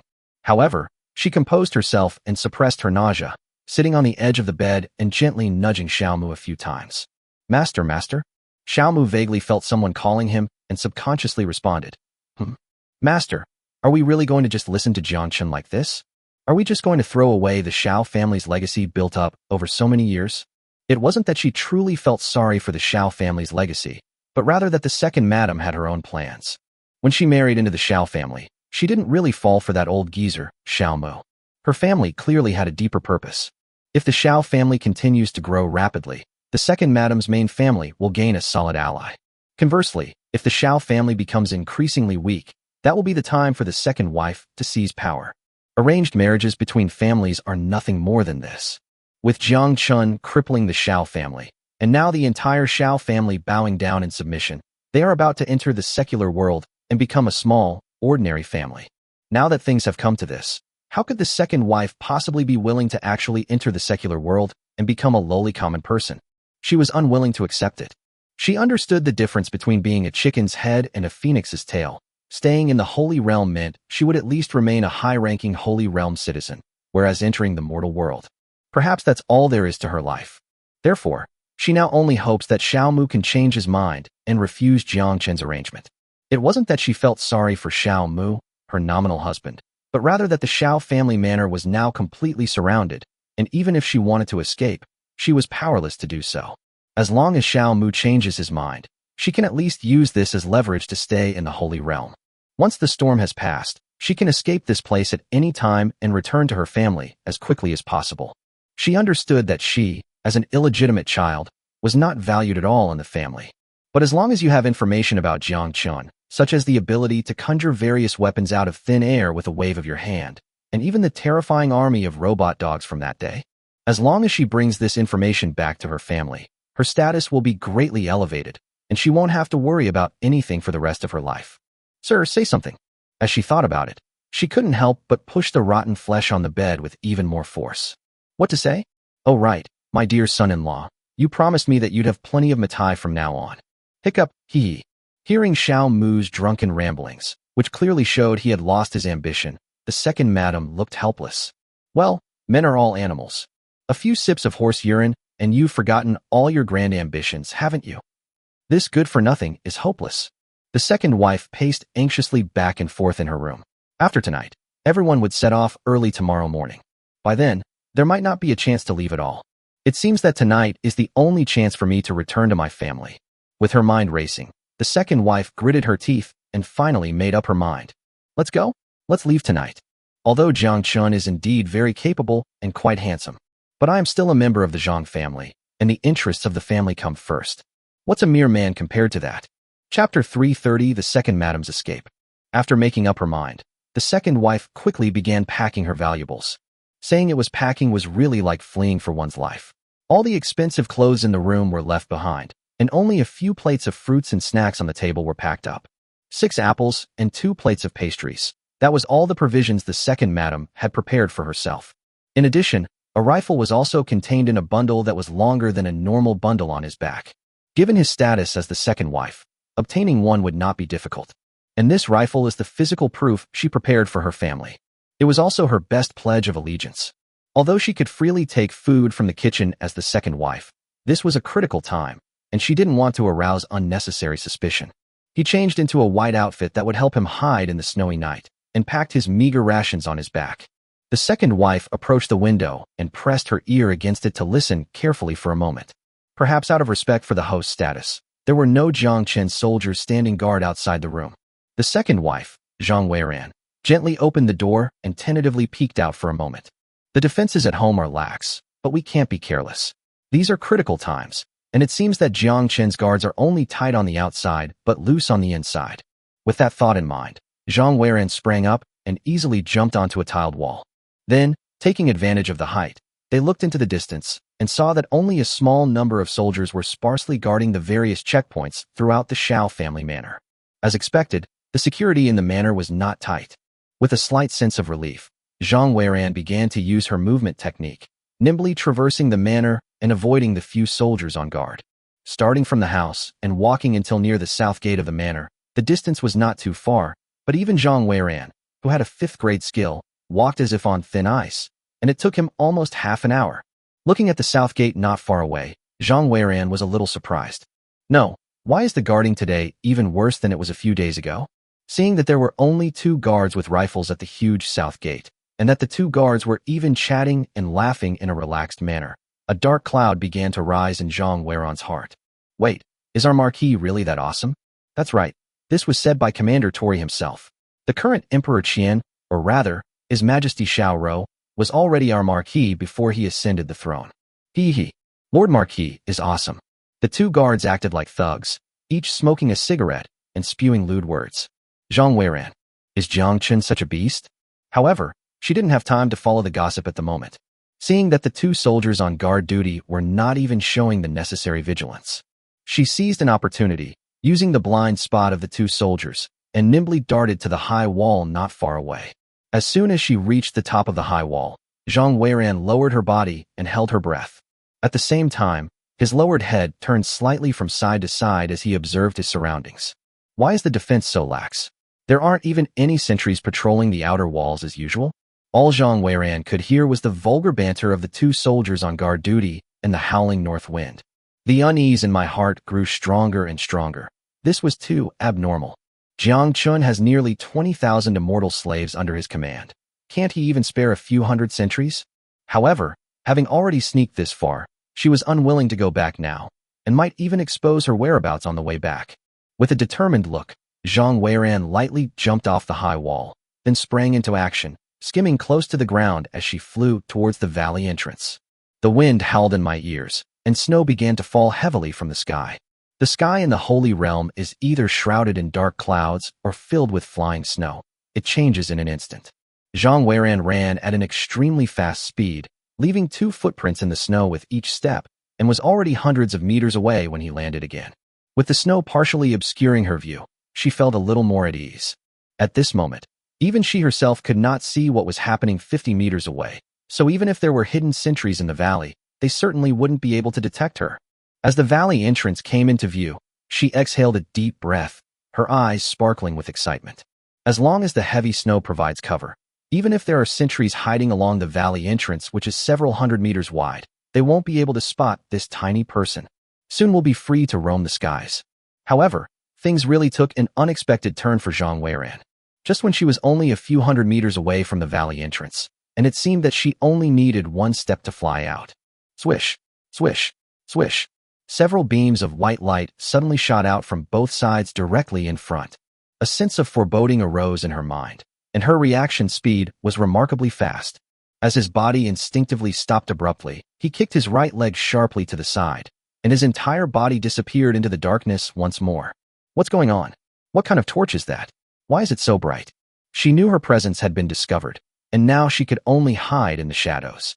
While feeling astonished, I was also filled with intense resentment. Even if it's just a few hundred meters, we have to rush out of there. Once we break out of the valley, I don't believe there isn't a place to hide in such a vast area as the Holy Realm. But clearly, Jiang Weiran had oversimplified things. Just as she readjusted her direction and was preparing to hide in the darkness and rush out of the valley in one go, those intense beams of light followed her closely, completely exposing her figure. Damn it, what the hell is this thing? So what if I find it? As long as I'm fast enough, the valley entrance might not be surrounded yet. Without time to think, Jiang Weiran mustered all her strength and began to charge. Oh, isn't this the second madam? Why isn't she properly serving old Master Xiao in her room so late at night? Why is she out here instead? As Jiang Chen uttered those teasing words, Jiang Weiran froze, her pupils dilating rapidly. Only now did she realize that there were many dark shadows 100 meters ahead of her. That bastard Jiang Chen's voice came from there. Glug! The bright light shining from the front made Jiang Weiran squint.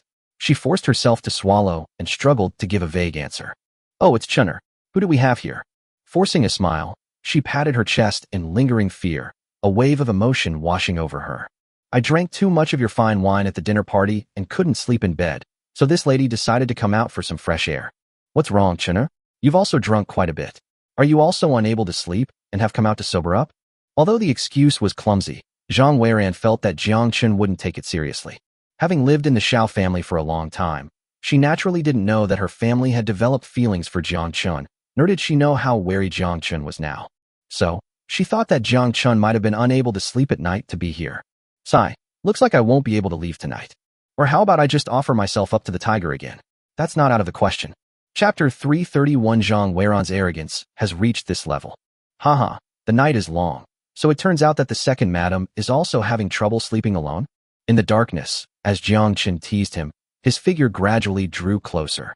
Finally, Zhang Weiran saw Jiang Chen's smiling face and the group of trusted confidants following behind him. Second madam, you know we're really destined to meet, even having insomnia together? Hee, who can disagree? Zhang Weiran chuckled dryly and agreed, while subtly turning around to cover the bundle behind her. Well, it's one thing for the second madam not to feel cold while taking a nighttime walk, but why is she dressed like this and carrying a bundle on her back? Jiang Chen smiled, seemingly oblivious to anything amiss. Zhang Weiran froze, her mind racing as she searched for a suitable excuse. This and that. Well, I ate something too greasy for dinner, so I brought some fruits and snacks to cleanse my palate. They're all old foxes, they know each other inside and out. The second wife had already guessed that Jiang Chen had discovered something amiss. In order to dispel her suspicions, she could only pretend to be straightforward and take off the bundle on her back, pouring out the fruits and pastries inside.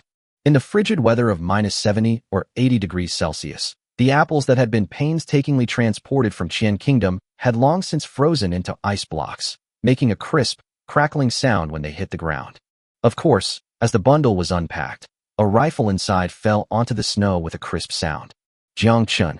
Second madam, do you really think I, Jiang, am a fool? Seeing Jiang Chen squinting at her with a look that said, do you believe me or not? The second madam couldn't bring herself to utter the excuse she had just come up with. Jiang Chen, you. She was thinking that since they had a brief affair a few days ago, why don't you just let me fart? But then she remembered Jiang Chen's ruthlessness in the face of enemies, and she just couldn't bring herself to say those words. Miss Zhang, Jiang Chen emphasized the word Zhang in his mouth. Zhang Weiran felt a chill run down her spine upon hearing this. Jiang Chen clearly knew her identity. To be honest, her identity as a member of the Zhang family wasn't a secret to begin with. Jiang Chen could have easily found out by asking around at home. But what she didn't understand was why Jiang Chen's expression was so grave. It's as if her being a member of the Zhang family is an unforgivable mistake. Jiang Chen, you should continue your walk. It's really not very elegant for a man and a woman to be alone together at night. Seeing that Jiang Chen only kept a low profile and did not make any move, the second wife was about to leave, hoping for the best. As soon as he turned around, he was blocked by several heavily armed soldiers whose faces were completely hidden in masks. You, what do you mean? Jiang Chen, let me tell you, I am the matriarch of the Xiao family.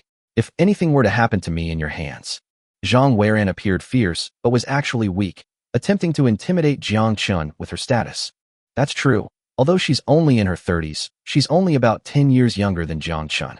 However, their social statuses are worlds apart, with a difference of 2 entire generations. Laugh. Jiang Chen wasn't buying it, and immediately scoffed. Second madam, the Xiao family has fallen to this state, yet you still act like the mistress of the house. What's wrong with your head? Even your man, Xiao Mu, doesn't dare to say no to me now. Where do you get your confidence from? Hearing Jiang Chen's sarcasm, Zhang Weiran paused. Yes, now that she is the matriarch of the Xiao family, she can't control that bastard Jiang Chen at all. She's just humiliating herself. However, thanks to Jiang Chen's reminder, Zhang Weiran regained her confidence the next moment. What you said makes a lot of sense, but have you ever thought that besides being Xiao Mu's wife, I am also a descendant of the Zhang family? The Zhang family of the Holy Realm. Have you ever heard of them? Zhang Weiran spoke with utter arrogance, looking at Jiang Chen as if he were a country bumpkin. Jiang Chen. No, who gave you such great confidence? The Zhang family, I'm so scared. Jiang Chen's tone was extremely sarcastic, and his feigned fear was incredibly dramatic. Good that you're scared now. Then hurry up and get out of my way. This young lady is going home to visit her family. Do you dare to stop me? Let me tell you, even if Xiao Mu were here today, he wouldn't dare stop me from leaving. Zhang Weiran was no longer the submissive person she had been after being disciplined by Jiang Chen with sticks. Instead, she had the air of a petty person who had gotten her way. At this moment, as several spotlights illuminated the area, the entire Xiao family manor noticed the unusual situation. Many members of the Jiang and Xiao families began to gather here, including Xiao Mu, who arrived with the help of his children. This. Second madam, what's wrong? Amidst the whispers, Xiao Mu saw his wife squatting on the ground with a smug expression, casually carrying a rifle on her back. He quickly guessed what had happened. Madam. He dared not offend Jiang Chen, and only hoped that, for the sake of family, Jiang Chen would plead for Zhang Weiran. Chinner, Wei Ran thought it must be because he suddenly had a fever that he acted this way. Before Xiao Mu could finish speaking, Xiao Ling grabbed his arm. Xiao Ling gently shook her head at her grandfather, probably telling him not to meddle in her affairs. Zhang Weiran not only failed to appreciate Xiao Mu's pleas, but also showed signs of intensifying her actions. Ignoring the frozen fruit on the ground, she stood up and said to Jiang Chen, "Now that you've found out, I have nothing more to say. I have no desire to become an ordinary rich man with you. I am a descendant of the Jiang family of the Holy Realm, so naturally I must return to my family.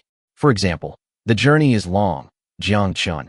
If you know what's good for you, prepare all the necessary provisions for the journey, and it would be best to also arrange a few immortal servants and a carriage. I am delicate and frail, so I cannot suffer any injustice on the way." Well, they're not even pretending anymore. They're laying their cards on the table. Everyone was completely stunned by Zhang Weiran's witty remarks. She used to address herself as "this madam," but now she's using "this Mississippi." This shows she's completely severed ties with the Xiao family. Of everyone present, only Xiao Ling and Jiang Chen knew about the Zhang family's covert probing. Therefore, Xiao Mu and the others did not think too much about the second madam's sudden desire to leave. However, Jiang Chen is not so easy to deal with. "Second madam, you may leave if you wish. I, Jiang, can make that decision for you." Jiang Chen's words made Zhang Weiran's expression relax, and then she snorted softly without saying anything. But Jiang Chen's next words made her furious. "But you can't take this rifle with you." "What? Jiang Chen, do you know what you're saying? I just wanted to use your weapon for self-defense, and you're being so stingy? Let me tell you, not only am I leaving today, but you also need to prepare more weapons for me, like rifles and mortars. As a woman, I need a weapon for self-defense when I go out, right?" Chapter 332. Driving the older brother's car. The older brother still has to say thank you. Listen to this. Is this even human language? At this moment, not only Jiang Chen, but everyone present was shocked by Zhang Weiran's shamelessness. "You said you couldn't bear to part with your identity as a member of the Zhang family in the Holy Realm and refused to follow the Xiao family's lead. This is human nature, and everyone can understand." The marriage between Zhang Weiran and Xiao Mu was merely a product of the exchange of interests between powerful families. To say that they had any deep affection for each other would be a lie. Xiao Mu understood that his wife couldn't share the hardships, but what he found most unacceptable was the contrast in her attitude before and after. "Yesterday she was calling me master all the time, but today I've been here for at least half an incense stick's time, and this woman hasn't even glanced at me." Zhang Weiran, if you want to leave, then leave. Why do you still? Enough. Xiao Mu, shut up. You've lived for over 80 years, and you've wasted your life. Zhang Weiran turned around and screamed in shock, her face filled with scorn. "Since I married into the Xiao family all these years ago, you haven't even given me a proper position, causing me to be gossiped about behind my back, called something like second wife. I am the legitimate matriarch of the Xiao family, okay?" Clearly, Zhang Weiran is hopelessly engrossed in palace intrigue dramas. Seeing the flames of war spreading to him, Xiao Mu clicked his tongue, but couldn't utter a single word. Although he now holds the title of a former patriarch, all his cultivation has vanished, and he no longer possesses the confidence he once had. While Zhang Weiran was attacking Xiao Mu, Jiang Chen remained silent. After all, she was Xiao Mu's woman. No, wait, she was someone he had secretly been intimate with. It wouldn't look good to kill her right in front of Xiao Mu. So he was waiting for Xiao Mu to completely give up on this woman. Seeing the impotent rage in Xiao Mu's eyes, as if he wanted to devour Zhang Weiran alive, Jiang Chen knew the time had come. Just as he was about to give orders to the soldiers beside him, Zhang Weiran, oblivious to the danger, turned around and threatened Jiang Chen. "Jiang Chen, I hope you'll be sensible and let me go. Otherwise, when my family finds out you dared to treat me like this, you'll be in big trouble. The strength of my Zhang family is far beyond what a small family like the Xiao family can compare to." As soon as the words left his mouth, the anger in the eyes of Xiao Mu and the other members of the Xiao family immediately dissipated, replaced by deep fear. Yes, besides the matriarch of the Xiao family, Zhang Weiran is also from the Zhang family. Although she was just a concubine's daughter used for a marriage alliance, she was still a member of the Zhang family. If they were to die here without any explanation, the Zhang family, for the sake of their family reputation, as everyone gasped for breath, Zhang Weiran's unrestrained laughter was particularly jarring. "Ha ha ha, a bunch of cowards. Hurry up, I'm in a hurry. Da-da-da-da." Zhang Weiran's smile was still on her face when she froze before she could finish speaking. Smoke was rising from the muzzle of Jiang Chen's rifle, and spent bullet casings were scattered all around his feet. Between the word Jan was only uttered now, and Zhang Weiran turned to the side, her eyes filled with disbelief. Jiang Chen, you. We have. Before Zhang Weiran could say anything, Jiang Chen waved his hand, and the soldiers around him pulled the triggers in unison. Da-da-da-da-da. A hail of bullets pierced Zhang Weiran's body, and she collapsed to the ground, dying with her eyes wide open. Bang! The body fell to the ground in the snow, and everyone's hearts trembled. Jiang Chen secretly broke out in a cold sweat. Thank goodness, this woman almost revealed their affair. Dear son-in-law. Oh dear, what should we do? What should we do? After a moment of silence, Xiao Mu was the first to react. By this time, he had long lost his former ambition and was so anxious that he was pacing around in circles with his hands outstretched. What Zhang Weiran said was absolutely true. She was a member of the Jiang family, yet she died here. If the Jiang family found out, it would be disastrous. Many members of the Xiao family were extremely anxious, and Xiao Keming and others even looked at Jiang Chen with a hint of reproach in their eyes. Amidst everyone's worries, only Xiao Ling guessed why Jiang Chen was in such a hurry to kill Zhang Weiran. It's nothing more than silencing them. To be honest, Xiao Ling felt nothing about Jiang Chen cheating on her grandfather. They were just husband and wife in name only. There was no real affection between them. Amidst the hesitation and panic, Jiang Chen, in a dramatic display, addressed Xiao Muyi with earnest words. Patriarch Xiao, I simply could not tolerate the second madam's neglect of you, which is why I couldn't help but take such drastic measures. Everyone saw what she just said and did. She clearly doesn't respect the Xiao family at all. As the saying goes, husbands and wives are like birds in the same forest. When disaster strikes, they fly away separately. This saying is absolutely true for Zhang Weiran. Even I, Jiang, can't stand it anymore. If this person is not eliminated, what will become of the Xiao family head's reputation? And what will become of the Xiao family's reputation in the Holy Realm?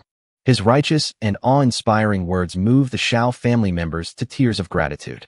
Look at him. He truly deserves to be called the worthy son-in-law of the Xiao family. He always puts the Xiao family first. Xiao Mu was almost brought to tears by what she was being said, but then she thought, wait a minute. Is this what we're talking about? While killing Zhang Weiran would certainly be satisfying for her grandson-in-law, the Zhang family was indeed as powerful as she had said. See, this is what it means to drive your boss's car, and then have your boss thank you? Isn't the head of the Xiao family the best example? Jiang Chen chuckled inwardly, but he couldn't let anyone see it.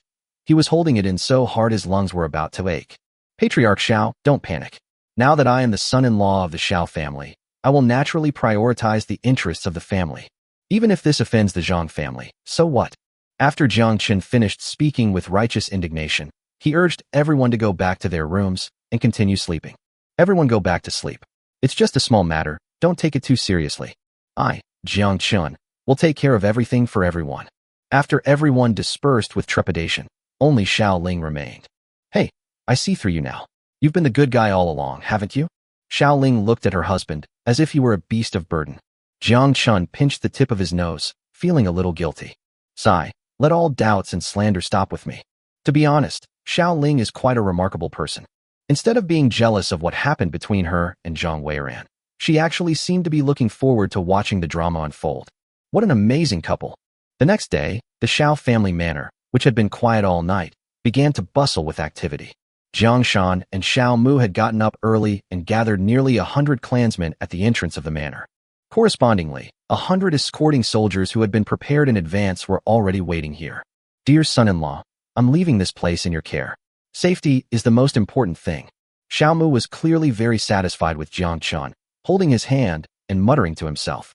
Jiang Shan, on the other hand, was a bit more shy and simply nodded slightly to Jiang Chen. As for Jiang Batian, he was also in the group on this trip. Jiang Chen decided to stay in the Holy Realm for the time being to observe, as it wasn't a good idea for his cheap father to follow him around. Moreover, since Mother Jiang is about to return to the capital, it would be better to let father go back so that the couple can reunite and enjoy life together. Chapter 333 Zhang Family Manor, Defense of the Border Town. After sending away a large number of burdens, Jiang Chen immediately began making arrangements at the Xiao family manor. It wouldn't be an exaggeration to call the Xiao family manor a military base now. Large quantities of military supplies were gathered on the open ground outside the manor, where countless soldiers were conducting drills. Including the immortal slaves gathered from the Jiang family, there are now nearly 18,000 guards stationed here. What Jiang Chen needs to do in the next period of time is to transform this place into a military fortress. Excavators roared as they carved out platforms on the steep cliffs at the valley entrance. As for the rubble that was cleared away, that was easy. These soldiers were at least 5th-grade grandmasters, so they could clear it by hand. As large rocks were thrown down from the mountainside, nearly 10 shooting platforms appeared around the Xiao family's valley. 5 platforms were excavated on each side of the valley entrance, each with an area of nearly 100 square meters. Then, Jiang Chen personally went on stage and placed various weapons and ammunition on each platform. Mortars are of course the most important, with their relatively cheap exchange price and dense firepower, making them extremely cost-effective. Of course, in addition to mortars, each platform was equipped with at least 10 heavy machine guns, each with nearly 100,000 rounds of ammunition. Don't be fooled by the fact that 100,000 rounds of ammunition sounds like a lot. With a rate of fire of over 1,000 rounds per minute, a heavy machine gun can expend all that ammunition in just a few minutes at full firepower. Of course, in addition to the insufficient firepower outside the valley entrance, Jiang Chen did not lag behind inside the valley either. Thanks to Murong Lin's funding, Jiang Chen's system is also rolling in money. I was originally reluctant to exchange for the Type 99 tanks, but I suddenly got 10 of them. Considering that a war might actually break out at the Xiao family manor, Jiang Chen equipped each tank with 100 high-explosive fragmentation rounds. Despite its large, fat-looking warhead, this type of shell is not as sharp as an armor-piercing projectile. However, the large amount of gunpowder inside could generate enormous kinetic energy at the moment of explosion, thus shooting out a large number of fragments in all directions. This type of ammunition is clearly the most suitable for dealing with densely packed enemy forces. Of course, considering that the Xiao family manor is surrounded by mountains, although these mountains are high enough and very steep. But just in case, those Holy Realm families might have a way to traverse mountains. So Jiang Chen gritted his teeth in exchange for 100,000 anti-personnel mines at once. All of these landmines were handed over to Commander Tori, who personally led his men to lay them at the foot of the surrounding mountains. Once the enemy crosses the high mountains and breaks into the valley, they will be met with deafening roars. Of course, the original guards were already very familiar with and skilled at operating these modern weapons. However, considering the newly joined immortal slave soldiers, Jiang Chen still had Tori conduct collective training for these people in order to form combat power as quickly as possible. Not to mention how Jiang Chen arranged things at the Xiao family's residence. The Holy Realm is located to the west, thousands of kilometers away from the Xiao family and the Qin kingdom. Of course, it is also shrouded in dark clouds and covered with snow all year round. At this moment, in this vast snowfield, a huge mansion covering nearly 10,000 hectares lay sprawled like a white beast. Somewhere in this enormous estate, an argument is unfolding concerning Jiang Chen. Patriarch Jiang, why bother testing him? He's nothing more than an abandoned child born into the mortal world. Sending some celestial servants will solve the problem. Exactly. He's just an outcast from a small family. Even if he possesses some mysterious weapon, how could he possibly rebel against the heavens? In my opinion, if your Jiang family is indecisive, then you should give this opportunity to my Li family. A dozen or so men of various ages gathered together, each expressing their own opinions. This is the Jiang family manor in the Holy Realm, and the person sitting in the hall guarding it is naturally Jiang Jun, the head of the Jiang family. Listening to the commotion among the dozen or so family heads, Jiang Jun rubbed his temples, feeling quite troubled. It wasn't that the Jiang family was the most powerful among these families, which brought everyone together, but rather that the Jiang family was relatively close to the border of the grassland barbarians, which is why they were given the mission of being the vanguard in this alliance. Ladies and gentlemen, please stop arguing. Listen to me, please listen to me. With so many family heads, each of whom was formidable, he could only offer gentle advice. Once everyone's attention was drawn to him, Jiang Jun slowly began to explain. All the information we have about Jiang Chen so far comes from Jiang Shan of the Jiang family. Regardless of whether it's credible or not, let's not start fighting amongst ourselves before we even see the meat. A few days ago, I sent a group of my household servants to the border town to test the waters. The other group went to the Murong family for negotiations, and we believe we will hear from them soon. Just as Jiang Jun finished speaking and everyone was about to continue, a servant outside the hall announced, "Report. The scout has returned and requests an audience with the master." "Hey, we're here as soon as we said we'd come. Everyone, let's stop arguing and hear the information first." As he spoke, Jiang Jun waved his hand. Soon, two older celestial servants entered the hall one after the other. Reporting to the Patriarch, the border city's defenses are indeed as impregnable as the intelligence reports. The 3,000 fifth-grade grandmasters I created only lasted half an hour under the border city's attack before being completely annihilated. Hiss. As soon as the fairy servant finished speaking, a collective gasp filled the hall. The head of the Li family looked at Xiannu with suspicion and questioned her. Patriarch Jiang, let's set aside the claim that 3,000 fifth-rank cultivators perished, but isn't it a huge exaggeration that it only took half an hour? Yes. Even if there are 3,000 pigs, it would still take a lot of work to slaughter them all. That is. Faced with the questioning tone of these family heads, Zhang Jun was at a loss for words. Although the heads of these families did not say it explicitly, he understood the meaning behind their words.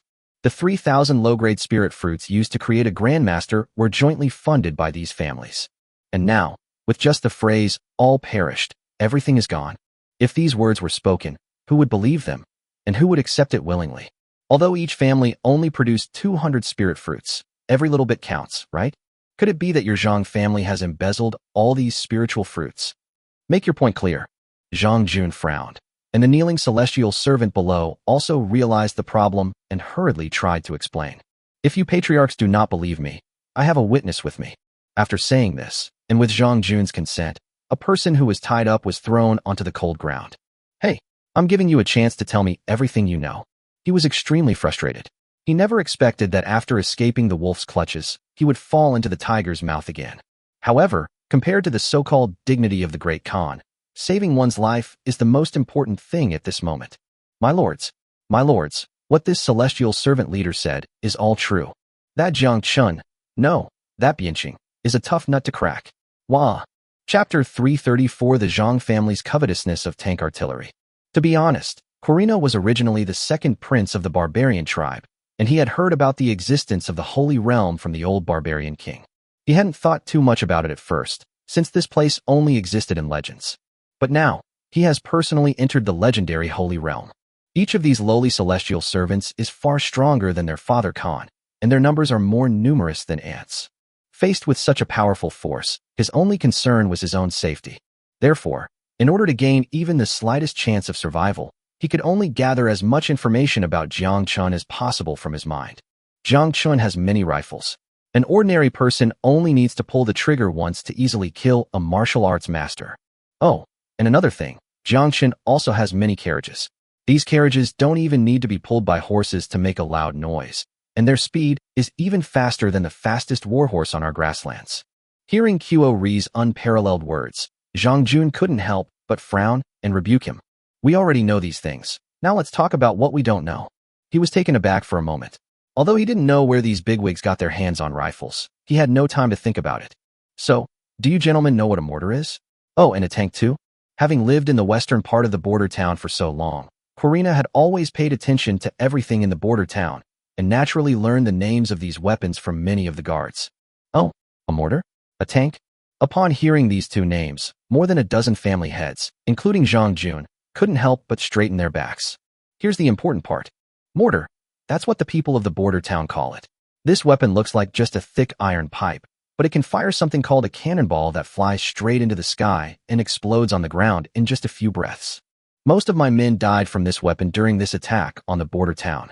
As Qiu Ri's eyes widened in fear, the leader of the immortal slaves beside him corroborated his testimony. Reporting to the Patriarch, I was secretly observing the siege of the border city on that day, and the destructive power of this weapon is indeed enormous. Often, a single cannonball can instantly injure dozens of fifth-rank grandmasters. What's even more terrifying is that the people who launched the attack with this weapon were located in a border town 3 kilometers away at the time, and we didn't even see a trace of them. Hiss. As soon as the leader of the immortal slaves finished speaking, a chorus of exclamations erupted. Zhang Jun's hand, gripping the wooden chair, showed prominent veins on the back. He was craving it. While the other family heads were filled with shock, their eyes also gleamed with greed. But that wasn't all. What followed completely ignited everyone's greed. There's also that weapon called a tank. The little guy once approached and touched it out of curiosity. This weapon can move extremely fast, and its entire body is made of thick, refined iron. In fact, it is more like a cavalry chariot. The only two differences are that the driver can hide safely in the defenses, and the projectiles it fires have a longer range and greater power than mortars. As if to describe it more vividly, Huo Rina looked up and glanced around. I saw it when I entered your manor earlier. Although your manor covers a vast area, under the attack of this weapon, the defenses of the entire estate are practically non-existent. This place will be reduced to rubble in an instant. How dare you? Shut up. As soon as Huo Ri finished speaking, he was punched to the ground by the fairy servant behind him, and fell to the ground crying and wailing. Patriarch, I have been following the entire battle from beginning to end. Although this barbarian leader has exaggerated, what he said is not untrue. Despite having information from Corina and corroborating testimony from the family's fairy servant, everyone was still a bit dizzy. Does such a weapon really exist in the world? I originally thought the Jiang family's talk about their empire was nonsense, but it turns out he was telling the truth. No, he was being too lenient. Indeed, when Jiang Shan released information about Jiang Chen, he had not personally witnessed the power of modern weapons. Therefore, the intelligence he provided only emphasized the power of the rifle. However, they knew less about powerful weapons like mortars and tanks than Quarry. Why would Jiang Shan betray his own grandson? Sitting in the head seat, Zhang Jun suppressed his intense desire for those mysterious weapons and muttered to himself. Wasn't Jiang Chen an abandoned son of the Jiang family? Is there any need to keep Jiang Shan around if he's such a disobedient child? You're wrong. Since Jiang Shan knew this child possessed such great power, why did he befriend him and even bring the child back to the family? Although the Jiang family is a small family, they are not that stupid, are they? If he accepts Jiang Chen and combines that with so many weapons, he can definitely carve out a place for himself in the Holy Realm. Could there be a trap involved? Could all of this be a conspiracy by Jiang Shan? Although they coveted Jiang Chen's weapon, the long-standing power struggles within the Holy Realm made them suspect something was amiss.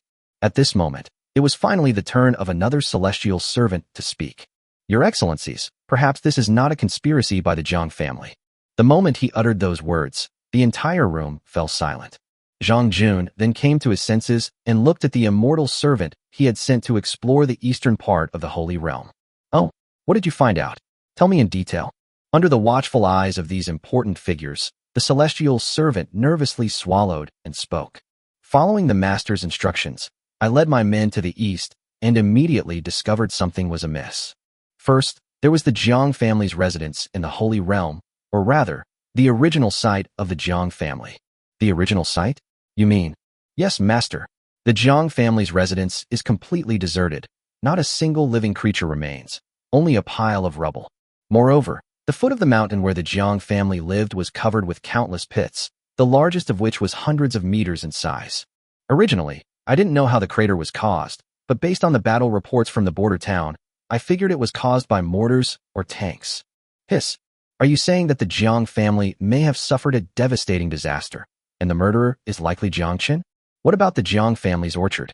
Are all those spirit fruit trees still there? Although in the eyes of these family heads, the Jiang family was like a tiny ant that could be crushed with a pinch, the fruit trees were still a piece of meat, and they couldn't be wasted. But to their disappointment, the fairy servant denied it. All of the Jiang family's fruit trees disappeared at the roots, leaving only pits in their place. At first, the little man didn't think much of it and assumed that someone had raided the Jiang family. But as the villain left the Jiang family and arrived at the Murong family, he discovered that this matter was not so simple. The Murong family may have already formed an alliance with the Jiang family. Chapter 335 Jiang Chen, that brat, is vengeful. Oh, as Zhang Jun learned more and more about Jiang Chen, he became restless. He stood up and paced back and forth, then gestured for his subordinates to continue. When the humble man and his men first arrived at the Murong family's residence, they discovered that there were only a few thousand immortal slaves in the residence. Furthermore, these thousands of immortal servants were all more or less injured, clearly having just been in a battle. No, wait a minute. The head of the Li family, being the most impatient, interrupted the immortal servant upon hearing this, and asked further. It's clear that the Murong family survived a battle, so why do you speculate that the Murong family is allied with Jiang Chen? The fairy servant was interrupted, and although she was angry, she dared not show it. Fortunately, the other family heads came to his rescue. Old Li, why are you talking so much nonsense? Let him finish. Exactly. What's the rush? If you want to eat meat, you should at least find out about the prey. Sit down, have a cup of tea, and listen to him finish. The head of the Li family sat down again, and the hall fell silent once more. The petty person's speculation was not unfounded. Oh dear. At that time, the Murong family servants were moving a large number of fruit trees. These fruit trees looked quite old, but they had been transplanted from other places. Considering the fruit trees that disappeared from the Jiang family manor, it's clear that the Murong family was responsible for the destruction of the Jiang family, or at least participated in it. Well, that doesn't make sense either. The Murong family, as a prominent merchant family, has always been adept at navigating the Holy Realm and rarely offends anyone. Why is it that this time? Moreover, the Murong family and the Jiang family are roughly the same size, so how could that old dog Murong Lin be so confident in defeating Jiang Shan? Listening to the gossip of these family heads, the fairy servant secretly rolled her eyes. Can't you let me finish what I have to say? Dear patriarchs, this is what I am about to say. When Murong Lin discovered the arrival of this humble person, he knew that the humble person was a fairy servant of the Jiang family. He did not dare to be presumptuous and treated the humble person with great courtesy, inviting him to his home as a guest. The little man entered and immediately noticed something was wrong. At this point, he took a deep breath, glanced around at the expectant gazes of the important figures surrounding him, and then continued. Although the Murong family did not have many immortal slaves at the time, as I entered, I found that the immortal slaves, whether they were sentries or those responsible for miscellaneous tasks, were very different from the immortal slaves of our family. Every one of the Murong family's fairy servants was dressed in a strange, pure white outfit, with a face mask covering their head and a white helmet on their head. Most importantly, each of them had a uniquely shaped weapon in their hands, which the little man secretly guessed was a rifle. At this point, even the slow-thinking heads of the families realized what was going on. These clothes and weapons must be the legendary rifles that only Jiang Chen possesses, right? Murong Lin not only crushed the Jiang family with a single blow, but also possessed a large number of rifles. This is clearly related to Jiang Chen in some way. If not an alliance, it's at least a cooperative relationship. TSK. Zhang Jun felt like his brain was about to grow out of his head, and couldn't help but grin as he continued to ask. What did Murong Lin say? Did he admit it? The fairy servant cupped his hands in farewell and recalled. The humble person subtly inquired about it with him at the time, and Murong Lin did not deliberately hide it from him. He said that the Murong family did have some cooperation with Jiang Chen, but of course, it was limited to a certain extent. As all the patriarchs know, Jiang Shan previously ignored the life and death of his grandson Jiang Chen, and later even tried to kill him. Jiang Chen never felt a sense of belonging to the Jiang family. In fact, he felt nothing but hatred towards them.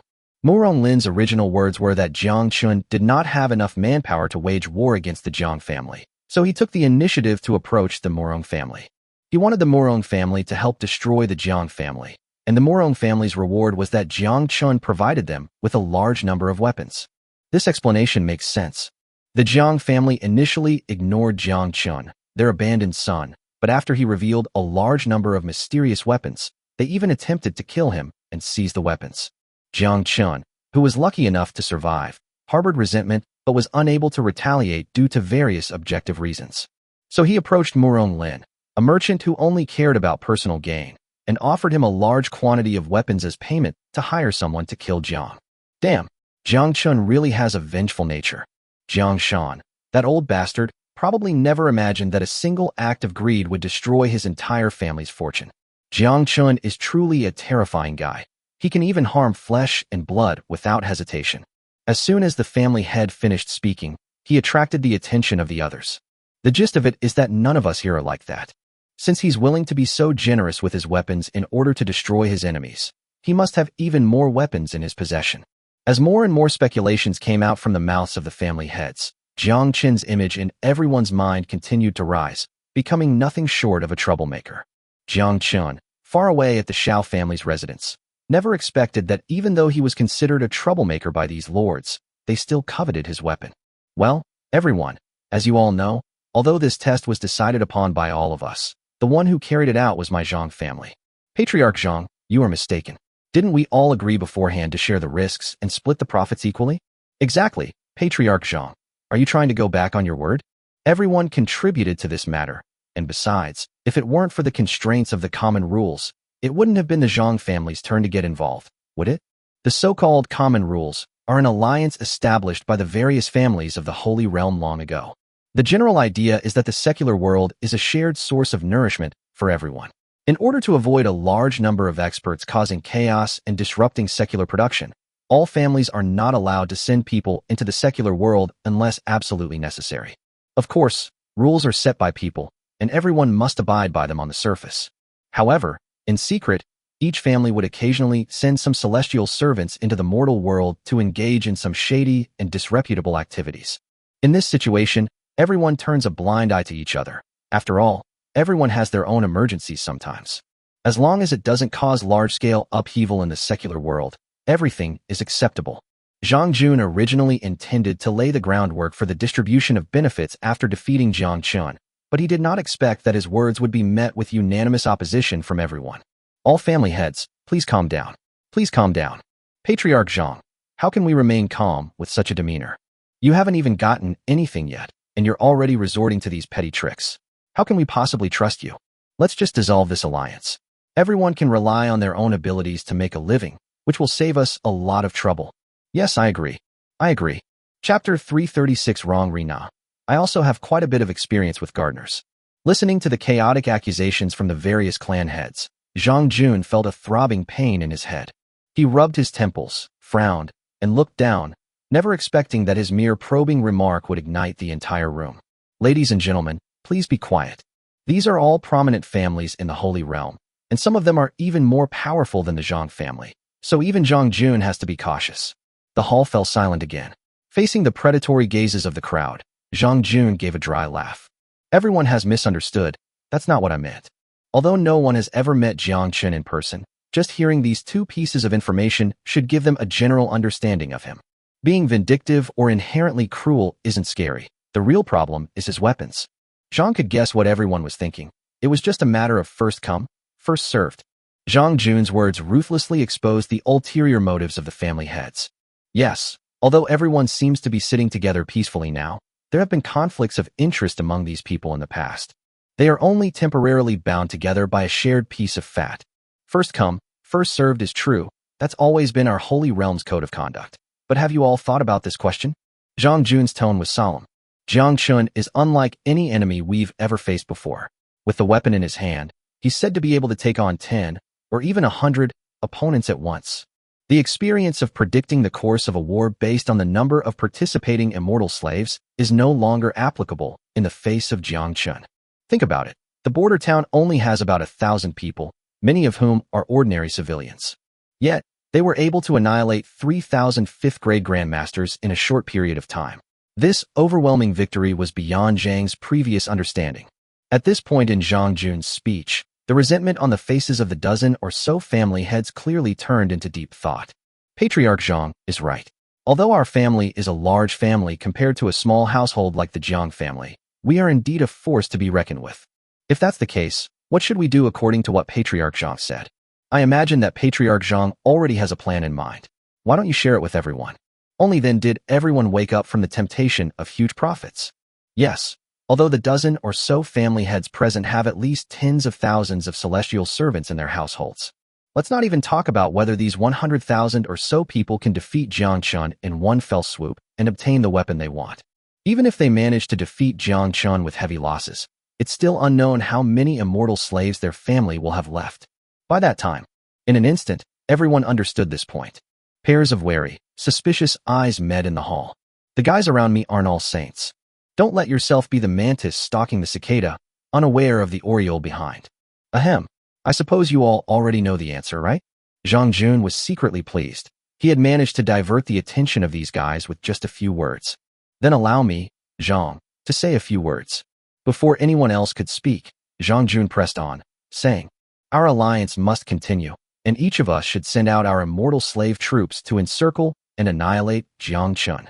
The spoils of war, whether spiritual fruits or Jiang Chen's weapons, will be distributed proportionally according to the number of immortal slaves dispatched. This way, the losses of each family's immortal servants can be minimized, and the distribution of spoils can be fair and just. What do you all think? After Jiang Jun finished speaking, no one objected to the suggestion. However, someone quickly realized what was happening and asked. As Jiang family had said, how many celestial servants should each family send out? Does sending out more celestial servants mean receiving a larger share of spoils? Yes, this matter needs to be discussed and agreed upon. Jiang Jun smiled, but inwardly he was cursing. These bastards actually discovered this vulnerability. They were originally planning to use it themselves. However, to avoid further conflict, he could only temporarily abandon this idea. Each family should send out the same number of celestial servants as much as possible so that there will be fewer disputes in the future. Patriarch Jiang was straightforward. Let's do it. However, if other families find out that we've gone to such great lengths, what will happen? Soon, more people raised concerns. It should be noted that the families represented by the dozen or so family heads present are not all the families in the Holy Realm. The reason why everyone is gathered here is that they each have their own interests. Secondly, these families are geographically close, making it extremely convenient for them to form a temporary small circle. This matter must be kept strictly confidential and must not be known to any other family members. Yes, the amount of fat is limited. If more mouths open, there will be less meat in our mouths. In the eyes of these family heads, they were prey in front of Jiang Chen. At the same time, they could also become prey for other families in the Holy Realm. The cruelty of the Holy Realm is evident from this. Zhang Jun had clearly anticipated everyone's concerns. Ladies and gentlemen, we are all neighbors, so naturally we should stand together against a common enemy. Therefore, Zhang suggested that, in addition to splitting up forces to launch a surprise attack on Jiang Chen, everyone should also send troops to seal off the surrounding area, especially the northern border, to prevent information from leaking out. If we hold out for a while, and once we defeat Jiang Chen and obtain his weapon, even if the other families realize what's happening, what will we have to fear then? Jiang Chen thought that news of his sudden emergence had spread throughout the Holy Realm, but that was not the case. The Holy Realm is barren, and each family's territory is far apart from one another, like lurkers living in the shadows, completely isolated from news. If these dozen or so families hadn't needed to find allies, there might be fewer than a handful of family heads sitting here right now. Patriarch Zhang is absolutely right. In that case, let's just wait for the fat meat to be eaten. Ha ha ha. Zhang Jun and the others thought they had gotten a great deal, and the atmosphere in the hall relaxed instantly. What they didn't know was that by hindering the further spread of the news, they actually gave Jiang Chen a much-needed respite. Dear lords, amidst the laughter and chatter in the hall, a weak voice suddenly rang out.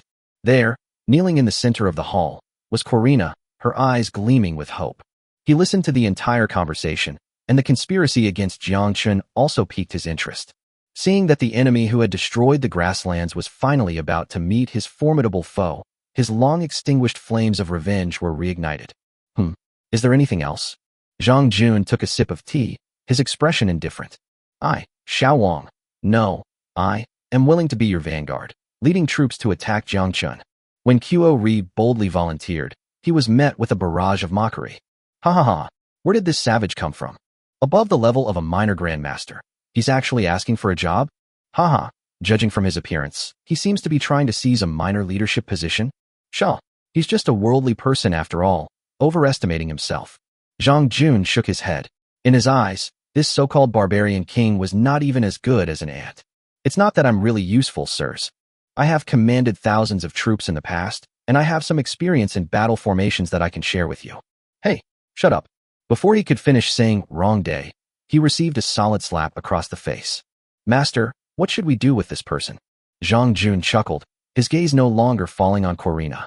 The orchard is really short of fertilizer, so let's see what we can do. With just one sentence, the fate of this former master of the grasslands was decided. What is adult fertilizer? As long as the villain is spared, becoming a gardener is not out of the question. To be honest, I have previously captured quite a few gardeners from the Qian kingdom, and I have a lot of experience in gardening. Don't worry, you'll find out soon. Gardeners and fertilizer are actually the same thing. After Qo Ri Na was dragged away by the neck by Xian Nu, her fawning voice still drifted over, causing the important figures in the hall to burst into laughter again. Ha! People in this mundane world are utterly pathetic. Chapter 337 The Intelligence Brought by Murong Lin. Jiang Chen, who was far away in the Xiao family, was naturally aware that he had attracted the attention of the Zhang family. However, we have no idea whether other families are involved besides the Zhang family, or when and how they will target us. After several days of training, the newly integrated guard force had begun to demonstrate its combat effectiveness. Each person has been assigned to their respective combat position according to their individual strengths. Artillery fire coverage exercises have been conducted many times. Not to mention the rifleman's handling and maintenance of the gun. Jiang Chen is now rolling in money, and he doesn't feel any pain at all about spending a little on training ammunition. On this day, just as Jiang Chen was wandering around the valley as usual, checking and repairing the military base that had been converted from the Xiao family's valley, Murong Lin, whom he hadn't seen for only a few days, came to visit in person. Haha, Patriarch Murong, it feels like 3 autumns have passed since we last met. What's wrong? Are you craving my mitai? When the Murong brothers left last time, Jiang Chen casually exchanged dozens of cases of mitai and gave them to them. He could afford to spend this small amount of money, especially since Murong Dengyun was Murong Yan's biological father. Just consider it flattering my father-in-law. Haha, young friend Jiang is joking. If you have any extra mitai, you should prepare more before I leave this time. Murong Lin was a clever man. He knew that when facing the powerful Jiang Chen, the only real way to win him over was to talk about feelings. Led by the guards, the two entered Jiang Chen's private safe house. Although Jiang's strength has greatly increased, he still takes this safe house with him wherever he goes, for fear that he might have his throat slit one night. The bright lights of the safe house dazzled Murong Lin with their abundance of modern furniture he had never seen before. Is this glass? It's so pure and transparent. And those were all kinds of lamp wicks, yet they didn't even produce a flame? Good heavens! This table is made entirely of large pieces of glass. How extravagant is that? Murong Lin was overwhelmed by the sights. Each piece of furniture that Jiang Chen considered ordinary had transformed into gleaming silver in his eyes. If these things were taken to their own business and operated a few times. Seeing Murong Lin's drooling expression, Jiang Chen wasn't in a hurry to speak. It wasn't until a full 5 minutes later, when Murong Lin finally seemed to have recovered, that Jiang Chen spoke. Patriarch Murong, please have some tea. As the saying goes, no one visits a temple without a reason. Please feel free to ask if you need anything. Oh ho ho ho. Look, this old man has forgotten the important matter. Murong Lin then realized what was happening, slapped his forehead, and uttered nothing but flattering words. Young friend Jiang, after so many collaborations, it's too formal for you to still call me Patriarch Murong. If you think highly of me, just call me brother. It wasn't that Murong Lin intended for Jiang Chen to take advantage of him, but rather that after seeing with his own eyes that Jiang Chen possessed so many novel and valuable items besides weapons, his merchant's profit-seeking mentality was stirred up again. Hey bro. Jiang Chen chuckled and addressed Murong Lin with a fist and palm salute without any politeness, making Murong Lin grin from ear to ear. Having further strengthened his relationship with Jiang Chen, he felt more confident about business matters and could set them aside for the time being. The most important thing now was to get down to business. Murong Lin's smile vanished, and he spoke with a serious expression. I'm sure Dengyun already told you this before. On the very day he delivered the funds to you, the Zhang family's envoy happened to arrive at my Murong family's residence. Jiang Chen nodded non-committally, waiting for Murong Lin to continue. I was unprepared at the time, so the weapons you sold to me were all seen by the Zhang family's envoy. Even the numerous fruit trees transplanted from the Jiang family were not kept secret from the other party. Jiang Chen was very satisfied with Murong Lin's honesty. He had originally thought that, given the two brothers' merchant nature, they might try to quietly develop their businesses from both sides. It seems that Murong Lin has no other ill intentions. However, Brother Jiang, please don't laugh at me. Although I now have the weapons you provided, I don't have the courage to break ties with them with only a few thousand men under my command. Because the Zhang family was just a scout. Upon hearing Murong Lin's words, Jiang Chen immediately focused his gaze and became serious. Here comes the important part. Sure enough, Murong Lin continued. At this time, led by the Zhang family, a small alliance of 15 holy families was formed. They first used the remnants of the barbarian tribe to probe the border town, as you probably already know. What is the situation in the border town? At this point, Murong Lin paused and asked a question. Don't worry, although the border city has a small garrison of less than 1,000, 3,000 fifth-rank grandmasters can't even scratch its skin. This. Murong Lin was startled again. He knew that most of the guards in the border town had never taken spiritual fruits. They were probably just ordinary warriors at most. Before a fifth-rank grandmaster, these soldiers were as powerless as babbling infants. Unexpectedly, these babies managed to defeat 3,000 fully armed men. Surprised, he then smiled. That's true. Only Jiang Chen's subordinates have this kind of ability. At this moment, Murong Lin felt a surge of relief for his wise choice of team.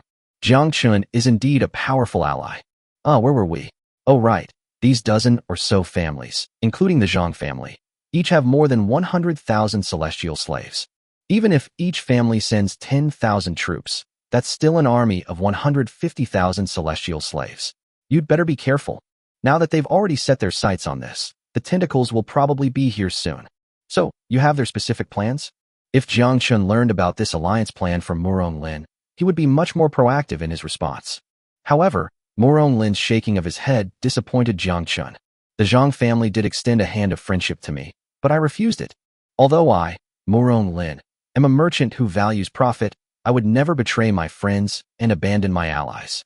After Murong Lin finished speaking with righteous indignation, he was met with Jiang Chen's mocking gaze.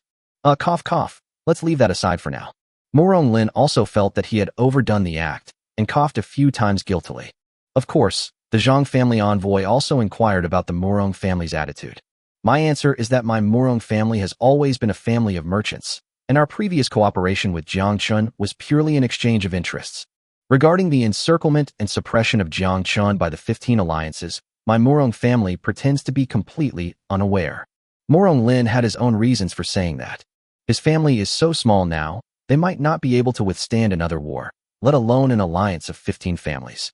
Rather than standing in front of Jiang Chen as pointless cannon fodder, it's better to continue hiding and become Jiang Chen's eyes and ears in the Holy Realm. Yes, you did the right thing, bro. Jiang Chen fully affirmed Murong Lin's actions. If he wanted to rely on Murong Lin to block his way, why would Jiang Chen be building such a large military base here? Chapter 338 Cigarette Trade, Sustainable Development. Inside the safe house, the two brothers felt cozy and warm, enjoying the warm breeze. After Murong Lin finished recounting the information he had gathered, he seemed to remember something and spoke up rather sheepishly. By the way, the Zhang family envoy bought some of your weapons from you this time, saying he wanted to take them back to the family for research. As you know, my brother is currently outnumbered and outmatched, so he doesn't dare to offend them too much. Seeing Murong Lin's conflicted expression, Jiang Chen showed no dissatisfaction. These are minor issues. Even if they spent 100 years researching my weapon, those idiots still wouldn't be able to replicate it. Are you kidding me? This weapon, painstakingly created using centuries of technology, is nothing to these guys who don't even know what gunpowder is. Oh, since you say so, I'm relieved, brother. Murong Lin breathed a huge sigh of relief. He was really afraid of upsetting Jiang Chen. How could Jiang Chen not be happy? He was overjoyed to have such a frank ally. In his delight, he invited Murong Lin to stay for a simple meal, serving him a variety of fine wines. Before leaving, Murong Lin took with him a large amount of supplies that Jiang Chen had exchanged. Brother, since you've treated me with such sincerity, I must reciprocate. You can take these supplies for now, and come back to me anytime to restock once they're sold out. Murong Lin looked at the mountain of supplies in front of him, feeling both happy and bewildered. Brother, your refined salt is really good. Not only is it as white as snow, but it also doesn't taste bitter. Compared to the salt grains on the market, it's definitely top quality. But what is this thing? Just these little sticks. Who would buy it? As he spoke, Murong Lin held up a pack of cigarettes that he had finally managed to open, examining it from all angles. Jiang Chen remained silent, took the packaging box from Murong Lin's hand, and pulled out 2 sticks at once. He put one in his own mouth and the other in Murong Lin's mouth. Snap! A flame shot out from the disposable lighter. Jiang Chen took a deep breath, letting the smoke completely fill his lungs, and then exhaled a heavy puff of white smoke. After enjoying the nicotine stimulation for a few seconds, he lit a cigarette for Murong Lin. Although he didn't know what Jiang Chen meant by this, Murong Lin followed suit and took a deep drag of his cigarette. Cough, cough, cough, cough. Brother, you. Murong Lin's throat was sore from the smoke, and after coughing a few times, he was about to complain. Suddenly, I realized that my whole body felt light and airy, and my brain experienced a dizzying, ethereal sensation for a short period of time. In those few short seconds, he found himself temporarily forgetting all the troubles of the world, as if the whole world was filled with a peaceful atmosphere. This. It wasn't until he exhaled a puff of white smoke that Murong Lin snapped back to reality, his words becoming jumbled and disjointed. Then, with a shocked expression, he took a few more deep breaths. This time, my throat had become somewhat accustomed to the smoke, and I didn't cough loudly. Wow, that feels great. Haha, my friend, what's this thing called? It's truly a divine object. Murong Lin could barely speak coherently, and he almost couldn't stand up. He managed to stand by holding onto the wheel next to him. Haha, impressive, right? How does this cigarette compare to tea, or to my liquor? Exactly the same. Exactly the same. Is this what you call a cigarette? Wow, wow, wow. Murong Lin laughed heartily, having personally experienced the usefulness of cigarettes. He dared to guarantee that once a person took a puff, even if they didn't become addicted to it every day, it would be much more acceptable than the finest tea or the strongest liquor. With cigarettes, where in the world can't my Murong family go? Escort agencies, brokerage firms, fabric shops, and restaurants. All of them. Get out of here. Hey bro, how much do these things cost? The merchant's mind worked quickly, and Murong Lin was already calculating how to make a profit. Putting everything else aside, as long as the Murong family expands the sales channels for cigarettes, they'll make a fortune sooner or later. It's free. However, Jiang Chen's answer caused Murong Lin's smile to freeze. Brother, don't joke with me. You're saying something this good doesn't cost money? Murong Lin knew that everything in this world already had a price tag attached, but only things that are free are the most expensive. Seeing Murong Lin's frozen smile, Jiang Chen knew that the old man had misunderstood. Although cigarette prices have been rising steadily in modern times, it is almost impossible to find everyday cigarettes priced under 10 yuan on the market. But with the system's support, Jiang's non-weapon supplies were ridiculously cheap. There were nearly 1,000 boxes piled up around the two of them, each box containing nearly 100 cartons of cigarettes. In total, it would have taken 100,000 cartons of cigarettes, and that only cost Jiang Chen 10,000 taels of gold. The saying, taken from Murong, used for Murong, perfectly describes this situation. Jiang Chen chuckled inwardly, but couldn't bear to tease him any longer, so he explained gently. Don't worry, brother. Since you're so firmly on my side, why should I care about such trivial matters? Murong Lin's eyes relaxed slightly, and he finally came to his senses. Jiang Chen doesn't do business at a loss. There must be something he's after if he gives it away for free. Sure enough, Jiang Chen's next words completely put him at ease. All these supplies are entrusted to your Murong trading company for operation. Brother, you are an experienced merchant. How to use them and what price to set them are all up to you. As for me, I just hope that my brother can share some of the profits with me. Of course I want cash. Although the system is incredibly wealthy right now, we still have countless enemies to face, so it's always good to be prepared. Moreover, the Murong Trading Company is located in various countries in the secular world, and having this ready-made trade route saves Jiang Chen a lot of trouble. This is also thanks to the fact that Murong Lin did not completely offend the various families. Otherwise, the Murong trading companies, which operate within countries controlled by various families, would certainly be facing immense difficulties. After hearing Jiang Chen's explanation, Murong Lin seemed to come alive, his eyes shining brightly. Oh ho ho, I see. You really gave your big brother a fright. Since that's the case, I'll just shamelessly accept it. Well, what about the profits? Murong Lin's eyes darted around, and Jiang Chen almost died laughing. How about we split the profits 50/50ths? Seeing Jiang Chen smile, without saying a word, Murong Lin became anxious. How about 4 and 6? I'll have 4, and you have 6? Okay, I'll do as you say, bro. We'll split it 40/60ths. Murong Lin grimaced, wishing he could slap himself a few times. Jiang Chen was clearly quite satisfied with the 50/50 split. But it's a highly profitable business after all, so it's okay to earn less. Because Murong Lin brought only a small number of servants on this trip, his transportation capacity was limited. Finally, after agreeing that he could come to buy goods at any time, Murong Lin left happily, harboring the thought of making a fortune. And Jiang Chen also made a huge profit, didn't he? This is a sustainable and highly profitable business. With Murong Trading Company as a tool, a steady stream of funds will be invested into the system. Jiang Chen no longer needs to be timid or hesitant when fighting. Chapter 339: The Immortal Slave Alliance Attacks. In the days following Murong Lin's departure, Jiang Chen's life remained uneventful as usual. On the one hand, they intensified the training of the guards to make them combat-ready as soon as possible. On the other hand, they dispatched elite scouts, led by Tori himself, to conduct long-range reconnaissance in the direction from which the Zhang family might attack from the west. According to Murong Lin's intelligence, the Immortal Slave Clan, led by the Zhang family, has already set its sights on him. The only uncertainty is when they will launch an attack, or whether their target will be the rear of the Qian Kingdom or the Xiao family headquarters where Jiang Chen is located. Of course, Jiang Chen felt that given the proud and arrogant nature of the people of the Holy Realm, they would most likely go straight for the enemy's stronghold. As Jiang Chen had predicted, things turned out exactly as he had expected. Somewhere in the Holy Realm, about 500 miles from the Xiao family manor. This is a smooth road, with only a few low snow-capped mountains occasionally passing by. On one of the snow-covered mountain slopes, nearly 1,000 guard soldiers dressed in snow-ghillie suits lay prone on the ground. Commander, a large number of celestial slaves, numbering approximately 100,000, have been discovered 50 kilometers to the west. I didn't dare linger and returned immediately, thinking that at their speed, they must be quite close to my unit by now. A reconnaissance company commander hurriedly returned with a dozen or so men and knelt down beside Tori to report. In fact, With the existence of the walkie-talkie as a cheat device, Tori had received the company commander's intelligence warning a quarter of an hour earlier. The only reason I stayed here was to personally confirm the accuracy of the intelligence. As soon as the company commander finished speaking, Tori nodded slightly without responding and directly controlled the drone to take off, flying due west. Sure enough, when the drone ascended to an altitude of 1,000 meters and the camera was pointed due west, a large number of densely packed figures appeared on the screen. Yes, Lord Marquis was right. The enemy did indeed attack from here.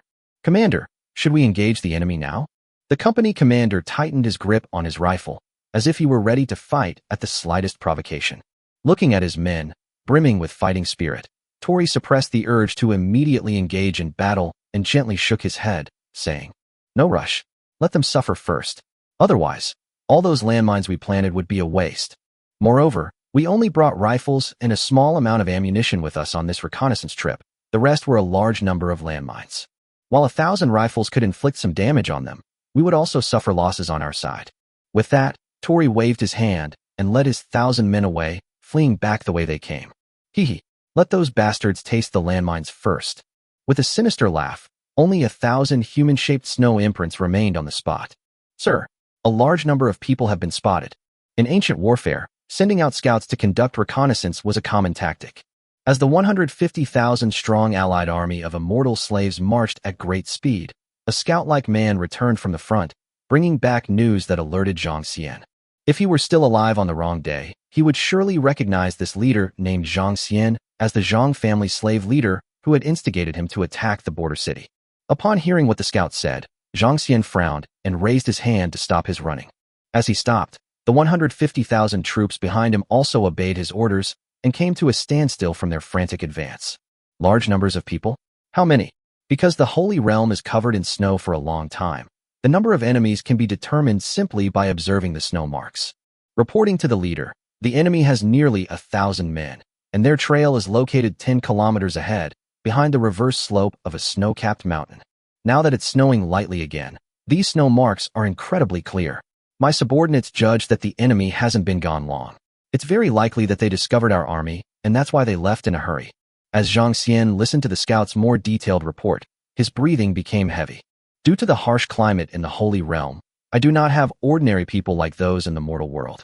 In addition, the various families rarely interact, so the wilderness is also sparsely populated. It is obvious that this team of 1,000 people must be scouts sent by a certain family. This area is located in the Holy East, and only the Jiang family, the Murong family, and the Xiao family are present here. The Jiang family has been completely wiped out, and the Murong family is quite far from here, so these traces could only have been left by the Xiao family's immortal servants. Having figured this out, Zhang Jun's breathing became heavy. These must be Jiang Chen's men. Now that they've discovered us, why don't we all go and attack them in one fell swoop? Although Zhang Jun was appointed as the leader of the allied forces, how could the other families really hand over their immortal servants to an outsider to command? Beside Zhang Jun were 14 representatives of the immortal servants sent by various families. Chief Zhang is right. Our surprise attack has most likely been discovered, so we might as well go all out and charge. But who will be the striker next? Of course it's Zhang's troops. As the commander-in-chief of the allied forces, he must lead by example. That would be wonderful. Listening to the words of the leaders of the various immortal slaves, Jiang Xian couldn't help but sneer inwardly. What a bunch of beasts who won't act until they see a clear benefit. So be it. Since you all trust the Jiang family so much, how could I dare to disobey? However, we have an agreement beforehand. Since my Jiang family went first, we must also be the first to choose the spoils of war. After hearing Jiang Xian's words, the dozen or so leaders looked at each other in bewilderment and could only reluctantly agree. They had all received advance notice from the family head. Although Jiang Chen was born into the mortal world, his combat strength was astonishing. With the Jiang family leading the way, that would be the best outcome. Seeing that no one else had any objections, Jiang Xian felt much more at ease and analyzed the battle situation with a smile. This place is less than 200 miles from the Xiao family. It will only take us half a day to get there on foot. However, due to the unclear enemy situation and the fact that mountains began to appear ahead, the narrow roads made it extremely easy to be ambushed. You should all remind your subordinates to be vigilant. These leaders were all elite warriors selected from their respective families, and they were top-notch in matters of battle. Upon hearing this, they all nodded in agreement. Chief Jiang is absolutely right. We have already left the plains and are now facing towering mountains. It would be best to be cautious. To avoid being attacked by Jiang Chen's mortars, I suggest that all units disperse as much as possible. This way, even if something happens, the losses can be minimized. Xiao, aren't you all too cowardly? Even if Jiang Chen can destroy the Jiang family, he only has a maximum of 10,000 men under his command right now. Is there any need to be so cautious? In my opinion, a surprise attack should be all about momentum. Once it weakens, it will eventually be exhausted. Don't be intimidated by Jiang Chen's reputation. Some agreed, some disagreed, and Jiang Xian felt his head start to ache. All right, everyone, let's not say any more and get on our way. He waved his hand, stopping the dozen or so leaders who each had their own thoughts, and immediately used his inner strength to move eastward. Chapter 340 Internal Power Struggle Within the Allied Forces. Before long, Zhang Jun led his family's troops to the reverse slope mentioned by the scouts. At this moment, a heavy snowfall began, but it still could not cover the human-shaped footprints in the snow. It seems there really was a celestial slave unit here not long ago. Judging from the snow tracks, this scout team didn't even dare to stand up. They were clearly intimidated by the sheer size of my army. I thought they were some mighty army, but they're just cowards. They didn't even dare to step forward and stop us, which clearly shows that Jiang Chen's strength has been seriously overestimated. Looking at the traces left behind, the leaders couldn't help but look down on Jiang Chen a little. Jiang Xian, too, recalled the family head's earnest instructions before his departure, and he originally thought it would be a fierce battle. But unexpectedly, there was no such thing as unstoppable force or world-destroying power. It's all bullshit. Haha, gentlemen, this trip will surely be a great success. Follow me, let's march on the Xiao family. Capture Jiang Chen alive. Rush. Amidst bursts of hearty laughter, everyone soared into the air once more. Little did they know, right above their heads, a gray drone was transmitting everything back to the terminal. Commander, we've been discovered. If only the snow were falling heavier. Sigh. By this time, Tori had led his team back 5 kilometers, and the group stopped on a mountaintop, hiding their bodies in the snow. Meanwhile, information about this place had already been sent by Tori to his lord. Why are you in such a hurry? Just wait and see the celestial maiden scattering flowers. Tori glanced at his company commander with annoyance, then put down the drone controller and turned his gaze to the valley below. This area was originally under the control of the Xiao family, surrounded by vast mountains. The valley below the mountain is the only way to enter the eastern part of the Holy Realm. At this moment, the numerous footprints left by the group in the valley were scattered haphazardly, and at first glance, they looked like the traces left by a fleeing scout. Only Tori and his 1,000 men knew that a large number of landmines had been planted in this huge valley. Now we're just waiting for our prey to walk right into our trap. Stop. Jiang Xian raised his right hand, and the 150,000 celestial slaves stopped instantly in unison. Chief Jiang, what's wrong? Yeah, why did it stop so suddenly? If we speed up our pace, we might be able to take down Jiang Chen's 1,000 scouts. Jiang Xian's frequent stops and starts drew the ire of the other leaders. If I had known Jiang Xian was so timid and hesitant, I wouldn't have let him be the vanguard. That's how the opportunity for the fighter jet slipped away. Guys, I feel like something's not right.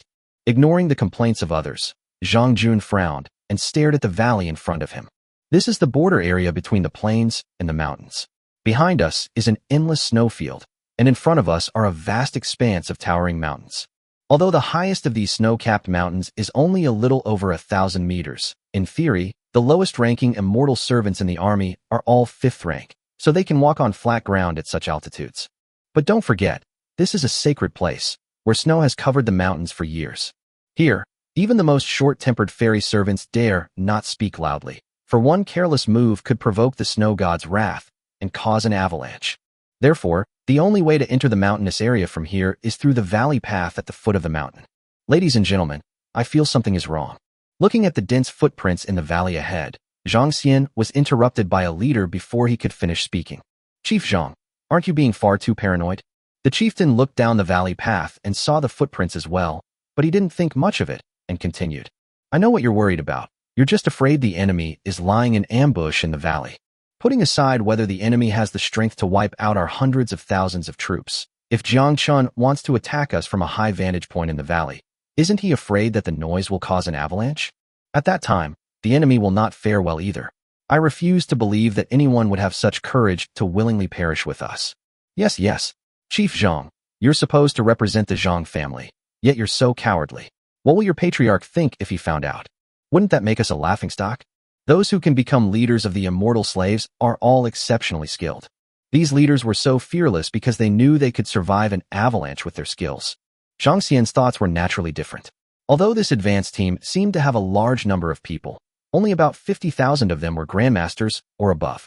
The remaining 100,000 people were all only 5th-rank grandmasters.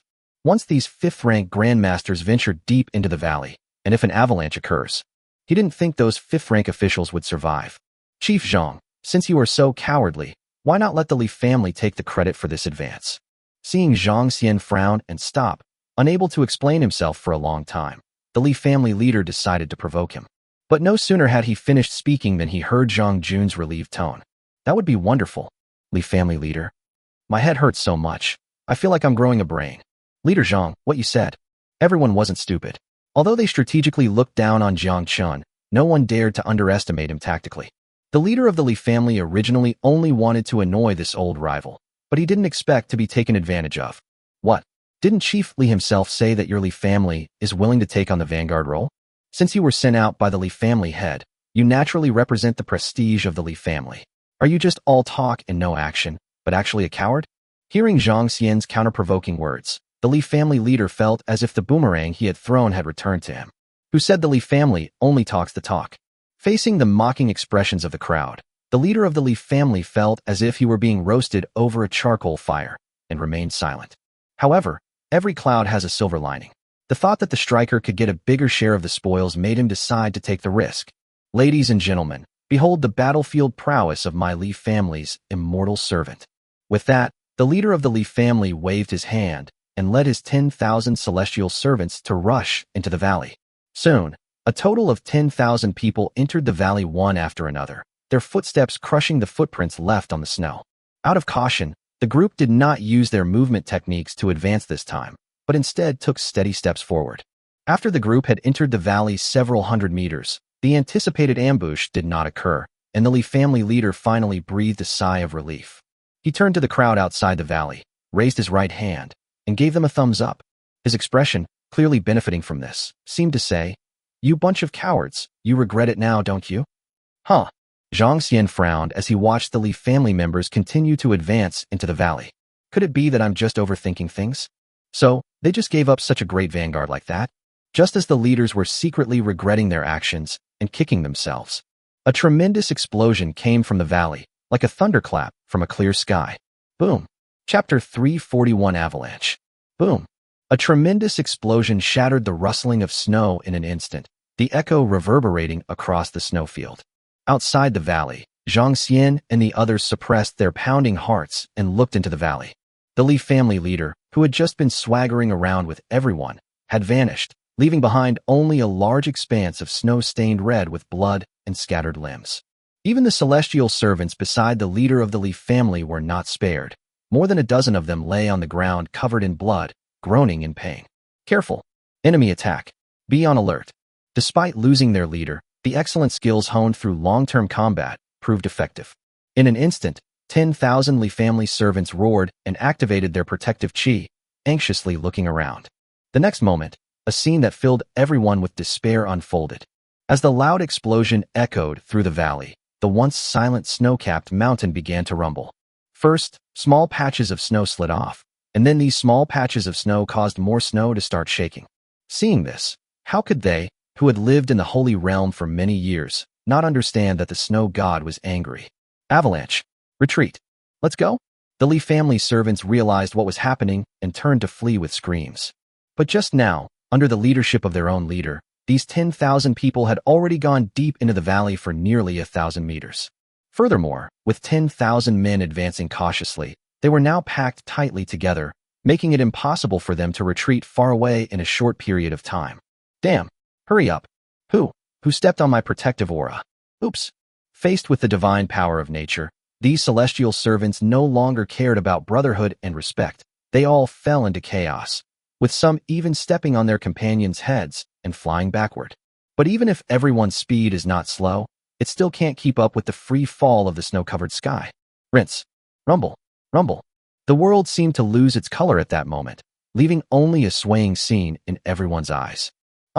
Accompanied by countless desperate screams, large swaths of snow crashed down, completely filling the path in the valley. Outside the valley, only a few hundred of Li family's servants escaped. They were originally defenders, responsible for carrying provisions and cushioning the rear, but unexpectedly, this gave them a chance to survive. The avalanche has passed, and the snow on the mountains in front of us has been completely shaken off, revealing the dark mountain bodies. From high above, it looks like a giant black beast lying across a white ocean. Silence fell over the area, and the remaining 140,000 immortal servants outside the valley were all filled with lingering fear. On the one hand, I am grateful to have survived. On the other hand, they were also deeply shaken by the avalanche. Gulu Zhang, Chief Zhang, what should we do now? After a long while, one of the leaders finally came to his senses and hesitantly asked Zhang Xian, Brother Zhang, I admit I was presumptuous and disrespectful just now. Yes, those Li family members were really reckless. If they had listened to Chief Zhang's advice more, I wouldn't be dead. The crowd held little hope that the Li family's servants buried in the snow had survived. Even though the snow scene looks beautiful on ordinary days, the snowflakes are still very light and fluffy.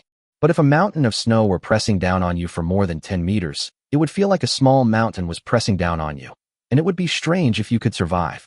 Of course, if the hundreds of thousands of people present were to work together and enter the valley now to dig through the snow for rescue, many of the 10,000 Li family slaves might actually survive.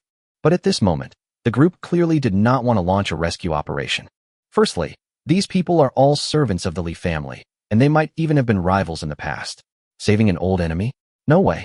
Secondly, after that mysterious loud noise, everyone knew that Jiang Chen's troops were probably hiding somewhere, watching them like hawks. Entering the valley so rashly and putting everyone in danger would be quite unwise. Seeing the leaders of various families who had been arrogant at first but were now obsequious, Zhang Xian finally recovered from his lingering fear.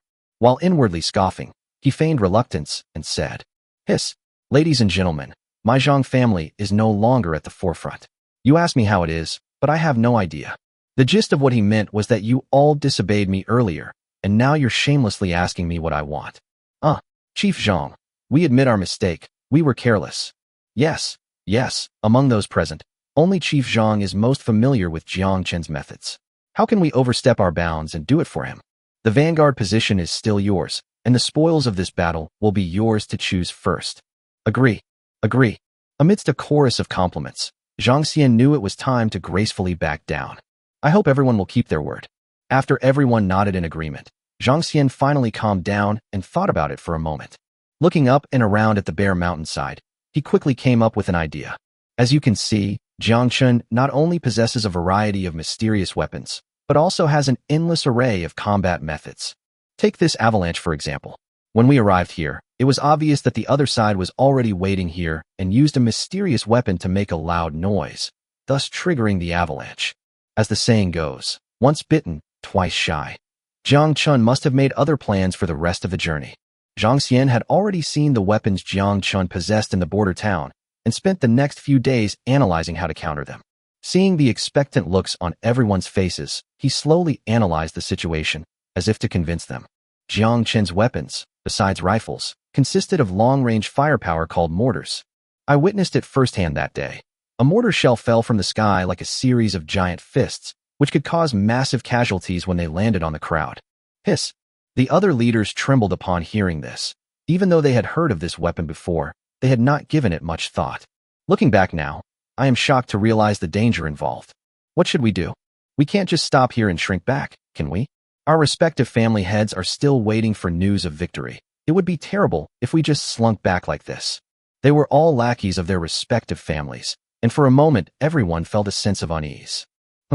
I have a brilliant plan. Seeing the dejected expressions on everyone's faces, Zhang Xian smirked and continued.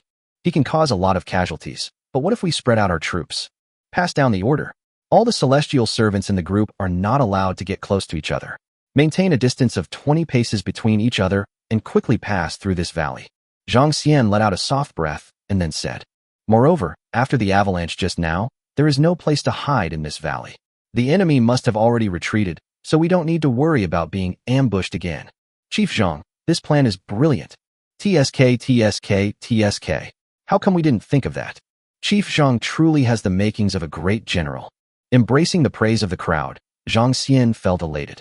Soon, the army of immortal servants, led by Zhang Jia's immortal servants, began to disperse, each of them activating their protective qi and heading towards the valley. Chapter 342. Break it down into smaller parts. Small bait. Damn, what a waste of so many landmines. A group of guards and scouts were hiding in a secluded spot directly east of the valley. Watching the army of immortal slaves rapidly passing through the valley in the drone footage, the reconnaissance company commander couldn't help but spit out a sigh of regret. Shut up. Although hundreds of landmines were wasted, the damage caused was worth it. After setting the drone to auto-follow mode, Tori put away the controller, crouched up in the snow, and looked into the distance at the approaching army of immortal slaves. But don't worry, there are plenty of landmines brought out this time. How's the next minefield going? Upon hearing the army commander's question, the company commander suddenly realized, yes, it's not just this one minefield.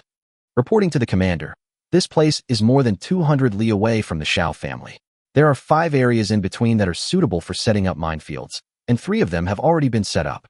However, as if he had thought of something, the company commander frowned and said, but after that avalanche, do you think they'll easily step into the minefield? They're not that stupid, are they? Faced with his subordinates' questions, Tori remained calm. He led his men in a rapid retreat while quickly explaining. The eastern part of the Holy Realm is surrounded by towering mountains and snow-capped peaks, which form a natural barrier. To reach the Xiao family, one must travel along those mountain paths. Truth and falsehood intertwined. Let's outsmart them. Huh. Commander, what do you mean by true or false, false or true? Faced with his subordinates' doubts, Tori smiled without saying a word, but quickened his pace even further. The army of immortal slaves, having finally, and with trepidation, crossed the first valley. The tension that Jiang Xian and his companions had just felt eased was heightened again when they encountered the second valley. The formation of 140,000 people was quite extensive, covering an area of more than 10 square kilometers, which could be described as covering the entire mountainside. Chief Jiang, in another valley. Jiang Xian rolled his eyes and said helplessly, I saw it. I'm not blind. How could I not see such a big valley? Chief Jiang, could the enemy be lying in ambush here? As soon as one of the leaders spoke, he was met with unanimous contempt from the crowd. Isn't that obvious? There was another moment of silence, and after a long while someone finally made a suggestion. How about we climb the snow mountain? This suggestion, once again, drew glares from everyone. If it were like a mountain in the mundane world, we could climb it without much trouble. We're all masters, so it would be quite easy. The mountain here is not only steep, but the snow covering the mountain is smooth and soft, with no footholds at all. Even if they could use the momentum to climb the snow-capped mountain, the movement of so many people would be considerable, and an avalanche could easily occur. Jiang Xian didn't finish his sentence, which sent chills down everyone's spines. Yes, that's very vivid. Perhaps I have a plan. Jiang Xian remained silent for a long time, and when he finally spoke, he was met with expectant looks from everyone. Chief Jiang, there's no need to be modest, just say it. Yes, if you have a plan, just share it so we can discuss it. We will follow Chief Zhang's lead without question. After listening to the flattery for a while with great enjoyment, Zhang Jun leisurely said, let's assume there's an ambush in this valley. Why don't we send out a suicide squad? Hiss. His words immediately drew astonishment from all the leaders. Soon, someone was the first to react. Chief Zhang, are you saying that sending out a small group of men to attract enemy attacks would cause a large commotion and trigger an avalanche, but the main army would not be seriously injured? Absolutely. What do you esteemed leaders think? Zhang Jun, head held high and smug, continued his analysis. If there is an ambush, then we can clear the snow on the mountain and pass through safely. However, we can also engage the enemy scouts without worry. If there's no ambush, that would be ideal. We could use this method to get straight to the Xiao family's base. Chief Jiang is absolutely right. How could we be so stupid as to not think of such a simple plan? Amid the discussions among the leaders, an advance team of 2,000 men soon arrived at the front. Of the 2,000 celestial slaves, each family contributed 100, while the other 600 were the celestial slaves who survived from the Li family earlier. These Li family servants originally thought they were lucky, but they never expected to become bait to blaze a trail. Hurry up and get into the mountains. Otherwise, you'll all die here. Faced with the menacing intimidation of more than a dozen leaders, the 2,000 immortal slaves had no way to express their suffering and could only turn around dejectedly and head into the valley.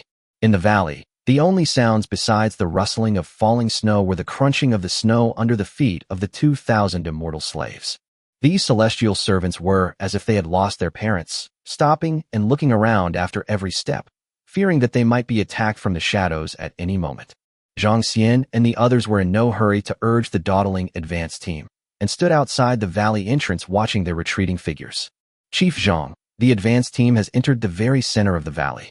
If there is an ambush, they should launch an attack by now, right? Yes, fortunately, we brought enough celestial servants on this expedition, so the loss of 100 people is not too great. They died for the sake of their family's interests, and it was a worthy death. The leader's eyes darted around, and their words were filled with righteous indignation. Time ticked by, and to everyone's surprise, just as the advance team's figures were about to disappear from their sight, just as the people at the front were about to reach the other exit, the expected attack never came. What's going on? This is an excellent ambush spot, so why hasn't the enemy made a move yet? Chief Jiang, where are their mortars? Where are their rifles? Faced with everyone's questions, Jiang Xian squinted and pondered for a long time before finally feeling that he had figured out the enemy's thoughts. Call. Ladies and gentlemen, it is clear that the enemy in the shadows is not stupid. They don't care about small baits, but want to eat big meat instead. As soon as Jiang Xian spoke, everyone realized what he meant. Xiao, do you think we're fools? I think Jiang Chen is the fool. This makes things simpler. Since the enemy doesn't want the bait, why don't we break it down into smaller pieces and turn them into individual baits? They'll pass through the valley in batches. Let's see if they can resist the urge to attack. Faced with this low-level trick, the crowd quickly came up with a solution amidst their chatter. Soon, the remaining tens of thousands of immortal slaves were divided into dozens of small units under conscious command, each with about 2,000 people. Everything's fine. The advance team has safely crossed the canyon, proving there were no ambushes on the canyon trails. Everyone used their movement techniques, and the troops quickly crossed the valley one after another. We'll meet at the other end of the valley and get started. Chapter 343, So Sinister. As soon as Jiang Xian finished speaking, he took the lead and led his 2,000 men into the valley. Unlike the advance team, which was grounded in the ground, the group used their movement techniques, and in less than 10 breaths, the entire group of 2,000 people darted to the other side of the valley. At this exit, a 2,000-strong advance team of survivors was already waiting. Jiang Xian looked back, but he couldn't see anything on the other side. However, fearing it might trigger an avalanche, he did not use his inner strength to send a message to the main force behind him, but instead waited quietly. Soon, the second team appeared and safely joined them here. Next came the third squad, then the fourth squad. In a moment of silence, in less than half an hour, all 140,000 people passed through the narrow valley without incident and reunited at the valley entrance. Call. Such trivial skills. How dare you show them off to an expert? That's right. Everyone says that Jiang Chen's troops are invincible, but I think there's some truth to that reputation. Those scouts lying in ambush are probably freezing to death in the snow right now. Ha ha ha ha. The 14 leaders gathered together and let out bursts of low laughter, their words dripping with sarcasm. Like everyone else, Jiang Xian was in high spirits at this moment. Amidst the hushed teasing of the crowd, Jiang Xian channeled his inner strength, his voice spreading outwards. Jiang Chen, you brat. Stop playing tricks. Your immortal servants are all here. If you have the guts, come and fight. Come and fight if you dare. Come on, let's fight. The sound echoed back and forth across the snowfield, its reverberations fueling Jiang Xian's immense pride. Boom. As the voice, imbued with inner strength, echoed, a deafening roar erupted from the canyon the group had just passed through, and a massive amount of snow slid down the mountainside, creating an avalanche scene resembling a landslide. Haha, all right. If there were ambushes in the mountains, they would probably have already perished in the avalanche. How exhilarating. How exhilarating. Those cowards who hide their true intentions are like ants in an avalanche. To the east of the valley lies a wide open road, with nothing obstructing the view. With a wave of Jiang Xian's hand, the army of immortal slaves immediately used their movement techniques to accelerate their advance towards the Xiao family. The wind was biting cold as the group ran, but this did not dampen the good spirits of the leaders. Chief Jiang, I understand. A leader suddenly seemed to awaken, drawing everyone's attention. This is a deliberate deception by the enemy, a mix of truth and falsehood. It's obvious that Jiang Chen already knows my troops are about to attack, and he hasn't prepared enough countermeasures. So apart from the avalanche triggered by the explosion at the edge of the first valley, they had no time to take any further measures to stop our advance. He's trying to stall. Upon hearing this, even Jiang Xian's eyes gleamed. Oh, what do you mean? Could Chief Sun explain this to us? I'm certain that Jiang Chen knows he doesn't have the strength to directly confront my army, at least not in the short term. That's why he sent out scouts to create a diversion along our advance route, just to delay our progress. Perhaps he was either frantically deploying troops or on his way to escape. However, what he didn't know was that in this vast world, there was nowhere for him to hide, even if he escaped back to the Qian kingdom. Heh, a mortal nation? Give me 100 immortal slaves, and I can easily destroy it. Absolutely, absolutely. Chief Sun's analysis drew cheers from the crowd, and their previously tense nerves relaxed. However, amidst the crowd's agreement, Chief Sun suddenly frowned, for he realized something illogical. However, in the second valley just now, they could have done it again, just like before, and caused an avalanche. In that case, even if it doesn't delay our progress, I can at least inflict 2,000 casualties on us, so why? But why haven't they taken any action yet? After Chief Sun finished speaking, everyone fell silent. Yes, if an avalanche can be created in the first valley, why is the second valley so quiet? Did Jiang Chen's troops fear battle because they saw the tide of the war? That's clearly unreasonable. At this moment, the army of immortal slaves had already left the second valley by about 5 miles, and the hundreds of thousands of immortal slaves were moving quickly using their movement techniques. As everyone moved, a certain rhythm was subtly revealed. Their footsteps landed on the snow at almost the same moment, followed by low-altitude takeoff, and they reappeared hundreds of meters away. Listening to the rhythmic sound of orderly footsteps, Jiang Xian had a vague premonition, but no matter how hard he thought about it, he couldn't figure out where this premonition came from. Squeak, squeak. The dozen or so leaders all fell silent, as if a huge dark cloud was beginning to descend upon them. Jiang Xian seemed to have thought of something, and suddenly recalled the battle at the border city that day, and everything that happened to the large number of barbarian grandmasters at the border city wall. Those explosive weapons buried around the border town. No, stop. Stop right now. The moment he realized what was happening, Jiang Xian's face visibly contorted with panic. However, his reaction was a beat too slow. Many of the immortal servants had already heard the roar, but unfortunately, everyone was moving forward in midair due to inertia, and they would have to wait until they landed to stop. Jiang Xian's pupils contracted uncontrollably to pinpoint size, and immense fear caused his feet to fall uncontrollably into the snow.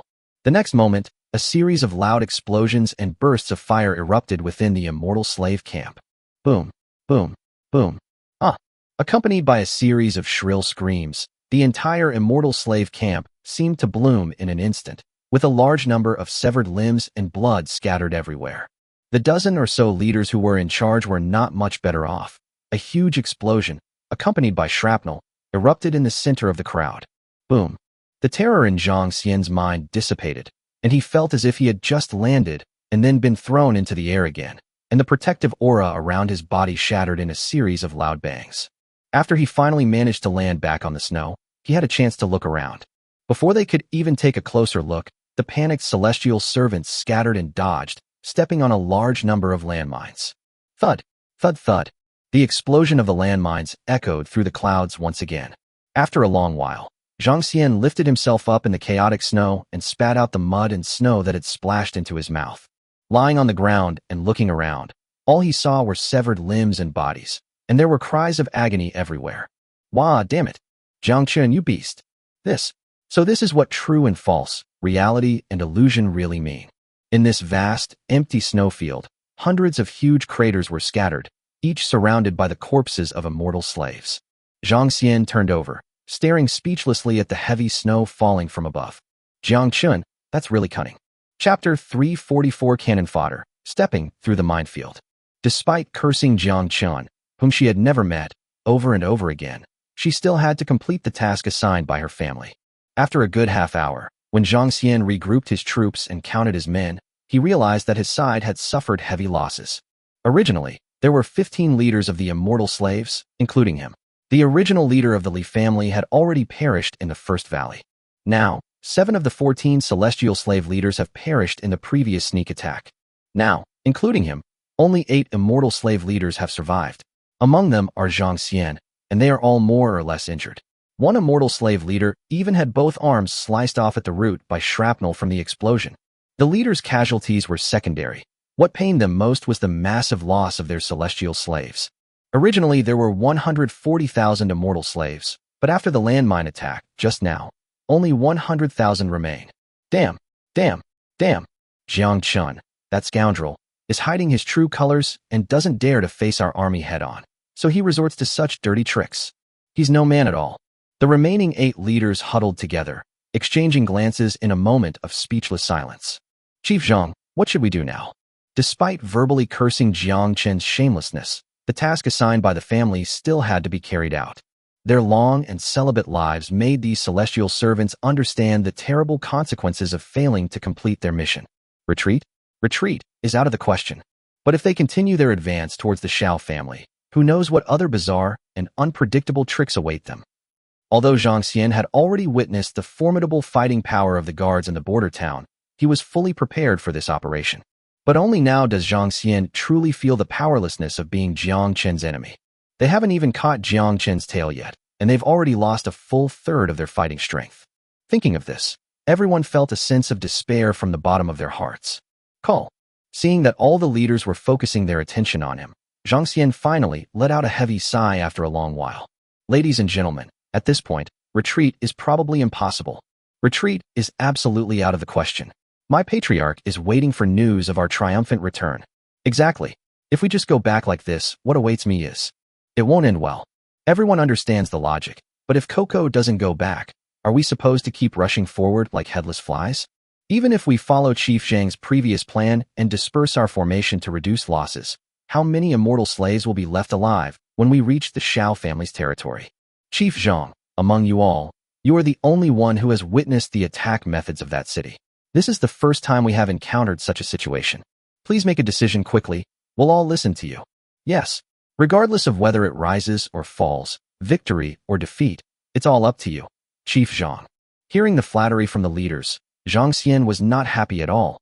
Instead, he cursed inwardly. You were even trying to compete with me for the team leader position. So what? Are you trying to avoid getting involved and pushing me out to take the blame? Taking the blame in the workplace really does exist everywhere. Despite his anger and curses, Jiang Xian was helpless, because he was originally the nominal commander of this allied forces. In a flash, he came up with a compromise. All right, that's settled. Send a messenger immediately to report back on the situation here. Right now, all the family heads are waiting for news at the Zhang family. Let's see what each family head thinks. At the same time, we must not slack off on the tasks assigned to the heads of the families, and we must not stop here. Therefore, we immediately dispatched scout teams to clear minefields for the main force. As soon as Jiang Xian spoke, the remaining leaders thought for a moment and then nodded in agreement. Chief Zhang's plan is indeed sound. We will obey your command. Yes, this is the only way now. It's up to the heads of each family to decide. These leaders breathed a sigh of relief, since Jiang Xian was the one who came up with the idea, and he would be responsible for any mistakes. Jiang Xian knew perfectly well what these leaders were thinking. He gave a silent, cold laugh, and then spoke. Since everyone agrees, let's proceed according to plan. Wait a minute, Chief Zhang.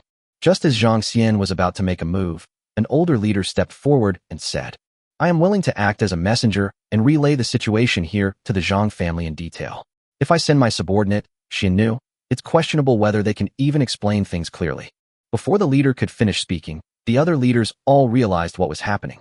You old codger, you're making a huge racket with your abacus beads, aren't you? You want to escape this place of trouble by working as a messenger? Huh? Damn it. Chief Zhang, why don't you leave the messenger job to me? Get out of here. I'd better handle this myself. I'm young and articulate, and I'm sure the head of the family will understand. Get out of here. I'm coming. Jiang Xian felt an immense headache coming on. Were these cowardly fools really the leader of the immortal slaves? Elite my foot. Enough. You all represent your respective families. How can you be so cowardly and afraid of death? The messenger position can be filled by any few celestial servants. If you continue to talk nonsense, I, as the temporary leader, have the right to report your cowardice to the heads of your respective families. You can all await the judgment of your respective family heads. As soon as he said those words, the noise around him immediately quieted down. Chief Zhang has misunderstood. We just want to relay the situation back in great detail. Jiang Xian didn't give him a friendly look, but continued making arrangements. As for the task of clearing the way forward, let's leave that to the immortal servants of the Xiao and Sun families. The leaders of the so-called Xiao family, Sun family, and other families have already perished under the landmine attack. The surviving slaves of these families, of course, had no human rights. Chief Zhang's plan is brilliant. We agree. The leaders, who had just been grieving as if they had lost their parents, stood up in shock again. That's true. Those families' celestial servants, having lost their leaders, are perfect cannon fodder. Then let's begin. At Jiang Xian's command, 8 messengers, each composed of a servant from a different household, broke away from the main force and, feeling fortunate, returned along the same route to deliver the message. The 100,000 immortal slaves who remained in place were divided into 2 teams. The group consisted of 40,000 people. Their leader had died, leaving them leaderless and forced to accept their fate as cannon fodder. Having witnessed the power of landmines, Jiang Xian made corresponding arrangements for these 40,000 people. People must maintain a distance of 10 steps from each other and are not allowed to use internal force to fly through the air. Every step must be taken with firm footing. Anyone who disobeys will be killed without exception. With each order issued, the 40,000 barbarian slaves, now without protection, embarked on their journey again, filled with resentment and trepidation. Chapter 345 Encroachment. Commander, what are we going to do now? 5 kilometers east of the Xinyu allied forces, Tori was also a little troubled by the urgency of his company commander. From the drone's perspective, the densely packed coalition forces below are divided into 2 parts. One team scouts ahead, while the other follows far behind. Furthermore, it seems that the commander of this coalition force has learned his lesson after the previous 2 experiences. Instead of heading directly east as planned, they took a detour, attempting to find another route and take a roundabout way. It should be noted that Tori and his men had already laid a large number of mines along this relatively easy route, attempting to continuously deplete the enemy's fighting strength. Little did they know that although these enemies were reckless, they were not stupid either, and they knew how to avoid the preset traps ahead. How many landmines do you guys still have? After pondering for a while, Tori asked in a deep voice. Reporting to the commander, we have a total of 1,000 reconnaissance soldiers on this mission, each carrying 10 conventional landmines and 10 claymore landmines. Shaoling's mines in at least several valleys have already used up most of the mines. Now each person only has about 5 broadsword mines left, totaling about 5,000 mines. After listening to the report from the company commander of the guards, Tori began to make plans in his mind. The claymore mine was conjured by the Marquis before his departure, and Tor himself had also personally examined it. The claymore mine is more powerful and has a larger kill radius than previous conventional mines, and it also fires a denser density of steel balls. In order to save the powerful weapons for last, he used conventional mines in the first 2 minefields. The valleys that the enemies hadn't yet set foot in were mostly filled with ordinary landmines, which were naturally not as powerful as the claymore mines. Bring me the map. As Tori finished speaking, the company commander pulled out a roughly drawn map from behind him. This map was hand-drawn a few days ago when the guards were undergoing training at the Xiao family manor. Tori used a drone to conduct reconnaissance over hundreds of kilometers around the Xiao family manor. Fortunately, the Holy Realm consists mainly of mountains and plains, which greatly reduced Tori's workload. Squinting at the map for a moment, and considering the enemy's current marching direction, Tori quickly found a route on the map. It seems they are afraid of being attacked by landmines again, so they dare not cross the mountains anymore. Only relatively wide plains can effectively reduce the damage from landmines. In that case, this plain is the only place the enemy can pass through. With his gaze falling on the map, on a plain 200 kilometers northwest of the Xiao family manor, Tori quickly came up with an idea. He quickly gave the order. Everyone, take your broadswords and march with me at full speed. As soon as he finished speaking, Tori took the lead and flew off to the side. Swish, swish, swish. The 1,000 people followed Tori in silence and left quickly, leaving only a large number of footprints in their wake. Whether it's the Guardian Army or the Immortal Slave Alliance, their individual strengths are actually about the same. However, due to the numerous landmines that had appeared before, the marching speed of the Immortal Slave Alliance was not much faster than that of ordinary fast horses. This also gave Tori enough time to make arrangements. 2 hours later, when Tori led his troops into this vast snowfield, the Xinyu allied forces were still advancing cautiously 100 miles away. This is one of the few plains in the eastern part of the Holy Realm, covering an area of several tens of square kilometers. Commander, even 5,000 claymores aren't enough for such a vast area. The company commander of the guards scratched his head, perplexed. Based on the enemy formation we just saw, even if their suicide squad accidentally triggered a few landmines, the leader of the immortal slave isn't stupid. Wouldn't he order his troops to turn around and take a detour? You idiot. No wonder you're only a company commander. If you were any smarter, you'd be a battalion commander by now. Tori muttered a curse under his breath, clearly disappointed, then pointed behind the two of them. See that big mountain behind us? The enemy simply bypassed our preset traps, at most making me waste some landmines. Listen to this, Commander. 3,000 landmines will be buried in this snowfield, and the remaining 2,000 will be buried in the valley. Army Commander. After being rebuked by Tori, the company commander was too afraid to speak. Since the enemy will eventually enter the valley, why not bury all the landmines in the valley instead of creating minefields on the plain? It's no exaggeration to say that you guys are all ignorant and incompetent. In fact, eliminating these tens of thousands of immortal slaves in one go is not difficult for the current guard army. A few rounds of mortars plus a tank barrage would be enough. But the Marquis's meaning was that the hundreds of thousands of immortal slaves were merely the vanguard of these families. If they went all out from the start, they would be wiped out instantly. This will not only make them wary, but may also make them think that the Xiao family is a tough nut to crack. What if these families set their sights on our rear region, Qian Kingdom? Tori's analysis of his subordinates was not unfounded, but rather a possibility based on Jiang Chen's analysis and judgment. Although the current guard force has greatly increased in strength and absorbed many of the Jiang family's immortal slaves, its total combat power is only over 20,000. Facing an army of hundreds of thousands of immortal slaves, it would indeed not be difficult to defend the area surrounding the Xiao family. The difficulty lies in how to defend the long border between the rear of Qian State and the Wu State, which has already changed hands. Therefore, this army of over 100,000 celestial slaves cannot be easily defeated as before.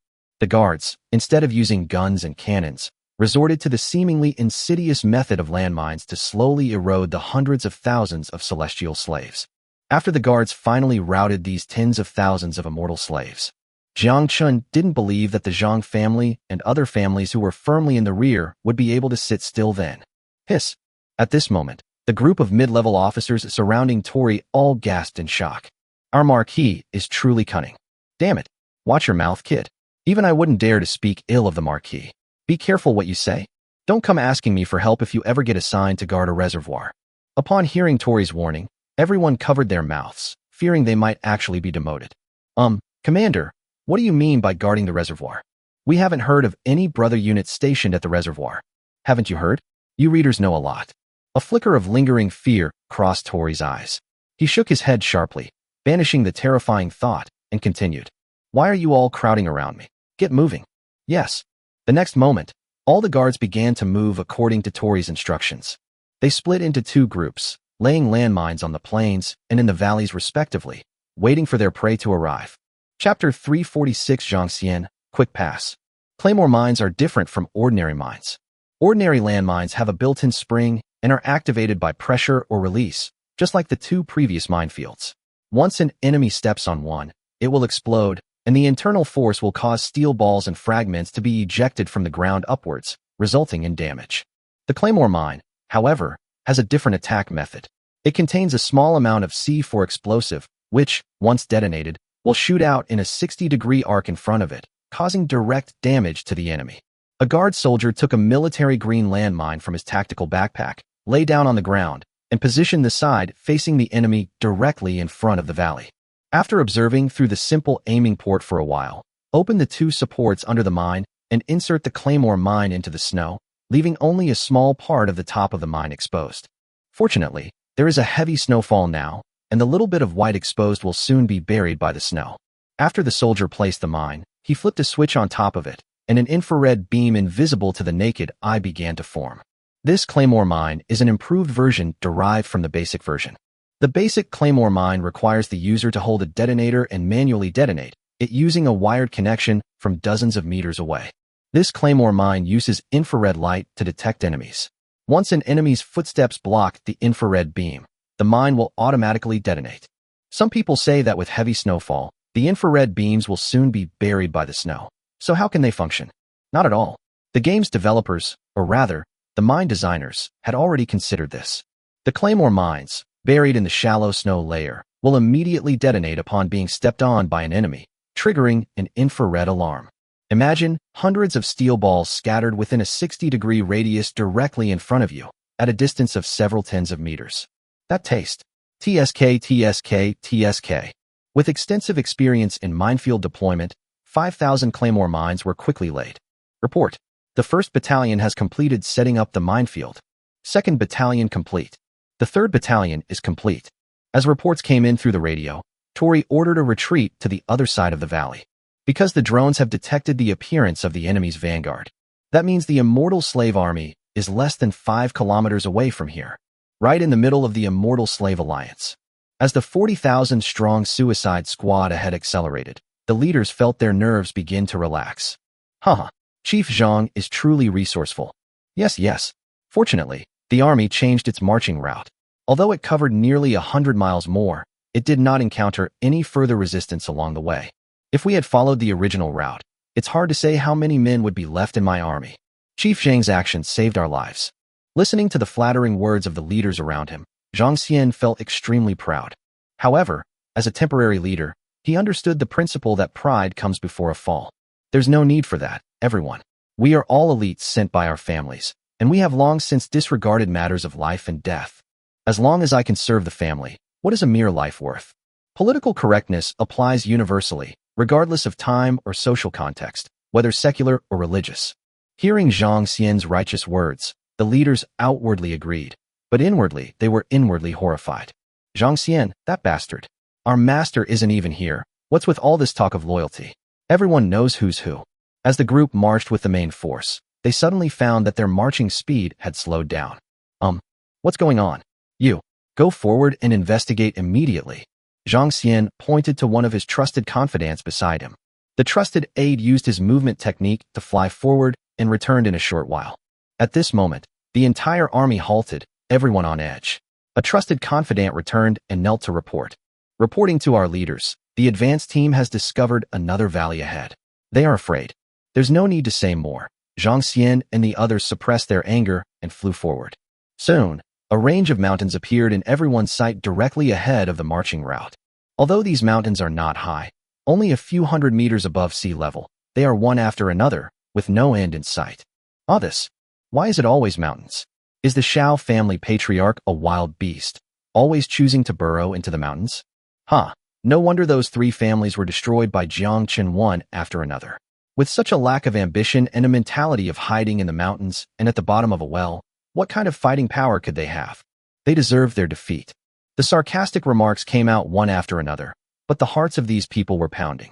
Whether to continue taking a detour or to cross these valleys in one go, no leader dared to speak first. If there were no ambush here, the army could continue its advance and reach the Xiao family in just a few hours. But what if there's an ambush? Chief Jiang, what do you think? Fortunately, the compliments from everyone had worked, and Jiang Xian was now in charge of everything. Feeling that everyone's eyes were on him again, Jiang Xian cursed inwardly. A bunch of bastards, they want me to be the one to take the lead in everything. All right. Since you don't want the credit that's already in your hands, then I'll accept it without hesitation. Order. The advance team shall proceed according to plan, crossing the valley in one go. Anyone who disobeys will be executed. Hiss. As soon as Jiang Xian finished speaking, the surrounding leaders were immediately taken aback. Chief Jiang, is this order too hasty? Why not send a small number of celestial servants out to probe first? Yes, you have to understand that those are 40,000 immortal slaves. If anything were to happen to them. Faced with their hesitation, Jiang Xian sneered, his face full of mockery as he said, 40,000 people?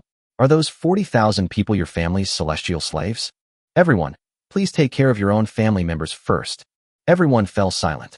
They all understood the reasoning, but they felt that Jiang Xian's decision was rather hasty. In the silence, Jiang Xian added fuel to the fire. Fellow leaders, before we set off, we promised each of you clan heads that we would take down the Xiao family with lightning speed and capture Jiang Chen alive. Now, the army has lost a full 50,000 men, yet they haven't even seen Jiang Chen's face. If we hesitate here out of fear of an ambush, thus giving Jiang Chen an opportunity to escape, my life is worthless. The patriarch can kill me whenever he wants. What about you all? Jiang Xian's words seemed to be the last straw that broke the camel's back. Everyone knows he's right. If the opportunity is missed. Hiss. Everyone shook their heads in lingering fear, and then eagerly began to speak. Chief Jiang is right. Let's do as Chief Jiang says. A swift and decisive victory. Since these celestial servants have lost their leader, even if they die, their deaths will be worthwhile. Chapter 347 Internal Strife, Mutiny. That would be the best outcome if everyone could think that way. Jiang Chen exhaled, and the eyes of the several leaders met in the air, thus completing a silent transaction. I can't explain it too clearly. You can figure it out for yourselves. Those 40,000 immortal slaves who lost their leader were called an advanced team, but in reality, they were just cannon fodder who were abandoned by everyone. Using these people not only clears the way for the remaining 8 families, but also depletes the strength of those families. That's how the Holy Realm works. One moment you're allies, the next you become easy prey for other families. Just as the group was about to resume their march, they were surprised to hear a buzzing noise coming from ahead. Messenger, go and see what's going on. Yes. As the messenger left, the noise from ahead did not diminish. On the contrary, it seemed to intensify. Several leaders felt a bad premonition rising in their hearts and immediately became restless. Jiang Xian took the lead, and the other leaders followed him as they rushed towards the front of the formation. High in the air, before Jiang Xian could even squint to get a better look, he noticed that the noise suddenly grew louder and even started shouting battle cries. Not good. A mutiny has occurred. They are all leaders. How could they not know what happened? It seems that the 40,000 celestial slaves were dissatisfied with being sent to their deaths, so they simply turned their weapons against those behind them. Leader, they've rebelled. They've rebelled. With a hurried sound, Jiang Xian saw the messenger he had sent out return covered in blood. Chief, those celestial servants all say there must be a trap in the valley ahead, and none of them are willing to obey orders to go forward. They're retaliating this way. Without the messenger needing to explain, Jiang Xian and the others, who were in the air, had already seen the scene in front of the formation. Large numbers of celestial servants dressed in different colored clothes, representing different families, engaged in a chaotic battle. With 40,000 troops at the front and 60,000 at the rear, the two massive armies collided like two torrents of different colors. A tremendous roar of battle cries, accompanied by the clang of metal clashing, resounded throughout the surrounding area. Damn it, Jiang Xian, you beast, you actually want us to die? Then none of us should live.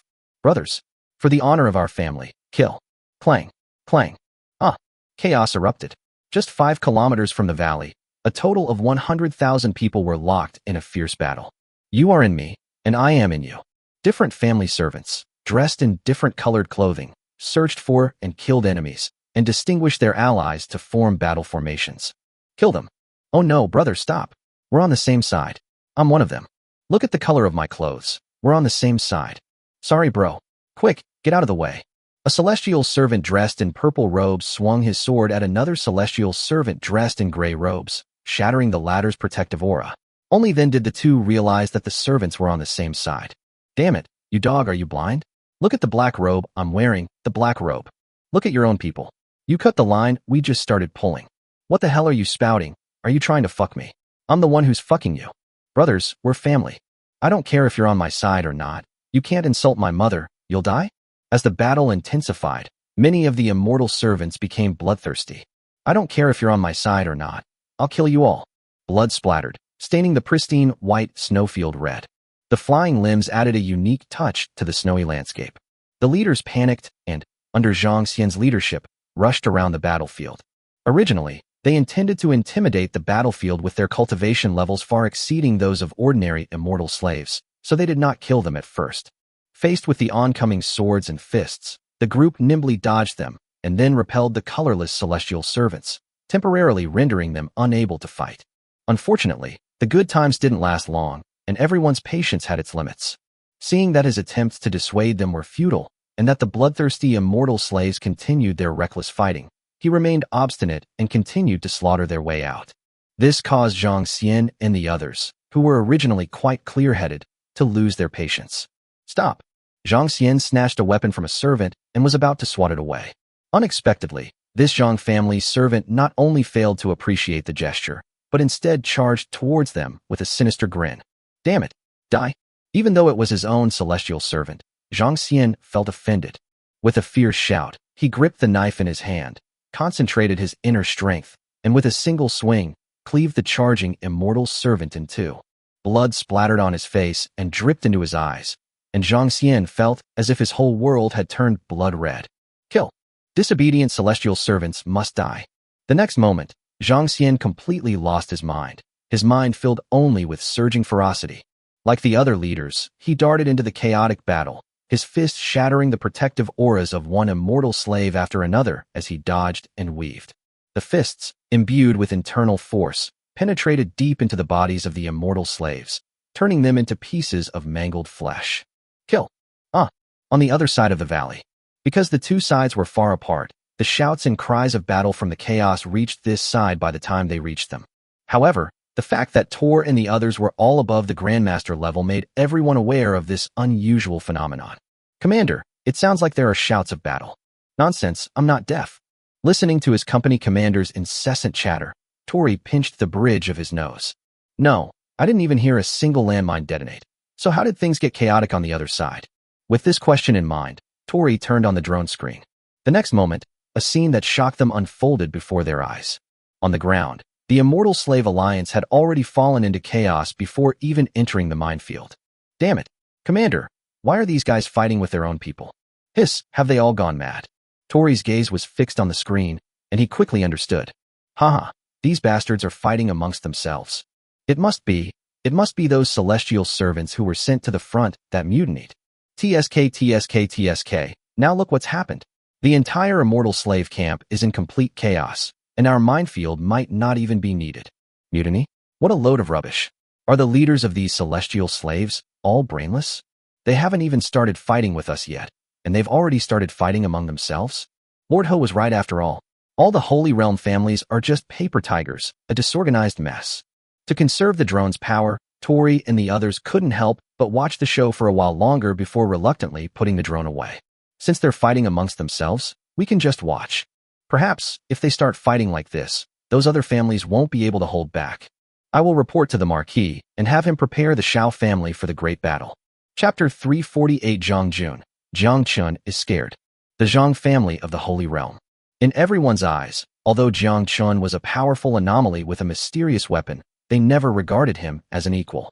Therefore, since the Allied forces set out, most of the family heads have left the Jiang family. In their view, the 150,000-strong Allied army of immortal slaves was enough to crush the Xiao family, which had a maximum of just over 10,000 immortal slaves. As for myself, I just need to wait for the distribution of spoils later. Therefore, when the Allied messenger arrived with trepidation, only the other three family heads, including Zhang Jun, were present in the Zhang family. Oh, but the messenger brought back news of a triumphant return? Hearing the report from his servant, Zhang Jun was overjoyed. Look, it's only been a few days, and Emir Jiang Chen has already been wiped out. Haha, this time, we're all thanks to Patriarch Zhang for leading the way. Otherwise, we wouldn't have had a chance to get our hands on this juicy piece of meat. Absolutely. However, the spoils should still be distributed according to the previously agreed upon plan. The other three family heads, like Zhang Jun, also thought the messenger had brought news of victory. Faced with the uncontrollable smiles of the four family heads, the messengers who had just been brought into the hall were completely bewildered. No, esteemed family heads. Should I report this news or not? While the messengers pondered, Zhang Jun was the first to recover from his joy. He asked in a gentle voice, "Tell me, have you captured Jiang Chen alive? Also, have you found the weapon manufacturing blueprints?" The messengers knelt on the ground, hesitant. Some of the more timid ones even trembled uncontrollably. When the messenger did not reply, Zhang Jun noticed that the men's expressions were rather strange. Oh, it doesn't matter that Jiang Chen wasn't captured alive. He's just a discarded pawn of the Holy Realm. Seeing that the messenger still kept his head down and dared not speak, Zhang Jun and the others smiled. He secretly wondered if they hadn't even managed to get the weapon manufacturing blueprints. Well, although it's a bit different from what I expected, it's still within an acceptable range. After all, it would be strange if Jiang Chen didn't destroy such confidential items as weapon blueprints. All right. As long as you get the weapons Jiang Chen already has, they're not bad. I, the Patriarch, will still give you credit for this. After Zhang Jun finished speaking, the other three family heads, though their expressions were not good, did not make a move. After all, having a sip of soup is nice, right? Faced with the magnanimity of the family heads, the messengers remained silent, unsure how to utter the words they had prepared. The scene fell silent once again. As time passed, a bad premonition churned and ebbed in Zhang Jun's mind. He knew his own immortal servants all too well. If they had won a battle, they would have wanted to spread the news and claim credit everywhere. They would not be like this now. What exactly happened? Tell me now. I'm giving you 1 minute. If you still don't speak, Then you're all going to die? Before he could finish speaking, Jiang Chen swung his palm, instantly turning a trembling messenger into a bloody pulp, without even having time to scream. Heads of the household, please understand. We have returned to seek help, not to report any victory. The lead messenger closed his eyes and, with a death wish, blurted out the words. The heads of the families straightened up, realizing to themselves that this was indeed the case. After exchanging a glance, Jiang Chen, suppressing his anger, asked in a calm voice. Let me explain in detail. Jiang Chen, displaying the demeanor of a family head, gestured for the other family heads to take their seats before the messenger leader began to speak in detail. Reporting to the patriarch, the army was marching smoothly until they entered the hilly area to the east of the Holy Realm. It took a full quarter of an hour for the messenger leader to speak until his throat was dry, recounting everything he had seen and heard. You mean the army lost a full 50,000 men without even seeing the tail of Jiang Chen's troops? Yes. The leaders of the 7 families, including the Xiao and Li families, have all perished. Before the messenger leader could speak further, a family head interrupted him. What did you say? My Xiao family leader is dead? What about the rest of my immortal servants? As luck would have it, the leader of the Xiao family was right there. As soon as he spoke, he realized how foolish he had been. According to the previous plan, if the leader of their own family's immortal servants died in battle, the remaining family's immortal servants would unconditionally obey Jiang Xian's command. While the Xiao family patriarch was heartbroken, Jiang Chen had no time to offer comfort. He continued to ask, is that the weapon Jiang Xian previously reported, the one called a landmine? Lord, I am in a hurry to return to my family to deliver the message, and I have not been able to obtain detailed information from Chief Jiang. However, until the little man left, he did not encounter the legendary mortar or tank attacks. Before the villains returned, Chief Jiang, in order to avoid the minefield, boasted that he would lead his army to flee, avoiding the mountains and finding another road to approach the Xiao family's camp. After the messenger leader finished speaking, Jiang Chen and the others remained silent, their faces even more gloomy than if their concubines had been stolen. After a long while, Jiang Chen was not angry but happy, and his face instantly changed from gloomy to sunny. Ha ha ha, I know, Jiang Chen, so that's what you were planning. Not bad at all. You almost fooled the patriarch. Looking at Jiang Chen's beaming smile, the Xiao family head asked in confusion. Patriarch Jiang, your army has suffered a defeat. Why are you pleased instead of angry? Could it be that you are gloating? His dissatisfaction was palpable in his words. No. Brothers, let me explain. Having finally managed to stop laughing, Jiang Chen focused his gaze and began to speak. According to previous intelligence, whenever Jiang Chen encountered an attack, he would use the high walls and thick walls of the city, combined with his weapons, to defend himself and try to destroy the enemy. However, this time, although I don't know why he learned of my army's whereabouts in advance, he actually abandoned the idea of using the Xiao family's territory and instead opted to fight a defensive war as before. Instead, they sent out vanguard troops to use minefields to whittle down our allied forces. Have the heads of the families sensed something from this? After Jiang Chen finished speaking, the other 3 family heads all lowered their heads in thought. Patriarch Xiao reacted the fastest, suddenly looking up and saying, Jiang Chen was scared. Jiang Chen smiled without saying a word and made a gesture that invited him to continue showing off. The more the Xiao family head thought about it, the more excited he became, his eyes shining.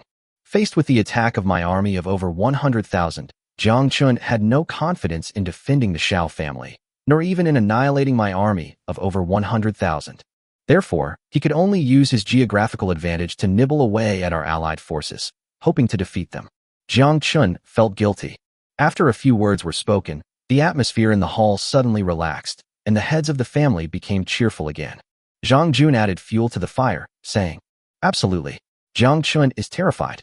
Originally, the patriarch was prepared to pay a heavy price to obtain his weapon, but now it seems that Jiang Chen is nothing special.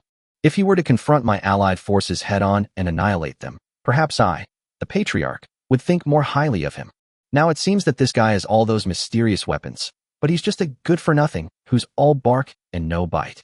Chapter 349, Shifting the Blame to Jiang Chen. Let's not even talk about what was discussed in the Jiang family's hall. The eastern plains of the Holy Realm. On Jiang Xian's side, the mutiny and chaos of the Xianu allied forces lasted for a full 5 hours. The sounds of fighting and shouting only began to fade away as the sky began to darken, and all that remained in everyone's eyes was a sliver of white light reflected from the pristine snowfield. At this point, The original 100,000-strong immortal slave alliance was reduced to a sparse number who could only stand still and eke out a living. Large numbers of the immortal slaves became corpses, almost covering the entire vast snowfield. Jiang Chen stood amidst the pile of corpses, taking deep breaths to regain his strength. The prolonged fighting had caused his hands to tremble uncontrollably. Is it finally over? The hoarse voice that came out startled even himself. He looked around and saw only a few scattered figures standing there, just as bewildered as he was. Only now have these lucky survivors regained their senses. No one knew how the battle started, how long it lasted, or how it ended. All they knew was that the coalition army that originally numbered over 100,000 had actually started fighting among themselves. Damn it, Jiang Chen, you feel good killing my son family members, don't you? You'd better give me your life. A faint roar rang out, followed by a figure darting out of the darkness and charging straight towards them. This is the leader of the Sun family. In the 5-hour melee, to be honest, he also took the lives of many other families' immortal servants, and even many of his own immortal servants died at his hands. Although he had regained his senses, the situation still made it impossible for him to calm down. The 10,000 immortal servants entrusted to him by the patriarch were almost all lost inexplicably. He had already foreseen his fate.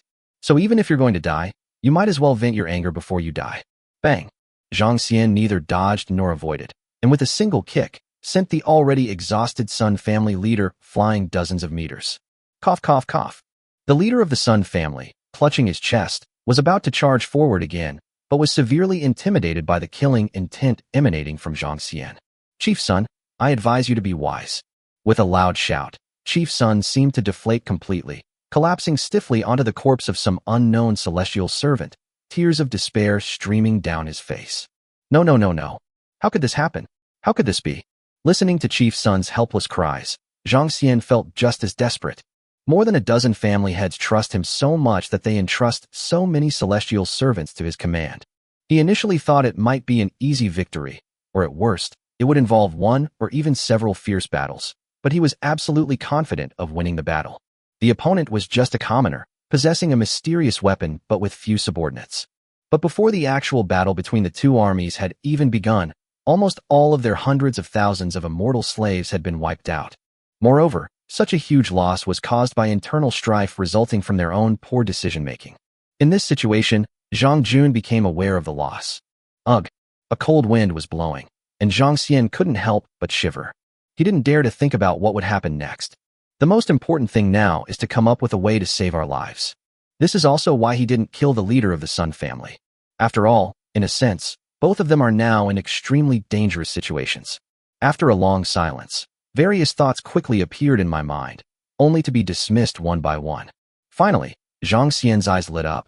He had come up with an excellent way to save his life. Immediately set off and walked quickly forward.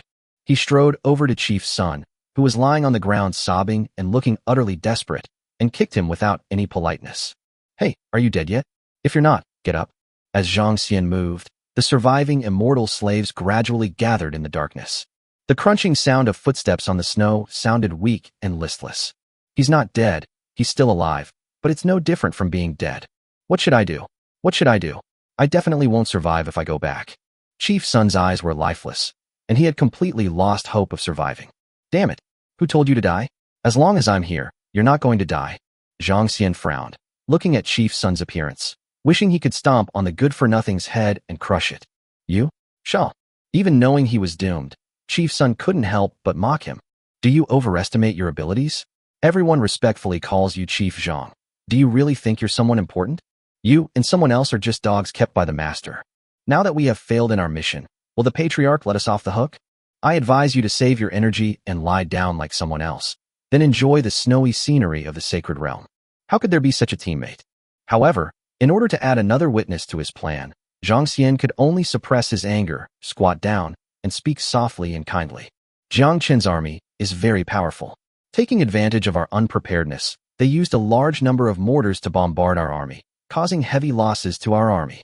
This was the excuse Jiang Xian had just come up with to shirk responsibility. If those family heads knew that the Allied forces' current predicament was caused by their poor command, Jiang Xian would definitely not escape death.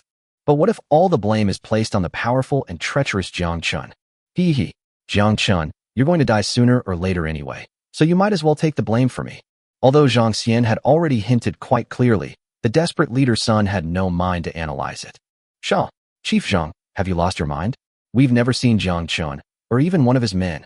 He couldn't possibly have conspired with those 40,000 mutinous celestial slaves, could he? Later, Chief Sun finally realized what was going on. His tone was one of surprise, his eyes fixed on Jiang Xian's sinister old face.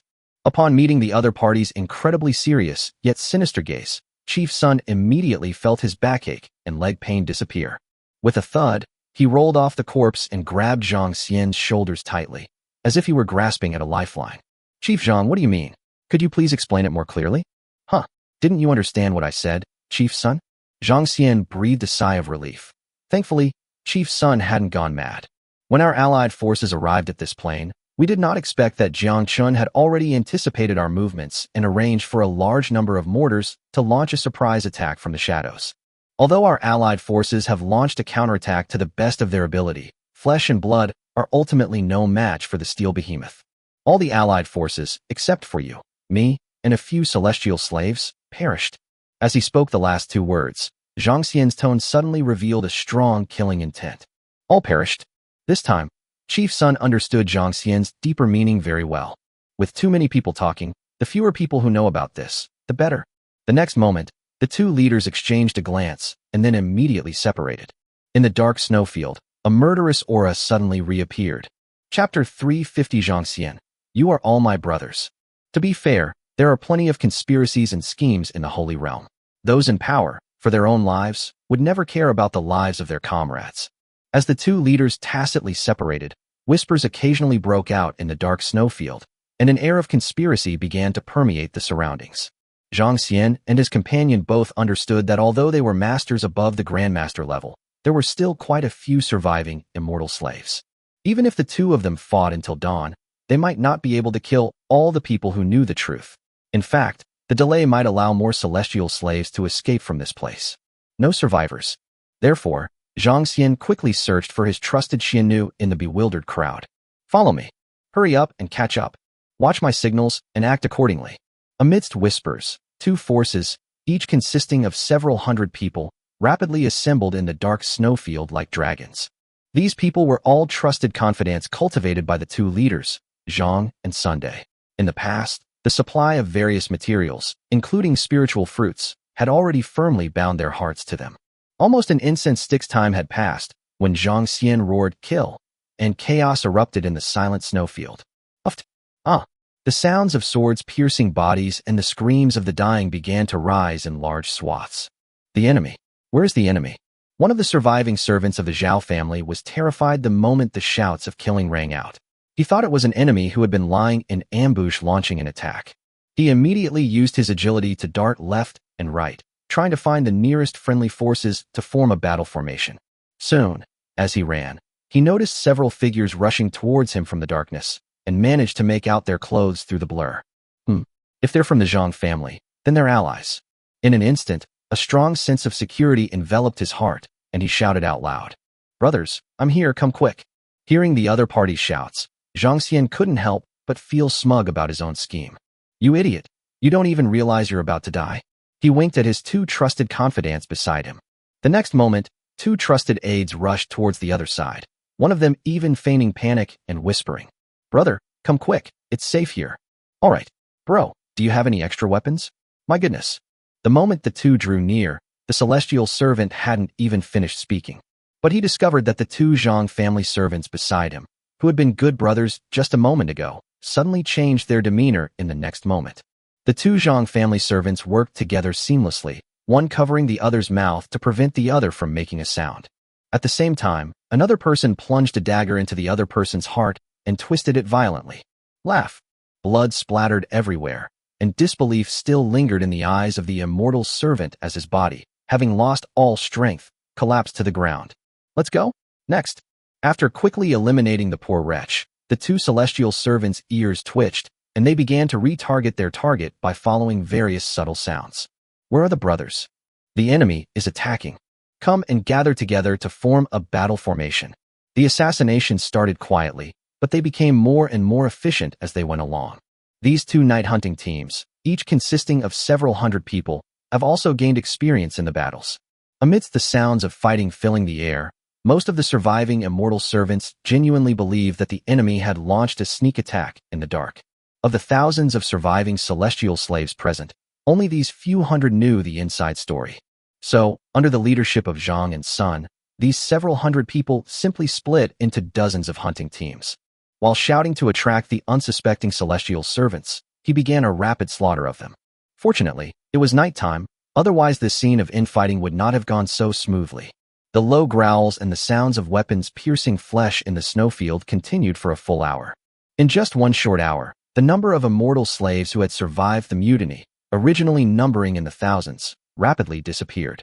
Until a certain moment, the muffled groans of pain from all directions finally stopped completely. A biting wind howled, and heavy snow fell from the sky. The corpses scattered on the ground were being rapidly buried by the heavy snow, leaving only a nauseating stench of blood in the air. Hoo-hoo! Jiang Xian stuck the blunted dagger into the snow, collapsed onto his backside, and gasped for breath. At this moment, small groups of trusted followers, after surveying the surrounding area once more and finishing off all the corpses on the ground, began to gather around in small groups. The group had barely sat down and hadn't even had a chance to catch their breath when nearly 100 footsteps approached from afar. "Brother Jiang, don't be impatient. It's me."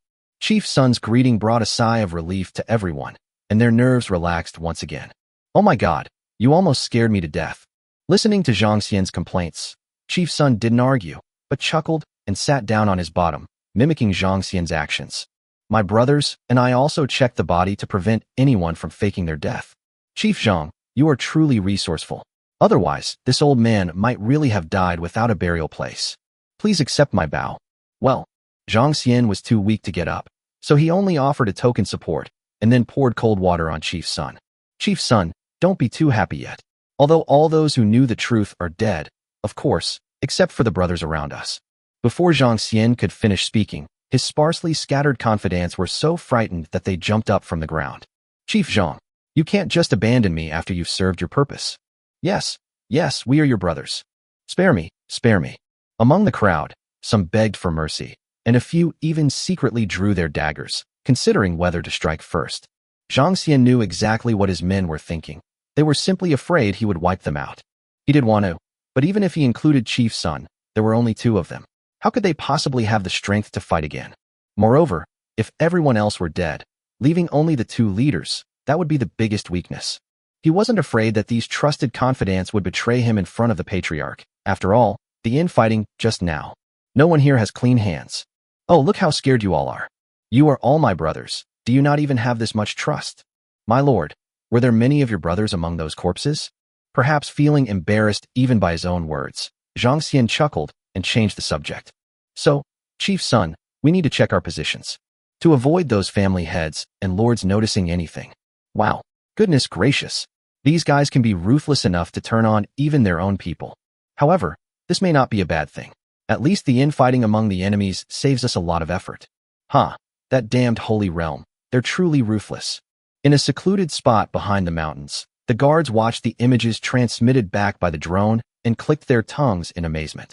Tori covered the display screen, but his expression was not as relaxed as his subordinates. The enemy's advance team was wiped out so inexplicably, but the Jiang family would not let it go so easily. Who knows, the next wave of people might not be so easy to deal with. He immediately took out his walkie-talkie and reported everything that had happened to Jiang Chen in detail. What to do next is entirely up to the Marquis. Chapter 351, they want to take over the Jiang family. Inside the Xiao family manor, Jiang Chen was still half asleep when he received the intelligence from Tori. Putting down the walkie-talkie he always carried with him, Jiang Chen raised his arm and looked at the green submariner on his wrist. 4:30 a.m. That damn Jiang family. They won't even let me get a good night's sleep, huh? Comrade Jiang, what time is it? A pair of arms covered Jiang Chen, making him tremble all over.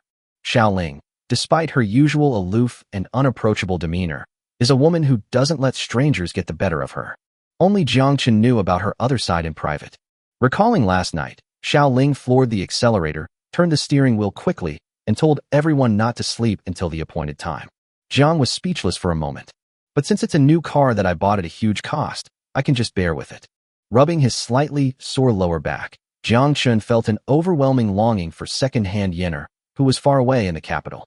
Yenner's car owner is long dead. Strictly speaking, she is now a car with a soul ring, right? After a moment of random thoughts, Jiang Chen finally came to his senses.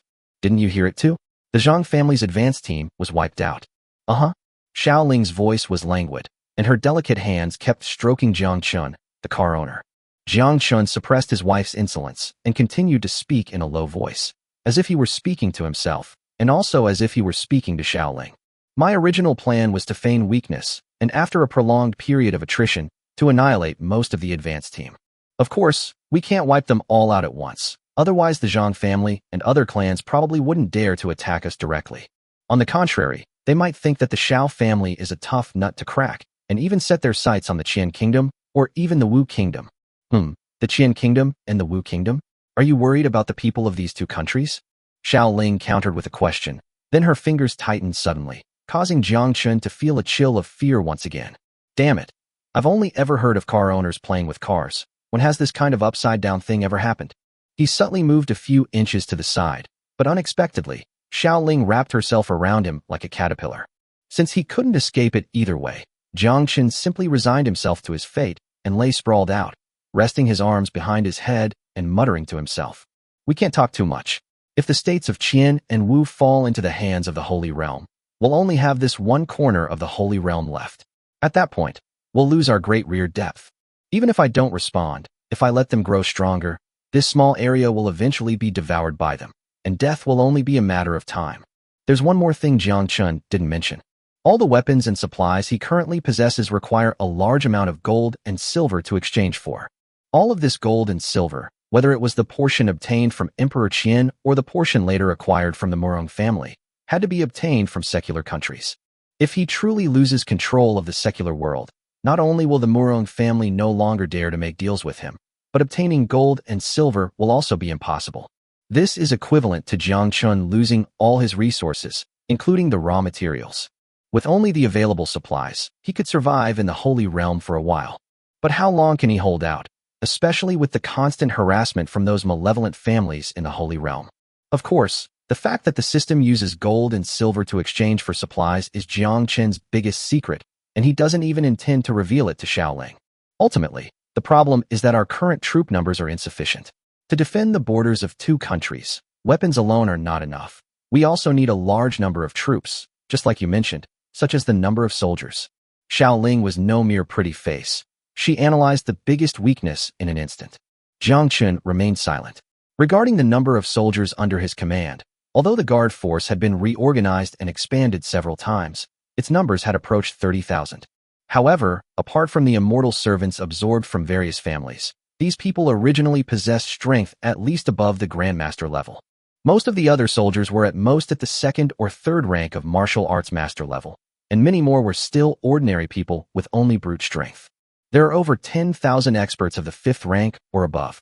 If it's a long-range battle, that's fine, but no matter how many Holy Realm immortal slaves come, they'll be useless. But the families in the Holy Realm aren't fools either. Having learned their lesson once or twice, why would they confront the Guardian army head-on? They could easily bypass the guards directly in front and break into the two secular countries from the side, wreaking havoc. By then, Jiang Chen's own backyard was truly in turmoil. A few days ago, I contacted Xiao Rou and asked her to recruit soldiers in the Qian kingdom, mainly selecting those martial artists with a foundation in cultivation. First, reorganize these people and give them some routine military training. Then, wait until we obtain enough spiritual fruits. Xiao Ling hadn't quite grasped the idea of Jiang Chen yet. I'm not trying to discourage you, but you've already used up all the spiritual fruits in our several families' reserves. Where are we going to get more? Before Xiao Ling could finish speaking, she suddenly realized something. Her almond-shaped eyes widened, and she flipped onto Jiang Chen. You thought of this a long time ago, didn't you? No wonder you didn't wipe out the advance team sent by the Zhang family in one fell swoop, but instead feigned weakness. Your goal isn't to deal with things as they are, but to eliminate all these families. My dear wife, you truly are worthy of being my comrade, Jiang. You thought of that so quickly. Jiang Chen was smug, but Xiao Ling was unhappy. That damn bastard. He had this planned all along, and I guessed it myself? They deserve to be punished. TSK, TSK, TSK. Comrade Wu, stop. Comrade Xiao, we can't do that. Under Xiao Ling's torment, Jiang Chen rubbed his aching back, on the verge of tears. After a fierce battle, although it was snowing heavily outside, the sky was beginning to brighten slightly. Tori, order the reconnaissance battalion to monitor all key roads and report any movement immediately. In addition, avoid contact with the enemy, scout their path, and be prepared to retreat at any time. The real battlefield is at the Xiao family manor. Yes, rest assured, Your Excellency. At the mouth of the valley, Tori put down the walkie-talkie and breathed a sigh of relief. Commander, what is the deeper meaning behind the Marquis' move? We've already put in a lot of effort to deal with these tens of thousands of people. If there are still a large number of enemies coming, shouldn't we stop them? That's right. If we really leave the battlefield to the Xiao family manor, we'll have no way out, and even the Marquis' safety might be hard to guarantee. Amidst the chaotic anxieties of his men, only Tori remained calm and composed. He had complete confidence in his lord, from the border defense battles to the siege of the capital, and then to a series of battles large and small. He had never lost a single one. Hey, it's true what they say, the emperor isn't worried but the eunuchs are. Just you wait and see. However, even if we have to retreat, we can't let these beasts get away with it. Everyone must obey orders and lay all the remaining landmines on their bodies. Chapter 352, How to Counter Landmines. The Jiang family and other Holy Realm families moved much faster than Jiang Chen had anticipated. On the evening of the second day after the infighting broke out among the allied forces, scouts scattered along various key routes into the eastern part of the Holy Realm discovered enemy activity. Commander, enemy activity detected. On the other side of the valley to the east of the plain, Tori sat up abruptly as he listened to the words coming through his earpiece. Damn it, they won't even let me get a proper rest. Are these bastards just rushing to their deaths? Everyone, pack up your camping tents and be ready to retreat at any time. All personnel from each route should assemble at Xiao family manor. While giving orders, Tori took out a drone from his backpack and launched it. Soon, the drone flew to a height of 1,000 meters, and the view from the other side of the valley was transmitted back. Master, please, Master, avenge our brothers. As the massive crowd appeared, Jiang Xian, who had been waiting there for almost a whole day, rushed towards Jiang Jun. Bang! As Jiang Xian ran, he immediately knelt down on both knees, leaving a long trail of snow behind him. Wah! Master, the Allied forces suffered nearly 50,000 casualties in the last landmine attack in the south. The strategist originally thought that if they continued along the original route, the enemy would definitely have laid out a large number of landmines, so he ordered the army to take a detour. Unexpectedly, Jiang Chen seemed to have foreseen the future and had already arranged for a large number of mortars to be laid in ambush here. Before the army had even officially entered the valley, it was attacked by artillery shells falling from the sky. The terrain here was open, and the brothers had nowhere to hide. Now, they are all buried under the snow here. Facing the dark, almost black faces of the 15 family heads, Jiang Xian forced out a few tears and began to sob. Chief's son, also in the act, clung to his patriarch's legs, adding fuel to the fire. My lords, please understand. Chief Zhang's decision was the best choice at the time. It's just that Jiang Chen was too cunning, and the mix of truth and falsehood made things unbearable for us. No, it's all the fault of that scoundrel. It's all his fault for being so reckless, rushing in without even figuring out the enemy's deployment. Looking at his temporary ally who had already taken over, Jiang Xian gave him a thumbs up in his heart and made a move of retreating to advance. Shut up. Jiang Xian's outburst interrupted the two's self-directed performance. He first looked around with a stern face, his gaze lingering on the fairy servants behind Zhang and Sun. Although he already had some suspicions, he couldn't expose the two dogs while the other family heads were still present. After all, if you really think about it carefully, of the other 13 families, not a single immortal servant remained. Only the Zhang and Sun families had several hundred people still alive. Such an obvious flaw. I really don't know how those two dogs came up with it. We might as well die together. However, now is not the time to assign blame. The real priority is to ascertain the enemy's situation as quickly as possible. Jiang Xian, I ask you, where did the enemy go after they launched their attack on you? He didn't ask the enemy why they hadn't completely wiped out Jiang Xian. Isn't that an obvious flaw? Even at this point, the family heads, led by Jiang Jun, genuinely believed that the army had been attacked by mortars. Otherwise, who can explain the reason for the complete annihilation of the army? Presumably, it was Jiang Xian's poor command that led to the heavy losses of the army. But this guy was afraid of taking responsibility, so he simply killed all the remaining friendly forces. Jiang Xian thought he was very clever and deduced what had happened from the clues. Unfortunately, little did he know that all of this was caused by an internal conflict arising from sending someone to their death. Glug. Facing the stern faces of more than a dozen important figures, Jiang Xian composed himself and recited the lines he had prepared beforehand. Reporting to the clan heads, Jiang Chen's troops fled into the deep mountains after firing their mortars. Then why don't you pursue it? What followed was a blaming question from the head of the household. Jiang Xian secretly rolled his eyes. We can't even handle the enemy with over 100,000 men, and you want me to send a few hundred to chase them down? Ugh. In response to Patriarch's son, at the valley ahead. Following the direction Jiang Xian pointed, everyone looked on. Based on the previous two minefields, the subordinates suspected that the valley ahead was also heavily mined. As the head of the Sun family said, as a loyal dog raised by the family, it is my duty to eliminate the enemies for the family, even if it means being crushed to pieces. But if we, a few hundred people, were to risk step into the minefield, who knows how many of us would survive, or even if anyone were to send back any information from here. Listening to Jiang Xian's fabricated story, all the family heads remained silent. That's true. If all these hundreds of people had died, we would still be completely unaware of the enemy. I've heard of minefields before, but rest assured, I've made ample preparations for this trip. With a wave of his hand, Jiang Jun dispersed the large number of Jiang family servants who had followed him, and a large number of wooden planks were carried to the front. Jiang Jun had a faint smile on his lips, like a general who had everything under control. Although I've only heard about landmines, I've been thinking about them day and night for some time now, and I'm convinced that this kind of weapon, called a landmine, must have been buried in the ground long ago. It doesn't usually explode, but if someone walks by, well, there's a high chance someone will step on a landmine. Just like a hunter's trap, it will automatically explode and cause damage. So as long as you use these planks to pave a straight road in the snow, those so-called landmines are nothing but a pile of scrap metal. As soon as Jiang Jun finished speaking, the group of family heads praised him. No wonder when I saw your servants carrying these wooden planks, I thought the Jiang family head was going to build a palace in the eastern part of the Holy Realm. So that's how it is. Patriarch Jiang is indeed wise beyond our reach. Everyone likes to carry a sedan chair, and everyone loves to hear nice words. Jiang Xian originally wanted to flatter his master a bit, but before he could say anything, he saw his master turn around and stare at him.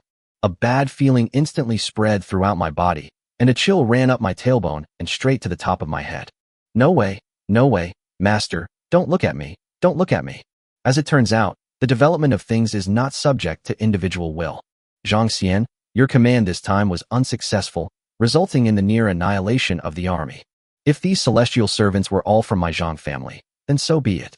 Considering your hard work and great contributions, I, the Patriarch, might spare your life.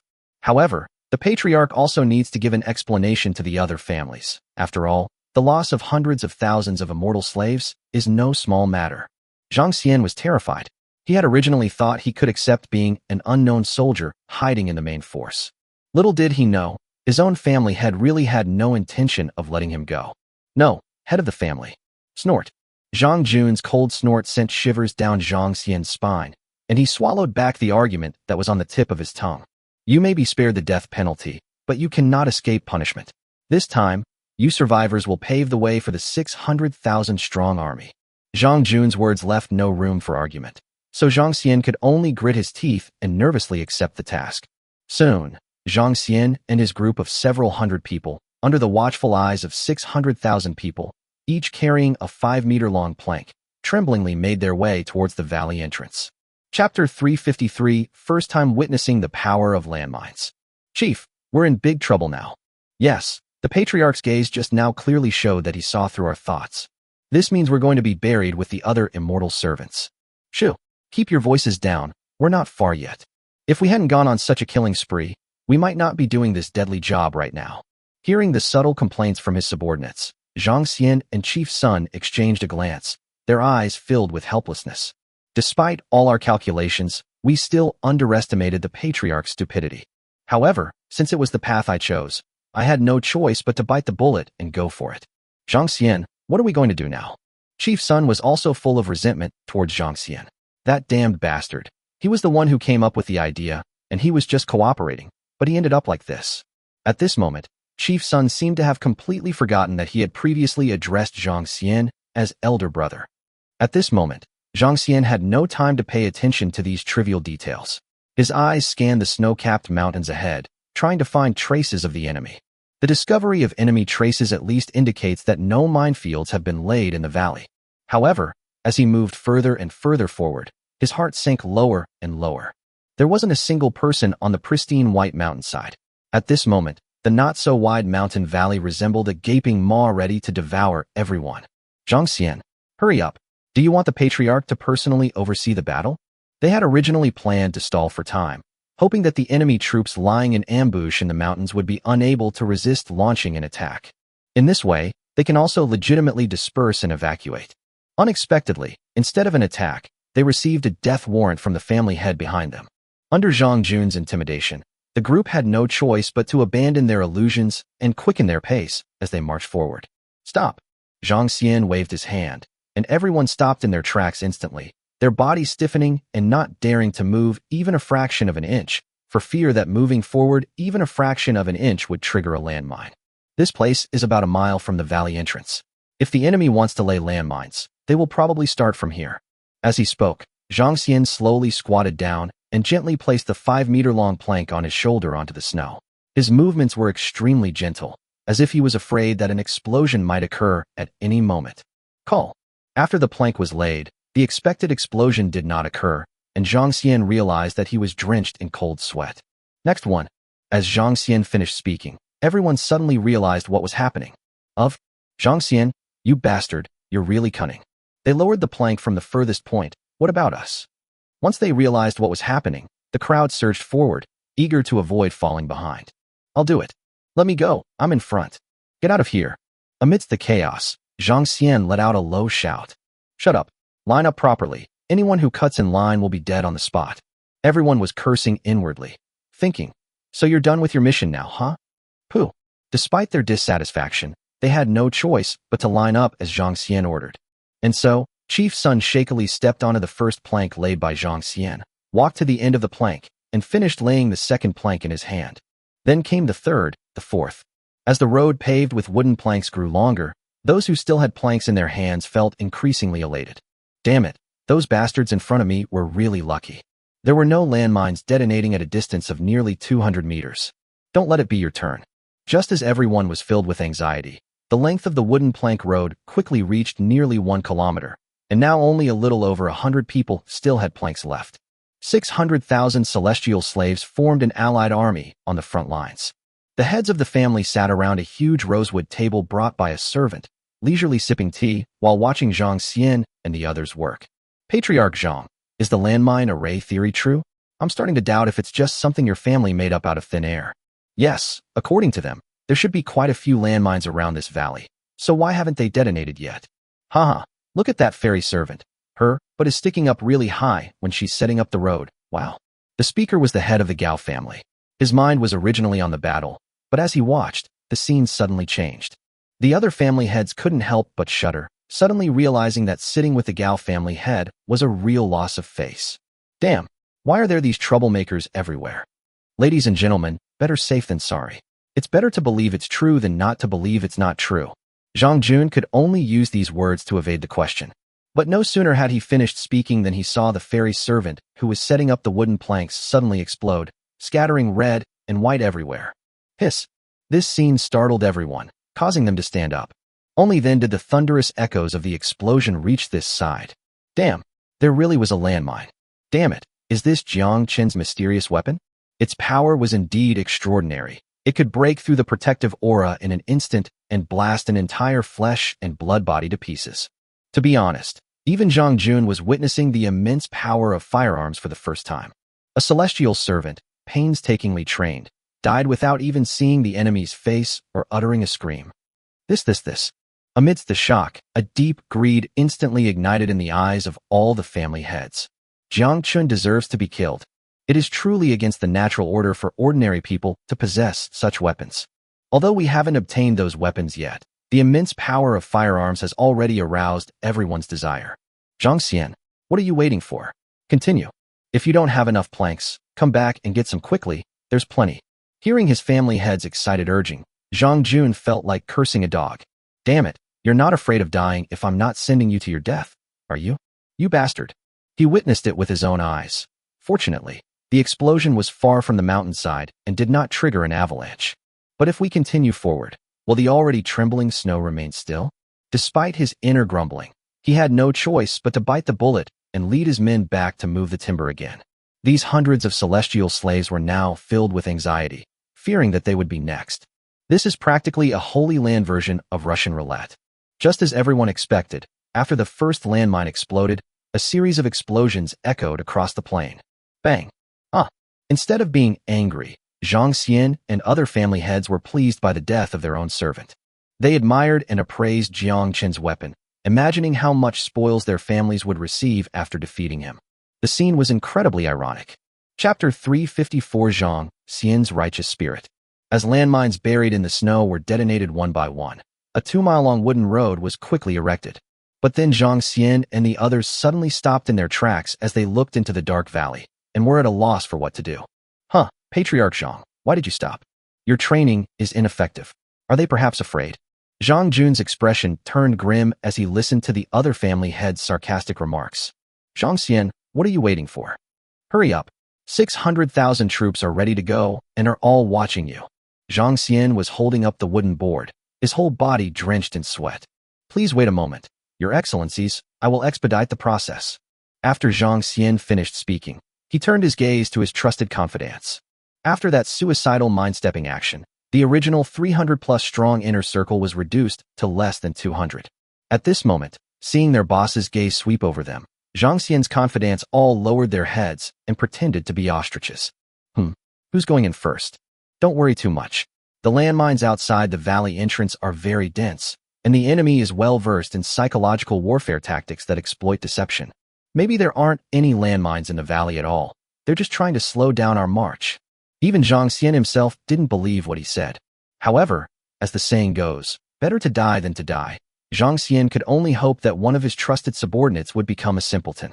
However, things did not turn out as Jiang Xian had expected. Chief, do not deceive us. The journey has been fraught with hardship. Our brothers have died or been wounded. Do you think we don't know the enemy's schemes? The confidants chimed in, all expressing their unwillingness to be the first to speak out. Seeing that his trusted confidants, who had previously obeyed him, were now all standing up to him, Jiang Xian felt he was really losing face. When morale is low, it's hard to lead the team. However, he wasn't worried, as long as he killed a few chickens. The next moment, just as Jiang Xian was about to unleash his inner strength to deliver the fatal blow, he was interrupted by one of his trusted confidants. Leader, the master wants us to die, and we cannot resist. But if you want to make an example of us now, I advise you to give up that idea. You wouldn't want the head of the family to find out that the Allied forces mutinied because of your decision, would you? This is something our brothers can live off for a lifetime. After this confidant finished speaking, all of Jiang Xian's confidants' eyes lit up. Yeah, what leader? Bullshit. His buddy still has his little braid in his hand. Hee. Jiang Xian's murderous aura vanished instantly, and a smile that looked more like a grimace appeared on his face. Brothers, what are you saying? We're all in this together now. Despite saying this, Jiang Xian wished he could torture and kill the subordinate who spoke on the spot. Unfortunately, he didn't dare to do it. He completely abandoned the idea of sending his men to their deaths while he remained calm and collected. Jiang Xian is now caught in a dilemma, with the patriarch's orders looming behind him and his confidants pressuring him to abdicate. However, based on the enemy's previous ambush patterns, there might not actually be a minefield in the valley. Since death is a possibility either way, why not take a gamble? Perhaps not only can they make amends for their mistakes, but they can also take the opportunity to show their loyalty once again. Jiang Xian comforted himself and quickly found an excuse for himself. Before the 60,000 to 70,000 troops, he changed his previous dejected expression and shouted loudly towards Zhang Jun's army in the distance behind him. Master, the valley ahead has undoubtedly been heavily mined by the enemy. But in order to reduce casualties and pave the way for the army, I, Jiang Xian, am willing to die here today. Long live the patriarch. May the Zhang family prosper for eternity. Jiang Xian shouted loudly towards the direction of the army, his voice firm and loyal, his face also showing a resolute expression. After saying that, he quickly turned around to face the valley, leaving only a determined back view for the people behind him. TSK, this guy's act was worth it. Let's take a gamble. 600,000 troops were on the front lines. Oh, Patriarch Zhang, please forgive my earlier slip of the tongue, but you truly have a knack for managing your subordinates. Yes, that fairy servant is named Jiang Xian, right? He is quite the heir of a great general. I never expected to find someone among the immortal slaves who cared so much for their family. What a pity. If there were such a person in my family, I would certainly entrust him with important responsibilities. Listening to the words of congratulations or regrets from the various family heads. Although Zhang Jun's opinion of Jiang Xian had risen even higher, he did not order him to stop. Not at all. My Zhang family has many talented servants, and their loyalty is impeccable. This is just an ordinary minor leader. Jiang Xian, several miles away, had no idea that his behavior was seen by his own patriarch as nothing more than that of an ordinary member. Otherwise, he might have quit right now, or even turned around and fought to the death in anger. At this moment, in order to better demonstrate his fearless persona, Zhang Jun personally led the team to set up wooden planks in front of them. Brothers, don't be afraid. See, we've already entered the valley nearly 100 meters in, and nothing has happened yet. Despite the immense fear that accompanied every step, Jiang Xian remained stubborn. As the journey proceeded without incident, the anxiety in everyone's hearts finally subsided somewhat, and they even selectively forgot about the incident a few minutes earlier when they collectively threatened Jiang Xian. As expected of our leader, you truly have profound insights. Haha, you've cleared a path for the army this time. I'm sure the patriarch has witnessed your bravery. Yes, after this battle, your status in the family will definitely be greatly enhanced. Hearing his subordinate's flattering words, Jiang Xian sneered inwardly. I have seen through your true colors. Now you want to make amends? Too late. While pondering how to punish these confidants, Jiang Xian took a plank from one of his confidants and squatted down to prepare to lay it himself. What he didn't know was that as the plank touched the snow on the ground, the landmine buried in the shallow snow shifted slightly. Immediately afterwards, the infrared beams at both ends of the claymore mine began to pierce the snow. The infrared beam automatically detected the presence of the obstacle in 1/10,000th of a second. Bang! A massive explosion erupted head-on, shattering wooden planks and sending snow flying everywhere. Numerous tiny steel balls struck Jiang Xian's protective aura with a series of rapid, sharp impacts, shattering it completely. Jiang Xian was still dreaming about his path to promotion when, unexpectedly, his mind went completely dark the next moment. Amidst the sounds of explosions and screams of agony, many of the immortal slaves fell to the sides, howling as they went. This instinctive action caused them to leave the safe passage and fall into the snow on both sides. As if in a chain reaction, several more immortal servants triggered landmines. Thud, thud, thud. The scene instantly turned bloody, with blood splattering and severed limbs flying everywhere. But that's not the most important thing.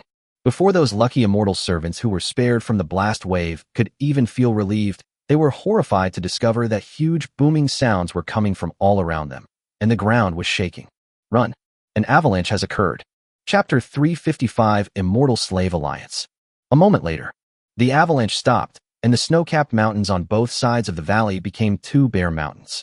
As for the interior of the valley, it had been buried by snow, and Jiang Xian and other immortal servants were directly buried under the snow tens of meters high. Zhang Jun didn't care at all whether these loyal immortal servants were still worth saving. They are just consumables that can be lost. Their Holy Realm family certainly doesn't lack these few hundred loyal immortal servants. Awesome. The path has been opened, Patriarch Zhang. This is all thanks to your immortal servant. Zhang Jun stood up abruptly, brimming with pride. According to previous reconnaissance of the surrounding area, there is a smooth road after passing through this valley. This place is less than 200 miles away from Jiang Chen's location, and the army can arrive in just a few hours. Gentlemen, it's time to set off. The next moment, all the family heads returned to their respective camps. The army of 600,000 celestial slaves began their grand march. Having eliminated the risk of avalanches, they moved with incredible speed, and in no time, only a desolate, cold wind and utter silence remained. My lord, the enemy numbers are enormous, totaling approximately 600,000. Please prepare accordingly. Tori had already escaped the enemy situation via drone and was now leading his team 5 kilometers ahead of the Xianu army. Okay, I understand. Lead your team back as soon as possible, or they'll catch up with you. Don't worry, my lord. All my brothers are above the Grandmaster level and know the terrain well. These idiots can't keep up with us. Let's get back to Jiang Chen's side. When Tori returned with the enemy situation report, the entire Xiao family manor was immediately filled with sharp whistles. The guards, who had long been prepared for battle, all put down what they were doing and returned to their posts as quickly as possible. Jiang Chen himself took Xiao Ling with him, and the two of them soared into the air to the entrance of the valley outside the manor, to a huge platform that had been built. This platform was a command post that Jiang Chen designed specifically for himself. It is located on the mountainside at the mouth of the valley and is 200 meters high. The platform was equipped with 20 mortars and 50 heavy machine guns, not to mention a large amount of corresponding ammunition. At this time, a large number of soldiers were ready for battle.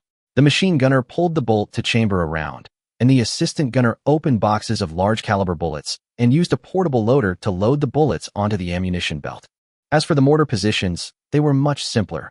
One gunner, one assistant gunner, and boxes of shells with their firing mechanisms already set up. There are 6 such shooting platforms at the mouth of the valley, 3 on each side. How about that?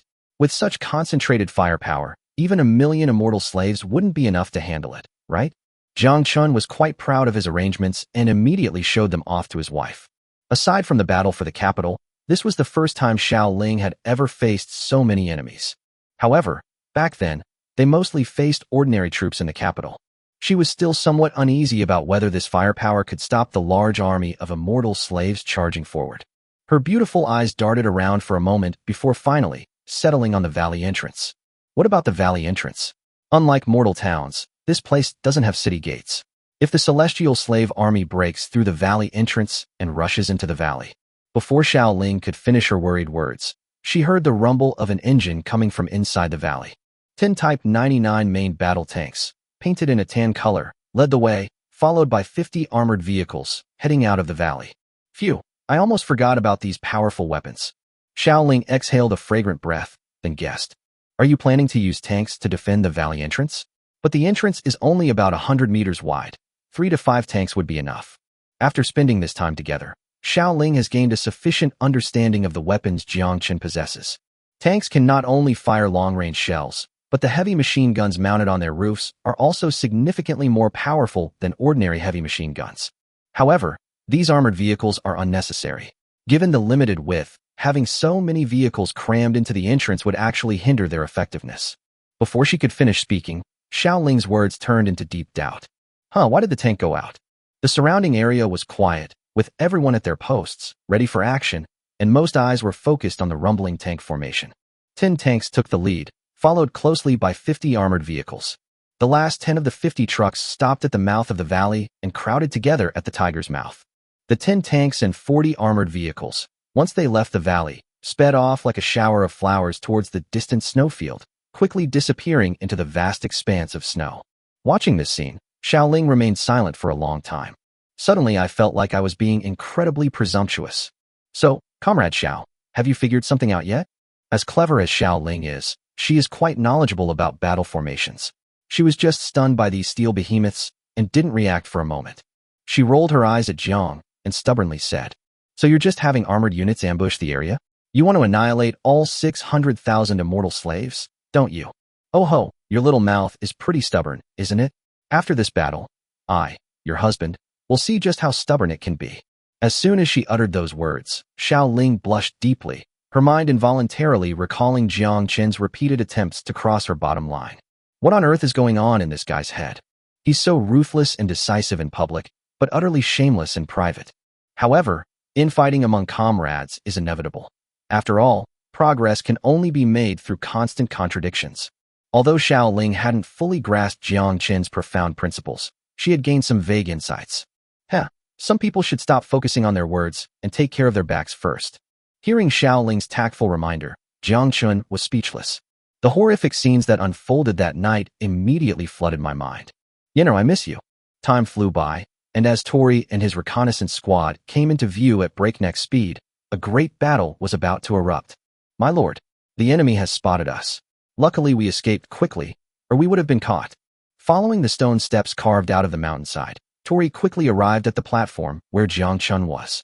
The 1,000 reconnaissance soldiers behind him were also dispersed to various detachments, where they rested and recovered their strength while making preparations for battle. Before Tori could finish speaking, panting heavily, a large number of colorful figures began to appear on the southwestern horizon. The allied army of immortal slaves assembled by the Zhang family has arrived. Chapter 356. Who is Zhang Weiran? What is the scale of 600,000 people gathered together? Jiang Chen didn't know this until now. As mentioned earlier, outside Xiao Family Valley is a vast plain, and a dozen kilometers further south lies the wide mountain range that borders the Qian Kingdom. At this moment, the snowfield outside the valley, which was more than 10 kilometers long and 20 kilometers wide, was almost completely filled with countless fairy slaves who looked like locusts. These 600,000 celestial slaves, dressed in different colored clothing, stood in groups according to their respective family factions, clearly distinguished. The wind was biting cold, and snow was falling heavily. 4 kilometers from the valley, this is the front line of the immortal slave camp. According to known intelligence, Jiang Chen's weapons have a maximum range of only 6 or 7 miles, so there is no need to worry about them being attacked for the time being when the army is deployed here. What's going on, patriarchs? Jiang Chen, this piece of fat meat, is right in front of you. Why aren't you making a move? The speaker was the head of the Sun family, a thin middle-aged man. The heavy snow almost completely obscured the view of both sides, allowing them to only make out the general layout of the other side from a distance. Hearing the Sun family head's slightly anxious tone, everyone, including Jiang Xian, cursed him inwardly as an idiot. Although they are nominally an alliance, and in order to share the risks, each of them only sent 50,000 immortal slaves. However, while risks can be shared, corresponding benefits will also be distributed accordingly. However, the patriarchs had made it clear before the expedition that all spoils of war would be acquired based on the amount of damage inflicted on the enemy. In other words, the more enemies your celestial servants kill, the greater the damage they inflict on Jiang Chen, and the more spoils you will receive. That's what they say, but is the head of the Sun family just full of shit? Putting aside Jiang Chen's past achievements, the previous 150,000-strong advance team was wiped out before they could even touch the hem of Jiang Chen's clothes. While there may be various coincidences involved, it doesn't mean Jiang Chen is an easy target. Patriarch's son, don't be impatient. Let me intimidate Jiang Chen a bit and see his reaction before we talk. Zhang Jun suppressed his disgust and managed to calm everyone's impatience. The Zhang family head's words make sense. After all, no one has ever seen Jiang Chen, and their assumptions about his vindictive nature are just speculations. Indeed, how much resilience could a worldly young man in his early 20s possess? Would he dare to face an army of 600,000? Who knows? Before we can even open our mouths, this guy might crawl out and kneel down to beg for surrender. If we can take down Jiang Chen without bloodshed, that would be the best outcome. The heads of the families spoke one after another, which also suppressed the anxious feelings of the Sun family head. Very well, I, the patriarch, will wait and see how Patriarch Zhang performs. As if a piece of fat meat that was about to be eaten had been snatched away, the head of the Sun family spoke with a tone full of resentment. Having reached a consensus, Zhang Jun breathed a sigh of relief. He put his hands behind his back, focused his energy, and roared into the distance. I am Zhang Jun, the patriarch of the Zhang family in the Holy Realm. Is Jiang Xian here? A voice, carried by internal energy, shot out into the distance, its echo lingering in the surroundings. After Zhang Jun finished speaking, everyone waited for several breaths, but there was still no response. Cough, cough, cough. Perhaps this guy is so intimidated by the army's might that he's paralyzed with fear and dares not utter a word. Zhang Jun awkwardly made up an excuse, a dry laugh appearing on his face. Immediately, he was about to gather his energy in his dantian and challenge them again. What kind of eunuch is this, shouting like that? It's so noisy. Zhang Jun. What's that? Never heard of him. Get out. Ugh, cough, cough, cough. Cough, cough, cough. Zhang Jun couldn't catch his breath, and his face turned red. Immediately, it was as if they had suffered a great humiliation. It should be noted that although Zhang Jun has a fair complexion and a robust physique, making him a handsome man in the Holy Realm, the only drawback is that beneath such a valiant physique, his voice is incredibly shrill, even more eunuch-like than a eunuch's. Zhang Jun himself was aware of his serious illness, but as the head of the household, how could his servants dare to speak nonsense? Even the heads of the families around him were reluctant to expose his shortcomings out of consideration for their reputation. Who would have thought that this deep-seated pain point would be exposed by Jiang Chen in front of 600,000 people? Oh, the family heads beside them couldn't help but burst into laughter.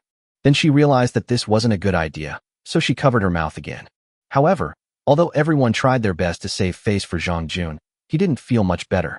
On the contrary, he became angrier the more he thought about it. Phew. Suppressing his anger, Zhang Jun took a few deep breaths and mentally reassured himself. Prioritize important matters and focus on the essentials. These trivial details need not be concerned oneself with. At worst, we'll capture Jiang Chen alive and then torture this bastard properly. Having mentally prepared himself, Zhang Jun was ready to challenge them again. But it seemed Jiang Chen didn't want to give him the upper hand, and those hateful and vile words drifted over from afar again. Where did all these wild ducks come from? Get lost before I lose my temper. This immediately drew criticism from everyone present. Hiss. What did that bastard say? Wild duck? Damn it, absolutely damn it. I deserve to die?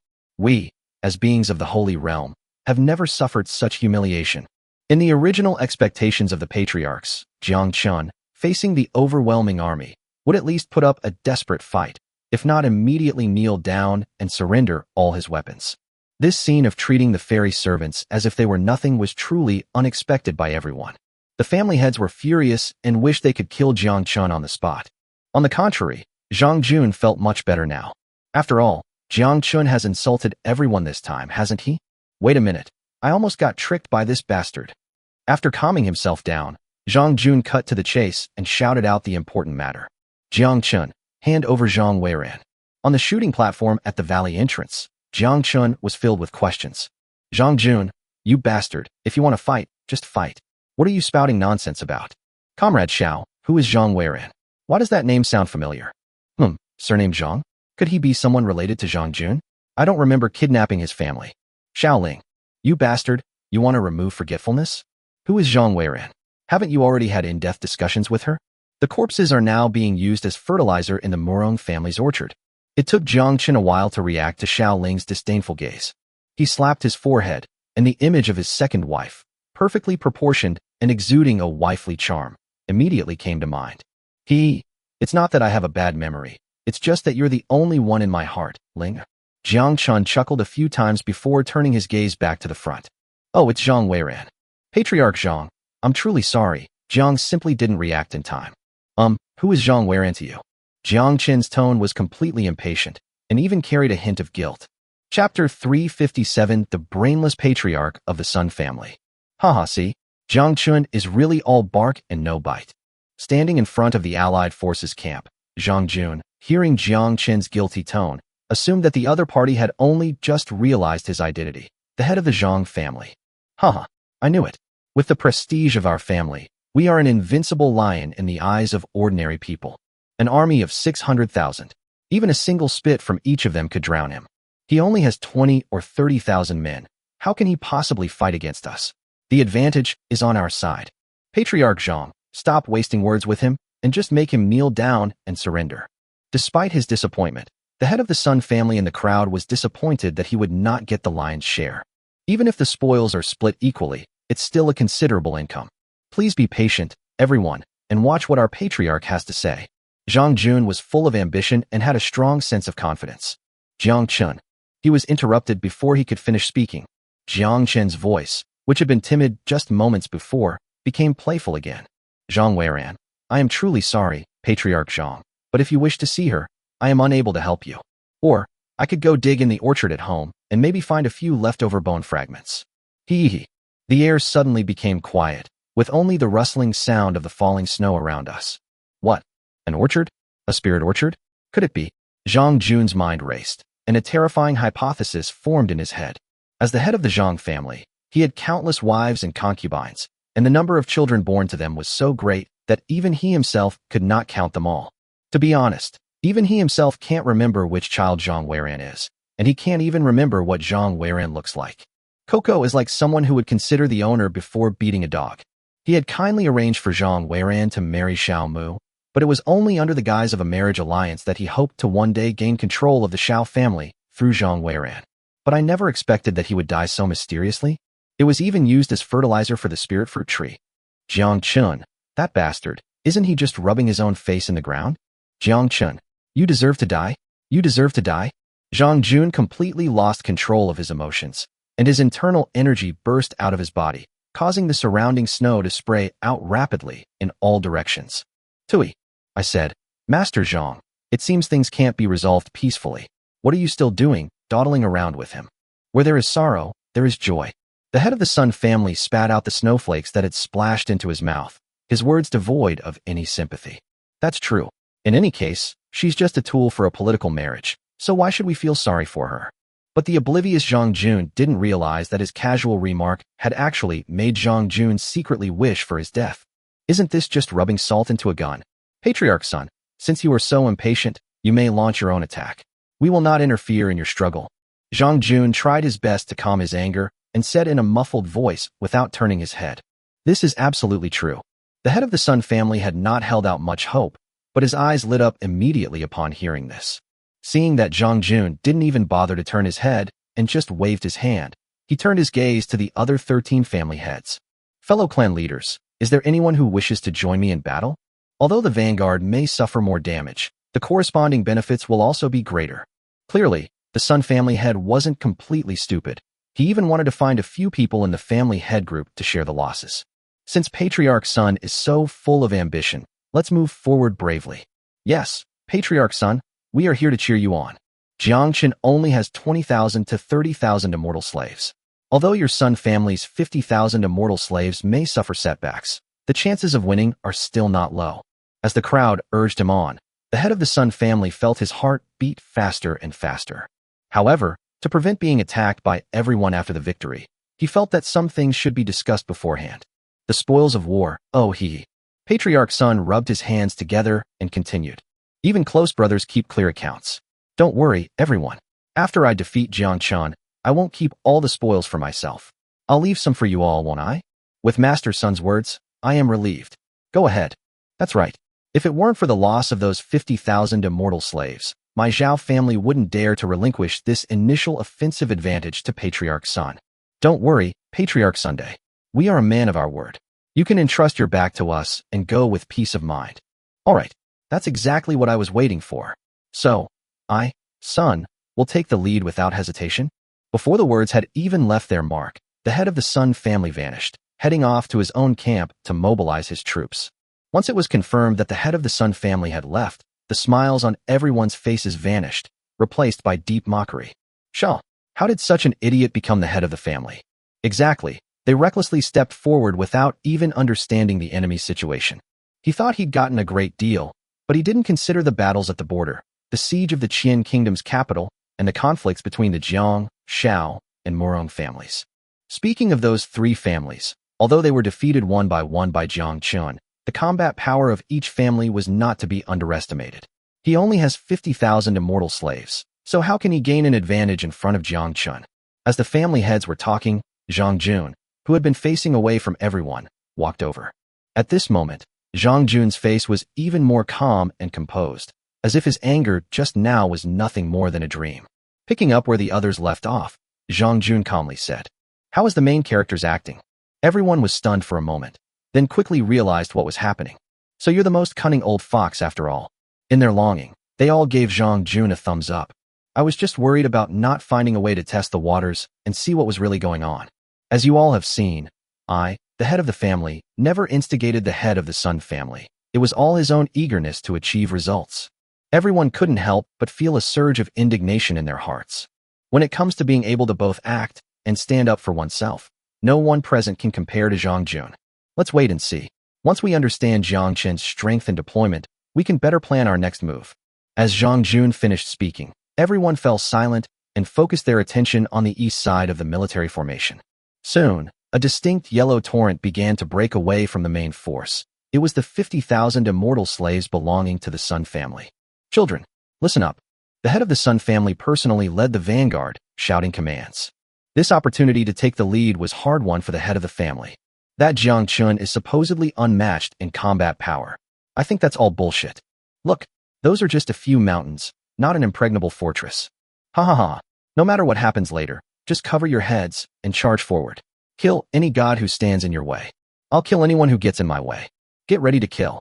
Chapter 358. Jiang Chen was terrified. In the overwhelming tide of 600,000 troops, 50,000 is just a tiny number. However, compared to the more than 10,000 guards, these 50,000 people already had an overwhelming advantage in terms of sheer numbers. This is why the Sun family head was so impatient to launch the attack. In his mind, what did it matter if Jiang Chen possessed weapons capable of long-range attacks? As long as our own immortal servants cross the fire blockade line as quickly as possible, and then get close to the enemy to engage in melee combat, that's all that's needed. The Sun family head's mind was filled with thoughts of crushing the enemy's defenses in one fell swoop, as if he could penetrate into Xiao family valley and seize a large number of advanced weapons at any moment. But will things turn out as he expects? On the platform, the deafening shouts had already reached this place from afar. Looking at the immortal servants rushing towards them at high speed, filling their vision, Jiang Chen went, "Wow, these old fogies are pretty smart, sending someone to test the waters first, huh?" Being so far away, he had no idea about Zhang Jun and his group's malicious intentions. What is Jiang Chen waiting for? Order the troops to open fire. Hearing Jiang Chen talking to himself, Xiao Ling became anxious first. Don't rush, it's not time yet. Jiang Chen stared ahead, his tone calm and composed. The guards are no longer the same guards they once were. Their current firepower is enough to wipe out these 50,000 men in an instant. As the commander of the guard, he had to take a long-term view. If we were to wipe out this wave of enemy troops in an overwhelming manner, it might scare away the remaining 500,000 or so people. The armored forces have been sending back a steady stream of information. They have reached the outer perimeter and are currently maneuvering towards the battlefield. When the encirclement by the armored forces shrinks, that's when the escorting army will truly unleash its full firepower. As for now, a cold glint flashed in Jiang Chen's eyes, and he decisively gave the order over the radio. Mortars and heavy machine guns, hold off for now. Riflemen, load your guns and wait for the enemy to get within 200 zhang. Thanks to the individual communication system provided to the guards, it can now cover every single soldier. Jiang Chen's order was transmitted to every soldier in the guard via radio. No one answered within the communication system, but everyone had already received the command. On the mortar positions and inside the machine gun emplacements, all the soldiers relaxed a little. Is the Marquis planning to save all that for last? Oh, what a pity. As they relaxed, many soldiers even took out their issued cigarettes and jokingly offered them to their comrades around them. As the group puffed on their cigarettes, they turned their attention to the scattered ranks of riflemen. It's really annoying that these guys stole the credit. Compared to the calm and composed demeanor of the guards, Patriarch Sun was not feeling so good at the moment. He managed to avoid being overwhelmed by the passive defense of the enemy in front of him, and he concealed himself in the very center of the advancing army. 1,500 zhang. 1,400 zhang. Almost there, almost there.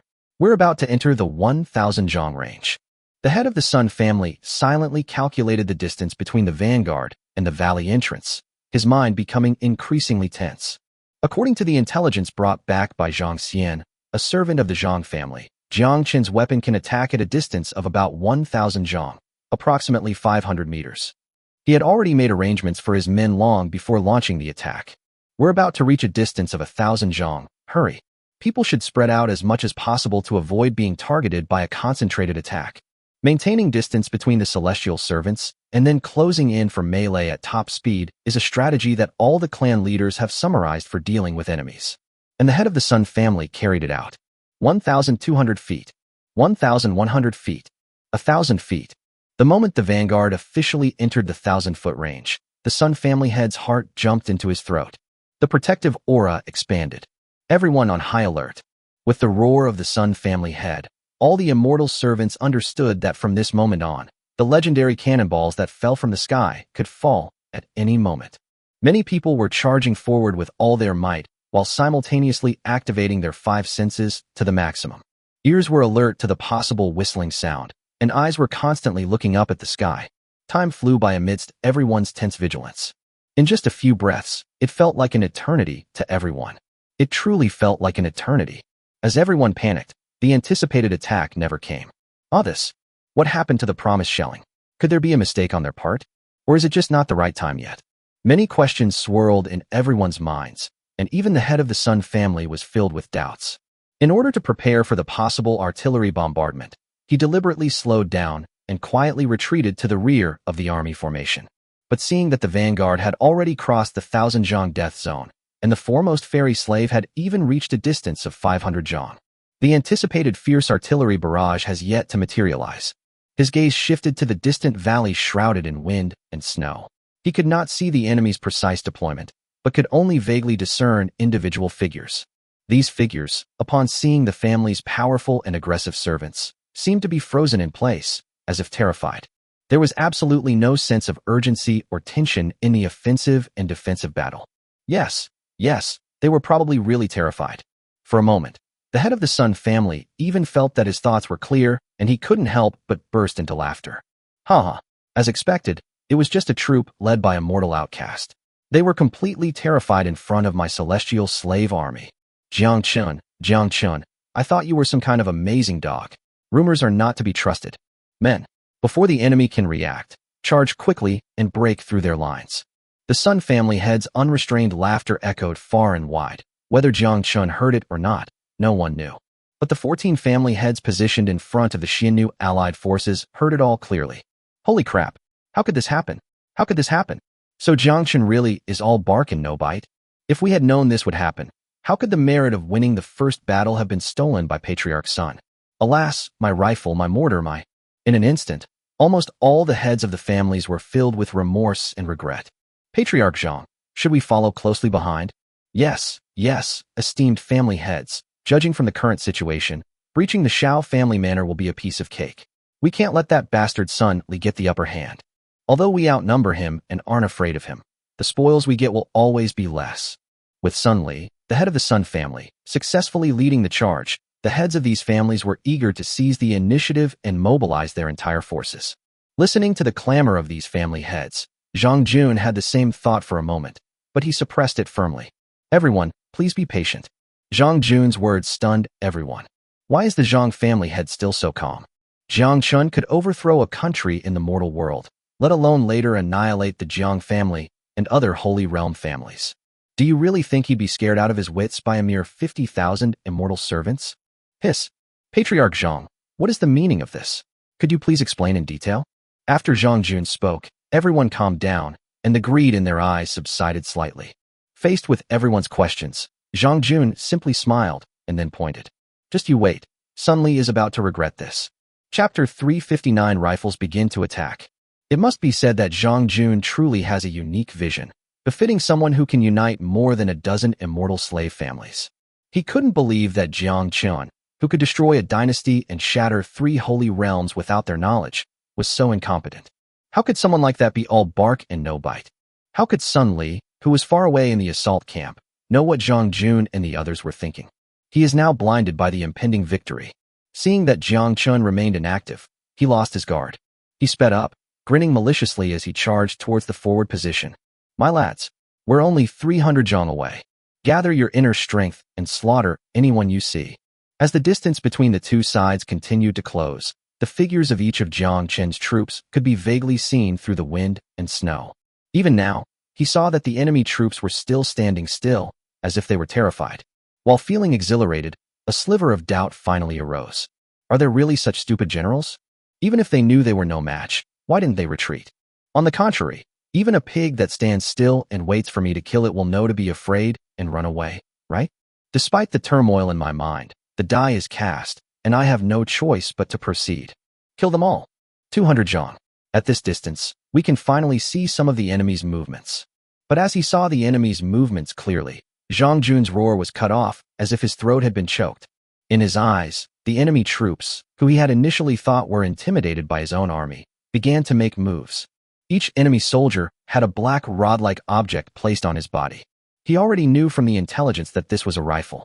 What worried him most was that the enemy soldiers who now possessed these rifles quickly manipulated their upper bodies with their hands. Then, countless dark gun barrels were pointed in this direction.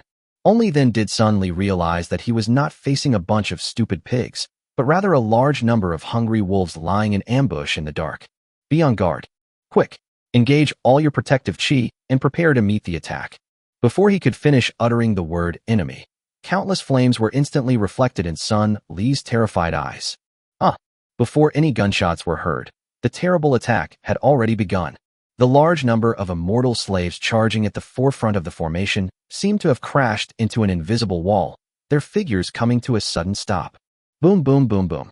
The dense barrage of bullets struck the protective aura of the immortal slaves, producing a cacophony of cracking sounds. In less than a second, almost every immortal slave's protective aura was hit by at least a dozen bullets. As the protective aura continued to shatter, the physical body hidden beneath it was directly confronted by the barrage of bullets that followed. Puff, puff, puff. The sound of the weapon entering his body and the painful screams instantly echoed in all directions. In Sun Li's horrified gaze, the immortal servant in front of him had his protective aura shattered. In an instant, his entire back was ripped open with holes the size of bowls, and bits of internal organs and flesh mixed with dripping blood sprayed out continuously, staining the pure white snow red. Bang bang bang.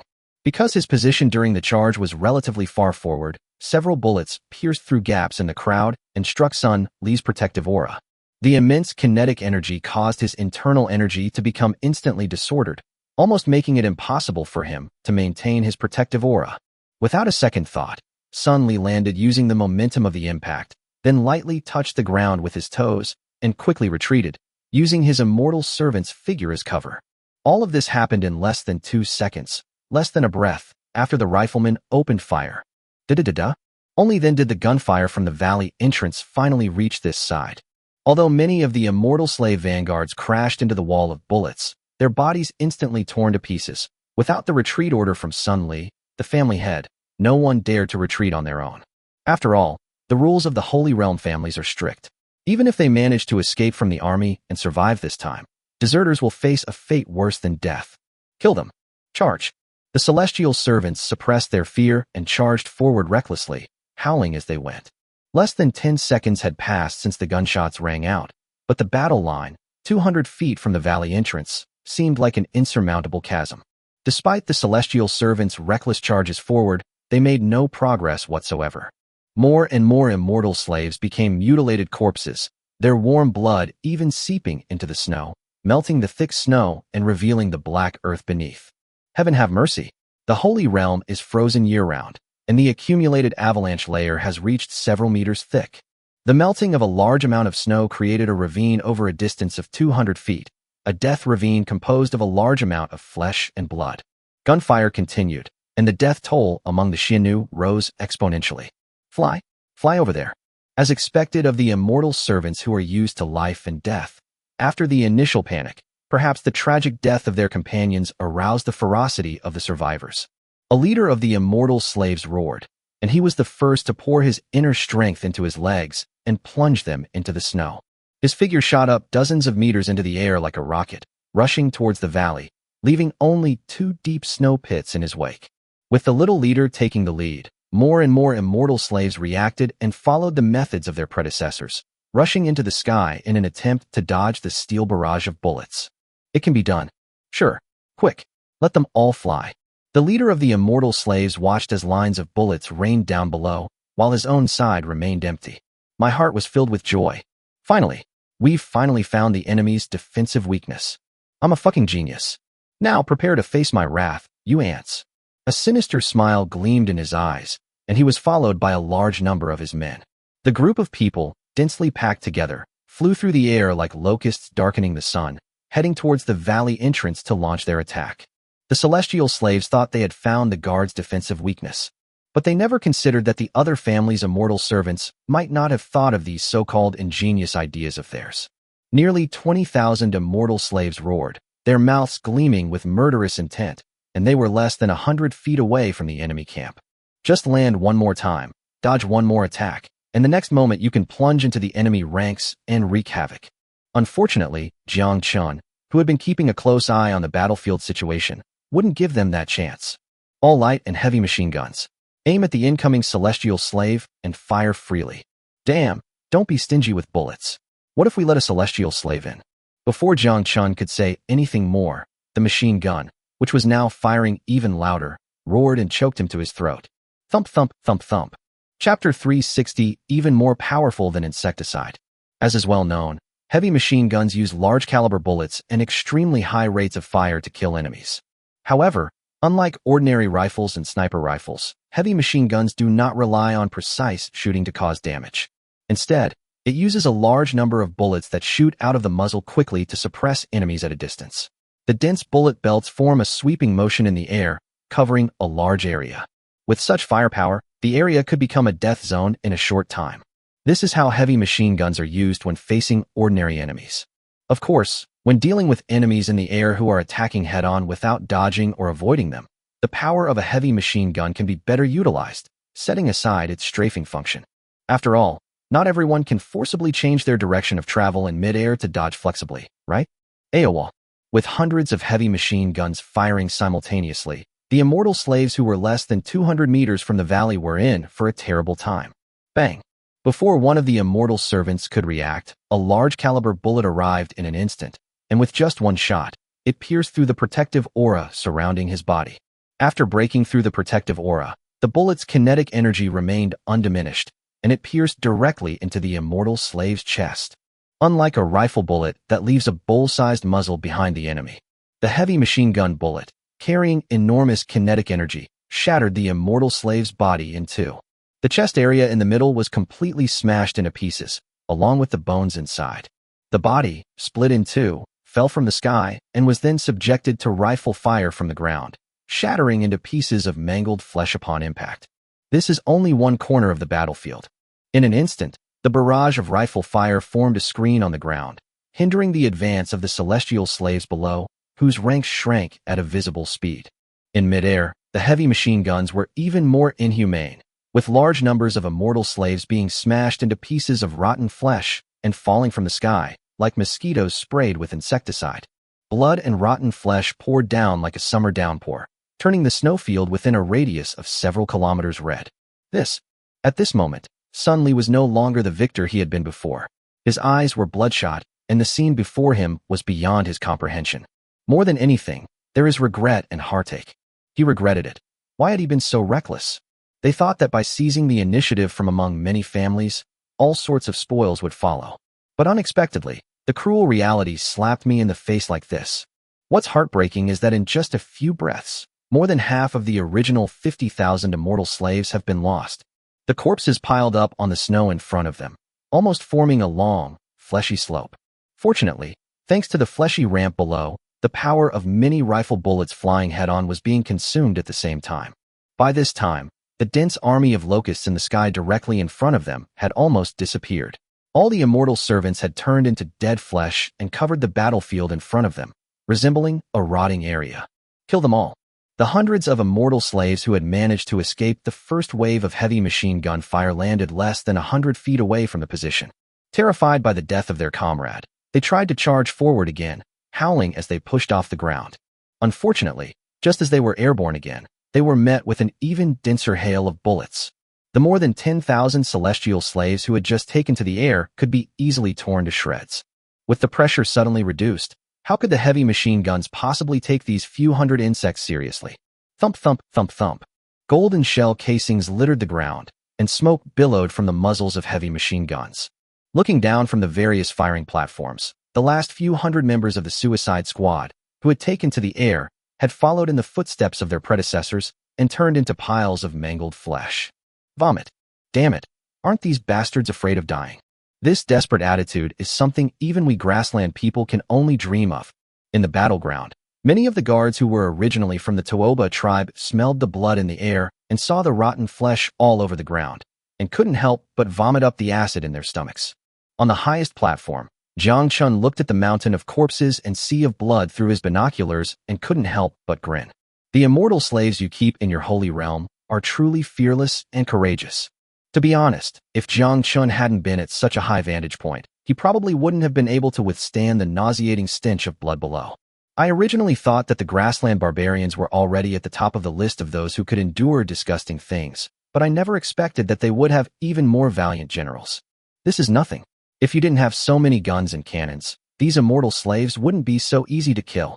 Xiao Ling exclaimed in amazement, her eyes sparkling. It wasn't until he personally stood beside Jiang Chen, carefully observing the battle of the immortal slaves, that he finally understood. She suddenly realized how terrifying her cheap husband was. Meeting Jiang Chen's gaze, which signaled her to continue, Xiao Ling continued. In the past, in conflicts within the Holy Realm, whether the forces were evenly matched or overwhelmingly dominant, battles involving tens of thousands of people like this would never end in less than 10 days to half a month. Both sides are powerful immortal servants, and both use protective chi to protect themselves. The only difference between them is the number of weapons one side has. You have a gun, which can easily break through the immortal slave's protective aura.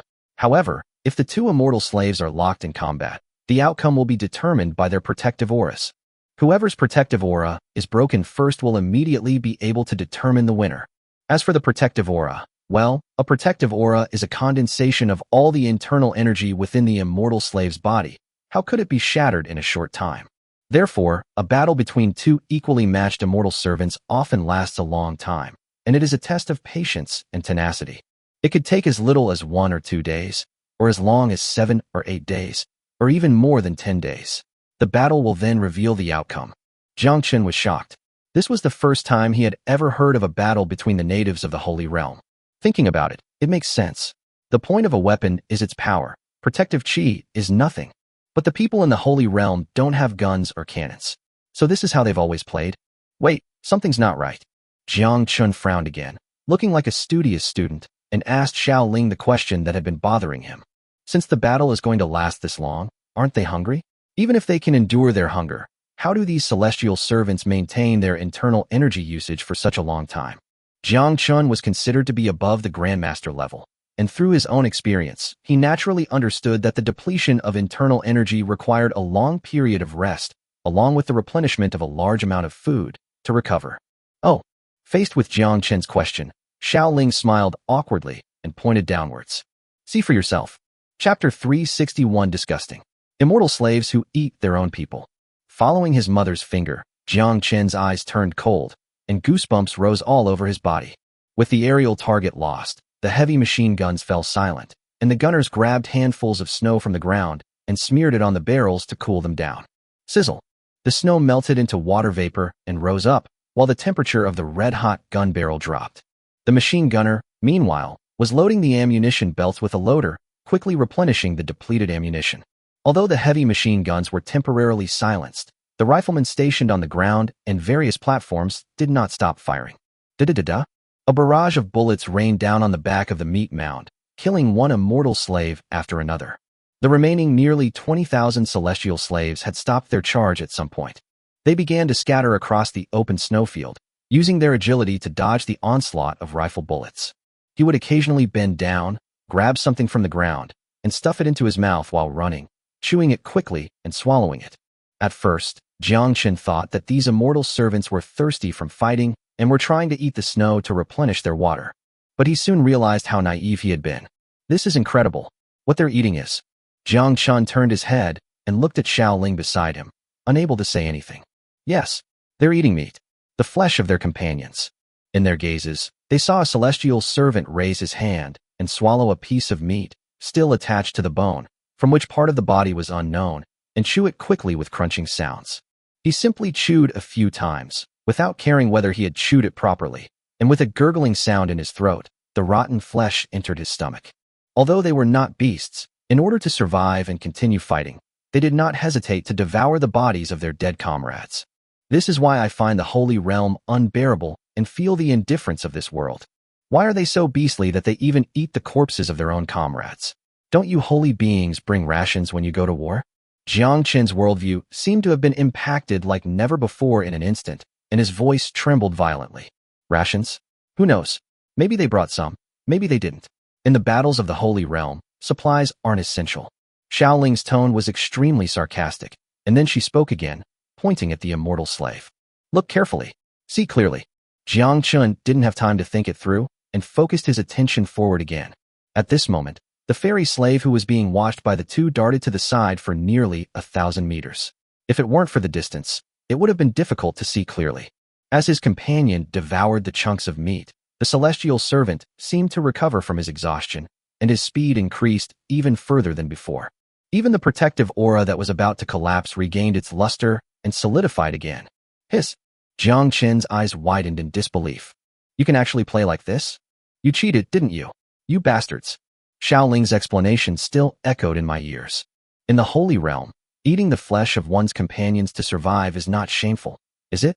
Ugh, stop talking, or I'll throw up my midnight snack from last night. Jiang Chen covered his mouth with one hand and stopped Xiao Ling from speaking with the other. Damn, that's disgusting. You beast, you beast. You deserve to die? Compared to Jiang Chen, who was cramming on knowledge of the Holy Realm, there was someone who was even more distressed than him. At this moment, Sun Li had already used his movement technique to retreat with several trusted men to a distance of over 1,000 feet. Looking at the 20,000 immortal slaves still remaining in the battle zone, or rather, the slaughterhouse, his heart ached more and more. It wasn't that he was in pain, but faced with the bloodshed just now, all he could think about was saving his own life. Only then did he remember the family's immortal servants who were stuck in the quagmire. Although the Sun family possessed over 200,000 immortal slaves, their previous 10,000 elite troops were all lost, plus plus the 30,000 immortal slaves from earlier. The loss of these 40,000 men is close to a quarter of the entire Sun family's fighting strength. The remaining 20,000 people were further depleted. He couldn't even imagine how the Sun family, with only 140,000 immortal slaves left, would be able to maintain its foothold in the central part of the Holy Realm. 140,000 immortal slaves may sound like a lot, but the families in the central part of the Holy Realm each have a combat strength of 200,000 to 300,000.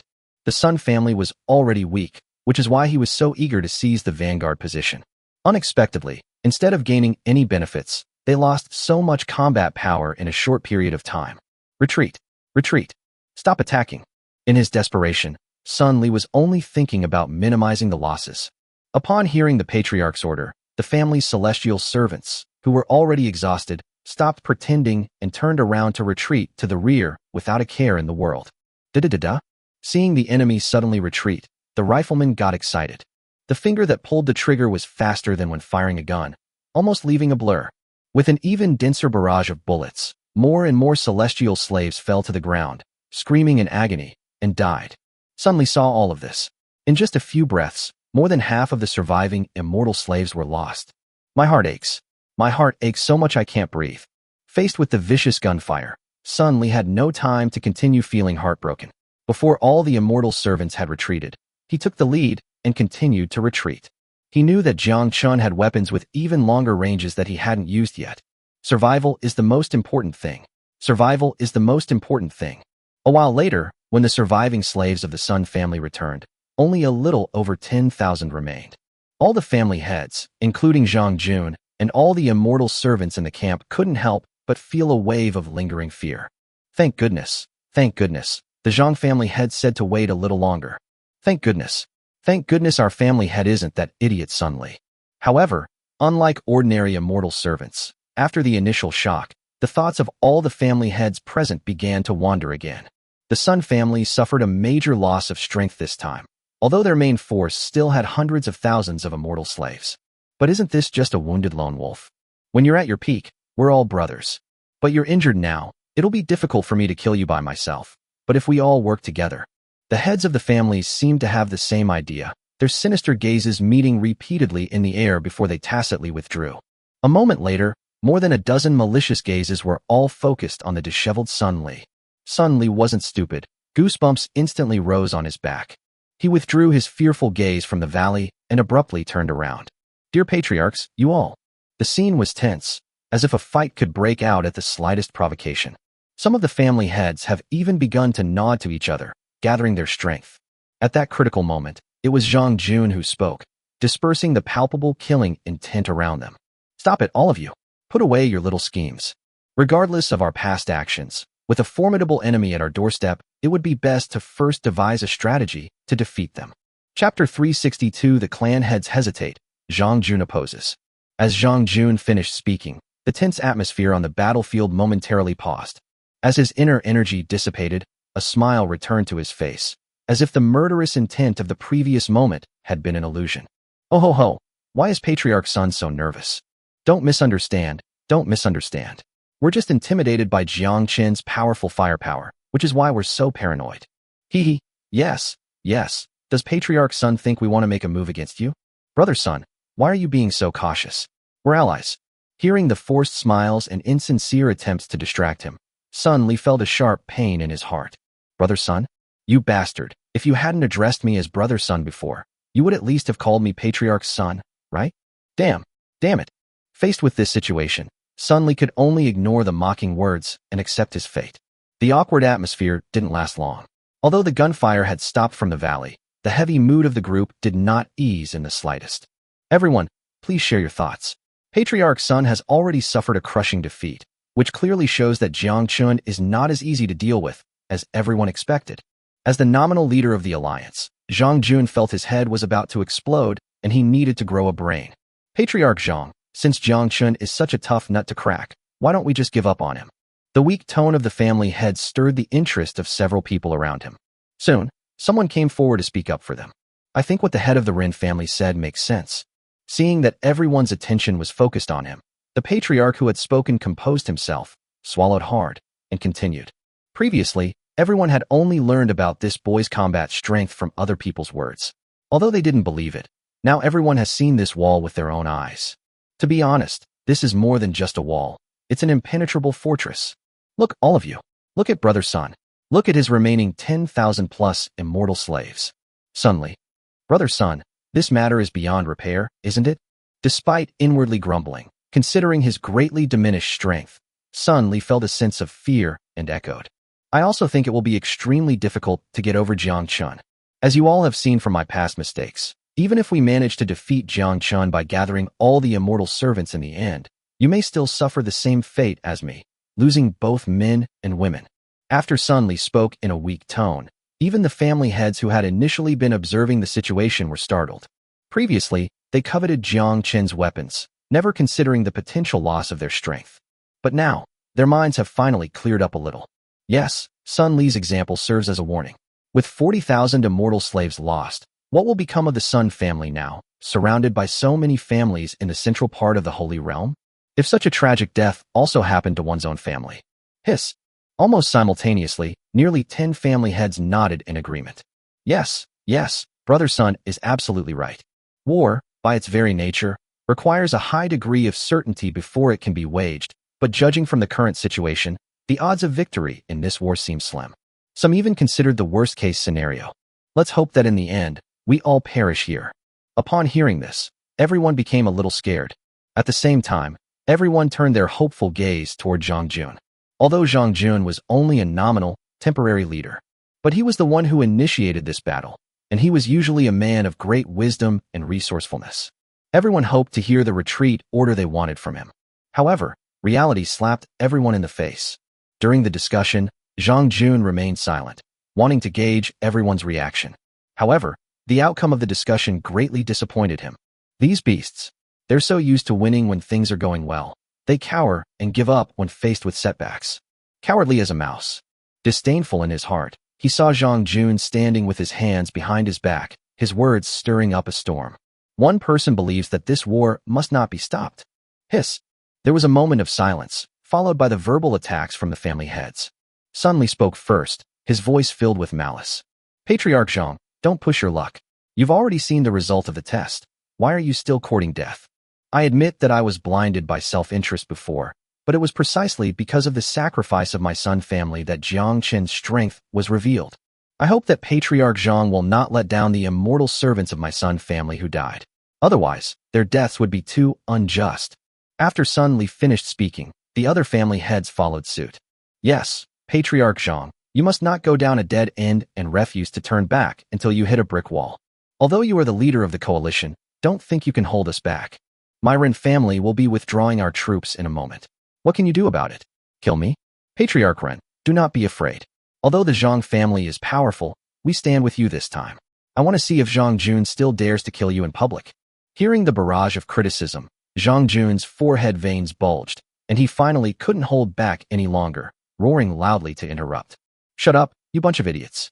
The crowd fell silent, seemingly in disbelief, and it took them a long time to finally manage to utter a word after pointing at Zhang Jun.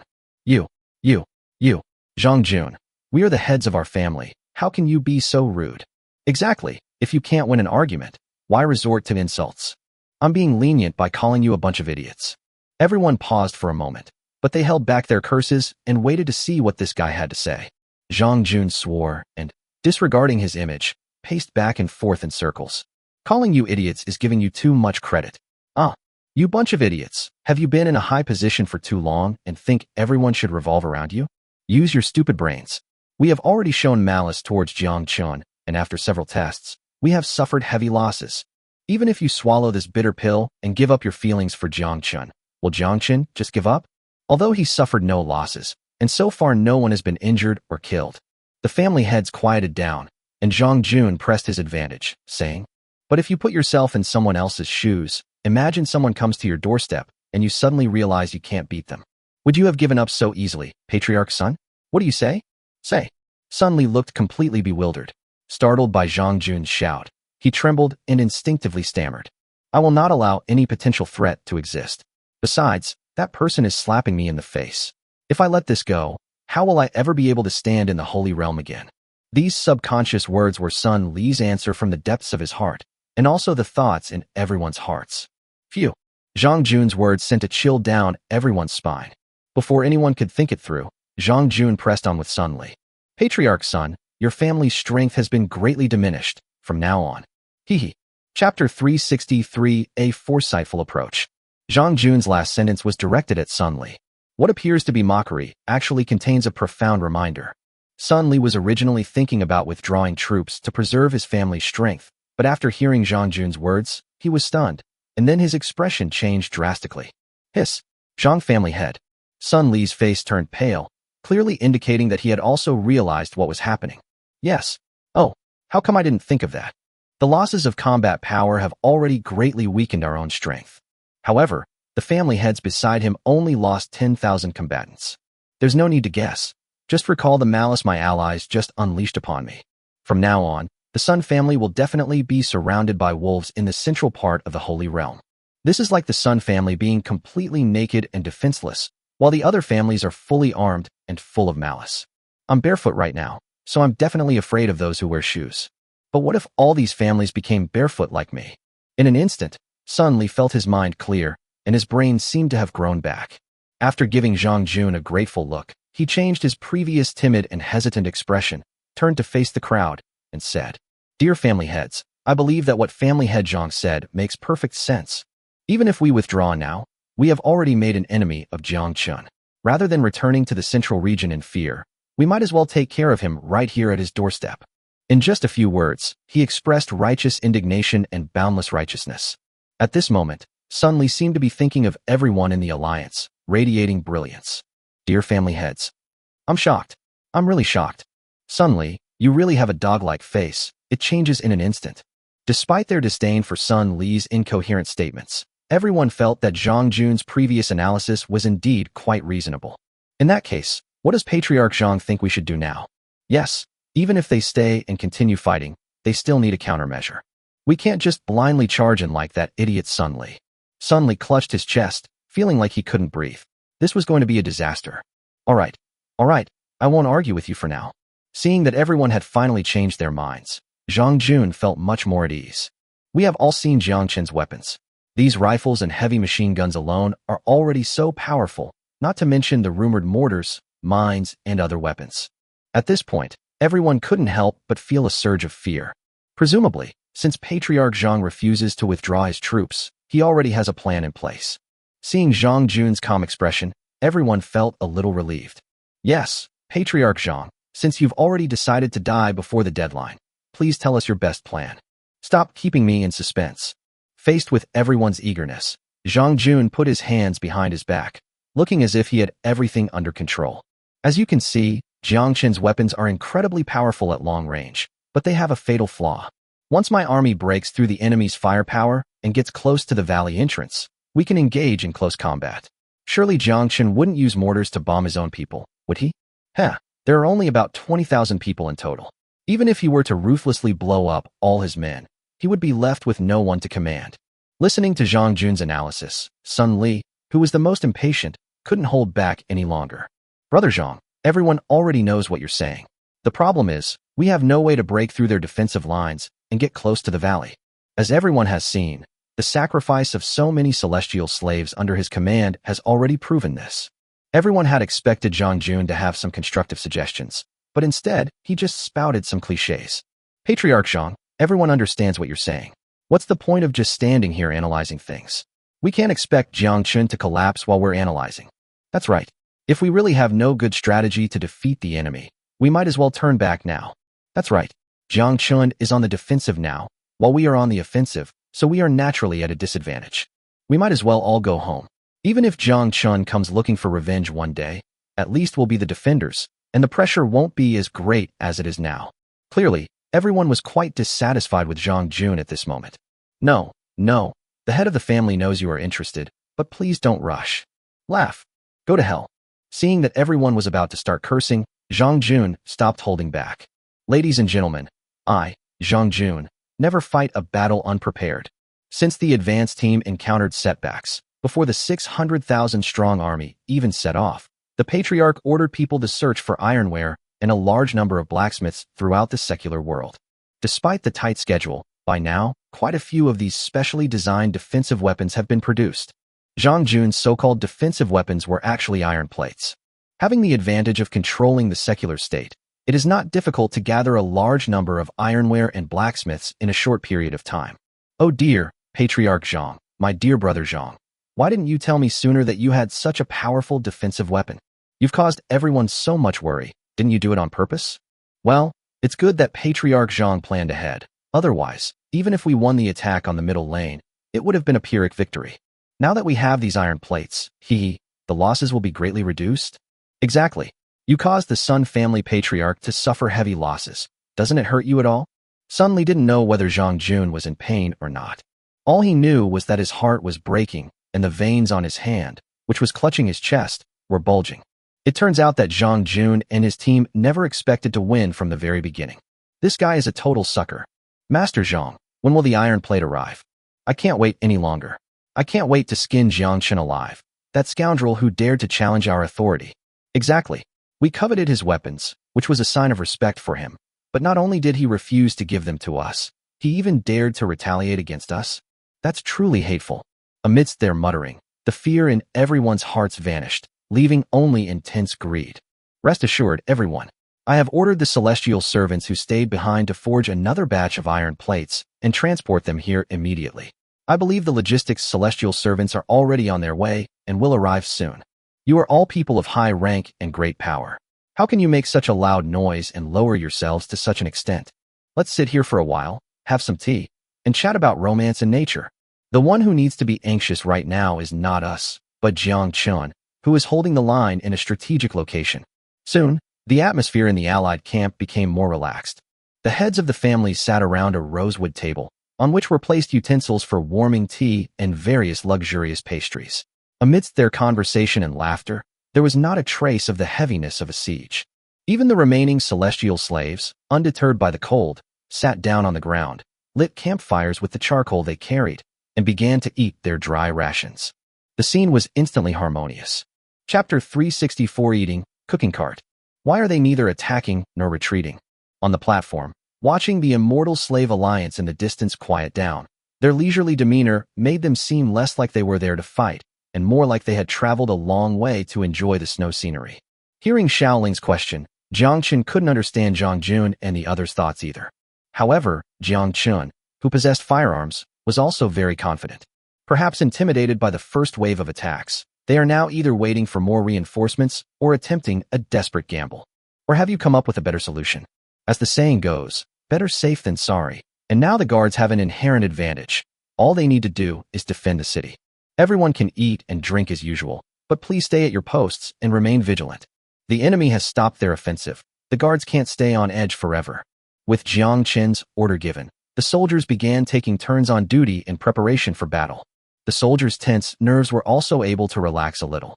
The logistics troops moved a large amount of food from the warehouse and began cooking hot meals for the army. The cooking equipment used was even simpler. Dozens of square, military-green kitchen trucks, accompanied by the roar of their engines, drove to the back of the valley. Soldiers dressed in white chef's uniforms and wearing tall hats were chopping vegetables and cooking. Sizzle. The sliced pork was poured into the oil, creating a sizzling sound, and then the unique aroma of pork fat began to spread in the surroundings. It smells amazing. Gulu, I thought tanks and armored vehicles were the limit, but our new head of the household can actually conjure up a special cooking vehicle? Awesome. Awesome. On a platform below, in the rifleman's position, several riflemen who were originally Jiang family slaves, but had now been integrated into the guards smelled the meaty aroma that kept wafting into their nostrils. They felt like they were going to grow tongues, and their saliva kept secreting and then being swallowed. Absolutely. It wasn't until I started working with the new head of the household that I realized what a lousy life I'd been living before. Amidst the whispers, a slightly older soldier recalled. Not to mention that we've never handled these rifles before, after that battle just now. No, it was a one-sided massacre on our end. I've just realized that all those martial arts peaks we used to pursue, the 5th rank, the Grandmaster level and above, were utter nonsense. A few shots, and he'd be riddled with holes. Beside the older soldier, a baby-faced soldier chimed in. Exactly. Don't just focus on the rifle. Can you smell the meat? And there are green peppers too. Is this stir-fried green peppers with meat? Awesome. Awesome. That's awesome. Another round of exclamations erupted from the front lines, mixed with the rumbling of hungry stomachs. An hour later, large quantities of barreled meals were delivered to various platforms by the cooks. The soldiers lay prone on the battlefield, eating their hot meals with gusto. Next to a large bowl of food that no one else had been given, there was even plenty of hot soup. Gentlemen, the Marquis has treated us very well. When we were celestial servants, we never enjoyed such a good life. Yes, looking back, I thought I had reached the pinnacle of worldly success, but I never expected to have been a dog for so long. Damn your sanctity, you damned patriarch. With the contrast between before and after, the soldiers, now enjoying their newfound happiness, couldn't help but launch a verbal attack on their former masters. This is understandable. Although the Holy Realm is above the mortal world, any immortal servant who goes to the mortal world can become a powerful expert who dominates a region. However, due to the constraints of the Holy Realm Alliance's rules, these immortal slaves possessed cultivation but were ultimately useless. In the various families, the immortal servants usually only get to enjoy these hot dishes and meals from their masters. The vast majority of celestial slaves ate almost all ready-made dry rations transported from the mortal world, such as flatbread and steamed buns. Not only were they frozen solid, but eating too much of them also caused constipation. It wasn't that the patriarchs were deliberately making things difficult for the immortal servants, but rather that in this icy and snowy land, where would they find enough wood to heat their food? The patriarchs enjoyed all sorts of luxurious goods brought from the secular world, while their celestial servants lived even poorer lives than the Taoist priests on the mountain. Who could stand that? We were lucky to survive the Marquis's clutches. Thank you, Lord Marquis. I only hope that you can live a long life. Bah, what kind of fart is that? You son of a bitch.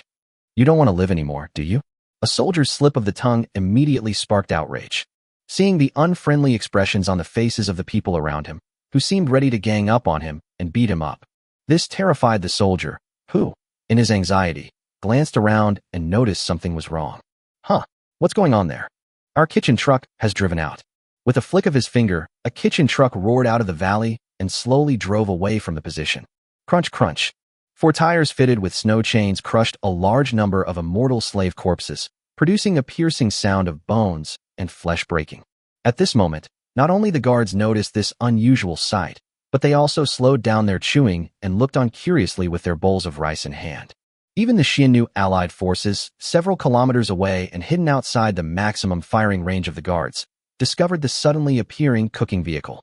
The entire army is on high alert. The 15 family heads were startled and sat up abruptly. The teacups in their hands froze into ice within seconds, before they could even drink from them. Should Lao Zhang send out scouts to investigate? Could this chassis be the armored vehicle mentioned in the intelligence report? It's said to be incredibly powerful. Quickly, it's getting closer and closer. As many family heads spoke, they visibly began to retreat. Even the army of over 500,000 immortal slaves behind them began to panic, whispering and making a great commotion. Looking at these incompetent allies, Zhang Jun pondered.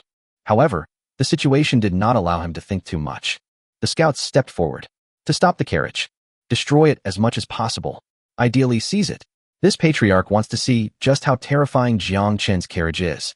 With this order given, a group of nearly 10,000 immortal slaves quickly broke away from the main force and charged forward. Kill them. The time has come to dedicate myself to the family. In the midst of the fierce battle, this force composed of Zhang family's elite immortal servants covered several kilometers in just a few breaths. Scatter. Wait for the right moment to strike.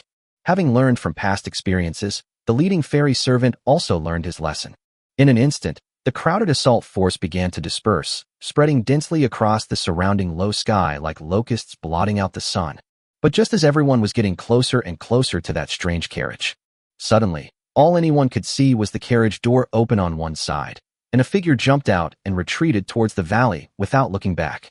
All the celestial servants. Chapter 365. The bewildered patriarchs were even wary of the cooking cart. What's going on? The person ran away? No, are you kidding me? The family heads had originally hoped to use this scout team to probe Jiang Chen's mysterious vehicle. But to everyone's surprise, while everyone was still waiting to assess the situation and analyze the battle, the armored vehicle driver actually ran away. Oh no! Patriarch Zhang, quickly order the scouts to stop. Sun Li was the most cunning of all. Once bitten, twice shy, he thought he had sensed something was wrong. Zhang Jun realized what was happening, but just as he was about to order a retreat, 10,000 scouts had already surrounded the armored vehicle. So be it, it's only 10,000 people anyway. Even if they all die, so be it. This idea also arose in the minds of the other family heads at the same time. Others, seeing that the crowd ignored his warnings, Sun Li simply shut up. Humph. Anyway, she's just a celestial servant of the Jiang family. I've already given you all the reminders you needed to do, so don't blame me for your own foolishness. Just as everyone was lost in their own thoughts, Jiang Chen's cheeky voice rang out. Hey, my esteemed patriarchs, are you in such a hurry? Why is your fairy servant so timid? He's so nervous about giving you a kitchen cart, he doesn't even dare to go up and check it. Several breaths had passed since Jiang Chen began to speak. As everyone remained on edge, the bizarre attack they had imagined did not occur. The vehicle, which was probably an armored vehicle, also stood silently in place. To Jiang Jun's anger, his own servants merely surrounded the armored vehicle, not daring to make any move. Jiang Chen's mocking tone felt like a slap across his face. What? You're saying my fairy servant is timid? Grass. Zhang Yuan, what are you waiting for? The menacing tone, imbued with powerful inner force, pierced straight through several kilometers and into the ear of the scout team leader. Actually, Zhang Yuan was wronged. He was stunned by the previous long-range attack and had been maintaining his protective aura, ready to receive any attack at any time. After all, the scout team was only 500 feet away from the valley. At such close range, why haven't the enemy's weapons been used to launch an attack yet? Hearing the patriarch's anxious questioning, Zhang Yuan couldn't care less about anything else. He gritted his teeth and then waved his hand. The next moment, he took the lead and charged towards the kitchen truck. It's only a few hundred meters, gone in the blink of an eye. Kill me. The stern shout abruptly stopped, and the group stared dumbfounded at the motionless machine in the middle, which Jiang Chen had called the cooking truck. Inside the car, there were no enemies as expected, and even the legendary weapons were nowhere to be found. Only, wow, it smells so good. It smells like meat. The aroma of free-range pigs. Glug. Here. Hot food everywhere. Hearing his subordinate's words, Zhang Yuan relaxed slightly. He quickly walked to an open door on the side of the vehicle and was stunned by what he saw inside. The white iron wok was still steaming, and the unique aroma of stir-fried green peppers and pork tantalized the taste buds. On the other side, inside a cylindrical iron bucket, steaming white rice emitted a fragrant aroma. Due to the extremely cold weather outside the train, the fragrant warm air inside the carriage condensed into clumps and billowed outwards. For these celestial servants in the scout team, such a scene was even more celestial than the celestial realm itself. The scene fell into complete silence. The scouts, who had initially displayed fierce expressions of desperation, were now all crowding together towards the car door. I wish I could take a few more breaths to retain as much of that fragrance as possible in my body. How long has it been since you had a hot meal? How long has it been since I've had such fresh vegetables? For a moment, everyone looked bewildered, and drool was dripping all over the ground. Even Zhang Yuan, the leader of the scout team, lost all his authority and was lost in memories. Zhang Yuan, what the hell are you doing? You won't fight, you won't rob. Have you forgotten the orders of your patriarch? With your dawdling personality, how can the head of the family entrust you with important tasks in the future? Zhang Jun's condescending rebuke immediately pulled Zhang Yuan out of his reverie. Looking at the pot of hot food and rice in the car, his eyes shone with intense longing, but he forcibly suppressed it. Reporting to the master, there were no weapons in this carriage, but rather. Before Zhang Yuan could finish speaking, Zhang Jun's order had already arrived. What are you waiting for? Hurry up and bring it back. No, head of the family. No, it's nothing. Do you even want to keep your job? If you don't want the leader's position, plenty of people will be fighting to take it. After this battle, you will no longer be the leader. Go and tend to the fruit trees in the orchard. Zhang Yuan was clearly no fool to have risen to the position of leader of the immortal slave scout team. He reflected on his thoughts just now and knew very well what the food in the car meant. A flicker of something sharp rose in her eyes, but it was quickly extinguished by Zhang Jun's threat. Master, you were the one who ordered me to do this. Zhang Yuan's malice was thus provoked by Zhang Jun. He understood perfectly well that what the head of the family meant by going to the orchard to tend the fruit trees was not simply a demotion to become a gardener. A single careless mistake could turn you into fertilizer. Since you are so heartless, then I will obey your command. The next moment, following Zhang Yuan's command, more than a dozen immortal servants swallowed hard as they worked together to lift the cooking cart and head back the way they came. The guards in the valley seemed to let the scouts go unchecked and did not launch any attack from beginning to end. Jiang Chen is so dirty. This was the only thought in Zhang Yuan's mind as he turned around. Take a look, examine Jiang Chen's armored vehicle. Hey, hey, hey, wait a minute. This might be a trap. What a load of crap. If there were traps, the trap hunting team would have spotted them long ago. As soon as Zhang Yuan and his dozen or so scouts put down the cooking cart, the impatient family heads immediately surrounded them. Even Zhang Jun, who is usually calm, steady, and cunning, is like this. Zhang Yuan had originally intended to kindly remind the family head not to open the car door. Before he could even speak, Zhang Jun waved him away dismissively. Hey Zhang, why is Jiang Chen being so kind? Yes, he could have easily killed the scouts from that distance, but he hesitated to make a move. Could there be a trap here? We must be extremely cautious. Listening to the cautious chatter of the crowd, Zhang Jun couldn't help but shake his head and sneer. These people, they're not careful when they should be. Why are you so hesitant and timid when you should be bold? You guys are overthinking it. Zhang Jun spoke with the air of a great general and continued. The patriarch believes that Jiang Chen's actions were a deliberate act of chivalry, much like two swordsmen displaying their weapons before a duel, demonstrating the demeanor of a true knight-errant. But he was too young. This wasn't the martial arts world. It was a battle between two armies. How could such a foolish child have come to this point? Meeting the knowing looks of the crowd, his vanity was greatly satisfied. Gentlemen, let's try to decipher Jiang Chen's tone together. After saying that, Zhang Jun didn't even turn his head and pulled the doorknob. Chapter 366. Enjoy it. We have to thank Jiang Chen. We've obtained Jiang Chen's weapon. Take a look, everyone. Zhang Jun smiled and looked forward to the covetous looks on everyone's faces. After all, it was agreed from the beginning that everything captured before defeating the enemy would be kept for personal use. You bunch of fools, don't regret it. If only you had my decisiveness, hee. Soon, Zhang Jun's smile faded, and the speechless expressions on everyone's faces were quite different from what he had expected. Puzzled, he turned around and looked back, following the gazes of the crowd. The aroma of sweet rice and the savory scent of stir-fried green peppers and pork wafted towards me. The silence lasted for nearly a dozen breaths. Just as everyone's brains were still reeling, Jiang Chen's despicable voice came from afar again. How are things, my fellow clan leaders? I, Jiang, am well versed in the code of chivalry. Seeing you all starving and forced to eat dry rations. Here we are, bringing you fresh food. No need to thank us, no need to thank us, ha ha ha. These two sentences, like a spell, kept ringing out, even with the exact same tone, swirling in everyone's ears. Even at this point, Zhang Jun and the others still did not realize the seriousness of the situation. They thought Jiang Chen's actions were simply to disgust everyone. Humph, I thought it was some powerful weapon or trap, but it turns out it's just 2 pots of cooked food? I thought Jiang Chen was incredibly resourceful, but I never expected him to do something more childish than a 3-year-old.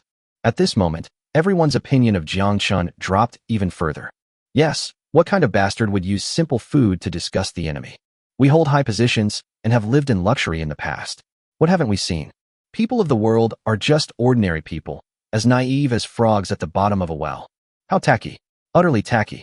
With the casual remarks of the other family heads, even the usually cautious Zhang Jun, he couldn't figure out what Jiang Chen's actions could have any deeper meaning besides disgusting him. Until a certain moment. Glug. Glug. Everyone present was a master, with incredibly sharp senses.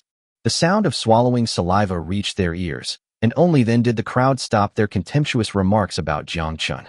Puzzled, everyone looked towards the sound of saliva and saw that the celestial servants, who had been sitting on the ground, had all stood up from the snow. Heads peered through the crowd, focusing their gazes on the armored vehicle, looking as if they wanted to devour it whole. Look, what are you looking at? As the fighting force of your respective immortal families, you should remain calm and composed even when facing a large army in battle. This tiny meal has already captivated your souls. Huh, speak up, you lowly celestial slaves, you hateful creatures. Ugh, perhaps they felt that their fairy servant's behavior was a disgrace to them. The dozen or so family heads present were furious and began to hurl insults at each other. Seeing that the patriarchs were angry, the servants quickly lowered their heads and dared not speak, for fear of displeasing the patriarchs and being killed like chickens. However, many eyes still occasionally swept towards the fragrant armored vehicle. Haha, please excuse my poor attempt. No, we're all pretty much the same. Speaking of which, we need to further tame our own immortal servants. They're so greedy over just a few bites of food. How are we going to take them out to fight in the future? Yes.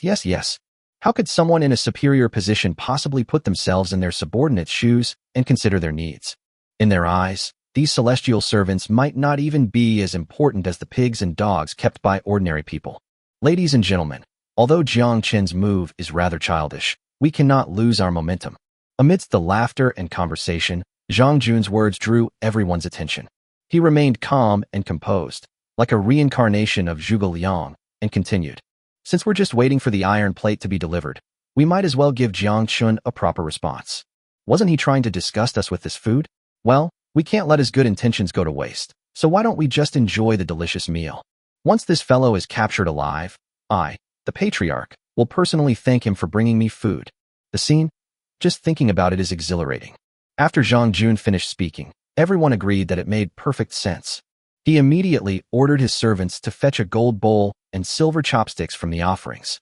Soon, everyone sat down around the huge rosewood table. A small dish of stir-fried green peppers and pork, and a small bowl of rice that quickly cools and hardens. This is the meal for every head of household. Come, let's not disappoint the enemy's good intentions. As the saying goes, to understand your enemy, you can start with their daily life and diet. This is indeed true. The green peppers are stir-fried until crisp, and the sliced meat is cooked so smoothly and deliciously. Well, there's no heating here, so the food gets cold quickly. What a pity. You should be grateful. What more could you ask for than this kind of food during a military campaign? Amidst the chatter, the food served was quickly devoured. It wasn't that they were afraid Jiang Chen would poison them in their food. Once they cultivated to the level of a grandmaster, all known poisons in the world would have no effect on their bodies, and they could completely expel the toxins before they took effect. Just like Xiao before, after advancing to the grandmaster realm, the medicine Jiang Chen used to control her also lost its effect. After the meal, servants had already prepared piping hot tea and served it to everyone. Zhang Jun took a sip of the sweet tea, and the greasiness in his mouth disappeared. Just as he was about to speak, another gurgling sound came from beside him. Before anyone knew it, Zhang Yuan had come to the vicinity. Zhang Yuan's legs trembled, and after glancing back at the expectant looks on his brothers' faces in the distance, he hesitated before speaking. Head of the family. Zhang Jun didn't even want to waste a glance at the lowly fairy slave, and didn't even raise his head to utter a sound. There was still a lot of food in the master's carriage, and I dare to. Before he could finish speaking, Zhang Yuan felt as if he had fallen into an ice cave. Zhang Jun's fierce, killing intent shot towards Zhang Yuan, his face turning blood red with anger. Daring to do something? You know you're being reckless? This patriarch thinks you're courting death. A lowly fairy servant dares to ask his master for food. Bah, do you even deserve it? The 14 family heads sipped their tea, their gazes sweeping playfully over Zhang Jun and his servants. A fairy servant actually asked for things. How rare. The Zhang family's family traditions are truly hard to describe. Zhang Yuan felt wronged. He had deliberately waited until the family heads had finished their tea and were in a relatively good mood before coming. Unexpectedly, the already slim hope was completely shattered, and it even attracted the murderous intent of the family head. Just as Zhang Yuan closed his eyes and sighed, Jiang Chen's voice came. Oh my, I see all the heads of the families have finished eating. How was the food? Is it to your liking? But there are only a dozen or so of you. Isn't it a waste to leave so much food uneaten? Why not give some to our hard-working Xinyu brothers? Chapter 367 Sowing Discord. You beast. You family heads are so high and mighty, and this dish is not even as good as a plain breakfast at home in your eyes. But, gentlemen, have you ever thought about your celestial slave brothers? Jiang Chen sounded indignant, which made Zhang Jun and the others' heads spin. Dude, we're fighting a war right here, and you're already worried about the enemy? The heads of the families felt like they were about to grow brains. Wait a minute, don't you think this guy looks like a clown? Let's see what he does. Zhang Jun stopped Sun Li, who was about to start cursing. Our side has over 500,000 men, while Jiang Chen only has 20,000. What is he trying to do? I don't understand. As both sides fell silent, Jiang Chen continued speaking, his voice trembling as if he genuinely felt it was unfair. Wah, my fellow immortal slaves, I, Jiang, truly feel sorry for you all. After finally cultivating to the 5th rank or above, I was turned into a dog of the holy realm. Not only was I at the mercy of others, but even when I begged my master for a few hot meals, I was met with merciless beatings and scoldings. Only then did Zhang Jun realize what was happening and was shocked. He suddenly realized what that bastard Jiang Chen was up to. Shut up. Stop this damn birthing. But Jiang Chen isn't Zhang Jun's subordinate. You think he can just shut up whenever you tell him to? Bah. On the platform, even Xiao Ling looked at her man with an extremely strange expression. She shivered violently and rubbed her arms as she moved away from the man, giving the impassioned speech beside her. Born, born. Jiang Chen's words of piercing insight continued, spreading far and wide with the help of his powerful internal energy. My fellow immortal slaves, I, Jiang, truly feel sorry for you. With skills like yours, you would all be powerful figures in the secular world. Yet you have become the lackeys of these men, subjected to arbitrary humiliation and slaughter. You have suffered. On the Allied side, even the usually oblivious Sun Li finally realized what was happening. While shouting that Jiang Chen was a dog, they all flew into the air to their own camps and began to calm down the increasingly chaotic immortal slaves whose emotions had been stirred up. Cover your ears, everyone. Don't listen or look. This is Jiang Chen's scheme. Don't believe it. Hey you, where are your hands? Quickly cover your ears. Disobeying me, huh? Then die. Even more remarkably, when the Xiao family patriarch was patrolling the Xiao family's celestial slave camp, he noticed a slave with a sorrowful look in his eyes who was ignoring his orders.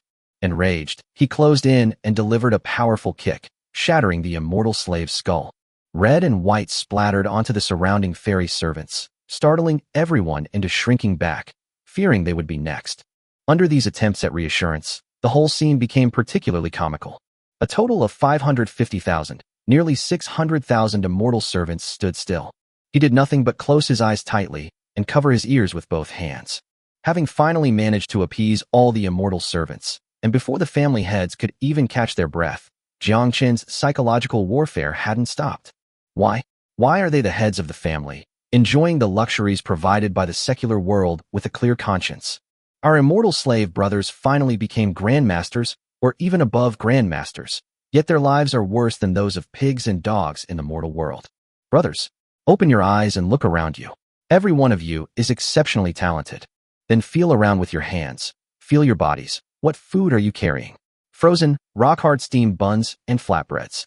Not a single piece of meat. Although the fairy servants covered their ears, anyone who has ever covered their ears knows that it's impossible not to hear even the slightest sound. Besides, everyone was actually quite open about it and wanted to hear about Jiang Chen's pyramid scheme. It has to be said that Jiang Chen's words struck a chord with the immortal slaves, even hitting their very souls. Yes, we are human beings too. Why? Why do we live such a life, worse than that of pigs and dogs, where we could die at any moment? Zhang Jun stood beside Zhang's troops. As he listened to those soul-searching questions, a tear welled up from the slits of Zhang Yuan's closed eyes, instantly freezing into an ice crystal on his face. Yes, why? Why is this happening? Memories of the past flashed through my mind. Childhood was a time of joy in the mundane world. He cultivated his martial arts step by step until he reached the 3rd rank of martial artist, making him a well-known expert in the area. If we continue to work steadily like this, we will be able to achieve something in time. Not to mention changing the world, we can easily live a life of luxury with a wife and children around us. But just when he was at the height of his success, he was kidnapped to the Holy Realm by a mysterious expert, along with hundreds of other mortal experts. After rounds of selection at the hunting grounds, only a dozen or so of these people survived to become Zhang's immortal servants. I originally thought that I would be lucky enough to become a formal celestial slave, and my life would be better. Unexpectedly, as his cultivation level improved step by step, his life became worse and worse. Aside from being occasionally sent on missions and experiencing countless life or death situations, he was confined to the Zhang family manor every day. They ate dry, frozen grains, rarely saw hot dishes throughout the year, and lived in a large dormitory with more than a dozen people. It's fine to live a simple life. After all, in a sense, I was able to reach the level of Grandmaster only with the help of my family. However, what Zhang Yuan found most unbearable was the long-term neglect from those in power. We, the immortal servants, risk our lives to fight for the family, but the family has never considered how we live or what our food, drink, and other necessities are. Even when he forced himself to eat it, he was still clinging to a sliver of hope. However, reality slapped him hard twice. So, in the eyes of the master, we really are just pawns, no, even less than pawns. Just a pack of pigs and dogs that can be slaughtered at any time. Zhang Yuan grew angrier and more indignant as he thought about it. Having lived a collective life within his family for so long, he had considered rebelling, but it had always remained just an idea. In fact, he was often afraid of these rebellious thoughts that came to him. Only by being patient can one live longer. Having made up his mind, Zhang Yuan forcibly suppressed the urge to resist. Unfortunately, The development of things is sometimes beyond human control. Zhang Yuan, how the hell did you train your subordinates? What kind of behavior is this? A bunch of people crying and wailing like this. My lord commands you to go and appease them. If any more members of the scout team make a sound, then you have no reason to exist. Zhang Jun's words were like a demonic whisper in his ear. Zhang Yuan originally wanted to pretend he couldn't hear them, but how could he possibly deceive himself at such a close distance? Just as he opened his eyes and was about to bow his head in agreement, Zhang Jun, unfortunately, added fuel to the fire. They're just a bunch of lowly celestial slaves. At worst, they can all just die. When one batch dies, another batch will take its place. If you won't do it, plenty of others will. Xiao. Jiang Chen's attempts to sow discord caused Zhang Jun to completely lose his composure, and his words became increasingly sarcastic and cutting. He waited a while after he finished speaking, but did not hear Zhang Yuan's reply. With a fierce determination in his heart, he was about to teach him a lesson. Head of household. Zhang Jun, turning his head, A flash of light reflected in Zhang Jun's utterly astonished eyes. Chapter 368, A bloodbath caused by a few bites of hot rice. Whoosh. Clang. The sneak attack, infused with all his internal energy, was narrowly blocked by Zhang Jun's timely protective qi, causing a surge of qi. Zhang Yuan, are you trying to rebel? Zhang Junfei retreated, taking a step that covered dozens of meters away from Zhang Yuan. Just as he was about to ask a question, Zhang Jun suddenly felt a malicious intent coming from behind him. Whoosh. He drew his precious sword from his waist and swept it backward. Accompanied by screams of agony, more than a dozen immortal servants were decapitated before they could even react. You guys. Zhang Jun was terrified. He had fallen into the middle of his own immortal servants' camp. Looking into those lifeless eyes, filled with either hatred or indignation, Zhang Jun felt his soul leave his body. You bunch of despicable people. How dare you unleash your killing intent on me, the head of the family? Do you all have a death wish? As Zhang Jun shouted and cursed, the immortal servants around him were filled with fear again and quickly retreated, temporarily moving away from Zhang Jun. Seeing that Zhang Jun's authority was still intact, he turned his attention back to Zhang Yuan. Zhang Yuan, you damn dog. The Zhang family feeds and cares for you, and even nurtured you to become a grandmaster or higher. Instead of being grateful, why did you harbor murderous intent towards me? Zhang Jun couldn't understand why Zhang Yuan, who was perfectly fine before, was even a mid-level immortal servant in the family. Why would someone with such a good position just throw away their brain? Seeing that his attack had failed, Zhang Yuan realized that Zhang Jun had escaped. The initial anger subsided, but now a sense of unease began to rise in my heart. But what's done is done, and he knew the family rules all too well. What chance did he have of survival? Phew. Gasping for breath, Zhang Yuan suppressed his long-held fear of the family head and growled in a low voice. My name is Li Ying, and I am from Li Family Village, Longxi Road, Qi State. My name is not Zhang Yuan. Li Ying is Zhang Yuanjin's real name and surname. The name Zhang Yuan was bestowed upon him by the Zhang family after he entered the family. The fact that they start brainwashing people with their names shows how domineering the Holy Realm families are. So this patriarch has mistaken you for someone else and should apologize to you. Zhang Jun was so angry that he laughed instead. At this moment, everything that was happening here had already attracted the attention of the entire immortal slave army. Whether it was the heads of various families or the more than 500,000 immortal servants, everyone focused their attention on this region. The heads of the families were gloating, all waiting to see Zhang Jun make a fool of himself. You, as the head of a family, can't even control your subordinates and were almost ambushed and killed. How ridiculous. As for those celestial servants, none of their patriarchs cared about them at this moment. The hands that were covering their ears all unconsciously fell down, and their mouths opened slightly, all of them stunned. How could the Zhang family's fairy servant have thought of ambushing their patriarch? How could he do this? How dare he do this? Even these celestial servants themselves did not realize that beneath everyone's immense shock and curiosity lay deep regret and anticipation. Regret for Zhang Yuan's incompetence. He actually failed in the assassination. I'm looking forward to it. I'm really looking forward to Zhang Yuan rising up in resistance and hopefully killing Zhang Jun with his own hands. Zhang Jun, on the other hand, is also a quick-witted person. He naturally noticed the reactions of all the immortal slaves present. At this moment, even in his own immortal slave camp, many people had strong expectations in their eyes. He cursed Jiang Chen's beastly behavior in his heart, and at the same time, he had already sentenced Zhang Yuan to death in his mind. Zhang Yuan, you have a path to heaven, but you choose not to take it. My Jiang family will never tolerate a traitor. Today, I, the head of the family, will have you torn to pieces in front of everyone." Searching through all the extreme punishments in his mind, Zhang Jun wanted Zhang Yuan's death to serve as a deterrent to all the immortal slaves. Traitors deserve a painful death. But before Zhang Jun could finish his thoughts, he saw Zhang Yuan, who had been outwardly fierce but inwardly reserved, suddenly change his expression and become extremely miserable. His eyes were filled with tears as he cried out to those around him. "Brothers, Jiang Chen is right. Why should we be treated so lowly, worse than pigs and dogs? Why should our lives be controlled by our families? Think of your parents. Think of your wives and children. Since we were abducted to the Holy Realm, are we still human beings, huh? Today I, Zhang Yuan, may die, but in my dying moments I am filled with remorse. I hate Zhang. Enough, shut up." Before Zhang Yuan could finish speaking, he was interrupted by a roar. Zhang Jun was getting anxious. If this traitor continued to talk, who knew how many more Zhang Yuans would be born? As soon as he finished speaking, Zhang Jun leaped forward, his sword thrusting towards Zhang Yuan. Clang! The sound of metal clashing rang out as Zhang Yuan's dagger barely blocked Zhang Jun's fierce attack, breaking into two pieces. Then, he decisively shifted his stance, retreating instead of advancing, to widen the distance between himself and Zhang Jun. Meanwhile, Zhang Yuan's mouth was also busy. While dodging Zhang Jun's pursuit, he loudly promoted his scheme. "Brothers, today's Zhang Yuan is tomorrow's you.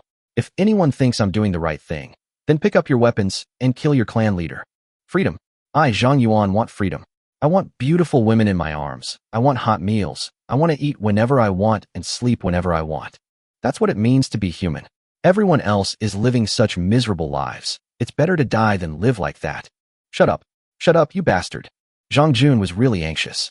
He tried to catch up with Zhang Yuan by using his movement technique, while cursing indiscriminately. He had lost all composure. As Zhang Yuan ran, he kept spouting brainwashing phrases. "I may not be able to beat you, but I can outrun you. When I was young, Li, was quite skilled at escaping." The scene suddenly became chaotic. As the two chased each other, one brainwashed the celestial servants while the other followed behind, constantly shouting and cursing. An uninformed person might have thought they were playing a game. Speaking of playing games, the heads of each family were just as panicked as Zhang Jun at this moment. Clearly, they now realized the seriousness of the situation, and their tone became more amiable than ever before, a departure from their previous harsh attempts at reassurance. "Brothers, listen to me, your elder brother. Follow the Xiao family, and your lives will only get better. Yes, follow me, Sun Li, and you'll have as many spirit fruits as you want. Women? What are those? From now on, I guarantee that if you want, each of you can get a wife and have a litter of big, fat boys. Our Sun family is a melting pot. The people here are not only nice to talk to, but they are also incredibly warm and welcoming when they get things done. From this day forward, you are all my brothers, Gao. We will share happiness and hardship together. As long as everyone follows me and works together to conquer the Xiao family manor, all of Jiang Chen's weapons will belong to everyone, and I will never keep them for myself. Zhang Jun's karma is right before our eyes. No family head wants to be betrayed by his subordinates at any time. In short, the most important thing is to make a promise and get through this difficult time together." Chapter 369, Disobedient Immortal Slaves Deserve to Die. Hee. On the platform, Jiang Chen laughed so hard he almost fell over. Who would have thought that these dozen or so family heads, who initially led hundreds of thousands of troops to attack with great momentum, would now turn into such a comical sight? "Brother, run. You're not alone." Even Jiang Chen hadn't expected that sending hot meals to the Immortal Slave Alliance was just to annoy those high-ranking family heads and at most dampen the morale of the alliance. The situation turned out to be even more encouraging than I had anticipated. "Hey, why are you so far away from me?" Just as Jiang was about to grab Xiao Ling and kiss her, he turned around and found that his wife was standing several steps away from him with her arms crossed, and she was looking at him with extreme disgust. "I'm fine. I just suddenly felt a little cold." Xiao Ling crossed her arms and rubbed the goosebumps on her hands a few times, giving a completely irrelevant answer. Fortunately, Jiang Chen's attention was drawn to the noisy enemy camp in the distance, so he didn't think much of it. "Damn it, you little thief. You'd better run faster. Zhang Yuan is about to catch you." Yes, turn around and hit." From the drone's top-down perspective, Zhang Yuan, in his escape, used every trick in the book to skillfully evade his family patriarch's pursuit. This is nothing. Jiang Chen decided to add fuel to the fire of this chaos. Jiang Chen noticed that his Barrett rifle, which he hadn't used in a long time, had appeared in his hand. He quickly loaded the ammunition and chambered the round, then adjusted the various parameters of the scope according to the environment. Hang in there, just a little longer. As he muttered to himself, two figures soon appeared in the scope. It was Zhang Yuan and his servant who were fleeing in a sorry state. Zhang Yuan, you damned beast, I'm going to kill you with my own hands. Hearing Zhang Jun's hoarse shouts coming from behind him, sometimes near and sometimes far, Zhang Yuan was now completely uninhibited. Anyway, I've already been branded in the family head's book of life and death, so the worst that can happen is that I'll just die. But you won't have an easy time before I die. Having figured this out, Zhang Yuan ran even faster, turning around and heading towards his 10,000 scouts. Brothers, the patriarch won't even give us a single scrap of food. He treats us like pigs and dogs. We are all human beings. Why should we be controlled by these family heads? Just because they tell us to wait to die, does that mean we deserve to die? Bullshit. The powerfully seductive sound waves pierced through the wind and snow, reaching straight into the ears of every immortal servant. Zhang Yuan, you son of a bitch, shut up. Zhang Jun kept brandishing his sword and followed closely behind, listening to Zhang Yuan's words of rebellion against the heavenly gang with great urgency. Damn it. It's just a few bites of cold rice and dishes, and you've turned against me over such a few bites? Why? Zhang Jun couldn't understand it. However, he knew that he absolutely could not let Zhang Yuan continue to bewitch people. Otherwise, a major disaster would occur sooner or later. You're trying to demoralize the troops, aren't you? I'll feed you a pie too. My lads, help this patriarch to annihilate the traitor Zhang Yuanjia, and you will be promoted to the position of Zhang family's chief steward. From now on, you will be second only to this patriarch. Hurry, what are you waiting for? Get moving. Among these celestial slaves, a large number of them had long been confused and disoriented by Zhang Yuan's encouragement and stood still like statues. Logically speaking, if a traitor were to emerge from within the family, the celestial servants would automatically step forward to eliminate the traitor without even needing the patriarch's order. However, the attitude the patriarch had shown towards them just now had truly chilled their hearts. With Zhang Yuan's desperate incitement, everyone simply pretended to be stupid and never took any action. When the patriarch offered such a tempting offer, some of the celestial servants were tempted, but their resentment ultimately prevailed over the strong allure. Keep it up, Yuan Ge. Hey Yuan Ji, don't run away. Go back and grab him. Mom's fierce, Yuan Ji, take it easy. This is what many of the immortal servants are thinking at this moment. Damn it, you've all ignored what the patriarch said, haven't you? After ordering the encirclement and killing of Zhang Yuan, Zhang Jun was waiting for his servants to swarm him. But to my surprise, I didn't hear any shouts of killing for a long time. He glanced around while running and saw that his own celestial servants were still standing there, stunned. Pairs of eyes either mocked or looked on with anticipation. Even more so, some people looked at Zhang Yuan with worry in their eyes. This upside-down scene of the heavenly stems and earthly branches truly angered our Zhang family head. Zhang Jun, you see? Those who follow the righteous path receive much help, while those who stray from it receive little. Even if I, Zhang Yuan, were to die today, it would be worth it to have awakened the humanity that my fellow immortal servants still possessed. In contrast to the anxious Zhang Jun, Zhang Yuan was even more pleased with himself. It seems that all my brothers have understood my good intentions. Wah, are you all deaf? You dare disobey the orders of the head of the family? Aren't you afraid of being punished by family law? Zhang Junqi's breathing became disordered. Compared to Zhang Yuan, the traitor who nimbly escaped, the celestial slaves who were now ignoring his orders were attracting his attention more. He understood that Zhang Yuan was merely the trigger. We can settle scores later. Right now, we must restore our authority among the immortal servants. So he simply abandoned Zhang Yuan and turned to rush towards the immortal slave camp. Why aren't you moving, you leader of the forwards? Before he even arrived, Zhang Jun's fierce words had already reached them. As soon as he finished speaking, Zhang Jun swept his sword horizontally, creating a flash of silver light. Whoosh! Puff, puff, puff. With a single swing of his sword, a leader of the immortal slave camp, along with more than a dozen of his men, were decapitated before they could even react. Blood splattered, severed limbs scattered. At this moment, Zhang Jun was like a demon king descended to earth, his eyes bloodshot. The immortal slave camp let out a series of low shouts, and everyone pushed and shoved towards the back in unison, afraid of falling behind the ones in front. Seeing that their attempt to make an example of Zhang Yuan had no effect, these celestial servants not only did not immediately pursue the traitor Zhang Yuan, but instead avoided him as if he were a tiger. Jiang Jun was instantly enraged. Hiding? I'll show you what hiding is all about. So you're all planning a rebellion? Let's see where you get the guts to rebel. While letting out a low growl, Jiang Jun's body kept moving, and his sword kept slashing left and right. Swish, swish, swish. Ah! Master, spare my life. Master, stop. As short arms and heads rained down into the air, Jiang Jun ignored his men's pleas for mercy. His face was soaked in blood, and his ethereal white robe was stained crimson, making him look like a demon god descended to earth. You bunch of bastards. You wouldn't go when I told you to. Now you're scared. Huh? My Jiang family has thousands of celestial servants, and those who disobey deserve to die. Chapter 370 Barrett's Sneak Attack, Jiang Jun with a severed hand. Ha ha ha ha. With Jiang Jun's arrogant laughter, the already noisy immortal slave camp became even more chaotic. Zhang's servants were in disarray, and everyone scattered in panic, trying to avoid Zhang's army, which was now bloodthirsty. Meanwhile, the other 14 family heads were also shocked.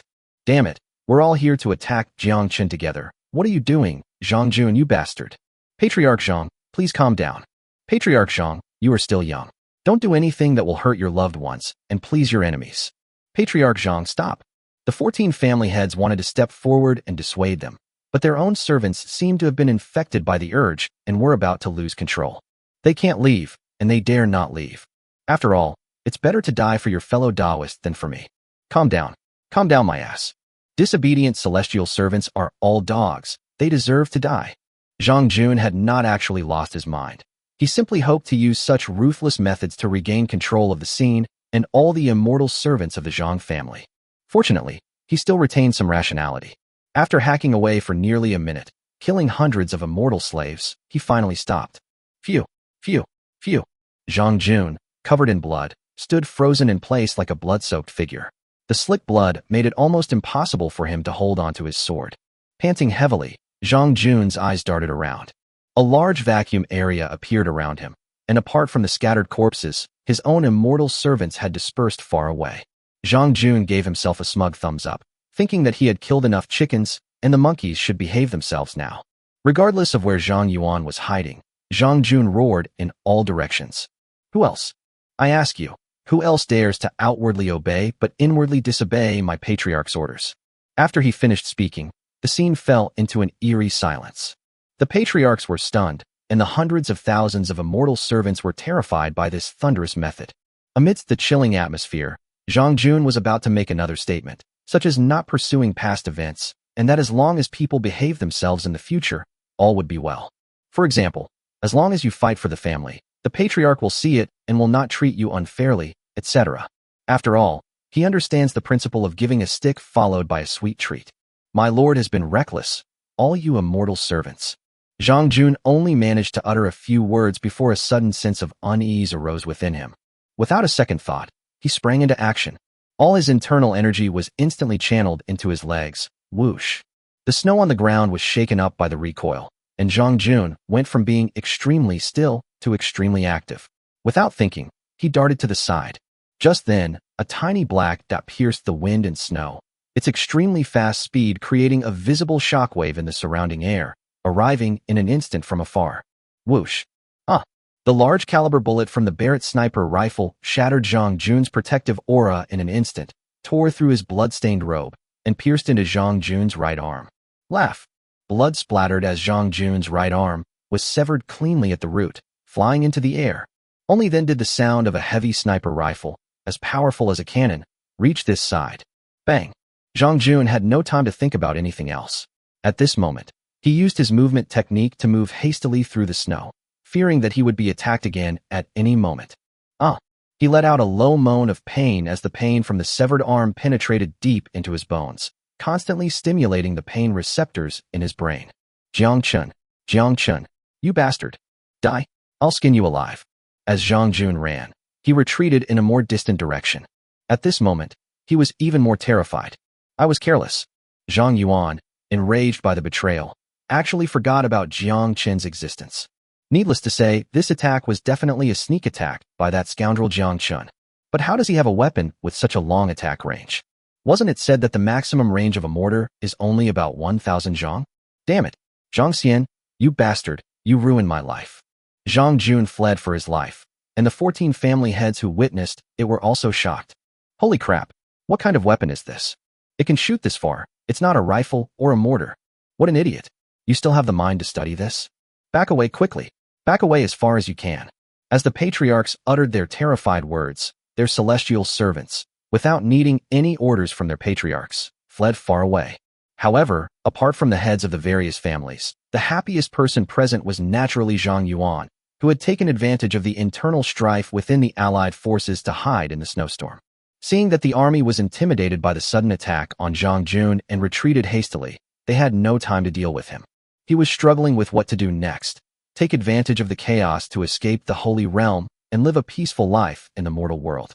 No, with cultivation levels above Grandmaster, wouldn't it be a waste not to become a powerful figure in the region?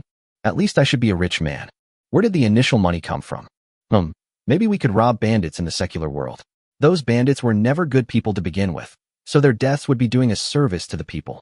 In this short period of time, Zhang Yuan had even already planned how many concubines he would take and how many children he would have. Just as he was envisioning the future, a buzzing sound came from above. Startled, he looked up and saw a small, gray, bird-like object hovering above his head. River. My mind immediately realized, this is Jiang Chen's weapon, isn't it? Just as he was about to instinctively move to avoid it, he heard that familiar, frivolous voice. Hey bro, your boss is gone. What are you doing here? Zhang Yuan. Zhang Yuan was stiff all over. Jiang Chen's voice seemed to have a magical power, preventing him from making any progress. Don't be nervous. As the saying goes, the enemy of my enemy is my friend. Jiang has no ill intentions towards you. Hearing Jiang Chen's honesty, Zhang Yuan felt a little more at ease. Jiang Chen, if you're not going to kill me, what is your purpose? We're all adults. There's no need to spell everything out. Let's see why Jiang Chen has come looking for me. On the side of the Immortal Slave Alliance. Damn it. It's all your fault. It's all because of you pigs and dogs who started this rebellion. The hundreds of thousands of troops are still in a state of panic, and the various clan leaders have not gathered together, but are continuing to appease the troops within their own camps. Although Jiang Jun survived, the loss of an arm infuriated him. The attacker was Jiang Chen, but he vented his anger on his own immortal servants. Snap! Jiang Jun continued to hurl insults, while simultaneously kicking out a trembling fairy slave, turning him into a pile of minced meat on the ground. Hiss! Seeing their patriarch commit such a massacre, the immortal servants, who had just calmed down, shrank back in terror, fearing they would follow in his footsteps. Hide! You dare to hide! I am the head of the Zhang family. How dare you beasts hide? I want you to live, and you live. I want you to die, and you dare to hide. Seeing their patriarch, who had gone mad, the Zhang family's servants instinctively stopped their retreat, lowered their heads, and remained silent. But within these bowed heads, a great deal of anger was surging forth through their usual obedience, slowly gathering together. Chapter 371 Zhang Yuan, the troublemaker, strikes at the heart. Within the coalition forces, hundreds of thousands of eyes were fixed on the Zhang family's camp. The other 14 family heads initially wanted to stop Jiang Jun from going berserk. With a major battle imminent, it is not advisable to further demoralize the troops.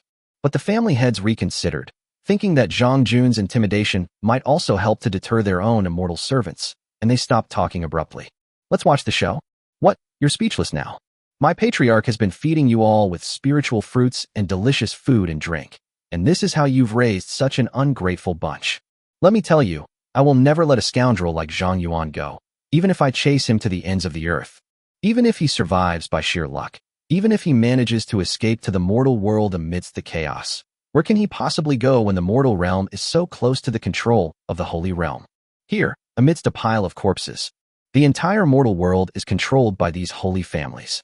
By the way, brother, what's your name again? Well, it doesn't matter anymore. Now, the only way for you to survive is to get rid of Jiang Jun, this scourge. Do you understand? Zhang Yuan pretended to be a corpse, lying face up in the snow. The falling snow had turned his body white as he landed, making him a perfect blend with the ground. As Jiang Chen's voice continued to emerge from the strange gray bird, Zhang Yuan's last psychological defense was shattered. Tell me, what do you want me to do? Within the allied forces, fearing Jiang Jun's ruthless methods, and knowing that Zhang Yuan, who had previously been causing trouble everywhere, had disappeared without a trace. The celestial slaves initially reacted with indignation, anticipation, and malice. By this time, They had almost completely calmed down. Yes, the world is so vast, yet it is all under the control of the Holy Realm. We are but duckweed. How could we so easily grasp freedom? Except for a few celestial servants who still harbored a faint hope, most celestial servants completely resigned themselves to their fate. Zhang Yuan, you are ultimately only acting alone. Huh, since no one's stepping forward, what are you bunch of beasts waiting for? The formation is so scattered, it's all so loud. Zhang Jun was secretly pleased, as his authority as the head of the family had been well demonstrated. Zhang Jun, I curse your ancestors. Brothers, we must never let Zhang Jun run rampant again. The smile on Zhang Jun's lips hadn't faded when it was abruptly interrupted by Zhang Yuan's loud mocking voice coming from afar. Zhang Yuan, you deserve to die, you deserve to die? Shut up, sir. Zhang Jun was furious. He couldn't understand why, with a major battle imminent, he had already given Zhang Yuan a chance to live temporarily. Instead of taking advantage of this opportunity to escape this meat grinder, he should find a secluded corner to hide and eke out a living. How dare they make such a fuss in secret? What was that beast thinking? Ha! Zhang Jun, don't put on that smug, patriarchal face. After mocking Zhang Jun again, before the other party could respond, Zhang Yuan's seductive words came through again. Brothers, don't believe Zhang Jun's sweet talk. He needs us to attack Jiang Chen now. It's really a win-win situation for everyone. But let's not even talk about how many of us will survive this battle, even if some brothers manage to cling to life. Do you really think Zhang Jun and those other family heads won't settle scores later? Before Zhang Jun could even retort to Zhang Yuan's scathing words, the other family heads became anxious. Dude, why do you have to drag us into your Zhang family's business? Brothers, don't listen to Zhang Yuan's nonsense. After this battle, all the brothers present deserve the greatest credit. You are all heroes of the Sun family. Our family only has a few 100,000 immortal servants. How could I possibly kill you all? Sun Li immediately realized something was wrong as soon as he spoke. Damn it. I actually blurted out what was on my mind. The idea of silencing them flashed through the minds of almost every family head. After all, these celestial servants had already witnessed everyone's predicament and absurdity. In order to stabilize morale, they had promised their subordinates all sorts of lucrative opportunities. For example, things like getting married and having children, improving the food and lodging conditions for the celestial slaves, etc. These grand promises are easy to make, but if you actually try to implement them, wouldn't things just fall apart? You must understand, our holy realm is all about strict hierarchy. If everyone eats well, sleeps well, and lives a happy life surrounded by wives and children, at that point, where will the celestial servants find the will to fight to the death? Xiao, that's unacceptable. Therefore, in the hearts of the patriarchs, the immortal servants they brought with them on this expedition had long been sentenced to death. Silencing them, they must be silenced. Otherwise, how will we lead the teams in the future? Ha! Brothers, we are all just ants. These patriarchs can easily intimidate us with a few farts. Once they've used us up, that will be the time when we're completely exhausted. Dear family heads, isn't that right? Zhang Yuan's blatant mockery ripped away the last fig leaf from these family heads. Upon hearing this, the heads of the families blushed and paled in turns. That bastard was absolutely right. Verbal explanations proved inadequate, and just as Sun Li and the others were about to continue speaking to appease their celestial servants, they were surprised to find that the once docile eyes of the celestial servants were beginning to reveal a glimmer of light they had never seen before. This fierce, bloodthirsty gaze was something they had never seen before. For a moment, all the dozen or so family heads, including Zhang Jun, were stunned and their brains completely shut down. They wanted to argue back, but felt their attempts to comfort them were futile. But if we let Zhang Yuan continue talking like this, something terrible will happen. Patriarch Zhang, what are you standing there for? That's your Zhang family's celestial servant. You have to deal with her yourself.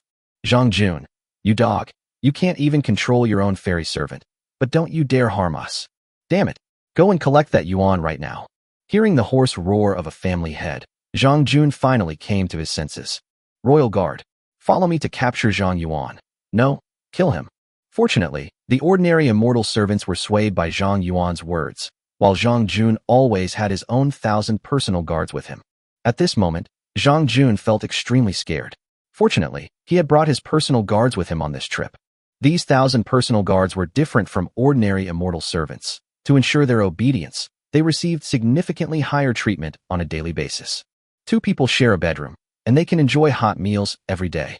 At the same time, the family also allowed them to marry and have children in the secular world. In this way, these people's tails are firmly in our hands. If these people dare to betray us, do they still want their wives, children, and elderly parents? Kill. With a series of roars, 1,000 Jiang family guards charged forward. Following the sound, they cautiously made their way towards where Zhang Yuan might be hiding. Chapter 372. Disheartened, the scout team betrays them all. Brothers in the scouting team, what are you waiting for? Today's Zhang Yuan is tomorrow's you. Perhaps sensing the approaching 1,000 killing intents, Zhang Yuan's voice was filled with urgency. Zhang Jun did not personally lead his guards to attack.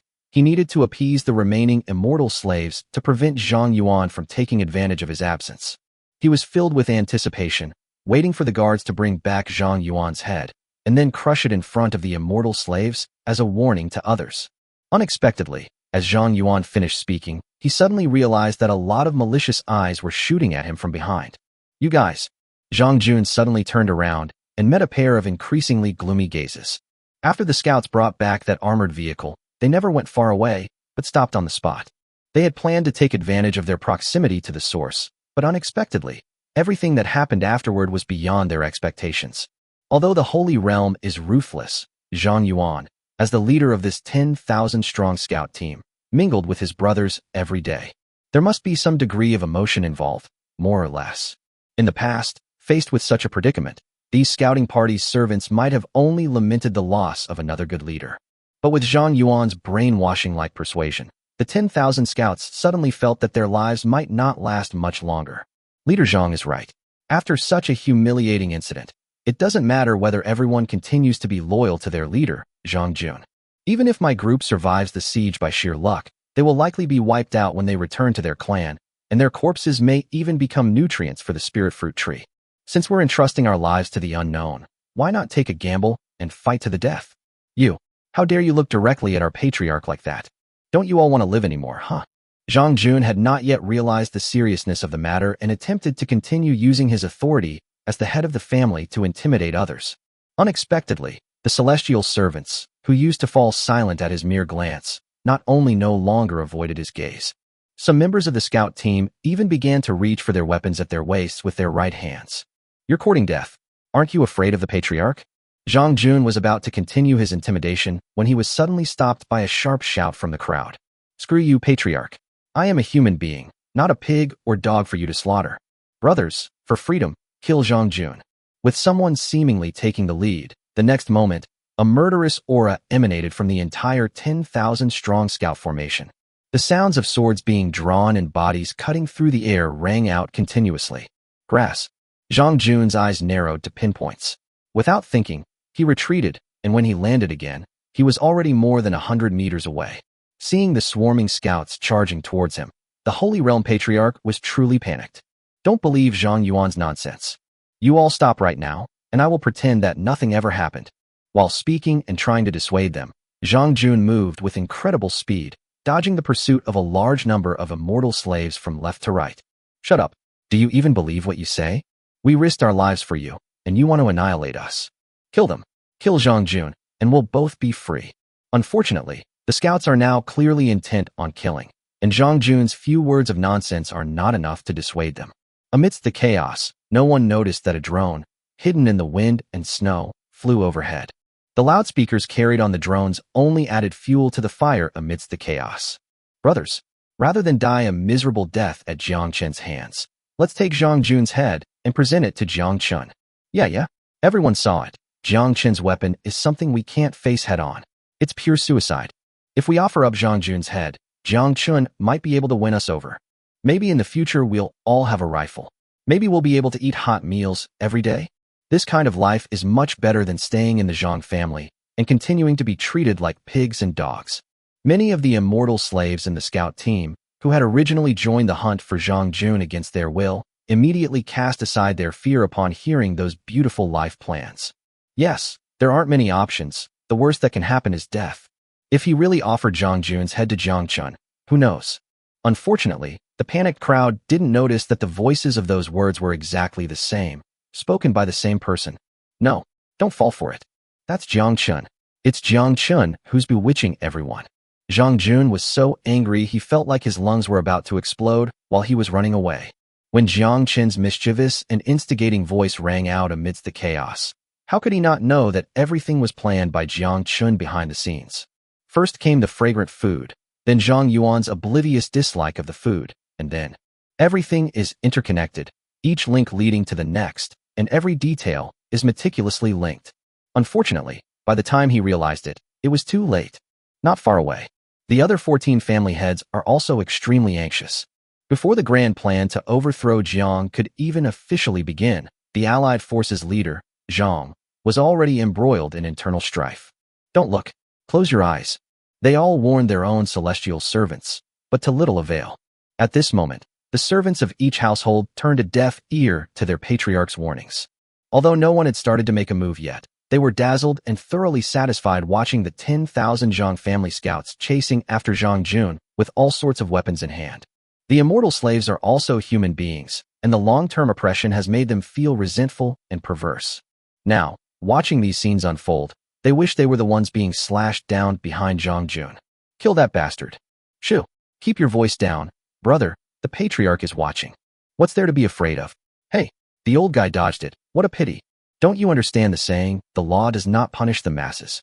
Seeing this, the 14 family heads had no choice but to let them go. It's a blessing that our own immortal servants haven't started a rebellion yet, isn't it? As for Jiang Jun, well, if he dies, he dies. One less person means one less family to share the spoils. It has to be said that these old fogies are really short-sighted. They're still eyeing Jiang Chen's weapons even now, not caring about themselves. Just as all the family heads were secretly pleased, a chilling voice grew closer and closer. Dear clan leaders, please help me. Jiang Jun waved his hand, cutting down several scouts, and roared as he charged towards Sun Li. No, don't come any closer. Damn it, Jiang Jun, get out of here and don't get me into trouble. In Sun Li's eyes, Jiang Jun was followed by a large number of roaring immortal slaves, who were fleeing desperately towards their own camp. Brother Sun, send your fairy servants to help me hold off the rebels. Jiang Jun was also out of options. He had just tried to lead the scout team to the front of his remaining 40,000 immortal slaves. He had originally planned to have those 40,000 immortal slaves rescue him. Unexpectedly, these 40,000 immortal slaves did not turn their swords on him like the scouts did. But these people saw him as if he were a plague god, and before they even got close, they all used their movement techniques to retreat. Seeing this, a disheartened Jiang Jun could only place his hopes on his temporary allies. What kind of mess is this? Chapter 373 Sun Li. Kill him. Don't come any closer. At this moment, Sun Li was the most terrified. Because the vanguard's probing had resulted in significant losses, he directly stationed the remaining 20,000 immortal slaves in the area closest to the Zhang family's camp.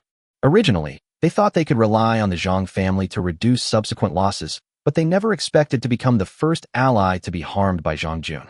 While shouting loudly to dissuade Jiang Jun, he was momentarily speechless with despair. Unfortunately, Jiang Jun also understood the principle of better to die than to die myself. Since my fairy servant has gone mad, I'll drag everyone down with me. While calling for help, Jiang Jun approached the Sun family's camp in an instant. Damn it, that bastard Jiang Jun. Seeing that there was no way to avoid it, Sun Li gritted his teeth and made a decision. All troops retreat. With this order issued, the Sun family's 20,000 immortal servants hurriedly retreated, trying to escape from the damned center of the vortex. Unfortunately, Jiang Jun, who had already prepared his plan, was not about to let him have his way. He quickened his pace even further, and amidst Sun Li's furious rage, landed directly in the center of the Sun family's camp, retreating to the rear along with the Sun family's immortal servants. Jiang Jun is there, brothers, kill him. We can't let him escape. By this time, the scout team was completely engrossed in the pursuit. Everyone had put in their best effort in the chase for the family patriarch. If Jiang Jun were to survive by sheer luck, every single member of the scout team present would be in serious trouble. Ha ha ha, what a great bro. With a hearty laugh, Zhang Yuan, who had previously disappeared, reappeared in the scout team. Brothers, follow me and kill Jiang Jun. Then they all took Jiang Jun's dog head and asked Jiang Chen for a reward. At this moment, Zhang Yuan was no longer the grief-stricken and panicked man he had been just moments before. Instead, he radiated renewed energy. Is what Chief Zhang said true? Do we really have a chance to become Jiang Chen's subordinate? The scouts' charge faltered, and Jiang Chen's promise was their greatest hope at the moment. That's for sure. I've already spoken with Jiang Chen. He's willing to give us the best weapons and the most generous treatment. The prerequisite is that we cut off Zhang Jun's dog head. Hiss. We will fight with all our might. Brothers, charge. Good heavens. With a vague promise, the entire scout team was as if they had been injected with adrenaline. The Sun family members in front, get out. Anyone who dares to protect Zhang Jun will die. Swish, swish, swish. With bloodshot eyes, the scouts raised their blades and slashed at the Sun family's servants who stood in their way. It wasn't that the Sun family's immortal servants really wanted to protect Zhang Jun, but Zhang Jun was a complete scoundrel.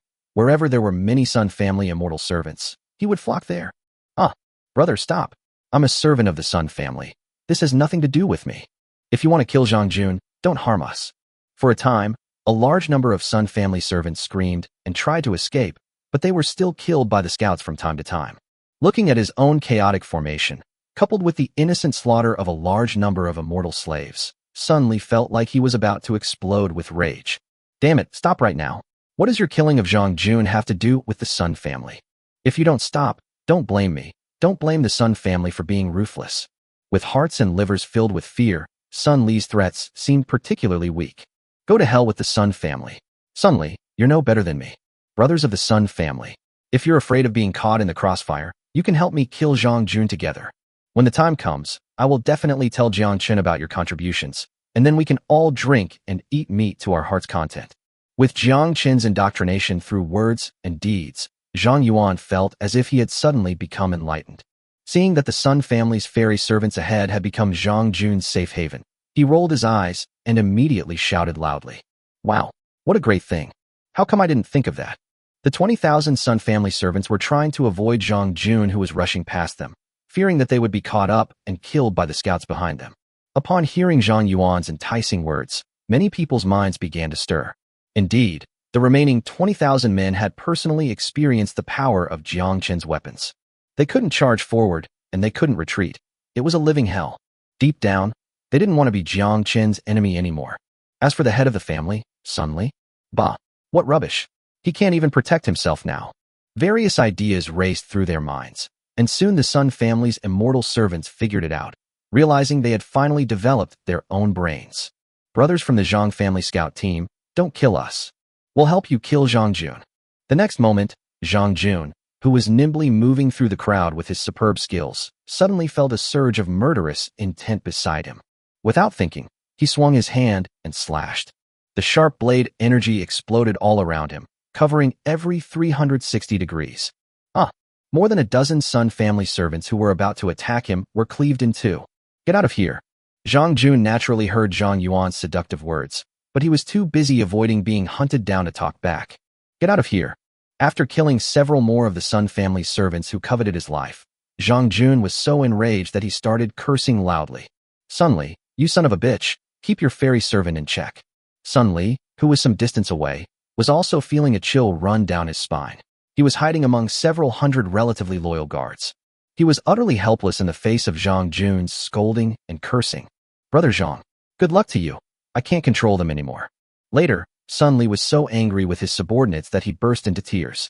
Sun Li, you bastard. I knew a long time ago that you were unhappy with me. I just tricked you into being the vanguard to test the waters. Why are you so petty? Acting like a resentful woman. In his panic, Zhang Jun blurted out whatever came to mind.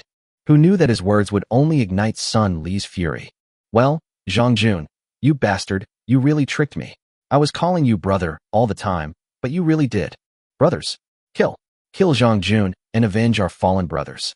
Sun Li roared, shouting until his voice was hoarse. Now, Sun Jiaxianu, who had some reservations before, had all his worries gone.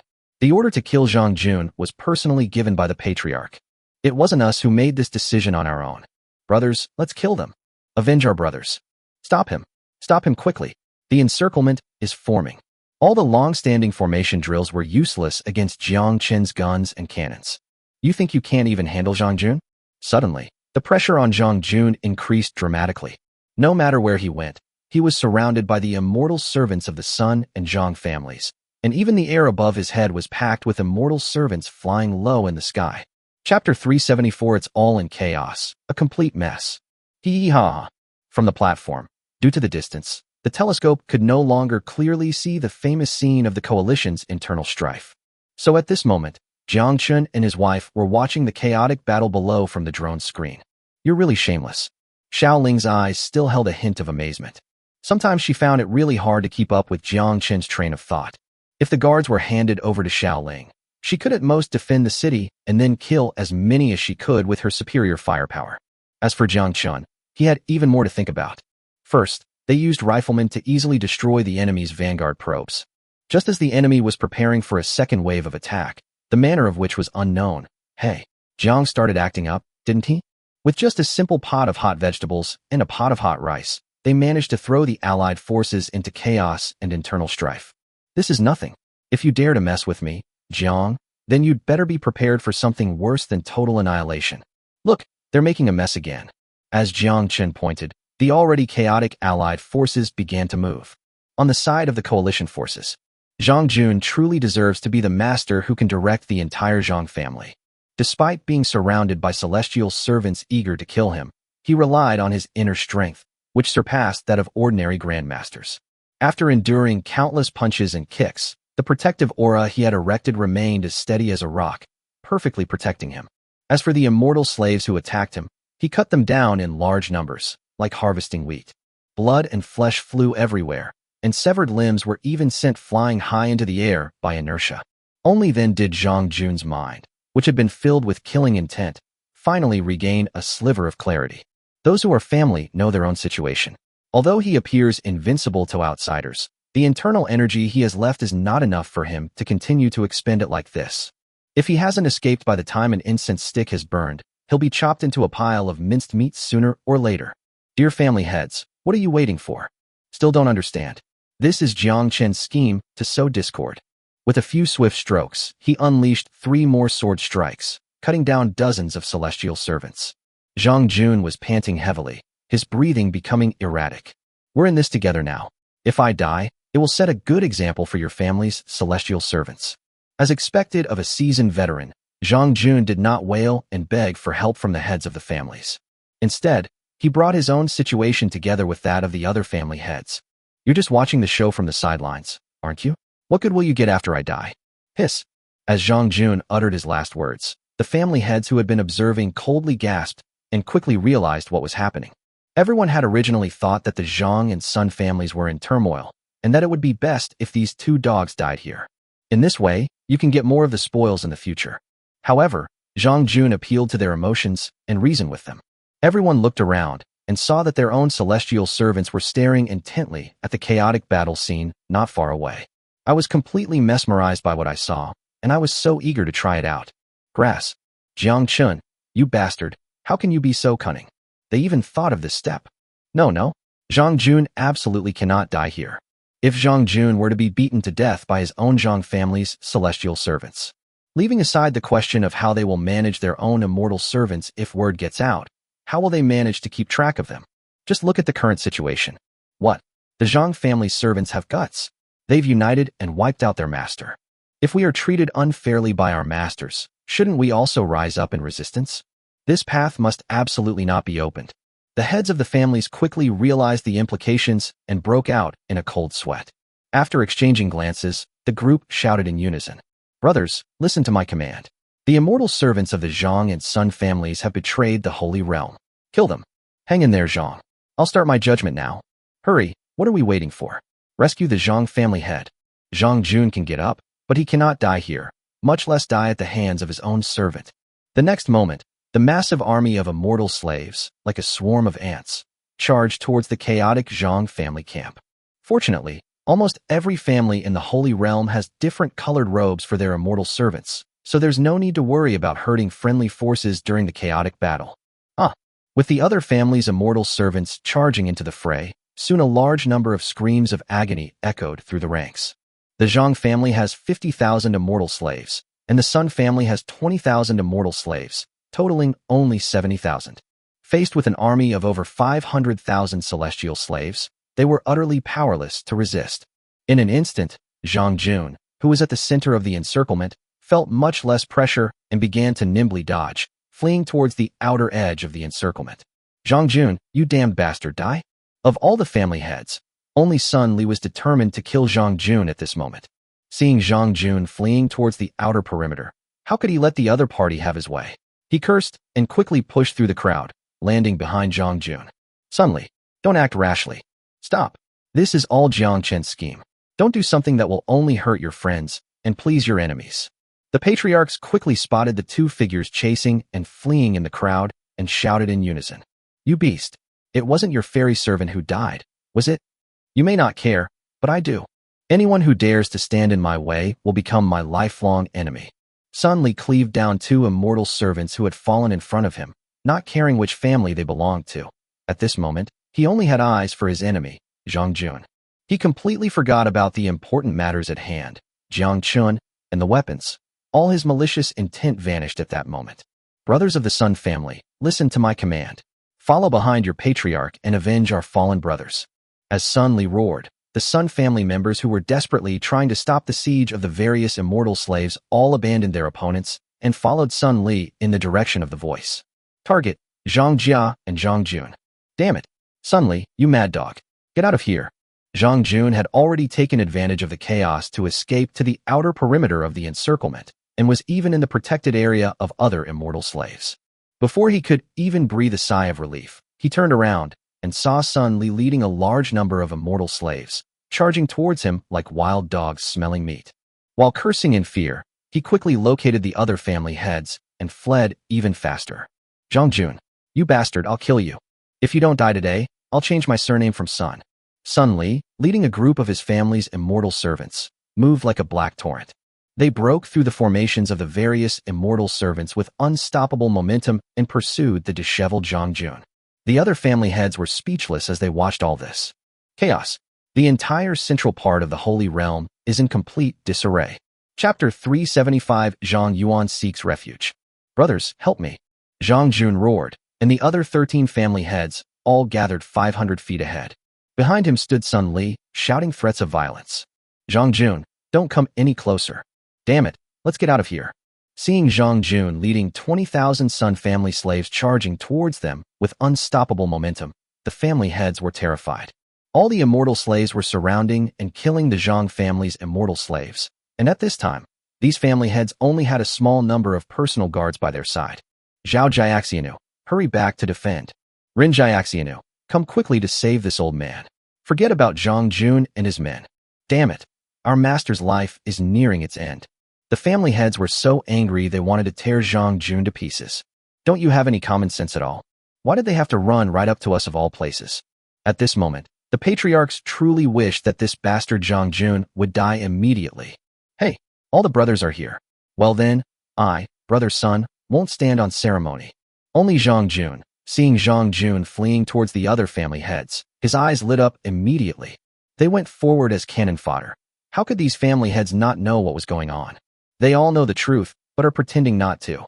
Since things have come to this, we might as well just kill all of you bastards. With the courage to burn one's bridges, Sun Li let out a loud roar the next moment. Brothers, those people ahead are the culprits who killed our compatriots. Kill them, avenge them. Revenge.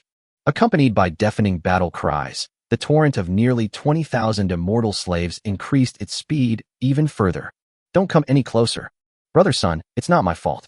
I really didn't mean to send you to your death. Bah, what's the point of saying all this? He's blinded by rage. The patriarchs scattered and fled, while the celestial servants of each family in the very center of the battle also received orders and desperately rushed back to their patriarch's direction to provide support. From high above, a black torrent surged forward, spraying blood and sending limbs flying wherever it passed. The other dozen or so groups of people split off a small portion to block the black-clad crowd from all sides. Many more rushed towards their own family heads, desperately protecting them. Damn it, die. All of you die. Watching Zhang Jun grow ever more distant and disappear from his sight, Sun Li was overwhelmed with mixed emotions. They were about to kill this bastard, but they were just a hair's breadth away from it. This huge sense of disparity caused him to lose his temper and become irrational. Kill all the immortal servants in front of you, no matter what clothes they're wearing. In an instant, the center of the battlefield shifted from the Zhang family's camp to the Sun family's camp, led by Sun Li. The Zhang family's immortal servants, who were originally being ganged up on, suddenly felt much less pressure after the other immortal servants turned their attention to Sun Li. After Zhang Yuan swung his sword and cut down one of the Rin family's servants, he was suddenly startled to find that the surroundings were completely silent, as if the chaotic battle just now was a dream. Leader, they've all gone to hunt down Sun Li. What should we do? Should we return to support the Sun family? Hearing his subordinates' questions, Zhang Yuan's eyes finally regained a glimmer of clarity. Looking around, corpses were scattered everywhere, staining the snow. The corpses piled up like mountains, and the snow was melted by the warm blood, turning into pools of red. A cold wind blew by, and Zhang Yuan couldn't help but feel a chill of fear. Looking at the newly formed central battlefield in the distance, the black-clad group representing the Sun family was completely surrounded, with screams and howls filling the air. A tremendous sense of lingering fear then began to spread through my mind. Help Sun Li? Help my ass. Bullshit. Zhang Yuanshao spat on the ground and said angrily. These grown men are all birds of a feather. Our lives are precious. We can't afford any more deaths or injuries. If Coco doesn't help Sun Li, how can we maintain our standing in the Holy Realm from now on? At this question, everyone present fell silent. Yes, these people used to be Zhang family servants, and they should have been risking their lives for the Zhang family. But as swords and blades fall upon Zhang Jun, will the Zhang family still have a place to stand? Some people had originally planned to rescue Sun Li, determined to protect him and help him escape from this place at all costs. At worst, I'll just integrate into the Sun family and become their pampered dog. What difference does it make which owner a dog follows? If the owner can provide shelter for the dog, that's enough, isn't it? But now that the leader has rejected the idea of sending reinforcements to Sun Li, what should be done with all these people? In the bleak, cold wind, the group looked around blankly. Surrounded by a large number of corpses, the Zhang family's celestial slaves, who originally numbered 50,000, now number less than 40,000. Of these 40,000 people, apart from the 10,000 scouts under Zhang Yuan's command at the beginning, the rest were all the immortal slaves who had been wavering at first. Although they had previously been ordered to kill Zhang Yuan's scout team. Although the patriarch's orders could not be disobeyed, these scouts were also his inseparable brothers. So how could they bring themselves to kill them? What's more, these people also secretly wished for Zhang Jun's death. Therefore, although the two groups were enemies on the surface, when they first started fighting each other, they were just putting on a show and not holding back too obviously. Just when everyone was feeling gloomy and downcast, Zhang Yuan suddenly burst into laughter. Ha ha ha. Brothers, even if we manage to escape with Sun Li, so what? It's just a change of masters. Perhaps Sun Li is even more demanding of us than Zhang Jun. But his words immediately drew everyone's attention, and Zhang Yuan continued. I had already contacted Jiang Chen, and he was willing to welcome us with open arms. Hiss. Is what Chief Zhang said true? In an instant, everyone's worries vanished, and as they talked, they frequently looked towards the distant valley. Of course it's true. You all know that Jiang Chen is short-handed. Compared to the phoenix tail of the Holy Realm families, why don't we become the chicken head of Jiang Chen? We know nothing about Jiang Chen's character, so he wouldn't. Faced with his subordinates' doubts, Zhang Yuan explained nonchalantly. The patriarchs all say that Jiang Chen is vindictive, but I don't think so. As long as he can provide his subordinates with hot meals, that's enough. We rebelled like this simply because we wanted to be human. Besides, who among you wants to become Jiang Chen's enemy and face his powerful guns and cannons? The last two sentences finally became the last straw that broke the camel's back. What are we waiting for?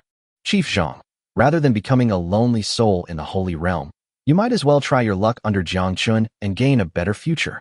Seeing that he had convinced his men, Zhang Yuan didn't want to waste any more time. What are we waiting for?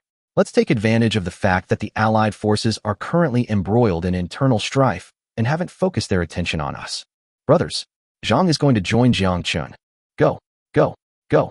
Chapter 376 Surrender, Jiang Chen's Dilemma. Due west of the Allied forces. As Sun Li was surrounded, his mere 20,000 immortal slaves, though initially charging with unstoppable momentum, eventually ran out of strength in the face of the encirclement and suppression by the Allied forces of over 500,000. At this moment, Zhang Jun had returned to the patriarchs and watched as the Sun family's immortal servants were being defeated and their numbers were dwindling. Kill. Kill as many as possible.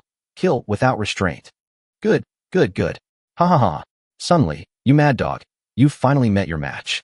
As the family heads listened to Zhang Jun's unparalleled, hearty laughter, they all inwardly felt contempt. I wonder who it was that was even crazier than a mad dog just now. Wow. Suddenly, someone shouted, causing everyone's hearts to skip a beat. What's the matter? Patriarch Xiao, that you're so panicked? Sun Li has already fallen into the hands of the allied forces and will be wiped out sooner or later. Zhang Jun, now free from crisis and in high spirits, echoed de Songjin's sentiments. Yes, yes, yes. I'm not saying this to you, Patriarch Xiao, but as the head of the family, you should have the composure to remain calm even if Mount Tai collapses. No, Patriarch Zhang, look. It's your fairy servant. Zhang Jun was about to continue his sermon when he heard this and suddenly snapped to attention. Damn it. How could we forget about our own rebel army? Following the direction pointed by the Xiao family head, what happened next made Zhang Jun jump up in shock. No. To the north of the chaotic battlefield, large groups of people were seen flying swiftly across the snowfield, heading towards the Xiao family valley, where Jiang Chen was located. Master Zhang, are the clothes your fairy servant is wearing black? Are these people planning to attack Jiang Chen alone, hoping to atone for their sins with their deaths? Faced with these two questions that required absolutely no technical expertise, Zhang Jun was at a loss for words. At the same time, the facts before our eyes also provide everyone with a perfect answer. As the large group of figures rushed forward, Jiang Chen's troops at the valley entrance did not fire a single shot to stop them. Even an urgent shout carried from afar. Master Jiang, it is I, Zhang Yuan. I have brought my brothers to seek refuge with you. Please, Master Jiang, for the sake of us chasing after that beast Zhang Jun, have your men open the defensive line and let us in. By this time, everyone understood what had happened. Pairs of eyes, some gloating and others pitying him, were fixed on Zhang Jun's face, making his blood boil. Puff! Zhang Jun could no longer bear the anger of being betrayed. He spat out a mouthful of blood and almost lost his balance. Oh dear, Patriarch Zhang, don't be in such a hurry. Your health is the most important thing. That's right, that's right. They only have about 40,000 immortal slaves with combat power. Your Zhang family still has more than 100,000 people. You don't need these few bastards. Yes, yes, perhaps this isn't a bad thing. Discovering such opportunistic traitors early on can help cut losses in time. Listening to the sarcastic remarks of a family head, Zhang Jun felt his vision go black and the world spin. Snort. Pushing away the arm that the Xiao family head was offering to support him, Zhang Jun, driven by his pride, tried to make amends. Zhang Yuan, that bastard, thinks he can be valued by Jiang Chen? What a pipe dream. Little did they know that those who betray their masters for personal gain throughout history could never be truly trusted. As he spoke bitterly, Zhang Jun's eyes suddenly lit up. Well, ha ha ha, just as I predicted. Everyone, please watch. Following Zhang Jun's guidance, everyone turned their gaze back to the distance.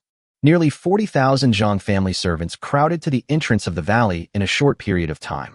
Instead of Jiang Chen coming out to greet him, he was met with a series of dark gun barrels pointing directly at him.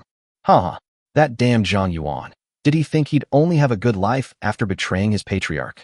Little did he know that in Jiang Chen's eyes he was nothing more than a dog. Seeing this scene, the other family heads also breathed a sigh of relief. It should be noted that if Jiang Chen really accepted Zhang Yuan and the others, this is equivalent to setting a good precedent for all the immortal servants of all families. After Zhang Yuan's brainwashing, although the immortal servants of each family are still obedient, no one can guarantee that they will not develop disloyalty in the future. Seeing that Jiang Chen's defenses were now firmly in place, everyone felt much more at ease. At least, their own immortal servants won't be defecting to Jiang Chen anymore. Xiao, just watch. That beast Zhang Yuan will definitely not come out unscathed. As Zhang Jun's gloating voice faded, everyone waited for the moment when Jiang Chen would unleash his killing spree. However, is the reality really as Zhang Jun predicted? This side of the valley entrance. Zhang Yuan's heart sank to the bottom. Originally, I thought that since I was here to seek refuge, even if Jiang Chen wasn't enthusiastic towards me, he wouldn't be willing to give up these 40,000 immortal slaves. Unexpectedly, he rushed excitedly to the mouth of the valley. Although they were not met with a hail of bullets, the dark gun barrels in front of them seemed to reveal endless killing intent. Master Jiang, didn't we agree on this? Are you going back on your word? Not only was Zhang Yuan alarmed, but the other Zhang family servants were also filled with trepidation. I was careless. You really can't trust ordinary people so easily. Although their combat strength is inferior to that of the Holy Realm, they are incredibly cunning. Many immortal servants have begun to look back on the path they came from, trying to escape before Jiang Chen goes on a killing spree. At this moment, Jiang Chen was also rubbing his temples, deeply troubled. Linger, everyone says that the celestial servants in the Holy Realm are the most loyal. These guys even betrayed their master. How can I trust them? This was also where Jiang Chen hesitated. The usually cautious man was conflicted. On one hand, there were 40,000 immortal slaves who came to their door without any resistance. That's a full 40,000 men. The entire Imperial Guard doesn't even have that many men combined, and he couldn't bear to part with them. On the other hand, he was also afraid that Zhang Yuan's betrayal was a hidden weapon of Zhang Jun. If we just let 40,000 people into the city like this, what if they launch a surprise attack from the center? She whispered her worries, only to be met with Xiao Ling's matter-of-fact gaze. Didn't you see what just happened through the drone? Zhang Jun and Zhang Yuan had no chance to secretly collude, so Zhang Yuan's rebellion was not something Zhang Jun had planned beforehand. As the saying goes, an outsider's perspective is always clearer. Xiao Ling's words enlightened Jiang Chen. However, he still had some concerns. But that's 40,000 people, 40,000 hearts. Even if Zhang Yuanjin truly belongs to someone, what about the others? Who knows if there are any die-hard Zhang Jun loyalists among them? Xiao Lingfei rolled her eyes. Isn't this a very simple question? Among the 40,000 people, there must have been many who were swept up by the tide, but individual will is quickly eroded in a collective. If you're truly worried, it's actually quite easy to resolve. Oh, I'd like to hear more about it. Jiang Chen's eyes lit up, and he brought his ear close to Xiao Ling's mouth. You just need to do this and that. Less than a minute later, Jiang Chen's doubts vanished, and his face beamed with a smile brighter than a chrysanthemum. Moi? As expected of my wife, Jiang.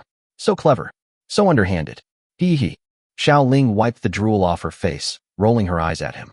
You bastard, trying to take advantage of me, huh? Well, Zhang Yuan. Sorry I had to take a dump earlier, so I'm late. Please don't mind. When Jiang Chen's voice came, Zhang Yuan, who had begun to lose heart, seemed to come back to life. Not too late. Mr. Jiang, please speak your mind. I, Xiao Zhang, am all ears. Chapter 377 Zhang Yuan's Psychological Game. Master, we are truly surrendering. May we be allowed to enter? Zhang Yuan breathed a sigh of relief. Since everyone had arrived at the mouth of the valley, Jiang Chen had not yet ordered his men to attack, which meant that everything was negotiable. In fact, he was well aware of his current awkward situation. Putting myself in Jiang Chen's shoes, I wouldn't have easily let 40,000 Zhang family rebels in either. What if things get chaotic? Brother Zhang, I know you're in a hurry, but don't rush. Zhang Yuan looked up, and from this distance, he could clearly see Jiang Chen's head peeking out from the high platform. Hearing Jiang Chen's words, his heart, which had just settled down, tightened again. Since Jiang Chen didn't let them in, it means he was wary of them. What exactly does he want to do? Fortunately, Jiang Chen didn't keep Zhang Yuan waiting for long, and explained his concerns in the next moment. Brother Zhang, to be honest, I warmly welcome your defection, but you should also think about Zhang's sake. Currently, Jiang only has a little over 20,000 men under his command, many of whom are ordinary martial artists, none of whom have even reached the 5th grade Grandmaster realm. Brother Zhang has over 40,000 heroes under his command, the lowest rank of which is a 5th grade Grandmaster. I, Jiang, also have my concerns. Hearing Jiang Chen's words, which sounded so fearful and apprehensive, Zhang Yuan hadn't even said anything when his 40,000 immortal slaves couldn't hold back any longer. Damn it, Chief Zhang, you've been fooled by that bastard Jiang Chen. We were so eager to pledge our allegiance to him, and we almost killed the head of the family. Now that we're here, Jiang Chen is acting like an innocent victim. This is clearly something they used up and then abandoned. Damn it, we can't get anywhere by attacking either side, so we might as well all join forces and charge at Jiang Chen's troops. If we can conquer the valley and obtain Jiang Chen's weapon, we might still have a chance to survive. Amidst the turmoil, some harbored resentment, while others even contemplated a desperate last stand. Zhang Yuan was also in a real bind. Ahead lay Jiang Chen, who had closed the valley to the public, while further behind, in the distance, lay the allied forces that had already wiped out the Sun family's immortal servants. Looking back into the distance, the 14 allied armies of immortal slaves could be faintly seen, having now completed their rest and reorganization. A vast number of celestial slaves were now lined up in formation on the spot. They did not immediately attack their own rebel forces, partly out of fear of Jiang Chen's threat. Perhaps they'd rather witness the fate of their rebel army firsthand. For a fleeting moment, Zhang Yuan was almost persuaded by his subordinates to order a desperate assault on Jiang Chen's defenses. However, he forcefully suppressed this terrible thought. Not to mention that at this distance, Jiang Chen is fully capable of launching a full-scale attack on him. Most importantly, he felt that Jiang Chen hadn't finished speaking, rather than simply wanting to use him and then discard him. Shut up. With a fierce roar, His men behind him immediately fell silent, and 40,000 pairs of fearful and uneasy eyes turned to him. Composing himself, Zhang Yuan closed his eyes and shouted back upwards.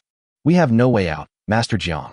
Seeing that Zhang Jun and the other family heads have regrouped, they may launch an attack soon. We urge Master Jiang to make a decision as soon as possible. Besides pleading for weapons, his words also carried a subtle threat. Zhang Yuan's meaning was roughly that even though you are currently holding a strategic position, but if they really provoke me, when the Allied forces launch their offensive, my 40,000 men will really have to give up and fight to the bitter end. With 40,000 men in front of you, no matter how powerful your weapons are, these many human shields can serve as the vanguard of the Allied forces. When hundreds of thousands of immortal slaves approach the valley, Jiang Chen won't fare well either.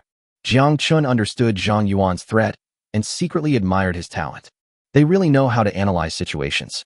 However, what Zhang Yuan didn't know was that even if that time really came, Jiang Chen wouldn't be afraid. The mortars and tank guns haven't even been used yet. Oh dear, look at you. Brother Zhang, why are you getting so worked up? I didn't say I wouldn't accept you all. It's just that I, Jiang, also have my concerns. Hearing Jiang Chen's ambiguous words, Zhang Yuan's heart stirred. There's room for discussion. Master Jiang, the situation is extremely urgent. Please show us the way forward. As he spoke, Zhang Yuan knelt down on the ground with a thud, and a large number of immortal servants behind him also knelt down, showing extremely good attitude. In the distance, in front of the Allied forces camp.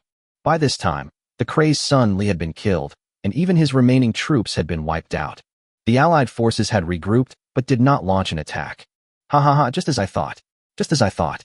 That bastard Zhang Yuan thought that by betraying his family head, he could join Jiang Chen's ranks, but he never expected that he was just being used. A chess piece is just a chess piece. Zhang truly lamented the misfortune of his life. Seeing that Jiang Chen still hadn't opened the valley to let Zhang Yuan and the others in, and even now that the rebels were all kneeling on the ground, Jiang Chen still showed no intention of opening his arms. Zhang Jun was in a great mood, feeling a sense of exhilaration, like when his wife cheated on him, he discovered her affair, and she turned to a new lover, only to be rejected by her. Awesome. So awesome. Patriarch Zhang is absolutely right.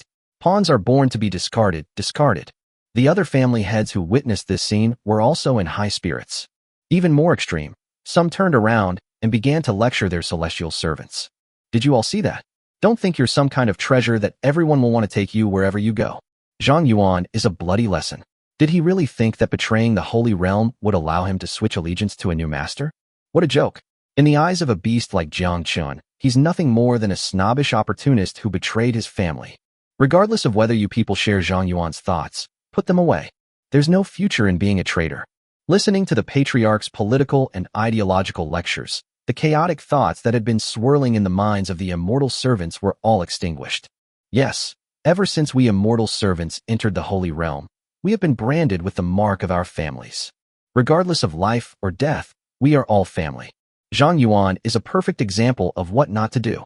Regardless of how the coalition forces laugh at it or how they try to educate the people, they will not change the fact that the coalition is making a fool of itself. On this side of the valley, Jiang Chen's tone became more amiable than ever before. Haha, what are you all doing? We're all brothers. Why be so formal? Looking at the kneeling celestial slaves below, Jiang Chen's gaze softened, and he finally made a decision. He picked up the walkie-talkie and gave Tori an order. You can give it to them now. As Jiang Chen issued his order. The next moment, the roar of the engine began. Chapter 378, Distributing Rifles, A Pledge of Allegiance.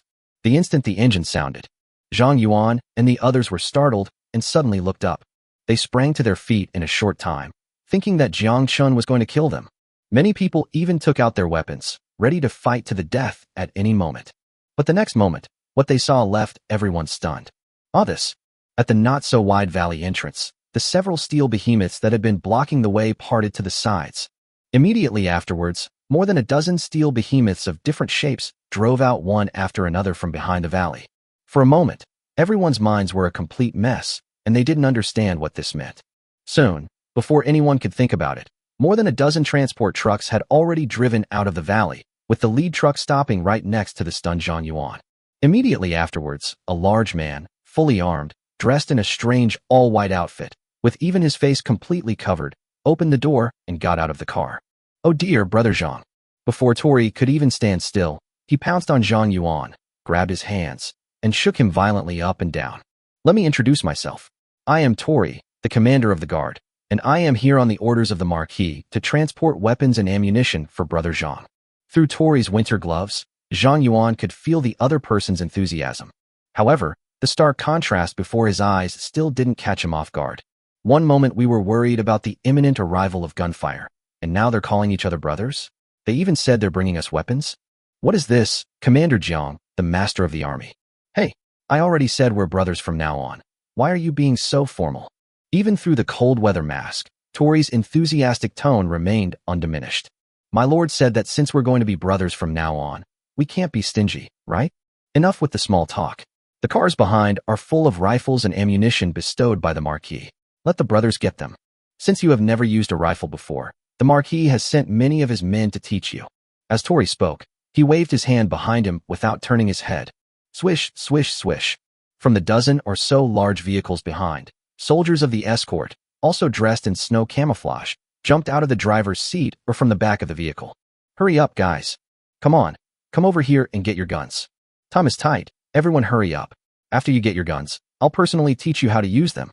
Listening to the soldier's tone, which showed no displeasure. Although Zhang Yuan still felt as if he were in a dream, he subconsciously waved to the people behind him.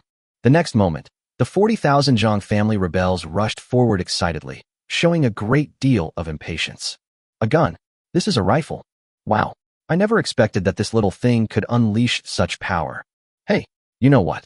We got our hands on that good stuff that those bastards Zhang Jun risked their lives for and failed to get.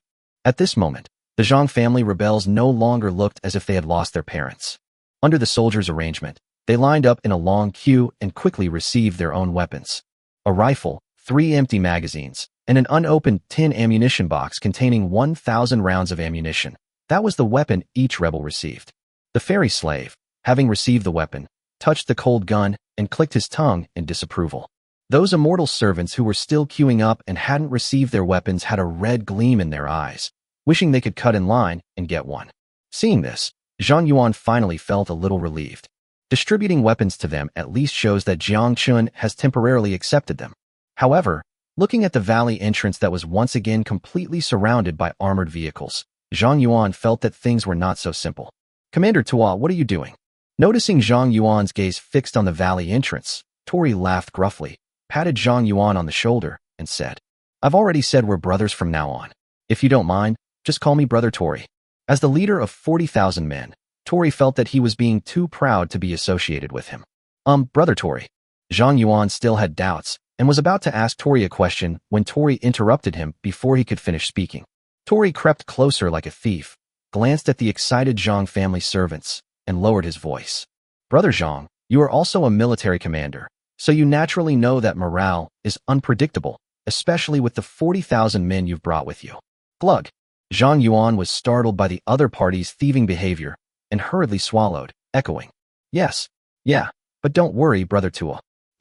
Don't worry. How can I not worry? You may be relieved, but what about my lord? Tori didn't give Zhang Yuan a chance to argue, and continued.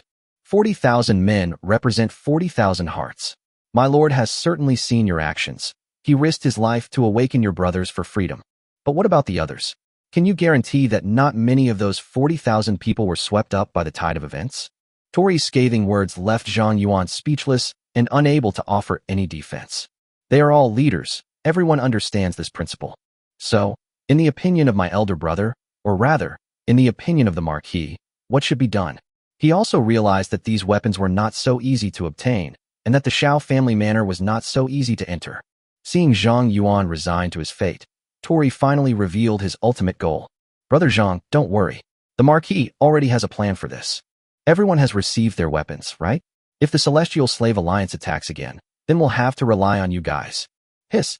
Zhang Yuan's suspicions finally came true, and he gasped in shock.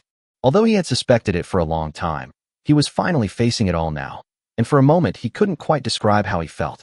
Seeing Zhang Yuan lower his head and remain silent, Tori thought he was scared and began to comfort him. Brother, you don't need to worry so much.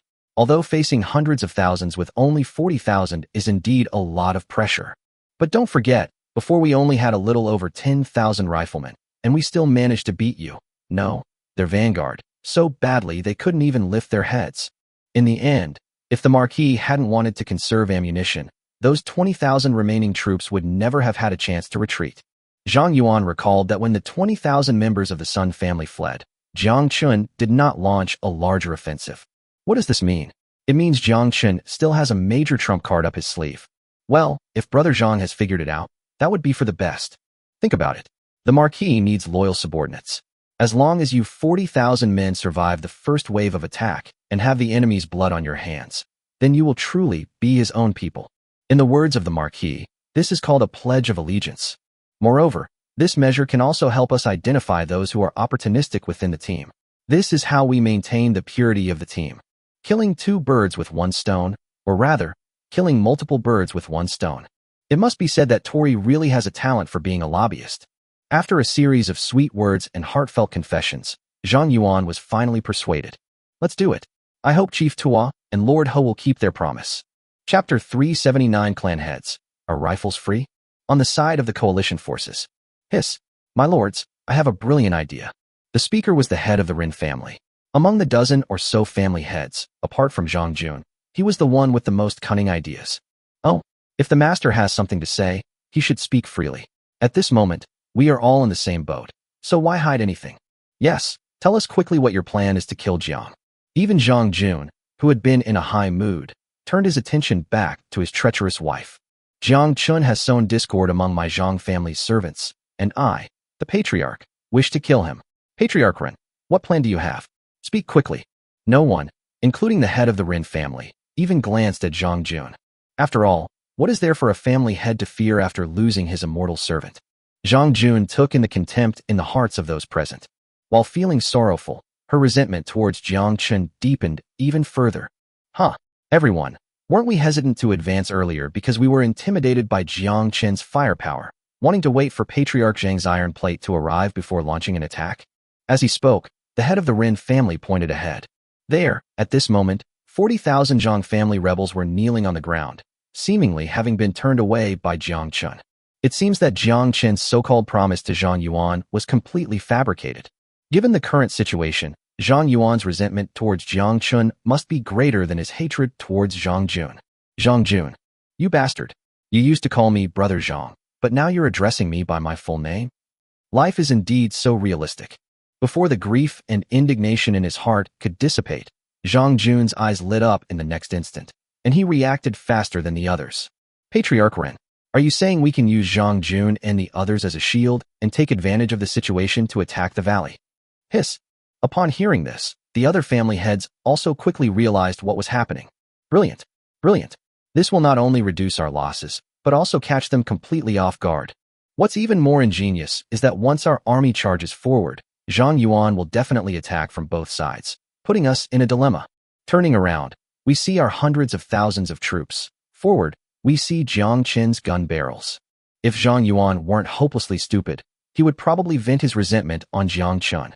Moreover, Zhang Yuan was already within 50 feet of the valley.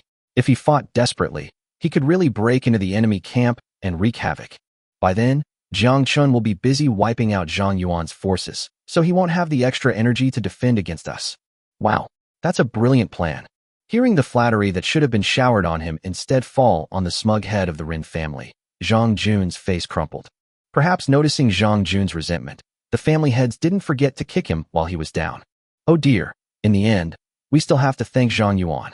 I never expected that after searching high and low, Zhang Yuan would be right at the enemy's doorstep. We have to thank the Zhang family head for his unintentional act. Patriarch Zhang sacrificed his own immortal servant to pave the way for our attack. This is truly a righteous act. Patriarch Zhang, please accept my bow. Damn it. Damn it. Zhang Jun, who was already feeling frustrated, became even worse after hearing the veiled and overt sarcasm. With a puffed sound, another mouthful of blood was spat out. After a moment, the tightness in his chest eased slightly, and Zhang Jun swayed unsteadily, almost losing his balance.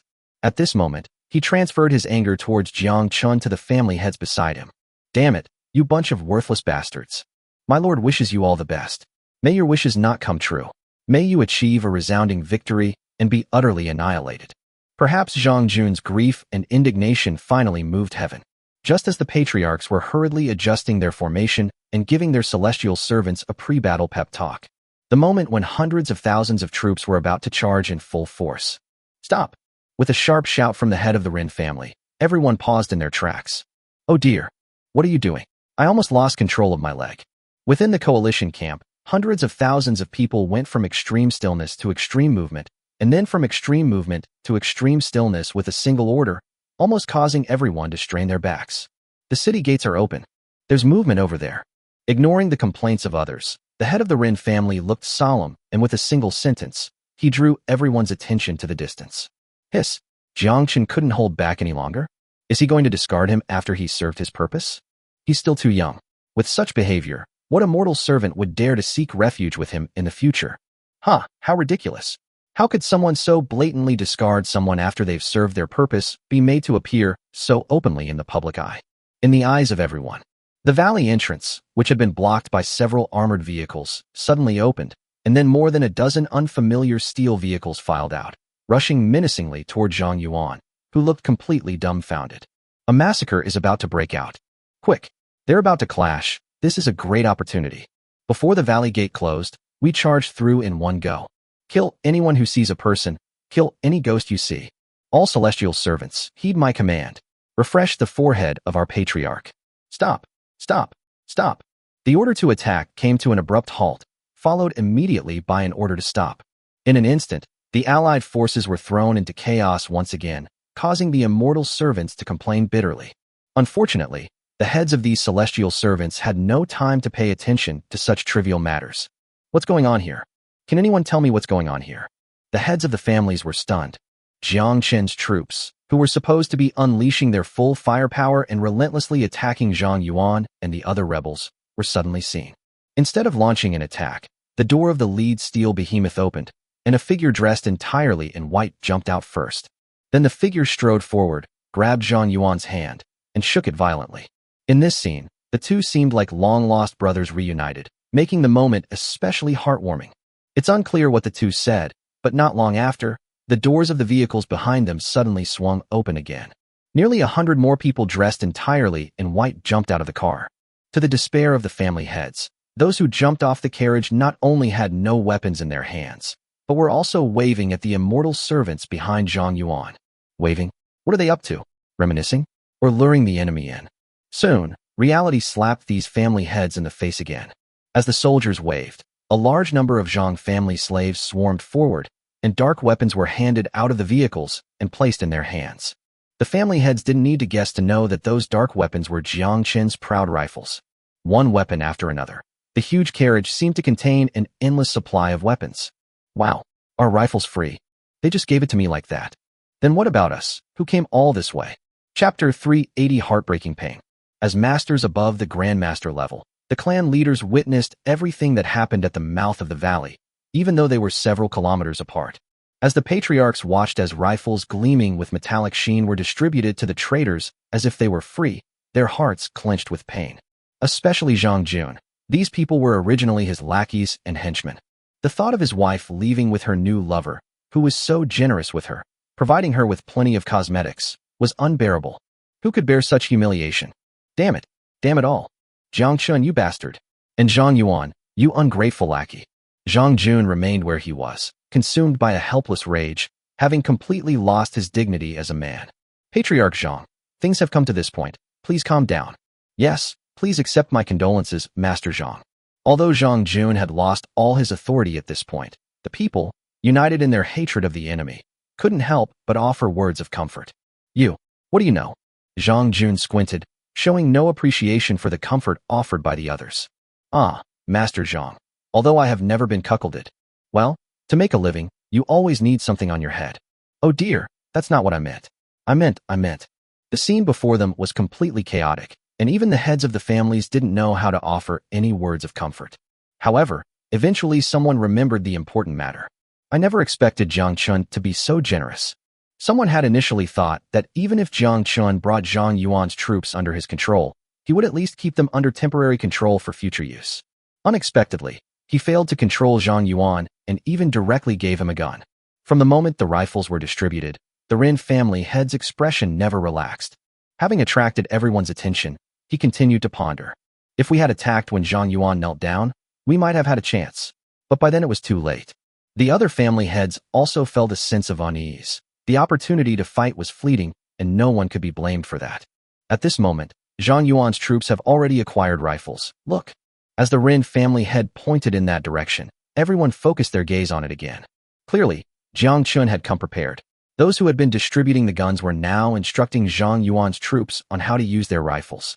Just as the head of the Ren family was speaking, sporadic gunshots suddenly rang out in the distance. Da-da-da, da-da-da.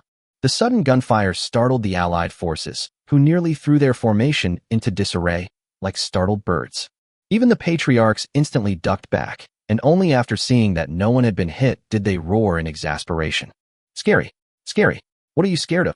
Damn, the rifle's range is only a few hundred meters, so straighten your backs. Talk is talk, criticism is criticism.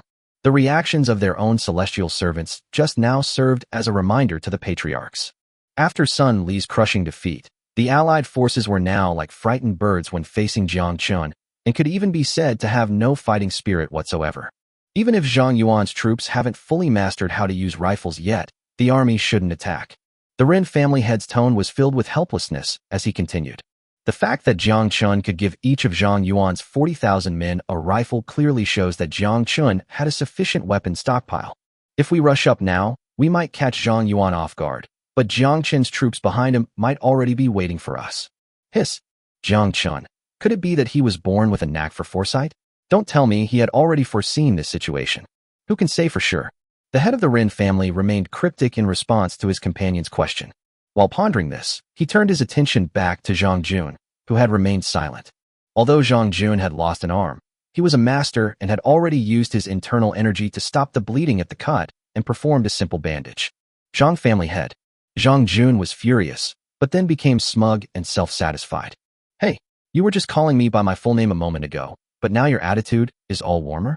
He understood that the reason the head of the Ren family was acting this way was because he coveted the steel plates that were already in transit. What's going on? Why do you patriarchs pay so much attention to a defeated patriarch like me? Unforgiving when in the right, Zhang Jun pretended to be stupid. Hee, look at you, Zhang family head. We're all brothers on the same side. Why make things so awkward? As you mentioned before, the iron plate that was commissioned to be made.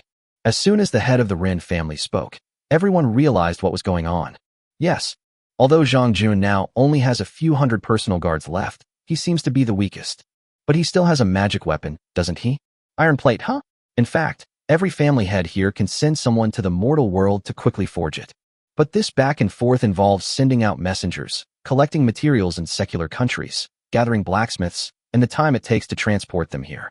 It will take at least 3 to 5 days, and at most 7 or 8 days. Although it's possible to do it, by the time the hot plate arrives here, it'll probably be too late. Don't be fooled by Jiang Chen's cowardly appearance. He never came out of his shell from beginning to end. But if the army just waits here for a few days, let alone what Jiang Chen will do next. In this harsh weather, the army initially carried only 7 days' worth of provisions. Now we only have 3 or 4 days' worth of rations left. The coalition forces cannot afford to wait. Withdrawal of troops? That's even more impossible. Haven't you heard of the saying, one effort, then a decline, then exhaustion? Moreover, there are a large number of weapons stockpiled in the valley in front of us, and it would be really unwilling to just leave like this. They finally managed to trap Jiang Chen's troops here, but who knows if Jiang Chen will be waiting here next time. Haha, Patriarch Zhang, be more magnanimous. How can you hold a grudge like a woman? Yes, I was wrong just now. Brother Zhang, you'll always be our elder brother. Absolutely. Without Brother Zhang's leadership, I wouldn't even know how to fight. Hearing the compliments from everyone, Zhang Jun's annoyed mood finally eased. With a long-term vision, Zhang Jun understood that to achieve victory, he still needed the help of these beasts around him. Fine, let's reassure them. In that case, once the iron plate arrives, Zhang will naturally be willing to contribute it. Of course, the distribution of spoils afterward. This is the key point. Hey, what are you saying, Brother Zhang? Just like we agreed before, you provided the iron plate. That's the biggest help. Yes. Even if Brother Zhang stops taking action and just watches the show from now on, we will have no complaints. Hearing the reassuring words from everyone, Zhang Jun felt secretly pleased with himself. He wasn't worried about these people going back on their word, because along with the 10,000 iron plates came a full 40,000 immortal slaves responsible for transporting them. For people worked together to move a single iron plate, this number of 40,000 was just the minimum. With these assurances, the gloom in Zhang Jun's heart vanished instantly. Jiang Chen, Zhang Yuan. Just you wait. I'm going to skin you alive and tear you apart. With these harsh words uttered, Zhang Jun seemed to have become the leader of the allied forces once again. Yes. This time it's all thanks to the Zhang family head's foresight. Brother Zhang, we admire you to the fullest extent. The family heads were about to continue coaxing Zhang Jun when they were suddenly interrupted by a loud explosion from behind them. Boom. Chapter 381 My Lord. Times have changed. Boom. The enormous explosion echoed among the surrounding snow-capped peaks, startling Zhang Jun and the others into a state of panic. What? That sound. It's from behind. The voice is coming from behind the army formation. In an instant, the heads of the families all turned around and looked back. In the distance to the west of the military formation, two snow-capped mountains suddenly experienced avalanches, exposing the black soil beneath their massive slopes. That's the direction we came from. Broken. Zhang Jun slapped his forehead and quickly realized what was going on. They are celestial servants who transport iron plates. No way. They clearly ordered the messenger back before entering the east, specifically instructing the follow-up troops to avoid the minefields. How could this be? No, that's not the sound of a landmine. After Zhang Jun finished speaking, everyone fell silent. The clan leaders had already witnessed the sound of landmines. Though enormous, they couldn't travel such a distance. In an instant, a terrifying thought swept through everyone's minds. Quickly, send out scouts to investigate and report back immediately. In a moment of urgency, Zhang Jun quickly gave orders to the guards beside him. Yes. Just as the group was about to discuss what was happening, several louder noises came from the same direction. Boom, boom, boom, rumble. For a moment, it seemed as if their suspicions had been confirmed. After a moment of silence among the family heads, Zhang Jun spoke first. If you were landmines, you would have been buried by the snow and rendered useless in such an avalanche. Therefore, a certain conjecture. Before he could even voice his thoughts, the head of the Rin family blurted out. We are surrounded. Hiss. Although people are reluctant to admit it, the situation at this moment leaves no room for further speculation. When? How did Jiang Chen manage to do that? Since the army first arrived here, no one has been seen coming out of the valley. We followed his scouts closely until we arrived here. Jiang Chen's scouts didn't even have time to send back the intelligence. Moreover, even if the scouts sent back intelligence earlier, how could he possibly have time to set up such a large net? Could it be that Jiang Chen has the ability to foresee the future and made preparations before we even arrived? Each guess, accompanied by fear, slipped out. Finally, to put their minds at ease, several scout teams of 100 men each dispersed in all directions around the army formation. Time flew by, and as the first group of scouts returned, everyone's hearts sank. Report. Enemy troops have been spotted dozens of miles to the west. But master, that is. Say it. Do you want to die? Yes. The scout hesitated for a long time, carefully choosing his words before speaking, his tone filled with deep fear. It's a steel behemoth. I've never seen anything like it before. It has no wheels, only a long iron pipe on top. With a roar, the iron pipe blasted the top of the distant hilltop flat. As the scout finished speaking, the heads of the families felt a chill run down their spines, and their bodies were instantly drenched in cold sweat. Hiss. Steel behemoth? Is there a long iron pipe on top? Upon hearing this description, everyone immediately understood. They couldn't help but turn their gazes toward the valley entrance where Jiang Chen was in the distance. There, 5 horse-drawn carriages, known as tanks, had closed the valley back up. Those long iron pipes, covered in snow, pointed far away in this direction. They knew that if the two sides weren't far enough apart, these tanks would have already roared into action. Before they could think it through, as the scouts returned one after another, the heads of the family's hearts sank lower and lower. Report. A horse-drawn carriage has been spotted in the snow-capped mountains to the east. Report. To the south, towards Hangu Pass, the main mountain road is blocked by a strange chariot. Our troops dare not approach. Even now, the worst-case scenario has unfolded. The patriarchs, who had initially been aggressive, suddenly backed down. Phew. Cold sweat kept seeping from Zhang Jun's forehead, freezing into crystals in the cold wind. Ladies and gentlemen, we have truly underestimated Jiang Chen. We initially thought he was a piece of easy prey, something we could easily devour in one bite. But we never expected. Unexpectedly, The most skilled hunters often appear as the prey. If Zhang Jun had ever browsed Dehongshu, a Chinese social media platform, he would have blurted out this sentence. Damn, damn, damn. How could this be? How could this be? What are we going to do now? Those rifles couldn't break through, and now they're surrounded by so many tanks. To be fair, Zhang Jun truly deserves to be called a steadfast family head. While the other family heads were filled with gloom and at a loss, the task of regrouping the army fell to him. Friends, do not give up. After attracting the attention of others, Zhang Jun turned to the guards and scouts who had initially left and asked, Iron plates, what happened to those iron plates? With so many celestial slaves, surely there must be one who can't break through the tank's blockade. Although Zhang Jun had never witnessed the power of tanks firsthand, he only knew about them from the accounts of Corina and Jiang Xian. But he firmly believed that there was no weapon in the world that could hold off 40,000 immortal slaves in an instant. Just like those landmines, besides triggering an avalanche with a huge sound, at most they can only slaughter the combat forces around the blast point. As he expected, the guard blurted out, reporting to the master, although the tank is incredibly powerful, possessing near-destructive capabilities, I have observed that there must be a gap of several breaths between each time the tank emits fire. Fortunately, there was this interval, and although the Iron Plate team was initially at a loss, they managed to cross the tank blockade line in batches as quickly as possible. By now, the follow-up troops should be arriving here soon. What you say comes true. As soon as the celestial servant finished speaking, faint figures began to appear on the western horizon. These celestial servants were the Zhang family's logistics force responsible for transporting the iron plates.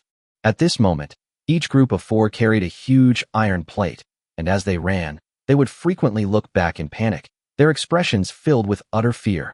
Haha, I knew it. Jiang Chen wants to use the catch the turtle in the jar trick?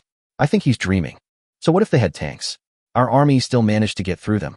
As Zhang Jun gloated, more and more iron plates began to appear and rushed towards the allied forces. Seeing this scene, Zhang Jun, who had just been grieving, felt that he was back to normal. Upon receiving the message from the armored forces on the platform, Jiang Chen put down the walkie-talkie. Damn, I didn't expect that bastard Zhang Jun to have a backup plan. I should have sent more tanks over there. However, do you think that with these iron plates you can defeat me, Jiang? My lord, times have changed. Chapter 382 The Iron Plate arrives. Haha, the iron plate has been set. Jiang Chen's death is imminent. At the front of the allied forces, seeing more and more of Zhang family's servants gathering with iron plates, Zhang Jun felt that he was invincible again. Patriarch Zhang, you truly are a model family in central China. Absolutely. Although I don't know when Jiang Chen set up the ambush around us, he clearly underestimated the Zhang family's servants' loyalty to his master. A mere few tanks can't possibly block the way for logistics and supplies. That's wishful thinking on the part of outsiders. The heads of the households echoed this sentiment. Clearly, although Zhang Jun lost an arm at this time, his status was elevated again with the arrival of the Iron Plate troops. Patriarch Zhang, what are we waiting for? Let's go? With nearly 10,000 iron plates already in place, the head of the Ren family could no longer wait. Jiang Chen's armored troops have cut off our retreat. If we don't seize the time to attack the city, we will soon be attacked from both sides. Time is of the essence at this moment. We cannot afford to delay. Everyone understands the principle, and Zhang Jun is no exception. While he felt a great sense of relief, his mind also began to race. Seeing the eager expressions on the faces of his allies, he was just as anxious, but he didn't show it on his face. Dear family heads, these iron plates were made by my Zhang family, so they can be considered as materials of my Zhang family, right? Hearing Zhang Jun's leisurely words, the Ren family head and the others were stunned for a moment and subconsciously said, Yes, yes. What did Patriarch Zhang mean by this? Master Zhang, hurry up, or it'll really be too late. Seeing the strange looks on everyone's faces, Zhang Jun began to act. My lord provides siege equipment, and now he wants my lord to send troops? There's no such thing as a free lunch. Gentlemen, we have a prior agreement regarding this campaign against the Jiang bandit. Everyone contributed the same number of people, and the profits were split equally. I'm not afraid to admit it, but Zhang Yuan has led my Zhang family's immortal servants in a collective defection, and I have already suffered considerable losses. Now that the iron plates provided by a certain company have arrived, do you still have the nerve to let Zhang Jiaxian charge ahead? In their eyes, iron plates are indeed a powerful defensive weapon. However, the stronger the defense, the more attacks it will suffer in wartime. Everyone present actually knew this. Previously, the other family heads pretended to be ignorant and did not mention who would bear the attack with the iron plate. Unexpectedly, Jiang Jun, who had suffered the pain of losing his arm, was not blinded by hatred at all, but instead calmly thought of this aspect. That's right. So according to what the Jiang family had said, how should this attack be carried out? Time waits for no one. We should all follow Patriarch Zhang's plan and stop dawdling. The heads of the families all despised Jiang Jun's petty nature, unaware that they themselves were the most despicable. Trying to get something for nothing? You bunch of animals, you're dreaming. Jiang Jun cursed under his breath before finally revealing his true purpose. Since no one has any objections, then I will reluctantly take on the role of commander-in-chief once again. Jiang Jun paused for a moment, and seeing that everyone was holding their breath, he continued. I just made a brief visual estimate, and of the original 10,000 iron plates made in the mansion, only 9,000 remain after the attack by Jiang Chen's tanks from behind. Let's say it's 10,000 iron plates. Each of you will send a number of your celestial servants to form a tortoise formation, carrying the iron plates to draw fire for the army's charge. At this moment, Jiang Jun had to admire his own foresight. Before personally leading the expedition, he analyzed the power of Jiang Chen's heavy firepower, such as mortars, from intelligence reports, and specially commissioned these iron plates. Each piece is 10 feet wide, more than 3 feet long, and 5 fingers thick. In other words, each iron plate is 3 meters wide, 10 meters long, and 10 centimeters thick. Heaven knows how difficult it was to search for so many iron artifacts in a short time in a secular country controlled by the Jiang family. Keep in mind that this was in ancient times when productivity was low. Perhaps, at this time, not only did the army in that secular country have almost no weapons, but even the pots and pans that ordinary people relied on for survival might not exist. This can be considered a desperate gamble in some ways. Jiang Jun silently gave himself a pat on the back. Knowing that time was of the essence, he quickly began assigning tasks. Each iron plate could conceal nearly 20 immortal slaves. The 9,000 iron plates were 180,000. Jiang Jun glanced at the Ren family head, who had interrupted to answer, with displeasure, and couldn't help but purse his lips. You bastard, you think you're so good at math? You think you're so smart? Ahem. That means 180,000 immortal slaves will act as armored soldiers charging ahead, serving as a shield army. There are still about 400,000 immortal slaves left, who are gathered together and following behind the Tai family army, waiting for an opportunity to strike. The defense should maintain distance from Jiang Chen's forces and avoid being overly ambitious or reckless. They charged into the enemy lines, or got close enough to block enemy fire, and then charged in one fell swoop. This was the battle formation that Jiang Jun had simulated countless times in his mind before setting off. He hadn't expected that what was originally just a backup plan would be implemented so soon. If anyone's to blame, it's Jiang Chen, that bastard, for being too difficult to deal with. Gentlemen, what do you think of this plan? If no one has any objections, then each of you should gather your men and take over the iron plate. After finishing his speech, Jiang Jun was about to turn around and return to the rear to check his own immortal servants stationed in the army, ready to enjoy the grandeur of a great general. Patriarch Zhang, please wait. At the shout of the head of the Ren family, Jiang Jun stopped and turned around.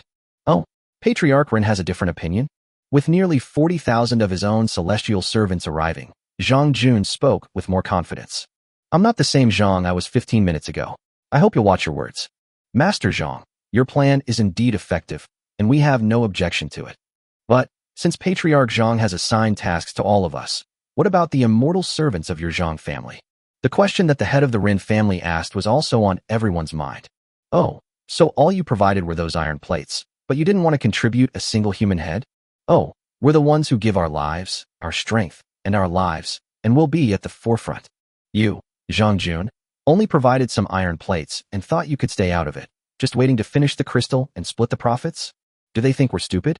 Facing the resentful gazes of more than a dozen family heads, Jiang Jun felt his head start to ache again. What a bunch of idiots.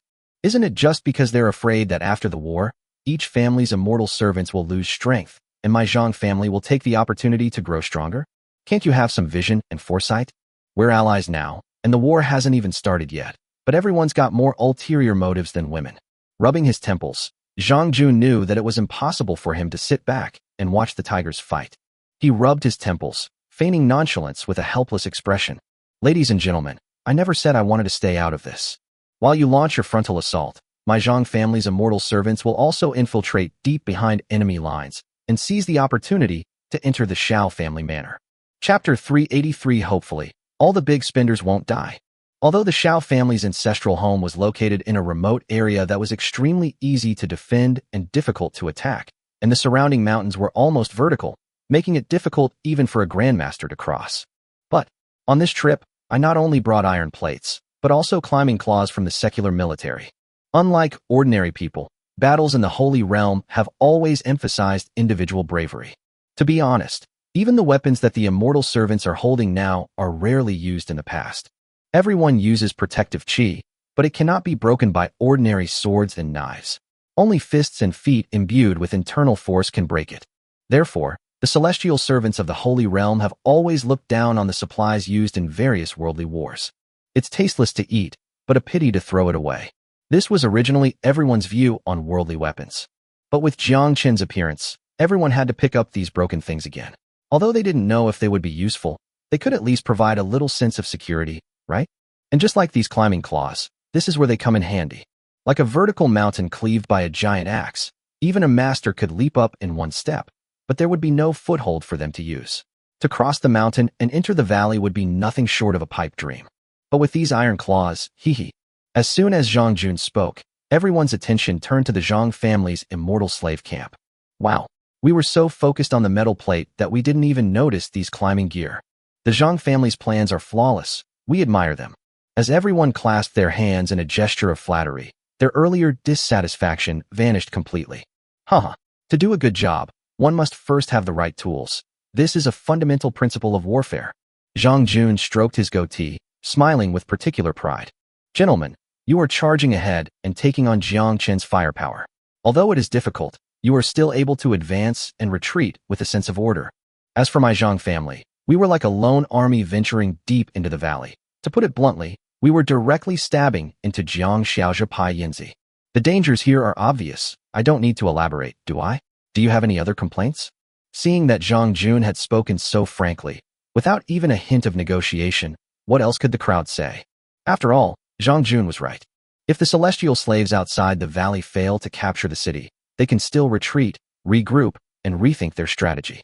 But Zhang Jiaxinu, once he enters the valley, it would be fine if the valley's defenses were weak.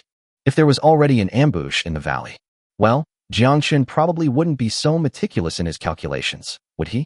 With such a naturally steep peak, if Jiang Chen still insists on keeping to himself, how much of a dog would he have to be? We, of course, have no objection. Whatever Zhang the family head says, we're all brothers in the same trench, huh? Then let's proceed according to the plan. Seeing that although the crowd was still somewhat resentful, they ultimately couldn't say anything, Zhang Jun didn't want to say anything more. Then let's proceed according to the plan. While you charge forward and draw Jiang Chen's attention, we will seize the opportunity to act. Yes. Soon, the horde of celestial servants began to move. The Iron Plate Army, numbering 180,000, could be formed by a dozen families, each contributing just over 10,000 men. After all, in the plan, these 180,000 people were a death squad, and no one wanted to be taken advantage of by others, so the number of people had to be exactly the same for everyone. After another period of turmoil, the 180,000 people were finally able to gather together. Everything's fine. Hold the iron plates overhead. Do not place the front and back iron plates too far apart, lest Jiang Chen's bullets penetrate through the gaps. When charging, don't aim for excessive speed. The most important thing is to maintain formation and avoid scattering, so as not to create gaps that the enemy can exploit. A master strategist moved through the already erected ironclad army ranks, loudly conveying the key points of the charge. Jiang Chen's perspective from the platform at the mouth of the valley. At this moment, 5 kilometers directly in front of the valley, a large number of iron plates were being lifted above the heads of the immortal slaves and joined together one by one, resembling a steel city wall. Wow, not bad. Zhang Jun does have some brains. He didn't use a wooden plank as a shield. Seeing that the enemy was ready and could charge towards them at any moment, Xiao Ling was not as calm and collected as Jiang Chen. They're about to attack, and you're still making sarcastic remarks? You should be thinking about how to break their formation. I observed that each of these iron plates was extremely thick. Even a heavy machine gun would have difficulty penetrating them. Xiao Ling was frowning and deep in thought, but Jiang Chen didn't share her worries. Everyone, including Zhang Jun and other family heads, as well as Xiao Ling, focused their attention on the Iron Plate Army. As for Jiang Chen, he felt no pressure whatsoever in defeating the Immortal Slave Alliance. If rifles and heavy machine guns don't work, there are still so many mortars, aren't there? What does a mere iron plate matter if the bombardment is saturated enough? Unlike others, he cared more about. Do you think those family heads will be at the forefront of the attack? Forehead. Xiaoling paused, then frowned and began to analyze. The Holy Realm regards immortal slaves as scum. These family heads always cherish their lives and always hide in the rear to command whenever there is a battle. It is difficult to take the enemy general's head in the midst of chaos. Phew, that's good. I was really afraid I might accidentally kill these sugar daddies. But we don't need to get angry. Xiaoling was just about to cheer on her man when she heard Jiang Chen still worrying about the enemy general's safety. This dramatic turn almost strained her slender waist. Wait a minute. At a time like this you're still thinking about others. How do you even think about others? Seeing Xiaoling's bewildered expression, Jiang Chen patiently explained. A mere iron plate would be easy to break. I'm worried about the personal safety of these big spenders. Hearing the word sugar daddy from Jiang Chen again, Xiaoling finally focused her gaze and pondered. Since Jiang Chen didn't take the iron plate army seriously, why was he worried? You want to. A moment later, Xiaoling suddenly looked up, her gaze fixed on her husband, as if he were an animal. Damn it. If Zhang Jun and the others knew that the person they had painstakingly tried to kill was now worrying about them, I wonder what they would think. Sigh. I'm starting to feel sorry for these lovely heads of households. Xiaoling's doubts vanished. He trusted Jiang Chen and simply crossed his arms to enjoy the upcoming battle. Tori, you can start handing out the grenades now. At this moment, nearly 10,000 iron plates formed a huge formation, almost occupying most of the open space in front of the valley, indicating that preparations were complete. The enemy has countermeasures, and Jiang Chen naturally has corresponding solutions as well. As his order was transmitted over the radio, a military vehicle sped out from behind the valley the next moment. As the rear compartment opened, boxes of military green crates were carried by soldiers on an assembly line to various platforms and quickly distributed to each rifleman. Inside were defensive fragmentation grenades. Chapter 384 Iron Plate Army, Attack. Brothers, charge. On the Holy Realm Allied Forces side, as the clan leaders pointed their troops, the 180,000 Iron Plate Army soldiers roared and charged forward. To maintain the tightness of the Iron Plate formation, none of the celestial servants flew through the air this time. Instead, like ordinary soldiers, they moved forward step by step, each foot firmly planted in the snow. 1, 2, 1, 2, 1, 2. Within the ranks, numerous junior leaders were chanting commands, adjusting the army's pace. Haha. What do you think of the team slogan that the head of the family came up with on the spur of the moment? Although this move is slow, it effectively keeps the tortoise shell intact to prevent gaps in its defenses. The head of the Ren family, beaming with pride, clasped his hands in admiration of his masterpiece. That's right. When it comes to military strategy, besides the Zhang family head, only the Ren family head is capable of making plans. With 180,000 celestial slaves, not to mention the iron plates protecting them from above, annihilating them in one fell swoop would not be an easy task.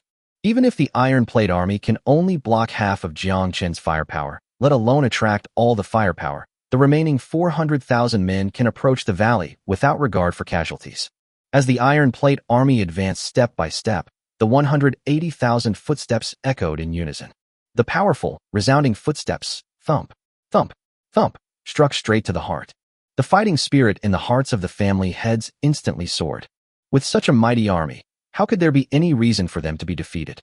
The head of the Ren family, full of confidence, looked back into the distance.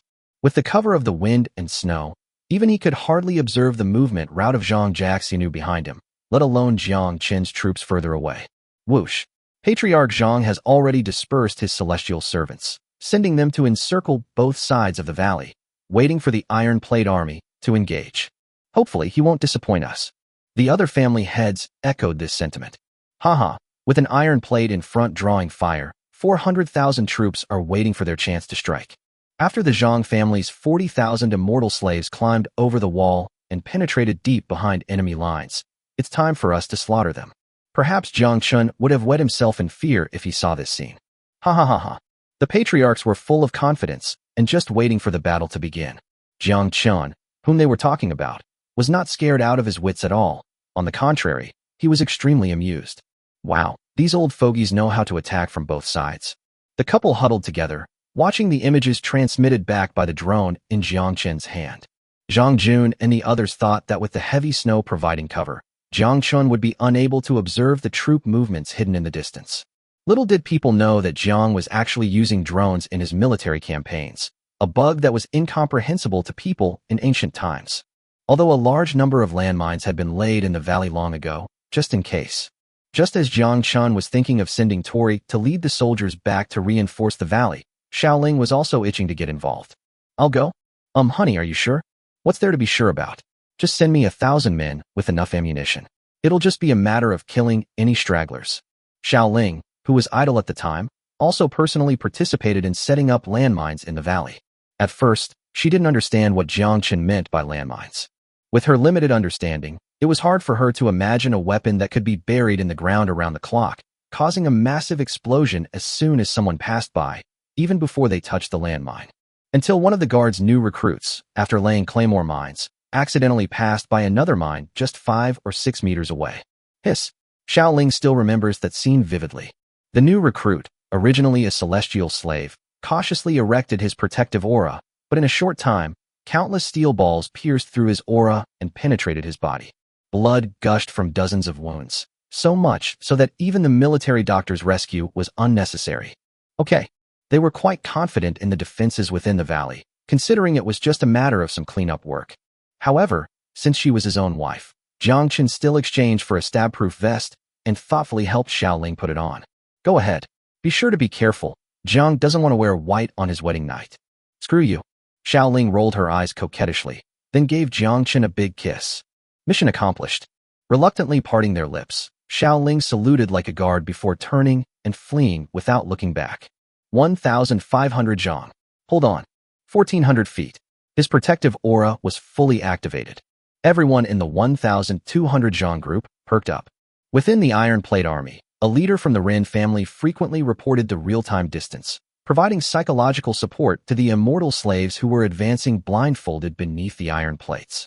Although many of the celestial slaves marched in unison to the call to action, their vision was blocked by the iron plate above their heads, and they remained uneasy. Damn it, who's that bastard shouting that? Yeah, it was fine when he didn't say anything, but then he farted a little while later, and it made my heart race and tremble. Damn it, it stinks. Who farted like that? Don't they have any sense of public decency? Hey, you who just spoke, watch your words. The one who shouted was our Ren family leader. Brother, I'm talking about the person who farted. Don't misunderstand. Don't misunderstand. As the whispers among the celestial servants continued to circulate, the Ren family leader's tone suddenly became tense. Attention. The front row has entered the 1,000 zhang range, so hold on tight to the iron plate. The moment those words were spoken, the entire space seemed to freeze. Silence returned under the iron plate, and the atmosphere suddenly became tense. All the immortal servants knew that Jiang Chen's weapon had the longest attack range right here. Behind them, although they were not personally entering the battle, the Ren family head and the others were also watching the front with great tension. While iron plate protection is theoretically feasible, it has not been tested in actual combat. Glug.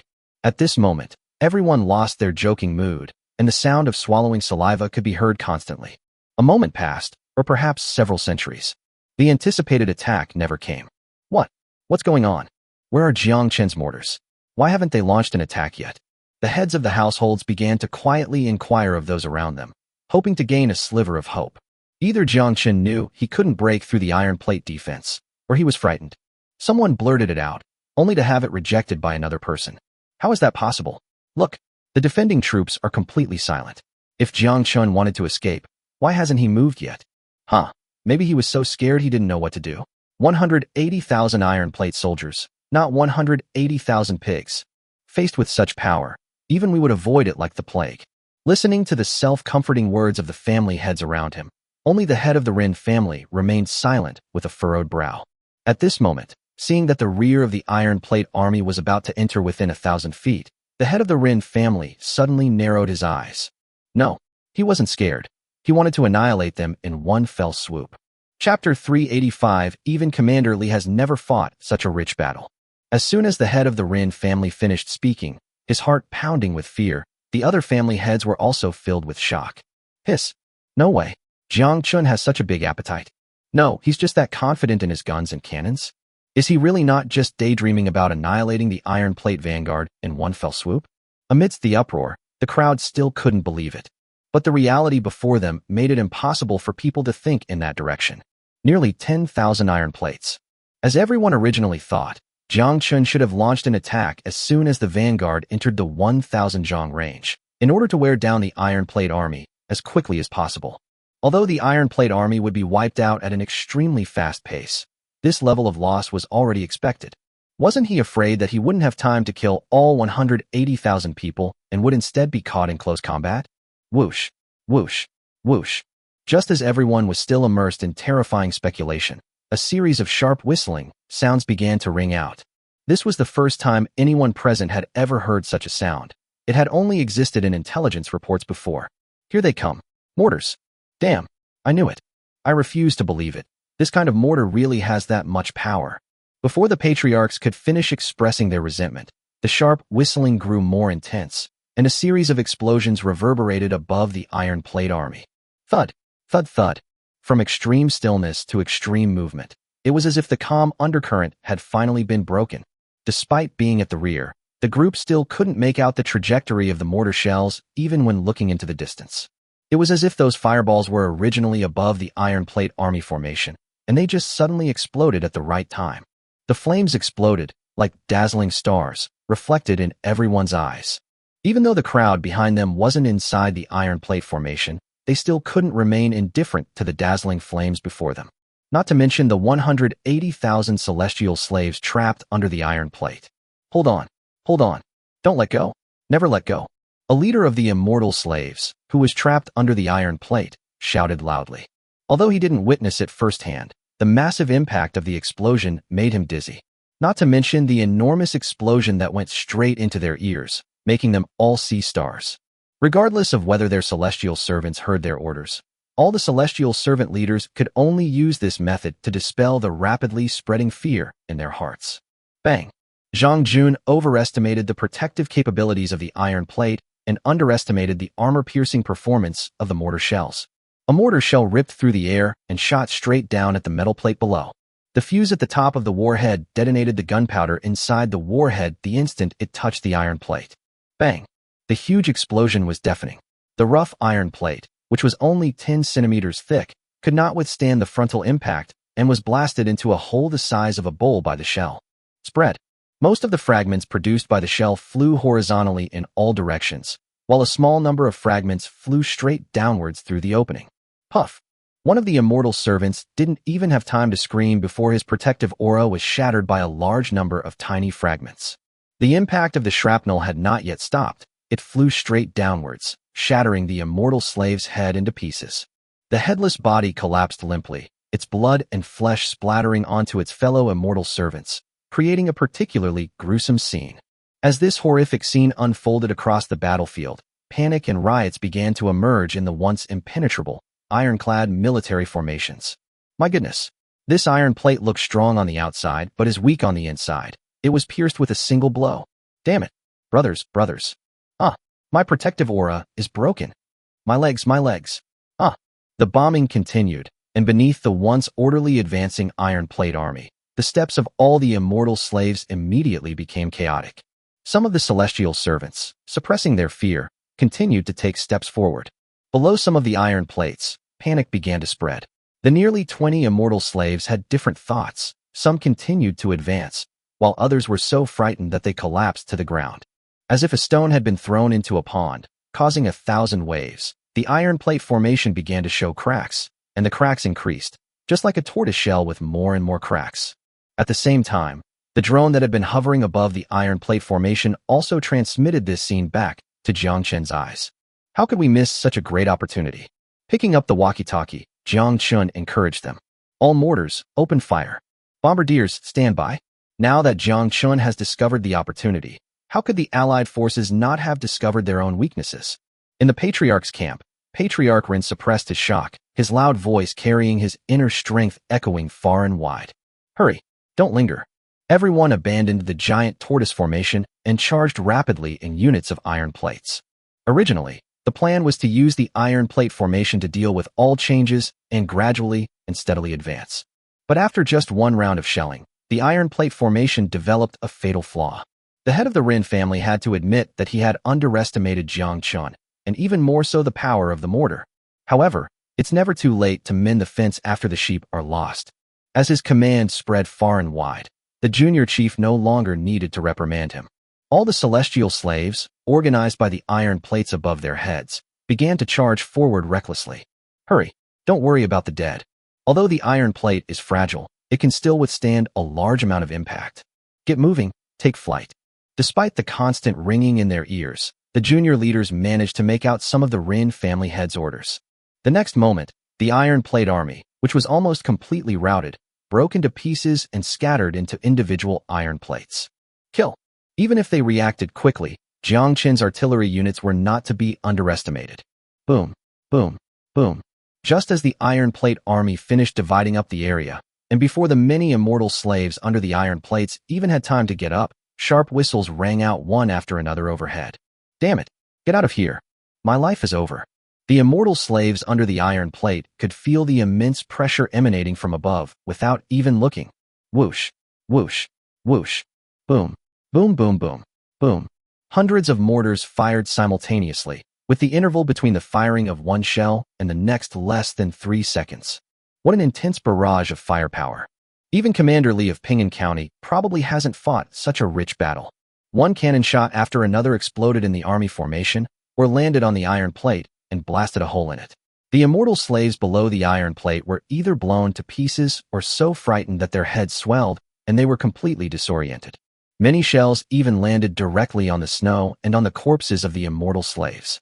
The resulting shrapnel flew out horizontally, blasting the immortal slaves into mincemeat. Chapter 386 Full Power. Form ranks. Form ranks. The Rin family head and others, watching from afar, were filled with rage. They knew that the iron plate army would suffer heavy losses, but they never expected it to be so vulnerable in front of Jiang Chen. Don't stay still. Use the metal plate as cover to charge forward. Get close. Engage in close combat.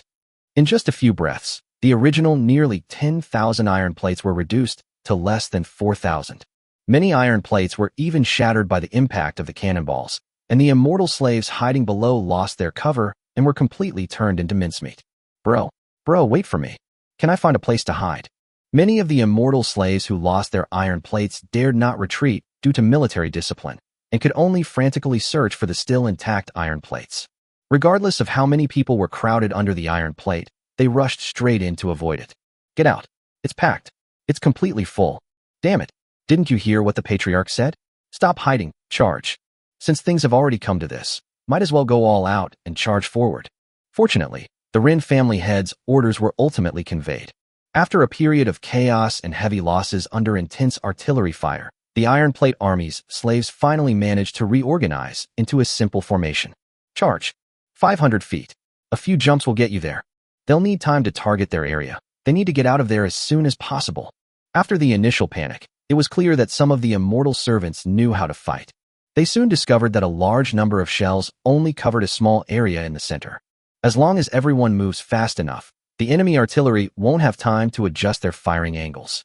Charge. The next moment, a large number of immortal servants activated their protective chi and charged forward with a roar, disregarding everything else. The artillerymen adjusted their positions and aimed at 500 meters in front of the position. Grenades, prepare. Throw them on my command. With 2 orders issued, the artillerymen and the riflemen who had now been converted into grenade throwers stood ready. The thunderous cannon fire stopped at this moment, which gave the immortal slaves courage. Look, the cannon fire has stopped. I knew it. They need time to aim too. This brief respite gave the celestial slaves a chance to catch their breath, and they immediately felt like they were back in action, charging forward with even greater vigor and howling. Zhang Yuan, get your men ready. Zhang Yuan was still reeling from the power of the mortar when he heard Jiang Chen's order from above, and he nodded in agreement without hesitation. Don't worry, Master Jiang. We've been on high alert for a long time. Having said that, he channeled his inner strength and roared at his subordinates. Brothers, whether we can escape the Holy Realm and live a life of luxury under Master Jiang's guidance depends on this. You haven't forgotten what the seniors taught you, have you? If anyone dares to mess things up, don't blame me for turning my back on you. At this time, the original 40,000 rebel troops of the Jiang family were directly arranged in front of the valley position, forming a position about 1 kilometer long. 40,000 men, with 40,000 gun barrels pointing straight ahead. Chief Jiang, rest assured. Now that we have eaten Master Jiang's food, we are now Master Jiang's people. Yes, I wish I could spit out the Jiang family's dry rations right now. How could they compare to the hot meal bestowed upon me by Master Jiang? Just as the Iron Plate Army was reorganizing its formation, Jiang Chen directly exchanged for 40,000 individual self-heating rations. These dishes come in a wide variety of flavors, including egg fried rice, Yangzhou fried rice, and braised pork rice. What the guards had long since grown tired of was like a heavenly meal to these Jiang family slaves. Does anyone in the family understand this? Just put a little bit of snow water into that snow-white bag, and it will scald and steam. In just a few breaths, the fragrant food was ready. Aren't these hot meals more appealing than any steampunk principle? Looking at the long, rectangular formation of Zhang Yuan's troops, arranged in 4 neat rows, Jiang Chen was quite looking forward to it. After this pledge of allegiance, the guards will immediately be much stronger. A team of at least 40,000 masters. With my modern weapons, I could fight even if the entire Holy Realm came out in full force. These thoughts only appeared in an instant. The Iron Plate Army's charge was incredibly fast. In the blink of an eye, they had covered a distance of 200 zhang. Kill them. Capture the ringleader, Jiang Chen, alive. Don't want him alive, just want him dead. Hearing the hatred the immortal servants felt towards him, Jiang Chen smiled nonchalantly. You guys, let's talk about it when you're still alive. His expression suddenly turned cold, and he gave a vicious order. Everyone, full power. As the Iron Plate Army charged close to the valley, the clan leaders, who had been closely monitoring the battlefield situation, had been waiting for this moment for a long time. The Iron Plate Army did it. I knew it. Even though Jiang Chen's ships and cannons are powerful, he can't possibly wipe out an army of 180,000 in one fell swoop. A mortar? As long as the movements are quick enough. At this moment, everyone's tense nerves finally relaxed a little. The Rin family had been waiting for this moment. Everyone, charge now. The enemy's firepower is about to be concentrated on the Iron Plate Army. Now's the time. The moment the order was given, the family heads simultaneously fell silent. Now is a critical moment, and all the family heads have returned to the front of their respective camps. Now that the enemy has been engaged, the subsequent charge of the troops is safe and secure. Brothers, charge with our leader. Look at what the heads of the families are saying. Previously, it was for the main family's main attack. Now it has been changed to follow the main family's main attack. Clearly, everyone felt that defeating Jiang Chen's forces was a certainty. The next moment, the more than 400,000 immortal slaves, who had been waiting for battle, simultaneously launched an attack towards the valley. Dense figures flew overhead, like locusts blotting out the sky, obscuring the already limited light and shadow on the ground. Leaving aside the rear of the allied forces, let's just look at this side of the valley. As soon as Jiang Chen gave the order, the guards were already impatient. The gunner grabbed the shell he had been holding and put it into the breech. Boom. At the same moment the smoke billowed from the cannon muzzle, another shell fell into it. Boom, boom, boom. One shell was still in the air when another one followed closely behind. The guards' grenadiers also moved their hands in unison, removing the pins from defensive grenades and throwing them hundreds of meters away, where they landed straight into the Iron Plate Army's camp. Boom, boom, boom. Bang, bang, bang. Artillery shells exploded, grenades exploded, and orange-red fireworks burst in the distance, accompanied by the terrified screams of the ferry slaves. No, what the hell is this? Ugh. Limbs flew everywhere, blood splattered everywhere. That wasn't all. The heavy machine gunners and the 40,000 riflemen led by Zhang Yuan opened fire simultaneously. Unlike the power of projectiles, most of these bullets of different calibers hit the iron plate, producing a clanging metallic sound and sparks flying everywhere. Occasionally, a bullet might hit an unfortunate ferry slave, which would take away a few lives. However, the purpose of machine guns and rifles was not to cause mass casualties, but to slow down the speed of the Xinnu's charge, making them hesitant to attack. Bang, bang, bang. The explosions continued, and the momentum that the Iron Plate Army had painstakingly built up crumbled in the midst of the explosions. In just a few breaths, the steel plates in the arena visibly decreased in size. In the end, only a little over 100 iron plates remained to protect the immortal slaves below, barely managing to reach a point 100 meters in front of Zhang Yuan's formation. Chapter 387. If you want to live, don't move. Brothers, let's kill them. Charge in and get close. Those who managed to reach the more than 100 iron plates in front of Zhang Yuan's formation had 50 celestial slaves hiding under each plate. They were packed so tightly together that they couldn't even see their surroundings, let alone know that the original 180,000-strong army had been reduced to just a few thousand after this few-kilometer charge. Kill, kill, kill. Ugh. The celestial servants behind couldn't see what was happening in front of them. Just as they were about to jump out of the iron plate to protect the celestial servants, they suddenly found that the celestial servants in front of them were frozen in place. The battlefield scene froze for a moment. The fairy slave in front endured the urgent shoving from the fairy slaves behind, but her legs seemed rooted to the ground, and she couldn't move an inch. Directly ahead, a dense array of dark gun muzzles filled the field of vision, and the wisps of smoke rising from them were as chilling as the lingering blood in the mouth of a ferocious beast. Damn it, we're doomed. The same thought popped into the minds of all the immortal slaves. Before they could react, Zhang Yuan, hiding behind the trench, was not about to give up this pledge of loyalty. What are you waiting for? Fire. The next moment, the sound of rifles rang out in all directions. The fear in the eyes of the remnants of the immortal slave army had not yet faded when they followed in the footsteps of their predecessors. The protective aura was shattered by the dense barrage of bullets, followed by a deluge of bullets that pierced straight into everyone's chests. We have no way out. Charge.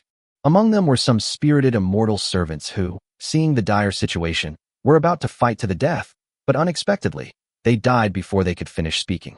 At such close range, even if Zhang Yuan and the others were not very skilled at rifle shooting, they didn't need to aim deliberately. All you need to do is keep pulling the trigger and keep changing the magazine. In less than a few breaths, the fierce firepower finally subsided. 40,000 rifles against a mere few thousand unprotected celestial slaves. Isn't that a piece of cake? Even heavy machine guns and mortars were not used.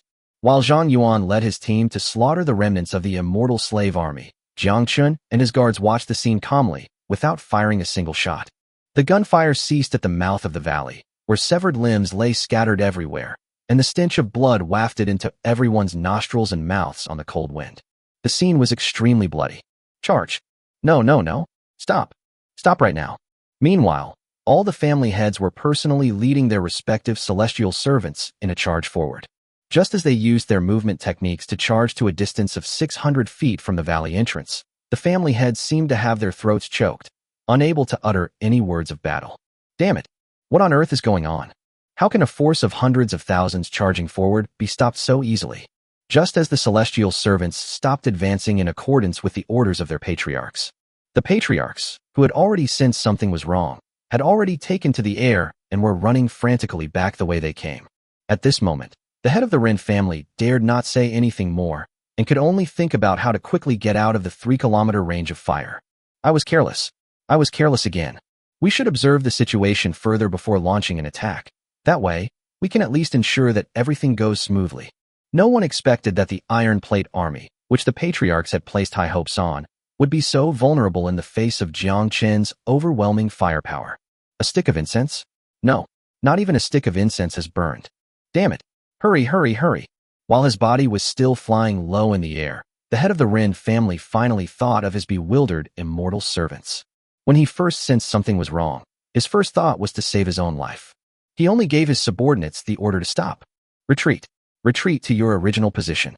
He couldn't control the immortal slaves of other families, but he really cared about the tens of thousands of immortal slaves of the Ren family. As soon as the head of the Ren family showed his kindness, the other family heads who were fleeing for their lives also realized what was happening and began to issue orders while fleeing. Brother Xiao, get out of here. Our family too. We need to get out of this mess as soon as possible.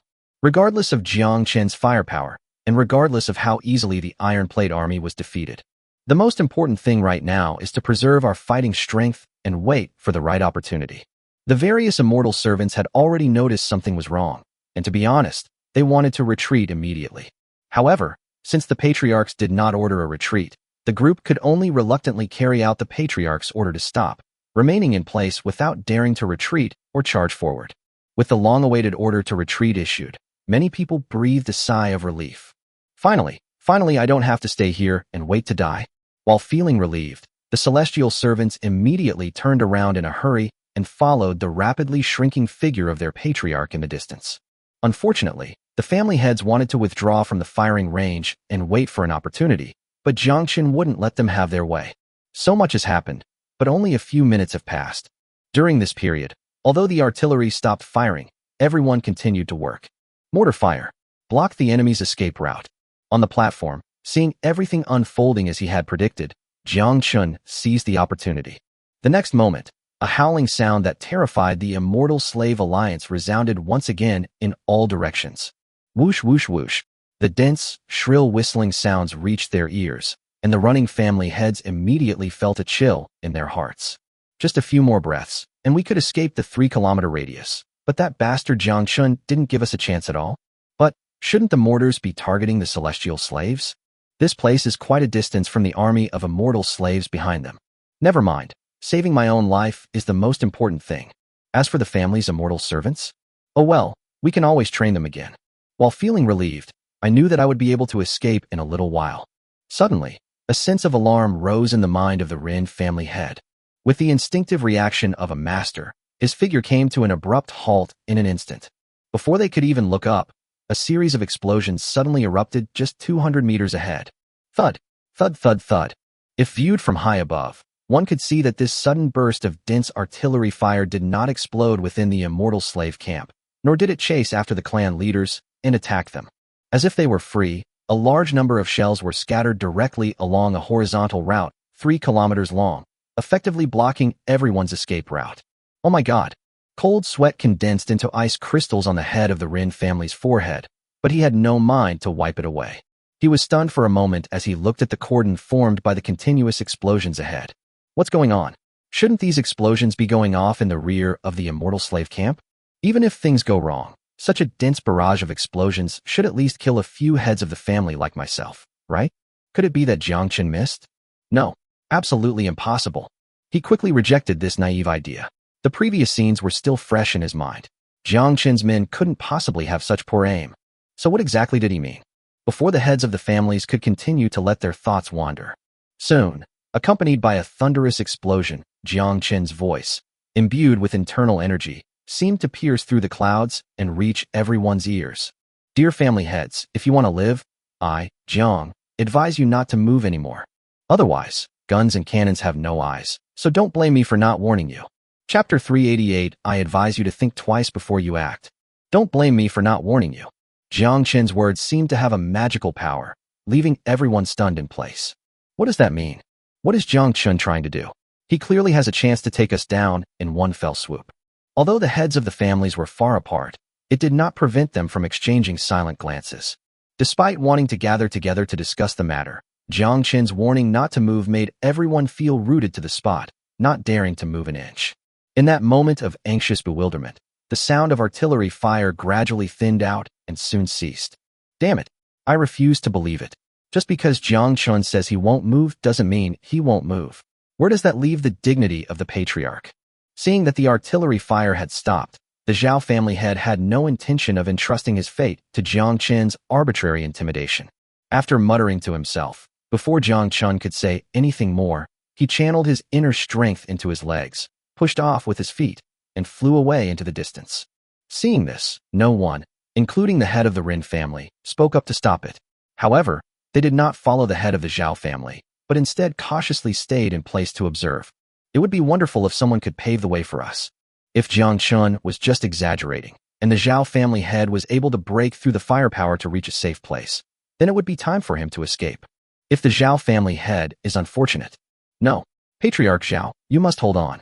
This is a true reflection of the inner thoughts of all the family heads at this moment. Under the watchful eyes of hundreds of thousands of people, the Xiao family head crossed the 3-kilometer death line in just a few breaths. The anticipated mortar bombardment and interception did not materialize. Ha ha ha. The head of the Xiao family was extremely pleased with himself as he flew at low altitude. With me being such a small target and moving at such a high speed, how could a mortar possibly react in time? My fellow clan leaders, what are you waiting for? Follow me and evacuate. Xiao family servants, hurry up and rush out before the enemy can react. The Xiao family head's triumphant laughter echoed throughout the surrounding area. Despite the shouts from the Xiao family head, the Rin family head still did not make a move. He frowned in thought, glanced at the receding figure of the Xiao family head, and then swept his gaze toward the valley behind him, almost shrouded in snow. Was Jiang Chen really just using someone else's power to intimidate him? No, absolutely not. Based on past intelligence and previous battles, he was certain that Jiang Chen wouldn't speak without reason. Don't touch any of the Rin family's servants. Having figured all this out, the Rin family head raised his hand and stopped his own immortal servant, who was itching to escape. The other family heads clearly shared the same concerns, and like the Rin family head, they obediently stood still. Some people listen, and of course some people don't. The Xiao family head was already outside the blockade, leisurely waiting for the arrival of the Xiao family's immortal servant with his arms crossed. How could the three family heads possibly resist? Such a golden opportunity was right in front of them. It would be foolish not to seize it. Damn, the Sun family has retreated. I'm leaving too. Quick, quick, quick. Soon, 3 more families, each with nearly 100,000 celestial slaves, led by their respective family heads, fled into the distance. In an instant, the entire battlefield was divided into 3 camps. The Xiao family and 3 other families, along with more than 100,000 immortal slaves, fled in a frenzy. The Rin family head and others who stayed behind to await their deaths, along with their respective 300,000 or so remaining immortal slaves, were left behind. The last side, naturally, is Jiang Chen's side, which is defending the city. On the platform, Jiang Chen had clearly anticipated this scene. After all, the more people there are, the more chaotic things become. When some people listen to the rules, others will naturally try to break them. Since you've chosen to die, then don't blame me, Jiang. Jiang Chen felt a surge of killing intent and raised his walkie-talkie to contact the armored forces. Even before the allied forces arrived, he had already dispersed his armored forces to the perimeter, forming a massive encirclement. Originally, they intended to annihilate the hundreds of thousands of immortal slave allied forces, but as the fighting progressed, they changed their minds. The Murong family's ability to raise money in the secular world is only enough to feed the system, which then exchanges it for various weapons and supplies. Weapons and supplies are sufficient, but the corresponding users are lacking. That is, the guard soldiers. To expand one's strength, having a large number of ordinary soldiers is not enough. These soldiers must be transformed into grandmasters in order to calmly face any crisis that may arise at any time. Just imagine, 2 grandmaster-level experts locked in combat, one from the Holy Realm and the other a soldier from the guard. The 2 were locked in a fierce battle, neither able to gain the upper hand. Hey, who knew that the guards would just pull out a shotgun from behind their backs? After a few shots, boom, boom, boom, that feeling. Hee hee. Reporting to the marquee. The armored squad is closing in, and all the main roads leading in and out of the manor have been blocked. Jiang Chen's reverie was shattered as the armored unit commander's voice came through the walkie-talkie. He refocused his attention on the drone footage. At this time, the 4 families, including the Xiao family, had already crossed the blockade line with a total of over 100,000 immortal slaves. Hundreds of thousands of people were catching their breath and resting on the spot, while the Xiao family head was recklessly shouting at them. Ha ha ha, Jiang Chen, your scheme is so childish. I thought your mortar could hit much farther. Patriarch Ren and all other patriarchs, what are you all waiting for? Jiang Chen isn't going to come and invite you to dinner, is he? Hurry, come here quickly, let's discuss how to proceed with the next phase of the battle. Hearing the excited shouts of the Xiao family head and others coming from afar, even the Rin family head, who had been extremely cautious at first, began to waver. Could it be that Jiang Chen really played us for a fool? He simply didn't have the weapons to wipe out all these hundreds of thousands of people in one fell swoop. And that blockade was just a deliberate ruse on his part? That's true. With hundreds of thousands of people rushing to evacuate, even if his artillery fire is extremely dense, at least half of them should be able to escape, right? Moreover, to a mortar, it's a small target. How could it possibly be hit so precisely? In a flash, the head of the Rin family felt that he was capable again. Patriarch Ren, what should we do? Yes, Master Ren, we only have you as our master. Hearing the other family heads in the room eagerly proclaiming their own abnormality, the head of the Rin family gritted his teeth and finally made up his mind. Ladies and gentlemen, don't hesitate any longer, sprint with all your might. No matter how fierce the artillery fire, Jiang Chen couldn't possibly. The words of the Rin family head were transmitted through internal force, so Jiang Chen naturally heard them. Now he was getting a little anxious. If all you bastards rushed over, who would I extort from? You're the head of the Rin family, right? I advise you to think twice before you act. Chapter 389 Delaying Time. They're thinking the same thing. Think twice before you act. Ha ha ha. Ugh. Before the Rin family head could say anything after Jiang Chen finished speaking, they heard the Xiao family head's mocking voice coming from afar. Jiang Chen, although your strength has indeed exceeded our expectations, so what? As long as my patriarch doesn't come within 1,000 feet of you, what can you do to me? The reason why our allied forces suffered heavy losses, apart from your weapons, is simply because you held a defensive position and kept a high vantage point to harvest our forces, which led to our heavy losses. But deep down, I despise you. Ha ha ha. Jiang Chen wasn't angry at all, despite hearing the arrogant words of the Xiao family head. Since the armored forces' encirclement was still tightening, he didn't mind exchanging a few words to buy time. To prevent these hundreds of thousands of immortal slaves from realizing something was wrong and scattering in all directions, it would be difficult to hunt them down one by one. Oh, may I ask who you are, daring to look down on Jiang? Jiang Chen wanted to stall for time, but little did he know that the Xiao family head had the same idea. He remembered that the allied forces still had one trump card they hadn't used yet, Zhang Jun. As long as I shout and make a scene here, attracting Jiang Chen's attention, I think it can help Zhang Jun launch a surprise attack on the valley. Moreover, judging from Jiang Chen's expression, he was now focusing all his attention on the outside of the valley, while the inside of the valley remained largely unaffected. Zhang family head, this round was all thanks to you stealing the crystal. Damn, I am Xiao, the patriarch of the Xiao family in the Holy Realm.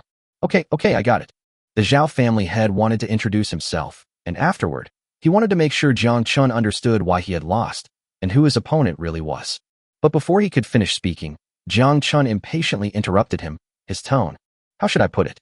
It's like dealing with a beggar or a random passerby. In an instant, the Xiao family head was so angry that his face turned red and his neck bulged. Although we in the Holy Realm will stop at nothing to fight, we should at least maintain some basic courtesy when we meet, right? The head of the household should speak with magnanimity. This Jiang Chen, this worldly dog, really doesn't understand the rules. Just as the Xiao family head was about to open his mouth and berate Jiang Chen for his lack of manners. Thud, thud, thud. One loud explosion after another rang out, but due to the distance, they were barely audible to the Xiao family head. Although the sound was soft, it was like a shot of adrenaline to the ears of the Immortal Slave Alliance, giving them a jolt. Ha! Jiang Chen, you didn't expect this, did you? The Xiao family head laughed wildly and unrestrainedly. Although he couldn't see Jiang Chen's figure clearly, he could already imagine the fear and astonishment in the other's eyes. Do you think we're all clueless fools who don't understand military strategy? Wrong. Utterly wrong. What you don't know is that Zhang Jun had already led his men to attack when the Iron Plate army charged. Okay, I understand. His words were interrupted again, and the Xiao family head felt completely disoriented. Can't you let me finish what I'm saying? I haven't had my fill of fun yet. Where's your politeness? Where is your manners? Although he was displeased, upon hearing the faint sounds of explosions and screams coming from the valley, the Xiao family head felt that there was no need to argue with the dying. The explosion in the valley was, in the eyes of the clan leaders, caused by Jiang Chen's garrison discovering Zhang Jun's troops and engaging in close combat. As for those screams, now that Zhang Jiaxinu has broken into the valley, he is naturally already engaged in close combat with the enemy. With 40,000 Zhang family slaves, how could they possibly overwhelm the remaining garrison? Unlike the optimistic attitude of the Xiao family head, the Ren family head, who was still within the range of the artillery fire and had not made any moves, felt his heart sink as he listened to the increasingly intense explosions. No. If Zhang Jun had really succeeded, the explosions couldn't have lasted this long. And cold sweat trickled down his forehead and froze into ice crystals. The Ren family head turned his gaze toward Jiang Chen. Although we couldn't observe the enemy's detailed deployment at a distance of less than 1,000 zhang, we could still get a general idea of their movements. Several breaths have passed since the explosion in the valley. However, Jiang Chen's men stationed at the entrance of the valley did not show any panic. In fact, those densely packed figures did not make any movement and remained firmly in their fighting positions. Hiss! A terrible suspicion arose in my mind and lingered for a long time. Could it be Jiang Chen? Just as this question arose in his mind, Jiang Chen provided a perfect answer. Hey, why aren't you saying anything, patriarch? The cessation of the noisy chatter around him made Jiang Chen feel very uncomfortable, so he spoke sarcastically. Hey, that family head. My surname is Xiao. Call me the head of the Xiao family. Clearly, the Xiao family head was disgusted again. That Jiang Chen, he really doesn't know how to repent even when he's about to die. All right, Patriarch Xiao. Are you waiting for Zhang Jun's 40,000 immortal slaves to break through my rear? Even at this point, the Xiao family head still didn't realize something was wrong, only thinking that Jiang Chen was oblivious to his own mortality and was trying to maintain composure even when facing imminent death. Scared now? If you're scared, why don't you obediently come out and kneel down to beg for surrender? If you sincerely surrender, as a member of the Allied forces, my patriarch can put in a good word for you, provided you offer a large quantity of weapons now.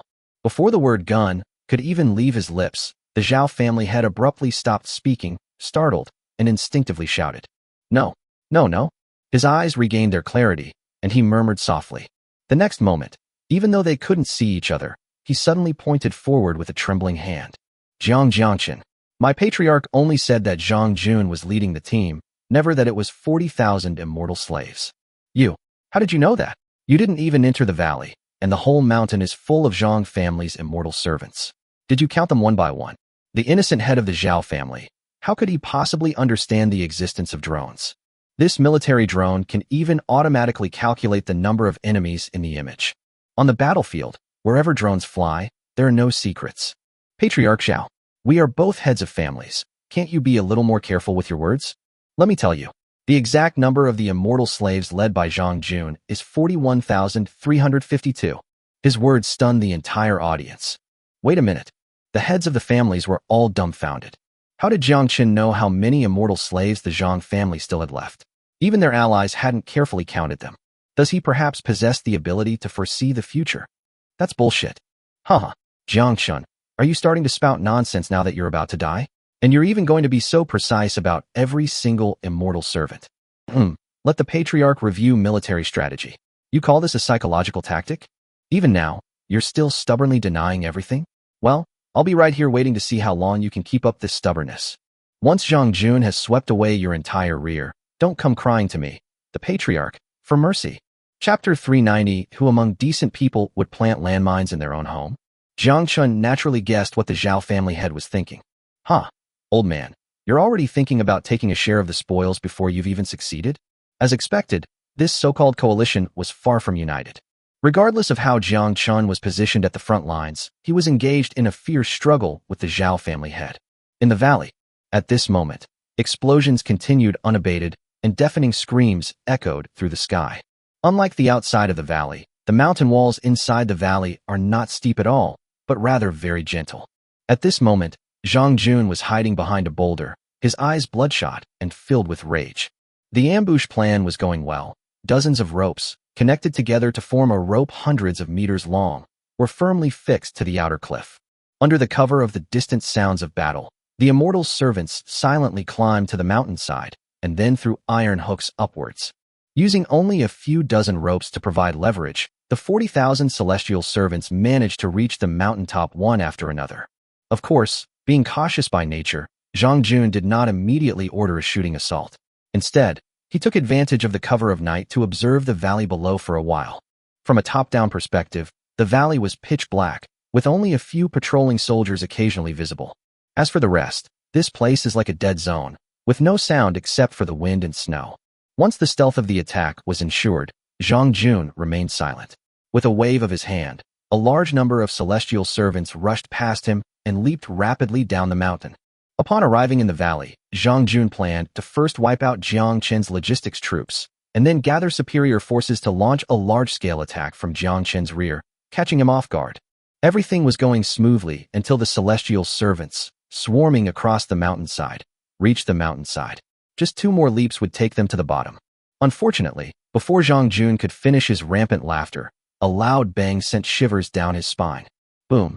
Before one of the immortal servants could even react, he was instantly reduced to pieces, accompanied by the dazzling flames. Even the other dozen or so immortal servants near him were not spared and fell to the ground with cries of agony. My leg. Help. He wasn't dead, but with his limbs severed, he was clearly incapacitated. Coupled with such a harsh climate, the loss of blood in the body will lead to death in no time. How? Jiang Jun blurted out instinctively, knowing it was a landmine. Damn it, how come there are landmines here? What decent person would plant landmines on the other side of a cliff? Only that bastard Jiang Chen. Before his heart could even calm down, Jiang Jun was terrified to learn that as the first landmine was detonated, in less than a second, one after another landmines were detonated by the immortal slaves who didn't have time to stop. The valley was now filled with a large number of Zhang family slaves on 3 sides. In Jiang Jun's terrified and shocked eyes, hundreds of orange-red sparks burst forth in an instant. Aowa. The screams of the celestial slaves pulled Jiang Jun, still in shock, back to reality. He could no longer afford to remain hidden as he approached. Instead, fueled by his inner force, he shouted, "Stop!" Perhaps it was the terrifying threat of the landmines, but as soon as he finished speaking, the celestial slaves stopped advancing. Everyone stood rooted to the spot, not daring to move an inch. They didn't even bother to pull their companions who were screaming in pain, for fear of accidentally triggering a landmine. The cold wind howled, and goose feathers fell. After a moment of silence, a large number of footsteps suddenly came from the direction of the valley. "Hurry, hurry, hurry, hurry." A melodious female voice, as sweet as a nightingale's, reached Jiang Jun's ears. Following the sound, one could vaguely see the figure of a woman who was leading nearly 1,000 enemy soldiers as they charged into the valley. Clearly, their whereabouts have been exposed. Is it a charge regardless of casualties? Or should we retreat temporarily, escape to the outside world using ropes, and then look for another opportunity? In a flash, Jiang Jun chose the former. As the saying goes, since we're already here. Having made up his mind, Jiang Jun disregarded everything else and decided to wipe out this 1,000-man team before Jiang Chen realized something was wrong. "Brothers, kill them all." Good grief. This time the order has changed from "follow me" to "be given to me." These celestial servants hadn't witnessed Zhang Yuan's previous rebellion, so their minds were relatively simple. They obeyed the order and, ignoring the landmines scattered all over the ground, charged down the mountain with howls in their wake. "Kill them all! Kill them all! Burn them all! Shoot them all!" The slogans they shouted were almost deafening, but what was even louder than their slogans was the deafening sound of another explosion. Boom, boom, boom, boom. One after another, the immortal slaves had their protective auras shattered by the steel balls ejected from inside the landmines, and the steel balls then pierced through their bodies in dense array. Being blown into the air by the blast wave was the least of their worries. The most tragic fate was the countless immortal servants lying on the ground with broken arms and legs. The blood that seeped out of his body froze into ice crystals in just a few breaths, followed by a rapid drop in body temperature. And then he lost consciousness and fell into darkness, dead beyond any doubt. "You idiot! You idiot! Do not set foot on the ground. Use your body to charge through the air." Watching his immortal servants charge forward fearlessly, howling as they went, Jiang Jun felt gratified.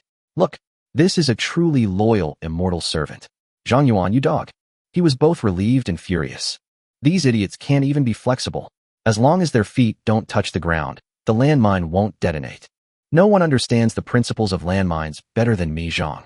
Hearing the patriarch's earnest instructions from behind, the immortal servants finally realized what was happening. After several hundred more unlucky souls detonated landmines, even affecting nearly 1,000 of their brothers, the immortal slaves used their movement techniques to fly into the air. As long as I don't land, what can a mere landmine do to me? This is the inner monologue of the celestial slaves at this moment, and it is also Jiang Jun's source of pride. As the army took to the air, the terrifying explosions ceased, and Jiang Jun breathed a sigh of relief. But before he could truly relax, another series of explosions suddenly rang out. Oh my God! As everyone knows, although the celestial servants can fly in terror, they can only travel a few hundred meters at most in one step. To take to the air again, you must land and recharge. Jiang Chen had already considered this when setting up the minefield. Therefore, the gentle slopes surrounding the entire valley, from the mountainside to the valley floor, stretch for nearly 2 kilometers. In total, they planted over 10,000 claymore mines. These are just the landmines buried on the mountainside. A 1-kilometer-wide minefield has been marked out around the flat area in the valley. Even if the enemy manages to break through the minefield in the mountain, they will have to get through the last minefield before they can enter the valley and wreak havoc. Moreover, Zhang Jiaxianu's camp has only just crossed the mountainside by less than a kilometer. Therefore, Xiaoling was not in a hurry at this moment. Instead, she calmly ordered the 1,000-man team to split up into pairs and be ready to kill any who escaped. Chapter 391. Is your home a landmine workshop? Compared to Xiaoling, who was calmly waiting for her prey to come to her, Jiang Jun, who was halfway up the mountain, was extremely anxious. He originally thought that even if Jiang Chen laid down a minefield in the rear, it would only be a preventative measure. It would be worth it to sacrifice some of my immortal servants to detonate the landmines and pave a path for the army to advance. Unexpectedly, despite their own immortal servants flying through the air according to their instructions, they still could not escape the landmine bombardment. In just a few breaths, the Zhang family's 40,000 immortal servants jumped several times and landed in increasingly distant areas. The peaceful snowfield he had envisioned repeatedly disappointed him. Minefield. Minefield. Still a minefield. You bastard. How many landmines do you have? With so many landmines, you could pile them up as high as a mountain. Where did you get so much military funding? Bang, bang, bang. The deafening roar of the landmines continued to pierce the ears like a resounding echo. Seeing that the original 40,000 immortal slaves had dwindled to less than 20,000, Jiang Chen felt a heartache so intense he could hardly breathe. Retreat? No way. Maybe the next jump won't be through a minefield? I just don't believe Jiang Chen is really that abnormal. With only 300 feet to go before the vanguard immortal slaves reached the bottom of the mountain and officially stepped into the valley, Jiang Chen was torn between his inner thoughts and his own. He couldn't bear it. It's not that we can't bear the loss of the immortal slaves, but we've already come this far. If we retreat now, what does the loss of so many combat forces matter? So many immortal servants died in vain. And how will the allied family heads view him? Cold sweat poured out, and his entire forehead was covered in a layer of ice. But Jiang Chen was completely unaware of the horrific scene below. It has to be said that our Jiang family head is currently in a gambler's frenzy. He always thought that the next step would be to step out of the minefield, just like a gambler hoping that the next round would be to break even or even win a fortune. Unfortunately, the outcome of objective things is never subject to individual will. Boom, boom, boom, boom. Aowa. The celestial slaves landed again, followed by an even denser barrage of landmine explosions. After leaving behind a field of corpses and snow stained with blood, the celestial slaves gritted their teeth and continued their aerial charge. It must be said that the celestial slaves trained by the Holy Realm have their own unique characteristics. By now, the number of immortal slaves still charging down the mountain has dwindled to less than 10,000, with battle losses exceeding 70%.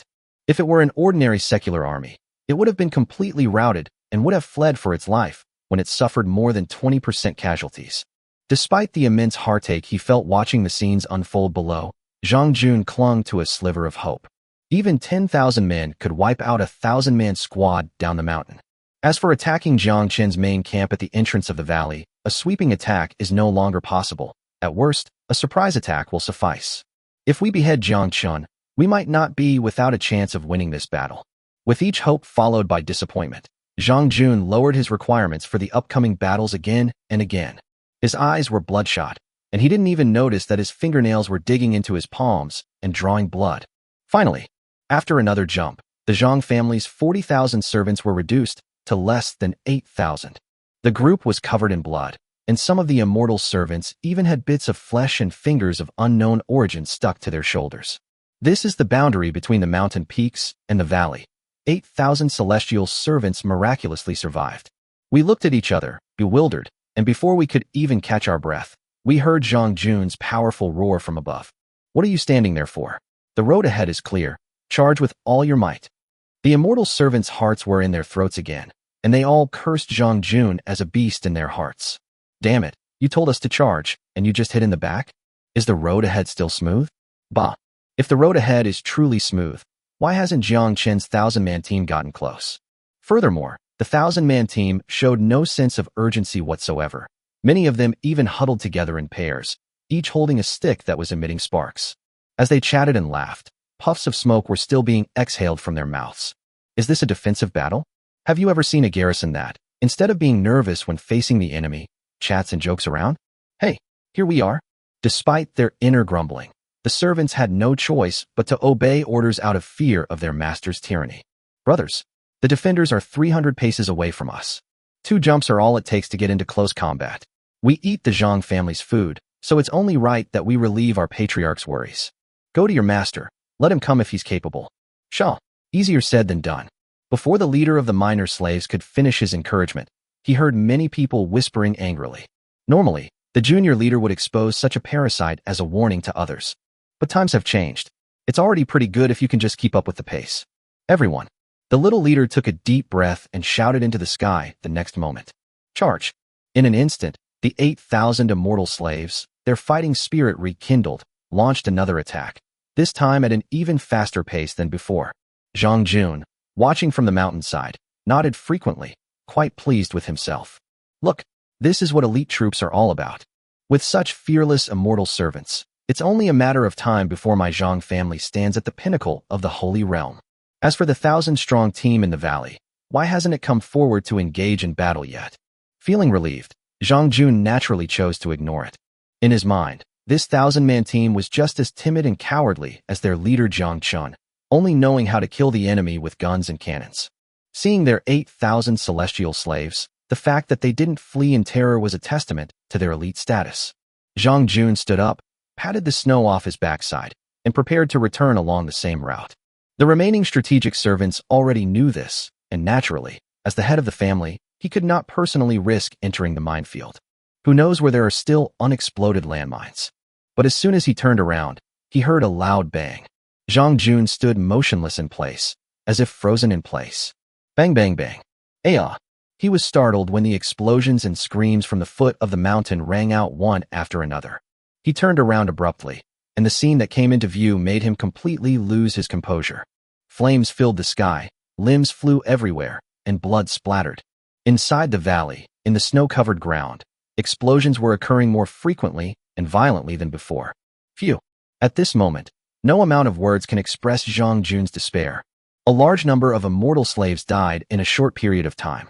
Those immortal slaves who were lucky enough to escape the disaster desperately activated their bodies and continued to rush forward regardless of the consequences. But what awaited them was explosions everywhere they looked. The already few remaining immortal servants dwindled to just a few hundred in the blink of an eye. Damn it. Jiang Chen, does your family run a landmine factory? Chapter 392. Severely injured, Jiang Jun was exhausted. Kneel down, and I'll spare your lives. At this moment, the 1,000-man team below the mountain roared in unison, their guns pointed at the hundreds of bewildered immortal slaves. Xiao Ling originally thought that even a fly is still meat, and these few hundred remnants of the immortal slave army could be used to fill the guard army. Little did she expect that her good intentions would be so easily misunderstood. You vile woman! We, as the Zhang family's celestial servants, would never stoop to such a lowly existence. As one of the immortal servants shouted, the next moment the hundreds of people disregarded everything and launched a death charge once again. Kill them all. The momentum is there, but this is not Shangenling after all. A will to die is not enough. Boom boom boom boom. Compared to the previous dense explosions, this wave of landmine explosions seemed much sparser. Before these hundreds of Zhang family servants could even reach the edge of the minefield, they were all reduced to mangled corpses. Western part of the valley, on the edge of the minefield. Looking at the corpses of Zhang family's immortal servants scattered across the mountains, Xiaoling couldn't help but shudder, even though she was used to the cruelty of the Holy Realm. However, she had more questions in her mind. Why was Jiang Chen's persuasion effective, while her own persuasion was useless? The doubts in her mind had just surfaced when Xiaoling noticed the dark figure on the mountainside. They are all fine sons of the Zhang family. At this moment, Jiang Jun's eyes were glistening with tears as he muttered to himself. Although the Holy Realm is never short of wars, such a devastating and one-sided defeat still stirred up a tidal wave in his heart, ruthlessly shattering his worldview and philosophy of life that he had accumulated over decades. We must retreat. We absolutely must retreat. Jiang Chen is a man no human can defeat. The boastful words and malice toward Jiang Chen from a few days ago have finally turned into deep fear. From this day forward, the eastern part of the Holy Realm will be my forbidden territory, Jiang Jun's territory, and I never want to set foot there again in my entire life. Let them all go, whether they're wielding mysterious weapons or daring to challenge the Holy Realm. With a heart full of fear, Jiang Jun moved with lightning speed, quickly leaping over boulders and retracing his steps. They were perfectly fine when they arrived, but almost couldn't make it back. Thank goodness, my caution saved my life again. There are plenty of ropes behind the mountain for escape, so you won't fall from the top and be smashed to pieces. While secretly relieved, Jiang Jun suddenly felt a chill run down his spine, and a sense of fear of death enveloped his entire body. Before I could even turn around and take a closer look, I could already hear the whooshing sound of something cutting through the air coming from behind me at breakneck speed. My life is over. Whoosh whoosh whoosh. Boom boom boom boom. Below the valley, Xiao Ling, dressed in snow camouflage, stood at the forefront. Behind him were 1,000 guards carrying rocket launchers. The soldiers lined up and knelt on one knee, carrying the rocket launchers on their shoulders. At this point, only one launcher remained of the rocket launcher, and the ammunition at the top had already been fired. Now that Jiang Jun, the ringleader, has been discovered, how could Xiao Ling let him leave so easily? Looking at the area on the mountainside covered by rocket launcher fire, rubble mixed with corpses kicked up countless plumes of dust. But that tiny figure had already been swallowed up. Humph. This girl also knows how to nip problems in the bud. As Xiao Ling waved her hand to signal the 1,000-man squad to retreat, she hummed smugly to herself. Before his smile could even fade, Jiang Chen's urgent inquiry rang out on the walkie-talkie. Holy crap, that's the sound of a rocket launcher? Xiao Ling, why are you using that thing again? Did Jiang Jun lead his men through the minefield? Are you alright? If you're alright, retreat quickly. We can always let them through. Don't worry, I've got you covered. Hearing Jiang Chen's concern for her, Xiao Ling felt a warmth in her heart. Huh, this bastard still cares about me after all. It's alright, it's alright. The 40,000 immortal slaves who attacked the valley have all been wiped out, so don't worry. I've handled this matter perfectly for you. Call. Jiang Chen breathed a sigh of relief over the walkie-talkie, clearly relieved, and then asked, what about Jiang Jun? That bastard isn't dead, is he? Jiang Chen just wants our Jiang family head to live well. A dignified family head has quite a few spiritual fruits. He's dead. You taught me to nip it in the bud. Hey, let me tell you, this rocket launcher is really useful. 1,000 rounds would probably leave Jiang Jun with nothing but bones. How about that? I'm awesome, right? Hee hee. Xiao Ling was waiting for her man's praise, but she didn't hear a response for a long time. Her beautiful eyebrows furrowed, and a bad feeling crept into her heart. Sure enough, the next moment Jiang Chen's voice rang out as if he had lost his parents. Oh, those are pure white spiritual fruits. How could they die? My Jiang family head, my spiritual fruit, my gold. Xiao Ling. Goodness, when did Jiang Jun become so important to you? However, Xiao Ling realized from Jiang Chen's words that she had done something foolish. Ahem, well sorry. Please don't blame me. Okay, my little darling? Hearing Xiao Ling's sweet, soft words, the 1,000-strong team behind her was completely astonished. These people were all originally Xiao family servants who had been incorporated into the guard. In all these years, when had they ever seen their eldest princess act so coquettishly? Ouch! I'm going to die. I'm going to die. To save their lives, the 1,000-man squad members all closed their eyes, wishing they could bury their heads in the snow. You shouldn't listen to what you shouldn't hear, and you absolutely shouldn't say what you shouldn't say? Alright, one less is one less. At least the main force of the coalition is still there. Clean up the scene quickly, and finish off anyone who needs to, remembering to aim for the head. With Chao Jingquan's unexpected death in the capital still fresh in Jiang Chen's mind, he didn't want any surviving enemies to ruin things. Okay. Xiao Ling's worries turned to joy. She had just put down her walkie-talkie and was about to order the 1,000-man team to disperse and finish off the enemy. Suddenly, glancing over the mountainside, I spotted a figure desperately hiding. Who else could it be but our Jiang family head? Hey, that's great. You're not dead, Patriarch Jiang. Jiang Jun. Xiao Ling's joy was genuine, so her exclamation of surprise carried with it her inner strength and went straight into Jiang Jun's ears. What's wrong? So much artillery fire didn't kill our patriarch? Shouldn't you be furious and do it again? Why are you still so happy? You're making fun of me, the head of the family, and you want to do it again? Jiang Jun, who had originally planned to take advantage of the chaos and escape while the 1,000-man team below the mountain was not paying attention, completely lost the will to escape when he saw that he had been discovered. When he was bombarded by rockets, he relied on his powerful internal energy to desperately maintain his protective chi, which barely managed to block most of the attacks. Although he survived, his current situation is not much better than if he had died. One arm was sliced off cleanly at the root, and the shards of flesh were driven deep into the thigh, exposing the bone. Not to mention the countless tiny wounds all over his body. He was tired, exhausted. Even if they escaped from the mountainside and returned to the valley, where could they possibly escape to with this body? Those family heads outside probably wish they were dead, right? Since death is inevitable either way, I might as well choose a quiet burial plot for myself. Stop. Stop hitting him. Chapter 393 Patriarch Xiao. Jiang Chen, I was wrong. Leaving aside everything inside the valley for now, let's turn our attention back to the outside of the valley. Patriarch Ren, what are you all standing there for? Why aren't you retreating at once? Are you going to stay there and wait to die? Don't worry, if that little bastard Jiang Chen wanted you dead, he would have fired already. He's probably just bluffing because he's out of ammunition and he's afraid to act rashly. Besides, the explosions in the valley have stopped now. Jiang Jun may have succeeded. Retreat immediately. Let's discuss how to proceed with the next attack. The entire place fell silent, save for the Xiao family head's incessant, hoarse voice.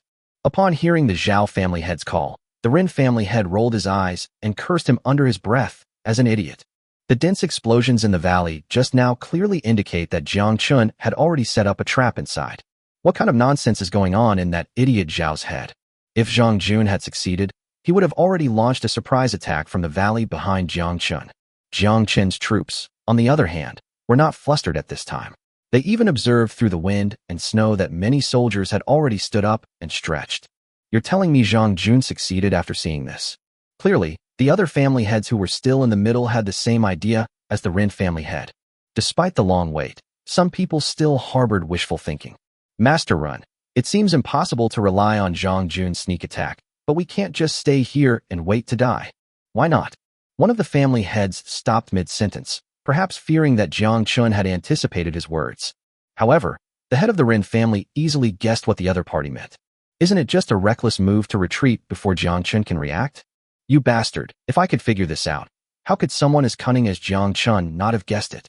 If you're going to send a message, don't make such a big fuss as if you're afraid Jiang Chen won't hear it. Haha, Patriarch Gao was truly farsighted. The Xiao family head and others in the distance actually despised the Ren family head to the core. It's one thing to be afraid when you can't win, but now these cowards don't even dare to retreat. Hundreds of thousands of immortal slaves were forced to remain in place, afraid to move, simply because of a single sentence from Jiang Chen. Ridiculous. Patriarch Gao, come here immediately. We will provide cover for you. The head of the Ren family curled his lip. The Xiao family head talks a good game, but what are you going to do to protect us? However, while the head of the Ren family scoffed at it, the head of the Gao family couldn't wait any longer. With Xiao family head's constant encouragement, he finally made up his mind and was about to order his immortal servants to retreat. Just then, a rumbling sound came faintly from 3 directions through the wind and snow, and the sound grew louder and louder. Heads of the family. A bad premonition suddenly struck, and everyone looked toward the source of the seemingly omnipresent sound, only to be immediately stunned. One after another, steel behemoths broke through the wind and snow, charging straight toward this place like prehistoric beasts from the wilderness. Grass. As everyone was stunned, the prehistoric behemoths began to reveal their true forms. Hiss! What did they see? These monsters are nearly 3 meters wide and about 2 meters high, and their entire bodies are made of green iron. The snow on the ground was crushed into tracks as the giant beasts moved, and even the ground trembled. Along with it all, everyone's heartbeats were also trembling. Ah, this. Is this the tank mentioned in the intelligence report? Although the heads of the families had already obtained general information about the tanks from intelligence reports, such as their size being comparable to a giant beast, their indestructibility, their ability to sweep away everything in their path, and the fact that a single shell could almost destroy the world, etc., including the earlier knowledge that the immortal slave army seemed to be surrounded by these giant beasts. However, all of this was learned from others, and everyone assumed that the information was exaggerated. But only now did everyone realize that they were wrong, terribly wrong. Dozens of tanks with long noses, and another dozens of vehicles that looked like armored vehicles, finally revealed their ferocious faces to the Xinnu allied forces. How much iron would it take to forge one of these? The muttering of the little fairy slave leader beside him startled the equally stunned Xiao family head. By this time, how could he not realize that he had fallen into Jiang Chen's trap? He had intended to yell and scold Jiang Jun to buy time for his surprise attack, but he hadn't expected Jiang Chen to also be stalling for time. But he realized it too late. At this moment, the encirclement of tanks and armored vehicles had arrived, with an armored vehicle on each side of every tank, and the distance between the vehicles was less than 100 meters. Meanwhile, on the top of both the tanks and armored vehicles, a fully armed soldier was visible, his upper body exposed, holding a weapon in his hand. That's a heavy machine gun. Damn! The rifles and heavy machine guns from the valley alone were already so destructive, let alone these steel behemoths that are getting closer and closer. Jiang Chen, I was wrong. You beast Xiao. It's all your fault. You tricked us into this mess. Damn it. Wrong. Why aren't you getting out of here? For a moment, the family heads who had been calm and collected and looked down on Ren family head for being cowardly panicked. Retreat? Where to retreat to? The Xiao family head looked around blankly and soon spotted the Ren family head's troops in the bombing zone. It's funny, actually. Previously, the Ren family head and others waited anxiously for the verdict, while the Xiao family head and others kept mocking and advising them. No one expected that the situation would turn around so quickly. At this moment, the 9 family heads, including the head of the Ren family, finally felt a little relieved. Although the crisis has not yet been resolved, judging from Jiang Chen's words just now, he did not intend to kill them all. After all, we're all very obedient, right? Patriarch Ren, my life is over. Quickly cover our retreat. As the tanks and armored vehicles drew closer, the Xiao family head, without thinking, ordered his servants to retreat hastily. Several other disobedient family heads also reacted quickly, retreating alone without even giving a retreat order. After all, since the Ren family head is so obedient, Jiang Chen obviously won't use force against them for the time being. As long as he temporarily infiltrates the Ren family head's camp, Wei Ji can also go with him temporarily. The idea was nice, but reality was ultimately cruel. Jiang Chen on the platform sneered, while Xiao Ling had just finished dealing with the aftermath in the valley.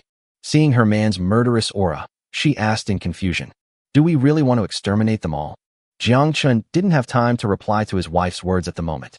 The Xiao family head and others are currently leading nearly 100,000 troops in a flight towards this direction. We must not let them return to the bombing zone. Mortar blockade. Armored forces, kill. Chapter 394 The Armored Forces Slaughter. Jiang Chen gave the order in a harsh voice. The next moment, the battlefield, which had just been quiet for a short while, was once again filled with the sound of gunfire. Bang, bang, bang, bang. The machine guns mounted on tanks and armored vehicles roared. Boom, boom, boom, boom. The tank's main gun was not to be outdone, unleashing a barrage of high-explosive shells at a rate of 6 rounds per minute. This type of shell primarily uses the high-explosive flame loaded in the warhead to shatter the alloy warhead, instantly scattering a large number of fragments in all directions, thereby damaging enemy infantry firepower. With a larger caliber and a larger blast radius, it has a greater kill radius than the small size of a mortar shell. Often, a single shot, not to mention the shrapnel effect, will cause the internal organs of people within 100 meters of the blast center to rupture directly. Correspondingly, the protective aura that grandmasters are so proud of is utterly useless in the face of such firepower. Although the Xiao family head and others had fled for their lives at top speed, how could they outrun a supersonic cannonball?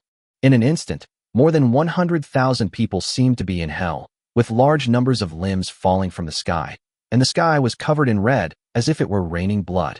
With mortars blocking their way along a 3-kilometer death line, some reckless slaves charged forward, trying to find a gap before the shells fell and get through. Unfortunately, this idea had no effect whatsoever. Nearly 1,000 mortars fired at once, continuously pouring ammunition onto this death zone that was less than 3 kilometers long. Often, just as a shell explodes and sends the surrounding immortal servants flying into the air, the next shell lands on the same spot without stopping. The Xiao family head was relatively lucky. The dense barrage of shells never directly hit his agile figure, and the scattered shrapnel was barely blocked by the protective chi he forcefully activated. But he knew his own situation best. The energy he was forcibly using was being rapidly depleted, and in less than a few breaths he would no longer be able to support his protective aura. Seeing that their path ahead was blocked, the death line quickly reaped the lives of their own immortal servants with hundreds of kills. In just a few breaths, nearly 10,000 immortal servants from various families had died tragically on the spot. And that doesn't even include the casualties caused by the main guns of the tanks and a large number of heavy machine guns behind them. As he desperately dodged, his eyes darted rapidly around him. At this moment, of the more than 100,000 immortal slaves, only less than 50,000 remained. Damn it, this can't go on. Shocked, the heavy casualties also ignited the ruthlessness in the heart of the Xiao family head. He decided to fight to the death. Since our escape route is blocked, staying here is no better than waiting to die. The next moment, having made up his mind, he braved the deafening roar of exploding shells and shouted the order. Don't back out. If this continues, we'll be eaten sooner or later. All celestial servants, turn around at my command and fight them to the death. It must be said that the Holy Realm's methods for training celestial slaves are quite unique. These people were all outstanding experts in their respective mortal countries, and had seen countless lives before becoming immortal servants. Faced with tigers in front and wolves behind, their desperate struggle did not fuel their despair, but instead ignited their bloodlust. Listen to the patriarch. We're going to die anyway. Might as well kill one and gain one more. They're just a few iron carriages, after all, inanimate objects. Cut them down. With a series of roars, the remaining 50,000 immortal slaves turned around instantly and charged back towards the armored group 1 kilometer away. Kill them. Charge. On the platform, Even Jiang Chen couldn't help but be surprised as he watched the images transmitted back by the drone. Wow. Instead of advancing, they're regressing? What a group of courageous people. However, manpower can never match modern firearms, don't you think, Master Jiang? As he spoke, Jiang Chen turned his gaze to his feet. On the snow-covered ground, Jiang Jun's limbs were broken. Under the guard of several soldiers, his eyes were filled with despair and confusion. Forehead. Jiang Jun was completely at a loss when Jiang Chen suddenly looked at him. He didn't understand why Jiang Chen was hesitating to take his life when he only needed one more bullet. The fearlessness I once had towards death has vanished, replaced by an endless terror. He is the head of the Jiang family in the Holy Realm, with nearly 200,000 immortal slaves under his command. His family also controls a mortal country with a population of nearly 20 million.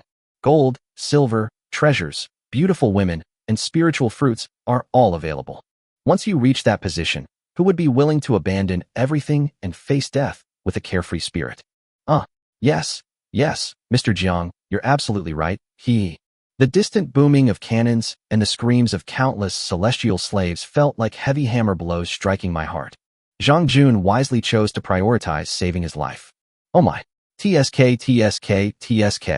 Jiang Chen originally thought that if the Jiang family chief was a bit tough, he would at least curse him out or threaten him with words like, "My Jiang family has an endless supply of immortal servants, if you dare to kill me," and so on. But to my surprise, these old fogies are more pragmatic than I imagined. Damn it, what kind of work are you all doing? How could our noble and inviolable Jiang family head be left like this in the snow? Master Jiang, who are you? Who broke your limbs? How could they be so cruel? Tell me now, and I, Jiang, will definitely avenge you. Jiang Chen's face changed faster than a dog's. While the fierce battle of slaughter was raging in the distance, he turned his attention to this matter. Moreover, her words revealed immense sympathy for Jiang Jun's plight, and she looked as if she was about to burst into tears. It's her. Jiang Jun was already mentally broken, so how could he have the mind to think about anything else?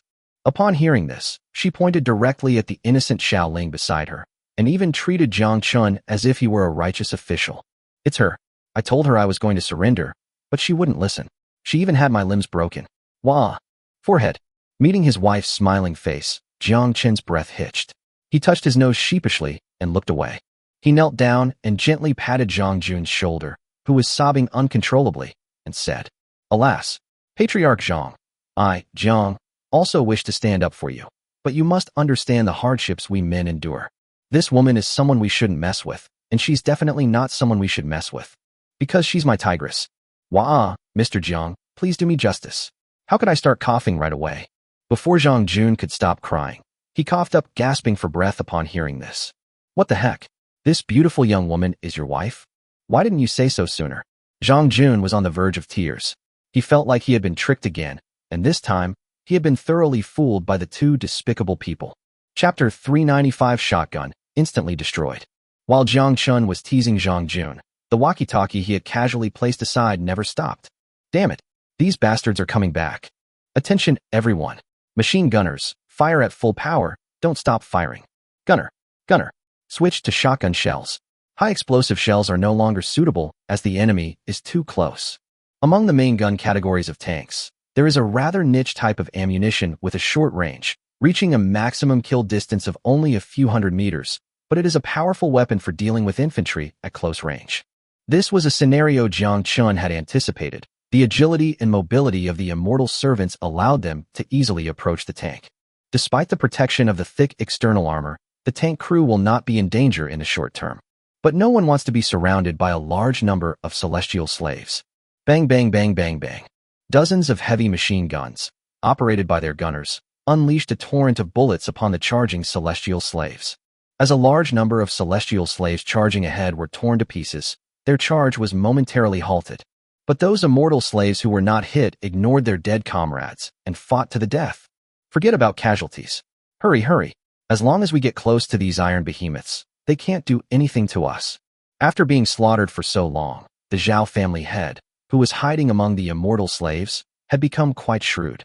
He astutely identified the weaknesses of tanks and armored vehicles. That is, although these iron lumps have fierce firepower, when they work together, they can be considered an impregnable wall.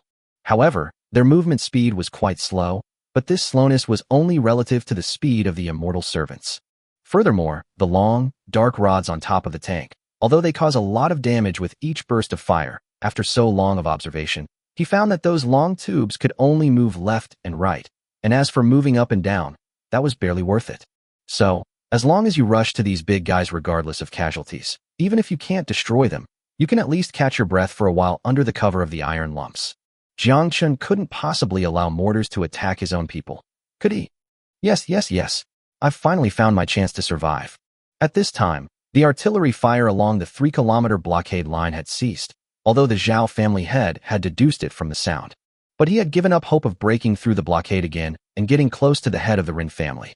Meanwhile, the Rin family head and others who remained in the bombing zone were finally able to catch a glimpse of the Xiao family head's side through the dissipating smoke. Hiss! The scene before him made the head of the Rin family tremble uncontrollably. More than 100,000 people. In the time it takes to urinate a few times, there are less than 40,000 left? This is no way to fight a war. Thank goodness. Thank goodness I was timid and stayed here without doing anything rash, otherwise. Like the Rin family head, the other family heads and immortal servants who remained in the bombing zone were all extremely grateful at this moment. I'm so glad I didn't make any unnecessary moves, otherwise I would be the one being slaughtered right now. Bang! Splatter! Before the people in the bombing zone could fully savor their relief, a series of artillery fires, completely different from those above, suddenly drew their attention again. Looking ahead in terror, the scene before them sent chills down everyone's spines once again. A tank's main gun roared, and orange flames suddenly flashed. The head of the Xiao family in the crowd was still feeling smug. Because of the heavy casualties, he had led the remaining 30,000 immortal slaves to within 500 meters of the armored vehicle defense line. Furthermore, the heavy machine guns that were originally able to kill their own immortal slaves with a barrage of bullets also fell silent one after another. Patriarch Xiao knew he had made the right bet. Those heavy machine guns don't have an endless supply of bullets, do they? That just makes them useless. As for the remaining tanks, you can get close by just one step of air flight. What use are these shells? Little did anyone know, just as the Xiao family head relaxed and began to think about how to escape. A scene he would never forget unfolded before his eyes. Boom. Splatter. The muzzle flash illuminated everyone's faces. Until this moment, everyone thought that at most a few hundred more unlucky souls would be directly hit by the artillery fire and turned into pieces. But in the next moment, countless tiny particles, almost invisible to the naked eye, scattered and flew everywhere with the deafening explosion of the shell. These black particles took the shape of an umbrella and flew right in front of everyone before they could react. Ayah! The screams only emanated from a few of the immortal slaves for a fleeting moment. Most of them didn't even have time to scream before their entire bodies were pierced by countless particles, making them even more porcupine-like than hedgehogs. And what about our Xiao family head? Although he realized something was wrong the instant the cannonball left the barrel, the impact of being in the air meant he had no time to land and take cover. In an instant, his entire body was pierced by hundreds of steel balls, shattering into a pile of mangled flesh that fell into the snow with a thud. Shotgun shells are not as effective as regular high-explosive rounds. High-explosive fragmentation shells are extremely powerful, and the damage caused by the explosion can cover an area of hundreds of meters. However, shotguns kill in a very different way, like a shotgun magnified nearly 100 times. Although it has a long range, the area of damage it can cover can even extend to a fan-shaped region nearly a kilometer in front of it. If a single tank can cover an area of thousands of meters, what about dozens of tanks firing simultaneously? The answer is obvious. At the same time, the immortal servants of the Xiao family head and others have set a good example for everyone who is still alive. As the shelling ceased, the chaotic shouts and cries of battle also subsided.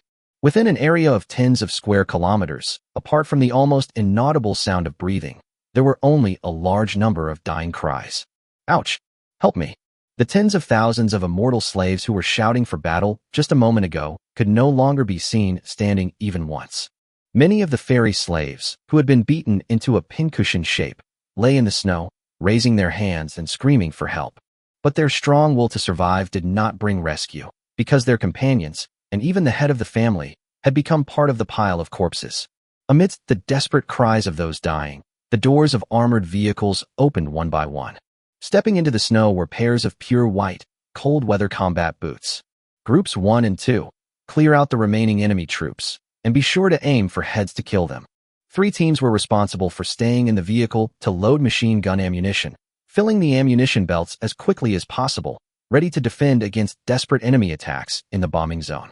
On the platform, looking at the battlefield in the distance, which had suddenly become quiet like a dead zone, and hearing the cold orders of the armored commander over the walkie-talkie.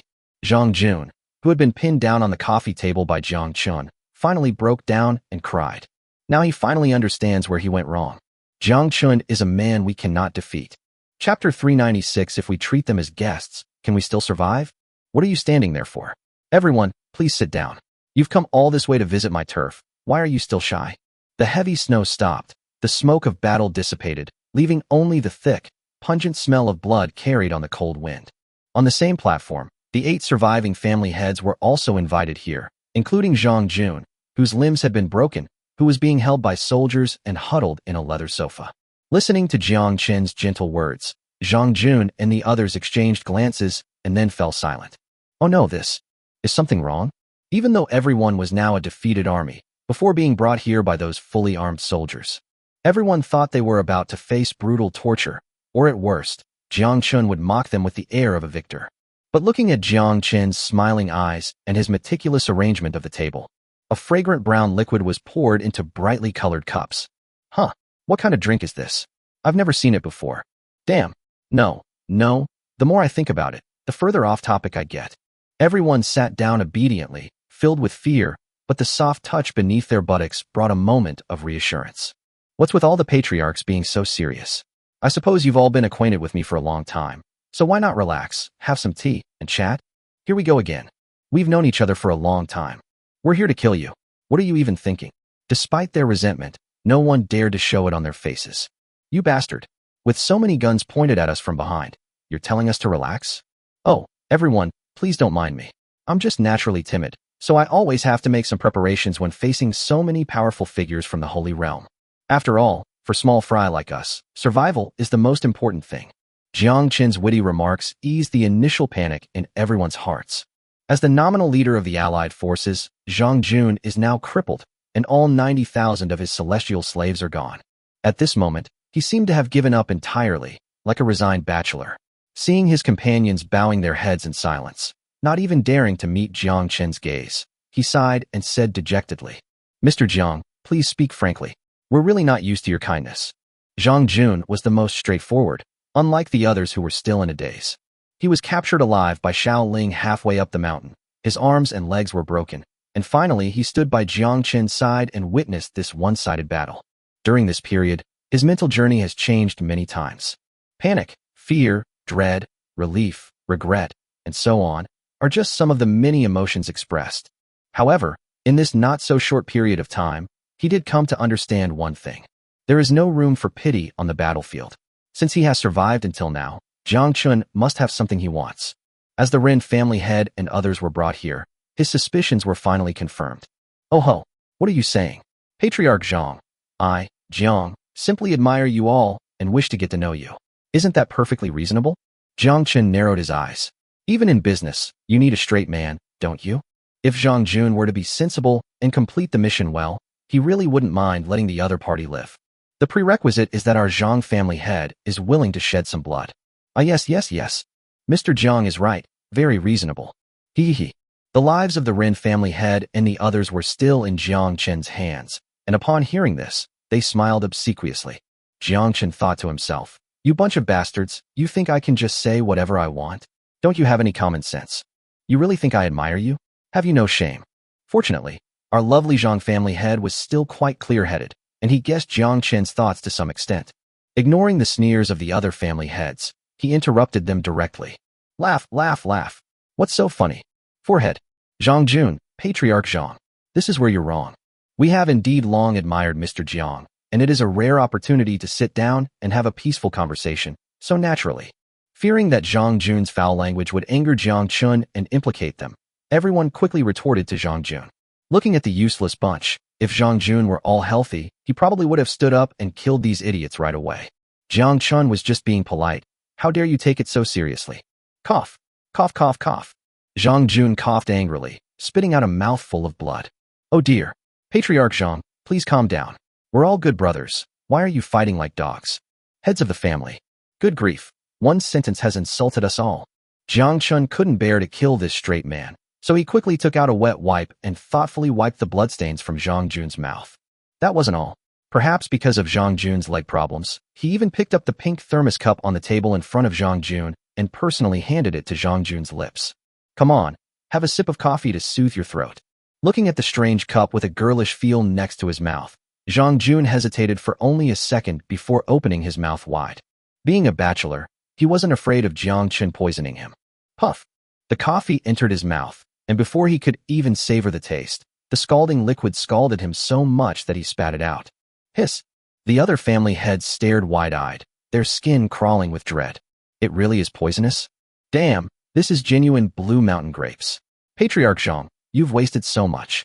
Jiang Chen casually wiped away the coffee that had splashed onto him and instantly frozen solid, his tone equally nonchalant. Why is it still hot in the Blue Mountains? Jiang Jun's words were completely nonsensical. In this kind of weather, the Blue Mountain beer in the glass had been sitting for several minutes, yet it was still scalding hot. Call. It's good that it's not poison. It's good that it's not poison. In an instant, the Rin family head and the others felt as if they had returned from hell to the human world. To be honest, they really thought Jiang Chen wanted to poison Jiang Jun as a warning. Now that she had relaxed, she finally realized that Jiang Chen wanted to make an example of someone. So why did he need to use such a method? Didn't you see those hundreds of thousands of celestial servants standing in the snow outside, shivering?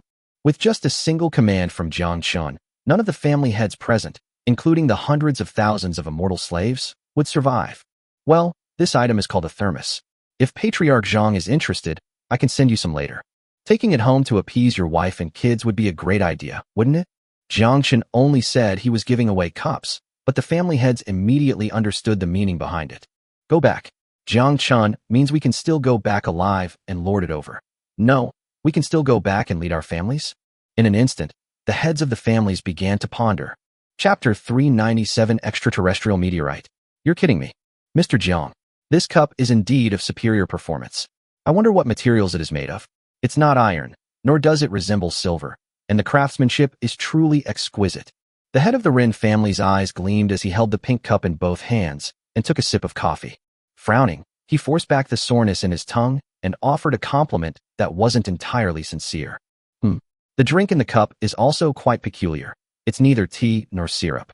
The other family heads also realized what was happening and began to imitate the Rin family head, pretending to offer their opinions. Cough cough, yes. Putting aside the special nature of the drink in the cup itself must be a rare treasure, right? I had long heard of Mr. Jiang's amazing abilities, but I never expected that you could casually pull out such a treasure that we had never seen before. Watching the patriarch's pretentious flattery, Jiang Chen crossed his arms and smiled without saying a word. Come on, keep showing off. Everyone chattered away for a long time, and even the sour coffee in their cups was almost gone as they savored each sip. In the end, Jiang Jun couldn't stand it anymore. These bastards, they used to all boast about their handsome and imposing appearance. How come they've become even more despicable than dogs now? Feeling contempt, he turned to face the composed Jiang Chen and asked, Mr. Jiang, do you think we can still live? In one sentence, he directly interrupted the sycophant's flattery. Seeing that Jiang Jun had asked on behalf of everyone what their greatest desire was, everyone's eyes turned to Jiang Chen's face, and their hearts were in their throats. Patriarch Jiang, what kind of talk is that? Heaven cherishes life, and every life deserves respect. The whole talk of death and life is just unlucky. Everyone, listen to this, everyone. Does anyone say that? Jiang Chen, you bastard. Do you even dare to look out at that open space, even just once? The corpses of those hundreds of thousands of immortal slaves are still scattered across the snowfield. Heaven has the virtue of cherishing life. Anyone can say that, but you have no right to. Bah. Seeing the contemptuous looks on everyone's faces, which they tried to hide but couldn't quite conceal, Jiang Chen touched the tip of his nose in embarrassment. Oh no, I think I went too far with my bragging. Just as Jiang Chen was at a loss for what to do. No, how to comfort everyone. Our straight man finally stepped in. Mr. Jiang, what price do you think Mr. Jiang needs to pay to get one of your thermos cups? Jiang Jun emphasized the last three words, thermos cup. Jiang Jun didn't speak too bluntly. After all, seeing Jiang Chen beating around the bush without expressing his true feelings, Jiang Jun felt that Jiang Chen was someone who wanted both. So, under the guise of inquiring about the price of a thermos, he was actually asking about the cost of his life-saving money. They are all heads of their families, and no one in this position is stupid. The group, filled with murderous intent and malice, led their large army in an attempt to annihilate Jiang Chen and plunder all his supplies. In the end, they not only suffered heavy losses and gained nothing, but now their lives are in Jiang Chen's hands. Jiang Chen didn't start a massacre at the slightest disagreement. Allowing everyone to live a little longer was already an extraordinary act of mercy. It's impossible to get him to let everyone leave without paying something in return. Yes. This cup is really nice, beautiful, and keeps drinks hot. Mr. Ren is quite fond of it. May I ask, Mr. Jiang, what is the price of this cup? Haha. I wonder if Mr. Jiang could be so reluctant to part with it. As for the price, what's your name? As soon as Zhang Jun spoke, the family heads followed suit. I think the Zhang family head has excellent judgment. If I were to miss out on such a rare item, I would regret it for the rest of my life. Absolutely. We hope Mr. Jiang can be so reluctant as to part with it. I also want to thank Mr. Jiang for reminding me that I wanted to equip each of the women and children in my family with one, but I don't know Good heavens. Everyone was stunned. We're talking about buying our lives, and you're actually eyeing this kind of cup? Jiang Chen chuckled inwardly. I never expected that just because I casually redeemed a batch of thermos cups to show off, these self-righteous family heads would force me to make a big deal out of it. Buying a thermos to save your life? Wow. Zhang Jun is really a talent. It would be a shame not to take the civil service exam. Since all the patriarchs are so fond of thermos cups, then it wouldn't be unreasonable for me, Jiang, to reluctantly part with mine. Seeing that Jiang Chen seemed to want to say something but hesitated, as if he had something difficult to say, the heads of the families were immediately alarmed. Our lives depend on this, Mr. Jiang. You'd better do your best. Mr. Jiang, is there some difficulty? Please speak freely. Although we rarely step into the secular world, each of us controls one or two secular countries to some extent. Putting aside the price, I can't guarantee the cost of other thermos cups, but I, Zhang, guarantee that my gold-plated thermos cup will not disappoint you. Yeah. Mr. Jiang need not worry about the price or how much gold or silver is needed. Just speak freely. The family heads chimed in, fearing that Jiang Chen might cause some trouble again. They had already learned from various sources that Jiang Chen had started selling rifles in the border town to exchange for gold. When he led his army to attack the capital, neither beautiful women nor rare treasures caught his eye. He actually extorted tens of millions of taels of gold and silver from Xiao Jiutian. Gold and silver, these worldly currencies, are of no importance to the heads of these families in the Holy Realm. Even if Jiang Chen were to demand an exorbitant amount, such as tens of millions of taels of gold, these family heads could easily pay the ransom in a short period of time. At worst, it'll just cause chaos in those secular countries for a while. Well, Jiang Chen is really a weirdo. He can fight against the combined power of so many families all by himself, yet he still has his eyes on worldly gold and silver. Alas, a common person is still a common person. Their essence cannot be changed. Just as the family heads were full of anticipation, waiting for Jiang Chen to make an outrageous demand, Jiang Chen, who had been smiling, suddenly became visibly sorrowful as the crowd's chaotic conversations began. So sad and sorrowful? Wah! Sigh. In front of everyone, Jiang Chen pretended to cover his face with his hand, as if wiping away tears. Fellow family heads, you may not know this, but this thermos cup was something I, Jiang, obtained by chance from a piece of extraterrestrial meteorite iron. Masters, heads of the family. What a load of crap. Meteorite from outer space? How dare you even utter that? This kind of thing that only exists in legends has been searched for by the Holy Realm patriarchs for hundreds of years, but they have never found it. So until now, no one has believed that extraterrestrial meteorite iron exists. Oh, the treasure that our ancestors sought with all the strength of humankind, but could not find, you obtained by chance? Are you kidding me? If you're trying to blackmail me, just say so. Chapter 398. The thermos cup is the foundation of Jiang's livelihood. Well, Jiang Chen sighed heavily. The performance continued. A single piece of extraterrestrial meteorite iron was used to forge only about 10 cups. Fellow family heads, you may not know this, but ever since I came to the capital, I have been subjected to all sorts of schemes. I finally managed to break through the encirclement and be reborn, and then I hid here in the Xiao family of the Holy Realm. Originally, I thought that at worst, I could just spend the rest of my life here, which wouldn't be too bad. Mr. Jiang, please wait a moment. Zhang Jun weakly interrupted Jiang Chen's extremely stiff lines, saying, Mr. Jiang, you live here, but what is your connection with these cups? As Jiang Jun spoke, the other family heads also came back to their senses. That makes sense. Is there any connection between the two? Damn it, I almost got completely hooked on Jiang Chen's story. And another thing, hiding in the Xiao family of the Holy Realm, do you even believe that yourself? You clearly stormed into the Holy Realm and flattened the entire eastern part of the Holy Realm. If everyone knew your background beforehand, they might really think you were an innocent person who had been persecuted. Pooh. Huh. Oh, huh. It's like this, Patriarch Jiang. I know you're in a hurry, but please don't rush. Let me explain slowly. Come on, fill up your coffee. As he spoke, Jiang Chen refilled everyone's thermos cups with coffee, continuing to talk. If someone unaware of the situation saw this scene, it would truly resemble a storyteller entertaining tea drinkers. Where was I? Slapping his forehead, as if just remembering, Jiang Chen continued. By the way, that piece of meteorite iron only yielded 8 insurance policies in total. No, I think it was 10? Never mind. In short, these thermos cups are very rare. Jiang originally wanted to use these thermos cups to drink hot tea in the Holy Realm to warm himself up and prevent himself from freezing to death in the cold. But now that all the family heads are so fond of thermos cups, as Jiang Chen continued to utter incoherent and illogical statements, the family heads all felt an unbearable headache. You just said you made 10 cups, but now it's 8? Damn it, what is he saying? I feel like I need to start using my brain. Therefore, these thermos cups were Jiang's life-saving treasures and the foundation of his livelihood.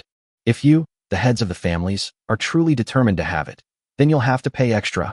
As Jiang Chen uttered his last words, the family heads all exhaled a sigh of relief. Finally, my ears can finally get some peace and quiet. Mr. Jiang, didn't we already say that you can name your price? Although we are now defeated, what are a few pieces of gold and silver worth? How much do you want? We can get it for you. Yes, Mr. Jiang, you are absolutely right. The man wanted to say that Jiang Chen was really clueless, but before he could say it, he quickly covered his mouth for the sake of his life. No, esteemed clan leaders, I think you've misunderstood. Facing the puzzled looks of the crowd, Jiang Chen finally revealed his true colors. The extra money Jiang referred to was only part of the gold and silver bonus. What? Gold and silver are just extras? What does he really want? The heads of the families were all dumbfounded. The next moment, perhaps thinking of something, Jiang Jun suddenly looked up and stared directly at Jiang Chen, his eyes flashing with surprise. Oh, it seems Patriarch Jiang guessed it. Hee. Jiang Chen smiled awkwardly, with a hint of mercenary shrewdness in his expression. Jiang Jun didn't care at all at this point. His pupils trembled, and his heart began to struggle. Yes, that must be it. Jiang Chen not only wants a lot of gold and silver, but he also wants to covet the spiritual fruits of my Jiang family. Damn it, how could this happen? Didn't the intelligence say that Jiang Chen only liked large amounts of worldly gold and silver? How could he possibly be paying attention to the spirit fruit? Jiang, the head of the Jiang family. What comes to mind? Yes, Patriarch Jiang, if you have any ideas, please speak them out so we can discuss countermeasures together. Hearing the other family heads' urgent inquiries, Jiang Jun's gaze immediately turned to the crowd. In that instant, he realized that Jiang Chen coveted the spiritual fruits possessed by everyone present. This problem can't be left to the head of the family to worry about alone, can it? Mr. Jiang meant that he wanted us to exchange spiritual fruits for a chance to live. His voice was low, but Jiang Jun felt incredibly relieved. Awesome. So awesome. You bunch of idiots are going to get a headache too, huh? What? A spiritual fruit? How could that be? Mr. Jiang, the spirit fruit is the foundation upon which our families stand in the Holy Realm. How can we trade it away so easily? The heads of the families grew anxious, like roosters with their feathers standing on end, and their tone of voice became harsh. Oh ho! Jiang Chen scoffed upon hearing this, having long anticipated that these old fogies wouldn't give in so easily. Just as I expected. So you're the head of the Rin family, right? I used to admire your pragmatism, and you obediently stayed in the bombing zone when I told you to. But what you're saying now is really putting Jiang in a difficult position. Jiang Chen leaned back on the sofa, squinting at the panicked face of the Rin family head, and then said, You say that spiritual fruits are the foundation for everyone's survival in the Holy Realm? Then let me ask you, did I just tell you that my thermos cup is also the foundation for my survival in the Holy Realm? Answer me. The head of the Rin family trembled from the shout, but still stubbornly replied, How can that be the same? Mr. Jiang, let's not even talk about how slow the growth period of spirit fruits is, with each fruit tree only able to grow one spirit fruit. With so many casualties from this campaign alone, we'll have to rely on the spiritual fruits from our homes to rebuild our immortal servants. These spiritual fruits are becoming increasingly rare. By the end, the head of the Ren family felt his heart was bleeding. Yes, yes, I hope Mr. Jiang will reconsider.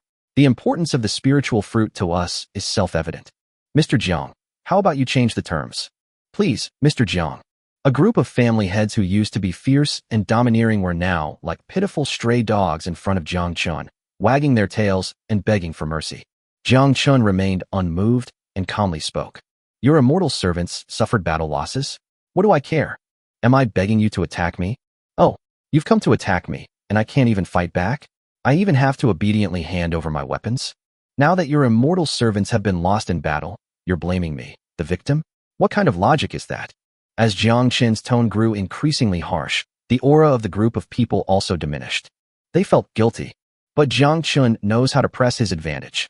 All right, I, Jiang, am magnanimous. Let's put aside your malice for now.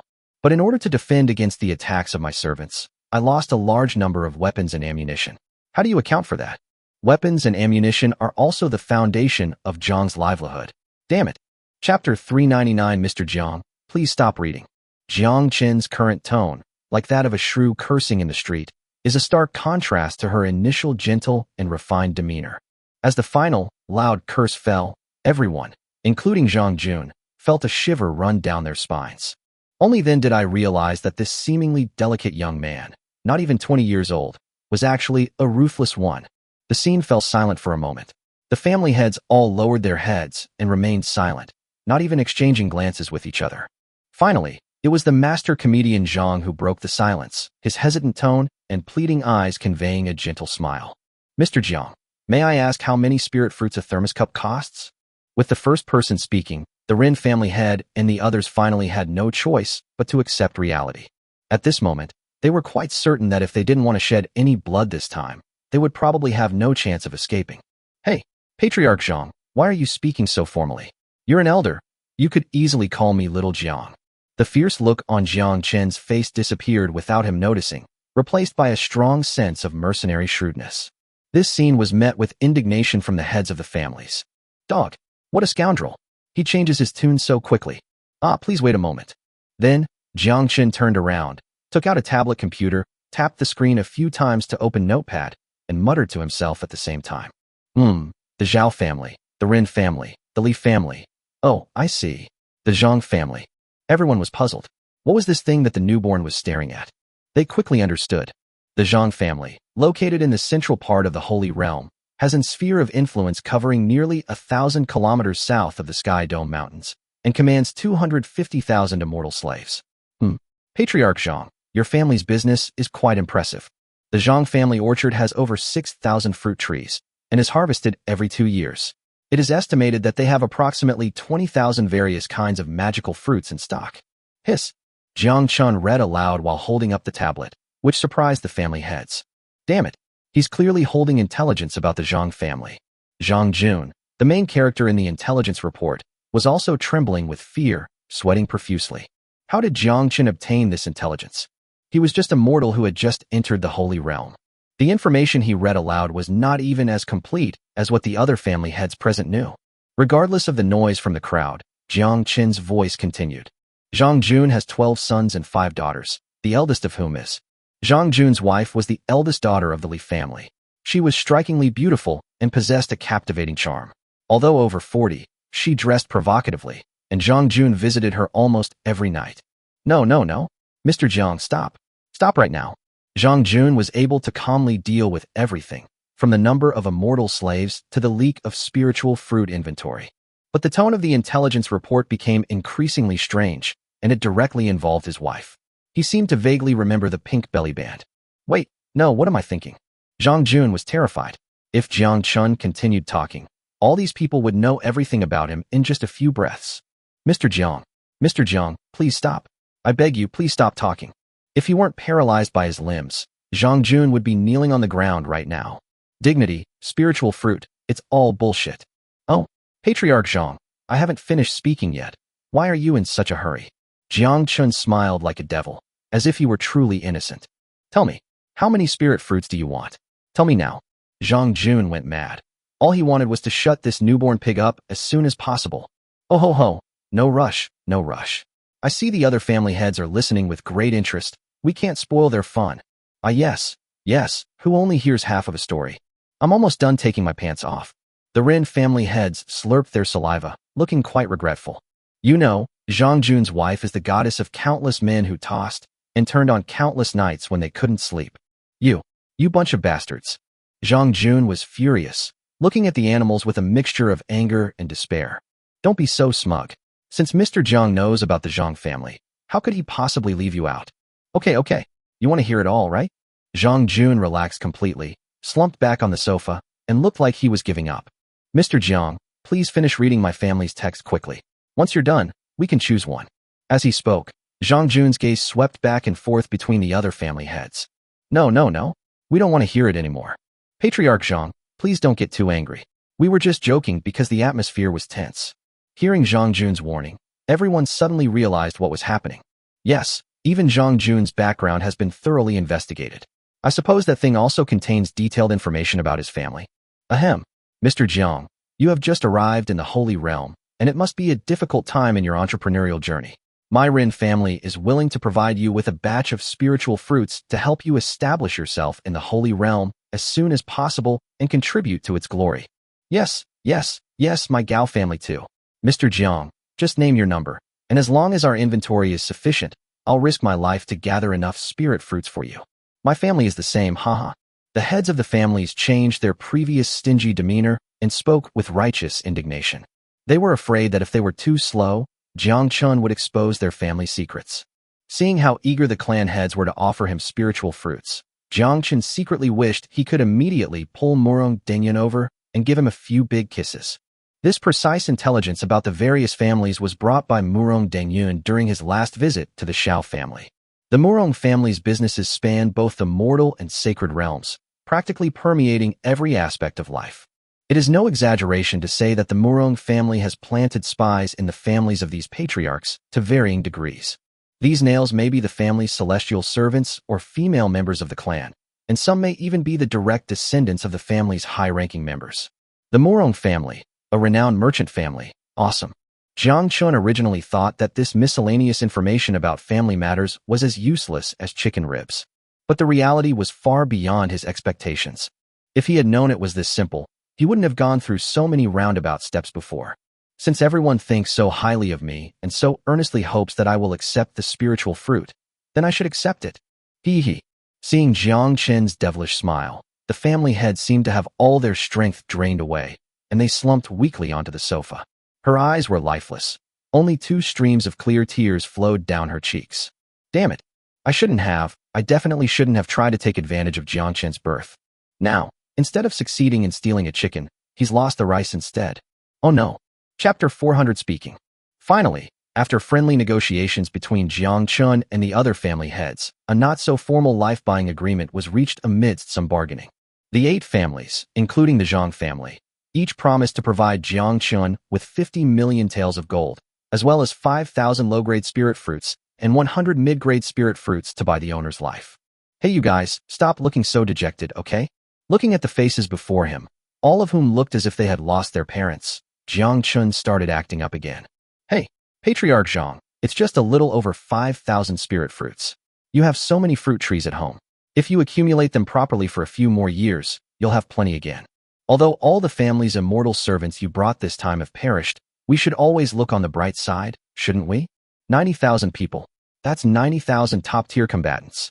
My Zhang family only has 200,000 immortal slaves in total. In one fell swoop, we've lost half of our combat power. Wah!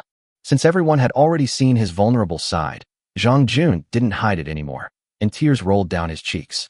Although Jiang Chen hasn't killed them yet, his intention is to release them in exchange for money. Why does this smell seem so familiar? Kidnapping. Damn. Everyone was filled with unease. Who knew if Jiang Chen would break his promise when the celestial servant sent back to the family with the ransom returned?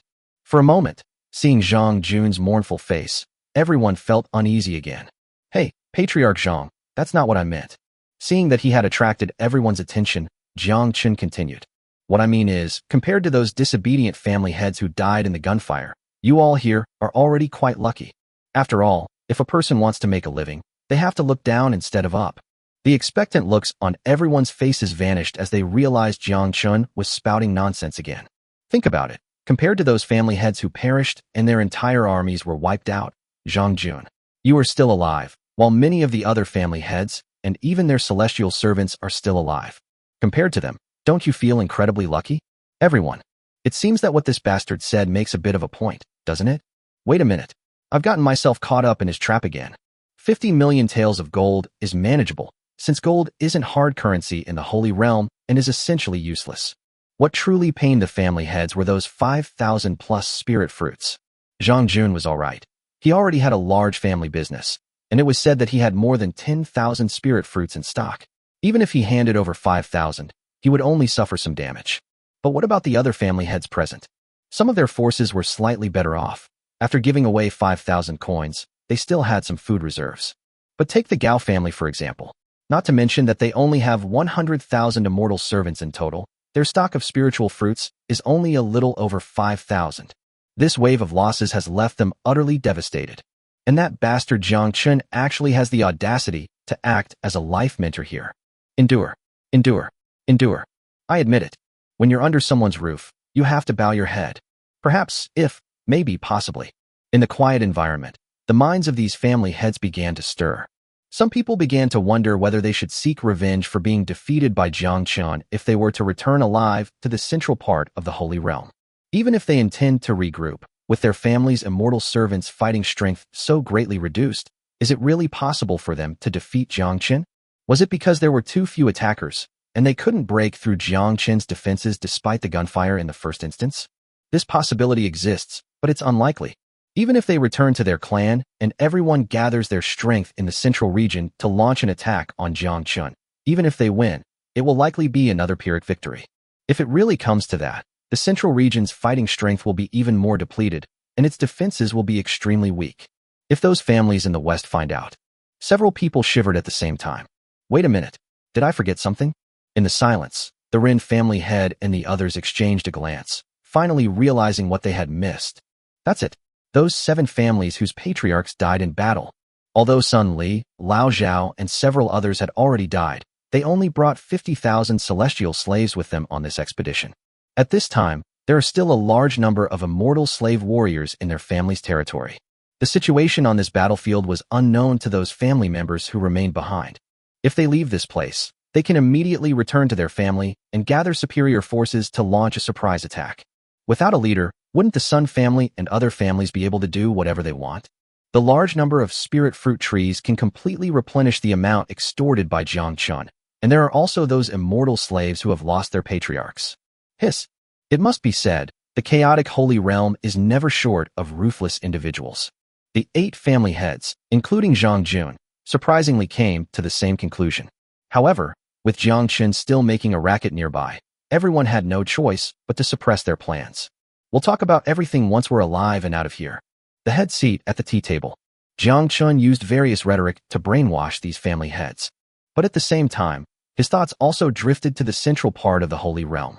He naturally noticed the silent exchange of glances between the family heads.